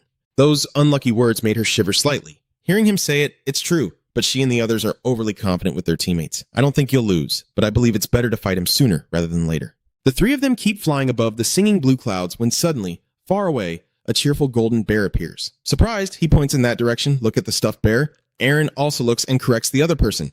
Its proper name is the golden bear. She watched intently with a beaming face, but it looks so tiny and adorable. Look at it wandering off. Oh, it saw a snake and ate it raw. Singu calmly expressed his suspicion that the stuffed bear is a subordinate of the god of war. Aaron softly exclaimed that the seemingly adorable golden bear actually has a surprisingly formidable background. Hey, really? You better tell me everything you've observed. The 80 level plush toy, but the snake is level 90. And that snake was modified by another god by the plush without any harm. I see energy coming from outside feeding it. Don't you see? She said angrily. If you see it, then I don't need to wonder anymore. Singu saw it running quickly ahead and shouted, it's heading towards the main energy source. He decisively ordered, follow it quickly. The golden bear keeps speeding up and rushes toward the teleportation gate in front of it. Then it quickly enters, only half of its body remaining visible. Singu follows in the car through another dimension. As soon as his feet touch the ground, the golden bear realizes someone is tailing him. Before it could react, its head was shattered and its body was thrown backward. The other golden bears, hearing the loud noise, hurried out to see. Your reasoning skills are awakening again. It seems they live here in another space, so they probably follow the god of war as well. And luckily they are separated from humans. Seeing their kind being destroyed, they are truly furious. A mysterious voice suddenly echoes, You're here. I thought you'd come straight to my temple. I am a bit confused. I followed the direction of the sound, so you know me. Of course I know. You are the first who can resist us? Or the second one? Shingu gritted his teeth in anger, lessening the mystery. I've known for a long time that the first one was the river. The voice of the other person was surprisingly calm. I didn't expect you to have that information. What? You quickly withdrew your weapon while analyzing, and the fact that I overheard what you said means there must be recent traces of your energy, right? Shingu looked incredibly imposing as he clenched his hammer, his words firm in warning to the mysterious figure. I will destroy everything. Just wait. Seeing Shingu's confident demeanor, the other person issued a few threatening words. Oh, human race, if you think I am as foolish as a thunder god, you are very mistaken. The horde of golden bears arrived like a storm, their threatening words still echoing. Those who set foot here will pay the price. Soon, the shape of the giant monster formed from the smaller ones gradually revealed itself inside my disciple's lair. His face darkened as he muttered to activate the giant transformation skill on the object in his hand. Right after that, the hammer immediately grew in size, piercing through the belly of the tall golden bear and knocking away many of its cubs. They were blown into the forest by the wind, and Shingu was also carried to the mysterious person's side. War God, I will start by erasing you from this world. His hand firmly grips the weapon, and deep in his eyes is an immense confidence that makes even the fish hesitate to set foot on this earth again. Shingu honestly explains his previous decision, saying that the reason he didn't attack the small town back then was because they still seemed human, so killing them didn't feel right. Anh chăm chú nhìn chậm chậm vào lộ trong chén bụng con gấu vang rồi lên tiếng, những ta dâu thịt bụng gấu nhối bông nên chẳng có gì cản trở ta cả. Suddenly, it exerts a powerful physical force that causes the ground to shatter and rocks to scatter everywhere. Then a crown emerges from the hole, and it carefully places it on its head. The teddy bear king's eyes blazing red like lightning, swallowing it and turning it into one of us. Only then did Shingu realize, understanding that the crown proved the one beneath the war god's command, it's so simple. He tightly grips the weapon in his hand, enough to test that new skill of yours. Keep stepping heavily and turn it into one of our own. Amid the roaring engine sounds, he used the giant transformation skill. Immediately after, the massive hammer cushion struck the opponent's leg. That powerful attack caused the golden bears around to be startled. The vehicle sped up even more. Shingu shouted out with deep determination, quickly launching a series of attacks at the weak spot of the teddy bear king. Each of Shingu's strikes flashes with a bright purple light. The system emits a warning sound, indicating that poison flames are spreading and burning everything. The small monsters burned to ashes start falling rapidly, and the wounds on his body gradually heal. Noticing something unusual, Zeha quickly warns, as it separates the bears infected with poison skin and attaches new ones to self-repair the miracle. I don't know what made Eren so worried that he shouted, but 2 more stuffed bears are coming over. Shingu rushed forward like an arrow, causing them to crash into each other. He immediately activates the giant transformation skill, and soon, the heavenly hammer enlarges hundreds of times. Shingu struggles to hold the heavy weapon and then charges straight at the enemy. He strikes so hard that the 2 of them are sent together to heaven. So, on this side, the plush bear king is being relentlessly burned by purple flames. He frowns in frustration as no matter how he tries, he can't avoid the lingering injuries. Yeah, it's hard to put out the fire. The houses are engulfed in smoke, and the golden bears are panicking and running in all directions to escape. Seeing this scene, the bear plush king's anger towards Shingu grew even more intense. Shingu chuckled gleefully at others' pain. After separating the infected bears, he has now revealed his true face. Seiha excitedly praises Shingu, making the enemy fight among themselves. You're so clever. His face darkens, his voice full of fury as he says each word, I'll turn you into one of us. And at that moment, the voice of the mysterious relative suddenly rang out. Unless you wipe them all out, they will keep multiplying. The person firmly declared that this world already belongs to me and someone from outside like you cannot win. He showed no fear and even sneered, yeah, I need to level up. The small bears combine into a big one, and when the big one dies, they stick together to revive. So I might as well make it as big as possible. So I'm very curious to see at what level it will die. The masked figure praised Shingu, indeed a different kind of transmigrator. Sending subordinates to Earth was a brilliant choice. The giant monster rushes at him at full speed. As that arrogant voice rings out, now bring me some joy. After 2 battles, Shingu has defeated the plush bear king and gained 2 levels. He quickly sheaths his weapon amid the ruins. Eren excitedly exclaimed when seeing the loot leaving behind mana stones and the heavenly crown, and he was just as happy. Good. The mysterious figure interrupted their lively conversation, claiming victory. I hope you fight the human army a lot. You snap your fingers and silence the enemy, not listening to them anymore. Luckily, I have the ability. Perhaps sensing another presence, he immediately turns around to observe. Someone is coming. A squad of armored soldiers arrived, one of them feeling dissatisfied with his leader and complaining a few words, not expecting there to be a place so close to us. Lord Du Yixun didn't seem to care at all, forcing his subordinates to fight each other just to test their strength. Kanado criticized him for his harsh words. Don't question his plan. He just wants to choose the best leader to command the army. Hearing that, the enemy bowed in fear, apologizing and begging for forgiveness, Sir Kanado. Hearing the familiar name Shingu, I remembered he is a dangerous person Tommy once mentioned. He's Kanado. I must stay away from him at all costs. I silently thought to myself, so he's the level 300 player blessed by the gods? Eren was confused by Shingu's behavior, which was so different from his usual personality. Why is he hiding in disguise? I thought he would fight. He explained carefully that he had to avoid the enemy because he believed the god of war wanted him and Kanado to meet and fight, but he didn't like being manipulated by others and would find an opportunity later. The subordinate reported that nothing remains. Everything has disappeared completely, so maybe someone got here before us. But Kanado has a different theory and doesn't think so. Lord Doison wouldn't lie to us, so probably other gods are trying to block our path. The enemy nervously points to the burning debris in the sky. Everything is destroyed, probably by the fire god. When he turns around, the subordinate notices how terrible the leader's face is and shouts more fiercely. Lord Kanato, with a more ominous aura, orders to return now. Kanato clenched his jaw in anger, vowing that anyone who dared to do this would pay with their life. Watching the crowd of villagers walk away, Shingu and Kalat Fukfo waved goodbye, saying see you later. He analyzes the enemy's future, knowing that his war god's power has been greatly diminished, so he might be toppled by another deity. But even if he doesn't like him, he can't let the replacement god attack Earth sooner or later. Suddenly, Shingu had a strange idea. Maybe he should punish the fire god too. Eren was stunned, unable to believe it, and could only exclaim, I don't know what to say anymore. Are you still following the divine gods? A week later, Shingu carried out his plan as promised. Despite fierce battles on both sides, Feitia ultimately won and succeeded in weakening the fire god's power by attacking his subordinates. Returning to Earth after the mission, now at level 145, he soared on his large motorcycle over the rural houses and green hills. Shingu stopped his planned action and evaluated his own abilities. Pretending to be tired and no longer hiding his motorcycle, his magic was already quite powerful. He subtly hinted at his upcoming plans. Maybe she couldn't guess his teammates' intentions, but he kept sensing something was wrong and asked what he was planning to do. Shingu, excited and full of passion, with eyes shining with enthusiasm, the next destination is the Heavenly City. Marina said while pounding the table, looking extremely serious, as she mentioned, after defeating the stuffed bear. Many large creatures like it have appeared. Shingu sat across from her, listening intently, seeming skeptical but knowing that the ancient ambush has already begun. Then he used his existing knowledge to respond, saying if it's about the ambush, it's like a bunch of dogs attacking together, right? So there's a high chance they form teams or groups. Marina immediately agreed. Yes, this term is also used to refer to conquering dungeons. But now players realize how valuable those monsters' items are, and some are even waiting for giant monsters to appear instead of entering the dungeon. Saria then sat down and spoke. Of course, giant monsters do bring a sense of crisis to the world, but luckily, we are still managing to hold them back for now. Marina stared intently at Shingu, her sad eyes making him pay attention. She sat there, explaining why he suddenly disappeared earlier and where he had gone at that time, then asked in a seemingly reproachful tone if he wasn't going to tell her, but Shingu just smiled brightly and confidently said of course. But deep down, he had other thoughts. He couldn't bring them there, so telling them and making them worry wouldn't be right. Marina hesitated to continue the story, avoiding eye contact after the giant monster appeared. People are paying much more attention to equipment and structures that can withstand monster attacks, so the stocks of companies involved in building the artificial island are also rising. Shingu nodded off listening, understanding that the world is changing too. After saying that, he stood up to say goodbye to everyone. Anyway, I'm glad everyone is safe. I'm leaving now. This sudden departure might wake her up easily. Shingu saw this and had to soothe her. Sorry, but I can't rest now. I want to focus on leveling up. Marina pointed at him to argue and keep him back, but he was much stronger than the last time he met Emma. Shingu unconsciously stroked his chin, a mischievous look on his face, and he wasn't just talking about his own development. Even if I am strong alone, someday the earth will follow the path of the corrupt world.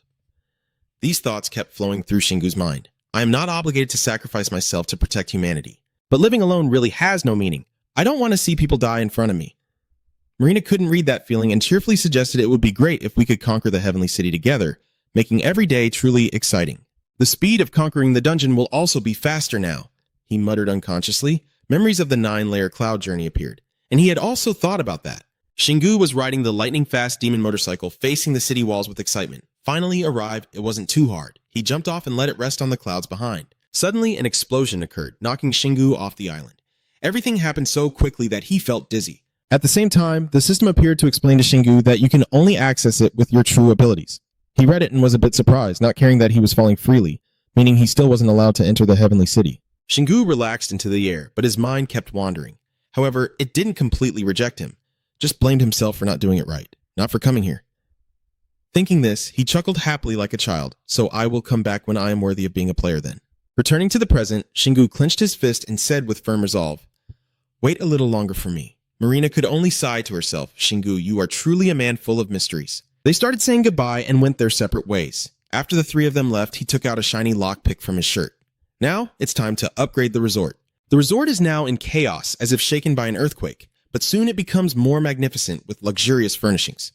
The system now displays an update. The resort has reached level 7, the village has grown larger, and outsiders can now enter the area. Shingu suddenly sensed something. Oh, he rubbed his chin unconsciously. Now I have the feature I wanted, maybe because I changed my mind. No, it's just a coincidence. Shingu hadn't even transformed into an old man yet, exhaustedly punching the air repeatedly. What's wrong with me? I've been overthinking too much lately. I've arrived, and Irene beside me can't help but worry. Please don't say things that overwhelm others. A bunch of information about the new upgrade of the resort appears before me. As he read those notices, he sighed in admiration. This truly is a paradise on earth. That naivety rendered her helpless. Now he finally understands, at that moment, the deadly knightly warrior appeared out of nowhere calling for his master. It approached to talk to Shingu. I understand now. This place has expanded. At first I wondered why it suddenly grew bigger. Glad that I've returned safely. The deadly CA technician sent a signal behind. Beato's first weapon is just finished. You should go see it. The scene shifts to an outdoor space bathed in golden sunlight, with the three of them following behind it, as Shingu takes the opportunity to ask how things are going and receives a response. Every day she keeps disturbing the peaceful life of me and Beato. I think there's something wrong with her mind. The attitude of that girl makes him a little amused, that's all, while she continues to complain, I don't want a girl like her to get close to my adorable Beato. Just as he finished mentioning it, Beato immediately appeared, beads of sweat on his face. Oh, master! Shingu then approached, eager to see if the boy had a chance to showcase his talent. Yes, just a moment, please. Beato took out a beautifully engraved purple weapon, a magic tool I made that day. He immediately held it up, inspecting it like a gun, similar to a flintlock, while Beato excitedly boasted, I tried to make a magic bullet gun because I lost my previous one. After finishing the spell, the boy hesitantly asked, What do you think, sir? I don't have many materials, and my skills are still poor, so I can't make anything great. Beato's newly crafted weapon is worth between 300 and 1,500. Shingu looks very impressed, very amazing, which is contrary to Beato's worries. Thank you. He keeps his eyes fixed on the gun without letting go, with a look of admiration. If we can mass produce this, it would be incredible. In Singu's mind, images of succubi biting and attacking civilians appeared. Now modern weapons can't harm monsters. Things like missiles and tanks are almost useless against demons, but with this gun, it's different. I couldn't help but exclaim in awe that anyone with mana could fight back against the demons. Depending on the power of the magic bullet, it can even kill stronger enemies, and if they have mana stones, that would be even better. Singu muttered, eyes still fixed on the gun. Now mana has appeared on Earth, so everyone can use and sense mana. Erin, standing behind and checking her phone, also spoke up, saying there's been a lot of talk about this online lately. Some say they've suddenly felt it, like their hand turning blue, so she thinks it's also an issue. Singu immediately turned a serious look towards Beato and asked how long it would take to make this. But the boy just scratched his head awkwardly and said he was slow, about one per week. Sorry, boss. Seeing that, Soa took out his calculator and said no. That's fast enough. With the upgraded rest area, the stove can copy treasures if I use it. Can you make something stronger than this? I have the ability to copy treasures. Copied treasures can be weaker than the original, so it needs to be something more powerful. That way, even when copied, the matchlock gun will still be strong enough to fight the demons. Just as he said that, the boy fell into self-doubt again. I'm still not good enough, but if I train more and have better materials. I can do it even then, Beato replied. Singu once again fell into his own thoughts. A simple gun like this would be perfect for those who don't have magic bullets. Even though I gave up the Thunderbolt gun to make a better weapon, having a ranged weapon isn't a bad thing. After calculating, I immediately asked the boy, and I want him to make one for me as well. I already have the mana bullet skill, so make the gun with some upgrades like continuous firing. When Singu finishes speaking, he magically creates a bunch of precious materials. I'll give you the sample later. For now, use these stones I got from those stuffed bears. Beto was given a lot of good stuff, and he was so happy he felt like celebrating, with flowers and all high-quality items, while the guy behind him kept walking with the gun, saying he would keep this matchlock gun. Now Singu turned to call her, Erin, and handed her the matchlock, along with a handsome smile shining like the sun, saying here, use this, it's not very powerful, but it will be useful when upgraded. Erin takes it from Singu, her cheeks blushing like a girl in love for the first time, and thanks him. They are on their way back when they meet Judah. She was reclining on the chair, holding water and snacks in each hand, looking very elegant, yet he just passed by as if he didn't see her, then turned back to the rest area. Judah, being ignored, also sat up slowly. Don't go yet. She quickly stepped forward to block the path. I was waiting for you because I had something to tell you, but all I got was Singu's annoyed expression. So troublesome. What do you want to say? Judah immediately got to the point without hesitation. I'll ask, why don't you bring residents from other worlds into your village? Her suggestion caught his attention. Oh! Singu asked Judah with obvious dissatisfaction. Are you asking me why I didn't bring people from another world? Do you think this is a refugee camp? Sorry, but as long as I am alive, this place won't be crowded. Seeing that, she had nothing to say. So ugly. The image of Beato smiling appeared in his mind. The only reason I brought Beato here is because he has talent. No one in France-Faux is like him. I'm not the type to try my best just to protect the weak. So, Juta still managed to persuade Singu, but to upgrade the village, you need a variety of people and things. You know that, right? He just sighed and said nothing more. Just as he was about to turn away and leave, she called out again. Master? Judah's eyes suddenly turned mysterious, like a hidden assassin. People only shine if they have a chance. Her words made Singu hesitate for a few seconds. Then he turned away and walked on without bothering to confront her. Then he succinctly replied to her, I know. The scene shifts to Marina excitedly asking, Did you make a mana weapon? Show me. But Singu stops her. Wait a moment, have you brought the right thing I told you? After she used magic to summon a weapon, it was a powerful 6-shooter Beto gun. Marina handed it to him as she explained. This is the strongest 6-barrel machine gun we have, your gunsmith. Can you turn it into a mana weapon? Singu confidently took it and fired the first shot. Yeah, if you bring this to him, he should be able to do it. Marina, upon approval, hesitated and exclaimed, Really? Singu smiled kindly at her, thinking to himself that now he's leveled up, so it should be fine. Saria and Sehi can come along too. I'll take them on a tour. Marina frowned in confusion at what he said about sightseeing. The village's large size made her exclaim, It's too big. And Sehi beside her nodded silently, saying, To manage this place, you need a lot of mana. Serena glances around disdainfully, realizing this is a different world. As they walk, they come across Ruta basking in the sun. She saw someone and smirked seductively. blaming, I told you to bring people from another world, but you brought even more names. Ruta's appearance surprised Marina a bit. Who is that? Does she live here? She stood with her arms crossed, looking haughty at everyone. That is Merchant Ruta, who specializes in selling items to extract divine punishment from dungeons. Marina rushed over upon hearing this. Really? Will you sell to me? But all she got was a rejection. I only sell to Singu. If you want to trade, find the merchant you meet in the Celestial City. She asked like a child learning new knowledge. Is there also a merchant there? And the other party took the opportunity to quote a price. Of course, if you want to know more, give the money here. Marina spoke up. So what if I carry the essence? Are you crazy? This isn't even a dungeon. Ruta wouldn't be happy either. That's why I refuse to trade with you. Unable to argue, Marina turned to crying. Singu, he's bullying me, but you just pretend you didn't see. All right, let's keep going. At the same time, Beaches was waiting in front of a house. When she saw someone, she spoke up, another guest. Marina was surprised again. Another girl. Singu stepped forward to explain. She is a knight of the British realm, originally a necromancer. But now she's like this. Beaches then introduced herself. My name is Kei Na, and I am a dragon knight. Just then, Beato appeared from behind the tree, calling out, Master! She saw the boy and couldn't hold back. He's such a cute little kid. Suddenly, a sword appeared out of nowhere, blocking Marina's path. Beaches, weapon in hand and glaring fiercely, threatened her. If she wanted to touch Beato, she'd have to go through me first, so fiercely that Beato had to step in and stop her. Kei Na. Singu took the opportunity of their argument to pull the boy aside. Forget about your sister for now. Come with me for a bit. The scene shifts inside. He places a 6-shooter on the table for Beato to observe, then asks the boy, you don't have to copy human technology, but it would be better if you use it as a model to craft your next weapon. Beato was a bit excited but also surprised. There are so many things I can learn from this. It's amazing. I didn't expect humans to create something so exquisite just for fighting monsters. The boy clenched his fist and said with determination, I will study it. He then raised his thumb to encourage him. All right, I'm counting on you. The future unfolds. Ordinary people sprouting wings to crush most monsters just a few months after the new era begins. Earthlings have begun to get used to extraordinary life with monsters, successfully protecting over 70% of their territory from them. Underground, many soldiers are working together to defeat an elf, and the assault on the level 33 dungeon is also being intensified. After the Chinese Dragon Society conquered the first one, other guilds also invited players to clear the level 33 dungeon one after another. It was a red flag with an eagle flying in the middle of the front line, but the Windstorm Guild failed to conquer it even after 2 months had passed. The players didn't want to help them, so no one was hungry for long. Then each person went their own way, and as a result, the Windstorm Guild members left the group, causing it to start falling apart. The scene shifts to the back of a man whose face is not visible, and Chairman Kim Harry has disappeared from sight. All this time, it has been only Single's thoughts. Now, we wait for the moment. He claimed to be the Demon King and appeared quite impressively a few months later. Aaron, feeling that he's delusional, had to interrupt and say, stop writing the script already. But he kept ignoring her and kept speculating, or he would move to another world and face him afterward.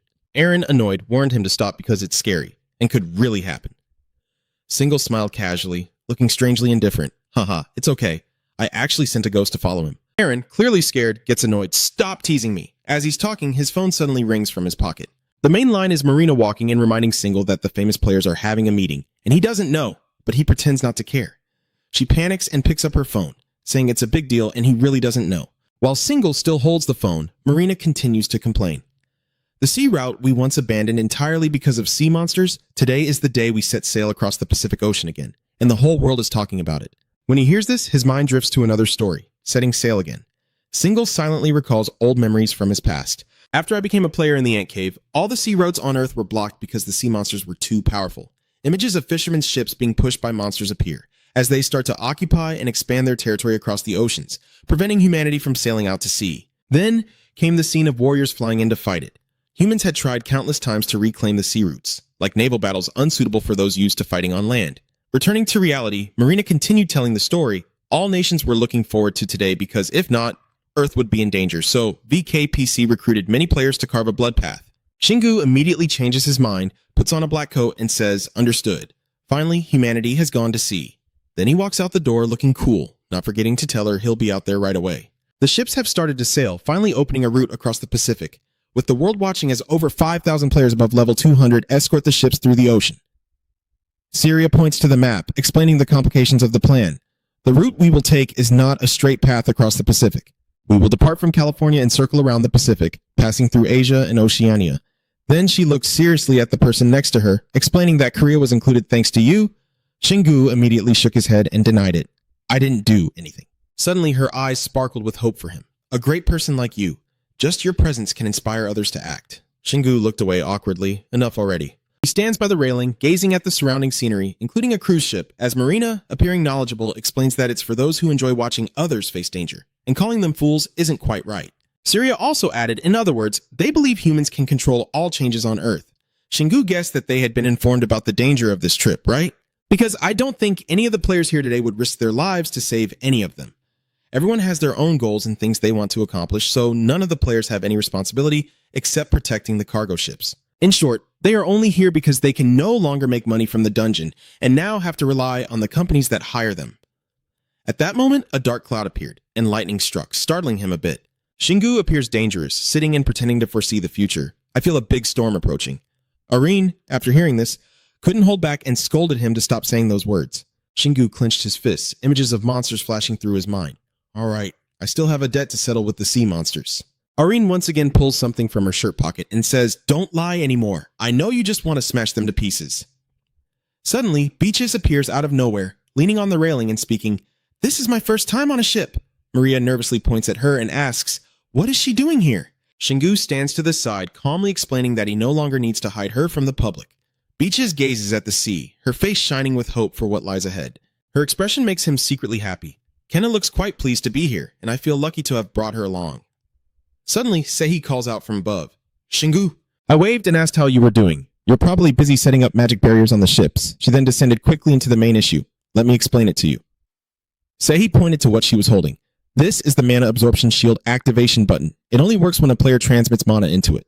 Shingu listened and became interested. It sounds useful. Sehi quickly handed him the activation button and left, wishing him luck, saying she had to deliver this to the other players. The cargo ships continued moving beneath the dark clouds as the three of them stood silently in a corner. Marina was the first to break the silence. Standing still all day was boring. I've gotten used to flying long ago. She leaned forward and shared her guess with Shingu. If this trip succeeds, I think they will do the same in Europe. I also agree with that idea, but it's true that the number of sea routes will keep decreasing. Then I pointed to the ship running parallel beside us, and every time they need to transport goods, they have to hire this many players, which is almost impossible. Syria doesn't seem too worried about this. Soon, someone will have to find a few usable routes and focus on eliminating monsters around them, so they can transport goods with the fewest players possible. Perhaps the only remaining way. This made Shingu's face turn serious. But if even that fails, it will be the end of the commercial transportation industry. Someone must have interrupted the conversation. Shingu, Sehi has returned with new information. We have been assigned to the cruise ship, and Marina and Saria will be in charge of the cargo ships. After hearing this, Shingu ordered to go. Maria clenched her teeth and watched their figures, feeling so jealous of her. A large white ship led by a navigator, Shingu stood on it silently, as if waiting for someone. Sukin approaches from afar and greets him. You are Deng Siwan's son, right? Shingu coldly responds yes, but inside he wonders, does he know my father? Ga greets with a smile and says, I am very grateful to your father. I also appreciate that you are here today. Ga pats your shoulder. There's a party going on. You should join in. Shingu avoided Ga's gaze, not really wanting to join the party, but unable to resist that inviting look. Well, maybe I'll just have a little... Suddenly, the ship shook violently. Sukin panicked and covered his head. What's happening? Shingu smirked and pressed the activation button. The party must have already started. The ship was immediately enveloped by a magical barrier. But before long, the protective layer shattered into pieces. This surprised Shingu, and in less than a second, Sehi hurriedly flew to his side. Shingu. She keeps pressing the activation button and simultaneously issues a loud warning that they are attacking the core inside the shield layers, no longer effective. Shingu hurriedly leaves, with Sehi flying close behind, needing to get away before they sink the ship. He stepped onto the bow rail at the front of the ship and focused on the dark shadows approaching. The eyes of the dying fish were bloodshot, as if they wanted to destroy everything. When they reach the cargo ships, they keep jumping higher and attacking relentlessly. Aaron watched this scene in horror, noticing how determined they seemed. Shingu wasn't even afraid. He kept smiling confidently. That's right, just as if they were saying that this ocean is a forbidden place. As he finished speaking, he immediately summoned the Heavenly Hammer and the Axiomachop motorcycle. Shingu, full of fighting spirit, was ready for battle. His eyes are sharp and full of confidence. I wonder how many more ships we will lose before reaching New Zealand. Aaron keeps worrying. Don't even think about giving up now. Then he looked around to assess the situation. If he swung the hammer here, it would affect the ships, so he had to fight from a distance. Shingu from above instructed Beaches and Kana to protect everyone. She quickly adopts her combat form. Yes, sir. Nothing can stop the ship now. Seiha also appears to support the market, and I will go alone. You respond quickly? Understood. Aaron also flew out to join the fight, and this time, your reaction was completely different, huh? She quickly pulled out her flintlock pistol. Then he smiled reassuringly at Shingu. Beato has been upgraded for me. Now it's a B+ class weapon. Probably effective against most monsters, brother. Seeing this, he chuckled happily. Well, this is good. Eren and Seiya quickly take their positions for battle. Shingu feels things are getting more interesting now, so let's start the party. His car sped across the sea like a bolt, and Shingu clenched his face muscles, shouting loudly to show his fighting spirit. Then, without a hint of fear, he continued to fight fiercely.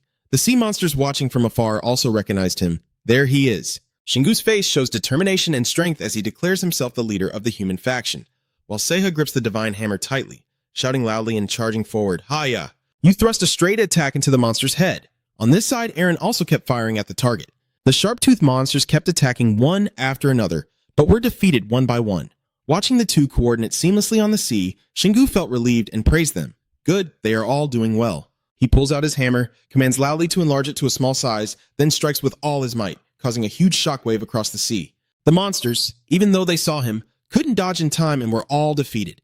The survivors are now in a panic. He's the real monster. If this continues, we will all die. We need to pull him into the sea. Suddenly, a shadow with sharp teeth darting swiftly beneath the blue water appeared, causing a series of mermaids to surface from the depths, leaving Shingu stunned. With an enchanting voice, they beckon, urging us to stop fighting and come with them. We like strong men like you, even if you're a little scary. Faced with the temptation of the mermaid, Shingu again shows a cold expression and orders forward, gathering a blinding energy on the divine hammer that makes the mermaids look cheap. Shingu shouted loudly, launched his attack, and plunged into the sea, causing waves to roar. The immense force created a towering water column that seemed to pierce through the clouds. Seeing the expected result, he smiled confidently, as reloading is a trait of the Night Veil. This ultimate skill gathers and uses the surrounding mana. Because it causes discomfort to the user, he can't use it continuously, but it is extremely powerful. Moreover, Shingu's eyes revealed a dangerous look. He silently marveled to himself that, with his Black Lightning attribute, it could pass through water and strike other monsters. After analyzing the information, Shingu's whole body is filled with fighting spirit, feeling incredible as his experience is increasing. The mermaids, at this moment, also begin to tremble with fear and cannot help but cry out with their faith. Oh, HTA, God! This human doesn't seem to be afraid of the water. Hearing the unfamiliar name, he begins to wonder if HTA is the name of the god they worship. There must be some fragments underwater. Suddenly, the mermaids became aggressive, baring their sharp teeth and rushing forward to kill him, to eliminate the human leader. Seeing that the opponent underestimated himself, Shingu's face was full of calmness, because he would crush them so they would never attack humans again. Even though he was sitting right in the center being attacked, he still didn't panic and boldly challenged them. Come on then! In a moment of extreme tension, a boat quickly cut across. Wait a moment. Sukul appears with accusations, which is not what she promised. This makes Seihi suspicious, but he still politely bows and counters. What is he talking about? The only reason we're here is to protect the cargo ship from monsters. Her voice still gently reminded us that we never promised to protect the people. Seeing Sukul's appearance, Shingu looked incredibly surprised. Does he know my father? What are they arguing about? Seeing that he was at a disadvantage in gathering information, he turned around and called for Seiya, who immediately understood and flew over to explain. Yes, sir. One of those who refused to evacuate was killed when a shark monster jumped onto the ship, and now they are forcing Seihi to take responsibility because she was in charge of too many things today. A complicated situation is summarized in just a few words as Shingu happily praises himself. I get it. Jumping down from his car, Shingu lands below without a hint of worry. Both Seihi and Sukul were startled by the unexpected appearance. She excitedly exclaimed as if she had found a savior, and even Shingu kept asking Han repeatedly, "Where have you been?" Seeing their worry, Tai shyly but honestly went to kill the monsters far from the ships, and that gentle hand patted his shoulder a few times. Sukul seemed to lose his balance and collapsed to the ground. Shingu's entire presence begins to exude an intimidating aura. Listen up, we have never signed a contract to be bodyguards for civilians. Here, I don't forbid you from doing whatever you want, but don't blame the players if you fail because we're not here to protect you. An atmosphere of panic enveloped the ship. Shingu looked at Sukul's bloodless face and sternly warned, "Now it's up to you whether to turn the ship around or stay put and don't bother us." Niu glanced at the opponent as if to say, "If you want to go back, then do it yourself." In that dangerous situation, the ship decided to stay with the players, and attacks happened every few hours. But there were no more peaceful times. Everyone else was full of resentment. Eren observes each person's expression with amusement. Now everyone on the ship hates him, but he shows no sign of unease. Instead, he coldly asks that he doesn't have time to care about what they think of him. We need to find out who our opponent is. Do you know anything about the water god? Hearing this, she was surprised and said, "Actually, information about the gods only appeared a few months ago, and I've never heard of the water god." Seeing Eren look somewhat sinister when mentioning this figure, Shingo stroked his chin and fell into thought, so he would ask Saria or Marina about it. But he still gained no new information. Even Marina, who had cleared a few underwater dungeons, knew nothing about the water-controlling god, and they were only certain that this god named Hathia had taken over a vast territory on the planet. Even Saria has become cautious. These monsters are both smart and determined, and now it seems they already know our every move. The worry is clear on her face. We have many things to protect, and they are aware of that. I feel something is very wrong. Seeing the enemy had a bad feeling, Shingu chuckled to reassure everyone. Don't worry about the cargo ships or people on board, just focus on fighting the monsters. That's why we're here. This made Saria more passionate. You're really clever.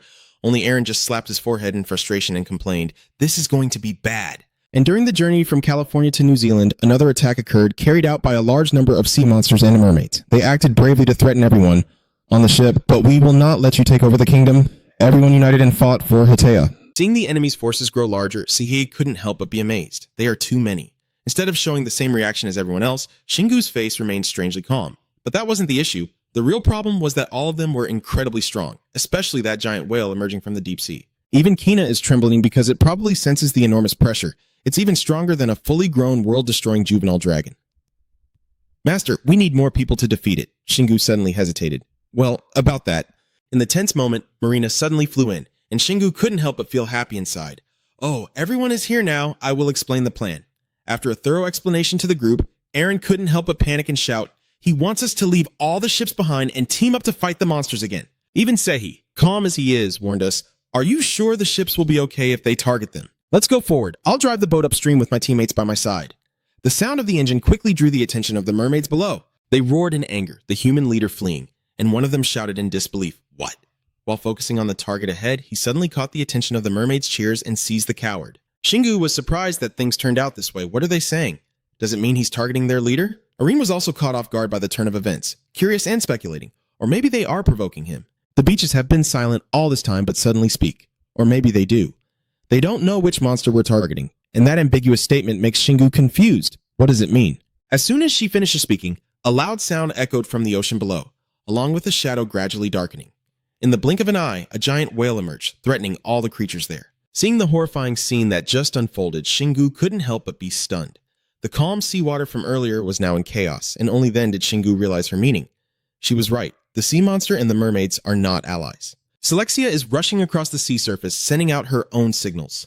The scene on the water is chaotic, with whirlpools appearing more and more frequently. The sea monsters also rose out of the water, slaughtering them all, driving them away from the territory. This is truly chaotic. Aaron was stunned and asked, what the hell is going on? It was only then that Marina realized in shock that they were not on the same side.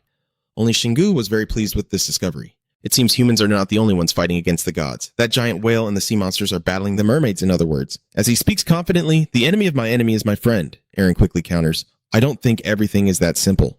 Are they just temporary allies then? That's a rare sight indeed, only possible in a world not yet taken over by the gods. Shingu enthusiastically shared his plan. If I throw stronger mermaids at that whale, both sides will weaken. Truly finding someone on the same wavelength, Beaches immediately joined in. If that's the plan, then start with that one. Then she shouted, let's go to battle! And the roaring of the vehicle grew louder, quickly drawing the attention of those fighting below. The tornado intensified, and the sea became even more furious. The players looked at the chaotic scene in awe, wondering what was happening over there. I see young Shingu flying in that direction. A soldier suspiciously said, this storm and tornado aren't caused by Shingu alone. Could it be that the monsters are fighting each other? Hearing that, someone there was horrified to realize that the monsters from this world are fighting against those from Earth. So he immediately ordered an attack on the mermaids. Forget about the sunken ships. Protect the ones still intact. The other players, hearing this, smile ferociously and prepare to fight, while others panic and try to suppress them gradually. He gazes anxiously at the turbulent sea before him, wondering what young Shingu is doing in that chaos.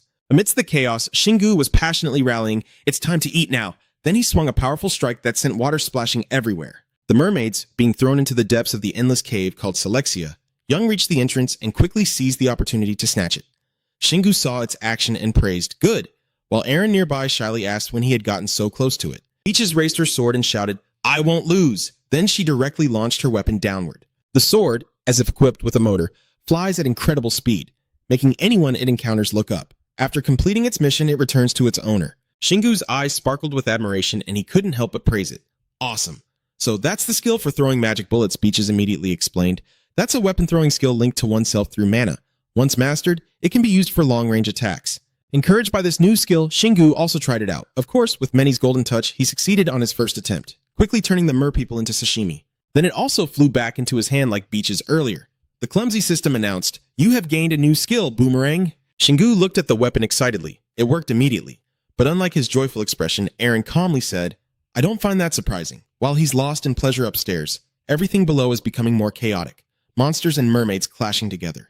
Marina is fighting desperately, firing 2 guns continuously at the crowd below, taking down each person one by one, not sparing anyone. Not only Aaron, but Saria and Seiha are also trying to eliminate these mermaids. Despite being destroyed so many times, they remain fearless and continue to fight. Aaron pulls out her enchanted gun and aims directly at the approaching mermaids. Seiha quietly assesses herself as a defensive player and then decides that, instead of attacking the mermaids, she should protect the Earth's monsters. The purple energy envelops the bodies of the monsters below. The more they are affected, the more fiercely they fight. Marina was confused by the intense commotion and asked curiously, "It seems like all the Earth Sea monsters are heading there." Meanwhile, Senku watched the monsters with excitement and amazement, bringing the enemies right to their mouths, so the Earth Sea monsters would definitely become much stronger. The monsters thought that because they called out to each other and humans were helping them, the opportunity had come, and they should chase away those evil creatures from the sea. We cannot follow their gods anymore. A monster roars in joy because now we have a god. Senku hears this and wonders, do they already have a god? I thought there were no gods yet. He continued to sink into his thoughts, but strangely, he couldn't feel any divine energy at all. What's going on? After some reflection, he continued fighting by pulling out the Earth Sea monsters, and Senku and his team attacked the mermaids. This clever tactic succeeded, and while they distracted the mermaids, the other players led the ship to safety. After docking, the soldiers kept reminding Sukul and the other players who hadn't returned yet, but at this moment he changed his mind, forgetting about them, saying they would be fine. The ungrateful group abandoned Senku's team, and as the ship sailed away, the battle ended, with only the whale remaining alive. No monsters left. There was only one true winner. Breaking free from the chaos of battle, Aaron suddenly exclaimed that the fight was fierce and intense. Senku looked down at the calm sea and said, "Just as you wanted," and at this moment his eyes shone even brighter. He proudly declared that he was truly proud of himself. The group quietly observes the devastated scene after the battle. Senku bows his head and looks down at Selexia below. All monsters from both Earth and other worlds have been wiped out. Only this one remains. As if understanding his words, she blew all her strength to spray water into the air. But Senku straightened up, surprised as the water fell from the sky onto him. Marina saw him get wet and immediately panicked. Senku. The healing light enveloped his body, and Marina stammered in surprise, asking, "Is he being healed?" Senku also found it hard to understand himself as he looked at himself. But it seemed that way. He felt full of energy again. The whale Selexia happily called out loudly after seeing him fully recovered. Senku gratefully smiled and replied, then briefly looked at that excited face. "I've always been destroying monsters, but this is the first time I've fought alongside them, and now I realize it's also the first time I've been healed." Beaches pushed up his helmet to listen more closely to Senku. Maybe there's a way for humans and monsters like them to coexist. She quietly responded to his feelings. "In my world, when we first encountered monsters, they were already breathing divine power." While speaking, Beaches looked down at Selexia still submerged beneath the sea, similar to them. "We don't know when they might gain the power of another god and attack us. Today, I was very surprised to see them fighting against a different god." Her information made Senku a bit hesitant, and he hypothesized that maybe they truly worship a different god, not HTA. They only oppose HTA. I overheard them talking about gods during the fight. But even if that's true, the god they follow is probably a deity from Earth, not another world. Later, he floated back up, shouting loudly to everyone, "Hey, he's telling us to follow her!" Marina quickly intervened before anyone decided to follow Selexia if it was just pretending to be friendly to lure us into the water. "Beaches had a different thought, Master. I think we should try to follow it." Without waiting for his reply, she kept explaining passionately that people can't die whether underwater or on land, and that someone can use a key to escape even from the ocean floor. And her words made him nod in agreement. She's right. Master Wind has changed his mind, so Marina quickly raised her hand to volunteer. "Wait, let me go too. I want to tame the whale." Not willing to lose to Saria, she reluctantly followed her. "If you go, I'll go with you too." "You two are so enthusiastic," Aaron also reluctantly agreed. "We have no other choice as your support team," and Seiha was excited to join in. "I'll include myself too. Let's go." Just as everyone was having fun, Seiha suddenly broke the mood and asked, "So, have you all decided how you're going to go into the water yet?" Everyone was speechless, frozen stiff, not knowing what to say. Well, not quite yet. Seiha was speechless in front of these kids. "Thank goodness I know how to use a barrier to breathe underwater. She is very proud of her top-notch abilities, so don't even think about leaving me behind. Okay?" Hearing that, Marina excitedly cheered and sang, "You're really amazing." Then everyone rides on Selexia's back, with Seiha still casting spells internally. Senku, determined, gives the command to Selexia, "All right, let's go, boo-boo." Suddenly getting a name that doesn't suit him, he gets angry and protests. Hey, Aaron also tried to stop it. Don't give it a weird name. No matter what, it still wags its tail and rushes toward the sea. Seiha's magic truly works, allowing them to breathe easily underwater. Selexia swims faster and faster toward the deep, treacherous ocean floor. Marina looked around at the police and couldn't help but marvel. We've gone this deep, but there are no monsters at all. The current flowing through made Aaron panic and cling tightly to Singu's shoulder. I don't know about the rest of the world, but I'm pretty sure most of the monsters in the Pacific have been wiped out today. Hearing her say that, he smugly replied, if it's the same in other oceans, the seas will be ours. Marina, helpless against this narcissist, said, don't be kidding. Aaron silently looked at Singu's face, thinking to herself, no. Seeing his confident smile, she was sure he was serious, probably planning the next battle. Without hesitation, she set this aside, and sternly reminded Singu to think about where that whale was taking them. Hearing this, he agreed, all right. At this moment, Celicia had dived into the enormous dark bottomless crevice.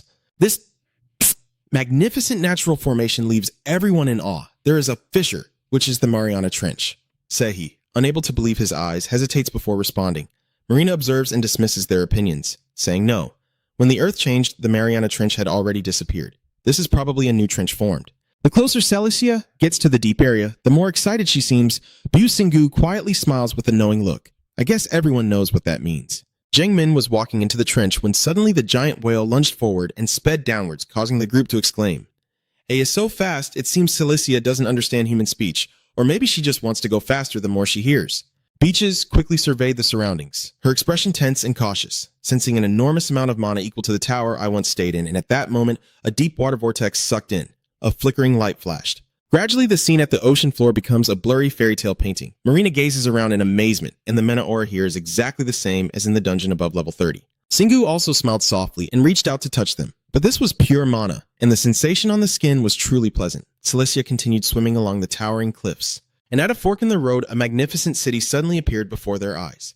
Singu was stunned and thought to himself, "This is Atlantis South," Aaron exclaimed in amazement, pointing ahead. "Look there, brother." Following her direction, a magnificent structure appeared with a white pearl tower. Singu stared for a moment, then commented, "Those round houses, are they monster homes? They look artificial." The small fish in the city are surprised by this presence, Celicia. As they observe more closely, they become suspicious. Celicia is with humans. Where are the others? I didn't expect Singu to understand these words. He stroked his chin thoughtfully. "Celicia? That name sounds cool." Aaron, surprised, swam over to the fish. These monsters aren't hostile, so what are they? Then the group slowly descended onto the nearby rock ledge. At that moment, Saruta also appeared, exclaiming in surprise, "Celicia." He suspiciously looked at the group of strangers beside him and asked the others, "Who are you?" He tightly grips his staff and introduces himself solemnly. "I am Saruta, the priest in charge of this temple." Singu looks confused. "What temple?" He scoffs disdainfully. "Just as I thought you understand our language." Saruta cast a meaningful look at the whale behind everyone and said that the reason Celicia brought you here was because he sensed something from you. He then continued with a knowing tone. "And just the fact that someone can communicate with us is enough for you to enter the temple. Surely he would agree as well." Singu tilted his head, refusing to exchange this pot. Slowly, "I don't dare to act on my own and only do so because I was allowed. Can you explain?" He spread his hands, emphasizing the important question. "Who is he?"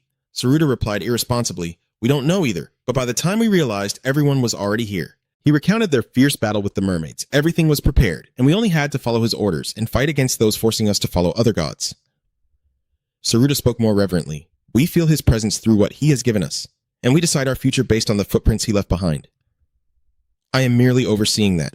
He shifted the focus to Selexia, who was the one most strongly receiving his will. "Because you are the one Selexia led here, so I must allow you to enter the temple." Singu, though confused, decided to go along. "I don't quite understand, but fine. Lead the way." The whole group followed Saruta forward. Marina tried to catch up and confirmed again. "Singu, are you sure?" Before he could answer, Selexia had already stepped forward with her giant figure, separating the women from Singu, causing them to stumble and let out a cry. "It's like you're the only one allowed to enter." Marina's face turned pale with anger. What is this useless feeling, as if I'm just a supporting character? Syria casually jabbed at him again. Unfortunately, she had to get used to it. Then she saluted Singu casually. "Take your time. We'll wait." He smiled confidently and made a threatening promise. "I will return immediately." Singu followed Saruta down the endless corridor. He walks while sensing the surrounding space. The mana here feels very familiar," Saruta suddenly exclaimed suspiciously as Singu rushes ahead on his own. He loudly warned, "Do you know the way? Because if you go the wrong way here, you'll turn into a monster and get lost. Just keep walking confidently. I don't care." Finally, my legs refused to listen and stopped. Singu quickly looked back at the wall covered with writing in front of him. When Saruta finally dragged his old body to the place, he was quietly comparing. The mana here, it felt exactly like the resting area. The source of power urged him to step closer, emanating from the magic circle in the center. Singu calmly stands in the middle of the circular pattern on the floor as the system suddenly announces, "Congratulations, you have entered the Deep Sea Zone." See, from your hidden player mode, now expanded to a Deep Sea player, you can directly access the Deep Sea Zone from the resting area. The next step is essential. Your power will reveal everything hidden beneath the water's surface. You can now enter underwater dungeons, you are also a Deep Sea player, and your inventory capacity has doubled. Soa, holding the research on this hot news, thought he would hear more stories about dragons. He thought of 3 locations grouped together, connected to the Celestial City and the Ant Cave. Maybe that's why it has mana like the resting area. Who would have thought such a place is hidden among 7 monsters? Suddenly, Singu was startled to see a new black-clawed nail growing on his hand. The system quickly explained that you have gained a new passive skill called Chaos Veil. My Iron Clan has been fused with the Chaos skill, and now the Chaos skill is level 3. He quietly feels the newly awakened aura. This is the Chaos aura. It looks like the Chaos tail. Next, Singu excitedly tests out this awesome skill. I can control the claws, I can summon and retract them. Seiju Tajun screams in terror, "Oh my god!" Old man kneels down at his feet. "I knew it, you are the embodiment of our god." Singu angrily denies it. "No, I am not." He helplessly scratched his head, trying to activate his brain, and attempted to assess the situation. First of all, this temple is the Deep Sea, like an ant nest in a celestial city. It is the gateway to dungeons. Singu looked up at the wall, then whispered, "So am I the first to have access to this place?" Singu touches the densely written characters. These must be rules. There are many things I need to remember. The scene intensifies, revealing that the Deep Sea is the place where sea monsters and other gods are imprisoned. Suddenly, I understand everything. That's probably why when they escaped, those monsters did everything to avoid returning. Singu continued to tally in his mind. If the Sword Cave, the Celestial City, and the Abyss all use the same system, it means all 3 places were created to contain monsters. The monsters near the temple are just a coincidence. Being the first Deep Sea player doesn't mean the monsters from the surface world are safe. If I can use them to fix monsters in other worlds, I don't necessarily have to chase them away. Singu quickly settled everything, and after gaining the power of the Deep Sea, we returned to the water surface. The whole group floated up, still looking bright and human-like. Singu on the motorcycle, Akmar, didn't forget to turn back and tell Selexia that we will return there boo-boo. The cargo ships are sailing smoothly on the sea, and the journey is going well. The number of monsters has decreased significantly, so there are no more major battles. But for some reason, almost all the ships were destroyed. Despite losing many goods and people along the way, the outcome was better than anyone had expected. In the end, the remaining ships reached port, and when they arrived in Busan, Singu's group disembarked. Marina cheerfully waved goodbye. "See you later. We'll continue together." Sehi was more shy than her and simply said goodbye, and he smiled kindly, reminding her to call him whenever there was an ambush. Singu turned to open the system screen, checked the Chaos Wave activation. The system responded quickly. Chaos Wave Level 3. You can move and breathe in any environment. The more mana you pour into the wave, the stronger its resistance. He excitedly clapped his hands, causing Saruta to turn away in disbelief. And although things are a bit different now, I can move underwater without Sehi. After the initial rush passes, I continue planning.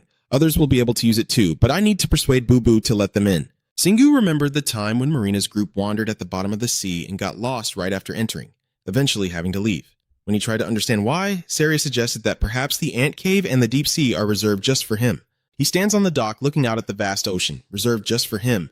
Now that the sea has been cleared, it should be more peaceful. Singu suddenly chuckles self-deprecatingly at this grand ambition. He ruffled his hair and suggested, "Let's go eat. Have you tried the spicy braised pork yet?" Beacheese looked interested. Spicy braised pork. Sounds delicious. In a place he doesn't know, the whole world is talking about this new legend.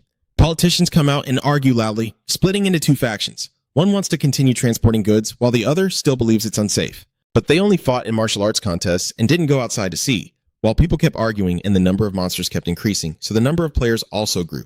Singu's girl group joined the battle, and after a month, level 34 was conquered, with Sehi honored for her talent and allowed to lead the conquest alongside Marina and Syria. Beato, with sparkling eyes and rosy cheeks, happily greets the owner. Finally, Beato's treasure is complete. Ruta nods in admiration, saying he's very talented and I really want to work with him. The boy enthusiastically introduces his product. This is an upgraded machine gun I modified to use less bullets and mana. The scanning system instantly displays its information, an A++ Beato 6-barrel gun, a collaboration of a young, skilled craftsman. Because it is made from a rare mana stone, it can gather bullets and also fire countless magic bullets at once. Singu pointed at the gun, puzzled, but there's only one gun core. I thought it could only shoot 1 bullet. Beato quickly explained that if you use mana, 1 shot becomes 5. The boy nervously pressed his 2 index fingers together, saying that although it would take a lot of mana to test for more details, he thought it could fire about 3,000 rounds per minute. Singu happily takes the gun, praising without hesitation, "Well done, Beato." Beato excitedly introduces each part of the 6-barrel gun, explaining that when firing, The first shot is a real bullet followed by a series of mana bullets. The boy is as professional as a seasoned engineer because everything is controlled by the same mana flow. From the second to the sixth bullet, they all target the same point, and Singu, holding the gun, is in awe. It's truly amazing. Beato hesitated slightly, but there was a drawback. The boy analyzed the bullet structure, which required a real bullet to fire the mana rounds. But these real bullets can only be crafted with level 50 or higher mana stones, and I've only made 100 so far. Singu also carefully calculated, and even with an army of ghosts helping, they could only gather a few hundred mana stones at most. That means I can only use this gun for about a minute straight, but gathering the resources takes all day. He suddenly smirked. It seems he has no choice but to go to the fortress to kill monsters and collect more mana stones. Aaron looked terrified and then left. Singu placed the 6-barreled gun on the table and turned around, asking himself if there was a way to reduce mana stone consumption if we upgraded it a bit more. Beato let out a soft, The boy looked enlightened. It's possible, but to do that we need to increase the number of gun cores and it will be heavier. He took a crown out of his dimensional pouch and, without hesitation, held it out to Beato, saying, "This is a treasure of the war god Duitzan. Do you think you can use it to make something happen?" The confused boy took it with both hands and said, "With this, we don't need to change its shape at all. Oh, I never thought I would have something like this, and it can shoot even more. How can I make the gun generate more mana bullets?" Singu thumbs up to show his blind trust. I don't understand what he's saying, but I'll leave it to him. Aaron, speechless, expressed that this has gone beyond science. Once you finish the handover, wave goodbye to the boy and focus on your work. We will come to clean up the situation in Farfor. Singu is brimming with fighting spirit as if injected with blood. Through my senses, I feel a great battle just beginning there, and I can't miss something so exciting. I put on a submissive look, but it would be great if you could bring a few people here to live. He flicked his ear in agreement, and in the barren land where birds refused to lay eggs, Singu and Beaches were ready to get to work. He quickly drew a sharp sword. Beaches stroked his chin thoughtfully and recognized it as a longsword made by Beato, the owner. Isn't he going to fight with his staff? Singu slung the sword over his shoulder and explained, "This time we can't reveal our identities, so we need to act discreetly." Beaches thought this idea was pretty ridiculous. I don't think the issue lies with the weapons. Aaron interrupted them. The amount of divine power is stronger than when we first came here, and we haven't even approached the residential area yet, but I already feel short of breath. Seha also agrees with her. I smell the scent of battle. This is not a fight between humans. Singu calmly explained to them. The war between the fire god and the war god is nearing its end, which is why they are dying under the influence of the remaining gods. He looked around, observing that these gods treat this world as their playground. Aaron curiously flew over and asked what he was going to do, and Singu also revealed his plan openly. When we examined Fortress 4 times before, the treasures of those two gods still remained, but I'm not sure if the creatures here have absorbed them yet. He brandishes his sword in a supposedly cool pose. His current task is to carefully take those treasures out of this world. Alright, call me the Beast XD. She doesn't bother to mock. He's holding his sword. Forget about that embarrassing moment. Singu assigned the tasks. Seha, Kena, I need you two to act as if you are soldiers of the fire god and war god, quietly eliminating the strongest warriors of both sides. He carefully instructed, and when I give the signal, attack the strongest enemy you see on the battlefield. Seha, full of fighting spirit, understood. So I will blend into the fire god's forces and attack the commander when you give the signal, right? You smile like a petty victor. But are you sure? In case I change my mind, Singu coldly cuts in. Stop with the stupid scenarios, just go. Following their words, Lao Vuo also challenged them. Seeing the demon motorcyclist revive, Aaron excitedly shouted, "Let's go," while he softly snorted. Singu hoisted his sword, sat steadily on the bike, and with a twist, the demon motorcycle shot straight into the sky. Then Lao Vuot nodded forward. In his mind, he recalled 2 fierce battles, having experienced the power of the war god during the fight with the bears and learned about the fire god from the duel with Kim Ha-ryong in New York. He used his experience to plan his moves, relying on his 5 senses, and now the fire god is gaining the upper hand. Aaron also joined the discussion, but thinking about it, it makes sense that the war god became weaker after you destroyed those stuffed bear creatures. Below the ground, screams and the clash of weapons echoed sharply. Singu calmly observes the atmosphere as the fighting spirit is cut off, then quickly makes a decision. After gaining divine power, it's hard to call them humans anymore, so I guess we should start with them. Aaron anxiously confirms once more, but they are still humans. Are you okay? He remembers Setnek's disciples. As soon as they joined this battle, they were no longer human. Even though they still appeared human, they were no different from the gang members we saw in the Great Valley. Shouting the name Luios, she shyly hesitates. I'm sorry, I didn't mean to make things harder for you. Singu jumps out of the car looking fine. It's okay. Thinking about it while you still can is also a good thing. He lands softly without disturbing the chaos of the battle. Jingu grits his teeth with determination, aiming to target at least the commanders to change the course of this fight, then immediately charges forward. He runs along the wave pattern, weaving through the crowd and searching for prey. Following the mana flow, I can take down the target in an instant. The precise sword path pierces the unlucky victim in a flash. With a sweet blow, he knocked the head off the body, blood spraying out like a small volcano. The Imperial soldiers shouted in panic, "Captain, he's dead!" Their opponents are just as chaotic, and this guy too. What's going on? Singu still charges forward like he's flying. It looks simple, but I need to carefully read all the types of mana around me. This will help me upgrade my 5 senses. The system immediately displayed 2 notifications, the Sith sense level 3 and Gui Trang reaching level 36. He happily praised himself sipping tea, watching his level progress, wishing his other skills would level up as quickly. Aaron feels embarrassed and speechless. The children are still unable to escape their fear. Everyone, be careful. The war god has sent a monster there. Suddenly, its cold purple eyes flashed, and Beaches, wielding a deadly sword, charged straight into the enemy's heart. Siha tightly examines the lifeless, hollow corpse, feeling a bit depressed. I can't use my wings because I can't reveal I'm a player. Without wings, I can't be fast. Shout loudly to rally the spirits. But in return, I am stronger. Ziha is no different from a sharp arrow piercing straight at the enemy. Shingu is 100% satisfied with this situation. Good. The war god is currently gaining the upper hand. It seems Kina and Ziha are making things happen. Aaron has lost all faith in fate. He's sure he's not the one behind this. Now he's officially joining the battlefield. All right, just help them. She still tries to tease more, listening to his confident attitude. Suddenly, a sound echoed in Shingu's ear, causing him to stop. Kenato calmly swung his sword, and he instinctively jumped aside to dodge the attack. Shingu finally stopped after a long slide. I just wanted to ask an old acquaintance. Haha, it seems we met sooner than expected. Kenato. The towering figure calmly spoke. The mountain-whispering god had told me. Kenato's eyes bulged as he shouted, "You are the rat that has stolen everything that once belonged to me." After a fierce battle, both sides temporarily separated. Shingu stared intently at his fierce opponent, silently thinking. The general of the war god, Kenato, he's really strong, twice as powerful in magic as I am. Probably at my level too. After figuring it out, he smiled with satisfaction, but that didn't mean he couldn't win. His weakness lies here. The more soldiers the war god has, the stronger he becomes. So now, if the battle continues and he loses personnel, he will weaken in reality. Kenato suddenly shouted in anger, "Give me that back!"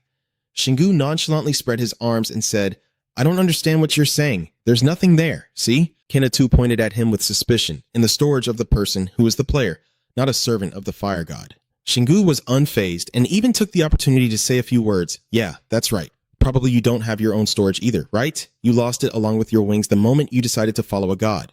That's enough to make him angry. Enough already. I admit you're very brave to take my divine treasure. But you will pay the price. He smirked provocatively, with your life on the line.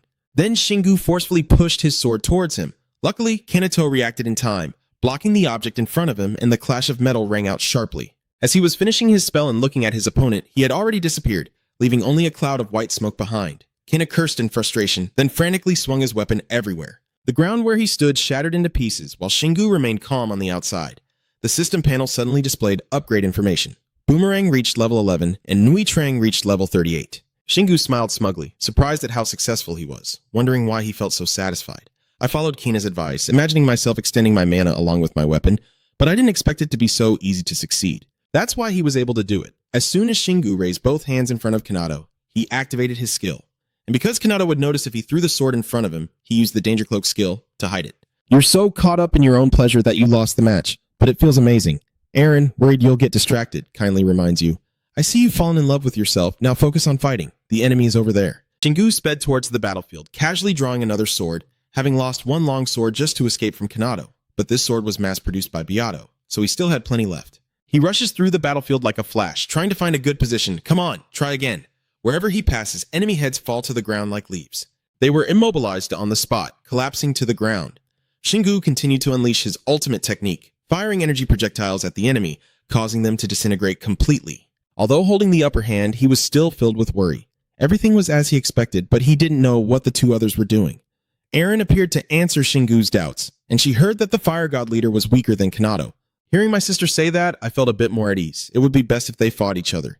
She hurriedly tried to stop him, but there's also a chance he might have to face them alone. Shingu protests, "I'm not alone. I have Seha and Kana with me. When they fight each other, I'll focus on Kenato."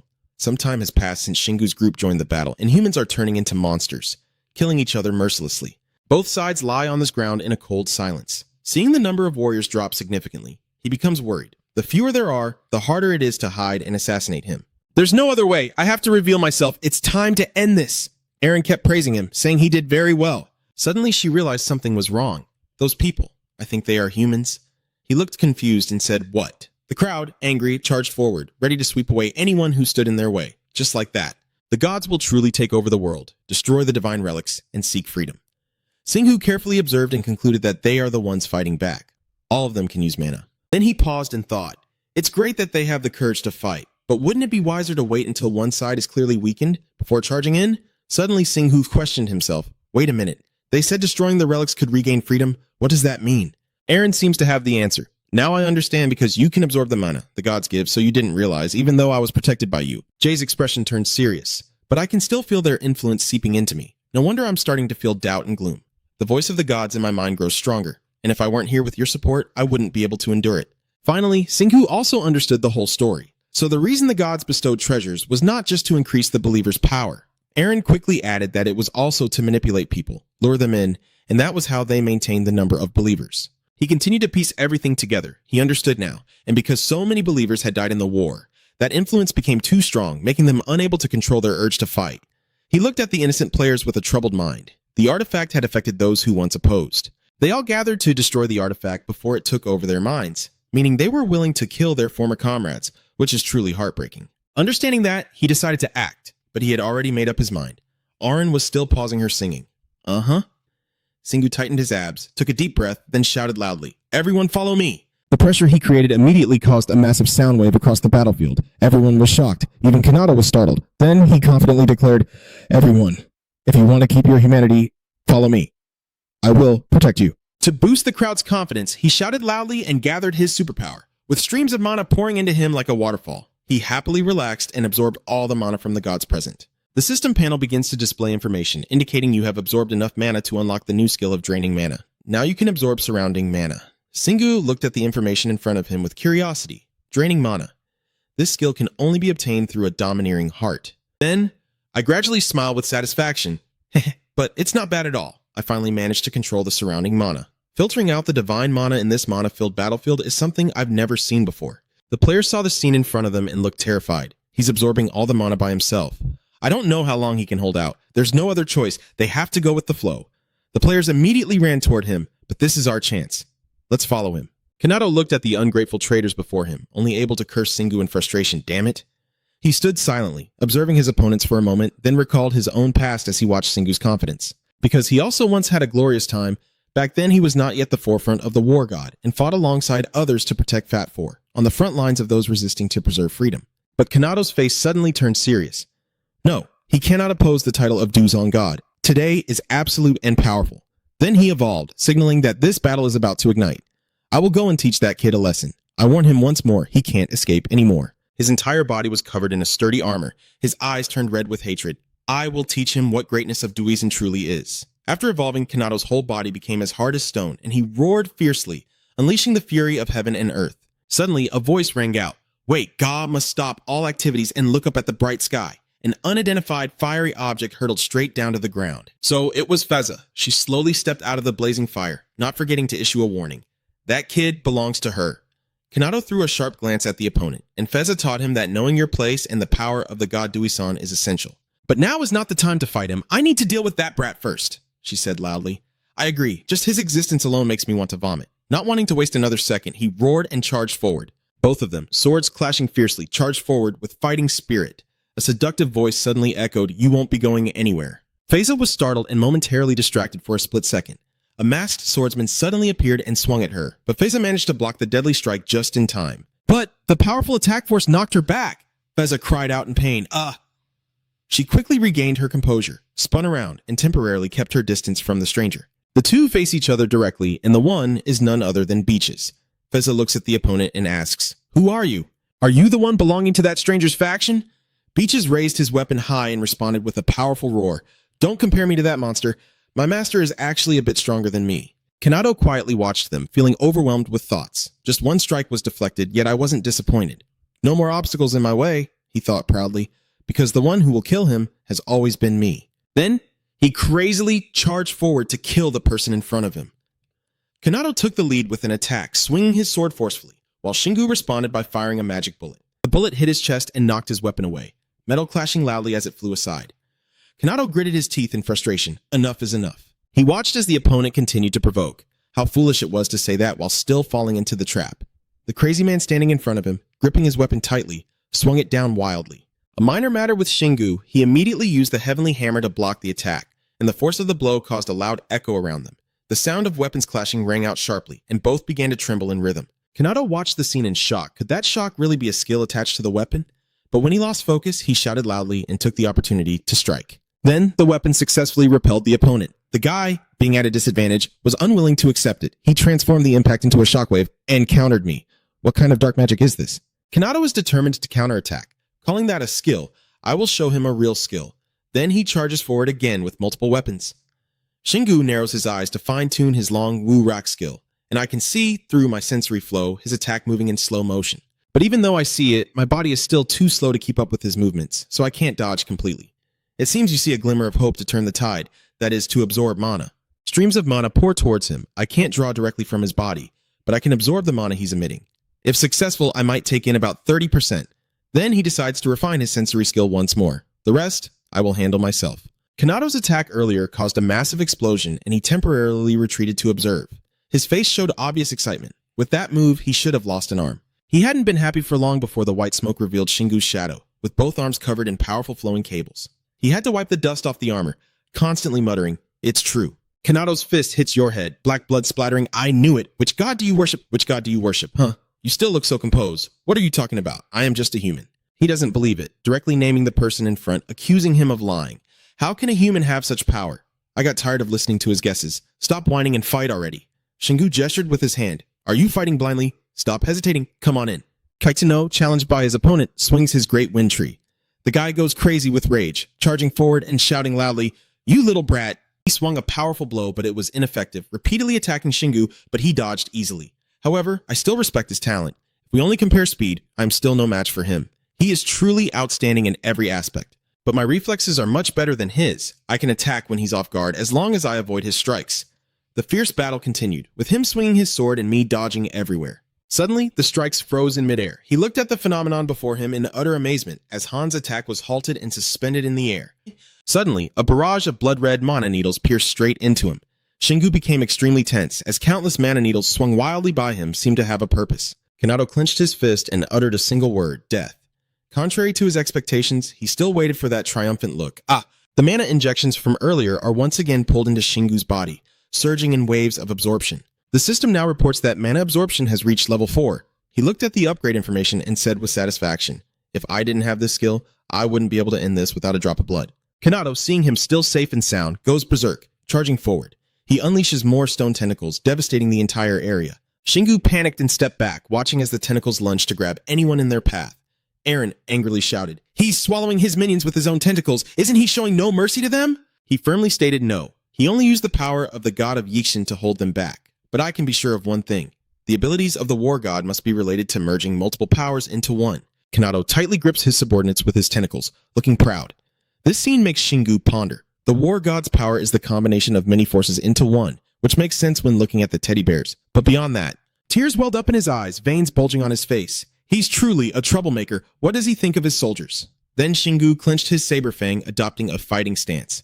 The other side proudly boasted that this was the divine war power, the pure strength of Lord Dewison. This display didn't scare him, but made him despise it, so this is the worst kind. Kanado still confidently declared that he would teach you what absolute divine power is, and then kill you to offer as a sacrifice to him. Shingu also refused to give up, always saying, "Maybe tomorrow if you catch me in that form." But I don't complain.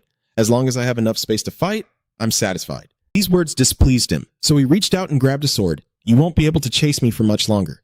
Then he wrapped his tentacles around the sword, making it grow several times larger. As Kanado spoke, he prepared himself, bracing against this ultimate power. No sooner had the words left his mouth, he launched his attack without hesitation. The powerful strike forced Shingu to use his claws to defend, causing a shockwave that disturbed the entire surrounding space. Watching him fight with all his might, Aaron couldn't help but worry. He knew he couldn't face him head on. Shingu remained stubborn, determination flashing in his eyes. He wouldn't let that bastard beat him. As he spoke, he struck with a fire attack, and a faint purple light suddenly enveloped both weapons. Seeing the flames engulf his hand, Kanado was momentarily surprised. But in just a moment, his arrogance returned. Does he think he can burn me down? When he started bleeding, Kanado struck decisively, smashing the ground with his attack. Luckily, he managed to step back quickly and avoid the attack. Despite the blow, Shingu still has no intention of giving up and is recovering for him. Aaron knew she couldn't stop him, so she had no choice but to go along. Yeah, he's really foolish. Soon, the wounds healed, but he still refused to give up. Alright, let's continue. Seeing that, Kanado kept launching tentacles from behind, aiming to punch through him as the tentacles charged straight at Shingu. His eyes immediately spark with light, his 5 senses alert. His body immerses into another space, where guiding beams clearly appear. Yes, if I follow this path. While Shingu was still pondering, the tentacles lunged straight down into the ground.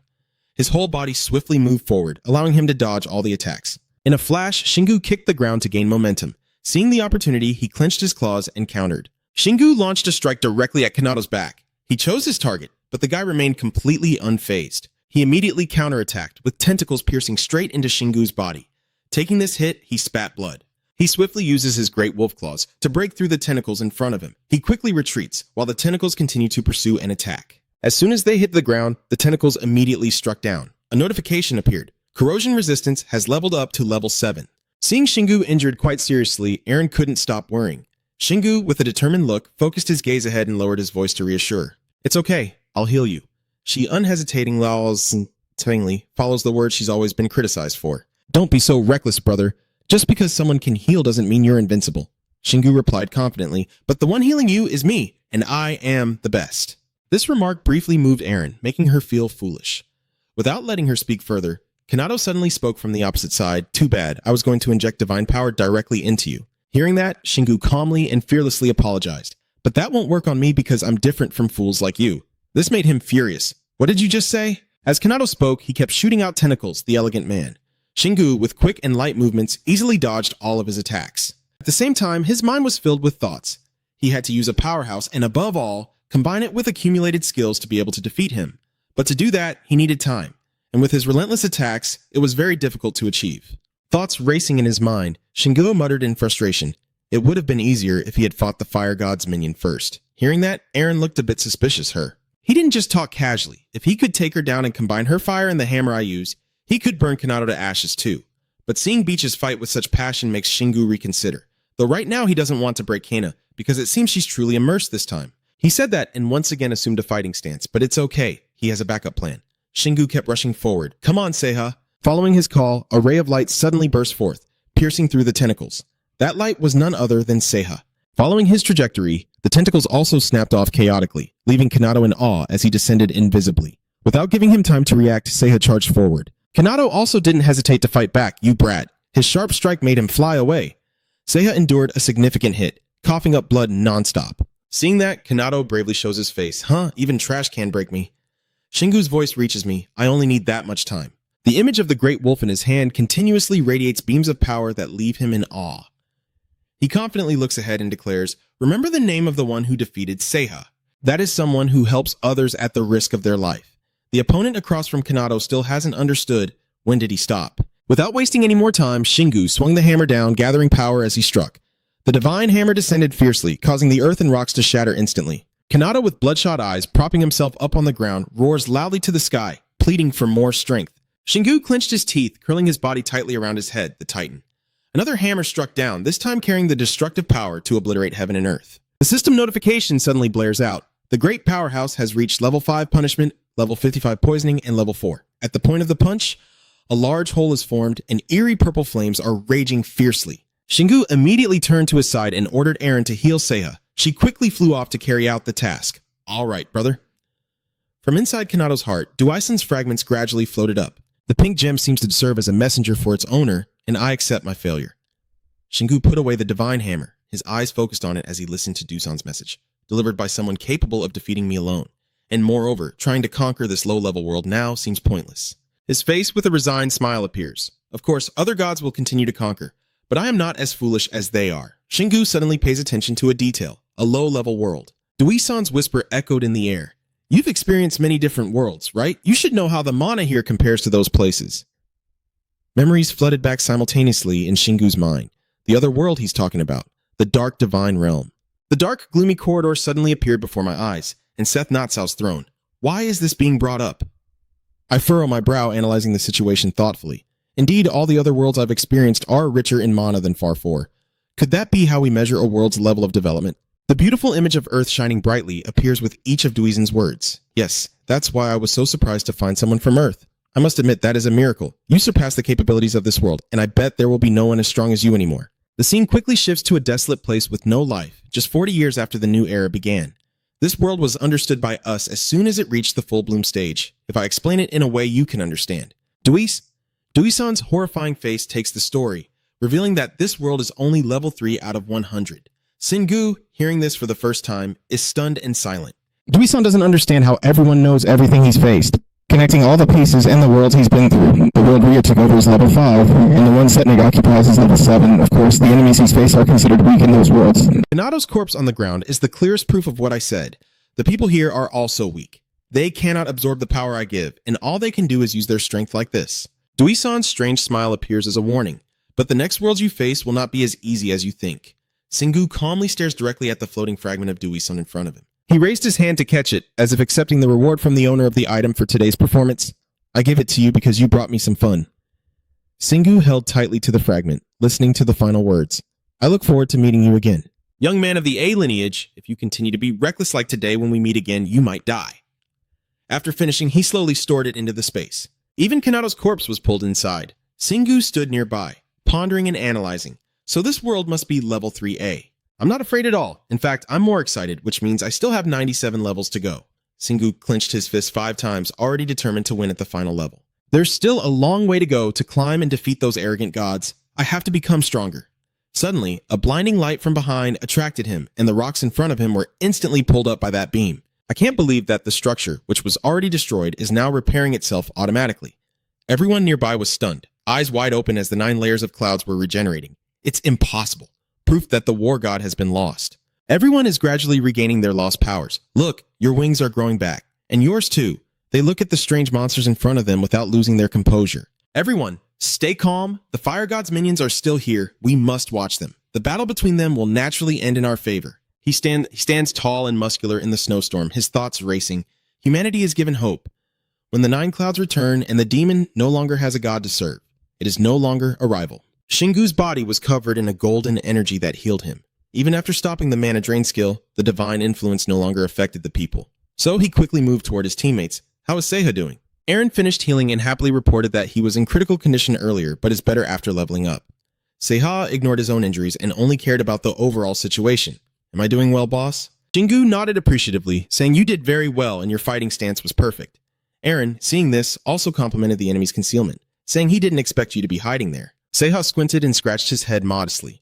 I was amazed that you still maintained such accuracy during such a fierce battle thanks to your stealth skill. At this moment, Beach's footsteps interrupt them as she approaches. The owner. She casually holds up the enemy's head as she walks by. I have brought back the enemy's head. Beaches brandished the loot in her hand and sighed in relief. When cornered, she transformed into this form. It's been a long time since I last leveled up, and it's also been a while since I had such a satisfying fight. Singu stared in disbelief at what she was holding. Can I also level up? Beaches nodded sincerely and said, when I was a deadly knight, I could do it, and now I still can. The severed head gradually dissolved into a radiant gold crystal.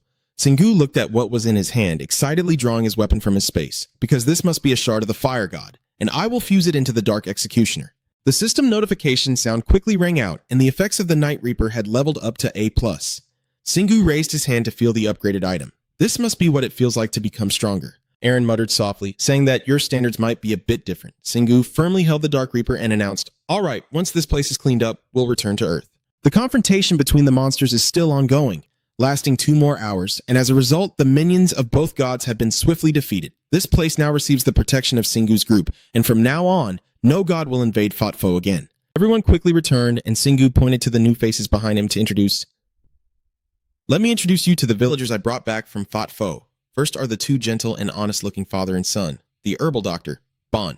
Next, the young couple looked very affectionate, Farmer Simong and his wife Mona. Oh, and I heard Mona is a very skilled baker. Ruda stands with his arms crossed, watching these new people with a puzzled fan. I thought you didn't like bringing villagers from other worlds, but you really chose the most practical ones. Singu recalled the hesitant farewell scene earlier. Ati, Tommy, and their comrades behind him trying to hold on to their benefactor. Are you going back to A and not staying with us? Singu sighed deeply and blurted out, damn it, I have to go back to my world now that everything's settled. You guys can protect yourselves from now on. He suddenly thought of something and opened his eyes in shock. In his mind, Ruda's earlier words echoed loudly. Why didn't you bring villagers from another world? Singu wasn't sure if the calm tone was a question, but it probably didn't matter if he brought along a few people. Tommy was surprised by the sudden change in the other person's attitude. Huh? Singu confidently pointed at himself and said, I bet some of you are ready to follow me, right? So who wants to come with me to my world? Please introduce the new members. All of them are proven skilled individuals. Ruta was speechless, not knowing what to say. You are truly reckless. Singu suddenly remembered the loot and turned to Beato. I brought more divine shards. Do you think we can upgrade? The boy eagerly announced, Yes, I have already adjusted it while you were away using the materials you provided. The highly advanced S-rank firearm was displayed by Beato, still incomplete. I need more cores to activate the magic circle. Singu excitedly holds the shard in his hand and says, Don't worry, this one is enough. Then he confidently places it into the magic circle. Singu glanced at the red glow emanating from below, waiting for the results, and behind him, Aaron couldn't help but comment, It looked just like a ready-made microwave oven. The notification immediately appeared, indicating an S5300580 level firearm with proficiency 0 to 30,000 and feature 1. When the magic bullets are used, 49 copies are created, and the item's new function is clearly listed. Singu crossed his arms, looking at the new weapon with great satisfaction. Excellent. With this, our S2 class weapon has been created. Beato smiled proudly and guided, You only need 1 real bullet. There are 9 bullet slots still available. The boy slowly explained the weapon's structure, and as soon as you pull the trigger, you'll have 49 more bullets. 5 bullets will be ready to fire consecutively, and once he becomes more skilled, he can shoot 2 at a time. Singu looked at the pistol in his hand with increasing confidence, meaning less ammo would be used for a powerful attack and it still held potential. Now it is a perfect weapon. Beato was about to speak again but was interrupted by the opponent's action, and she casually. Singu then placed Kanata's body right in the middle of the room. He crossed his arms and looked at his spoils, remnants belonging to a subordinate of the war god, but not their god. It's the body of someone who once wielded holy power. Beato was so excited she curled her hands into fists. I can use him to make more bullets since he liked it and could replace mana stones. Singu turned back before leaving to remind them, I will be in the resting area. Let me know when you're ready with the ammunition. Beato's face flushed with gratitude, and he nodded respectfully. Yes, master. Singu calmly announced to those he had rescued that they could go rest now, as he looked forward to living together with everyone. His brows furrowed slightly, emphasizing his commanding presence, and everyone dispersed. Aaron looked at the person in front of him with a puzzled mind, surprised that he thought he would grab a weapon and head straight to the dungeon. It turns out Aaron was right. Singu took some time to evaluate his new skills before heading to the dungeon, especially the strongman skill, which he considered important. She looked at the opponent warming up, ready to start, and thought you were really going to rest. Singu continued to move slightly to the side. The giant strength skill is probably his most important ability, the one that always helps him in tough times. His whole body ignited with a fiery passion, but due to its penalty, he couldn't use it frequently. So to reduce the penalty, he had to upgrade the skill level and also strengthen his physical strength. Singu with a determined look has probably made up his mind to do that. He will have to maintain the giant strength whenever possible. Aaron looked at the person in front of him feeling terrified. He had completely lost his mind. Wearing simple sportswear and holding an axe, he began training, and over the next few months, Singu increased his combat experience based on mana by fighting Kina. Every day, I diligently learn and practice activation skills and mana patterns, focusing on using my own mana. Singu feels his own abilities and, with increased determination in his mind, realizes these are just the basics. But if I can maintain this state of full energy continuously and learn more skills, I can become stronger. The powerful hand throws a strong punch downward. Peaches took off his hat and looked at the exhausted person below. Just wipe it off. Aaron saw his sweaty appearance and couldn't hide his worry. Are you okay? Singu, though exhausted beyond measure, kept his eyes steady. All he could do during this punishment was endure the pain. His body, as if just out of a shower, reaffirmed his resolve. But his goal was to maintain the giant strength continuously, even during the punishment. Aaron was so frightened by the other person's thoughts that his face turned pale. He's really gone crazy. Singu barely rested for a few minutes before hurriedly urging him to move on. There's no time to rest. Let's keep going, Beaches said with the indifferent look, but also encouraging. I'm very impressed by your spirit. The system notification sounds, your current sensory perception is at level 4. One after another, they continue to connect. The superhuman is at level 8, and all your physical stats have increased by 15. The screen kept flickering, and the courage level was at 12. Your physical ability will increase proportionally to the pain you endure. Aaron watched the person beside him drinking large gulps of water and stretching his leg. You've improved since last week, haven't you? Do you really think it's time to head into the dungeon? Singu sweat profusely as his eyes flicked over. Now he could rely on the strongman to save effort, but he still wanted to reach level 10. He widened his eyes in surprise as if he had just sensed something. Singu's voice also grew more serious, but the training will be postponed. Aaron found the sudden change in the opponent a bit confusing. What's going on? The image of the Whirlwind Society president with fierce energy appeared as Singu spoke, and the ghost Kim Haryong was tracking had disappeared. All this time, Haryong didn't even realize there was a ghost watching him, but suddenly he attacked the ghost as if he received a message. He crossed his arms and seriously made a judgment it must be the fire god. Singu suddenly remembered Farah's smug face. The subordinate we met at Fortress 4 is powerful. Seha is still training, hesitating with each breath, although Kina has won. Aaron didn't wait for him to call out and understood his meaning to continue.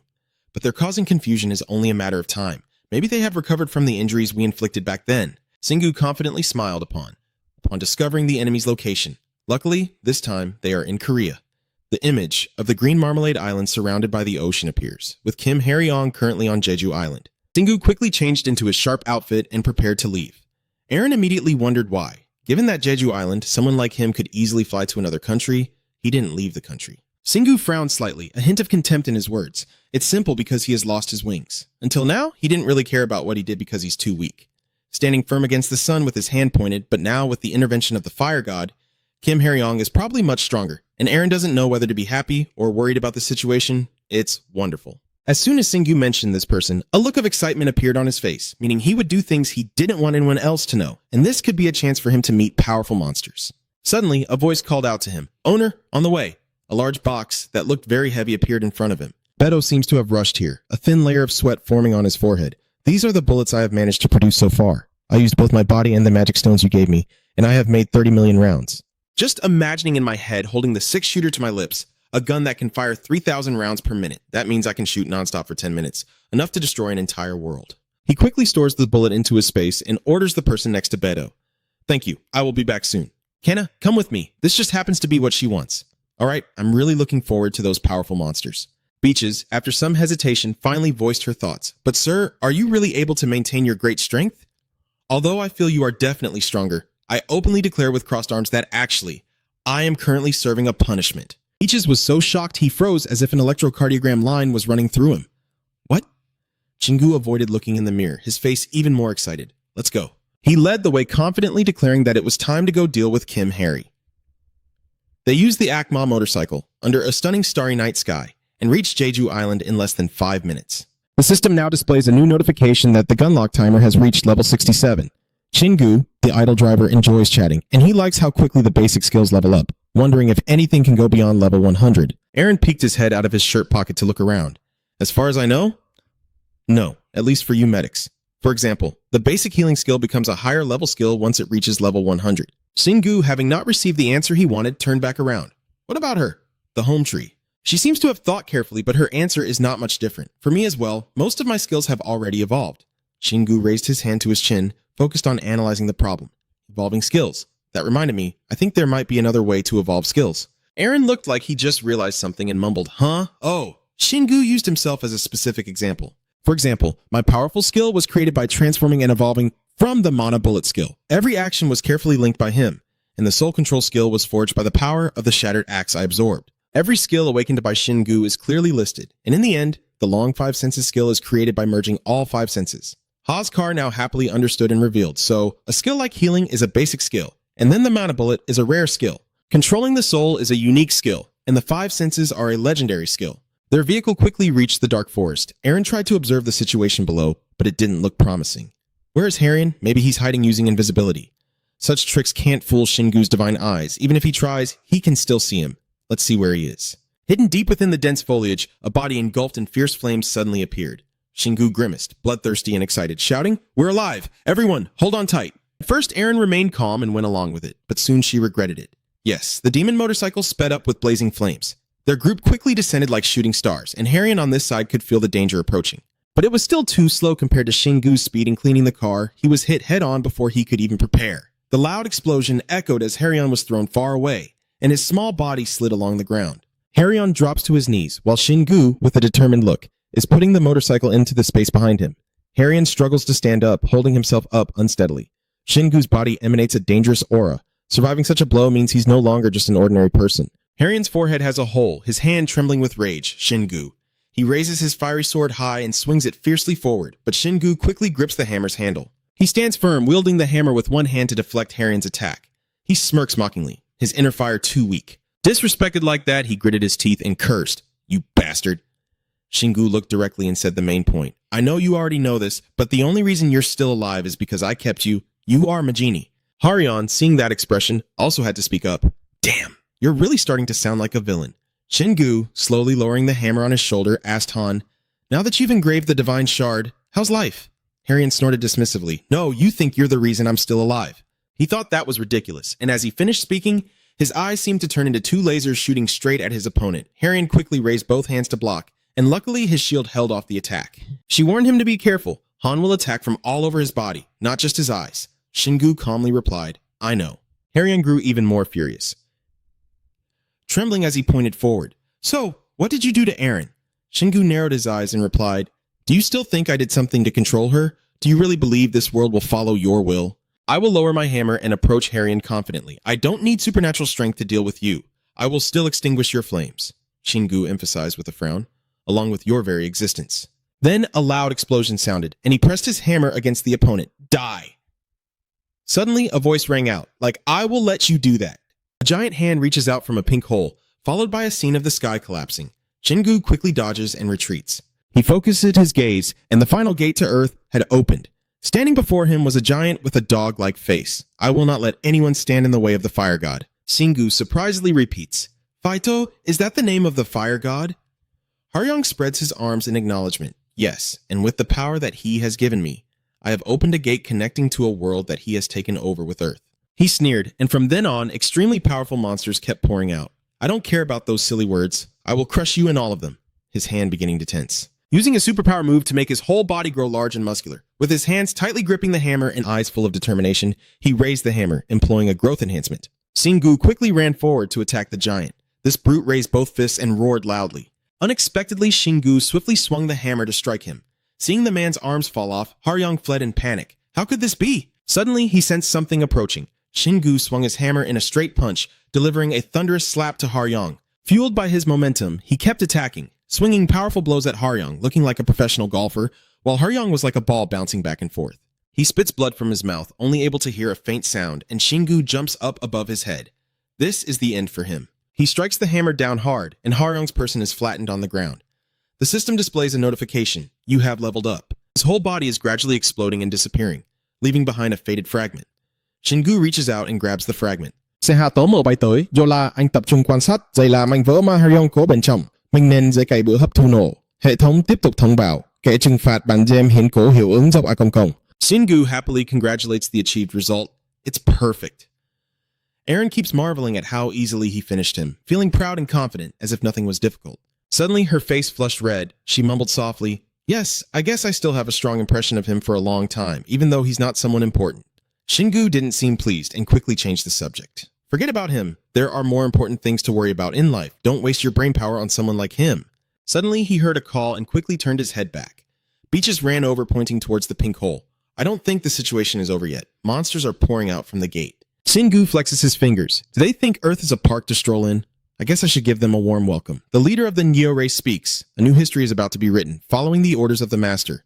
We must turn this island back into the kingdom it once was. Shingu angrily protests. Who do you think you're joking with? Why did you choose Jeju Island? The monster curses. You fools! Don't you realize how hard it is for us to leave this world and how hard it is to step into it? Siha has a pretty reasonable hypothesis. To avoid human interference, they are probably planning to build a kingdom and base here. He raised his hand to analyze. I guess among all those islands out there, this is the only one Kim Haryong can reach without his wings. Wow, he's truly extraordinary until the very end. When Shingu smiled cunningly at this point, but the moment he pulled me in, their plan was already foiled. Renyu kept breathing fire, and his power was truly astonishing. All the monsters have gathered here, its voice echoing, no door can be opened because that fool is dead. But do you really think you can stop the rest of us? The ones who have waited a lifetime just to reach this day? Not caring about the threats, Shingu continued to calculate. With many high-level monsters here, there would be more gems. Eren was worried, and we should call CI. She can create a barrier to prevent the monsters from escaping. Shingu glanced at her and replied, Oh, I already did it. Eren was surprised. You already did it? When? Neon, you thought everything was too ridiculous, chuckling to himself. Do you really think you can fool me? We've destroyed all communication methods from this island. Suddenly, a group of people appeared calling Shingu's name, surprising him. They hurriedly ran over. Saria's voice was a bit anxious. We arrived late, Marina added. Sorry to keep everyone waiting. Shingu frowned and thought to himself, I only need C. But once again I remember hearing that these three have already gone out together, Sai. Understood his meaning immediately and explained. The demon you left behind told me what happened. It said you started a battle with the fire, God's minions on Chuju Island. Renyu watched the crowd, sweating as he wondered how they managed to call them. But more than that, He was even more curious about how Shingu still looked so powerful and healthy. He picked up the hammer and replied, "You can ask that to the devil's messenger in hell." Marina, with her 2 mana-charged pistols, joined the battle. Without waiting for the enemy to speak, she immediately opened fire and had already taken down countless wandering monsters. Ha and Thantung Vohon, along with Saria, also joined the fight. Elsewhere, the slashes from Dixon Beaches caused the monsters to explode into pieces. A fire-breathing demon with a horned head and a massive body charges at Shingu, but unfortunately, he is no ordinary person and withstands its attacks. With just a flick of his hand, the Heavenly Judgment hammer in his grip easily subdued it, even causing the Cheo-headed monster to crush the nearby soldiers behind him. This scene makes the other soldiers extremely terrified. "We can't defeat him. This is bad. We have to retreat." But before they could act, a voice rang out, "Don't even think about it." It turns out that Seihi is the one activating his own specialized skill. His cold and indifferent voice echoes throughout the area, blocking the way. I don't know why, but Shingu seems to be paying attention to something else. That cool name. Then he focused on what was in front of him. "All right, the circle is complete. Let's fight with all we've got." And then he roared loudly, charging with the divine hammer into the next battle, his swift strike activating the system, leveling up, and his poison now at level 7. Suddenly, a frontline soldier makes a guess. "Could it be that you are Hector's disciple?" In response, a shot to the head and Shingu scolding. "I don't know which god bears that name." The dust settles, leaving you and Beaches safe and sound. She surveys the surroundings before stepping back. "I think that was the last one. No more monsters sneaking out of the gate." At this moment, Aaron looked up at the sky and said the gate was disappearing. Shingu just snorted in disgust. They are fleeing. I guess after all, they are gods. They're not that stupid.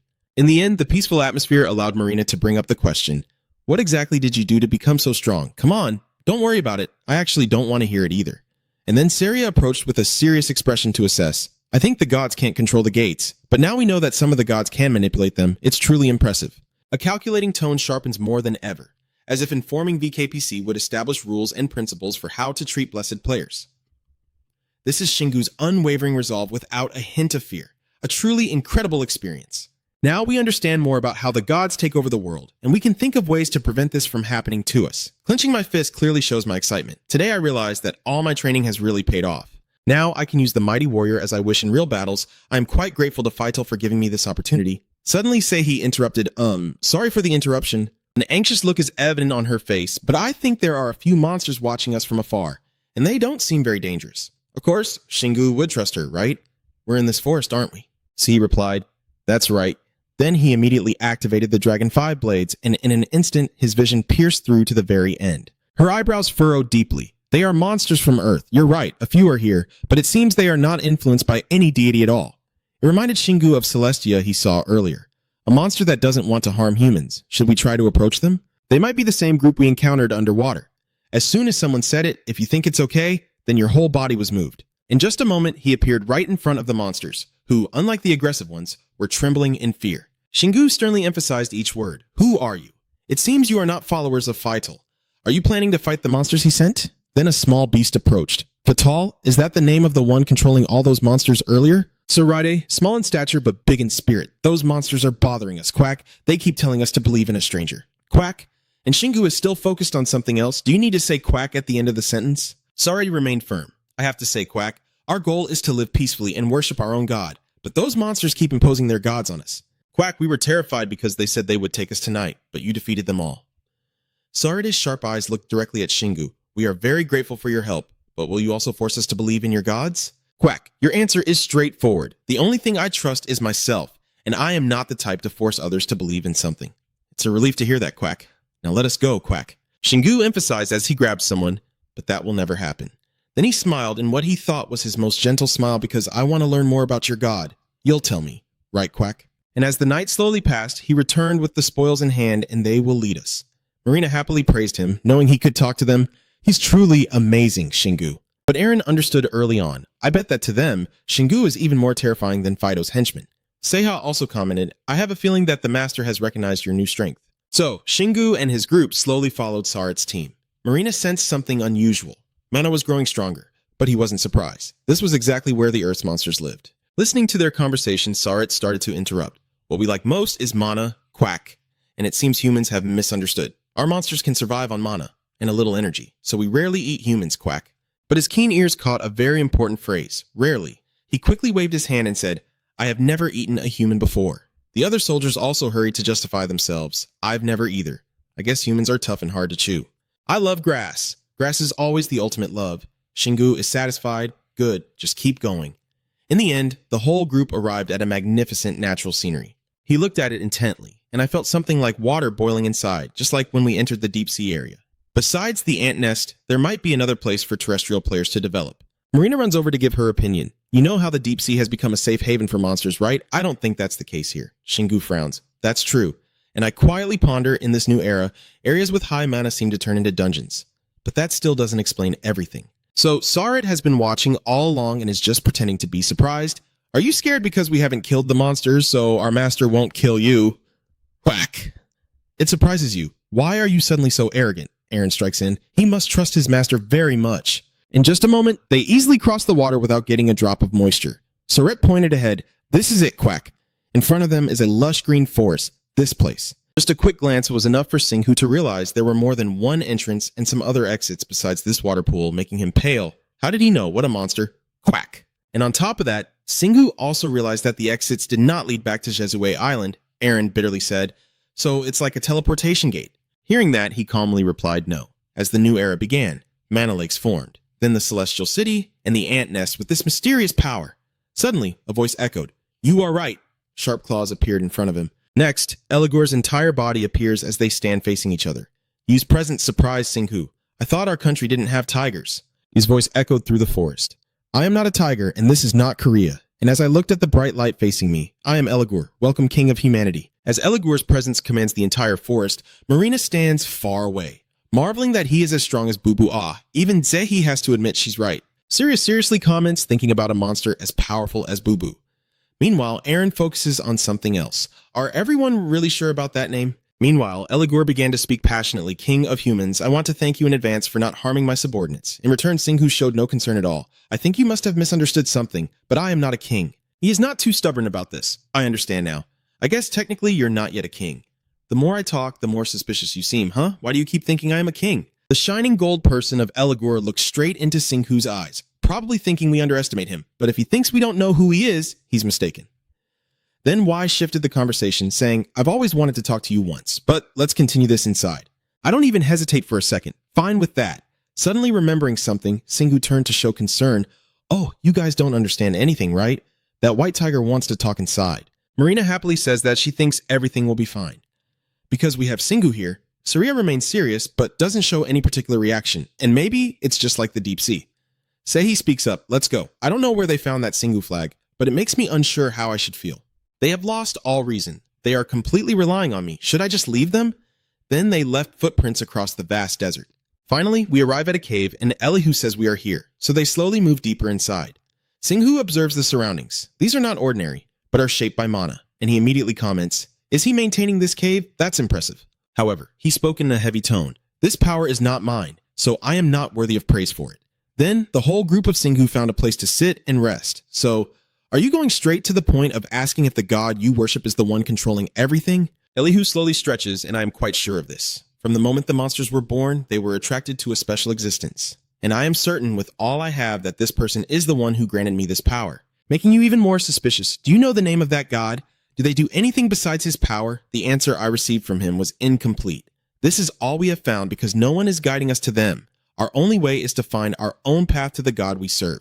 And I also know that my strength is significantly weaker when not surrounded by sand, which is why I couldn't go out to fight today. I had to wait for my subordinates to lure those monsters here. Singhu nodded seriously. I understand, but I dealt with them before they could arrive. Elihu's voice was restrained. That's right. Those monsters came here to transform both humans and monsters. Before today, they had already come several times to threaten us. After a few battles, I realized their true goal is to eliminate whatever stands in their way. That person is a human blocking their efforts to spread the power of the god they worship. His sharp finger points directly at Singhu listening, it's you. And just as they feared, you appeared today and crushed them. After learning about him, I guess he is the king of humanity. And I decide that I should also become the king of my own kind and do everything to protect them. In the end, Elihu said seriously what he wanted to say. Now, if his goal is the same as mine, why don't we work together? He immediately became interested, and then he continued finishing what he hadn't finished. I have realized that most humans hate us. And there are many people out there who cannot distinguish the difference between us and those who attacked us today.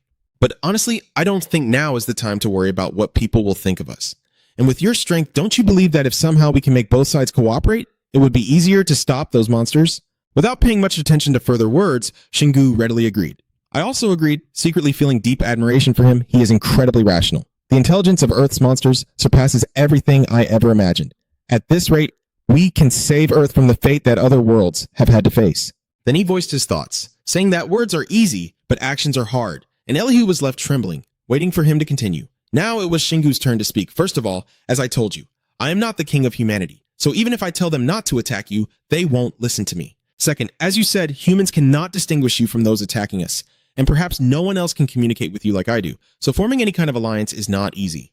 These points made Elihu agree. He also had a valid point, and he continued, third and finally. His eyes grew sharp as he pointed out that he is not yet the king of all the monsters on Earth, so technically he is not their representative. At least not yet. Elihu also acknowledged this shortcoming, agreeing that he only oversees the territories connected to this underground cave, not the entire Earth. So, are we left with no choice but to fight humans? But Singhu interrupted. Listen, Eli, calling me by that nickname caught me off guard. Eli. He didn't explain anything but shared his opinion. We understand each other and agree on what we want. So even if we can't get all monsters and humans to cooperate immediately, I think we can form an alliance between us first. This suggestion from Singhu sounds reasonable to Elihu. Between us, it's quite good. His eyes spark with joy. I trust you and you trust me. I like that. A confident smile always stays on his face. Yes, I think if we cooperate, we can at least reduce unnecessary conflicts between humans and monsters. And who knows, maybe one day we can make them reach an agreement. Even he gradually begins to feel hopeful, understanding that we will take it step by step like building a castle brick by brick. I like your idea. Seeing that, Singhu raised his fist and said, Fine. I will join in. This is how humans show friendship. Of course, Iligu wouldn't miss out on this. I will join too. Their relationship has been officially sealed. Only now does Sarat slowly comment, I have a feeling the boss is about to be tamed. Sweep, make him hate you. Be silent. From now on, I will tell you what you need to do. Sweep. Then follows a heartfelt exchange between Iligu and Singhu. From now on, whenever they meet a human. A long time passes, and Aaron shudders upon hearing this. Using humans to suppress monsters from another world. What will everyone say? Do you think humans can now become the kings of monsters? This question truly struck at Iligu, the king of monsters. And you, shining brightly and brightly, will you pull me out? You stare intently, looking into his eyes. I don't even need to hear the answer.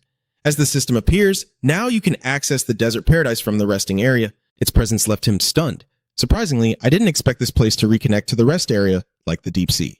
I guess that's for the best. Now I don't have to fly here every time. Eligu's whole body has become gentle and kind. He's always been welcomed here, Gugu. Now it's your turn to be stunned by this nickname, Gugu. Sihi behind him wondered, Gugu, is he like Shingu? Marina couldn't hold back her laughter. Jin Woo. Seeing Iligu so happily cheerful like that big cat, I didn't know how to react.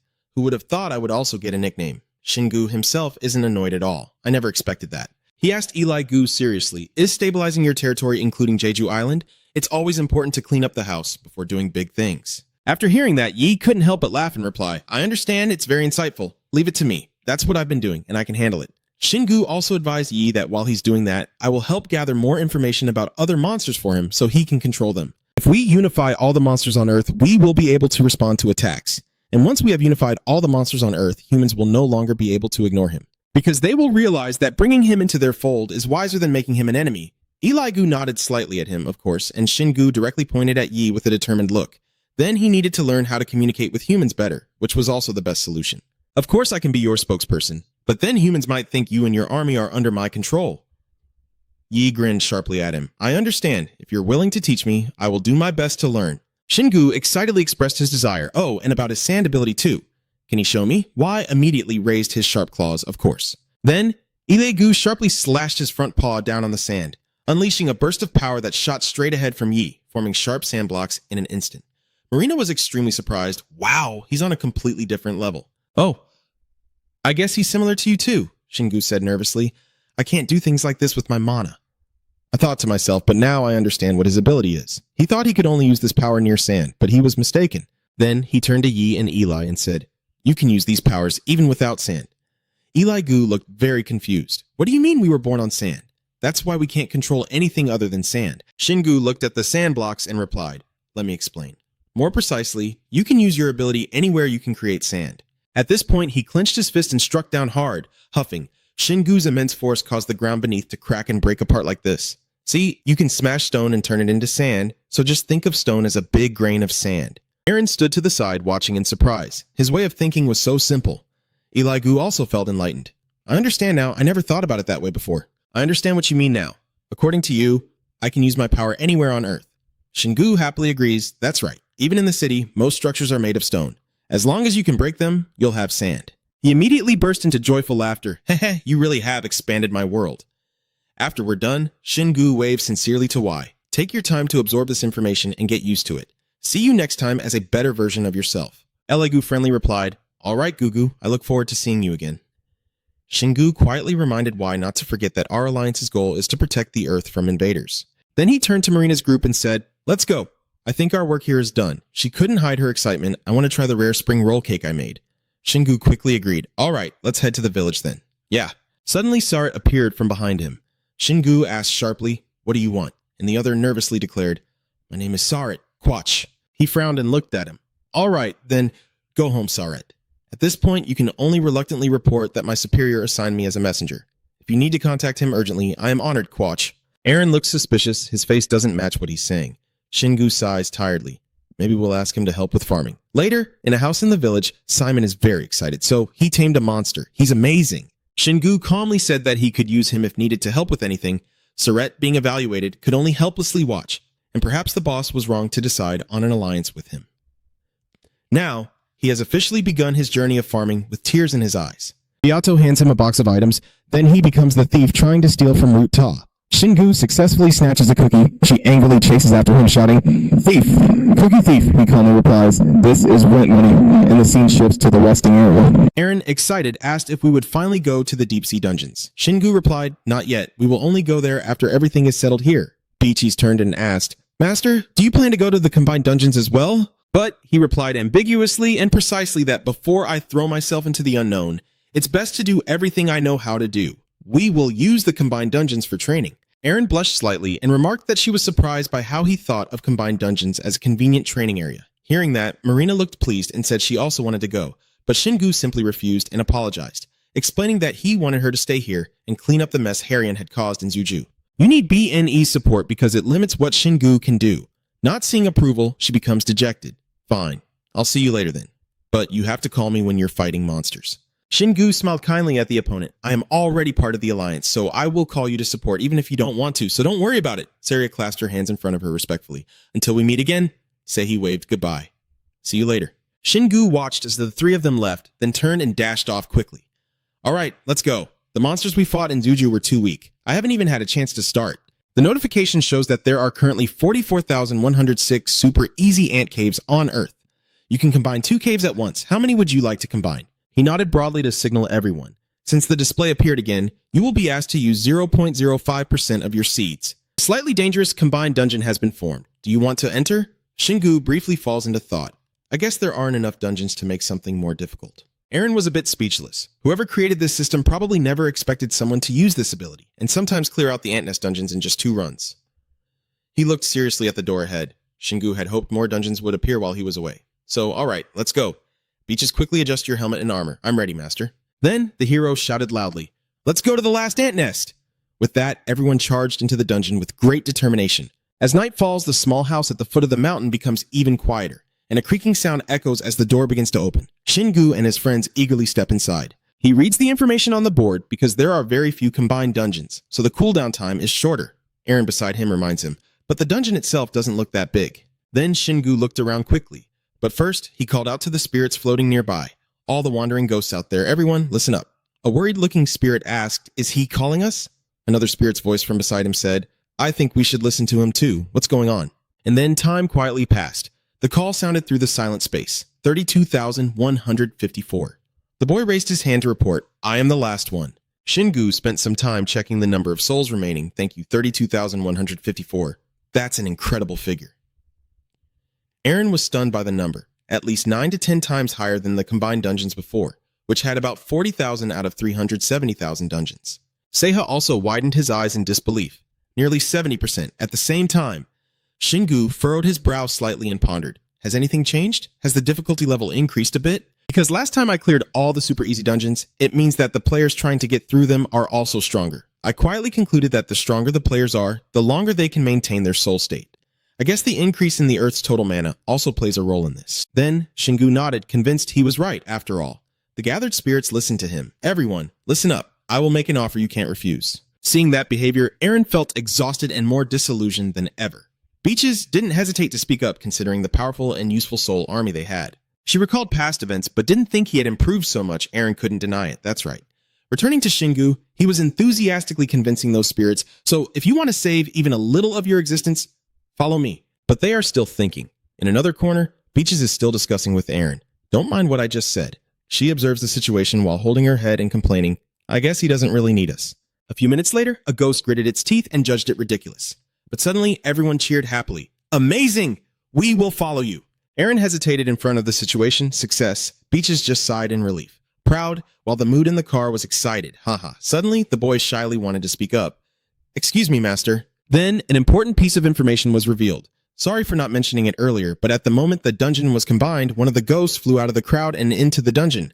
Singwoo was immediately surprised. What? And Aaron quickly guessed that it might be a player who had died and was blessed by a god. He nodded in agreement with her, which probably means they flew off to find the shattered image of the god, which isn't entirely impossible given the number of dungeons that have merged. Then Singwoo took out the control panel and wondered if the dungeon's difficulty would increase. He cheers loudly. That's great. Aaron looks at Seiha and then concludes that he is probably the only one celebrating such a terrible situation. Seiha hurriedly defended Singwoo, but to him it was still a basic dungeon. Meanwhile, Singwoo retrieved the vehicle from his private space. Here, the treehouse. She didn't hesitate to get into the car and start it up. Then she wondered, who was the one who gave it to her? Singwoo slapped his forehead hard. She's crazy. Singwoo immediately devised a plan. She will go ahead and lead the way, I will follow and clear them out, while Seiha will stay at the back to handle anything left behind. Got it, Beaches calmly replied, understood, and this matter is settled. Seiha, make sure you can keep up with us. You're very careless, that's why my wings exist. As soon as she finished speaking, she decisively drove away, accidentally injuring Seiha. Singwoo, feeling excited, urged to go now. The car soared like a missile before the eyes of the spirits. They watched in confusion. What is that? I've never seen a tactic like this. The girl beside me smiles happily. I'm glad I followed him. Outside the small house, only silent darkness remains. Beaches drives the motorcycle through the wall, still having a few enemies to deal with. Singwoo behind him says, I see it. He quickly rushes forward with the Haklang claw in hand. The henchmen, upon seeing you, immediately became excited. They're here. One of them spoke, thinking you would head straight to the temple and leave without fighting. Are they your allies? Singwoo, with weapons on her shoulders and a disdainful look, is my subordinate. I told her to destroy your temple. The master of it roars in anger, furious that you dared to insult a sacred site. Our god Hector will never forgive you. I am a bit confused, Hector. Aaron immediately reminded Singwoo that he was not the god they mentioned later, but rather someone the monsters in Jeju asked if he was a follower of Hector. Now Singwoo finally remembers, yes, they are furious. Enough talk, we will make them pay for this. As soon as he finished, the henchmen rushed forward, their murderous intent boiling over as they prepared to attack Singwoo together. Aaron nervously exclaimed, they're all above level 250. Why are they so uniform? Singwoo looked annoyed. Don't compare me to them. Then he channeled his energy into the claw of the wolf. And anyway, it looked pretty fun. Immediately after, Singwoo focused on his target, launching a powerful orb that struck countless of them. The strike sent them flying backward and crashing into the wall, and I was so stunned I couldn't even speak. What the hell, I thought they would at least try to dodge. Singwoo remembered during the fight how they created a barrier around themselves before he attacked. But was that really enough? Then Singwoo put down his weapon, guessing their brains are all muscle, and calmly said, sorry, but this isn't the Kosu hammer. Genji's henchman, an invisible force, defeated me. He's really strong. I can't believe it. We accept our defeat. Kill us. Singwoo chuckled happily. Don't worry, nothing can stop me from smashing your muscular bodies. Seeing Aaron, he exclaimed emotionally, so cruel, playing the villain, and finally he handled the henchman efficiently. After a while, the vehicle rushes forward, leaping into action, and you charge straight ahead wielding your weapon. I came to handle the rest. As soon as I finished speaking, the vehicle suddenly shuddered, and they lay motionless, with no signs of life. You don't know what else to do but force a smile. Haha, I knew it. There's nothing left for me to do. The fortress is trembling, and the waterstone floor is shining under the fury of the battle. Singwoo stomped on the rebellious monsters and realized now he understood why this dungeon was called the Lair of the Strong. Turning to Aaron, his feet still steadily crushing them, he felt that all the monsters here were just muscle. Among them, there is a fierce servant still not completely defeated, struggling to get up. So strong to an unreasonable degree. I understand why our god Hector sent us here. You are worthy of being his servant. Hearing the unfamiliar name, Singwoo wondered, who is this Hector? It chuckled mockingly, ha ha ha ha, how can someone not know about him? Then, it begins to form in his mind an image of the supreme darkness he venerates. Hector is a being who became a god solely through pure strength, through destruction. He has proven his power, achieved great feats, and become a god who grows stronger by destroying. Hearing that, he was very pleased, excited. It sounds like we'll get along well. Erin couldn't stand this personality. She kept slapping him repeatedly and told him to shut up. Ignoring her tiny hands flailing wildly, he calmly continued. So basically, he's a god of strength.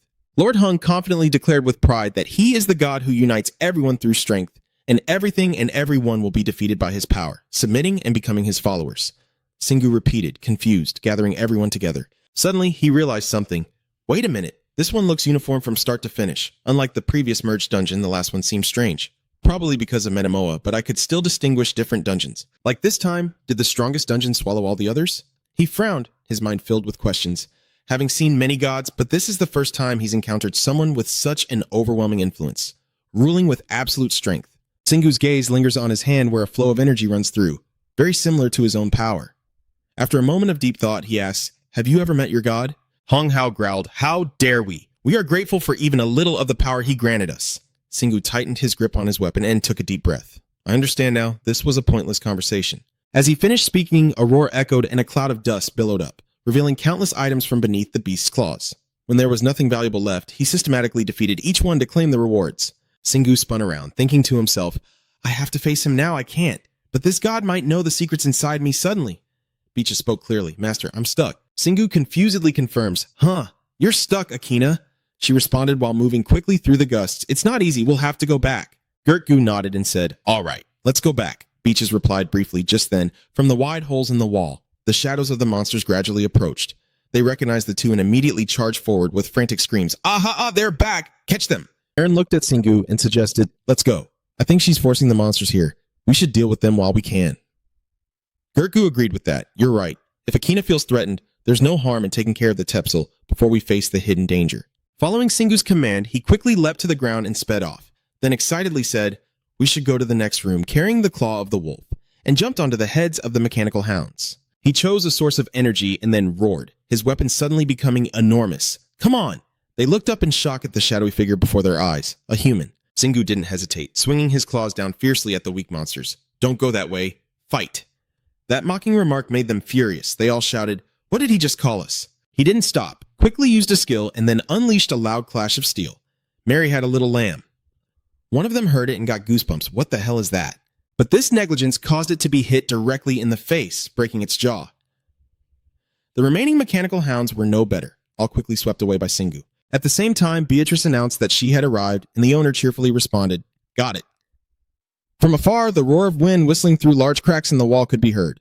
On the war chariot, Lao sped over from there to here. The remaining monsters shouted to each other and caught them. A leader boldly commands to kill anyone who dares to destroy Hector's sacred temple. Singu remained still, waiting for Beatrice to pass by. A satisfied smile appeared on his face. As soon as the monsters approached, they immediately received Singu's hammer. Eat this. The group of soldiers below watched their comrades being thrown into the air, all of them terrified. Suddenly, a flash of light shot out from the darkness beside the wall. A giant silver axe suddenly appeared, piercing through the body of the flying monster. As it rushed toward Singu, he casually brushed it aside. He couldn't hide his excitement and stared in amazement. It's been a long time since I've seen such an exciting fight. At that moment, a heavy iron armor stepped forward confidently. Some look happy, others can recognize a true warrior because of the joy they show when facing a strong opponent, but the one who extinguishes that cheerful smile. The fierce season has arrived, with confident words echoing. This is how the strongest warriors are distinguished. The metal soldiers behind, seeing the opportunity, all shouted in unison, Now it's time for revenge. Singu remained unfazed, even smirking confidently. Well, that's usually my job. The man chuckled suspiciously. It seems you already know us. Have you fought our kind before? Calm and sharp-eyed, he sips his tea. He's much weaker than your group. His comment makes him turn his sword with a cold voice, clearly misunderstanding his opponent. When Beatrice returned, Singu immediately asked, Nah, how many can you take down? She silently observed them for a moment, gripping her weapon tightly, and replied, Oh. You're surprised and scrutinizing, really. I took down 4, you paid the price, so I took down 5. Both of them are so engrossed in their bickering that they don't notice Mogang, which only makes him more alert. What a funny pair. Immediately after, his legs moved away from his position. He and his companions charged at them with deafening force. Let us show you the blessing of Hector. As soon as Mogang and his gang arrived, Beatrice on her Akmar Tia Chat motorcycle sped in with unstoppable ferocity, taking down several monsters with just a few skillful strikes. That thing transforms into a deadly swordsman, and within seconds, it pins Mogang straight into the solid wall. Beatrice's sharp eyes flashed, taking down one enemy and splitting the remaining 4 apart. But he still endured the fatal wound. I haven't died yet. Wow, you're still not dead yet.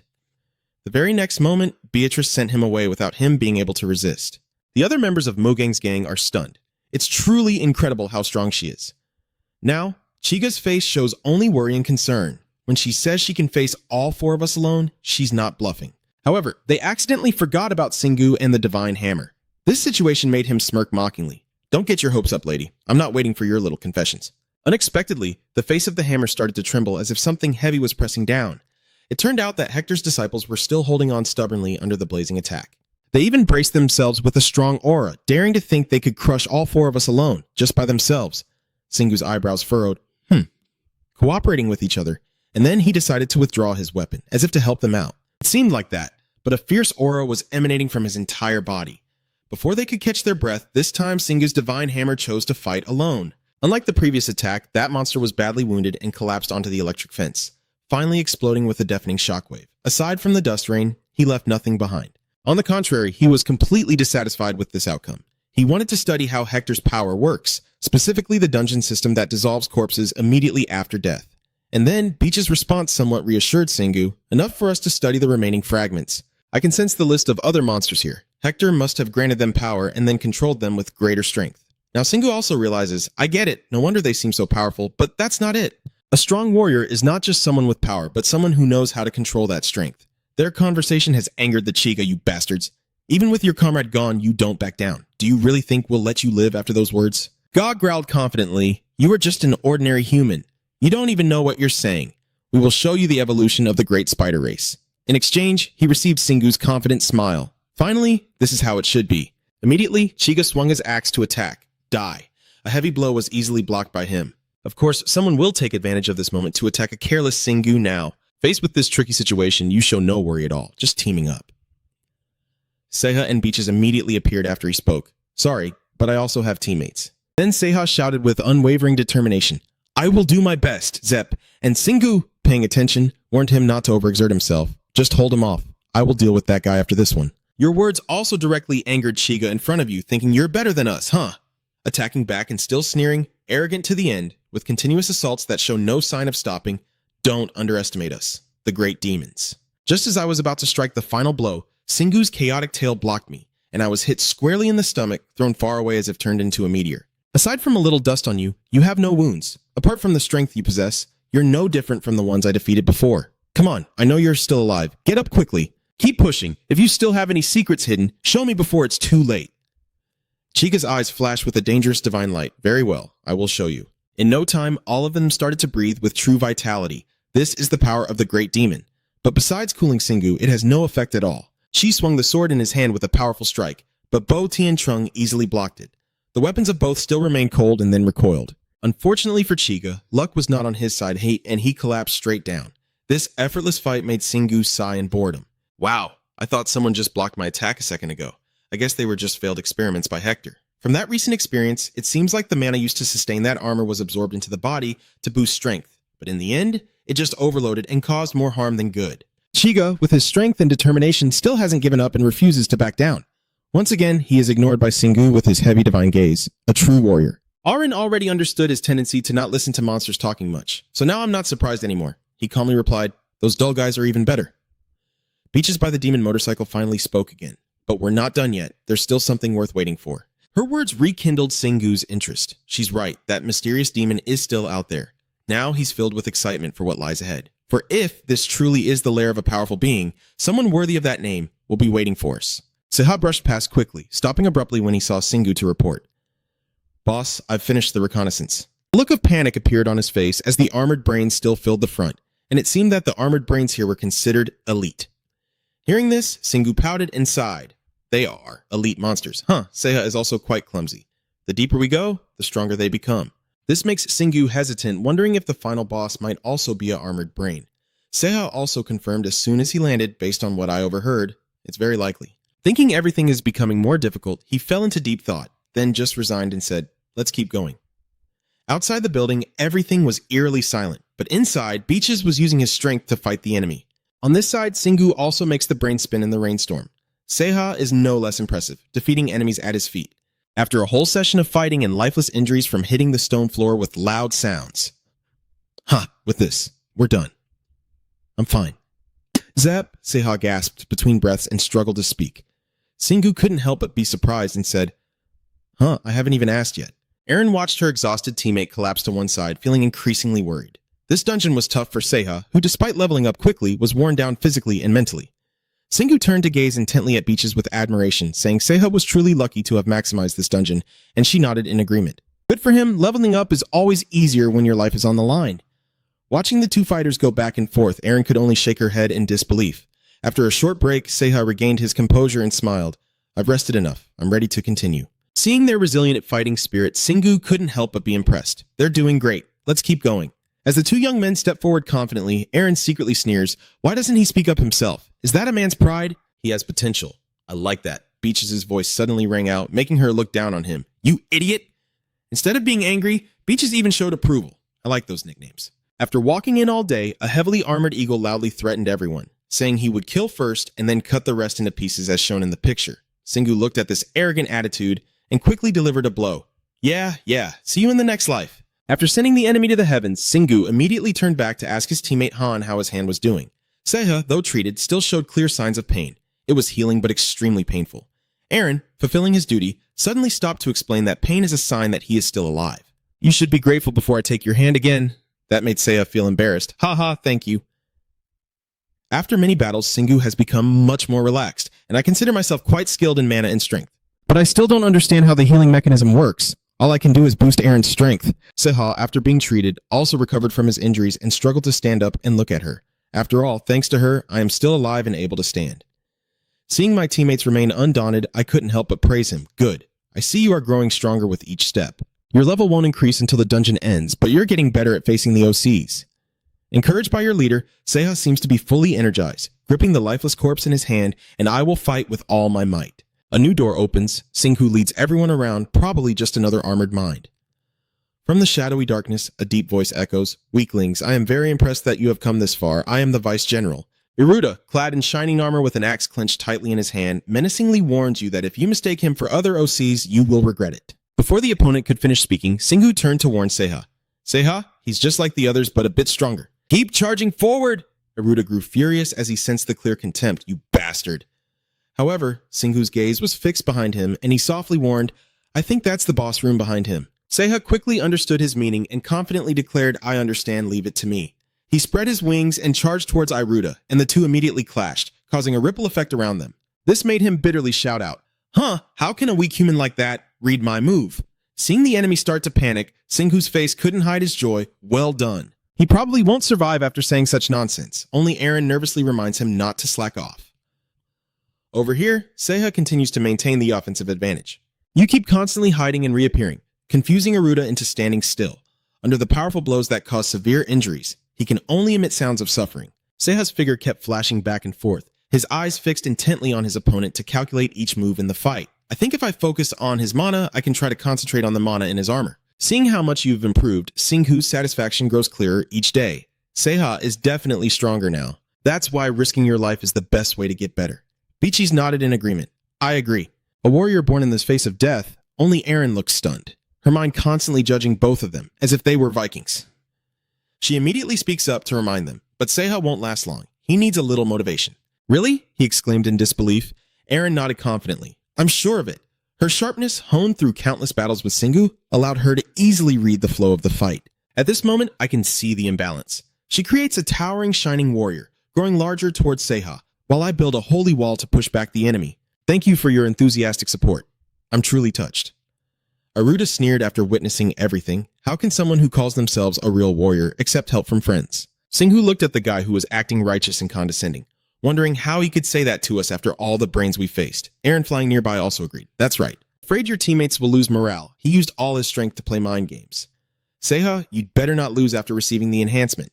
Otherwise, you'll be stuck with just rice and soy sauce for the whole month. She quickly corrected her cheer. I admit it. At least add some proof to back it up. Feeling the weight of everyone's hopes on him, Seha confidently declares his fighting spirit. Don't worry. Iroh also roars in defiance. It's over. Before the two enormous sources of power, a massive explosion occurred. The Singu group still calmly watched the flying debris and dirt scattering everywhere. The dust begins to settle, and a faint figure appears within the smoke.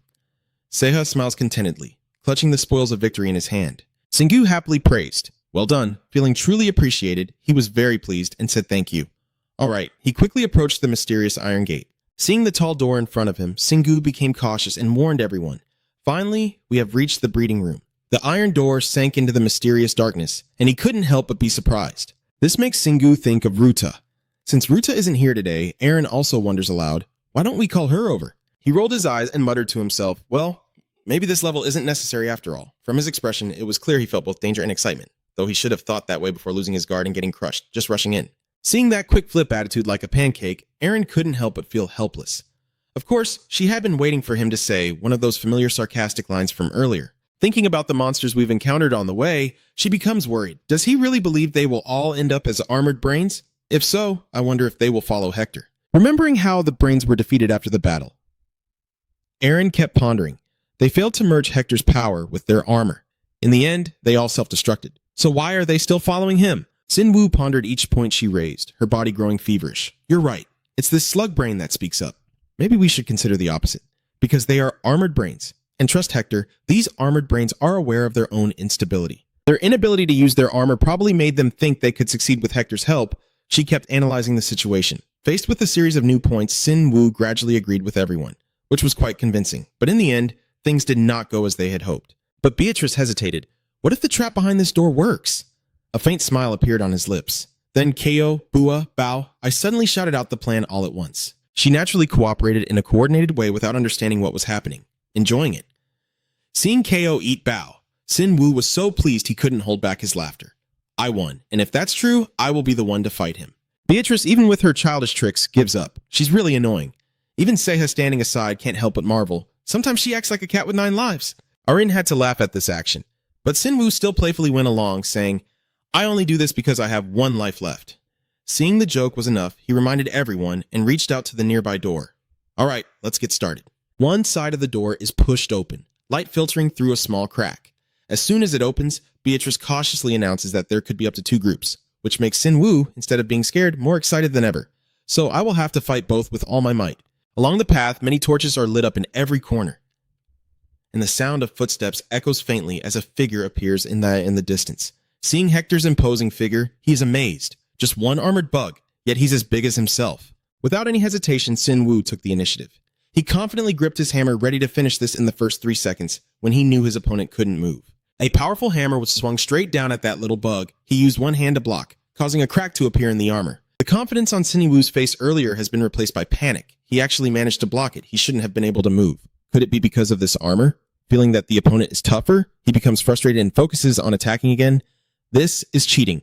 Faced with that overwhelming force, a huge explosion erupted. However, from within the thick smoke, Hector smirked mockingly, showing a hint of fear.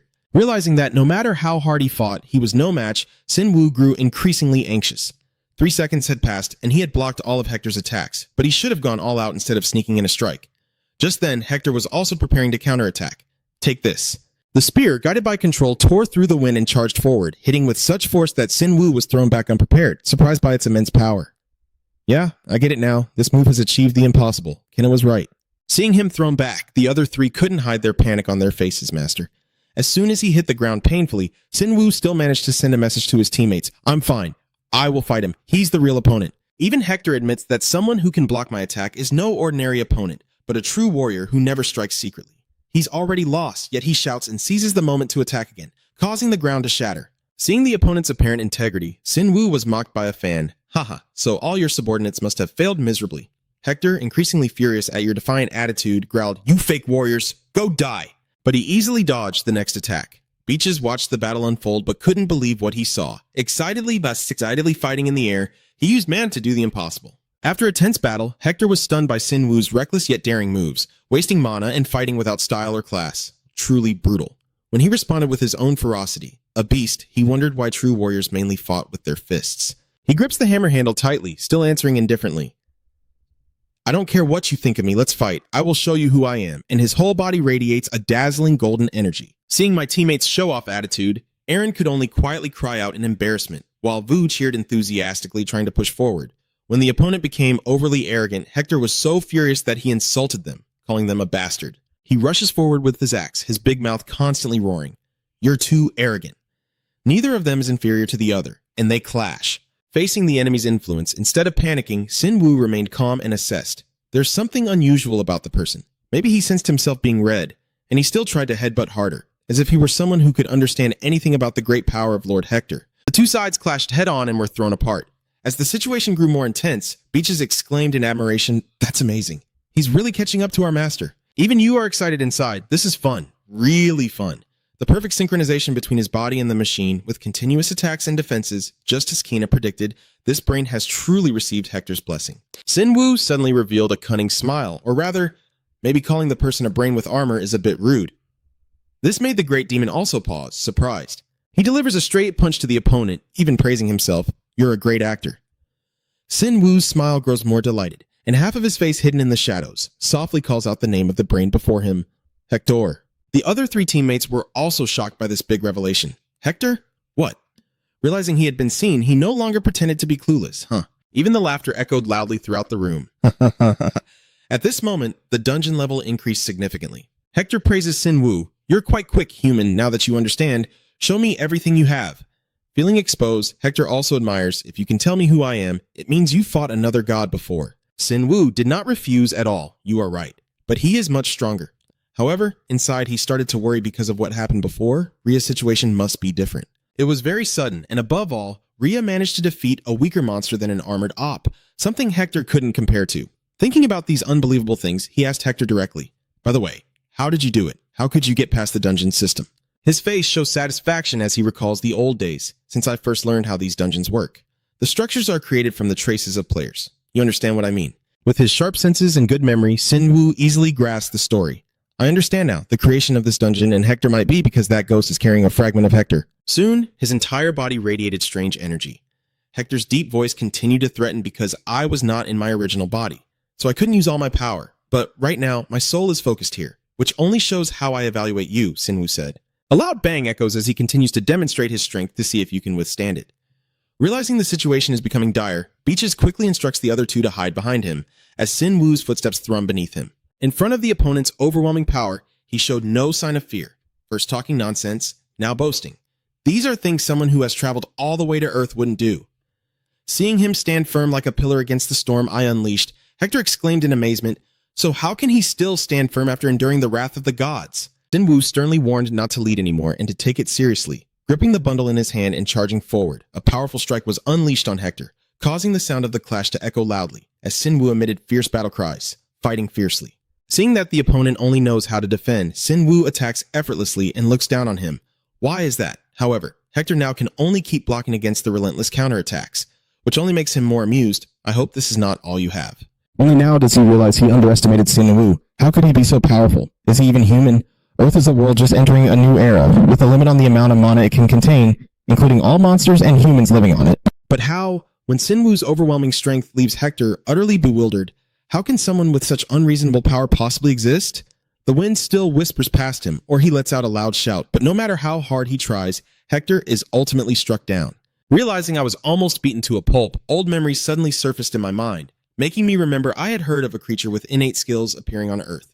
Back then, I thought it was impossible because the Earth was too weak. Hector began to mutter to himself. I understand now. He also had an awakening after a long mental struggle using all his strength to shout innate skills. Innate skills of a person do not require mana. A person's skills are about physical strength, born on Earth as a candidate of the divine. Looking at the chatterbox in front of him, Sin Woo grew extremely impatient. Whatever it was, if you keep talking to yourself, just end it. He hesitated for a moment before shouting loudly, because he had been holding back until now, and the mighty strength skill was activated, causing his entire body to undergo new transformations. Even his movements became more powerful, and seeing his opponent fight more fiercely, Hector also took out his axe, Frog. He tried to use his weapon to withstand Sin Woo's sky-shattering blow. Yen clenched his teeth, tightening his grip on the enemy beneath his feet, then let out a loud cry as he struck again, causing Hector's axe to shatter into splinters and leaving him only able to scream. Ah, the system keeps sending congratulations. You've mastered controlling mana stability during physical skill tests, and you've gained a new activation skill.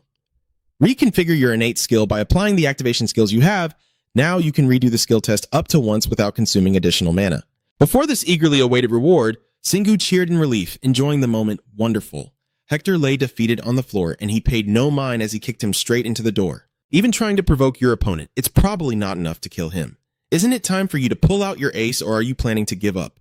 Despite being beaten badly, Hector still tries to stand up, trembling, admitting, "I must have underestimated you, and this body is truly weak." He, the young lady, stands up confidently, constantly defending herself. An armored demon is only as strong as an armored demon, and the one I've held from the start is already weak. This makes him look contemptuous. "Come on, you're starting to look more pathetic. You should have said that before we started fighting." Suddenly, he nodded in agreement. "I have lost as a heavily armored demon. I accept defeat." Aaron saw this and cheered happily. "Ah, he's about to do something." And Ziha kept chiming in. "He only ever spouts nonsense." Hector raises one arm, and his armor quickly becomes enveloped in a shell of energy. Everything around him seems to be controlled and begins to lift off, all rushing toward Hector. Beatrice clearly senses the danger and warns her teammates to move to the back. At this moment, his mind begins to waver. Could this really be Hector's true power? That wary gaze looks ahead, knowing you'll be pulled in if you're not careful. He's draining the energy from everything around him. The shattered axe has soon been restored to its original form. When Hector raises his weapon, it's clear that even his body is transforming. After healing himself, he confidently says, "Honestly, I've started to like you. Although I can feel that you've changed." I smile optimistically, implying that because we are quite similar, I must apologize, but I also disagree. Suddenly, he sneers with a chuckle. "Your boastful attitude of acting all-knowing is just part of trying to stay on top. Although you don't want to admit it, you're just like me," and those arrogant words made Shingu frown and grind his teeth. "Huh?" Hector lowered his axe. But his attitude was like a superior from the blessing. "Because today you surprised me, I will let you taste my power, something you can't even imagine." His whole body seems reborn from death, radiating the power of a god. Faced with this overwhelming force, Shingu grips his hammer tightly and continues to challenge him. "Fine, go ahead and try. The god of dogs, I will crush you. You radiate a powerful energy without any fear." Watching this scene, Hector can no longer take you lightly. As expected, you are truly impressive. The powerful energy he absorbed, his voice deepened once more, but that alone isn't enough to stop true power. Seeing his exclusive technique being copied, Shingu's face immediately showed surprise. "Has he also absorbed my skills?" That axe quickly lunged forward and the two sides clashed, causing a disturbance around them. Facing Hector's might, he could only struggle to hold on, groaning in pain. "Ugh, my whole body is easily knocked away." Watching him leave the duel, he becomes irritated and questions, "So you also know how to run away, right? Is it because you can also gauge my strength?" After taking the enemy's attack, Shingu spat out fresh blood, his cold eyes glaring at Hector as if to crush him. Still groaning in pain but refusing to fall. Hector's axe kept swinging through the wind as he continued to mock, "Where's your confidence gone?" Shingu, overwhelmed by this aura, could only struggle to hold on despite the uncomfortable sounds he was making. Seeing him struggle like that, he coldly swings his axe back this way. "Just a simple swing of the hand. I hope you're not in a hurry to run away." With that, Hector charges forward, take the hit. He's already grown up, so give Shingu a powerful blow. He even coughed hoarsely from trying to withstand the enemy's strength. But before the power of the god, his whole body was violently thrown against the wall behind him. Teammates immediately panicked. Aaron even screamed in fear, "Shingu." After the smoke cleared, his body was suddenly enveloped in a red light. Even though the wall behind him was shattered, Shingu still managed to sit up. Thinking about everything he had been through, he was overwhelmed with panic. "Ugh, it hurt so much. If I hadn't activated my scales, I would be dead." Hector approached gently and asked Han, "What's wrong?" He looked at him as if he were an ordinary creature, yet he kept speaking harsh words, worried that it was his first time losing control. Shingu looked at the enemy before him, still trying to stand despite the signs of exhaustion, and seeing this reversal of the situation, he couldn't help but feel worried. "He's too strong. I underestimated this dungeon. I should have considered the possible consequences of merging all the dungeons." Seeing his frightened teammates, Shingu's inner despair grew. Not only his life was in danger, but if he died, Hector, with his keen demonic senses, eagerly sniffed and said, "I smell fear. I bet this is the first time you've felt such emotion." His arm swiftly reached out towards me, his tone like a soothing whine, but also threatening. "Don't worry. I am Hector, the beast of conquest who masters all powers. I cannot tolerate not being able to turn something into my own. And that is why I will make you mine. You and I are highly compatible, so I am sure you will become a great disciple."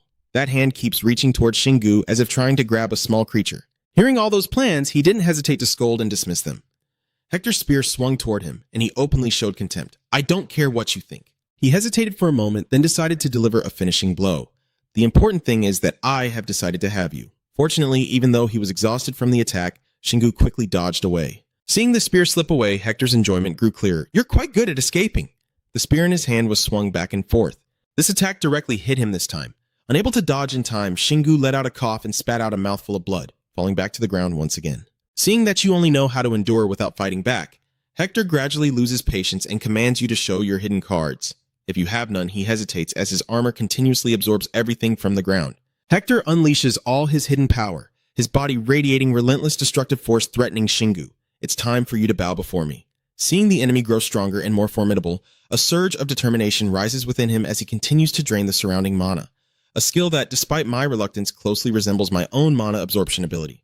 Wait a minute, is it just the same? Shingu seems to realize something with a look of determination. He tries to get up as if he has grasped something. So does that mean? The Night Slayer's blade is planted into the ground, and he holds it tightly, his body becoming more still than ever. Hightor softly remarks, is he praying his final words? Because soon your prayer will be for me. Arin stands outside watching and trying to ask Han about the strange behavior. Shingu, why aren't you moving? Seiha keeps guessing. Maybe he's suffered too many injuries. Beatrice even pulls out her evil spirit sword to prepare herself to fight. It's too dangerous. Should I join in? No, you can't fight him, his voice suddenly echoed in her mind. Still, Beatrice tried to object to the refusal, but the master, through his consciousness, hurriedly advised his teammate. I have one last idea. Shingu's brows furrowed as he tried to reassure Beatrice. Trust me. Watching his opponent stall, Hightor's patience also reached its limit. We're waiting for him to do something, but we won't wait all day. This is getting boring, he keeps complaining, but also takes the initiative. It's over. From beneath the ground, a terrifying source of power that Hightor summoned causes rocks to fly everywhere. Or maybe out of panic. Shingu remains calmly standing still. When he realizes the moment is right, he quickly snaps out of it, just at this time.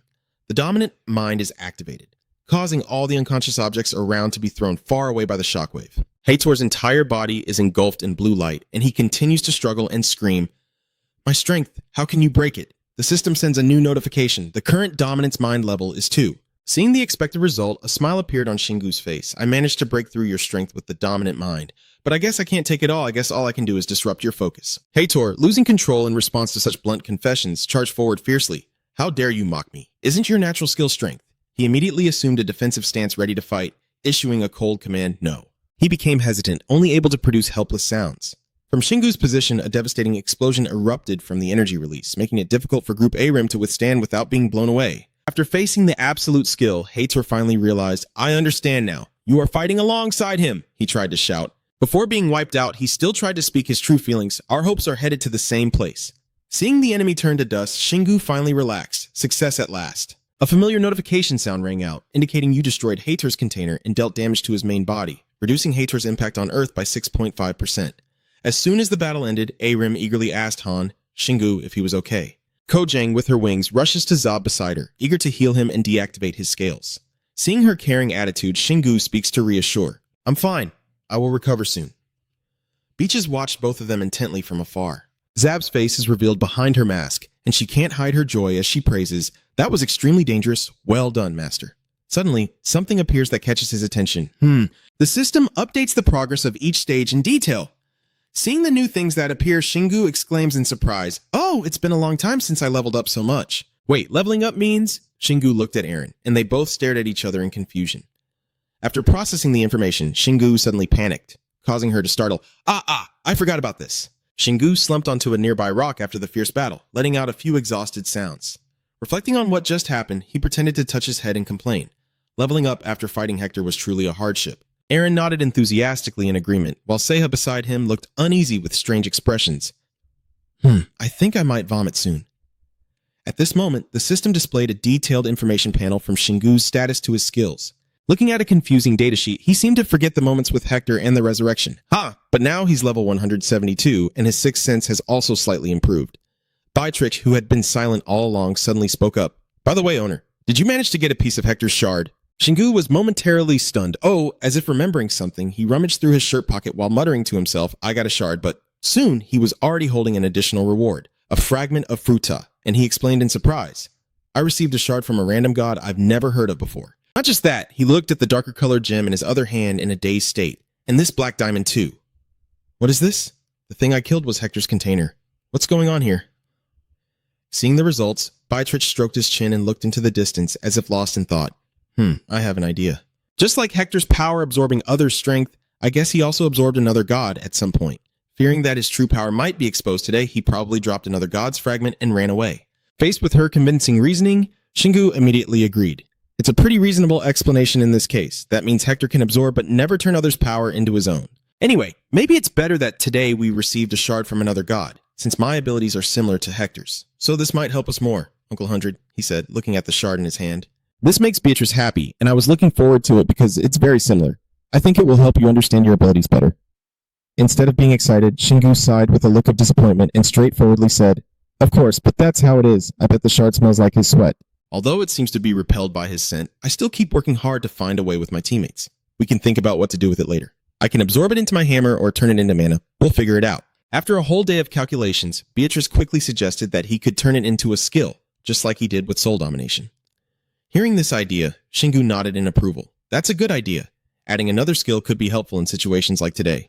Remembering how badly I performed in that battle made me more determined. Yes, if I hadn't appeared so chaotic to the dominant heart, I might have died, but more importantly, others could have lost their lives too. After regaining his composure, Shingu seriously warned the team members to play it safe from now on. Seeing his stern expression, Aaron carefully reminded him, "You said the same thing last time." Shingu looked at her with sincere eyes as if to reaffirm, no, this time he's serious. Hector's container. It surpasses everything he ever imagined, and Shingu clearly shows his unease. He kept expressing his guilt to everyone, blaming himself for merging too many dungeons together, and apologized for dragging everyone into this. Those words hit the three of them like a thunderbolt, and Aaron softly called out, "Shingu." Sia quickly intervened, saying, "Don't say that you didn't drag anyone along. We're all here because we want to be even." Aaron agreed. He's right. There's no need to apologize. Despite their comforting words, Shingu kept showing his remorse. But the truth was that today everyone had been put in danger, and that didn't change. Sometimes you have to accept your mistakes to move forward, and both of them paused because of these words. Even Seiya seemed shocked to see his pitiful state, never having thought he cared about this kind of thing, and she didn't know what to say. "It's okay," Aaron continued to reassure her. "The moment he saved you when we first met, your life has belonged to him, so don't bow your head over something so small. We want him to do whatever he wants. We trust him." And these words of comfort, seemingly simple, made Shingu feel something warm inside.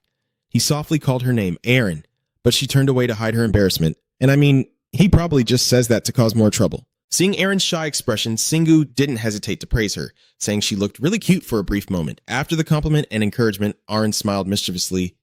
But don't forget what's important. Everything we know about this world and the dungeons are interconnected. Nothing is ever absolute. Take this dungeon as an example. When the boss appears, its difficulty increases. She constantly warns that dangers can come at any moment, so no dungeon is truly safe. No matter how well we prepare, we will always have to risk our lives. And all three of us have this deeply engraved in our hearts. So the most important thing is Aaron flying to Shingu's front as if to gently remind him not to get too discouraged by something like this. No matter what, you have to consider that we are here by our own choice because we decided to trust you. Receiving absolute trust from your teammates, you softly smile and say, "All right." "Thank you," Shingu's confident face declared. "Now everyone has confirmed they are willing to go to hell with me. I rely on all of you." Hearing that the next location is no ordinary place, Seiya froze in panic. Hell, we'll go to hell afterward. He immediately reassured himself upon seeing that confident look, ready for anything. Seiya must not retreat. "All right," Shingu shouted. "Go get the reward and let's leave." He and the team excited in front of the giant iron door, pushing it open with their hands. Inside was shrouded in a faint glow. Aaron cheerfully exclaimed, "A throne made of ivory, perfect because we have plenty of essence. By the way, this time there's really something he needs to pull." She flew over to remind Shingu. Surprising him, huh? She watched his appearance carefully and thought it was time. "You're already wearing armor." Speaking of which, Shingu seemed very passionate about it. "A suit of armor, huh?" Seeing him lost in thought, Aaron kept reminding him. "I can't delay any longer." Facing her calling out, he nodded in understanding. "All right." Seeing Shingu agree so easily, she was surprisingly delighted. "Huh?" He looked at his companion flying beside him and admitted, "You're right. And his weapons can't get any stronger either. And we've been talking about the armor for quite some time now. Who knows what might happen from now on?" Shingu's steps comfortably moved forward. Seeing the light radiating from his stone table, he cheerfully declared, "Just listen to Aaron once and take a suit of armor."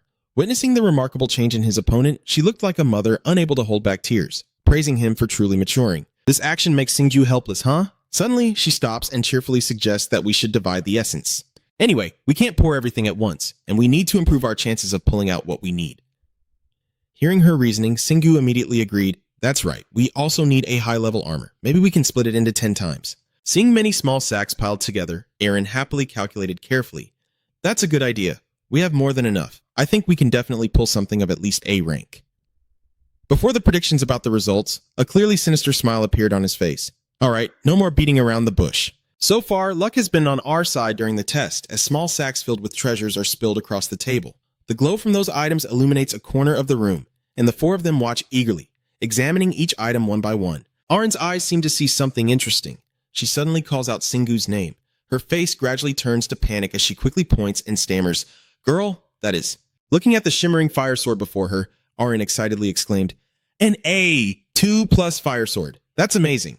In contrast to her enthusiasm, Singu showed disappointment. What are you so excited about? That's not what we need. Her eyes remained fixed on the enchanting sword. Sorry, it's just a really good weapon, so I couldn't help myself. She switched to another bag, even sighing in frustration. Whatever, it's unlikely we'll get what we want right away. Let's try again. After searching through bag after bag all day, many weapons scattered cheaply across the floor. Seeing the sparkling treasure in front of him, Beaches couldn't help but comment in admiration. Wow, these are all super rare weapons, but you're still frowning. However, he refused to give up, grinding his teeth and boldly declaring, if that's the case, I will give up. Aaron, standing nearby, also started to worry and shouted, come on, Singwoo, grab the last bag with all your passion and dive in. Chow Bao quickly spilled out again. Aaron suddenly exclaimed as if seeing a rare item. Wait, the essence of the high-level Demon King over there. Hearing the cheers, Singwoo, though a bit doubtful, still tried to speak up. Yeah, it's okay. Hopefully it's worth it. From the strange light of the Chow Bao, something with a special aura was emanating. The staff exudes a serious aura quite different from other valuable items, and the system sends him a detailed info sheet along with its uses. Beaches gazes at the demonic staff in awe. Wow, this is the best one so far. Lucky me. Only Singwoo felt miserable as he slapped his face. First of all, everyone should accept everything we've gained. Hearing that statement, Aaron immediately looked confused and replied, haha, thank you. With this, I think I can help everyone become stronger now. But it didn't make Singwoo smile. Her eyes quickly caught something, huh? Looking at the dark stone on the floor, she turned to remind him, by the way, that essence, isn't that the thing he accidentally inhaled and dropped? Sivan picked up the shard, hesitating. Yes, he was so focused on the fragment of our fruit that he forgot we should check it out. The system quickly analyzed the information of the level 2 S Blackline shard, and seeing its extraordinary value, the three others shouted in unison, level 2 S. Aaron couldn't hide her excitement as she continued speaking. I've never seen an SS rank before, and Singwoo kept rubbing his eyes, afraid of hallucinations just like him. Maybe he read it wrong. Besides, it only looks like a black diamond shard, but it should actually be a black dragon scale. Wait a minute, Singwoo's whole body suddenly tensed up as he realized something. Shouting loudly that he was one of his kind, maybe that meant? Beatrice, upon hearing this, suddenly understood and let out a light gasp. She remained silent, but then exclaimed in surprise, he's a divine beast transformed into a god. This statement makes him sigh. Today you talk a lot. Beatrice continued to analyze other issues, and if you think about it, it explains why he is so reckless and relies on strength like a human. Maybe both of them are descendants of the same lineage. Seeing the other transform into a similar creature, Singwoo quickly hinted, but I am human, she asked confusedly. What are you talking about? Noticing she didn't understand, he immediately changed the subject. Anyway, we can think about this later. Let's just finish this first. They said this is a material, so maybe I can ask Beato to enhance the Night Reaper sword. Seeing that my client seemed to forget something, Beatrice kindly reminded him. Master, Beato is a skilled blacksmith, but he's still just a child. I think it's too early for him to work at this level. Hearing her objection, Aaron also enthusiastically suggested, what if we put it on the altar? He couldn't help but be surprised by this idea, huh? Seeing that clueless look, she immediately explained everything clearly, not mentioning armor enhancement, but also not ruling it out. If we combine it with other essences, we might even create some kind of armor with offensive capabilities. This point of view makes him quite pleased. You do have a point. I'm tired now. Like a small sack being thrown away, the jewels scatter everywhere, and Singwoo even bids farewell, goodbye to the beautiful stones. The whole group watched the faint glow from the gemstone combination as an explosion or dark event occurred. Seeing the test results, Singwoo couldn't help but cover his face in embarrassment. Wow, it feels like I just created something truly terrifying. Aaron beside her immediately warned, don't say that, you're scaring me. Something fell out of the faint purple light, a pair of dragon gloves created with many special skills and difficult to control abilities. Singwoo couldn't help but be surprised as he exclaimed, a pair of gloves! Aaron looked at the stats with excitement. It's an S rank with A-level cursed attribute.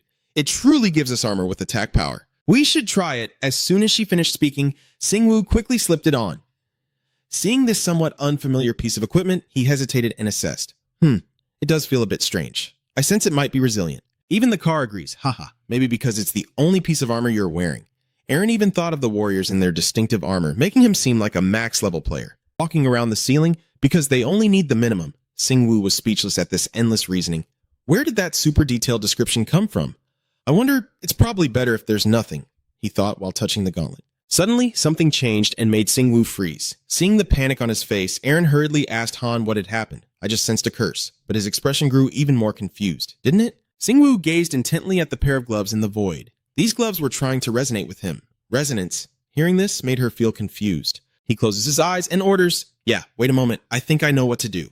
A surge of power is released from within, and the chaotic scales are summoned instantly. The system has activated Singwoo's innate ability, with multiple layers of scales continuously appearing and his entire body constantly transforming.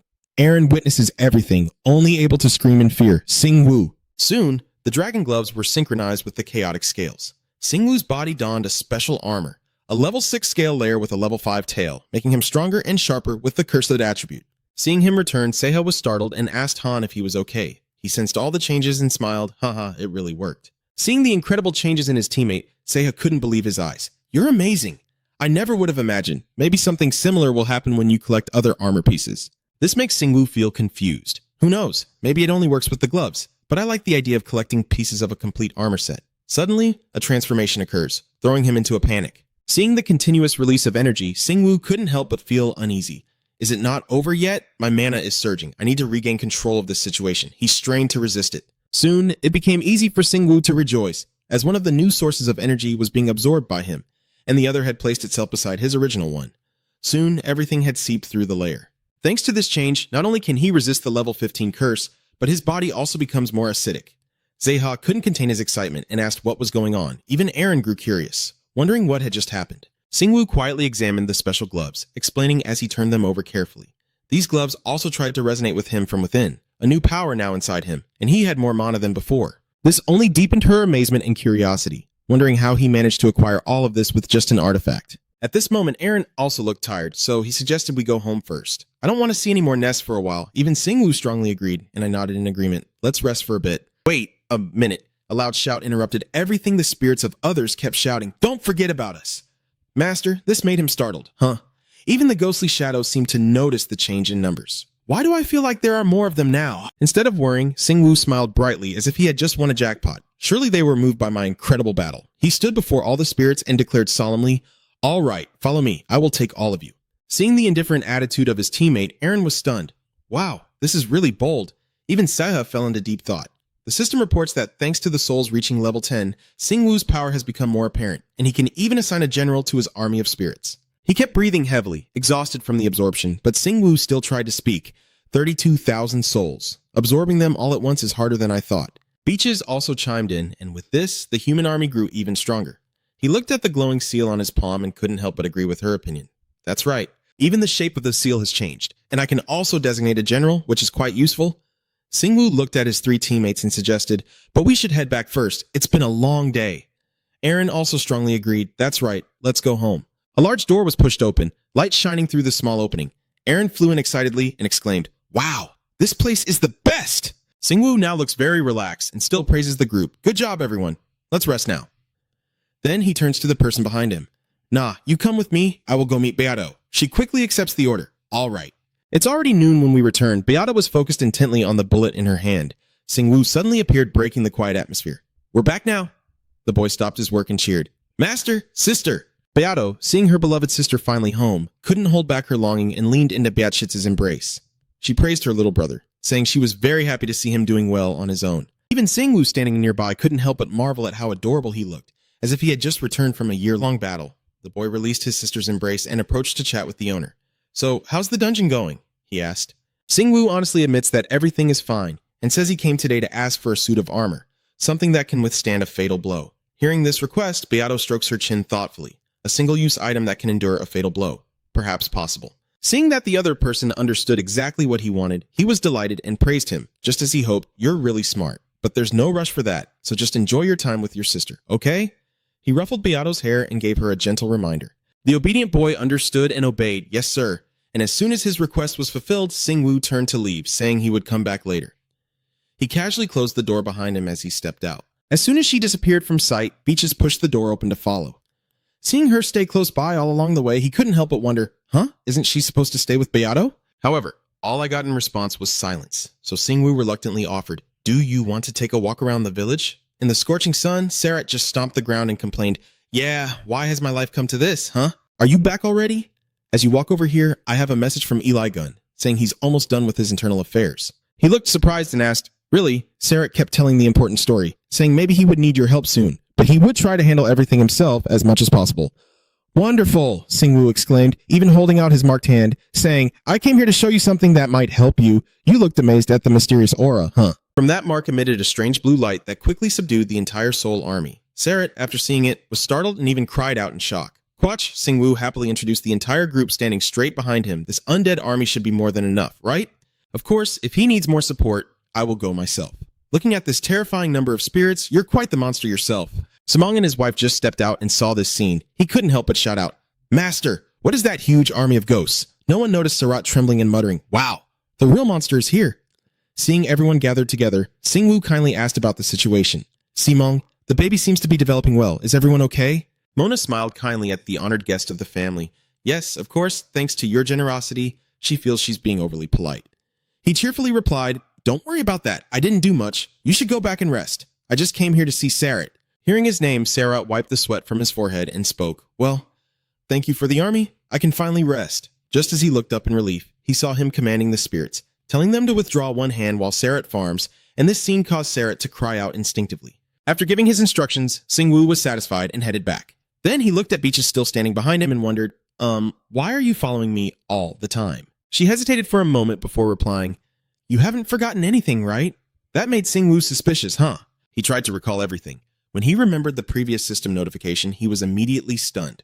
Oh! The position of the soldier, suddenly, she looked a bit pouty. Seeing the other person's cold expression, Singwoo could only chuckle and say, Oh, come on, you could have just told me that. You're quite adorable. Beaches kept turning away to reply, I don't want to, because the decision is up to you.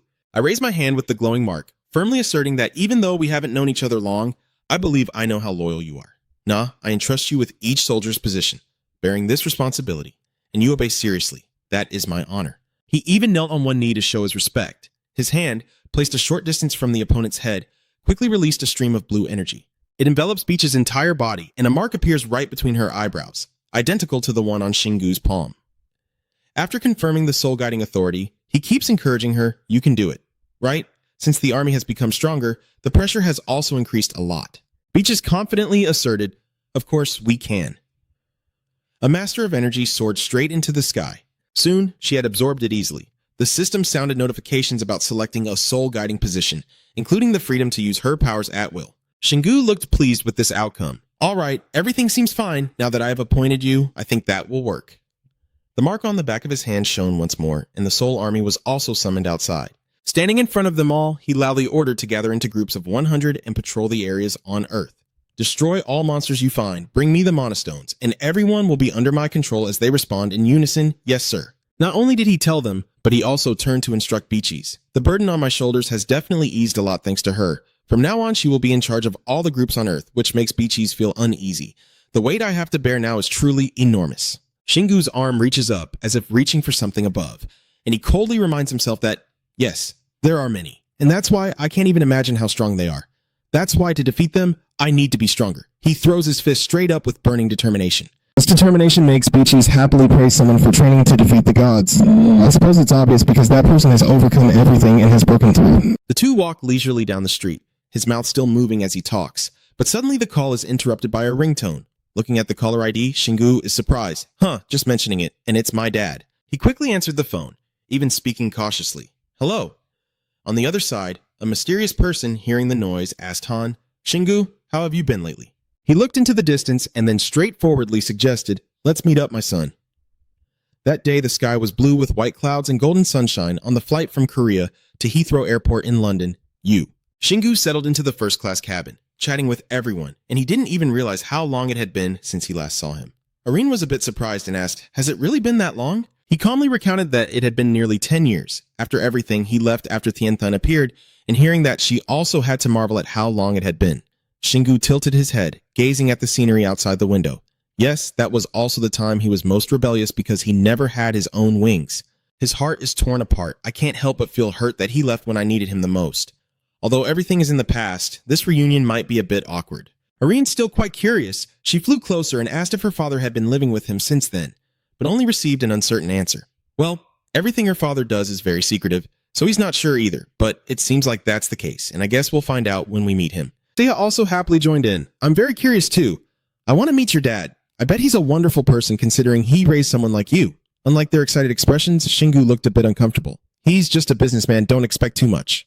You better chase away these talkative guys and go to sleep. It's going to be a long flight and your first-class tickets would be wasted. Irene happily clings to your leg and suggests, but I prefer to stay here. It's been a long time since we had a chat like this. So relax and let's talk a little more. Seiha smiled so broadly with both hands raised, encouraging them to talk together, when suddenly a deep voice echoed, "But I only saw her look at you with deadly eyes and a fake smile. I feel there won't be enough space for the three of us." Seiha quickly turned the car around in fear. "Haha, actually, I think I need to take a quick nap." Time flies like a dog running in the field. Irene has returned to her normal size, and her face looks quite tense. Shingu looked surprised and asked, "Are you trying to scare my dad?" And she pouted, "I want to make a good first impression on him." He checked his phone while replying, "Of course, it's up to you. I already told him we'd come today, and he said he'd send someone to pick us up." Seiha found it quite confusing. "Doesn't he usually come to pick you up himself?" Shingu didn't really care about that. "My father always gets a lot of attention because of me, so he doesn't really like being seen with me." Suddenly, a man pointed in one direction and shouted loudly, "Look, that's Dong Shingu and his team." Then came a series of exclamations from his fans. "Look at him. Wow, he looks so strong. Oh shit." Having been used to this, he simply let out a sound to answer your question, see?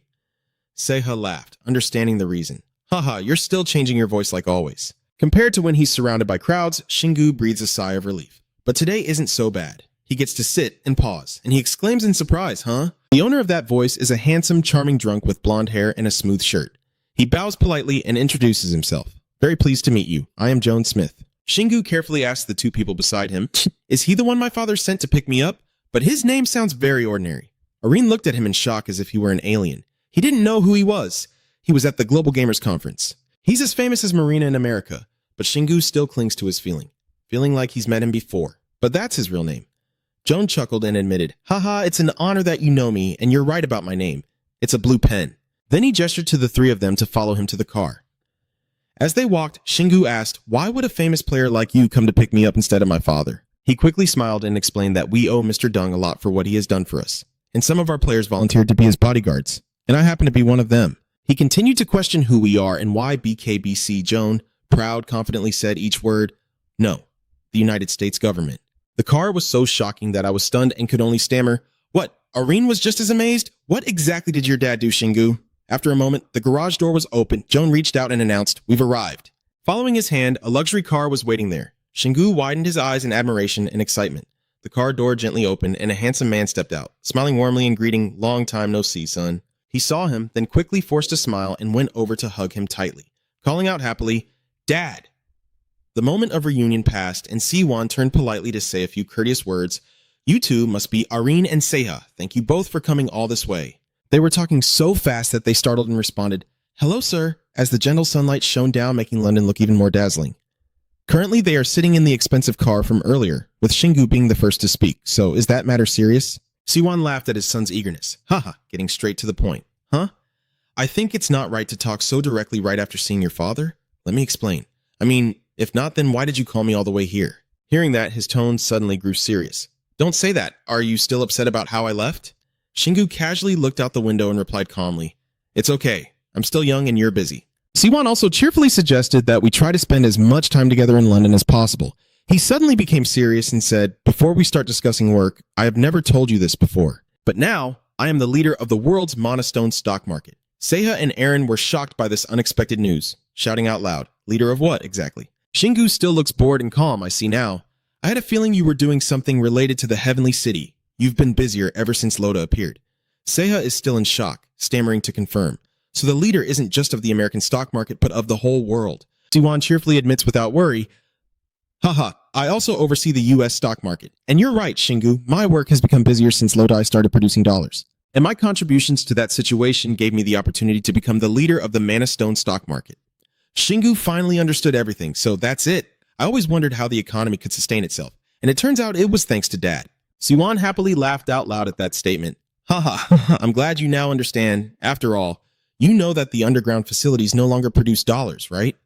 Ari quickly interjected, "Of course. That's why the value of mana stones has skyrocketed, basically replacing the dollar as a new currency." He praised her without holding back. Smart girl. That's the core of the issue, and also another reason I'm here. After a moment of thought, Shingu quietly realized, "But the reason your father is telling you this now. You really understand your father, so tell me, there must be a problem in the stock market, right?" Sihua nodded in agreement. "You're right, but that's not really the issue with the market." Mr. Tram explained in detail that there has recently been an imbalance in mana stones, and while we struggle to find the reason, we think you might know. So, before we go into more detail, let me ask you. Mr. Tram asked his son, "Have you ever heard of someone who eats mana stones?" Shingu frowned and thought, Si Huan's voice was steady as Tram explained that he is the global mana stone market supervisor. I naturally understand the scale and flow of the market. My job is to analyze and ensure everything is under control. His gaze was serious, but also tinged with worry. In this era, we need all the mana stones we can gather. Xingu grew suspicious, as if his father was implying there was a problem, and wondered if this was related to the mana stone eaters. Si Huan's eyes narrow slightly as if contemplating something. For a while, we see a certain company buying mana stones without selling any. At first, I thought they were developing something and trying to keep it secret. He suddenly interrupted his father to ask the name. Which company is it? After a brief heavy pause, he coldly uttered the name that made the atmosphere tense. Then Long. Aaron seems to have an impression of this name. Then Long. She still remembers this company very clearly. It is the group led by the leader of China's biggest gang, Long Ting. Si Huan nodded in agreement. So you already know them, huh? It seems Then Long has gone so far as to manipulate stock data to hide the truth. Wait a minute. Could it be that what you found is... Although he hadn't finished speaking, Si Huan still understood what his son wanted to say. Yes, instead, we found this. He took out a secret photo of two men from his shirt pocket, examined it, but still found it confusing. What is this supposed to be? Si Huan looked at him and happily explained that we have received a lot of support from John, and it seems this has been a habit for quite some time. John modestly added that it appears to be a common practice. Xinghu frowned anxiously and looked at his father. Nothing has happened yet, right? He gently confirmed yes. Not yet. He made some guesses, but there's not much we can do now, right? There's no rule against eating mana stones. Si Huan seems to be contemplating something, gently tapping the armrest of the chair. But we need to prepare for its consequences. That's why I want to talk to you. I wonder if you know anything about this because you've been through a lot. He let out a soft sigh and pondered. There was a time when I also absorbed mana stones to level up, but that was only possible thanks to my innate ability, the Earth Sovereign. I'm not sure how it would work for an ordinary player, but I suddenly realized one thing. Wait, I remember I asked her about this. In his memory, he once had a conversation with Ruta, she exclaimed in surprise. What? You leveled up by absorbing mana stones? Xinggu was also deeply confused and said, well, I think that shouldn't happen anymore. I don't do it now, but I was just curious. She hesitated slightly before declaring, of course, you are a rare case. Ruta said what she knew. If a player or a normal person consumes mana stones, they will gradually turn into monsters. She is very proud of her self-proclaimed extensive experience. I knew it because I have lived in many different worlds. I have truly seen cases like this in my life. Xinggu fell into deep thought. Then, returning to the present, he concluded with one last statement. And therefore, the consumption of mana stones should be banned, as they will turn into monsters. John, even while driving, still eavesdropping, I see now why mana stones feel a bit dangerous. Si Huan grew serious. Another problem to worry about, turning into monsters. It's like the effect of divine blessing. This is more serious than I thought. The cargo truck turned to ask Xinggu, but so far there haven't been any real cases. The effects definitely take longer than a divine blessing, so even if we warn them, do you think they will listen to us? John replied honestly, most likely they wouldn't. Maybe it's better for VKPC or NPC to tell them, this is a time when we need support, Dad. Si Huan readily agreed. All right. John's voice interrupted to remind us. Sorry for the interruption, but we've arrived. Si Huan led the way, opening the door and suggesting we talk more inside.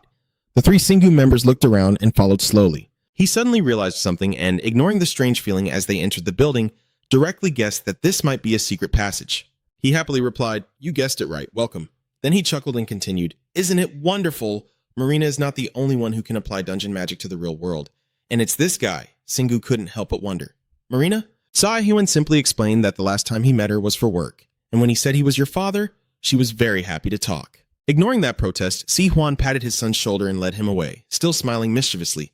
Haha, no need to be shy, kid, you look just like your father, leaving him no choice but to follow reluctantly. Meanwhile, Erin, after hearing those words, became angry and silently resolved that this wouldn't be easy.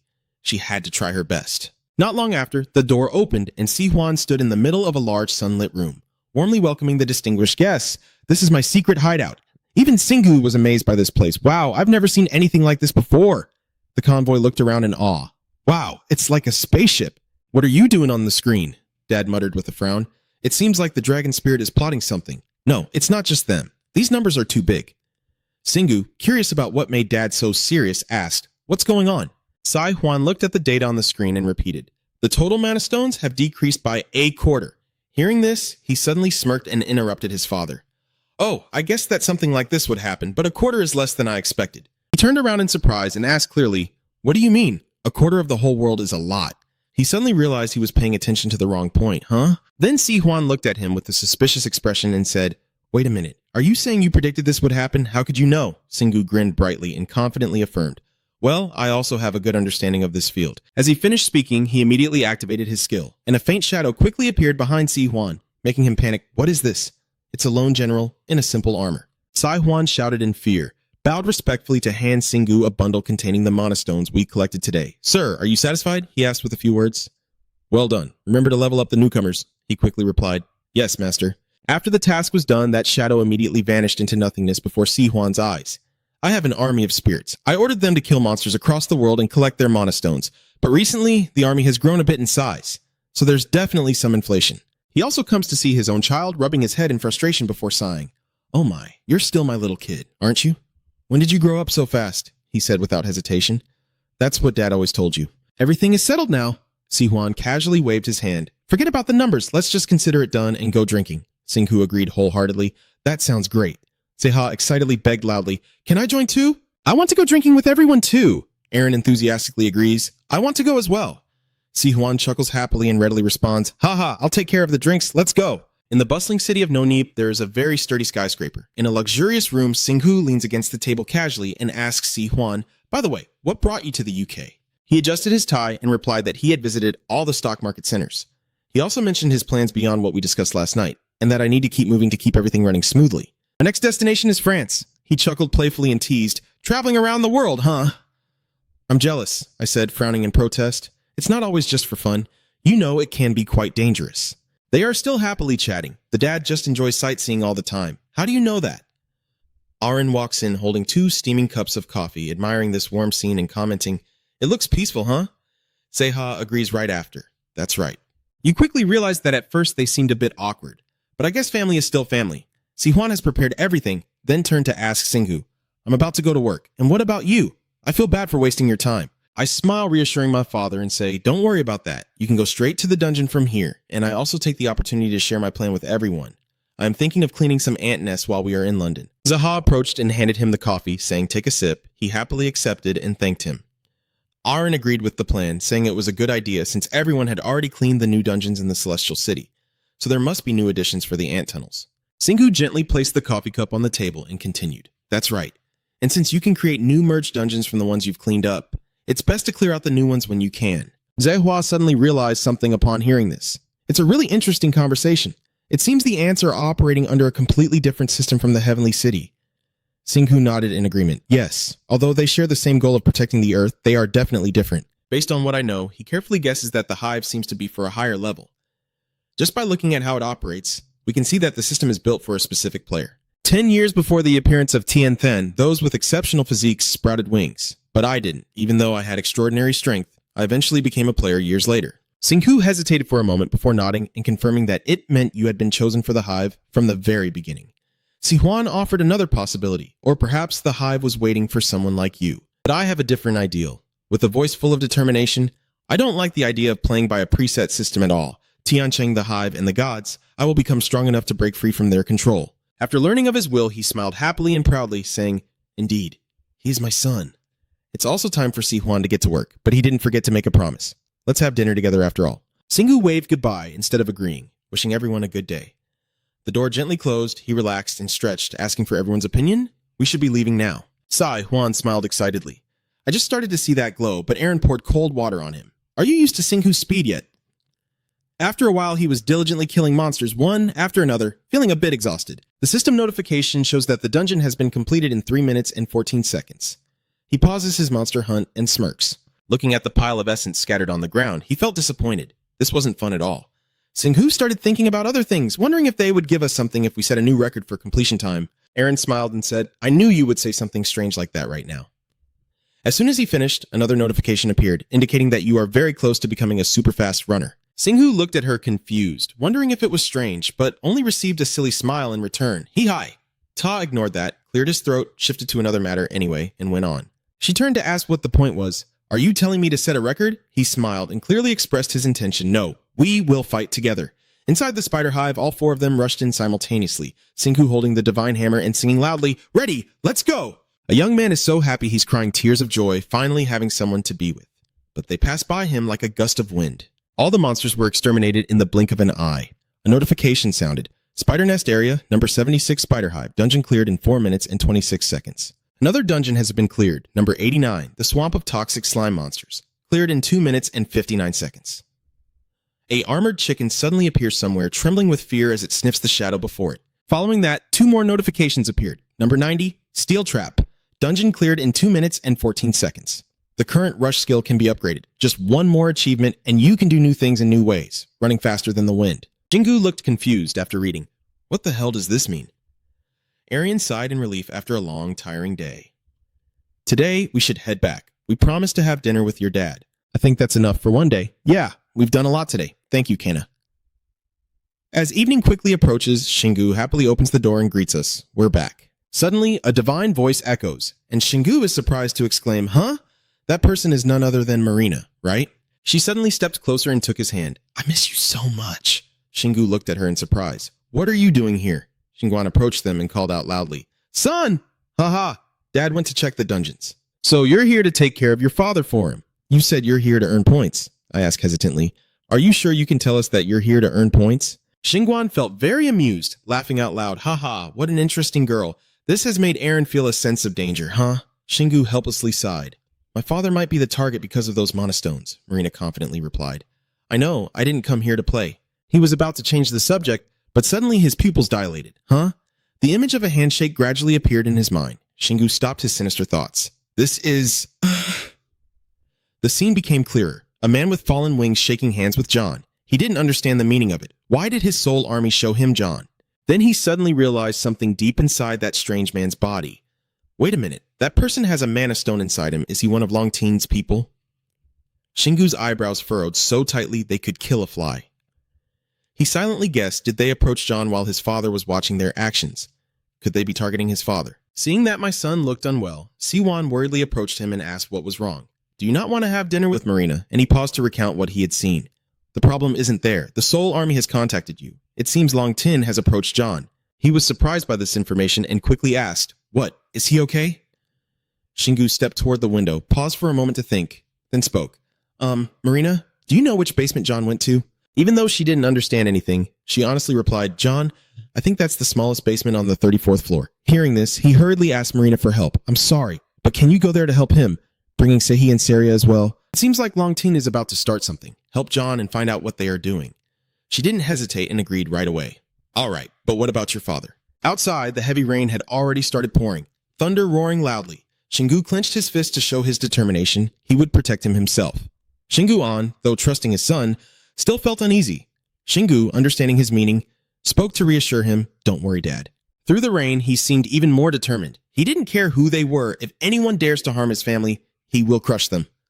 The window burst open and the rain continued to pour heavily outside. Marina flew out, carefully turning her head to reassure those staying behind and lull her sibling to sleep. Their father and the others didn't respond, only watching her quietly leave. After a while, Siwan broke the silence and asked why Than Long was chasing after me. Surely I had my eyes on them, but isn't that too risky for them? Risky? Shingu firmly states that they are trying to strengthen themselves by eating monastones. They are not trying to help Dad. They are just trying to exploit him to get more. The old man couldn't believe his own hand. What? That kind of thing really happens in this era? Suddenly, a bullet whizzed in from somewhere, piercing through the glass layer, and the trajectory suggested an assassination attempt on the person inside. Luckily, Shingu quickly caught the bullet with his hand. Just before it was about to stab Siwan in the head, he opened his mouth in shock. He glanced at the coin-shaped candy and then coldly deduced, it seems like they are a bit scared now. But the danger wasn't over yet. A barrage of bullets continued to pour down on them, the sound of shattering glass echoing through the night. He used his protagonist aura to sweep his hand and catch them in his grasp, warning them not to underestimate who they were facing. Shingu angrily snaps his fingers with great force, firing bullets that look almost like gunfire, their trajectory straight up into the air, then colliding with a sniper hiding on a nearby high-rise, causing an even more devastating explosion that destroys the entire rooftop without mercy. Sihua looked at what just happened and was suddenly terrified. Snipers? Wait, did you just shoot back at them? I answer but remain alert. Yeah, he's probably dead, but I'm sure there are more of them. He's terrified and wants to call for help. They've gone crazy. Let me contact the police and the government. Oh, but plans are no match for assassination. They got ahead of him, and it's crazy. They even destroyed my phone. Singu was so surprised he could only mouth a few words. How interesting. Then, he ordered his ally Seha to take my father away and look after him, and Seha was overjoyed to be assigned the task. Yes, sir, leave it to me. Aaron appeared behind him to remind him that the attacks had stopped and something was wrong, and he agreed, You're right. Then he again turned to the person beside him, Seha, who quickly responded, Yes, sir, let's jump. Sihuan, hearing faintly, looked confused. What does that mean? Seha drops to his knees and gets into position. Yes, sir! The sound of shattering glass rings out again, and the four of them desperately jump down below, screams of terror echoing through the space. Meanwhile, mysterious beeping sounds continuously echo from Si-hwan's bedroom. Under the bed is a box, and the beeping grows increasingly rapid. In an instant, the bomb was triggered. The entire building exploded into chaos, debris flying everywhere amid the rain. Arin turned around in shock. The building was always there. They really are crazy. Shingu worriedly said, they even dragged civilians into it. They finally landed and everyone in the group was safe. He poured all his hatred and his eyes turned coal blue before giving the order. Everyone, gather together. As she finished speaking, a large squad of knights suddenly appeared, with Beaches present, radiating her own fierce aura. Master, we have arrived as per your command. He turned around, called out to Kina, and then began to explain. The enemy here attacked my hometown, bringing all of them here. Beaches tightly grips her weapon, and the entire army shouts in unison, "Yes, Master." Then they rushed off in different directions, searching the city frantically. In just a moment, only the 4 of them remained. Shingu silently watched the army disappear into the distance, knowing the world wouldn't stay peaceful for long. A world ruled by power. I knew it wouldn't be long before something like this happened. Then he closed his eyes tightly, made a firm decision, but his eyes afterward also shone with hatred. Deciding to make things clear, they have chosen the wrong opponent, Tin Long. You will pay for your foolishness. Meanwhile, on the rooftop of a building, a group of people are using binoculars to observe the target. When the NPC with slicked back hair observes no movement, he speaks up. They're not moving. Is there another order? Suddenly, a loud shout rings out. He turns around to look. Huh? Then he widened his eyes, his face covered in sweat. Huh?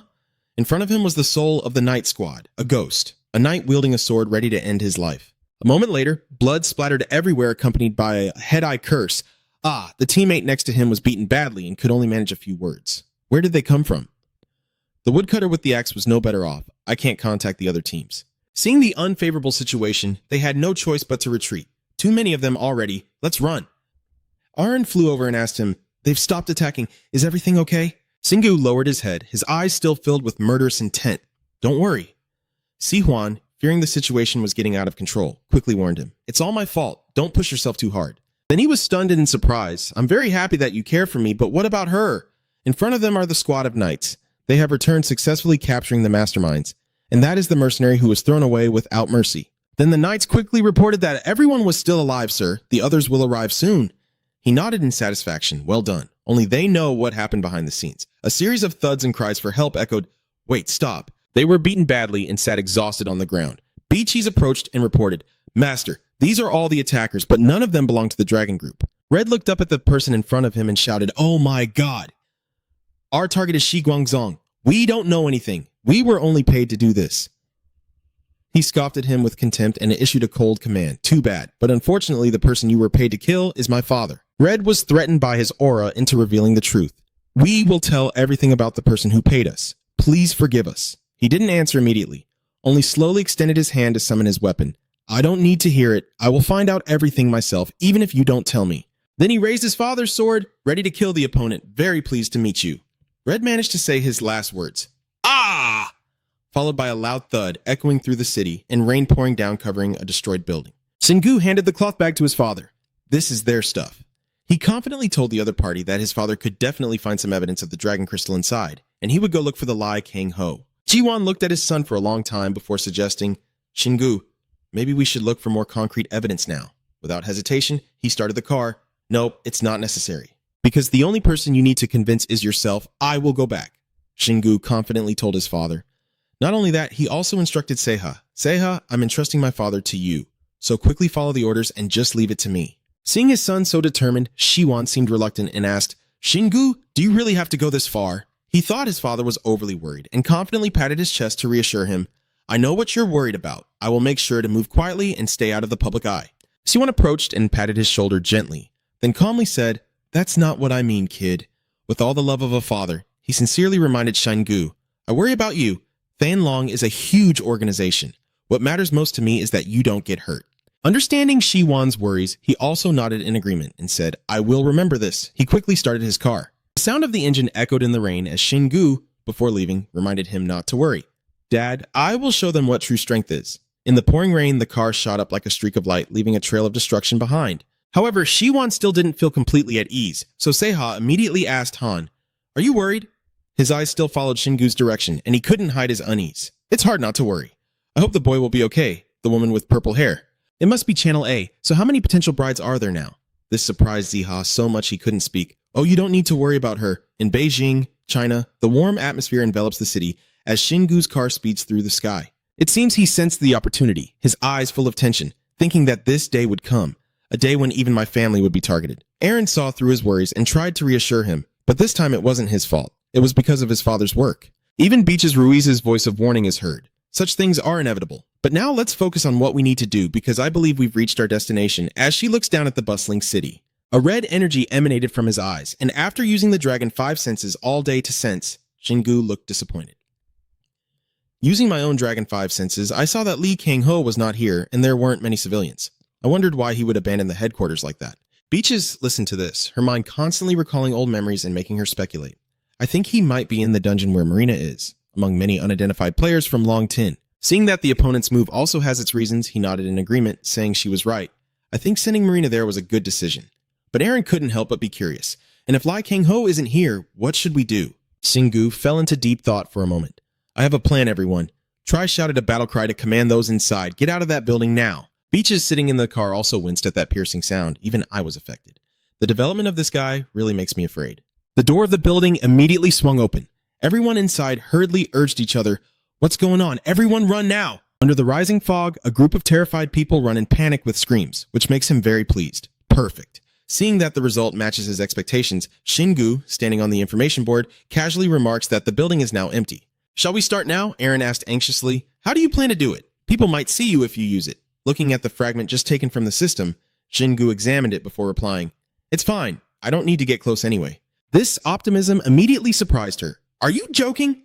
But Shingu's face showed no hint of a joke as he firmly denied, "No, I'm not joking." He raised the shard high and shouted, "Ready, go," then threw it far away. It exploded upon hitting the building in front of him, and soon the entire structure collapsed in the city. Seeing that immense destructive power, Aaron instinctively took a breath and weighed his options, enough to warn the four to stay away. But he was not yet satisfied. What is she saying?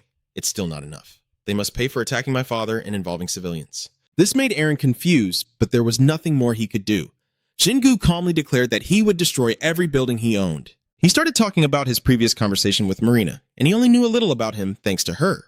He had looked into him because she kept nagging him about how he wouldn't stop flirting with her, and surprisingly, it turned out to be quite useful. Suddenly, Aaron pouted. Because of Marina, right? Shingu quietly noticed her change and helplessly sighed. "Oh my, are you jealous again?" He twisted the throttle and continued his warning, knowing exactly which buildings he owned and where they were, and he would leave ordinary people like him behind, just as he did here. The three of them soared through the air, his declaration blending with the roar of the engines as everything was shattered into pieces. They moved through the city, Aaron clinging to Shingu's shoulder, constantly pointing out things. He smiled mischievously, clutching a piece of debris tightly as another building was destroyed, collapsing with deafening explosions. Some buildings even collapsed right in front of tourists swimming in the sea, leaving the female tourists in shock as they watched. Shingu's group quickly arrived at the floating island. He smiled lightly and told his teammates that the last building was on the artificial island in the sky. This will also leave Aaron stunned. Lee Kang-ho will be very surprised when he realizes what he has done. And deep inside the island, the residents are whispering and trying to figure out what's happening. He's curious as he sees them gathering. What's all the noise?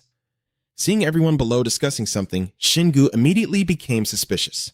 Did they find out what I did? When Beatrice spoke up to deny it, I didn't think so. Among them, there was a knight constantly worried, informing the person beside him that they couldn't contact Lee Kang-ho. Just as the other was about to respond, they suddenly saw a stranger freeze. And then what? "Sorry." His voice caught Shingu's attention. As soon as they faced each other, the young man happily stepped forward. "You're Dung Shingu, right? Did you come here to help us?" Seeing the joy on the other person's face, a cold sweat broke out on Shingu's forehead. He came from the Long Teen Guild. He probably still doesn't realize what he's done. I feel terrible, but I still politely ask, "What's going on?" He anxiously explained, "Oh, you haven't heard what happened just recently. The difficulty of the Heavenly City suddenly skyrocketed." The young man's worry was evident as he pointed to the tallest tower. And with that, the monsters inside the large warehouse and on Earth began to go berserk for some reason. This made Shingu's face turn grim, and at the same time he hesitated to speak, and his voice also trembled with fear because the sudden increase in difficulty trapped most players, including Marina Beset inside. This goddess to him was like thunder rolling across the sky. Shingu's hand clenched into a fist, anger rising within him as the difficulty of the blockade increased. "What are you thinking?"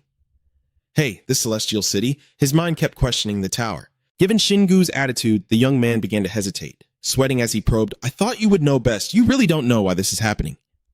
Aaron, who had been gently flapping her wings, suddenly blurted out, "Wait, could it be that you know something?" He immediately tilted his head and asked softly, "Do you know anything?" Does he remember what Fado said earlier? He suddenly raised his voice in amazement at a hypothesis no one had ever considered, that the Earth is evolving, and perhaps, with just a small clue, Shingu has successfully grasped it. Beatrice, after thinking it over, also found it quite reasonable that it's not the level of the dungeon increasing, but simply that the Earth is strengthening and the gods are gradually getting more involved, she continued. And naturally, the mana and monsters would also surge. Every word is so convincing that it awakens that guy I see now. That must be the reason for the recent chaos among the monsters on Earth. But those words only make him fall into thought, the chaos of the elite. It's probably Ellie's troops. What on earth is going on? One disaster after another, everything is changing so rapidly that Aaron is terrified. An earthquake, is it? Moments later, a message from the system appeared saying that Earth was entering the crescent phase. Even more terrifying, the dungeon manager had failed. Players could not escape the dungeon, and players could not enter the dungeon. It's really bad. She grimaced and called out to Shin. Singu, now we can't even get into the bunker. What should Marina do? Beaches nodded seriously. I was right. She and her two brothers looked ahead as a new storm approached, and Singu hesitated to mention the crescent moon. Suddenly, she realized a few key points. First the new moon, and now the crescent moon.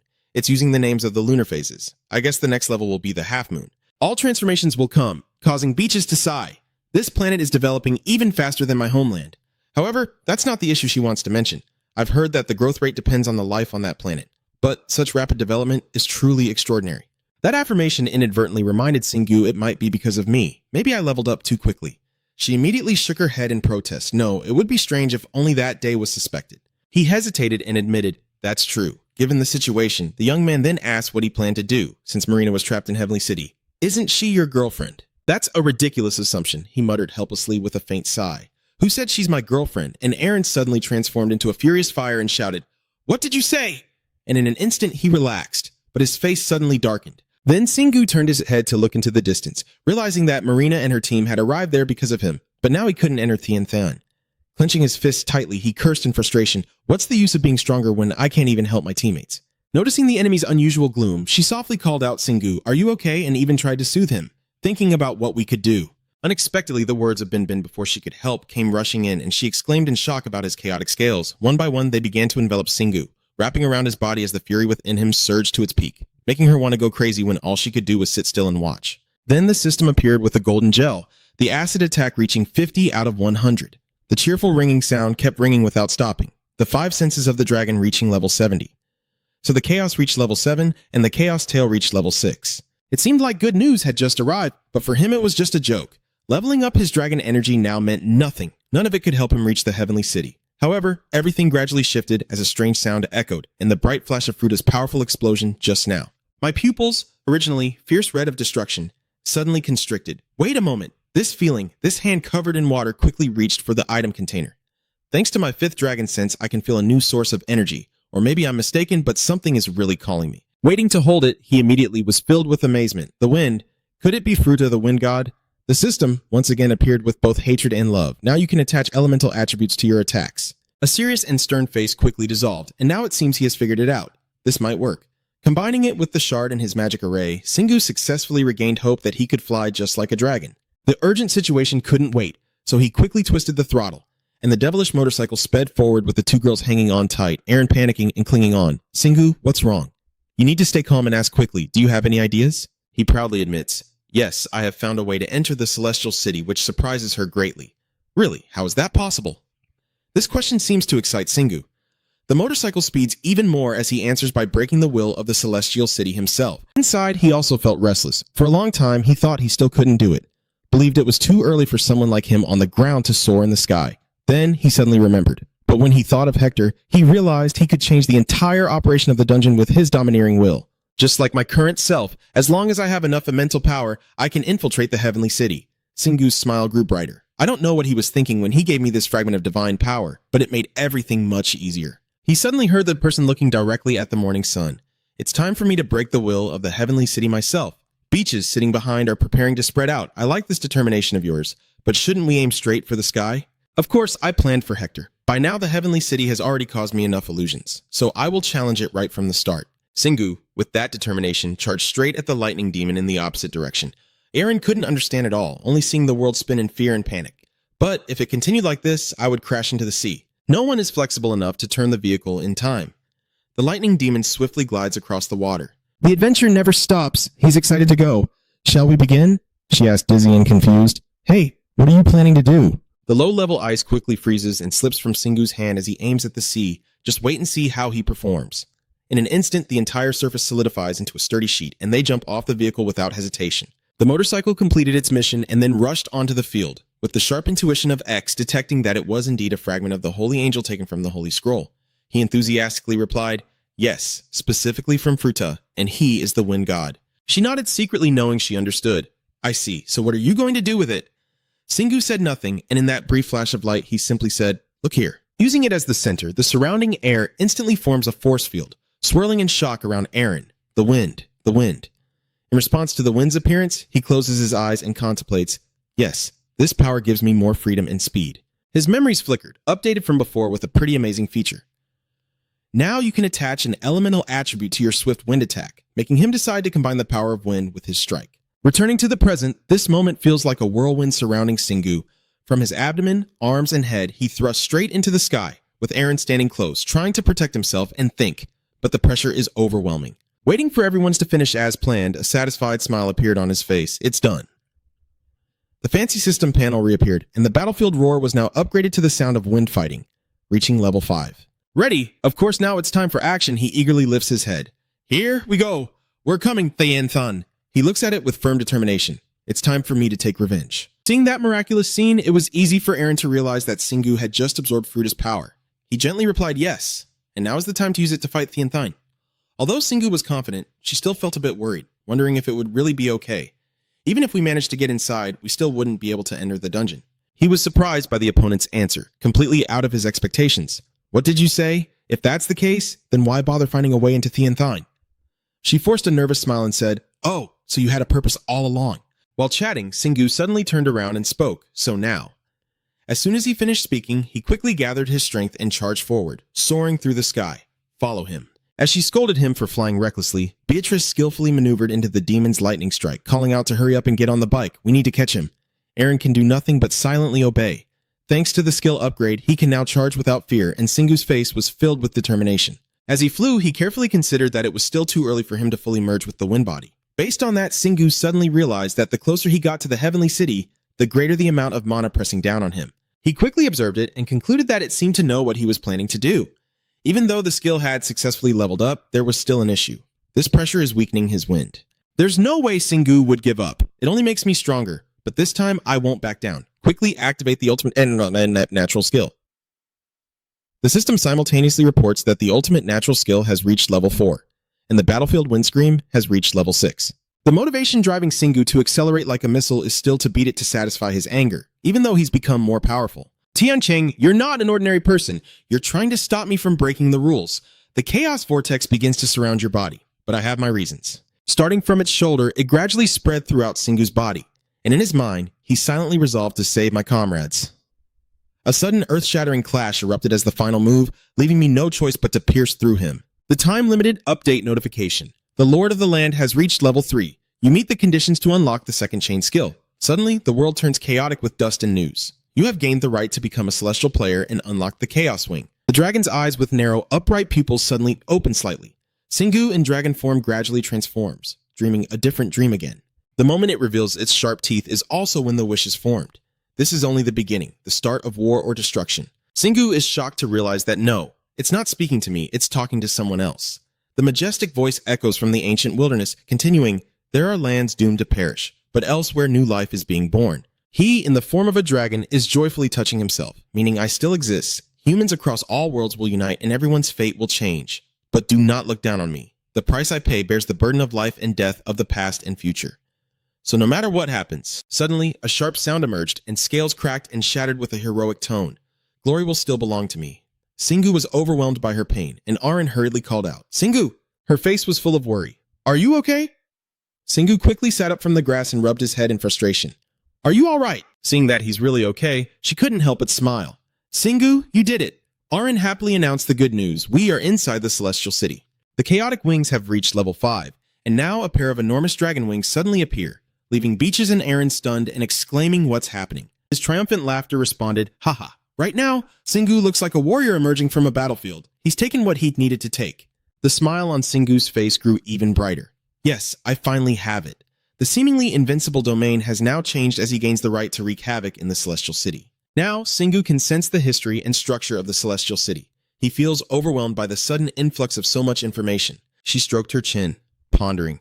I understand now. Even though I know about it, witnessing it firsthand is a different story. She mentioned the new part you just acquired. I've heard before that dragon wings use mana to fly.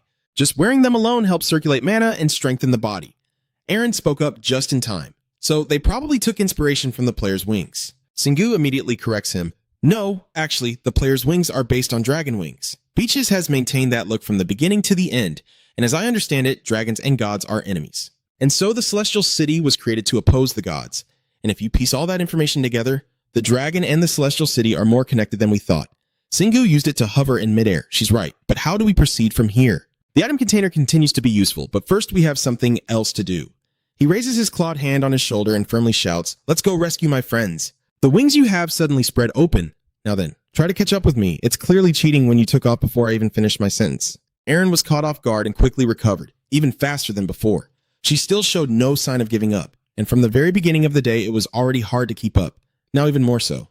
Let's go. I don't have time to waste. Aaron sighed helplessly as the clear sky above Singu soared freely. As he moved, he kept thinking, this is crazy. Mana from his wings added to the battlefield wind scream so fast it was terrifying. Suddenly, his gaze caught sight of something. The floating land in midair signals to Singu that they've arrived, and the system also provides an explanation. A level 38 garden dungeon with 32 players inside currently not open. The hesitant robot asks, this must be it, right? It's not small. He immediately expressed his agreement. I think it has grown bigger as the earth becomes stronger. It seems like it's another space inside. She seriously suggested, maybe it's larger because of the player's levels inside. Singu gently touches the thin, transparent veil and speaks softly. Maybe, after all, I think I can break through this barrier and go inside to find out what's happening. His words suddenly falter, his eyes instantly blazing red. Wait a moment. I'm not sure what he's feeling as he mumbles. The power emanating from this dungeon. Then Singu chuckled. How perfect. They both looked straight at the level 38 dungeon. This will be interesting. The barrier layer seemed no match for Singu's pry hand. That's all it took for them to successfully infiltrate, he exclaimed excitedly. We're in now. Before everyone's eye stretches an endless mountain range, no one can resist the urge to praise its grandeur. Are all the dungeons in the Celestial City like this? Aaron arrived just in time, but of course not. This is unusual. Suddenly, Beatrice stood nearby and said, Master, I feel something far away. It seems to be a battle. Singu happily looked at her and replied, I was just thinking the same thing. The wings of your dragon once again spread wide. I will go ahead. Familiar history repeats itself so quickly that it's astonishing. Along with the warning, so the two of them should rest, while Aaron keeps being pushed around. Ah, Singu, you've endured enough. But Beatrice continued to observe calmly, glad that she could fully utilize her new power. It turns out this is territory belonging to the monster-human hybrids. They were patrolling and chatting casually. Haha, really? Is that so? Could it be you? Suddenly, something appeared with incredible speed. Singu flew by, wondering, were there monsters just now? His eyes suddenly lit up as he looked at his treasure. Maybe these wings can cause damage too. They're really useful. Then, Singu briefly looked up, guessing they were almost there. But ahead seemed a bit unusual. A horde of monsters suddenly charged straight at him from somewhere. Even Singu, who has fought all over the world, was stunned and exclaimed, Is that an army of monsters? He clenched his claws tightly and tried to think. What is a large army doing here? It doesn't seem like the soldiers gathered them together. Singu's eyes once again glowed red as he scanned the crowd. I realized there must be at least a high-level monster. Almost half of the monsters in the dungeon. What is happening? Suddenly, I noticed a beam of light containing immense destructive power appearing out of nowhere. It even managed to destroy quite a few of the summoned soldiers. In an instant, Singu realized that was Marina's mana. He immediately drew his weapon and charged forward, not knowing what was happening but knowing he had to help her. And the command transformed the giant claw of the howling beast in his hand into a massive form. One of the soldiers nervously shouted, hoping to scare the bulls away. But then he quickly sensed something strange, It didn't even have time to react before being hit by a fierce blow. The others froze in panic. What is this? How dare they use the power of Lord Fruta? Singu's red eyes still watching closely. I understand now. The power I felt before entering here is due to Fruta's influence. Suddenly someone spoke out. Human? How dare you attack us and speak that holy name of his? Adlots is very pleased to ask. It's blasphemy. I will eliminate someone like you as I did with others. However, you're not afraid at all, he calmly said. Just one high-level opponent. Sorry, but I don't think you're on my level. The roar of motorcycle engines suddenly echoed as the words were spoken. He's here! Beaches just arrived, brandishing their swords fiercely. Owner, we're here for battle. The giant quickly descended, and in a single sweep, she managed to clear everything within range. Adlot still found it hard to believe. It was impossible. The witnesses were even more confused and shouted in panic. Their leader suddenly disappeared. How could they retreat? So they all shouted and charged forward. The Dark Wolf briefly pauses again before moving, and wherever Singu sweeps, the chaotic gunfire quickly strikes down enemies. This is the best way. The system always understands people's hearts and provides annotations. The new skill fusion, the chaotic and intense gun formation, has reached level 5. The dangerous situation was successfully resolved thanks to their efforts, and he breathes a sigh of relief. Good, now they can escape from that crowd. As expected, the area surrounded by the enemy suddenly sparks with flashes of light. Marina fires her gun wildly, urging everyone to move quickly. The exit is nearby. Just then, Singu shouted out in time, "Marina, you're safe!" Her surprise at his appearance was immense. "Singu, what are you doing here? Wait, are you confused?" After all, the recent battle was so intense that as soon as I saw her, I suddenly broke down. Maybe Marina, ignoring everything, rushed forward to hold her tightly. "Are we saved?" Singu simply coldly ordered and lightly said, "I'm glad you're safe now. Go away from me." Someone else beside her was calling his name in a daze, Singu. Sehi quickly connected everything, "So you're the one who led us here. How did you get in?" Saria was also very surprised, "Singu, I've uncovered a few things and I can't just leave everyone here. Clearly, you wanted to say more but were cut off. Oh, you're using." Kangho, still trying to smile despite being drunk, expressed that it was an honor to meet the person here who had saved us. Singu's eyes immediately darkened and gloomy. "Kangho's glass, I see now, so you are here." He scratched his head awkwardly and explained, "Haha, sometimes I join dungeons because I enjoy fighting with the team. That's why I hide my identity." But his quick words were cut off. "Enough." The surrounding aura suddenly exploded around you, bringing a white storm. "I won't listen to any more of your lies. I advise you to hold your tongue." The man innocently asked, "Dung, did you misunderstand something? Even Kangho is imposing morality on the other person. Now is not the time to disagree. We need to cooperate." It seems he sees himself as very righteous and great. If you don't want to help, then we will. Naturally, Singu will refuse outright and immediately taste a strong acid attack. Until now, Kangho has remained silent, quietly observing his worn shoulder. Then he suddenly spoke calmly, "You're right. I can't deal with you right now." Singu's expression was grim, almost full of warning. But it would pass soon, so just wait patiently until then. The other person, regaining his composure, spoke up, "Dung." He seems to be reaching his limit and can no longer pretend to be decent. It's terrible. I didn't expect him to suspect that much. However, Kangho was about to speak up when someone else interrupted, "Sorry, I don't know what happened between you two." The opponent, looking exhausted, tried to persuade us, but I think now is not the time to argue. We are still surrounded by enemies. Sehi quickly expressed his stance, and he was right. Let's leave that matter until I get out of this dungeon. Under these circumstances, Singu will naturally go along with it.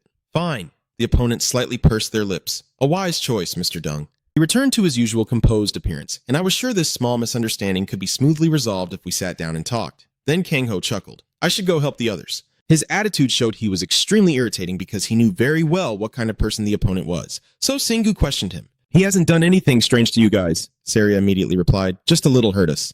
But then she suddenly frowned. "Well, there's one thing that has always been bothering me." She briefly remembered what had happened before. He kept insisting on using mana stones and claiming it was the only way to counter the power of the gods and that everything could be controlled. Singu knew well that the issue was a persistent tease, and he said to her, "He really looks at people easily." But luckily, she didn't listen to him, because those who consume mana stones will have to pay a heavy price. Kangho didn't say anything to her during VKPCA, and Saria completely agreed. "I think so too. Mana stones aren't truly pure items." Suddenly he realized something, by the way. Where is John Smith? The magical world is so vast that as soon as you mention it, someone responds, "Singu, John is being treated by Aaron, and sincerely, I've been looking for him. I want to thank him for sending friends to help." Facing his kind and friendly brother Singu, who was more gentle than usual, "I can't let someone who helped my father die," John said with a big smile. "You really take after your father." After greeting him, he became serious. "And I have something to tell you." Singu looked confused and said, John tilted his head and looked back. "When I enter a dungeon, I usually check the positions and numbers of team members." He reminisces about that strange incident to tell, but during the dungeon's transformation, someone from Lee Kang-ho's team disappeared without a trace. Singu's eyes instantly turned cold. "His people, you mean the Mana Stone consumers?" John quickly nodded. "That's right, I really can't sense their presence with my strength, which means they've become stronger than me, and that's truly suspicious." The information the opponent provided was quite helpful, so I appreciate you reminding me. Singu's team is becoming stronger and more united. I think something undesirable has already happened. Next, the two girls begin a new battle. Duong and Aaron also join in, until the villainous man aggressively ambushes her. Luckily, Singu was quick to block the blow with his hammer. She was startled and hurriedly thanked him. "The hero saves the beauty," Singu chuckles. "Be careful. I know you're excited to return to the Heavenly City, but don't let your mind drift too far," Aaron awkwardly asked. So, is it really that obvious? But the reckless rescue earlier seemed to hint at something, and it's also thanks to you. He scans the battlefield to react in time, thinking everything is finally coming together. But where did all the high-level monsters go? The Alliance appears again, and suddenly some sneaky bastard opens his mouth, you. Santos just arrived and boldly asked if the human killed my brother Eklos. I've been searching for you all this time. Honestly, Singu is really annoyed. Hey. Eklos, who is he? But luckily you arrived just in time. The illusion skill quickly reveals itself, helping him assess the situation. He looks quite strong. Next is the 100,000 piercing arrows attack, right? You must be a high-level monster guarding the room with the bugs, right? If you had stayed in your position, you wouldn't have been humiliated in front of your subordinates. Just as I thought, he's furious and guarding. Enough nonsense, we no longer follow those rules. Santos pointed to the sky. Now the crescent moon is high, and no old chains can stop us. Singu frowned, carefully examining.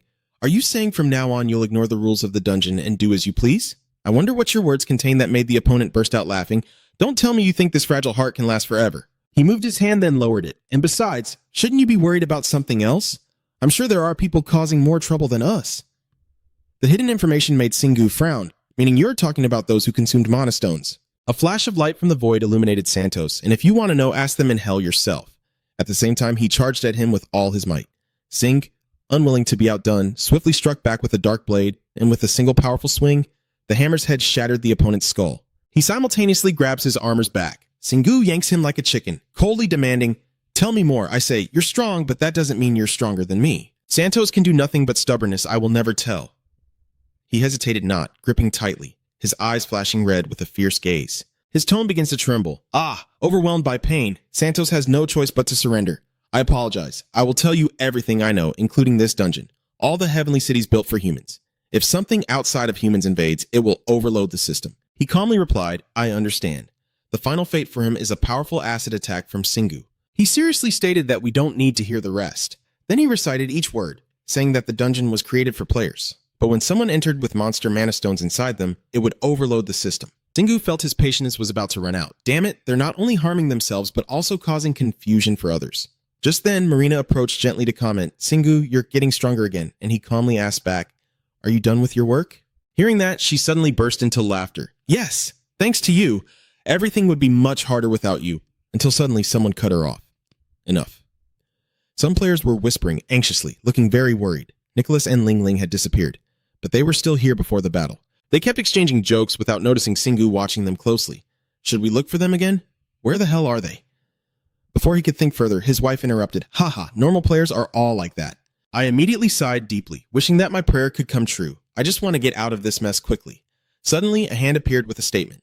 My conclusion is that Singu is definitely revealing what he knows. Consuming mana stones not only harms oneself, but also damages the entire city. A warrior in the group quickly expressed doubt. Does absorbing mana stones really cause so many problems? We accept that you are very skilled, but don't you think that's unreasonable? The woman beside him took the opportunity to speak, clearly showing no trust. He's right. We are very grateful for your support today. But are you sure about that conclusion because you have a grudge against Lee Kang-ho? My friend also ate mana stones, and he's still fine. She continued to glance and add, and if we talk about humans turning into monsters, every arrow aimed at the mana stone suddenly changes direction. Shouldn't you realize that you are the most unusual thing here, that you are the one different from all of us? Seeing you silent, Aaron Benthuthi, I think they all fear you, and I'm quite sure that all your skills and even your appearance are unfamiliar to them. Then she turned her head to observe, but I'm sure they will realize only through their own experience. Thanks to her calming him down, Singhu felt much better. I was right. What are you thinking? It's none of your business. Everyone, calm down, someone suddenly spoke up. Kang Ho kept his fake smile, comforting the crowd.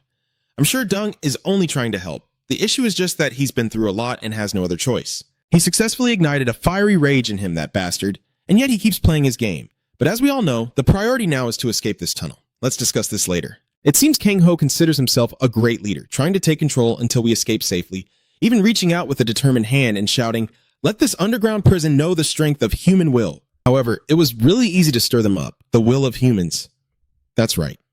Everyone began to express their admiration and praise nonstop. Follow him and we will get out of here. Surya watched the cards with a look of disbelief. Truly a bunch of dirty fools.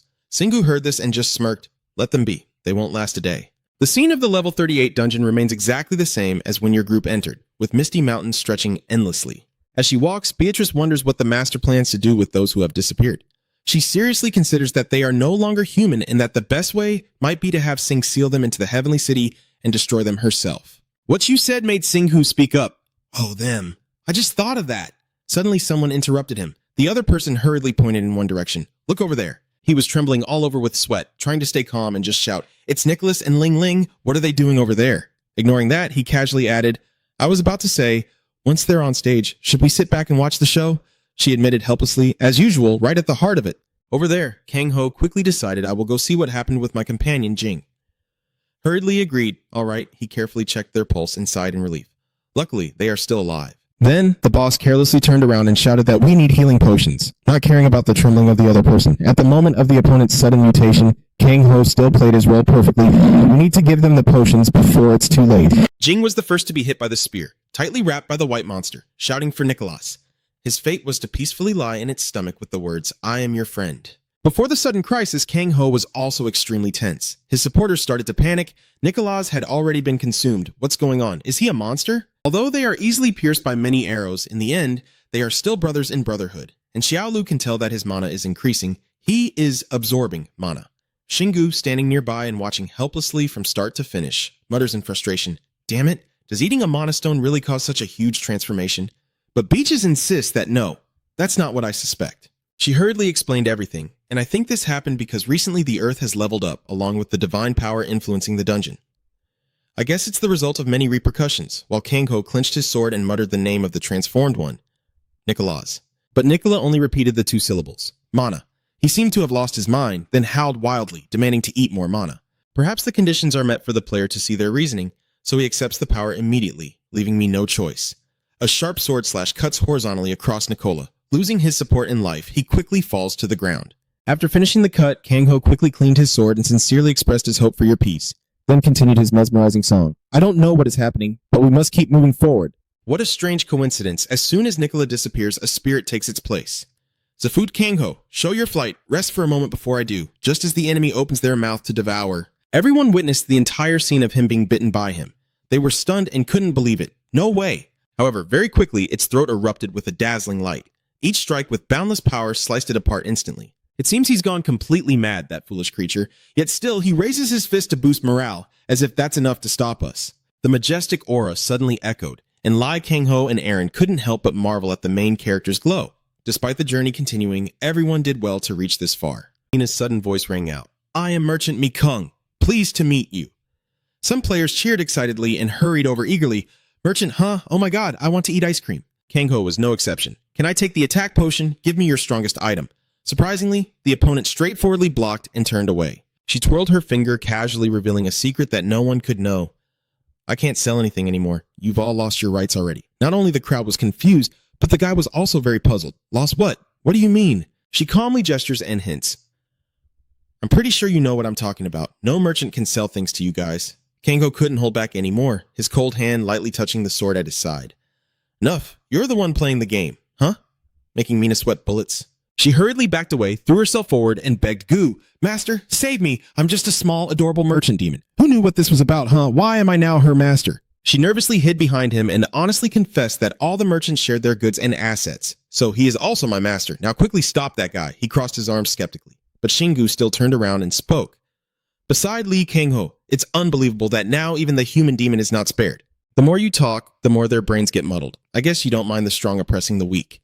And then you add, but I have some business with this kid, so I can't let you touch her. They faced each other with their stance, while Xingu smiled kindly and offered a suggestion. So if you want, why don't we settle this like men? Every second that passed, Kang Ho felt his anger rising rapidly. Damn it. The scary part is here. Despite being bloodthirsty, he still managed to suppress it in sighs. He smiles and puts himself in the victim's position, which is unnecessary. I didn't expect that you still harbor such hostility towards me. And of course, you are the villain deliberately causing discord among the people. We are all close to the child's room now. Just a reminder, now is not the time to fight. Mina flapped her wings happily and flattered him, saying, if you need anything, just tell me. With a charming glance, she casually denied it. I don't need anything. Unexpectedly, she suddenly showed a very cunning expression. Oh, really? Are you sure about that? He immediately frowned slightly. What does that expression mean? However, she didn't say much and just reached out to find something. Because today, I was helped by you. Mina smugly holds up the mirror and says, I will give you something you will definitely need.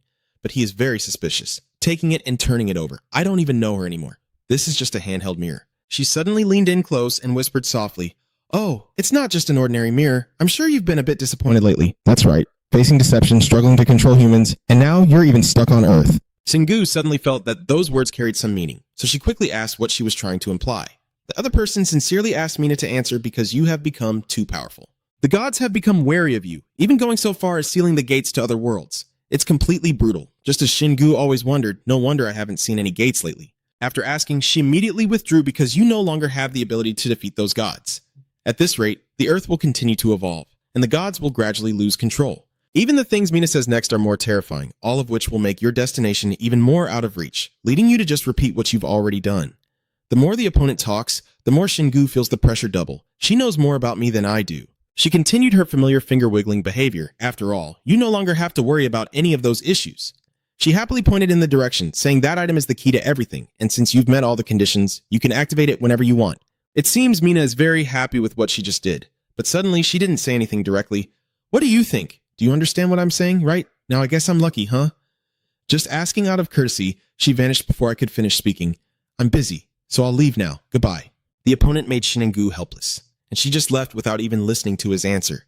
Then he focused on what Mina handed him, but still, what was all that about, and what exactly is this thing? Suddenly, a miraculous power appeared all around it. The system once again revealed information, indicating it was a level S2 plus search mirror, an ancient relic left behind by forces opposing the gods. You can channel divine power to teleport to their world, but if you want to travel to a higher realm, you must find all the lower worlds and erase all traces of gods there. That much information is enough to make him stunned. Wow, this is really the real deal. He frowned carefully, recalling that I need divine power for this. In the past, I had to use fragments, but now I know all the powers can be merged together. Even the darkness of night carries the power of Rhea and Feitel, so I can use it and this mirror to reach their world. A triumphant smile quickly spread across his face. Great, I need to keep this and use it well. Soon, everyone will reach the sealed gate. As Ho-Heen leads the group, Jia Jiang shouts and calls out, finally reaching the boss room.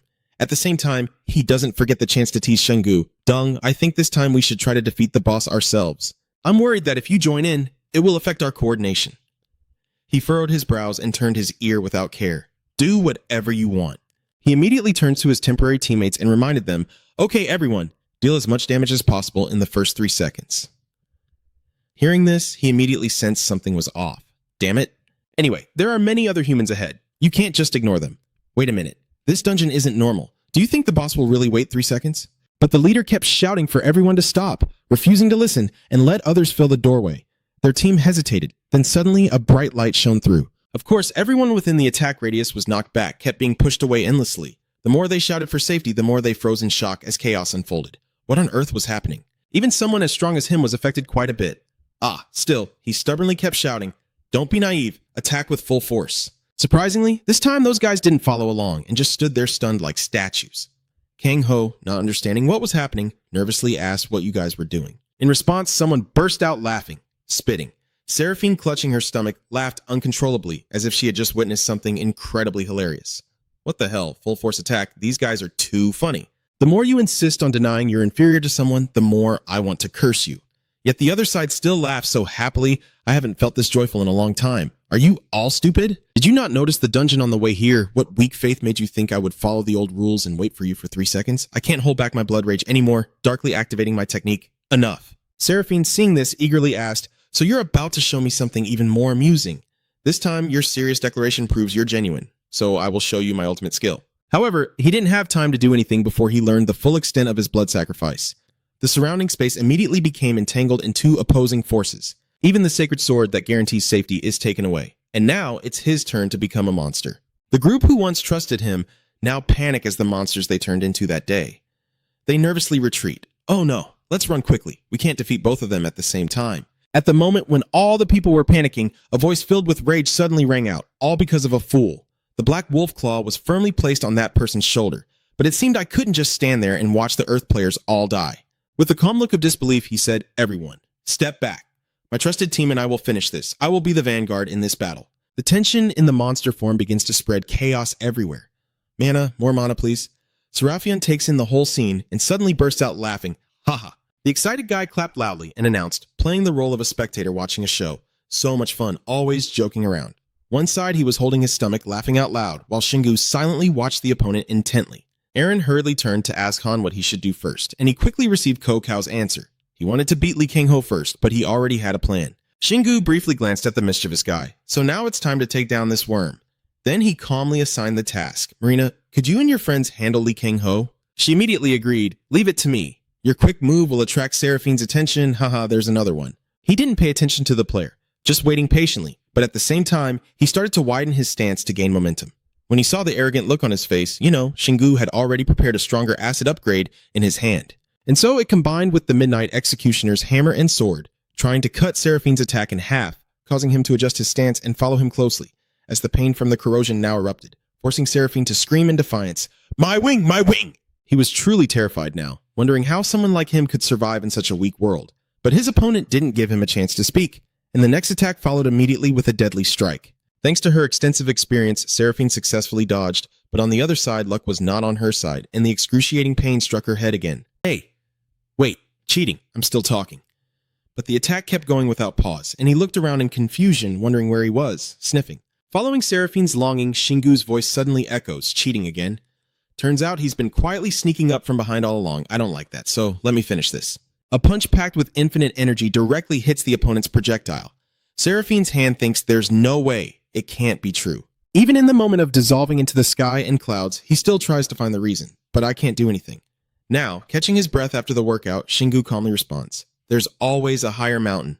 Seeing you win, Aaron quickly flew over. But by the time I arrived, I had already defeated him. So what's the point of talking now? Obviously, he's also quite clueless. He didn't think he would be so weak. But luckily, the dungeon is finished. Then Shingu briefly considered his initial concern, worried that the dungeon might also identify Lee Kang-ho as a monster. The fight outside still hasn't reached its end. Marina, stubbornly firing and furious, expressed, now that he's a monster, he's way stronger.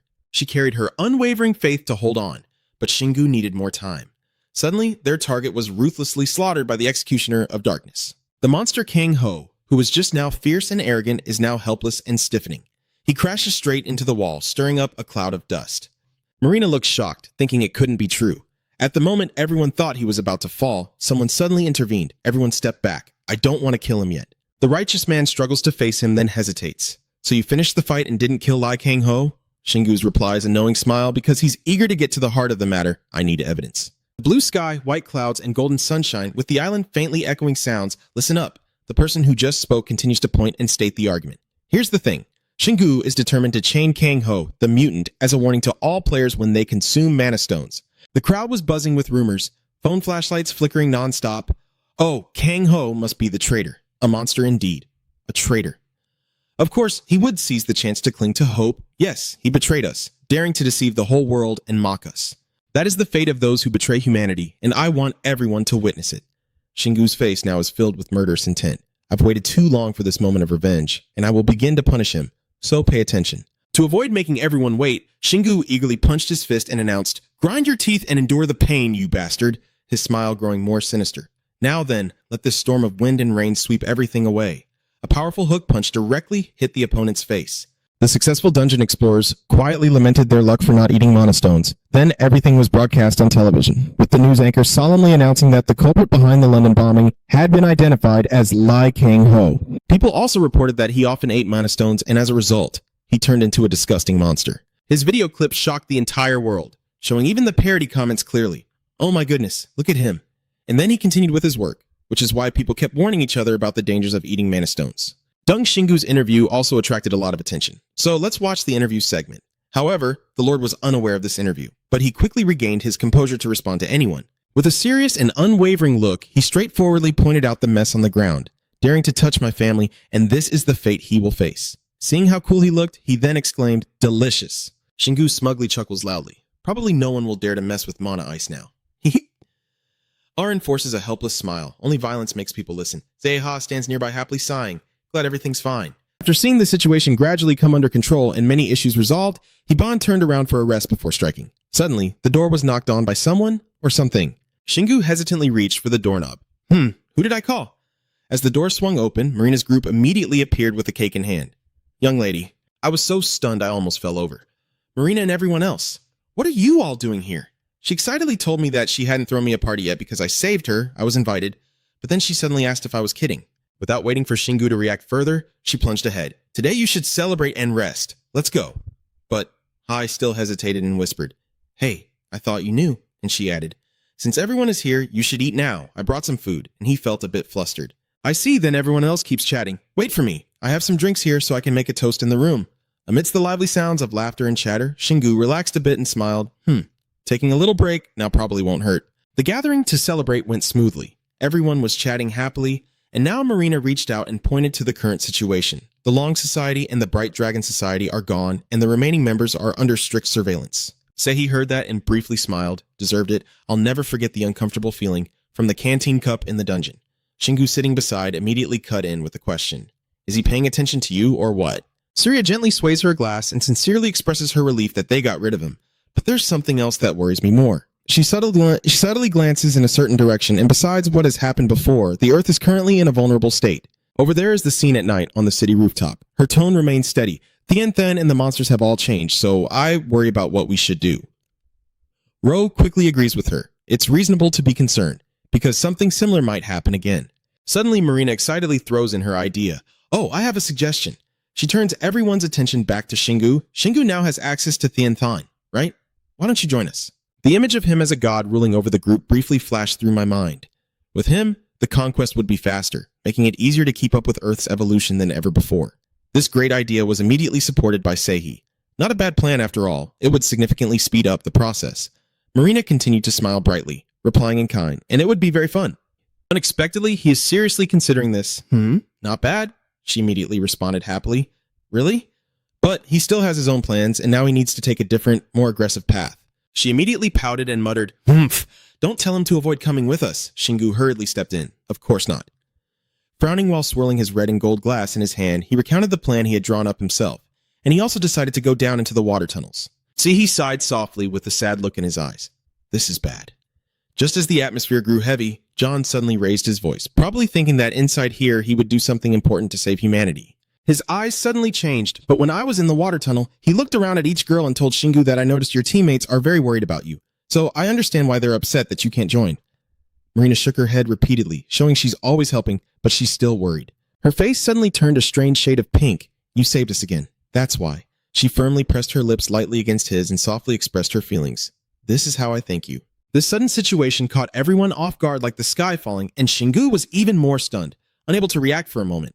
When she finally let go of him, her lips were more red than ever, and Marina, the one who caused the trouble, hurriedly helped the troops after igniting the fire, just as he said. The door slammed shut with a loud bang immediately after. Hayes' car became the first to speak up, so surprised. And then, you suddenly realized something incredibly intense. Nothing but the fiery rage emanating from Aaron as the car stammers and stutters, asking, Are you okay? Her reply was a sinister smile and cold eyes from Aaron. Haha, oh dear. The fiery one is here to make an entrance, even smashing the glass of wine. This is not okay at all. A loud scream quickly pierced through the room, echoing into the night. She was causing trouble, making everyone have to pour more wine. Now be quiet. Just a blink, and a familiar young woman biting into her bread suddenly exclaimed, Oh, Luta! Cheerfully waved, Hello, here I am. Congratulations on your wings. Shingu immediately snapped at the opponent. Thanks for the free ride. What are you doing here? She quickly took off her glasses and smiled warmly. Haha, after my little snack, I should be greeted properly. Unfortunately, you're still the same as before. The child isn't yours, but she doesn't care about that attitude. She's still happy as usual. The issue isn't there. I came here to tell you to go back. Shingu is truly confused now, huh? Ludok calmly and seriously points out directly, I don't know if you already know, but right now you're only allowed to use divine artifacts. Now you can only use the divine power you received yourself, right? You really lack knowledge about it, yes. How can we use things we don't have yet? The opponent carefully explains. At certain levels it might be possible.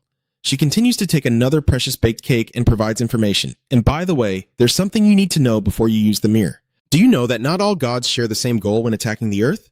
Luta said while eating. They are almost like at war with each other. Shingu didn't seem too surprised. After all, gods fighting each other isn't uncommon. The opponent replied immediately, Yes, now it's time for part 2. You've already harmed some of them, which could decide the outcome of the battle. You cross your arms confidently and point directly, meaning that the gods we weaken might lose to their enemies. She nods happily. Yes, that's right. You're quite sharp. So now, what do you think will happen if a god becomes weaker because you lost to an enemy god? The smile on Luta's face is clearer than ever now, knowing that one god will be gone, so it probably won't be too bad. However, Shingu is still worried. But from a normal perspective, wouldn't the god we help to win become stronger? Once again, guessing that you are confirmed, yes, their goal is to find the strongest, so winning again means gaining more strength. The open-ended question you posed, what does it mean? The opponent quickly uses the illustration cake. It's simple. You have two options. Either cause slow damage and weaken all the gods. The second is to keep attacking one god until all their power is drained. Singu continued to question, how many gods are there in total? So we know what decision to make. Ruta had cookies stuffed in her mouth and nodded. I don't know, she really likes them, so she just ate them all. If you keep looking around the city, the water dungeons or ant caves, you'll find their fragments. His eyes quickly lit up with curiosity. I see, I'll ask more. He looked straight at her, unflinching as he pierced through the fragile layer of paper. Who are you? Why are you telling me these things? Ruta hesitated slightly. We all gasp. It's a secret. Miss Doc Yi winked. Surely you can't guess. After her father finished dealing with it, she vanished in a puff of smoke. See you later. It seems they want to avoid the issue, Singu muttered angrily, just as I expected. Aaron, always listening carefully, suggested that I now know more than before, and now I realize I need to confront those gods directly. At the same time, Seha stroked his chin and guessed that the last question he asked her was based on the assumption that those merchants might be connected to you. He tilted his head slightly and expressed, and besides, they are only genuinely kind to you. Coincidentally, you also agree. Yes, I was thinking the same, but it's quite headache-inducing. She quickly comes up with an idea. Hee, training is the best way to solve that headache, so why don't we visit Boo Boo in the water prison? Shingu begins to stretch and prepare for the next journey, planning ahead. This time, the smile belongs to me with extreme confidence. Let's go. I cheer loudly with determination, no more wasting time, and let's head to the deep sea. Below the deep, tragic sea, magnificent and crumbling castles appear. Saruta is about to kill the commanding officer and soldiers, all ready to fight. Suddenly, he paused in surprise as the disciples of Hathia were waiting to welcome them, and Shingu, along with his teammates, appeared, causing Saruta to exclaim in amazement, "Oh my god." Old Lao bowed deeply and said, "Here you are. I've been waiting for you all this time." I can only respond helplessly, all right. Seeing the soldiers busy preparing around him, Shingu asked in confusion, "What's going on?" Saruta let out a heavy sigh. Since Earth's evolution, monsters from other worlds have started to appear everywhere, so we try to stop them. After hearing the explanation, he nodded and said, I'm only here to check the underwater dungeons, because they are entering Earth through those dungeons, so if I eliminate them from inside, it should work. Saruta, excited, exclaimed, I hear you. Then he suddenly stopped, confused, and asked, but wait, Selexia is coming back. Why aren't you going with him? Shingu rolled his eyes and lazily replied, yeah, they're fighting right now? His gaze lingered on his three teammates. Even if he's here, I can only bring along those who have made a pact with me, so it's not possible. Saruta grinned and replied, the one who made the pact with Selexia should go, right? Shingu looked at him helplessly. Is it that easy? Suddenly, a soldier shouted out, over there! Selexia appeared with an arrogant face amid the cheers of the warriors. Selexia has returned. He excitedly made cheerful sounds. Suddenly, Selexia froze, a look of utter stupidity appearing in her eyes. Shingu looked at him with a gentle expression and waved to greet him. Selexia happily wagged her tail and frolicked around, and those adorable actions made him burst into laughter. Haha, seeing me make you so happy. Saruta behind also chuckled and said, haha, he's been waiting here since you left. He happily shrank his body and quickly swam closer. Shingu reached out to stroke Selexia, who was nuzzling happily, and understanding his words, he made a sucking sound to respond. Shingu looked at Selexia with a gentle expression, understanding that he wanted to go with him, and he happily nuzzled his head into his hand as a sign of agreement. A feeling of happiness welled up inside Shingu, surprised that he had been waiting for him, and he thought it would be fine to let him come along since he was very strong. Thinking that way, he placed his hand on Selexia's forehead to make a deal first. Shingu suddenly stopped, feeling a bit panicked there. A beam of light gradually appears and enters his body, surprising him, this source of power. The system interface suddenly appears, indicating you have met the requirements to unlock your second natural skill. You have learned the training skill, followed by more detailed information about the new skill you just acquired. Selexia snorted skeptically, then suddenly roared, shocking everyone around. Shingu looked at him cautiously and asked, you feel the new source of power in me, right? Do you want me to try it out? A powerful burst of light erupted along with his commanding voice. Let's see what happens. Everyone around was terrified by that skill. Daichis speaks first. The owner must have learned a new skill, so bright.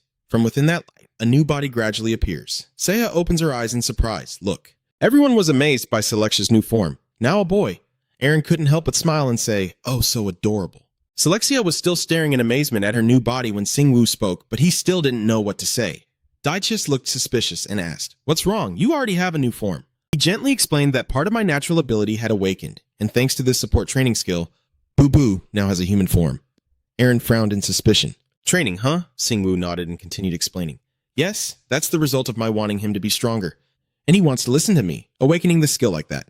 After hearing this, you could only sigh. But his name is a bit... Singwu paid no attention to what Aaron said, turning back to look at Selexia with affection. After all, thanks to her, I gained more strength. Thank you. She obediently gave a small kiss in response. Suddenly, Singwu let out a surprised laugh as Selexia transformed back into her original form and happily pranced in front of him. Seeing how adorable she was, he couldn't help but laugh out loud. Haha, do you prefer that form more? Saru happily praised the scene before him. Indeed, everyone has their own way. Now you've brought it to the dungeon, right? Singwoo nodded. Probably it's fine now. He turned to look at Selexia with a confident gaze. Let's go. Are you ready, boo-boo? He happily flexed his muscles and showed off that he was ready. Singwoo praised him without hesitation. Well done. The scene of people and fish entwined made Beaches feel a bit uneasy, like their position was being threatened. Aaron added fuel to the fire, saying I wouldn't betray them. She looked so adorable. Seiha just watched them and could only smile awkwardly. Then, the seal gradually appears, and the group quickly steps in to prepare for teleportation. The system now displays a notification that they are entering the water dungeon heading towards Area A-18 with the weakest mana source. Singwoo looked at the message and asked, What do you mean by Area A-18? Aaron hesitated and guessed, or is it the name of the dungeon? But how big do you think it is? He closed his eyes and gradually used his own power to sense, and then he nodded. The red energy quickly enveloped his entire body. Singwoo channels his fiery senses into the surrounding space, then suddenly opens his eyes, his face showing a look of worry as if he has just witnessed something horrifying. Baichit moved closer. Master, he only let out a soft grunt. Singwoo looked around at everything in this dungeon. The surrounding scenery looks so vast it seems like it's about to swallow them whole, as big as a whole world. Seiha seems disbelief at what he just heard. A world, huh? I know dungeons come in all shapes and sizes, but this big? He nodded, a complicated look in his eyes, seeing how big it was. I think it's the only water dungeon on the planet. Just very large. Aurangard Gu agreed. Of course, that's why it's divided into smaller areas and called A-18. Singwoo bowed his head, then gently patted Selexia's head, which might be why the Earth's monsters are so hard to defeat. Just clear half of it now? Aurang was speechless at this ambition, a dungeon as vast as an Asian world, so Singwoo handed over his weapon. You know him well. He held the claw of the beast in his hand and confidently said, Then it was time for a fierce fight. As soon as he finished speaking, Singwoo charged straight ahead with eyes full of confidence. Thanks to the swift slash of the executioner's hand, the darkness tears through the air and ignites into flames. The powerful energy quickly knocks away a few sea monsters. The sword the sea monster wields makes it furious when it sees those people causing trouble, and it roars, Just a few of you? What are you doing? He frowns, looking at them with a cold gaze. Who are you talking to? The surrounding sea monsters have been defeated, only it remains facing me, and I listen to your words. But I see your friends are all asleep. A loud explosion suddenly rang out, shaking everything around. After dealing with the sea demons, Singwoo calmly said, Good, so the second zone, the secret base, slowly approached with everyone's agreement. You probably noticed that the deeper we go, the stronger the influence of the body spirit, maybe Heitea's. He immediately nodded in agreement. Yeah, the monsters are also stronger, but they're still just Tepsil. A system notification sound suddenly appears indicating that Zone C has been cleared, the dungeon is shrinking, and you can now leave. The teleportation door reappears and Aaron is a bit surprised to see it, thinking it's the exit. But you didn't plan to use it, right? Singwoo casually responds, So she started analyzing because this place is divided into zones, so there are no rewards here. But the experience from defeating monsters is given directly by him. Seiha happily added, I like this kind of thing because I can move faster, really eager to see what the next zone has. She could only shake her head in disbelief. You're starting to resemble Singwoo? Seiha not only didn't get angry but happily laughed and said, Haha, I still have a lot to learn. Then, whirlpools appeared, sweeping away the monsters and forcing them to surrender. A furious sea monster roars. How dare it use water magic without the blessing of the Hethea? Kill that whale now. Then, they all rush to attack Selexia, but he remains unfazed, instead letting out a loud roar, causing the sea monsters to freeze in confusion. Huh? And then, they all froze in place when they realized they were completely inside Selexia's huge mouth. He quickly grabbed the sea monster with an innocent look on his face. The lucky survivors could only gape in shock at the scene. They just got eaten. Selexia looked smugly at the tiny sea monsters. Then he quickly swished his tail and rushed toward the others to attack them. Aaron was amazed at every move he made. Truly impressive. While Shingu looked at Selexia with a proud gaze, I've got him. The teleportation gate reappeared in a dark abyss. He appeared with a commanding presence, and finally, we reached Area E. The mining cave is still growing stronger. Beaches suddenly stepped closer and said to him, Master, you probably already sensed it, but the upcoming monsters are not as weak as the ones before. Shingu looked ahead with determination and softly replied, Yes, the distant entrance is beside the towering, dark cliffs. Inside, countless glowing red eyes are staring hungrily. A mighty sea demon clenches its teeth and growls to threaten Shingu. How dare you set foot here? Following it are a fierce and aggressive group of its kind waiting. Are you ready to face us? He said with a cold smile. She nodded and said yes. It seems it will be very difficult to eliminate them all under the cover of darkness. So he decided to take out a different weapon, and now in his hand is the firearm of the Green Gate. I guess it's finally time to bring out the democracy. At the same time, Shingu also unlocked a new feature of it, along with some crafting information. Aaron was stunned and exclaimed, "That is the Beto-made machine gun from before." The sea demons immediately sneered at the weapon in his hand, sneering, "Do you think you can defeat us with just a gun?" With their fierce momentum, they charged forward aggressively, their voices tinged with sarcasm. "Then we will turn you into a scent trail." Shingu chuckled and aimed the Beato gun straight, just a pistol. He kept firing at the sea demons without giving them a chance to react. This is no ordinary gun. The powerful firepower of the fire cannon made the sea demons tremble in fear. "Damn it, it's stronger than I thought. Everyone scatter now." Selexia hurriedly rushes to support Shingu with her power. Rapid water whirlpools appear, blocking their attacks and preventing us from advancing. He was extremely enthusiastic and praised him. "Well done, Boo Boo." With a final attack, he unleashed a barrage of bullets at the sea demon quakes, feeling Kukaneti's fury. The system notification appeared again, announcing that he had leveled up successfully. Beaches praised Shingu, truly worthy of being the master, knowing what was the best thing that day. After dealing with the group of sea demons, he finally dared to breathe a light shot. Looking at the bodies of the demons floating on the water, he felt a bit disdainful. Is that all? The underwater dungeon is so boring. Shingu quickly regained his composure and continued speaking, a bit of time lost, but before he finished, the system warning sounded again, alerting that areas E, F, G, and H are merging. "You're not afraid at all. I see this dungeon system is also malfunctioning." The warning sounds keep ringing, warning that the merging is only temporary and will be reversed once the anger is resolved. Shingu listened and then fell into contemplation, while Aaron still looked confused, wondering what this anger was about. Without waiting for an explanation, a dark voice filled with fury suddenly echoed, "How dare you enter Hitea's domain and defile the water source?" That strange monster slowly appeared, approaching while emitting terrifying sounds. Such a foolish creature. Its terrifying eyes pierced through the dark night. "I am here to serve the god Hitea." The final creature to appear is a gigantic, terrifying octopus demon that destroys the path they are walking on. I have never seen a monster that size before. Not only huge, but also powerful. The giant sea demon wants its opponent to die clearly, so it quietly introduces itself. "I am the giant sea demon, servant of the god Hitea, here to drown this world in shame." Shingu felt like he was facing a tough opponent, a giant octopus demon, a legendary monster. He looked back and asked for opinions. "Do you think Kina can deal damage to it?" Aichi's doesn't dare to speak out. "I don't want to say this, but it's impossible. It's a huge mana construct, and I alone can't break through it." Aziha boldly interrupted, "We might not gain much, but we will still fight. Aaron also agrees with you. Let's keep going." Shingu hesitated, then turned back. "You guys, even though I understand my teammates' feelings." When I close my eyes, the image of myself collapsing in front of them appears, and Shingu decisively says no.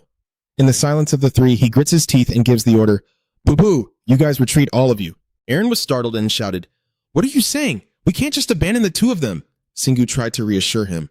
"Calm down. I think this might be for the best. Boo Boo is very strong underwater, so he will withdraw." She wanted to say more, but Beaches quickly grabbed this small chili, enough already. Retreating is what truly means to withdraw the owner. Aaron suddenly understood something and obediently obeyed. "Fine then."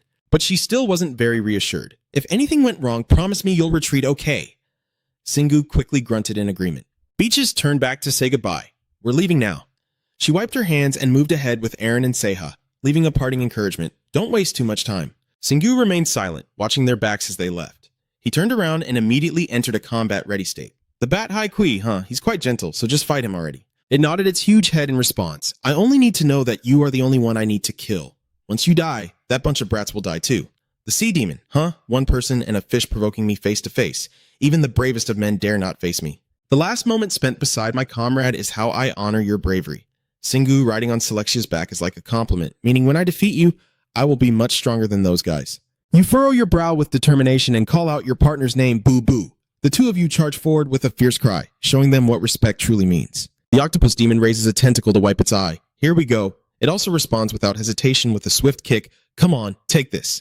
With her impressive physique, Shingu feels the pressure. The force is intense. "Boo, don't let them hit you." Selexia yells loudly and swims in a wave pattern to dodge the deadly attack. The giant tentacle-like dog glue chases relentlessly, constantly smashing into the two small shadows as if trying to tear apart the deep sea and create a new Mariana Trench. After missing repeatedly, the octopus was annoyed and thought, "This person has drained all my mana. Impressive." Feeling that my legs are not firm enough, I summoned more Dingba. I'm very happy.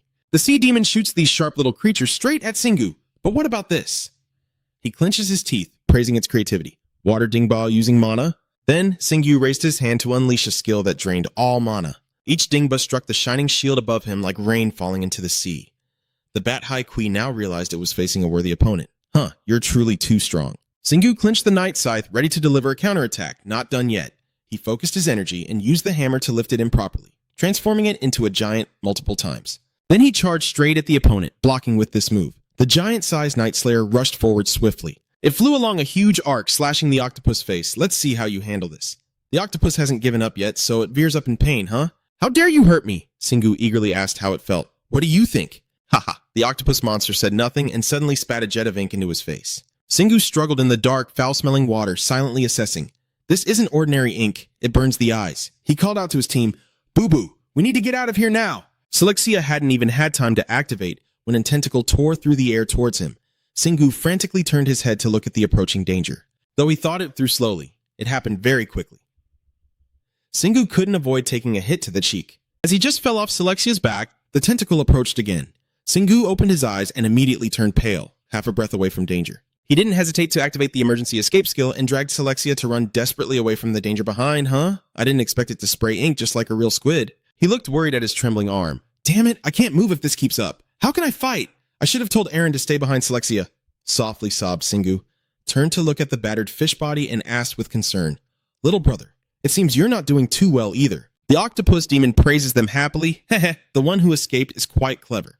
It eagerly uses all its tentacles, creating a web of traps around. But no one knows how long the escapee can last or what they plan to do now. Singu gritted his teeth and kept pounding the calculator. I can't lose.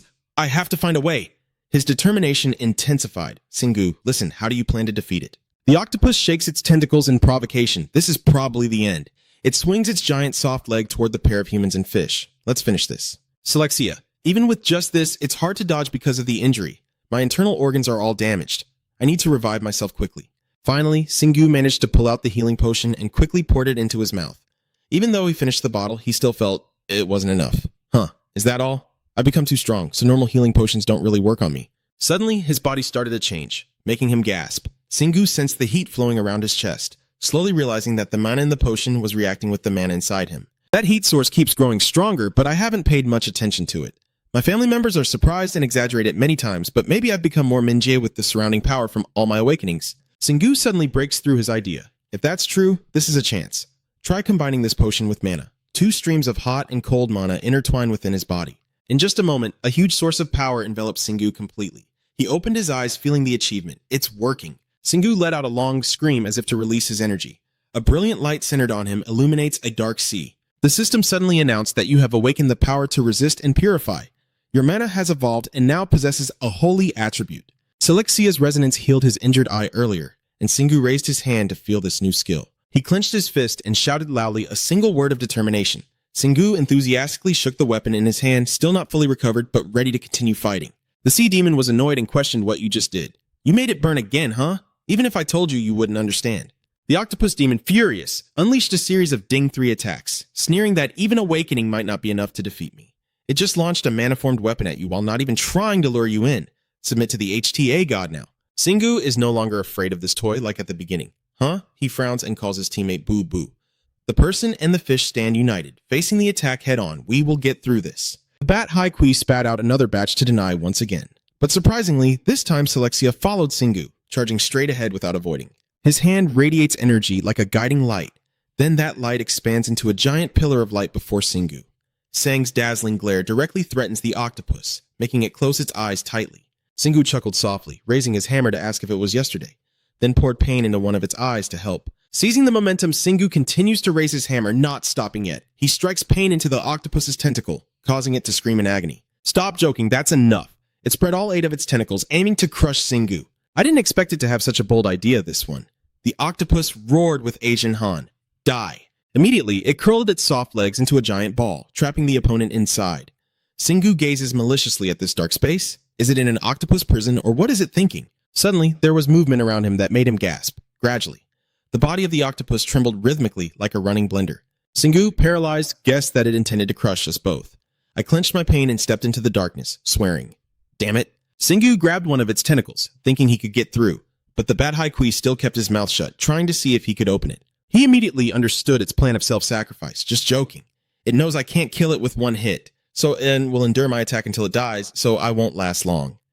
Selexia softly cried out and released a blue wine-colored axe energy. He shot that beam of light directly at Singu. He turned around and stammered, Are you giving me your mana, boo-boo? Singu looked straight at Selexia and said, I am your master, but that doesn't mean you have to do this. She whined softly. Yet you understood the meaning, so you tried harder to influence the other's mind. Huh? Sharing your strength with me is your duty. What kind of reckless learning are you doing? But while they were chatting, Singu suddenly shared a moment of enlightenment, gradually dividing his power for his master. He was so pleased that Lexia was left full of questions. Understood now. Thank you, boo-boo. Singu generously thumbs up his teammates. Thanks to you, I've understood now. His eyes flicker with light. Now then, Singu's inner voice echoes in his mind. Brothers. The group of souls fighting together suddenly froze, some with gear on their shoulders immediately turning hostile. Even a soul leisurely drinking tea turned its head around. That sound still echoes everywhere. Come to me. Singu raised his hand and shouted, We will unite. Each good soul rushes in a direction like a shooting star. Singu only now opens his eyes and realizes this is... The surge of energy rises within him. Another dragon dream. I'm all too familiar with it. A reminder echoes in the space, Crazy Gourd, causing the surge to turn back. KL stomps forward and criticizes. How can a creature guided by such power as yours choose to retreat? Yen Jiang denied it. I am not retreating. This is just the direction my path has led me to, and the mad demon is the one who failed to realize that. He sneered mockingly. Everyone will laugh at you, calling you a coward or weak for daring to withdraw from the battle. He looked up with a calm expression, bug or not. Call me whatever you want, but I am still just a worm and I like to hide during the day. Sichfan's pupils constricted as he said something profound. Everything originally started from beneath the ground. He soars into the sky to declare his ambitions, knowing that one day they will rise above the clouds. Furious at this ridiculous reasoning, I will throw them back down. In the end, you will die alone under the sun on the ground. Sichfan flapped his wings wildly. No one will remember me. I will sharpen my claws with determination until the day I reveal who I truly am to them all. Squinting darkly, he asked again, So, is that how it is? Then he turned around and hid into the clouds, throwing a question to see what would happen. Sichfan flapped his wings forcefully and flew away, disappearing into the dust. Finally, as he merged with the starry sky, he quietly said that after a new seed is planted, it will rise again from the flames of destruction. Singu woke up in a panic from the dream. He looked doubtfully at his hand, which had now become a sharp claw. Has it merged? Singu felt the intense transformation within his body and confirmed it's successful. The sea demon was sweating and trembling, saying, How could that guy be so calm? I kindly flew in front of him to explain. I borrowed the strength of my comrades. At first I wasn't sure if I could do it, but now it's all good. Even though I keep a tough face, inside I'm feeling a bit uneasy. But the energy surging in my chest has calmed me, and I believe I can hold out until I defeat it. The Nightshade Reaper now suddenly feels tiny in Singu's palm. The sea monster tries to act calm, but it won't help at all. The hammer quickly resonated, a shimmering golden glow surrounding it, and in an instant, the Knight's executioner became dazzling with a new appearance. The system keeps notifying that the characteristics of the Night Reaper have become stronger, reaching S+++, a weapon upgraded along with its owner. Singu quietly mutters that the giant transformation skill makes the Night Reaper super large, now within his grasp. The sea monster's eye widened in shock at this self-destructive scene. Singu rushed forward, grabbing its tentacle tightly. It's not too late for you to be afraid now. He let out a long roar and swung his staff up, channeling all his accumulated skill into the Night Reaper to strike the ghost shark directly on the head. The round head immediately sank down, its face twisted in pain, snarling fiercely. The sea monster stared fiercely at Singu with hatred. It thrashes and jumps in front of you, thinking that getting bigger will help it win. Singu is no longer afraid. He's ready to face it head on. Singu raised the Dark Knight blade again, unleashing a thunderous strike on the sea demon, a series of natural combo skills with accumulated power, causing its giant body to crash down to the ocean floor. The sea demon's entire body trembled with fear, heavy and sluggish. The eye gradually disintegrating suddenly shed tears. It stammered and said, I see. No, I won't let you go. Singu looked at it with sarcasm. Whatever. Losing just means whining. The level increase of 46 levels will boost all resistances significantly, especially ice resistance. But a series of newly unlocked skills left Singu dizzy. Level 8 5 senses, level 13 Dragon God Fear, level 7 Chaotic Tail, level 3 Chaotic Wings, level 9 Chaotic Scales, level 15 Courage, level 15 Soul Domination, level 83 Punishment, level 10 Natural Combo Skills, level 15 Support Training. He couldn't believe his eyes, testing the machine. This is a level 46 increase. That sea monster is really strong. But Singu looked completely satisfied, excitedly shouting, I see now! He ruffled his head, gazing into the distance at the sea monster lying at the bottom of the abyss, then let out a soft sigh. This is why I don't feel happy when leveling up. Suddenly, a pair of legs stepped behind Singu and spoke. Master. It turned out to be Beatrice pulled back by Celestia. I heard teasing words, but I don't know if you will connect with the entire army. The battle is really fierce. He turned around to explain. Kina, Boo-Boo, you two go back after I separate from them. She obviously understands. I think so too. I also saw you level up. That's amazing. I won't be able to stay with you anymore now. I stare intently at the frozen, bewildered sea monster, and in the end, I still don't understand why it's here. Beatrice is trying to reassure, but overall this is a good outcome. Just as you said, this monster is much stronger than we thought. Singu casually mentioned that its body might be useful if brought back. Suddenly, something glowing appeared above the sea monster's head, drawing attention and making him suspicious as he snorted softly. As soon as he finished speaking, the bright crystal pierced through its body and flew up. The system displayed information about this round, shiny object. You have received an HTA fragment. Singu happily, like he just hit the jackpot, finally fought for it. He reached out, beckoning, "Come here, I'll be gentle with you." Only when the HTA shard got closer did Singu realize its enormous size, just like a sea monster. But he grew suspicious as he waited in vain for it to reach its target. It turns out Selexia is mesmerized as he stares intently at the spoils, gently babbling with excitement. He happily wipes close to the HTA fragment, then quickly buries his head into its surface, with Singu watching everyone. Selexia happily sings out loud, ignoring Singu's calls. Bichitsua touches her mouth first, and the HTA fragment chooses Boo Boo because they look so much alike. Singu also, in a state of shock, agreed with this assumption. It must be so. How strange. He approached to look into Selexia's sparkling eyes. If that's the case, then I'll give it to you. Then Singu carefully focused on one direction, but there was something I needed to do. He observed the HTA fragment carefully. This fragment contains a lot of divine energy. Then he sat down in front of Selexia and offered to purify it. So endure the pain. Okay. Singu quickly closed his eyes and focused his mind.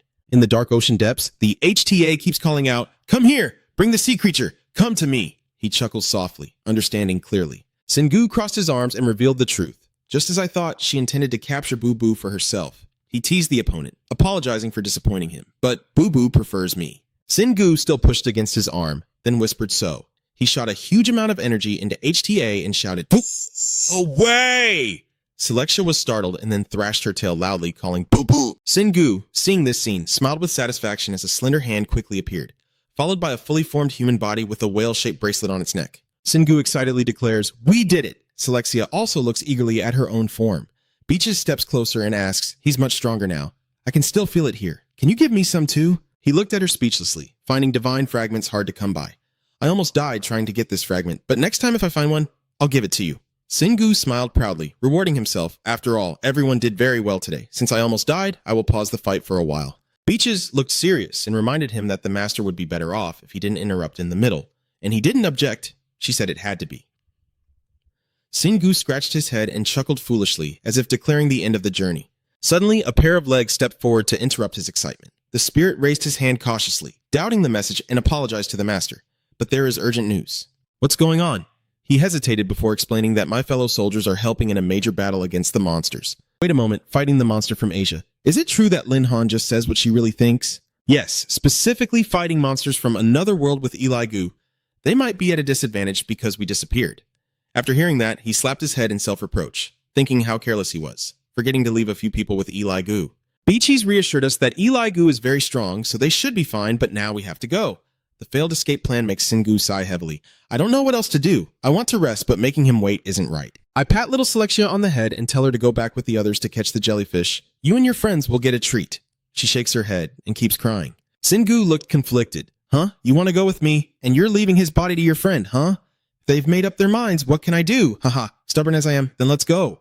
Right?" Selexia smiled brightly and cheered, "Boo boo." In an open clearing in the forest, sounds of chaos and dust fill the air as a claw slashes fiercely into the ground. Eli Gu screams wildly and kicks his opponent with fury, his immense strength knocking monsters back behind him. He looked around left and right, then assessed, "It's really chaotic."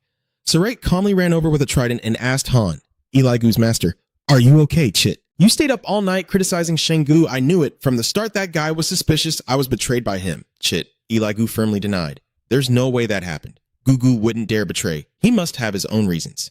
He leaned close to Sarate's head and ordered, "You better find a way to turn the tide." Instead of doubting him, I sweat and just muttered a small "oh my."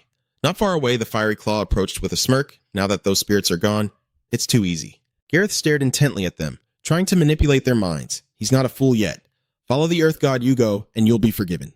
Eli Gu opened his mouth and shouted loudly, "Never, I will never obey a ruthless and boundless god." Gareth's eyes blazing with anger, he foolishly dismisses my last act of kindness. Using his strength, he endures the stones flying up from the ground. I have no other choice. Countless stones swirl around Gareth as he raises his front legs and lets out a long scream. Prepare to face death under the greatness of Lord Yugo. The rain of stones rushes toward the two teachers like a barrage of bullets. Eli Gu didn't bother waiting to die. He also roared and charged at his opponent. His long-range skill wasn't bad, and the stones suddenly became perfect stepping stones. Eli Gu crashes down from the sky onto Gareth, shouting in anger, "Nothing this will defeat me." Gareth smirks with a confident smile, too sure of himself. He straightened his enormous body facing the head, but it's still too early to gloat now.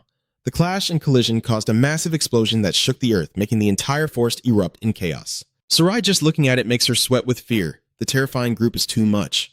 Eli Gu is still dizzy from this huge aftershock. But the sense of danger approaching made Y open his eyes wide. Y rolled over and leapt down to the ground, claws scraping loudly. Eli Gu's mind was full of questions. He only moved once, but he's too strong. His skin should be hurting by now. Gareth curled his front leg and praised without holding back. Very interesting. He smirked and said each word clearly, "You're not weak. I admit that. His aura now is like a raging river or a turbulent sea, but is it enough to withstand my army?" Eli Gu seems hesitant, only daring to stare intently and assess him. He's stronger than I thought. If I don't stop him, this battle will be very difficult. But like this... While lost in his thoughts, Gareth suddenly screams loudly, snapping him out of it. "I can read your mind, so I will give you the final moment." Suddenly, a strange light appeared in the sky, and both of them looked at it with curiosity. The light suddenly shot straight at Gareth, attacking him unexpectedly and leaving him no time to react. Gareth feels humiliated and refuses to accept it, growling in anger. At this moment, Eli Gu finally looks toward the source of the light. Y exclaims in surprise, that is. It turns out that Singu is behind everything that just happened. He's charging fiercely at them, and seeing him, Eli Gu is surprised and confused. Singu then lands on the ground, watching Gareth struggle against that light source. Like grabbing a piece of string, Eli Gu couldn't hide his excitement. "Here I am." Singu turned back to reassure Y. "Suddenly borrowing your troops, you've been waiting for a long time, haven't you?" Of course, Eli Gu has no opinion. It's okay. Probably for his own reasons. Luckily, he arrived just in time. While they were talking, the roaring engine caught Eli Gu's attention.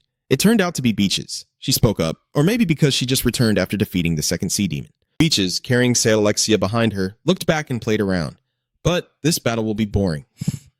Master, Eli Gu couldn't help but be amazed when he saw her, a spirit general. Meanwhile, Gareth, attacked by the light, was lying flat on the ground, groaning and struggling for a long time before his hand dropped limply to the ground.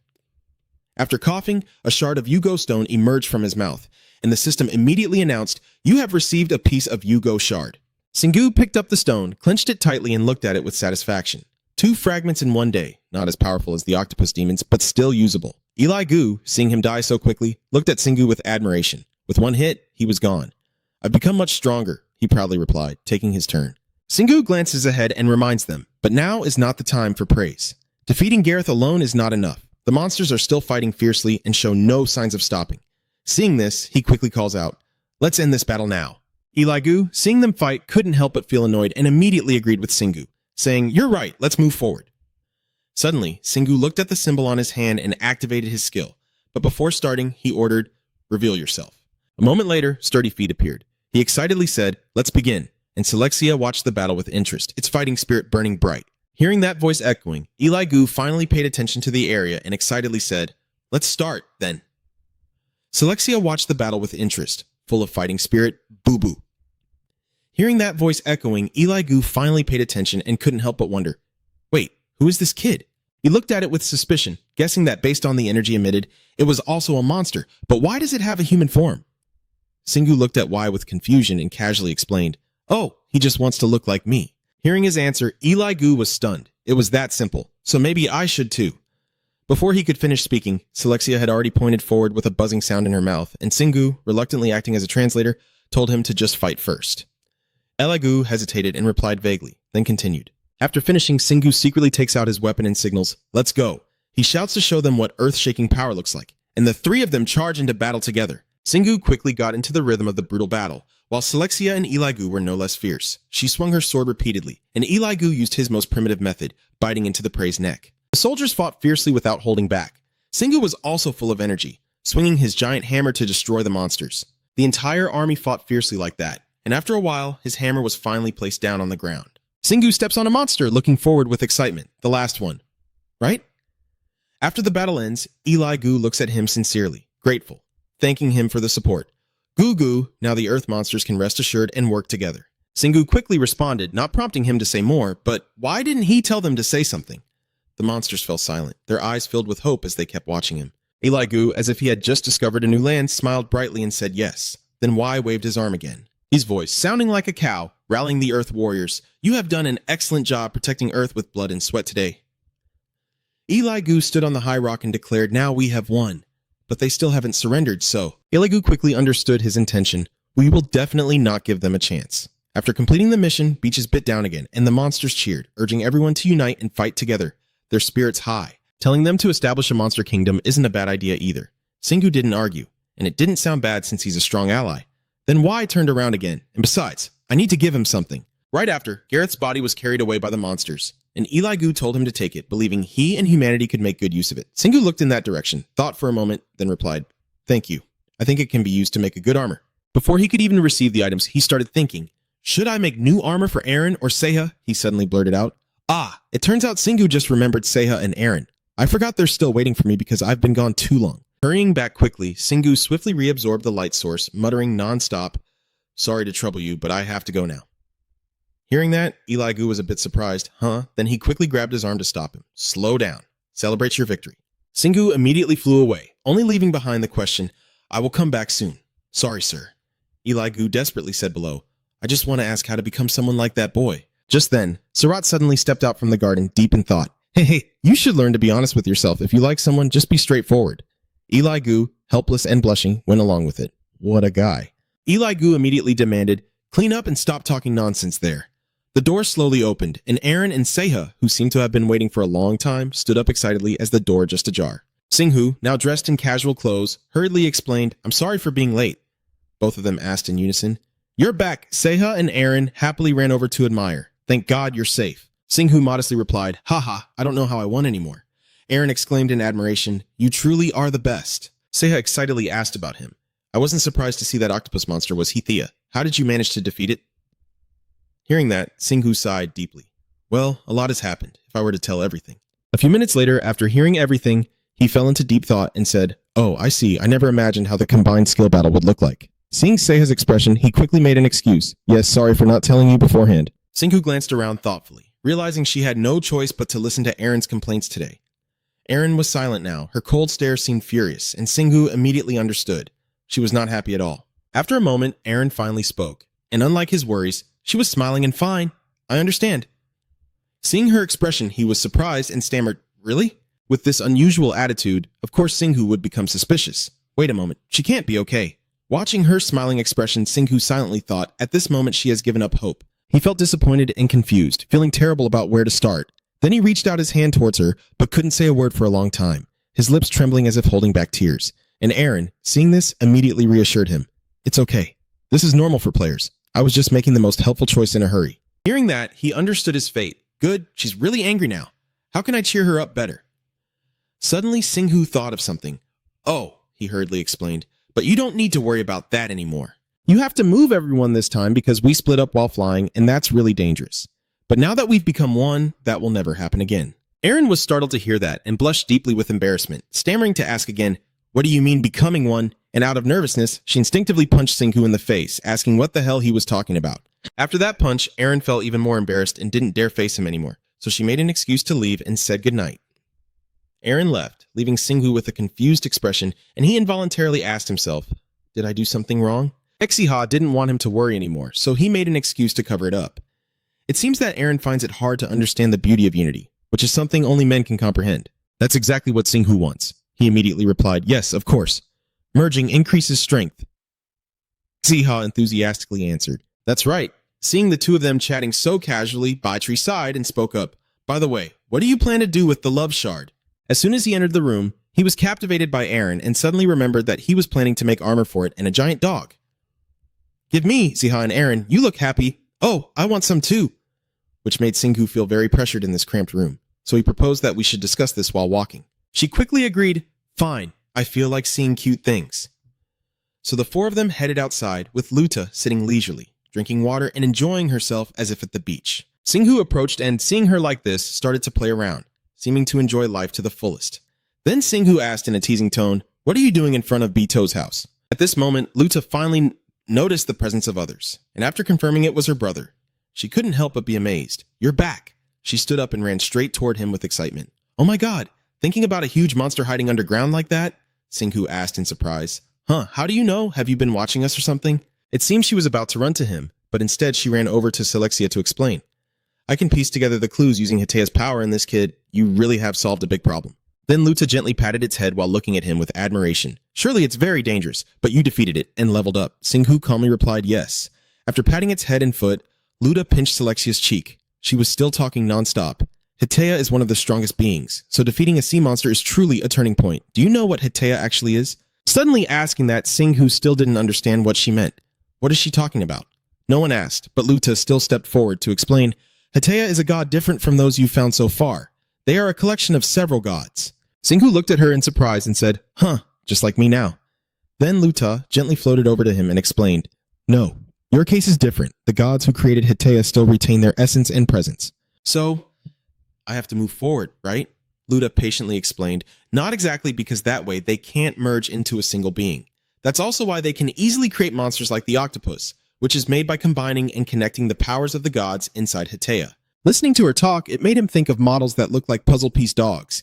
And in the end, Luta finally confirmed the correct answer. That kind of thing. She continued to explain that sending such a huge thing to Earth must have weakened Hitea and also caused damage to the planet. Their voices continued circling outside Beto's house. Hitea hurting herself on purpose. Why did they have to go that far? Wherever Singhu goes, Luta follows, explaining as she flies, of course they had to do it. The reason is right here. Then Luta looked at him and said that it was your friend. They must have concluded that Earth deserves such a powerful monster because of you. Singhu asked her in surprise how she knew so much, and she confirmed that she knew the octopus monster would appear. Luta casually replied, of course not, I'm just smart. Then suddenly, she mysteriously asked, by the way, I have a somewhat personal question for you. Why don't you tame that beast? Aren't you going to use your new skill? Singhu quickly explained that she was talking about Elihu. As long as they are allies, that's enough. I just want to help and see Eli achieve his goal. Luta stepped closer, staring intently. So it's not because you felt something was off when controlling something suspicious, but you also shouldn't forget that from the beginning, you've always been controlling and manipulating others. Hearing her speak like that, Singhu couldn't help but judge her. This girl is too trusting. He quickly threatened, hey, it's none of your business. Enough already, unless you want me to tame you myself. Despite his hostile attitude, Luta kept a straight face, covering her hands in front of her as a joke. Me? Well, I'm not mentally prepared yet. Seeing her act so arrogantly, Singhu didn't know what to say. Finally, unable to bear it anymore, he chased her away, and Luta happily ran off. Heh, goodbye. After she left, Singhu went inside and told everyone, all right, that's enough for today. He then shifted to a different topic, saying that Beato mentioned the ingredients are very good, so the final product will definitely turn out well. Beato immediately caught on, meaning you're saying we should thank him, right? Seeing that expression, he looked confused and responded, of course. After everything was settled, Singhu let out a light sigh. Finally time to relax. Everyone take a rest. Finally, everyone dispersed, each going their own way. See you tomorrow. Goodbye. Singhu still stood there, maintaining his professional smile as everyone left. After everyone left, his emotions settled down and Singhu looked around. Entering his room, he pondered aloud. I guess she's still very angry. After saying that, Singhu sighed with frustration, finally realizing that being the team leader wasn't easy at all. After a long night, dawn finally broke and sunlight streamed into the room, waking Singhu up. It's morning already? As he sat up, he froze when he realized a hand was wrapped around him. Huh? Turns out it was Celestia's. He was sleeping so soundly, he was drooling. Singhu immediately ruffled his head in a gentle scold. Oh my, he's really clingy? Like a koala, even though I gave him a separate room. Just then, someone hesitantly knocked on the door. Singhu. Before he could react, Aaron had already entered. Time to have breakfast. He was just getting dressed when he turned to Aaron. Seeing her gentle smile earlier, he realized she seemed calmer now. Singhu muttered, I do. Just those two words made Aaron blush and startle. What are you talking about? I slept in my own room last night. Hearing her say that, Singhu sprayed glue, a series of question marks flashing through his mind. Huh? He shyly rubbed his head and honestly admitted that he still didn't understand if she was trying to apologize for last night. His choice of words was a bit careless, and Aaron looked a little embarrassed, stammering, that. Finally, she broke the awkward silence with a wide smile, and everything is really fine now. If anyone should apologize, it's me for hitting you in the face. Singhu has returned to normal now, really, thank God. By the way, what was I just talking about? Aaron hurriedly looked for an excuse to leave. Okay, it's breakfast time now. I'm still cooking. So I'll go ahead. I just woke up and am still dazed, but what just happened left Singhu stunned. What on earth is going on? When everyone gathered, the steaming delicious dishes filled the table. Singhu sat down and was amazed to see this scene. You even cooked everything yourself. Aaron pulled out a chair and explained, this is a reward for his journey. Zeha picked up his chopsticks, spoke up, these past few weeks have been crazy. I feel so lost now with nothing to do. Singhu briefly recalled the past. We really accomplished a lot. He eagerly shared his plans with them. After this short break, I intend to go to another world. Beaches wondered then if you also told Eligur that you would return to meet them. Is there a reason for that? Singhu also didn't want to hide anything and honestly told everyone. Yes, it's good that monsters on Earth are cooperating, but there's a problem. He hits the core that humans feel hostility towards monsters because they are different, which is why I think I should teach Eligur English. Singhu looked at Alexia, who was now eating voraciously. Burp. Just like that, someday he will also have to speak with humans as a representative of the water monsters. Zeha asked curiously, so you're planning to strengthen the monster's position first, right? He shook his head. No? At this point, Singhu's eyes turned cold, and his voice sharpened.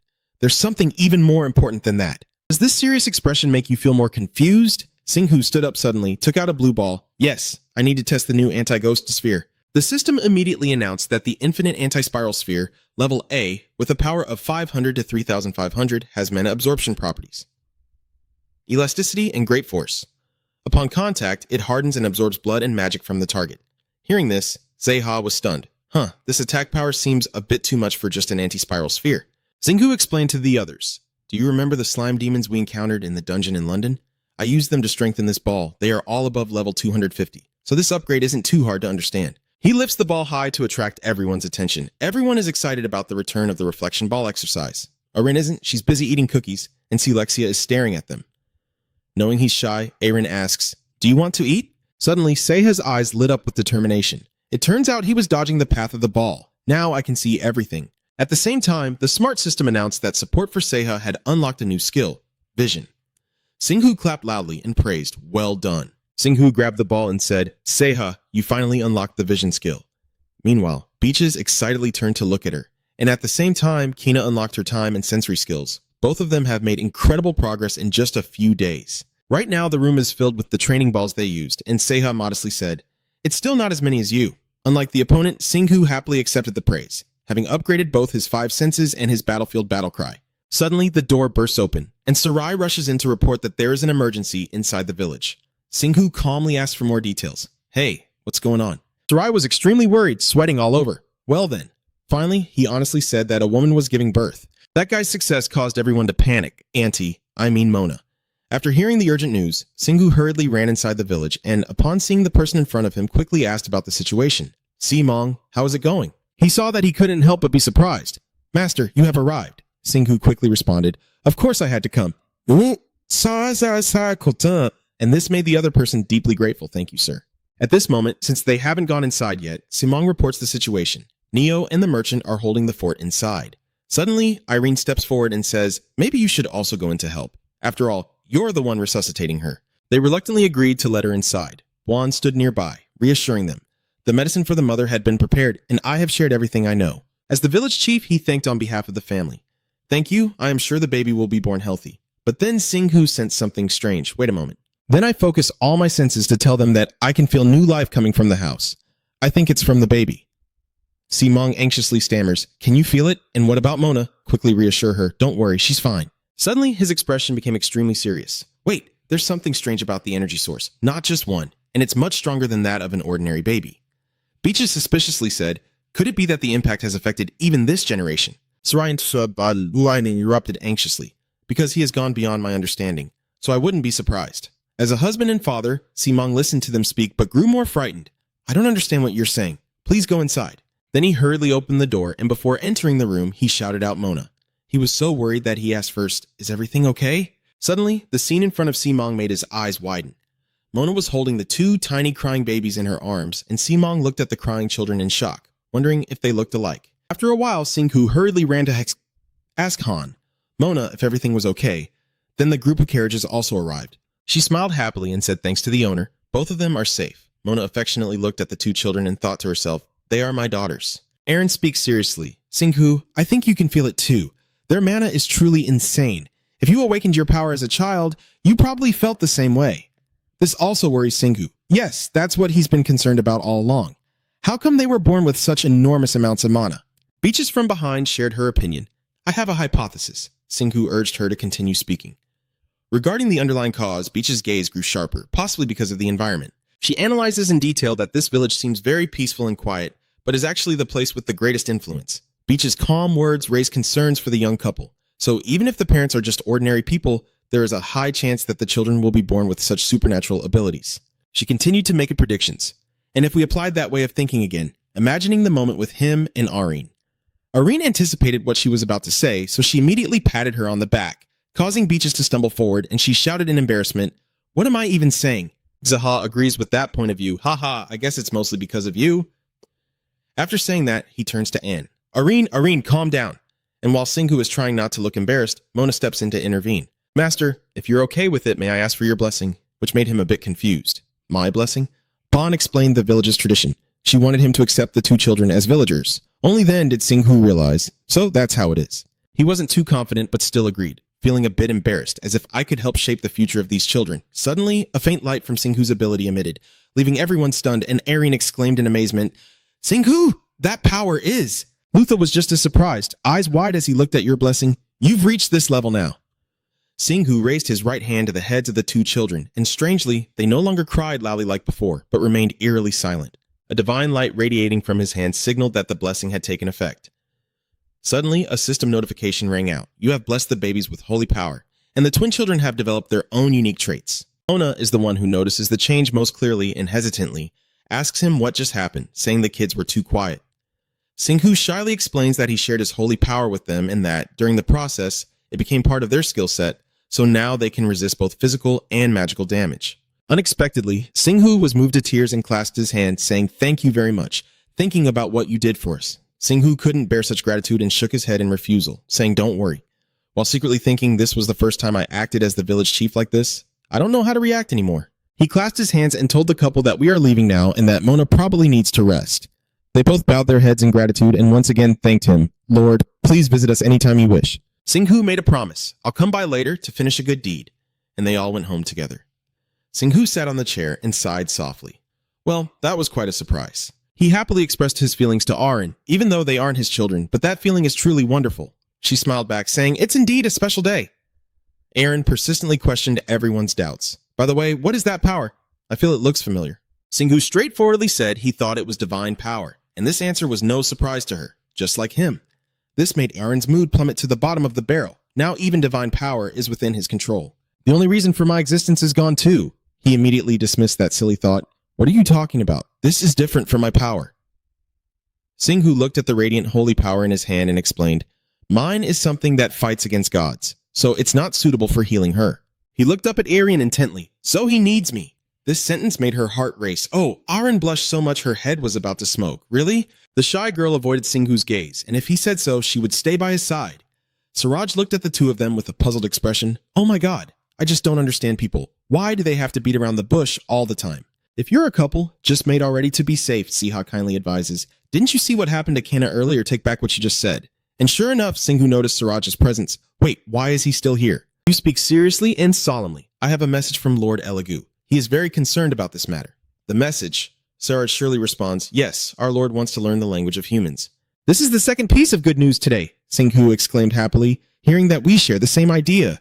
He stood up relaxed. "Perfect. I just finished the training." They looked up as if seeing a distant future. Singhu loudly declared, "Let's go." The group kept walking until they reached the cave entrance. He paused to observe. "Wow, this cave is even bigger than the last time we came." Siraj frowned and explained the reason, because since then Lord Elegoo had grown stronger and moreover, all the monsters on Earth had gathered. Singhu nodded in understanding. Immediately after, footsteps from ahead sounded. Elegoo proudly greeted them, happy to see them back. He also waved his hand in greeting. "How have you been lately?" He answered honestly, "Still fine, but it seems he didn't come here alone as we expected." The sixth family member suddenly made Aaron flare up. "Wait a minute, this is Tiger Queen A. Why do I feel a dangerous smell too?" Singhu cannot read minds, so he couldn't tell. He raised his hand to introduce them. I realized I should make use of all available healing resources, but before I could finish speaking, Elegoo relented. "All right then, I guess I have no other choice." This totally pisses off Aaron, her voice full of hostility. "I really don't like that chubby cat face right now." Seha forced a smile and tried to comfort her. "Ha ha ha! You're about to explode any moment now." Fortunately, neither side clashed, and they continued to sit and teach seriously, even Celestia riding on Elihu's back, ignoring Sarit's shouting. In the following days, Seha took on the role of teacher for the beast's subject, and everyone studied diligently. As a result, after a few days, Elihu was able to stammer out the sentence, "I am a tiger." Although a bit hard to hear, I still understood. Singhu thought for a long time, then nodded and said, "The pronunciation is a bit strange, but you've improved." Hearing that, he let out a small sigh of relief. Human speech is harder than I thought. I envy little Boo Boo. I wish I had a form like yours. Elihu seeks agreement from Singhu, and he agrees too, right? Don't you think that way would make it easier for us to pronounce? Singhu hesitated before replying. Athi isn't exactly sure either. Aiko argued, but if you already have a form like Boo Boo, wouldn't it be easier to approach? This made him hesitate and think deeply. But still, Singhu remembered what Help told him, so it's not about feeling wrong when controlling something suspicious. But you also shouldn't forget that from the beginning, you've always been controlling and manipulating other things. He looked at me intently, making me embarrassed. Huh? Is there something on my face? Singhu found it hard to handle and shook his head with a sigh. No, I was just thinking about a few things, which made Elihu confused as well. I'll put aside the difficult matters for now and focus on the main task. Even if Hodo doesn't understand anything, why will follow along, fine, Elihu said sadly in front of the shop. Phew, Gugu has to leave now, but I still haven't found a way to become human. He suddenly looked at Celestia and thought, I guess I will spend the rest of my life being jealous of the kid. He started to worry when he sensed Elihu's not very positive feelings, boo-boo, but then why self-criticized himself. But if this is the fate of a monster. Elihu sighed and accepted it. Then suddenly Celestia stood up with her hands on her hips, protesting, boo-boo, startling, why, huh? She spoke to Elihu with a very serious attitude, boo-boo-boo-boo. Since they are both animals, Elihu stared in horror at Celestia's bold idea. Wait a minute, what is that kid? Isn't doing this only going to make things worse? He nodded repeatedly. Boo-boo! Then Celestia raised her thumb to show the two animals had reached an agreement, but unfortunately, boo-boo. Elihu thought for a moment and then decided to be bold once more. All right, if that's what you want, I will go along with it. Since he has made up his mind, he dares to follow through. If the kid said so, then let's give it a try. They had just finished talking when Singhu stepped out of the cave. He and his friends came here to say goodbye. Everyone, I'm here to bid farewell. Even though he was mentally prepared, Elihu still couldn't help feeling sad. He's really gone, isn't he? Singhu obviously replied, yes, the one who has grasped English quite well. He doesn't want to face the truth. I understand he's preparing to leave. Singhu tells why about the upcoming plan, that he intends to go to another world next, in case something happens to Earth while he's gone. Elihu interrupted him, next time we meet, I will be determined to build a kingdom for monsters. The idea sounds quite new, but if Y is determined, Singhu still supports it. Yeah, alright, it sounds promising. If that's the case, Elihu must muster all his strength and shout loudly. Next time we meet, I will challenge you. In Singhu's mind, a series of ellipses run through because he never thought about this. A battle. He worries. Exerting his strength to leave deep marks on the ground, he must have known. But I emphasize power. Elihu explains the reason. He is the strongest being I know. Although right now we seem to stand on opposite sides, so while I respect him, I want to surpass him. Singhu thought for a few seconds. Huh? Is that your conclusion? Through Y, a blue spiritual energy surged to show determination. Yes, and when the moment comes, the loser will hand everything over to the winner. He sighed and agreed to fine if you are truly serious about this and respect Elihu's wishes. Y felt much relieved to be accepted for the duel. Thank you for accepting my challenge. Elihu's eyes burn with fighting spirit. I can't wait for that day. Singhu confidently replies, make sure you get stronger until then. His group left, leaving Elihu feeling embarrassed alone. He clutched his head and shouted, the loser should give everything to the winner. But isn't that going a bit too far? Elihu reluctantly sighed, feeling embarrassed. Saradon looked at his king, and after he managed to say those words, my goodness, even for him that man is still too powerful. Elihu, blushing, explained, I have my own reasons. He thought about the secret agreement with Celestia, as Boo-Boo's words echoed in his mind. So why didn't he challenge him? And when he lost, he would become his. Celestia also added that after everything, he had obtained a new identity after becoming his brother. You encourage Y to be brave.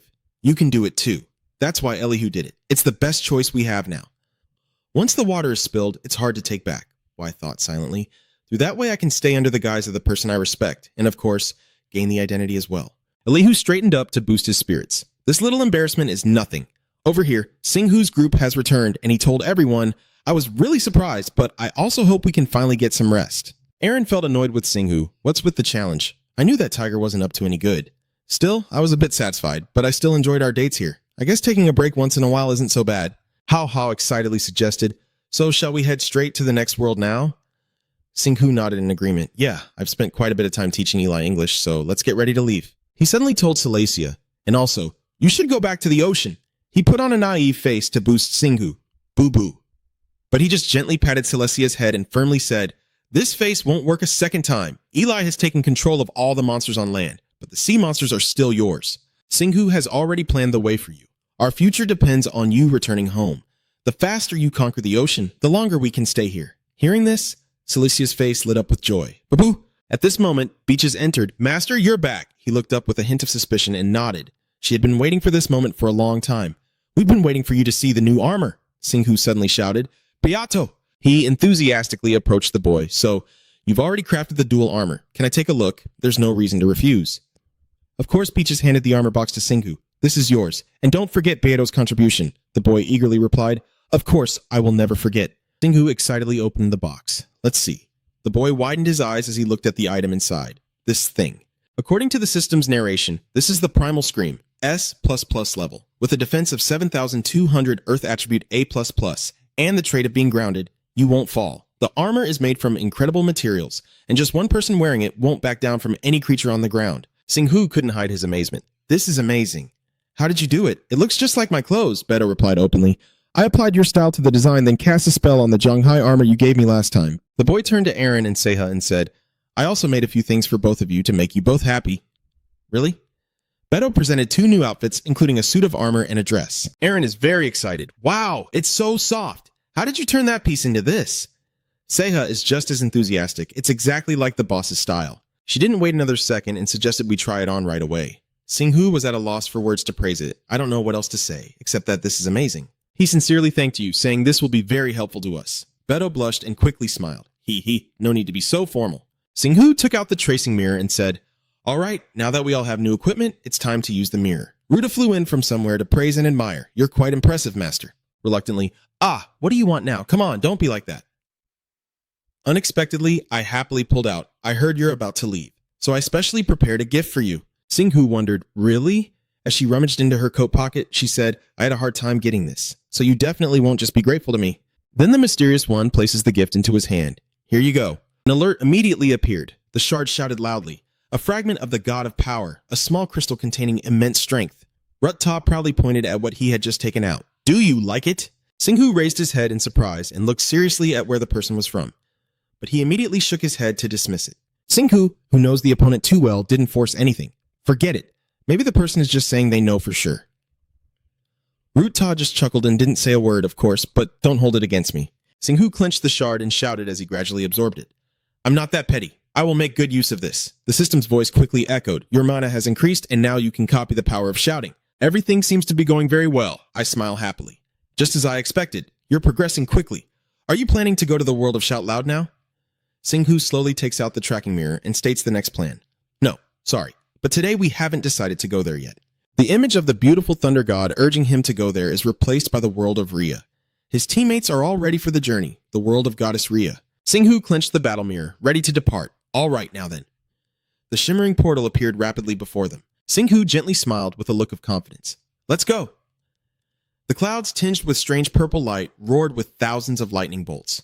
Suddenly, a strange pink hole appeared in the sky. Singhu's group was transported here through the portal. A pair of righteous wings gradually grew on his back. Singhu wavered in the sky, observing his surroundings. What's going on with this world? The more I look at him, the more unusual he seems. I know this world is different from those others. Before them are purple clouds surrounded by lightning. But surprisingly, there's no land here. Peaches pushed her hat up to get a better look at this place. Hunga, I'm sure it didn't look like this before. This place must have changed when Rhea took over. Aaron also agrees with his teammates' thoughts. It seems this world is also experiencing a lunar eclipse like Earth.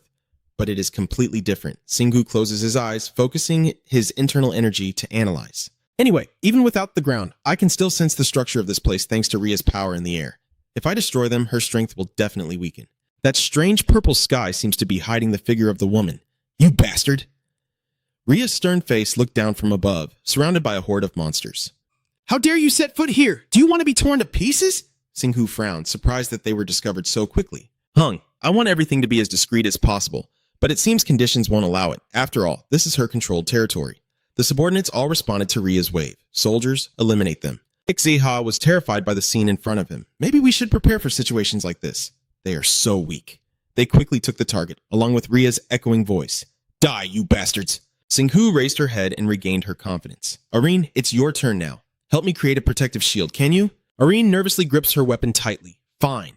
The staff in her hand emits a shimmering light. Areen raised it high, and a powerful energy radiated outward, instantly forming a sturdy shield. Rhea sneered down as if looking at a bunch of cowardly mice. Do you think you can hold out against that shield for long, trying to see how long you can survive? Join the evil red dragons she summoned, each wielding weapons charged with lightning. Do not underestimate me and my legion. Break each one apart with all your might into the shield, following Rhea's orders. Soldiers, keep attacking that barrier until it shatters. Irene grit her teeth, trying to endure the attacks, but they're too many. She doesn't think she can hold out much longer. Shingu suddenly placed his hand on Irene's head, an unexpected move that caught her off guard. Hey, you're blushing so red and looking shy. What are you doing? The blue energy surrounds the two of you, as if to say what Shingu wants to express, transferring his mana to strengthen the barrier. I'll also add Hatea's attribute to that. Irene heard the answer with a hint of disappointment. I see. To overcome this awkwardness, she focused on the task at hand. All right, I will do my best with your strength. Outside, the monsters continue to fiercely break through the shield, suddenly being blocked by a crack. The closest one quickly notices something unusual from inside the barrier, huh? Suddenly, the shield was enveloped by a powerful energy source pushing the monsters away. They looked at what was in front of them, unable to understand what was happening. Watching the swirling power engulf the target, they wondered what it was. The monsters tightened their weapons, helpless against the enemy's tricks. They all rush fiercely towards the shield, but it's all meaningless in front of our goddess Rhea. Without hesitation, one swings a sword straight at the shield. The group of evil-hearted monsters were caught off guard as their own electricity shot back into them. Beaches watched the scene outside with a look of joy, using their own power against them, and Shingu, proud of the praise, puffed up with pride. Beaches quickly realized this wasn't a sustainable strategy, master. Defending is good, but how do we move forward? Shingu, looking confident, had already planned everything. I have a plan. The emerald green energy in his hand flared up as he spoke, and I thought I could try applying the new skill I recently learned. His determined eyes with emerald pupils opened wide. Come on, my soldiers. The raging mana flows like blazing fire. Spirit arms show them my power. It forms a giant arm gripping the shield that holds everyone. Beaches are stunned by the power in front of them. Owner, this is it. Shingu proudly raises his nose. Yes, I will skip straight to the result. According to his move, the energy hand accelerates and strikes straight to the target. The car is still inside the shield and hasn't adapted to the sudden change. I will die at this speed. The shield now acts like an energy sphere, knocking back monsters it passes through. Rena, watching from above, gasped in shock. No, over there. That shield circle rushes straight at the target, and to her surprise, it's my temple. My beautiful hair flows wildly with excitement. Is there a problem? That sphere pierced straight through the temple with a powerful strike, my voice echoing in the air. Don't you already know me well enough? The impact caused the temple to explode instantly. The beautiful group was completely unharmed as the sphere enveloped them and then shot out. He looked at what he had just created with great excitement. With this, I will destroy all the temples here. The banner flies straight toward the pink hole in the sky, heading to the next one. The water trail among the clouds still bears a clear, large mark. The beautiful group has rushed out of Rhea's world. He observes the familiar surroundings with a strange feeling. Is this Rhea's second realm of power? Aaron tightly grips the weapon, wary of this place, which is not much different from the first, probably because of the same moon god. Shingu looks at the gem in her hand and deduces that I just need to do the same. Destroy her temple and take the shard. Rhea seems annoyed but doesn't interfere much. The demon riding the motorcycle on top of the vehicle then asks about the next plan. Are you planning to hunt high-level monsters here? Shingu was reminded to regain his composure. Oh, right, yes. He seriously recalled the strange monsters he had fought before. I can't forget the monsters guarding her shard. Xiha pondered deeply, still unable to understand. I've always been curious, but why would the gods divide their power like that? In my mind, I replayed the earlier memories, which only made it more confusing. And wouldn't that make their strength weaker? It seems they prefer not to reveal themselves or fight directly. Shingu probably also thought of this but had no answer. He clenched his fist and boldly expressed his thoughts. Maybe they did it simply because it really made them stronger. Xiha looked at the clouds ahead and wondered even more how dividing up power could make him stronger. It just didn't seem right. The sky with its roaring lightning matched what Shingu said, but when I looked at myself, the image of my comrades always by my side was the best answer. Maybe I'm stronger because everyone trusts me. Arin blushed with embarrassment at these heartfelt words and stopped walking. Beaches and the dead fish face understood the point. Huh, it makes sense. Indeed, he shared part of his power with us, and we can also strengthen it for him. She looked at the heroic appearance of the opponent and compared it, meaning that you are similar to a deity in that aspect. Shingu lowered her head, carefully analyzing. Maybe that's the case. He looked at his hands that had gone through many things, a stream of thoughts flowing one after another, like a deity. I have indeed thought about something similar. Looking back, I understand more about gods, but I understand too little about myself. This time you've completely provoked me into fury, you rats, after you dared to invade my world twice. She clenched her fist, a dangerous aura filling the space. Enough is enough. You will face my wrath. The system notification kindly informs that Rhea is preparing to descend, but the type of monster that will appear is unknown. Most of the life on this world will be destroyed if he descends, with 3 minutes and 24 seconds remaining. Shingu still looked up with a stubborn expression. Oh, she's angry now, Aaron said with a teasing tone, as if she's just throwing a tantrum. Beatrice frowned as she observed the situation.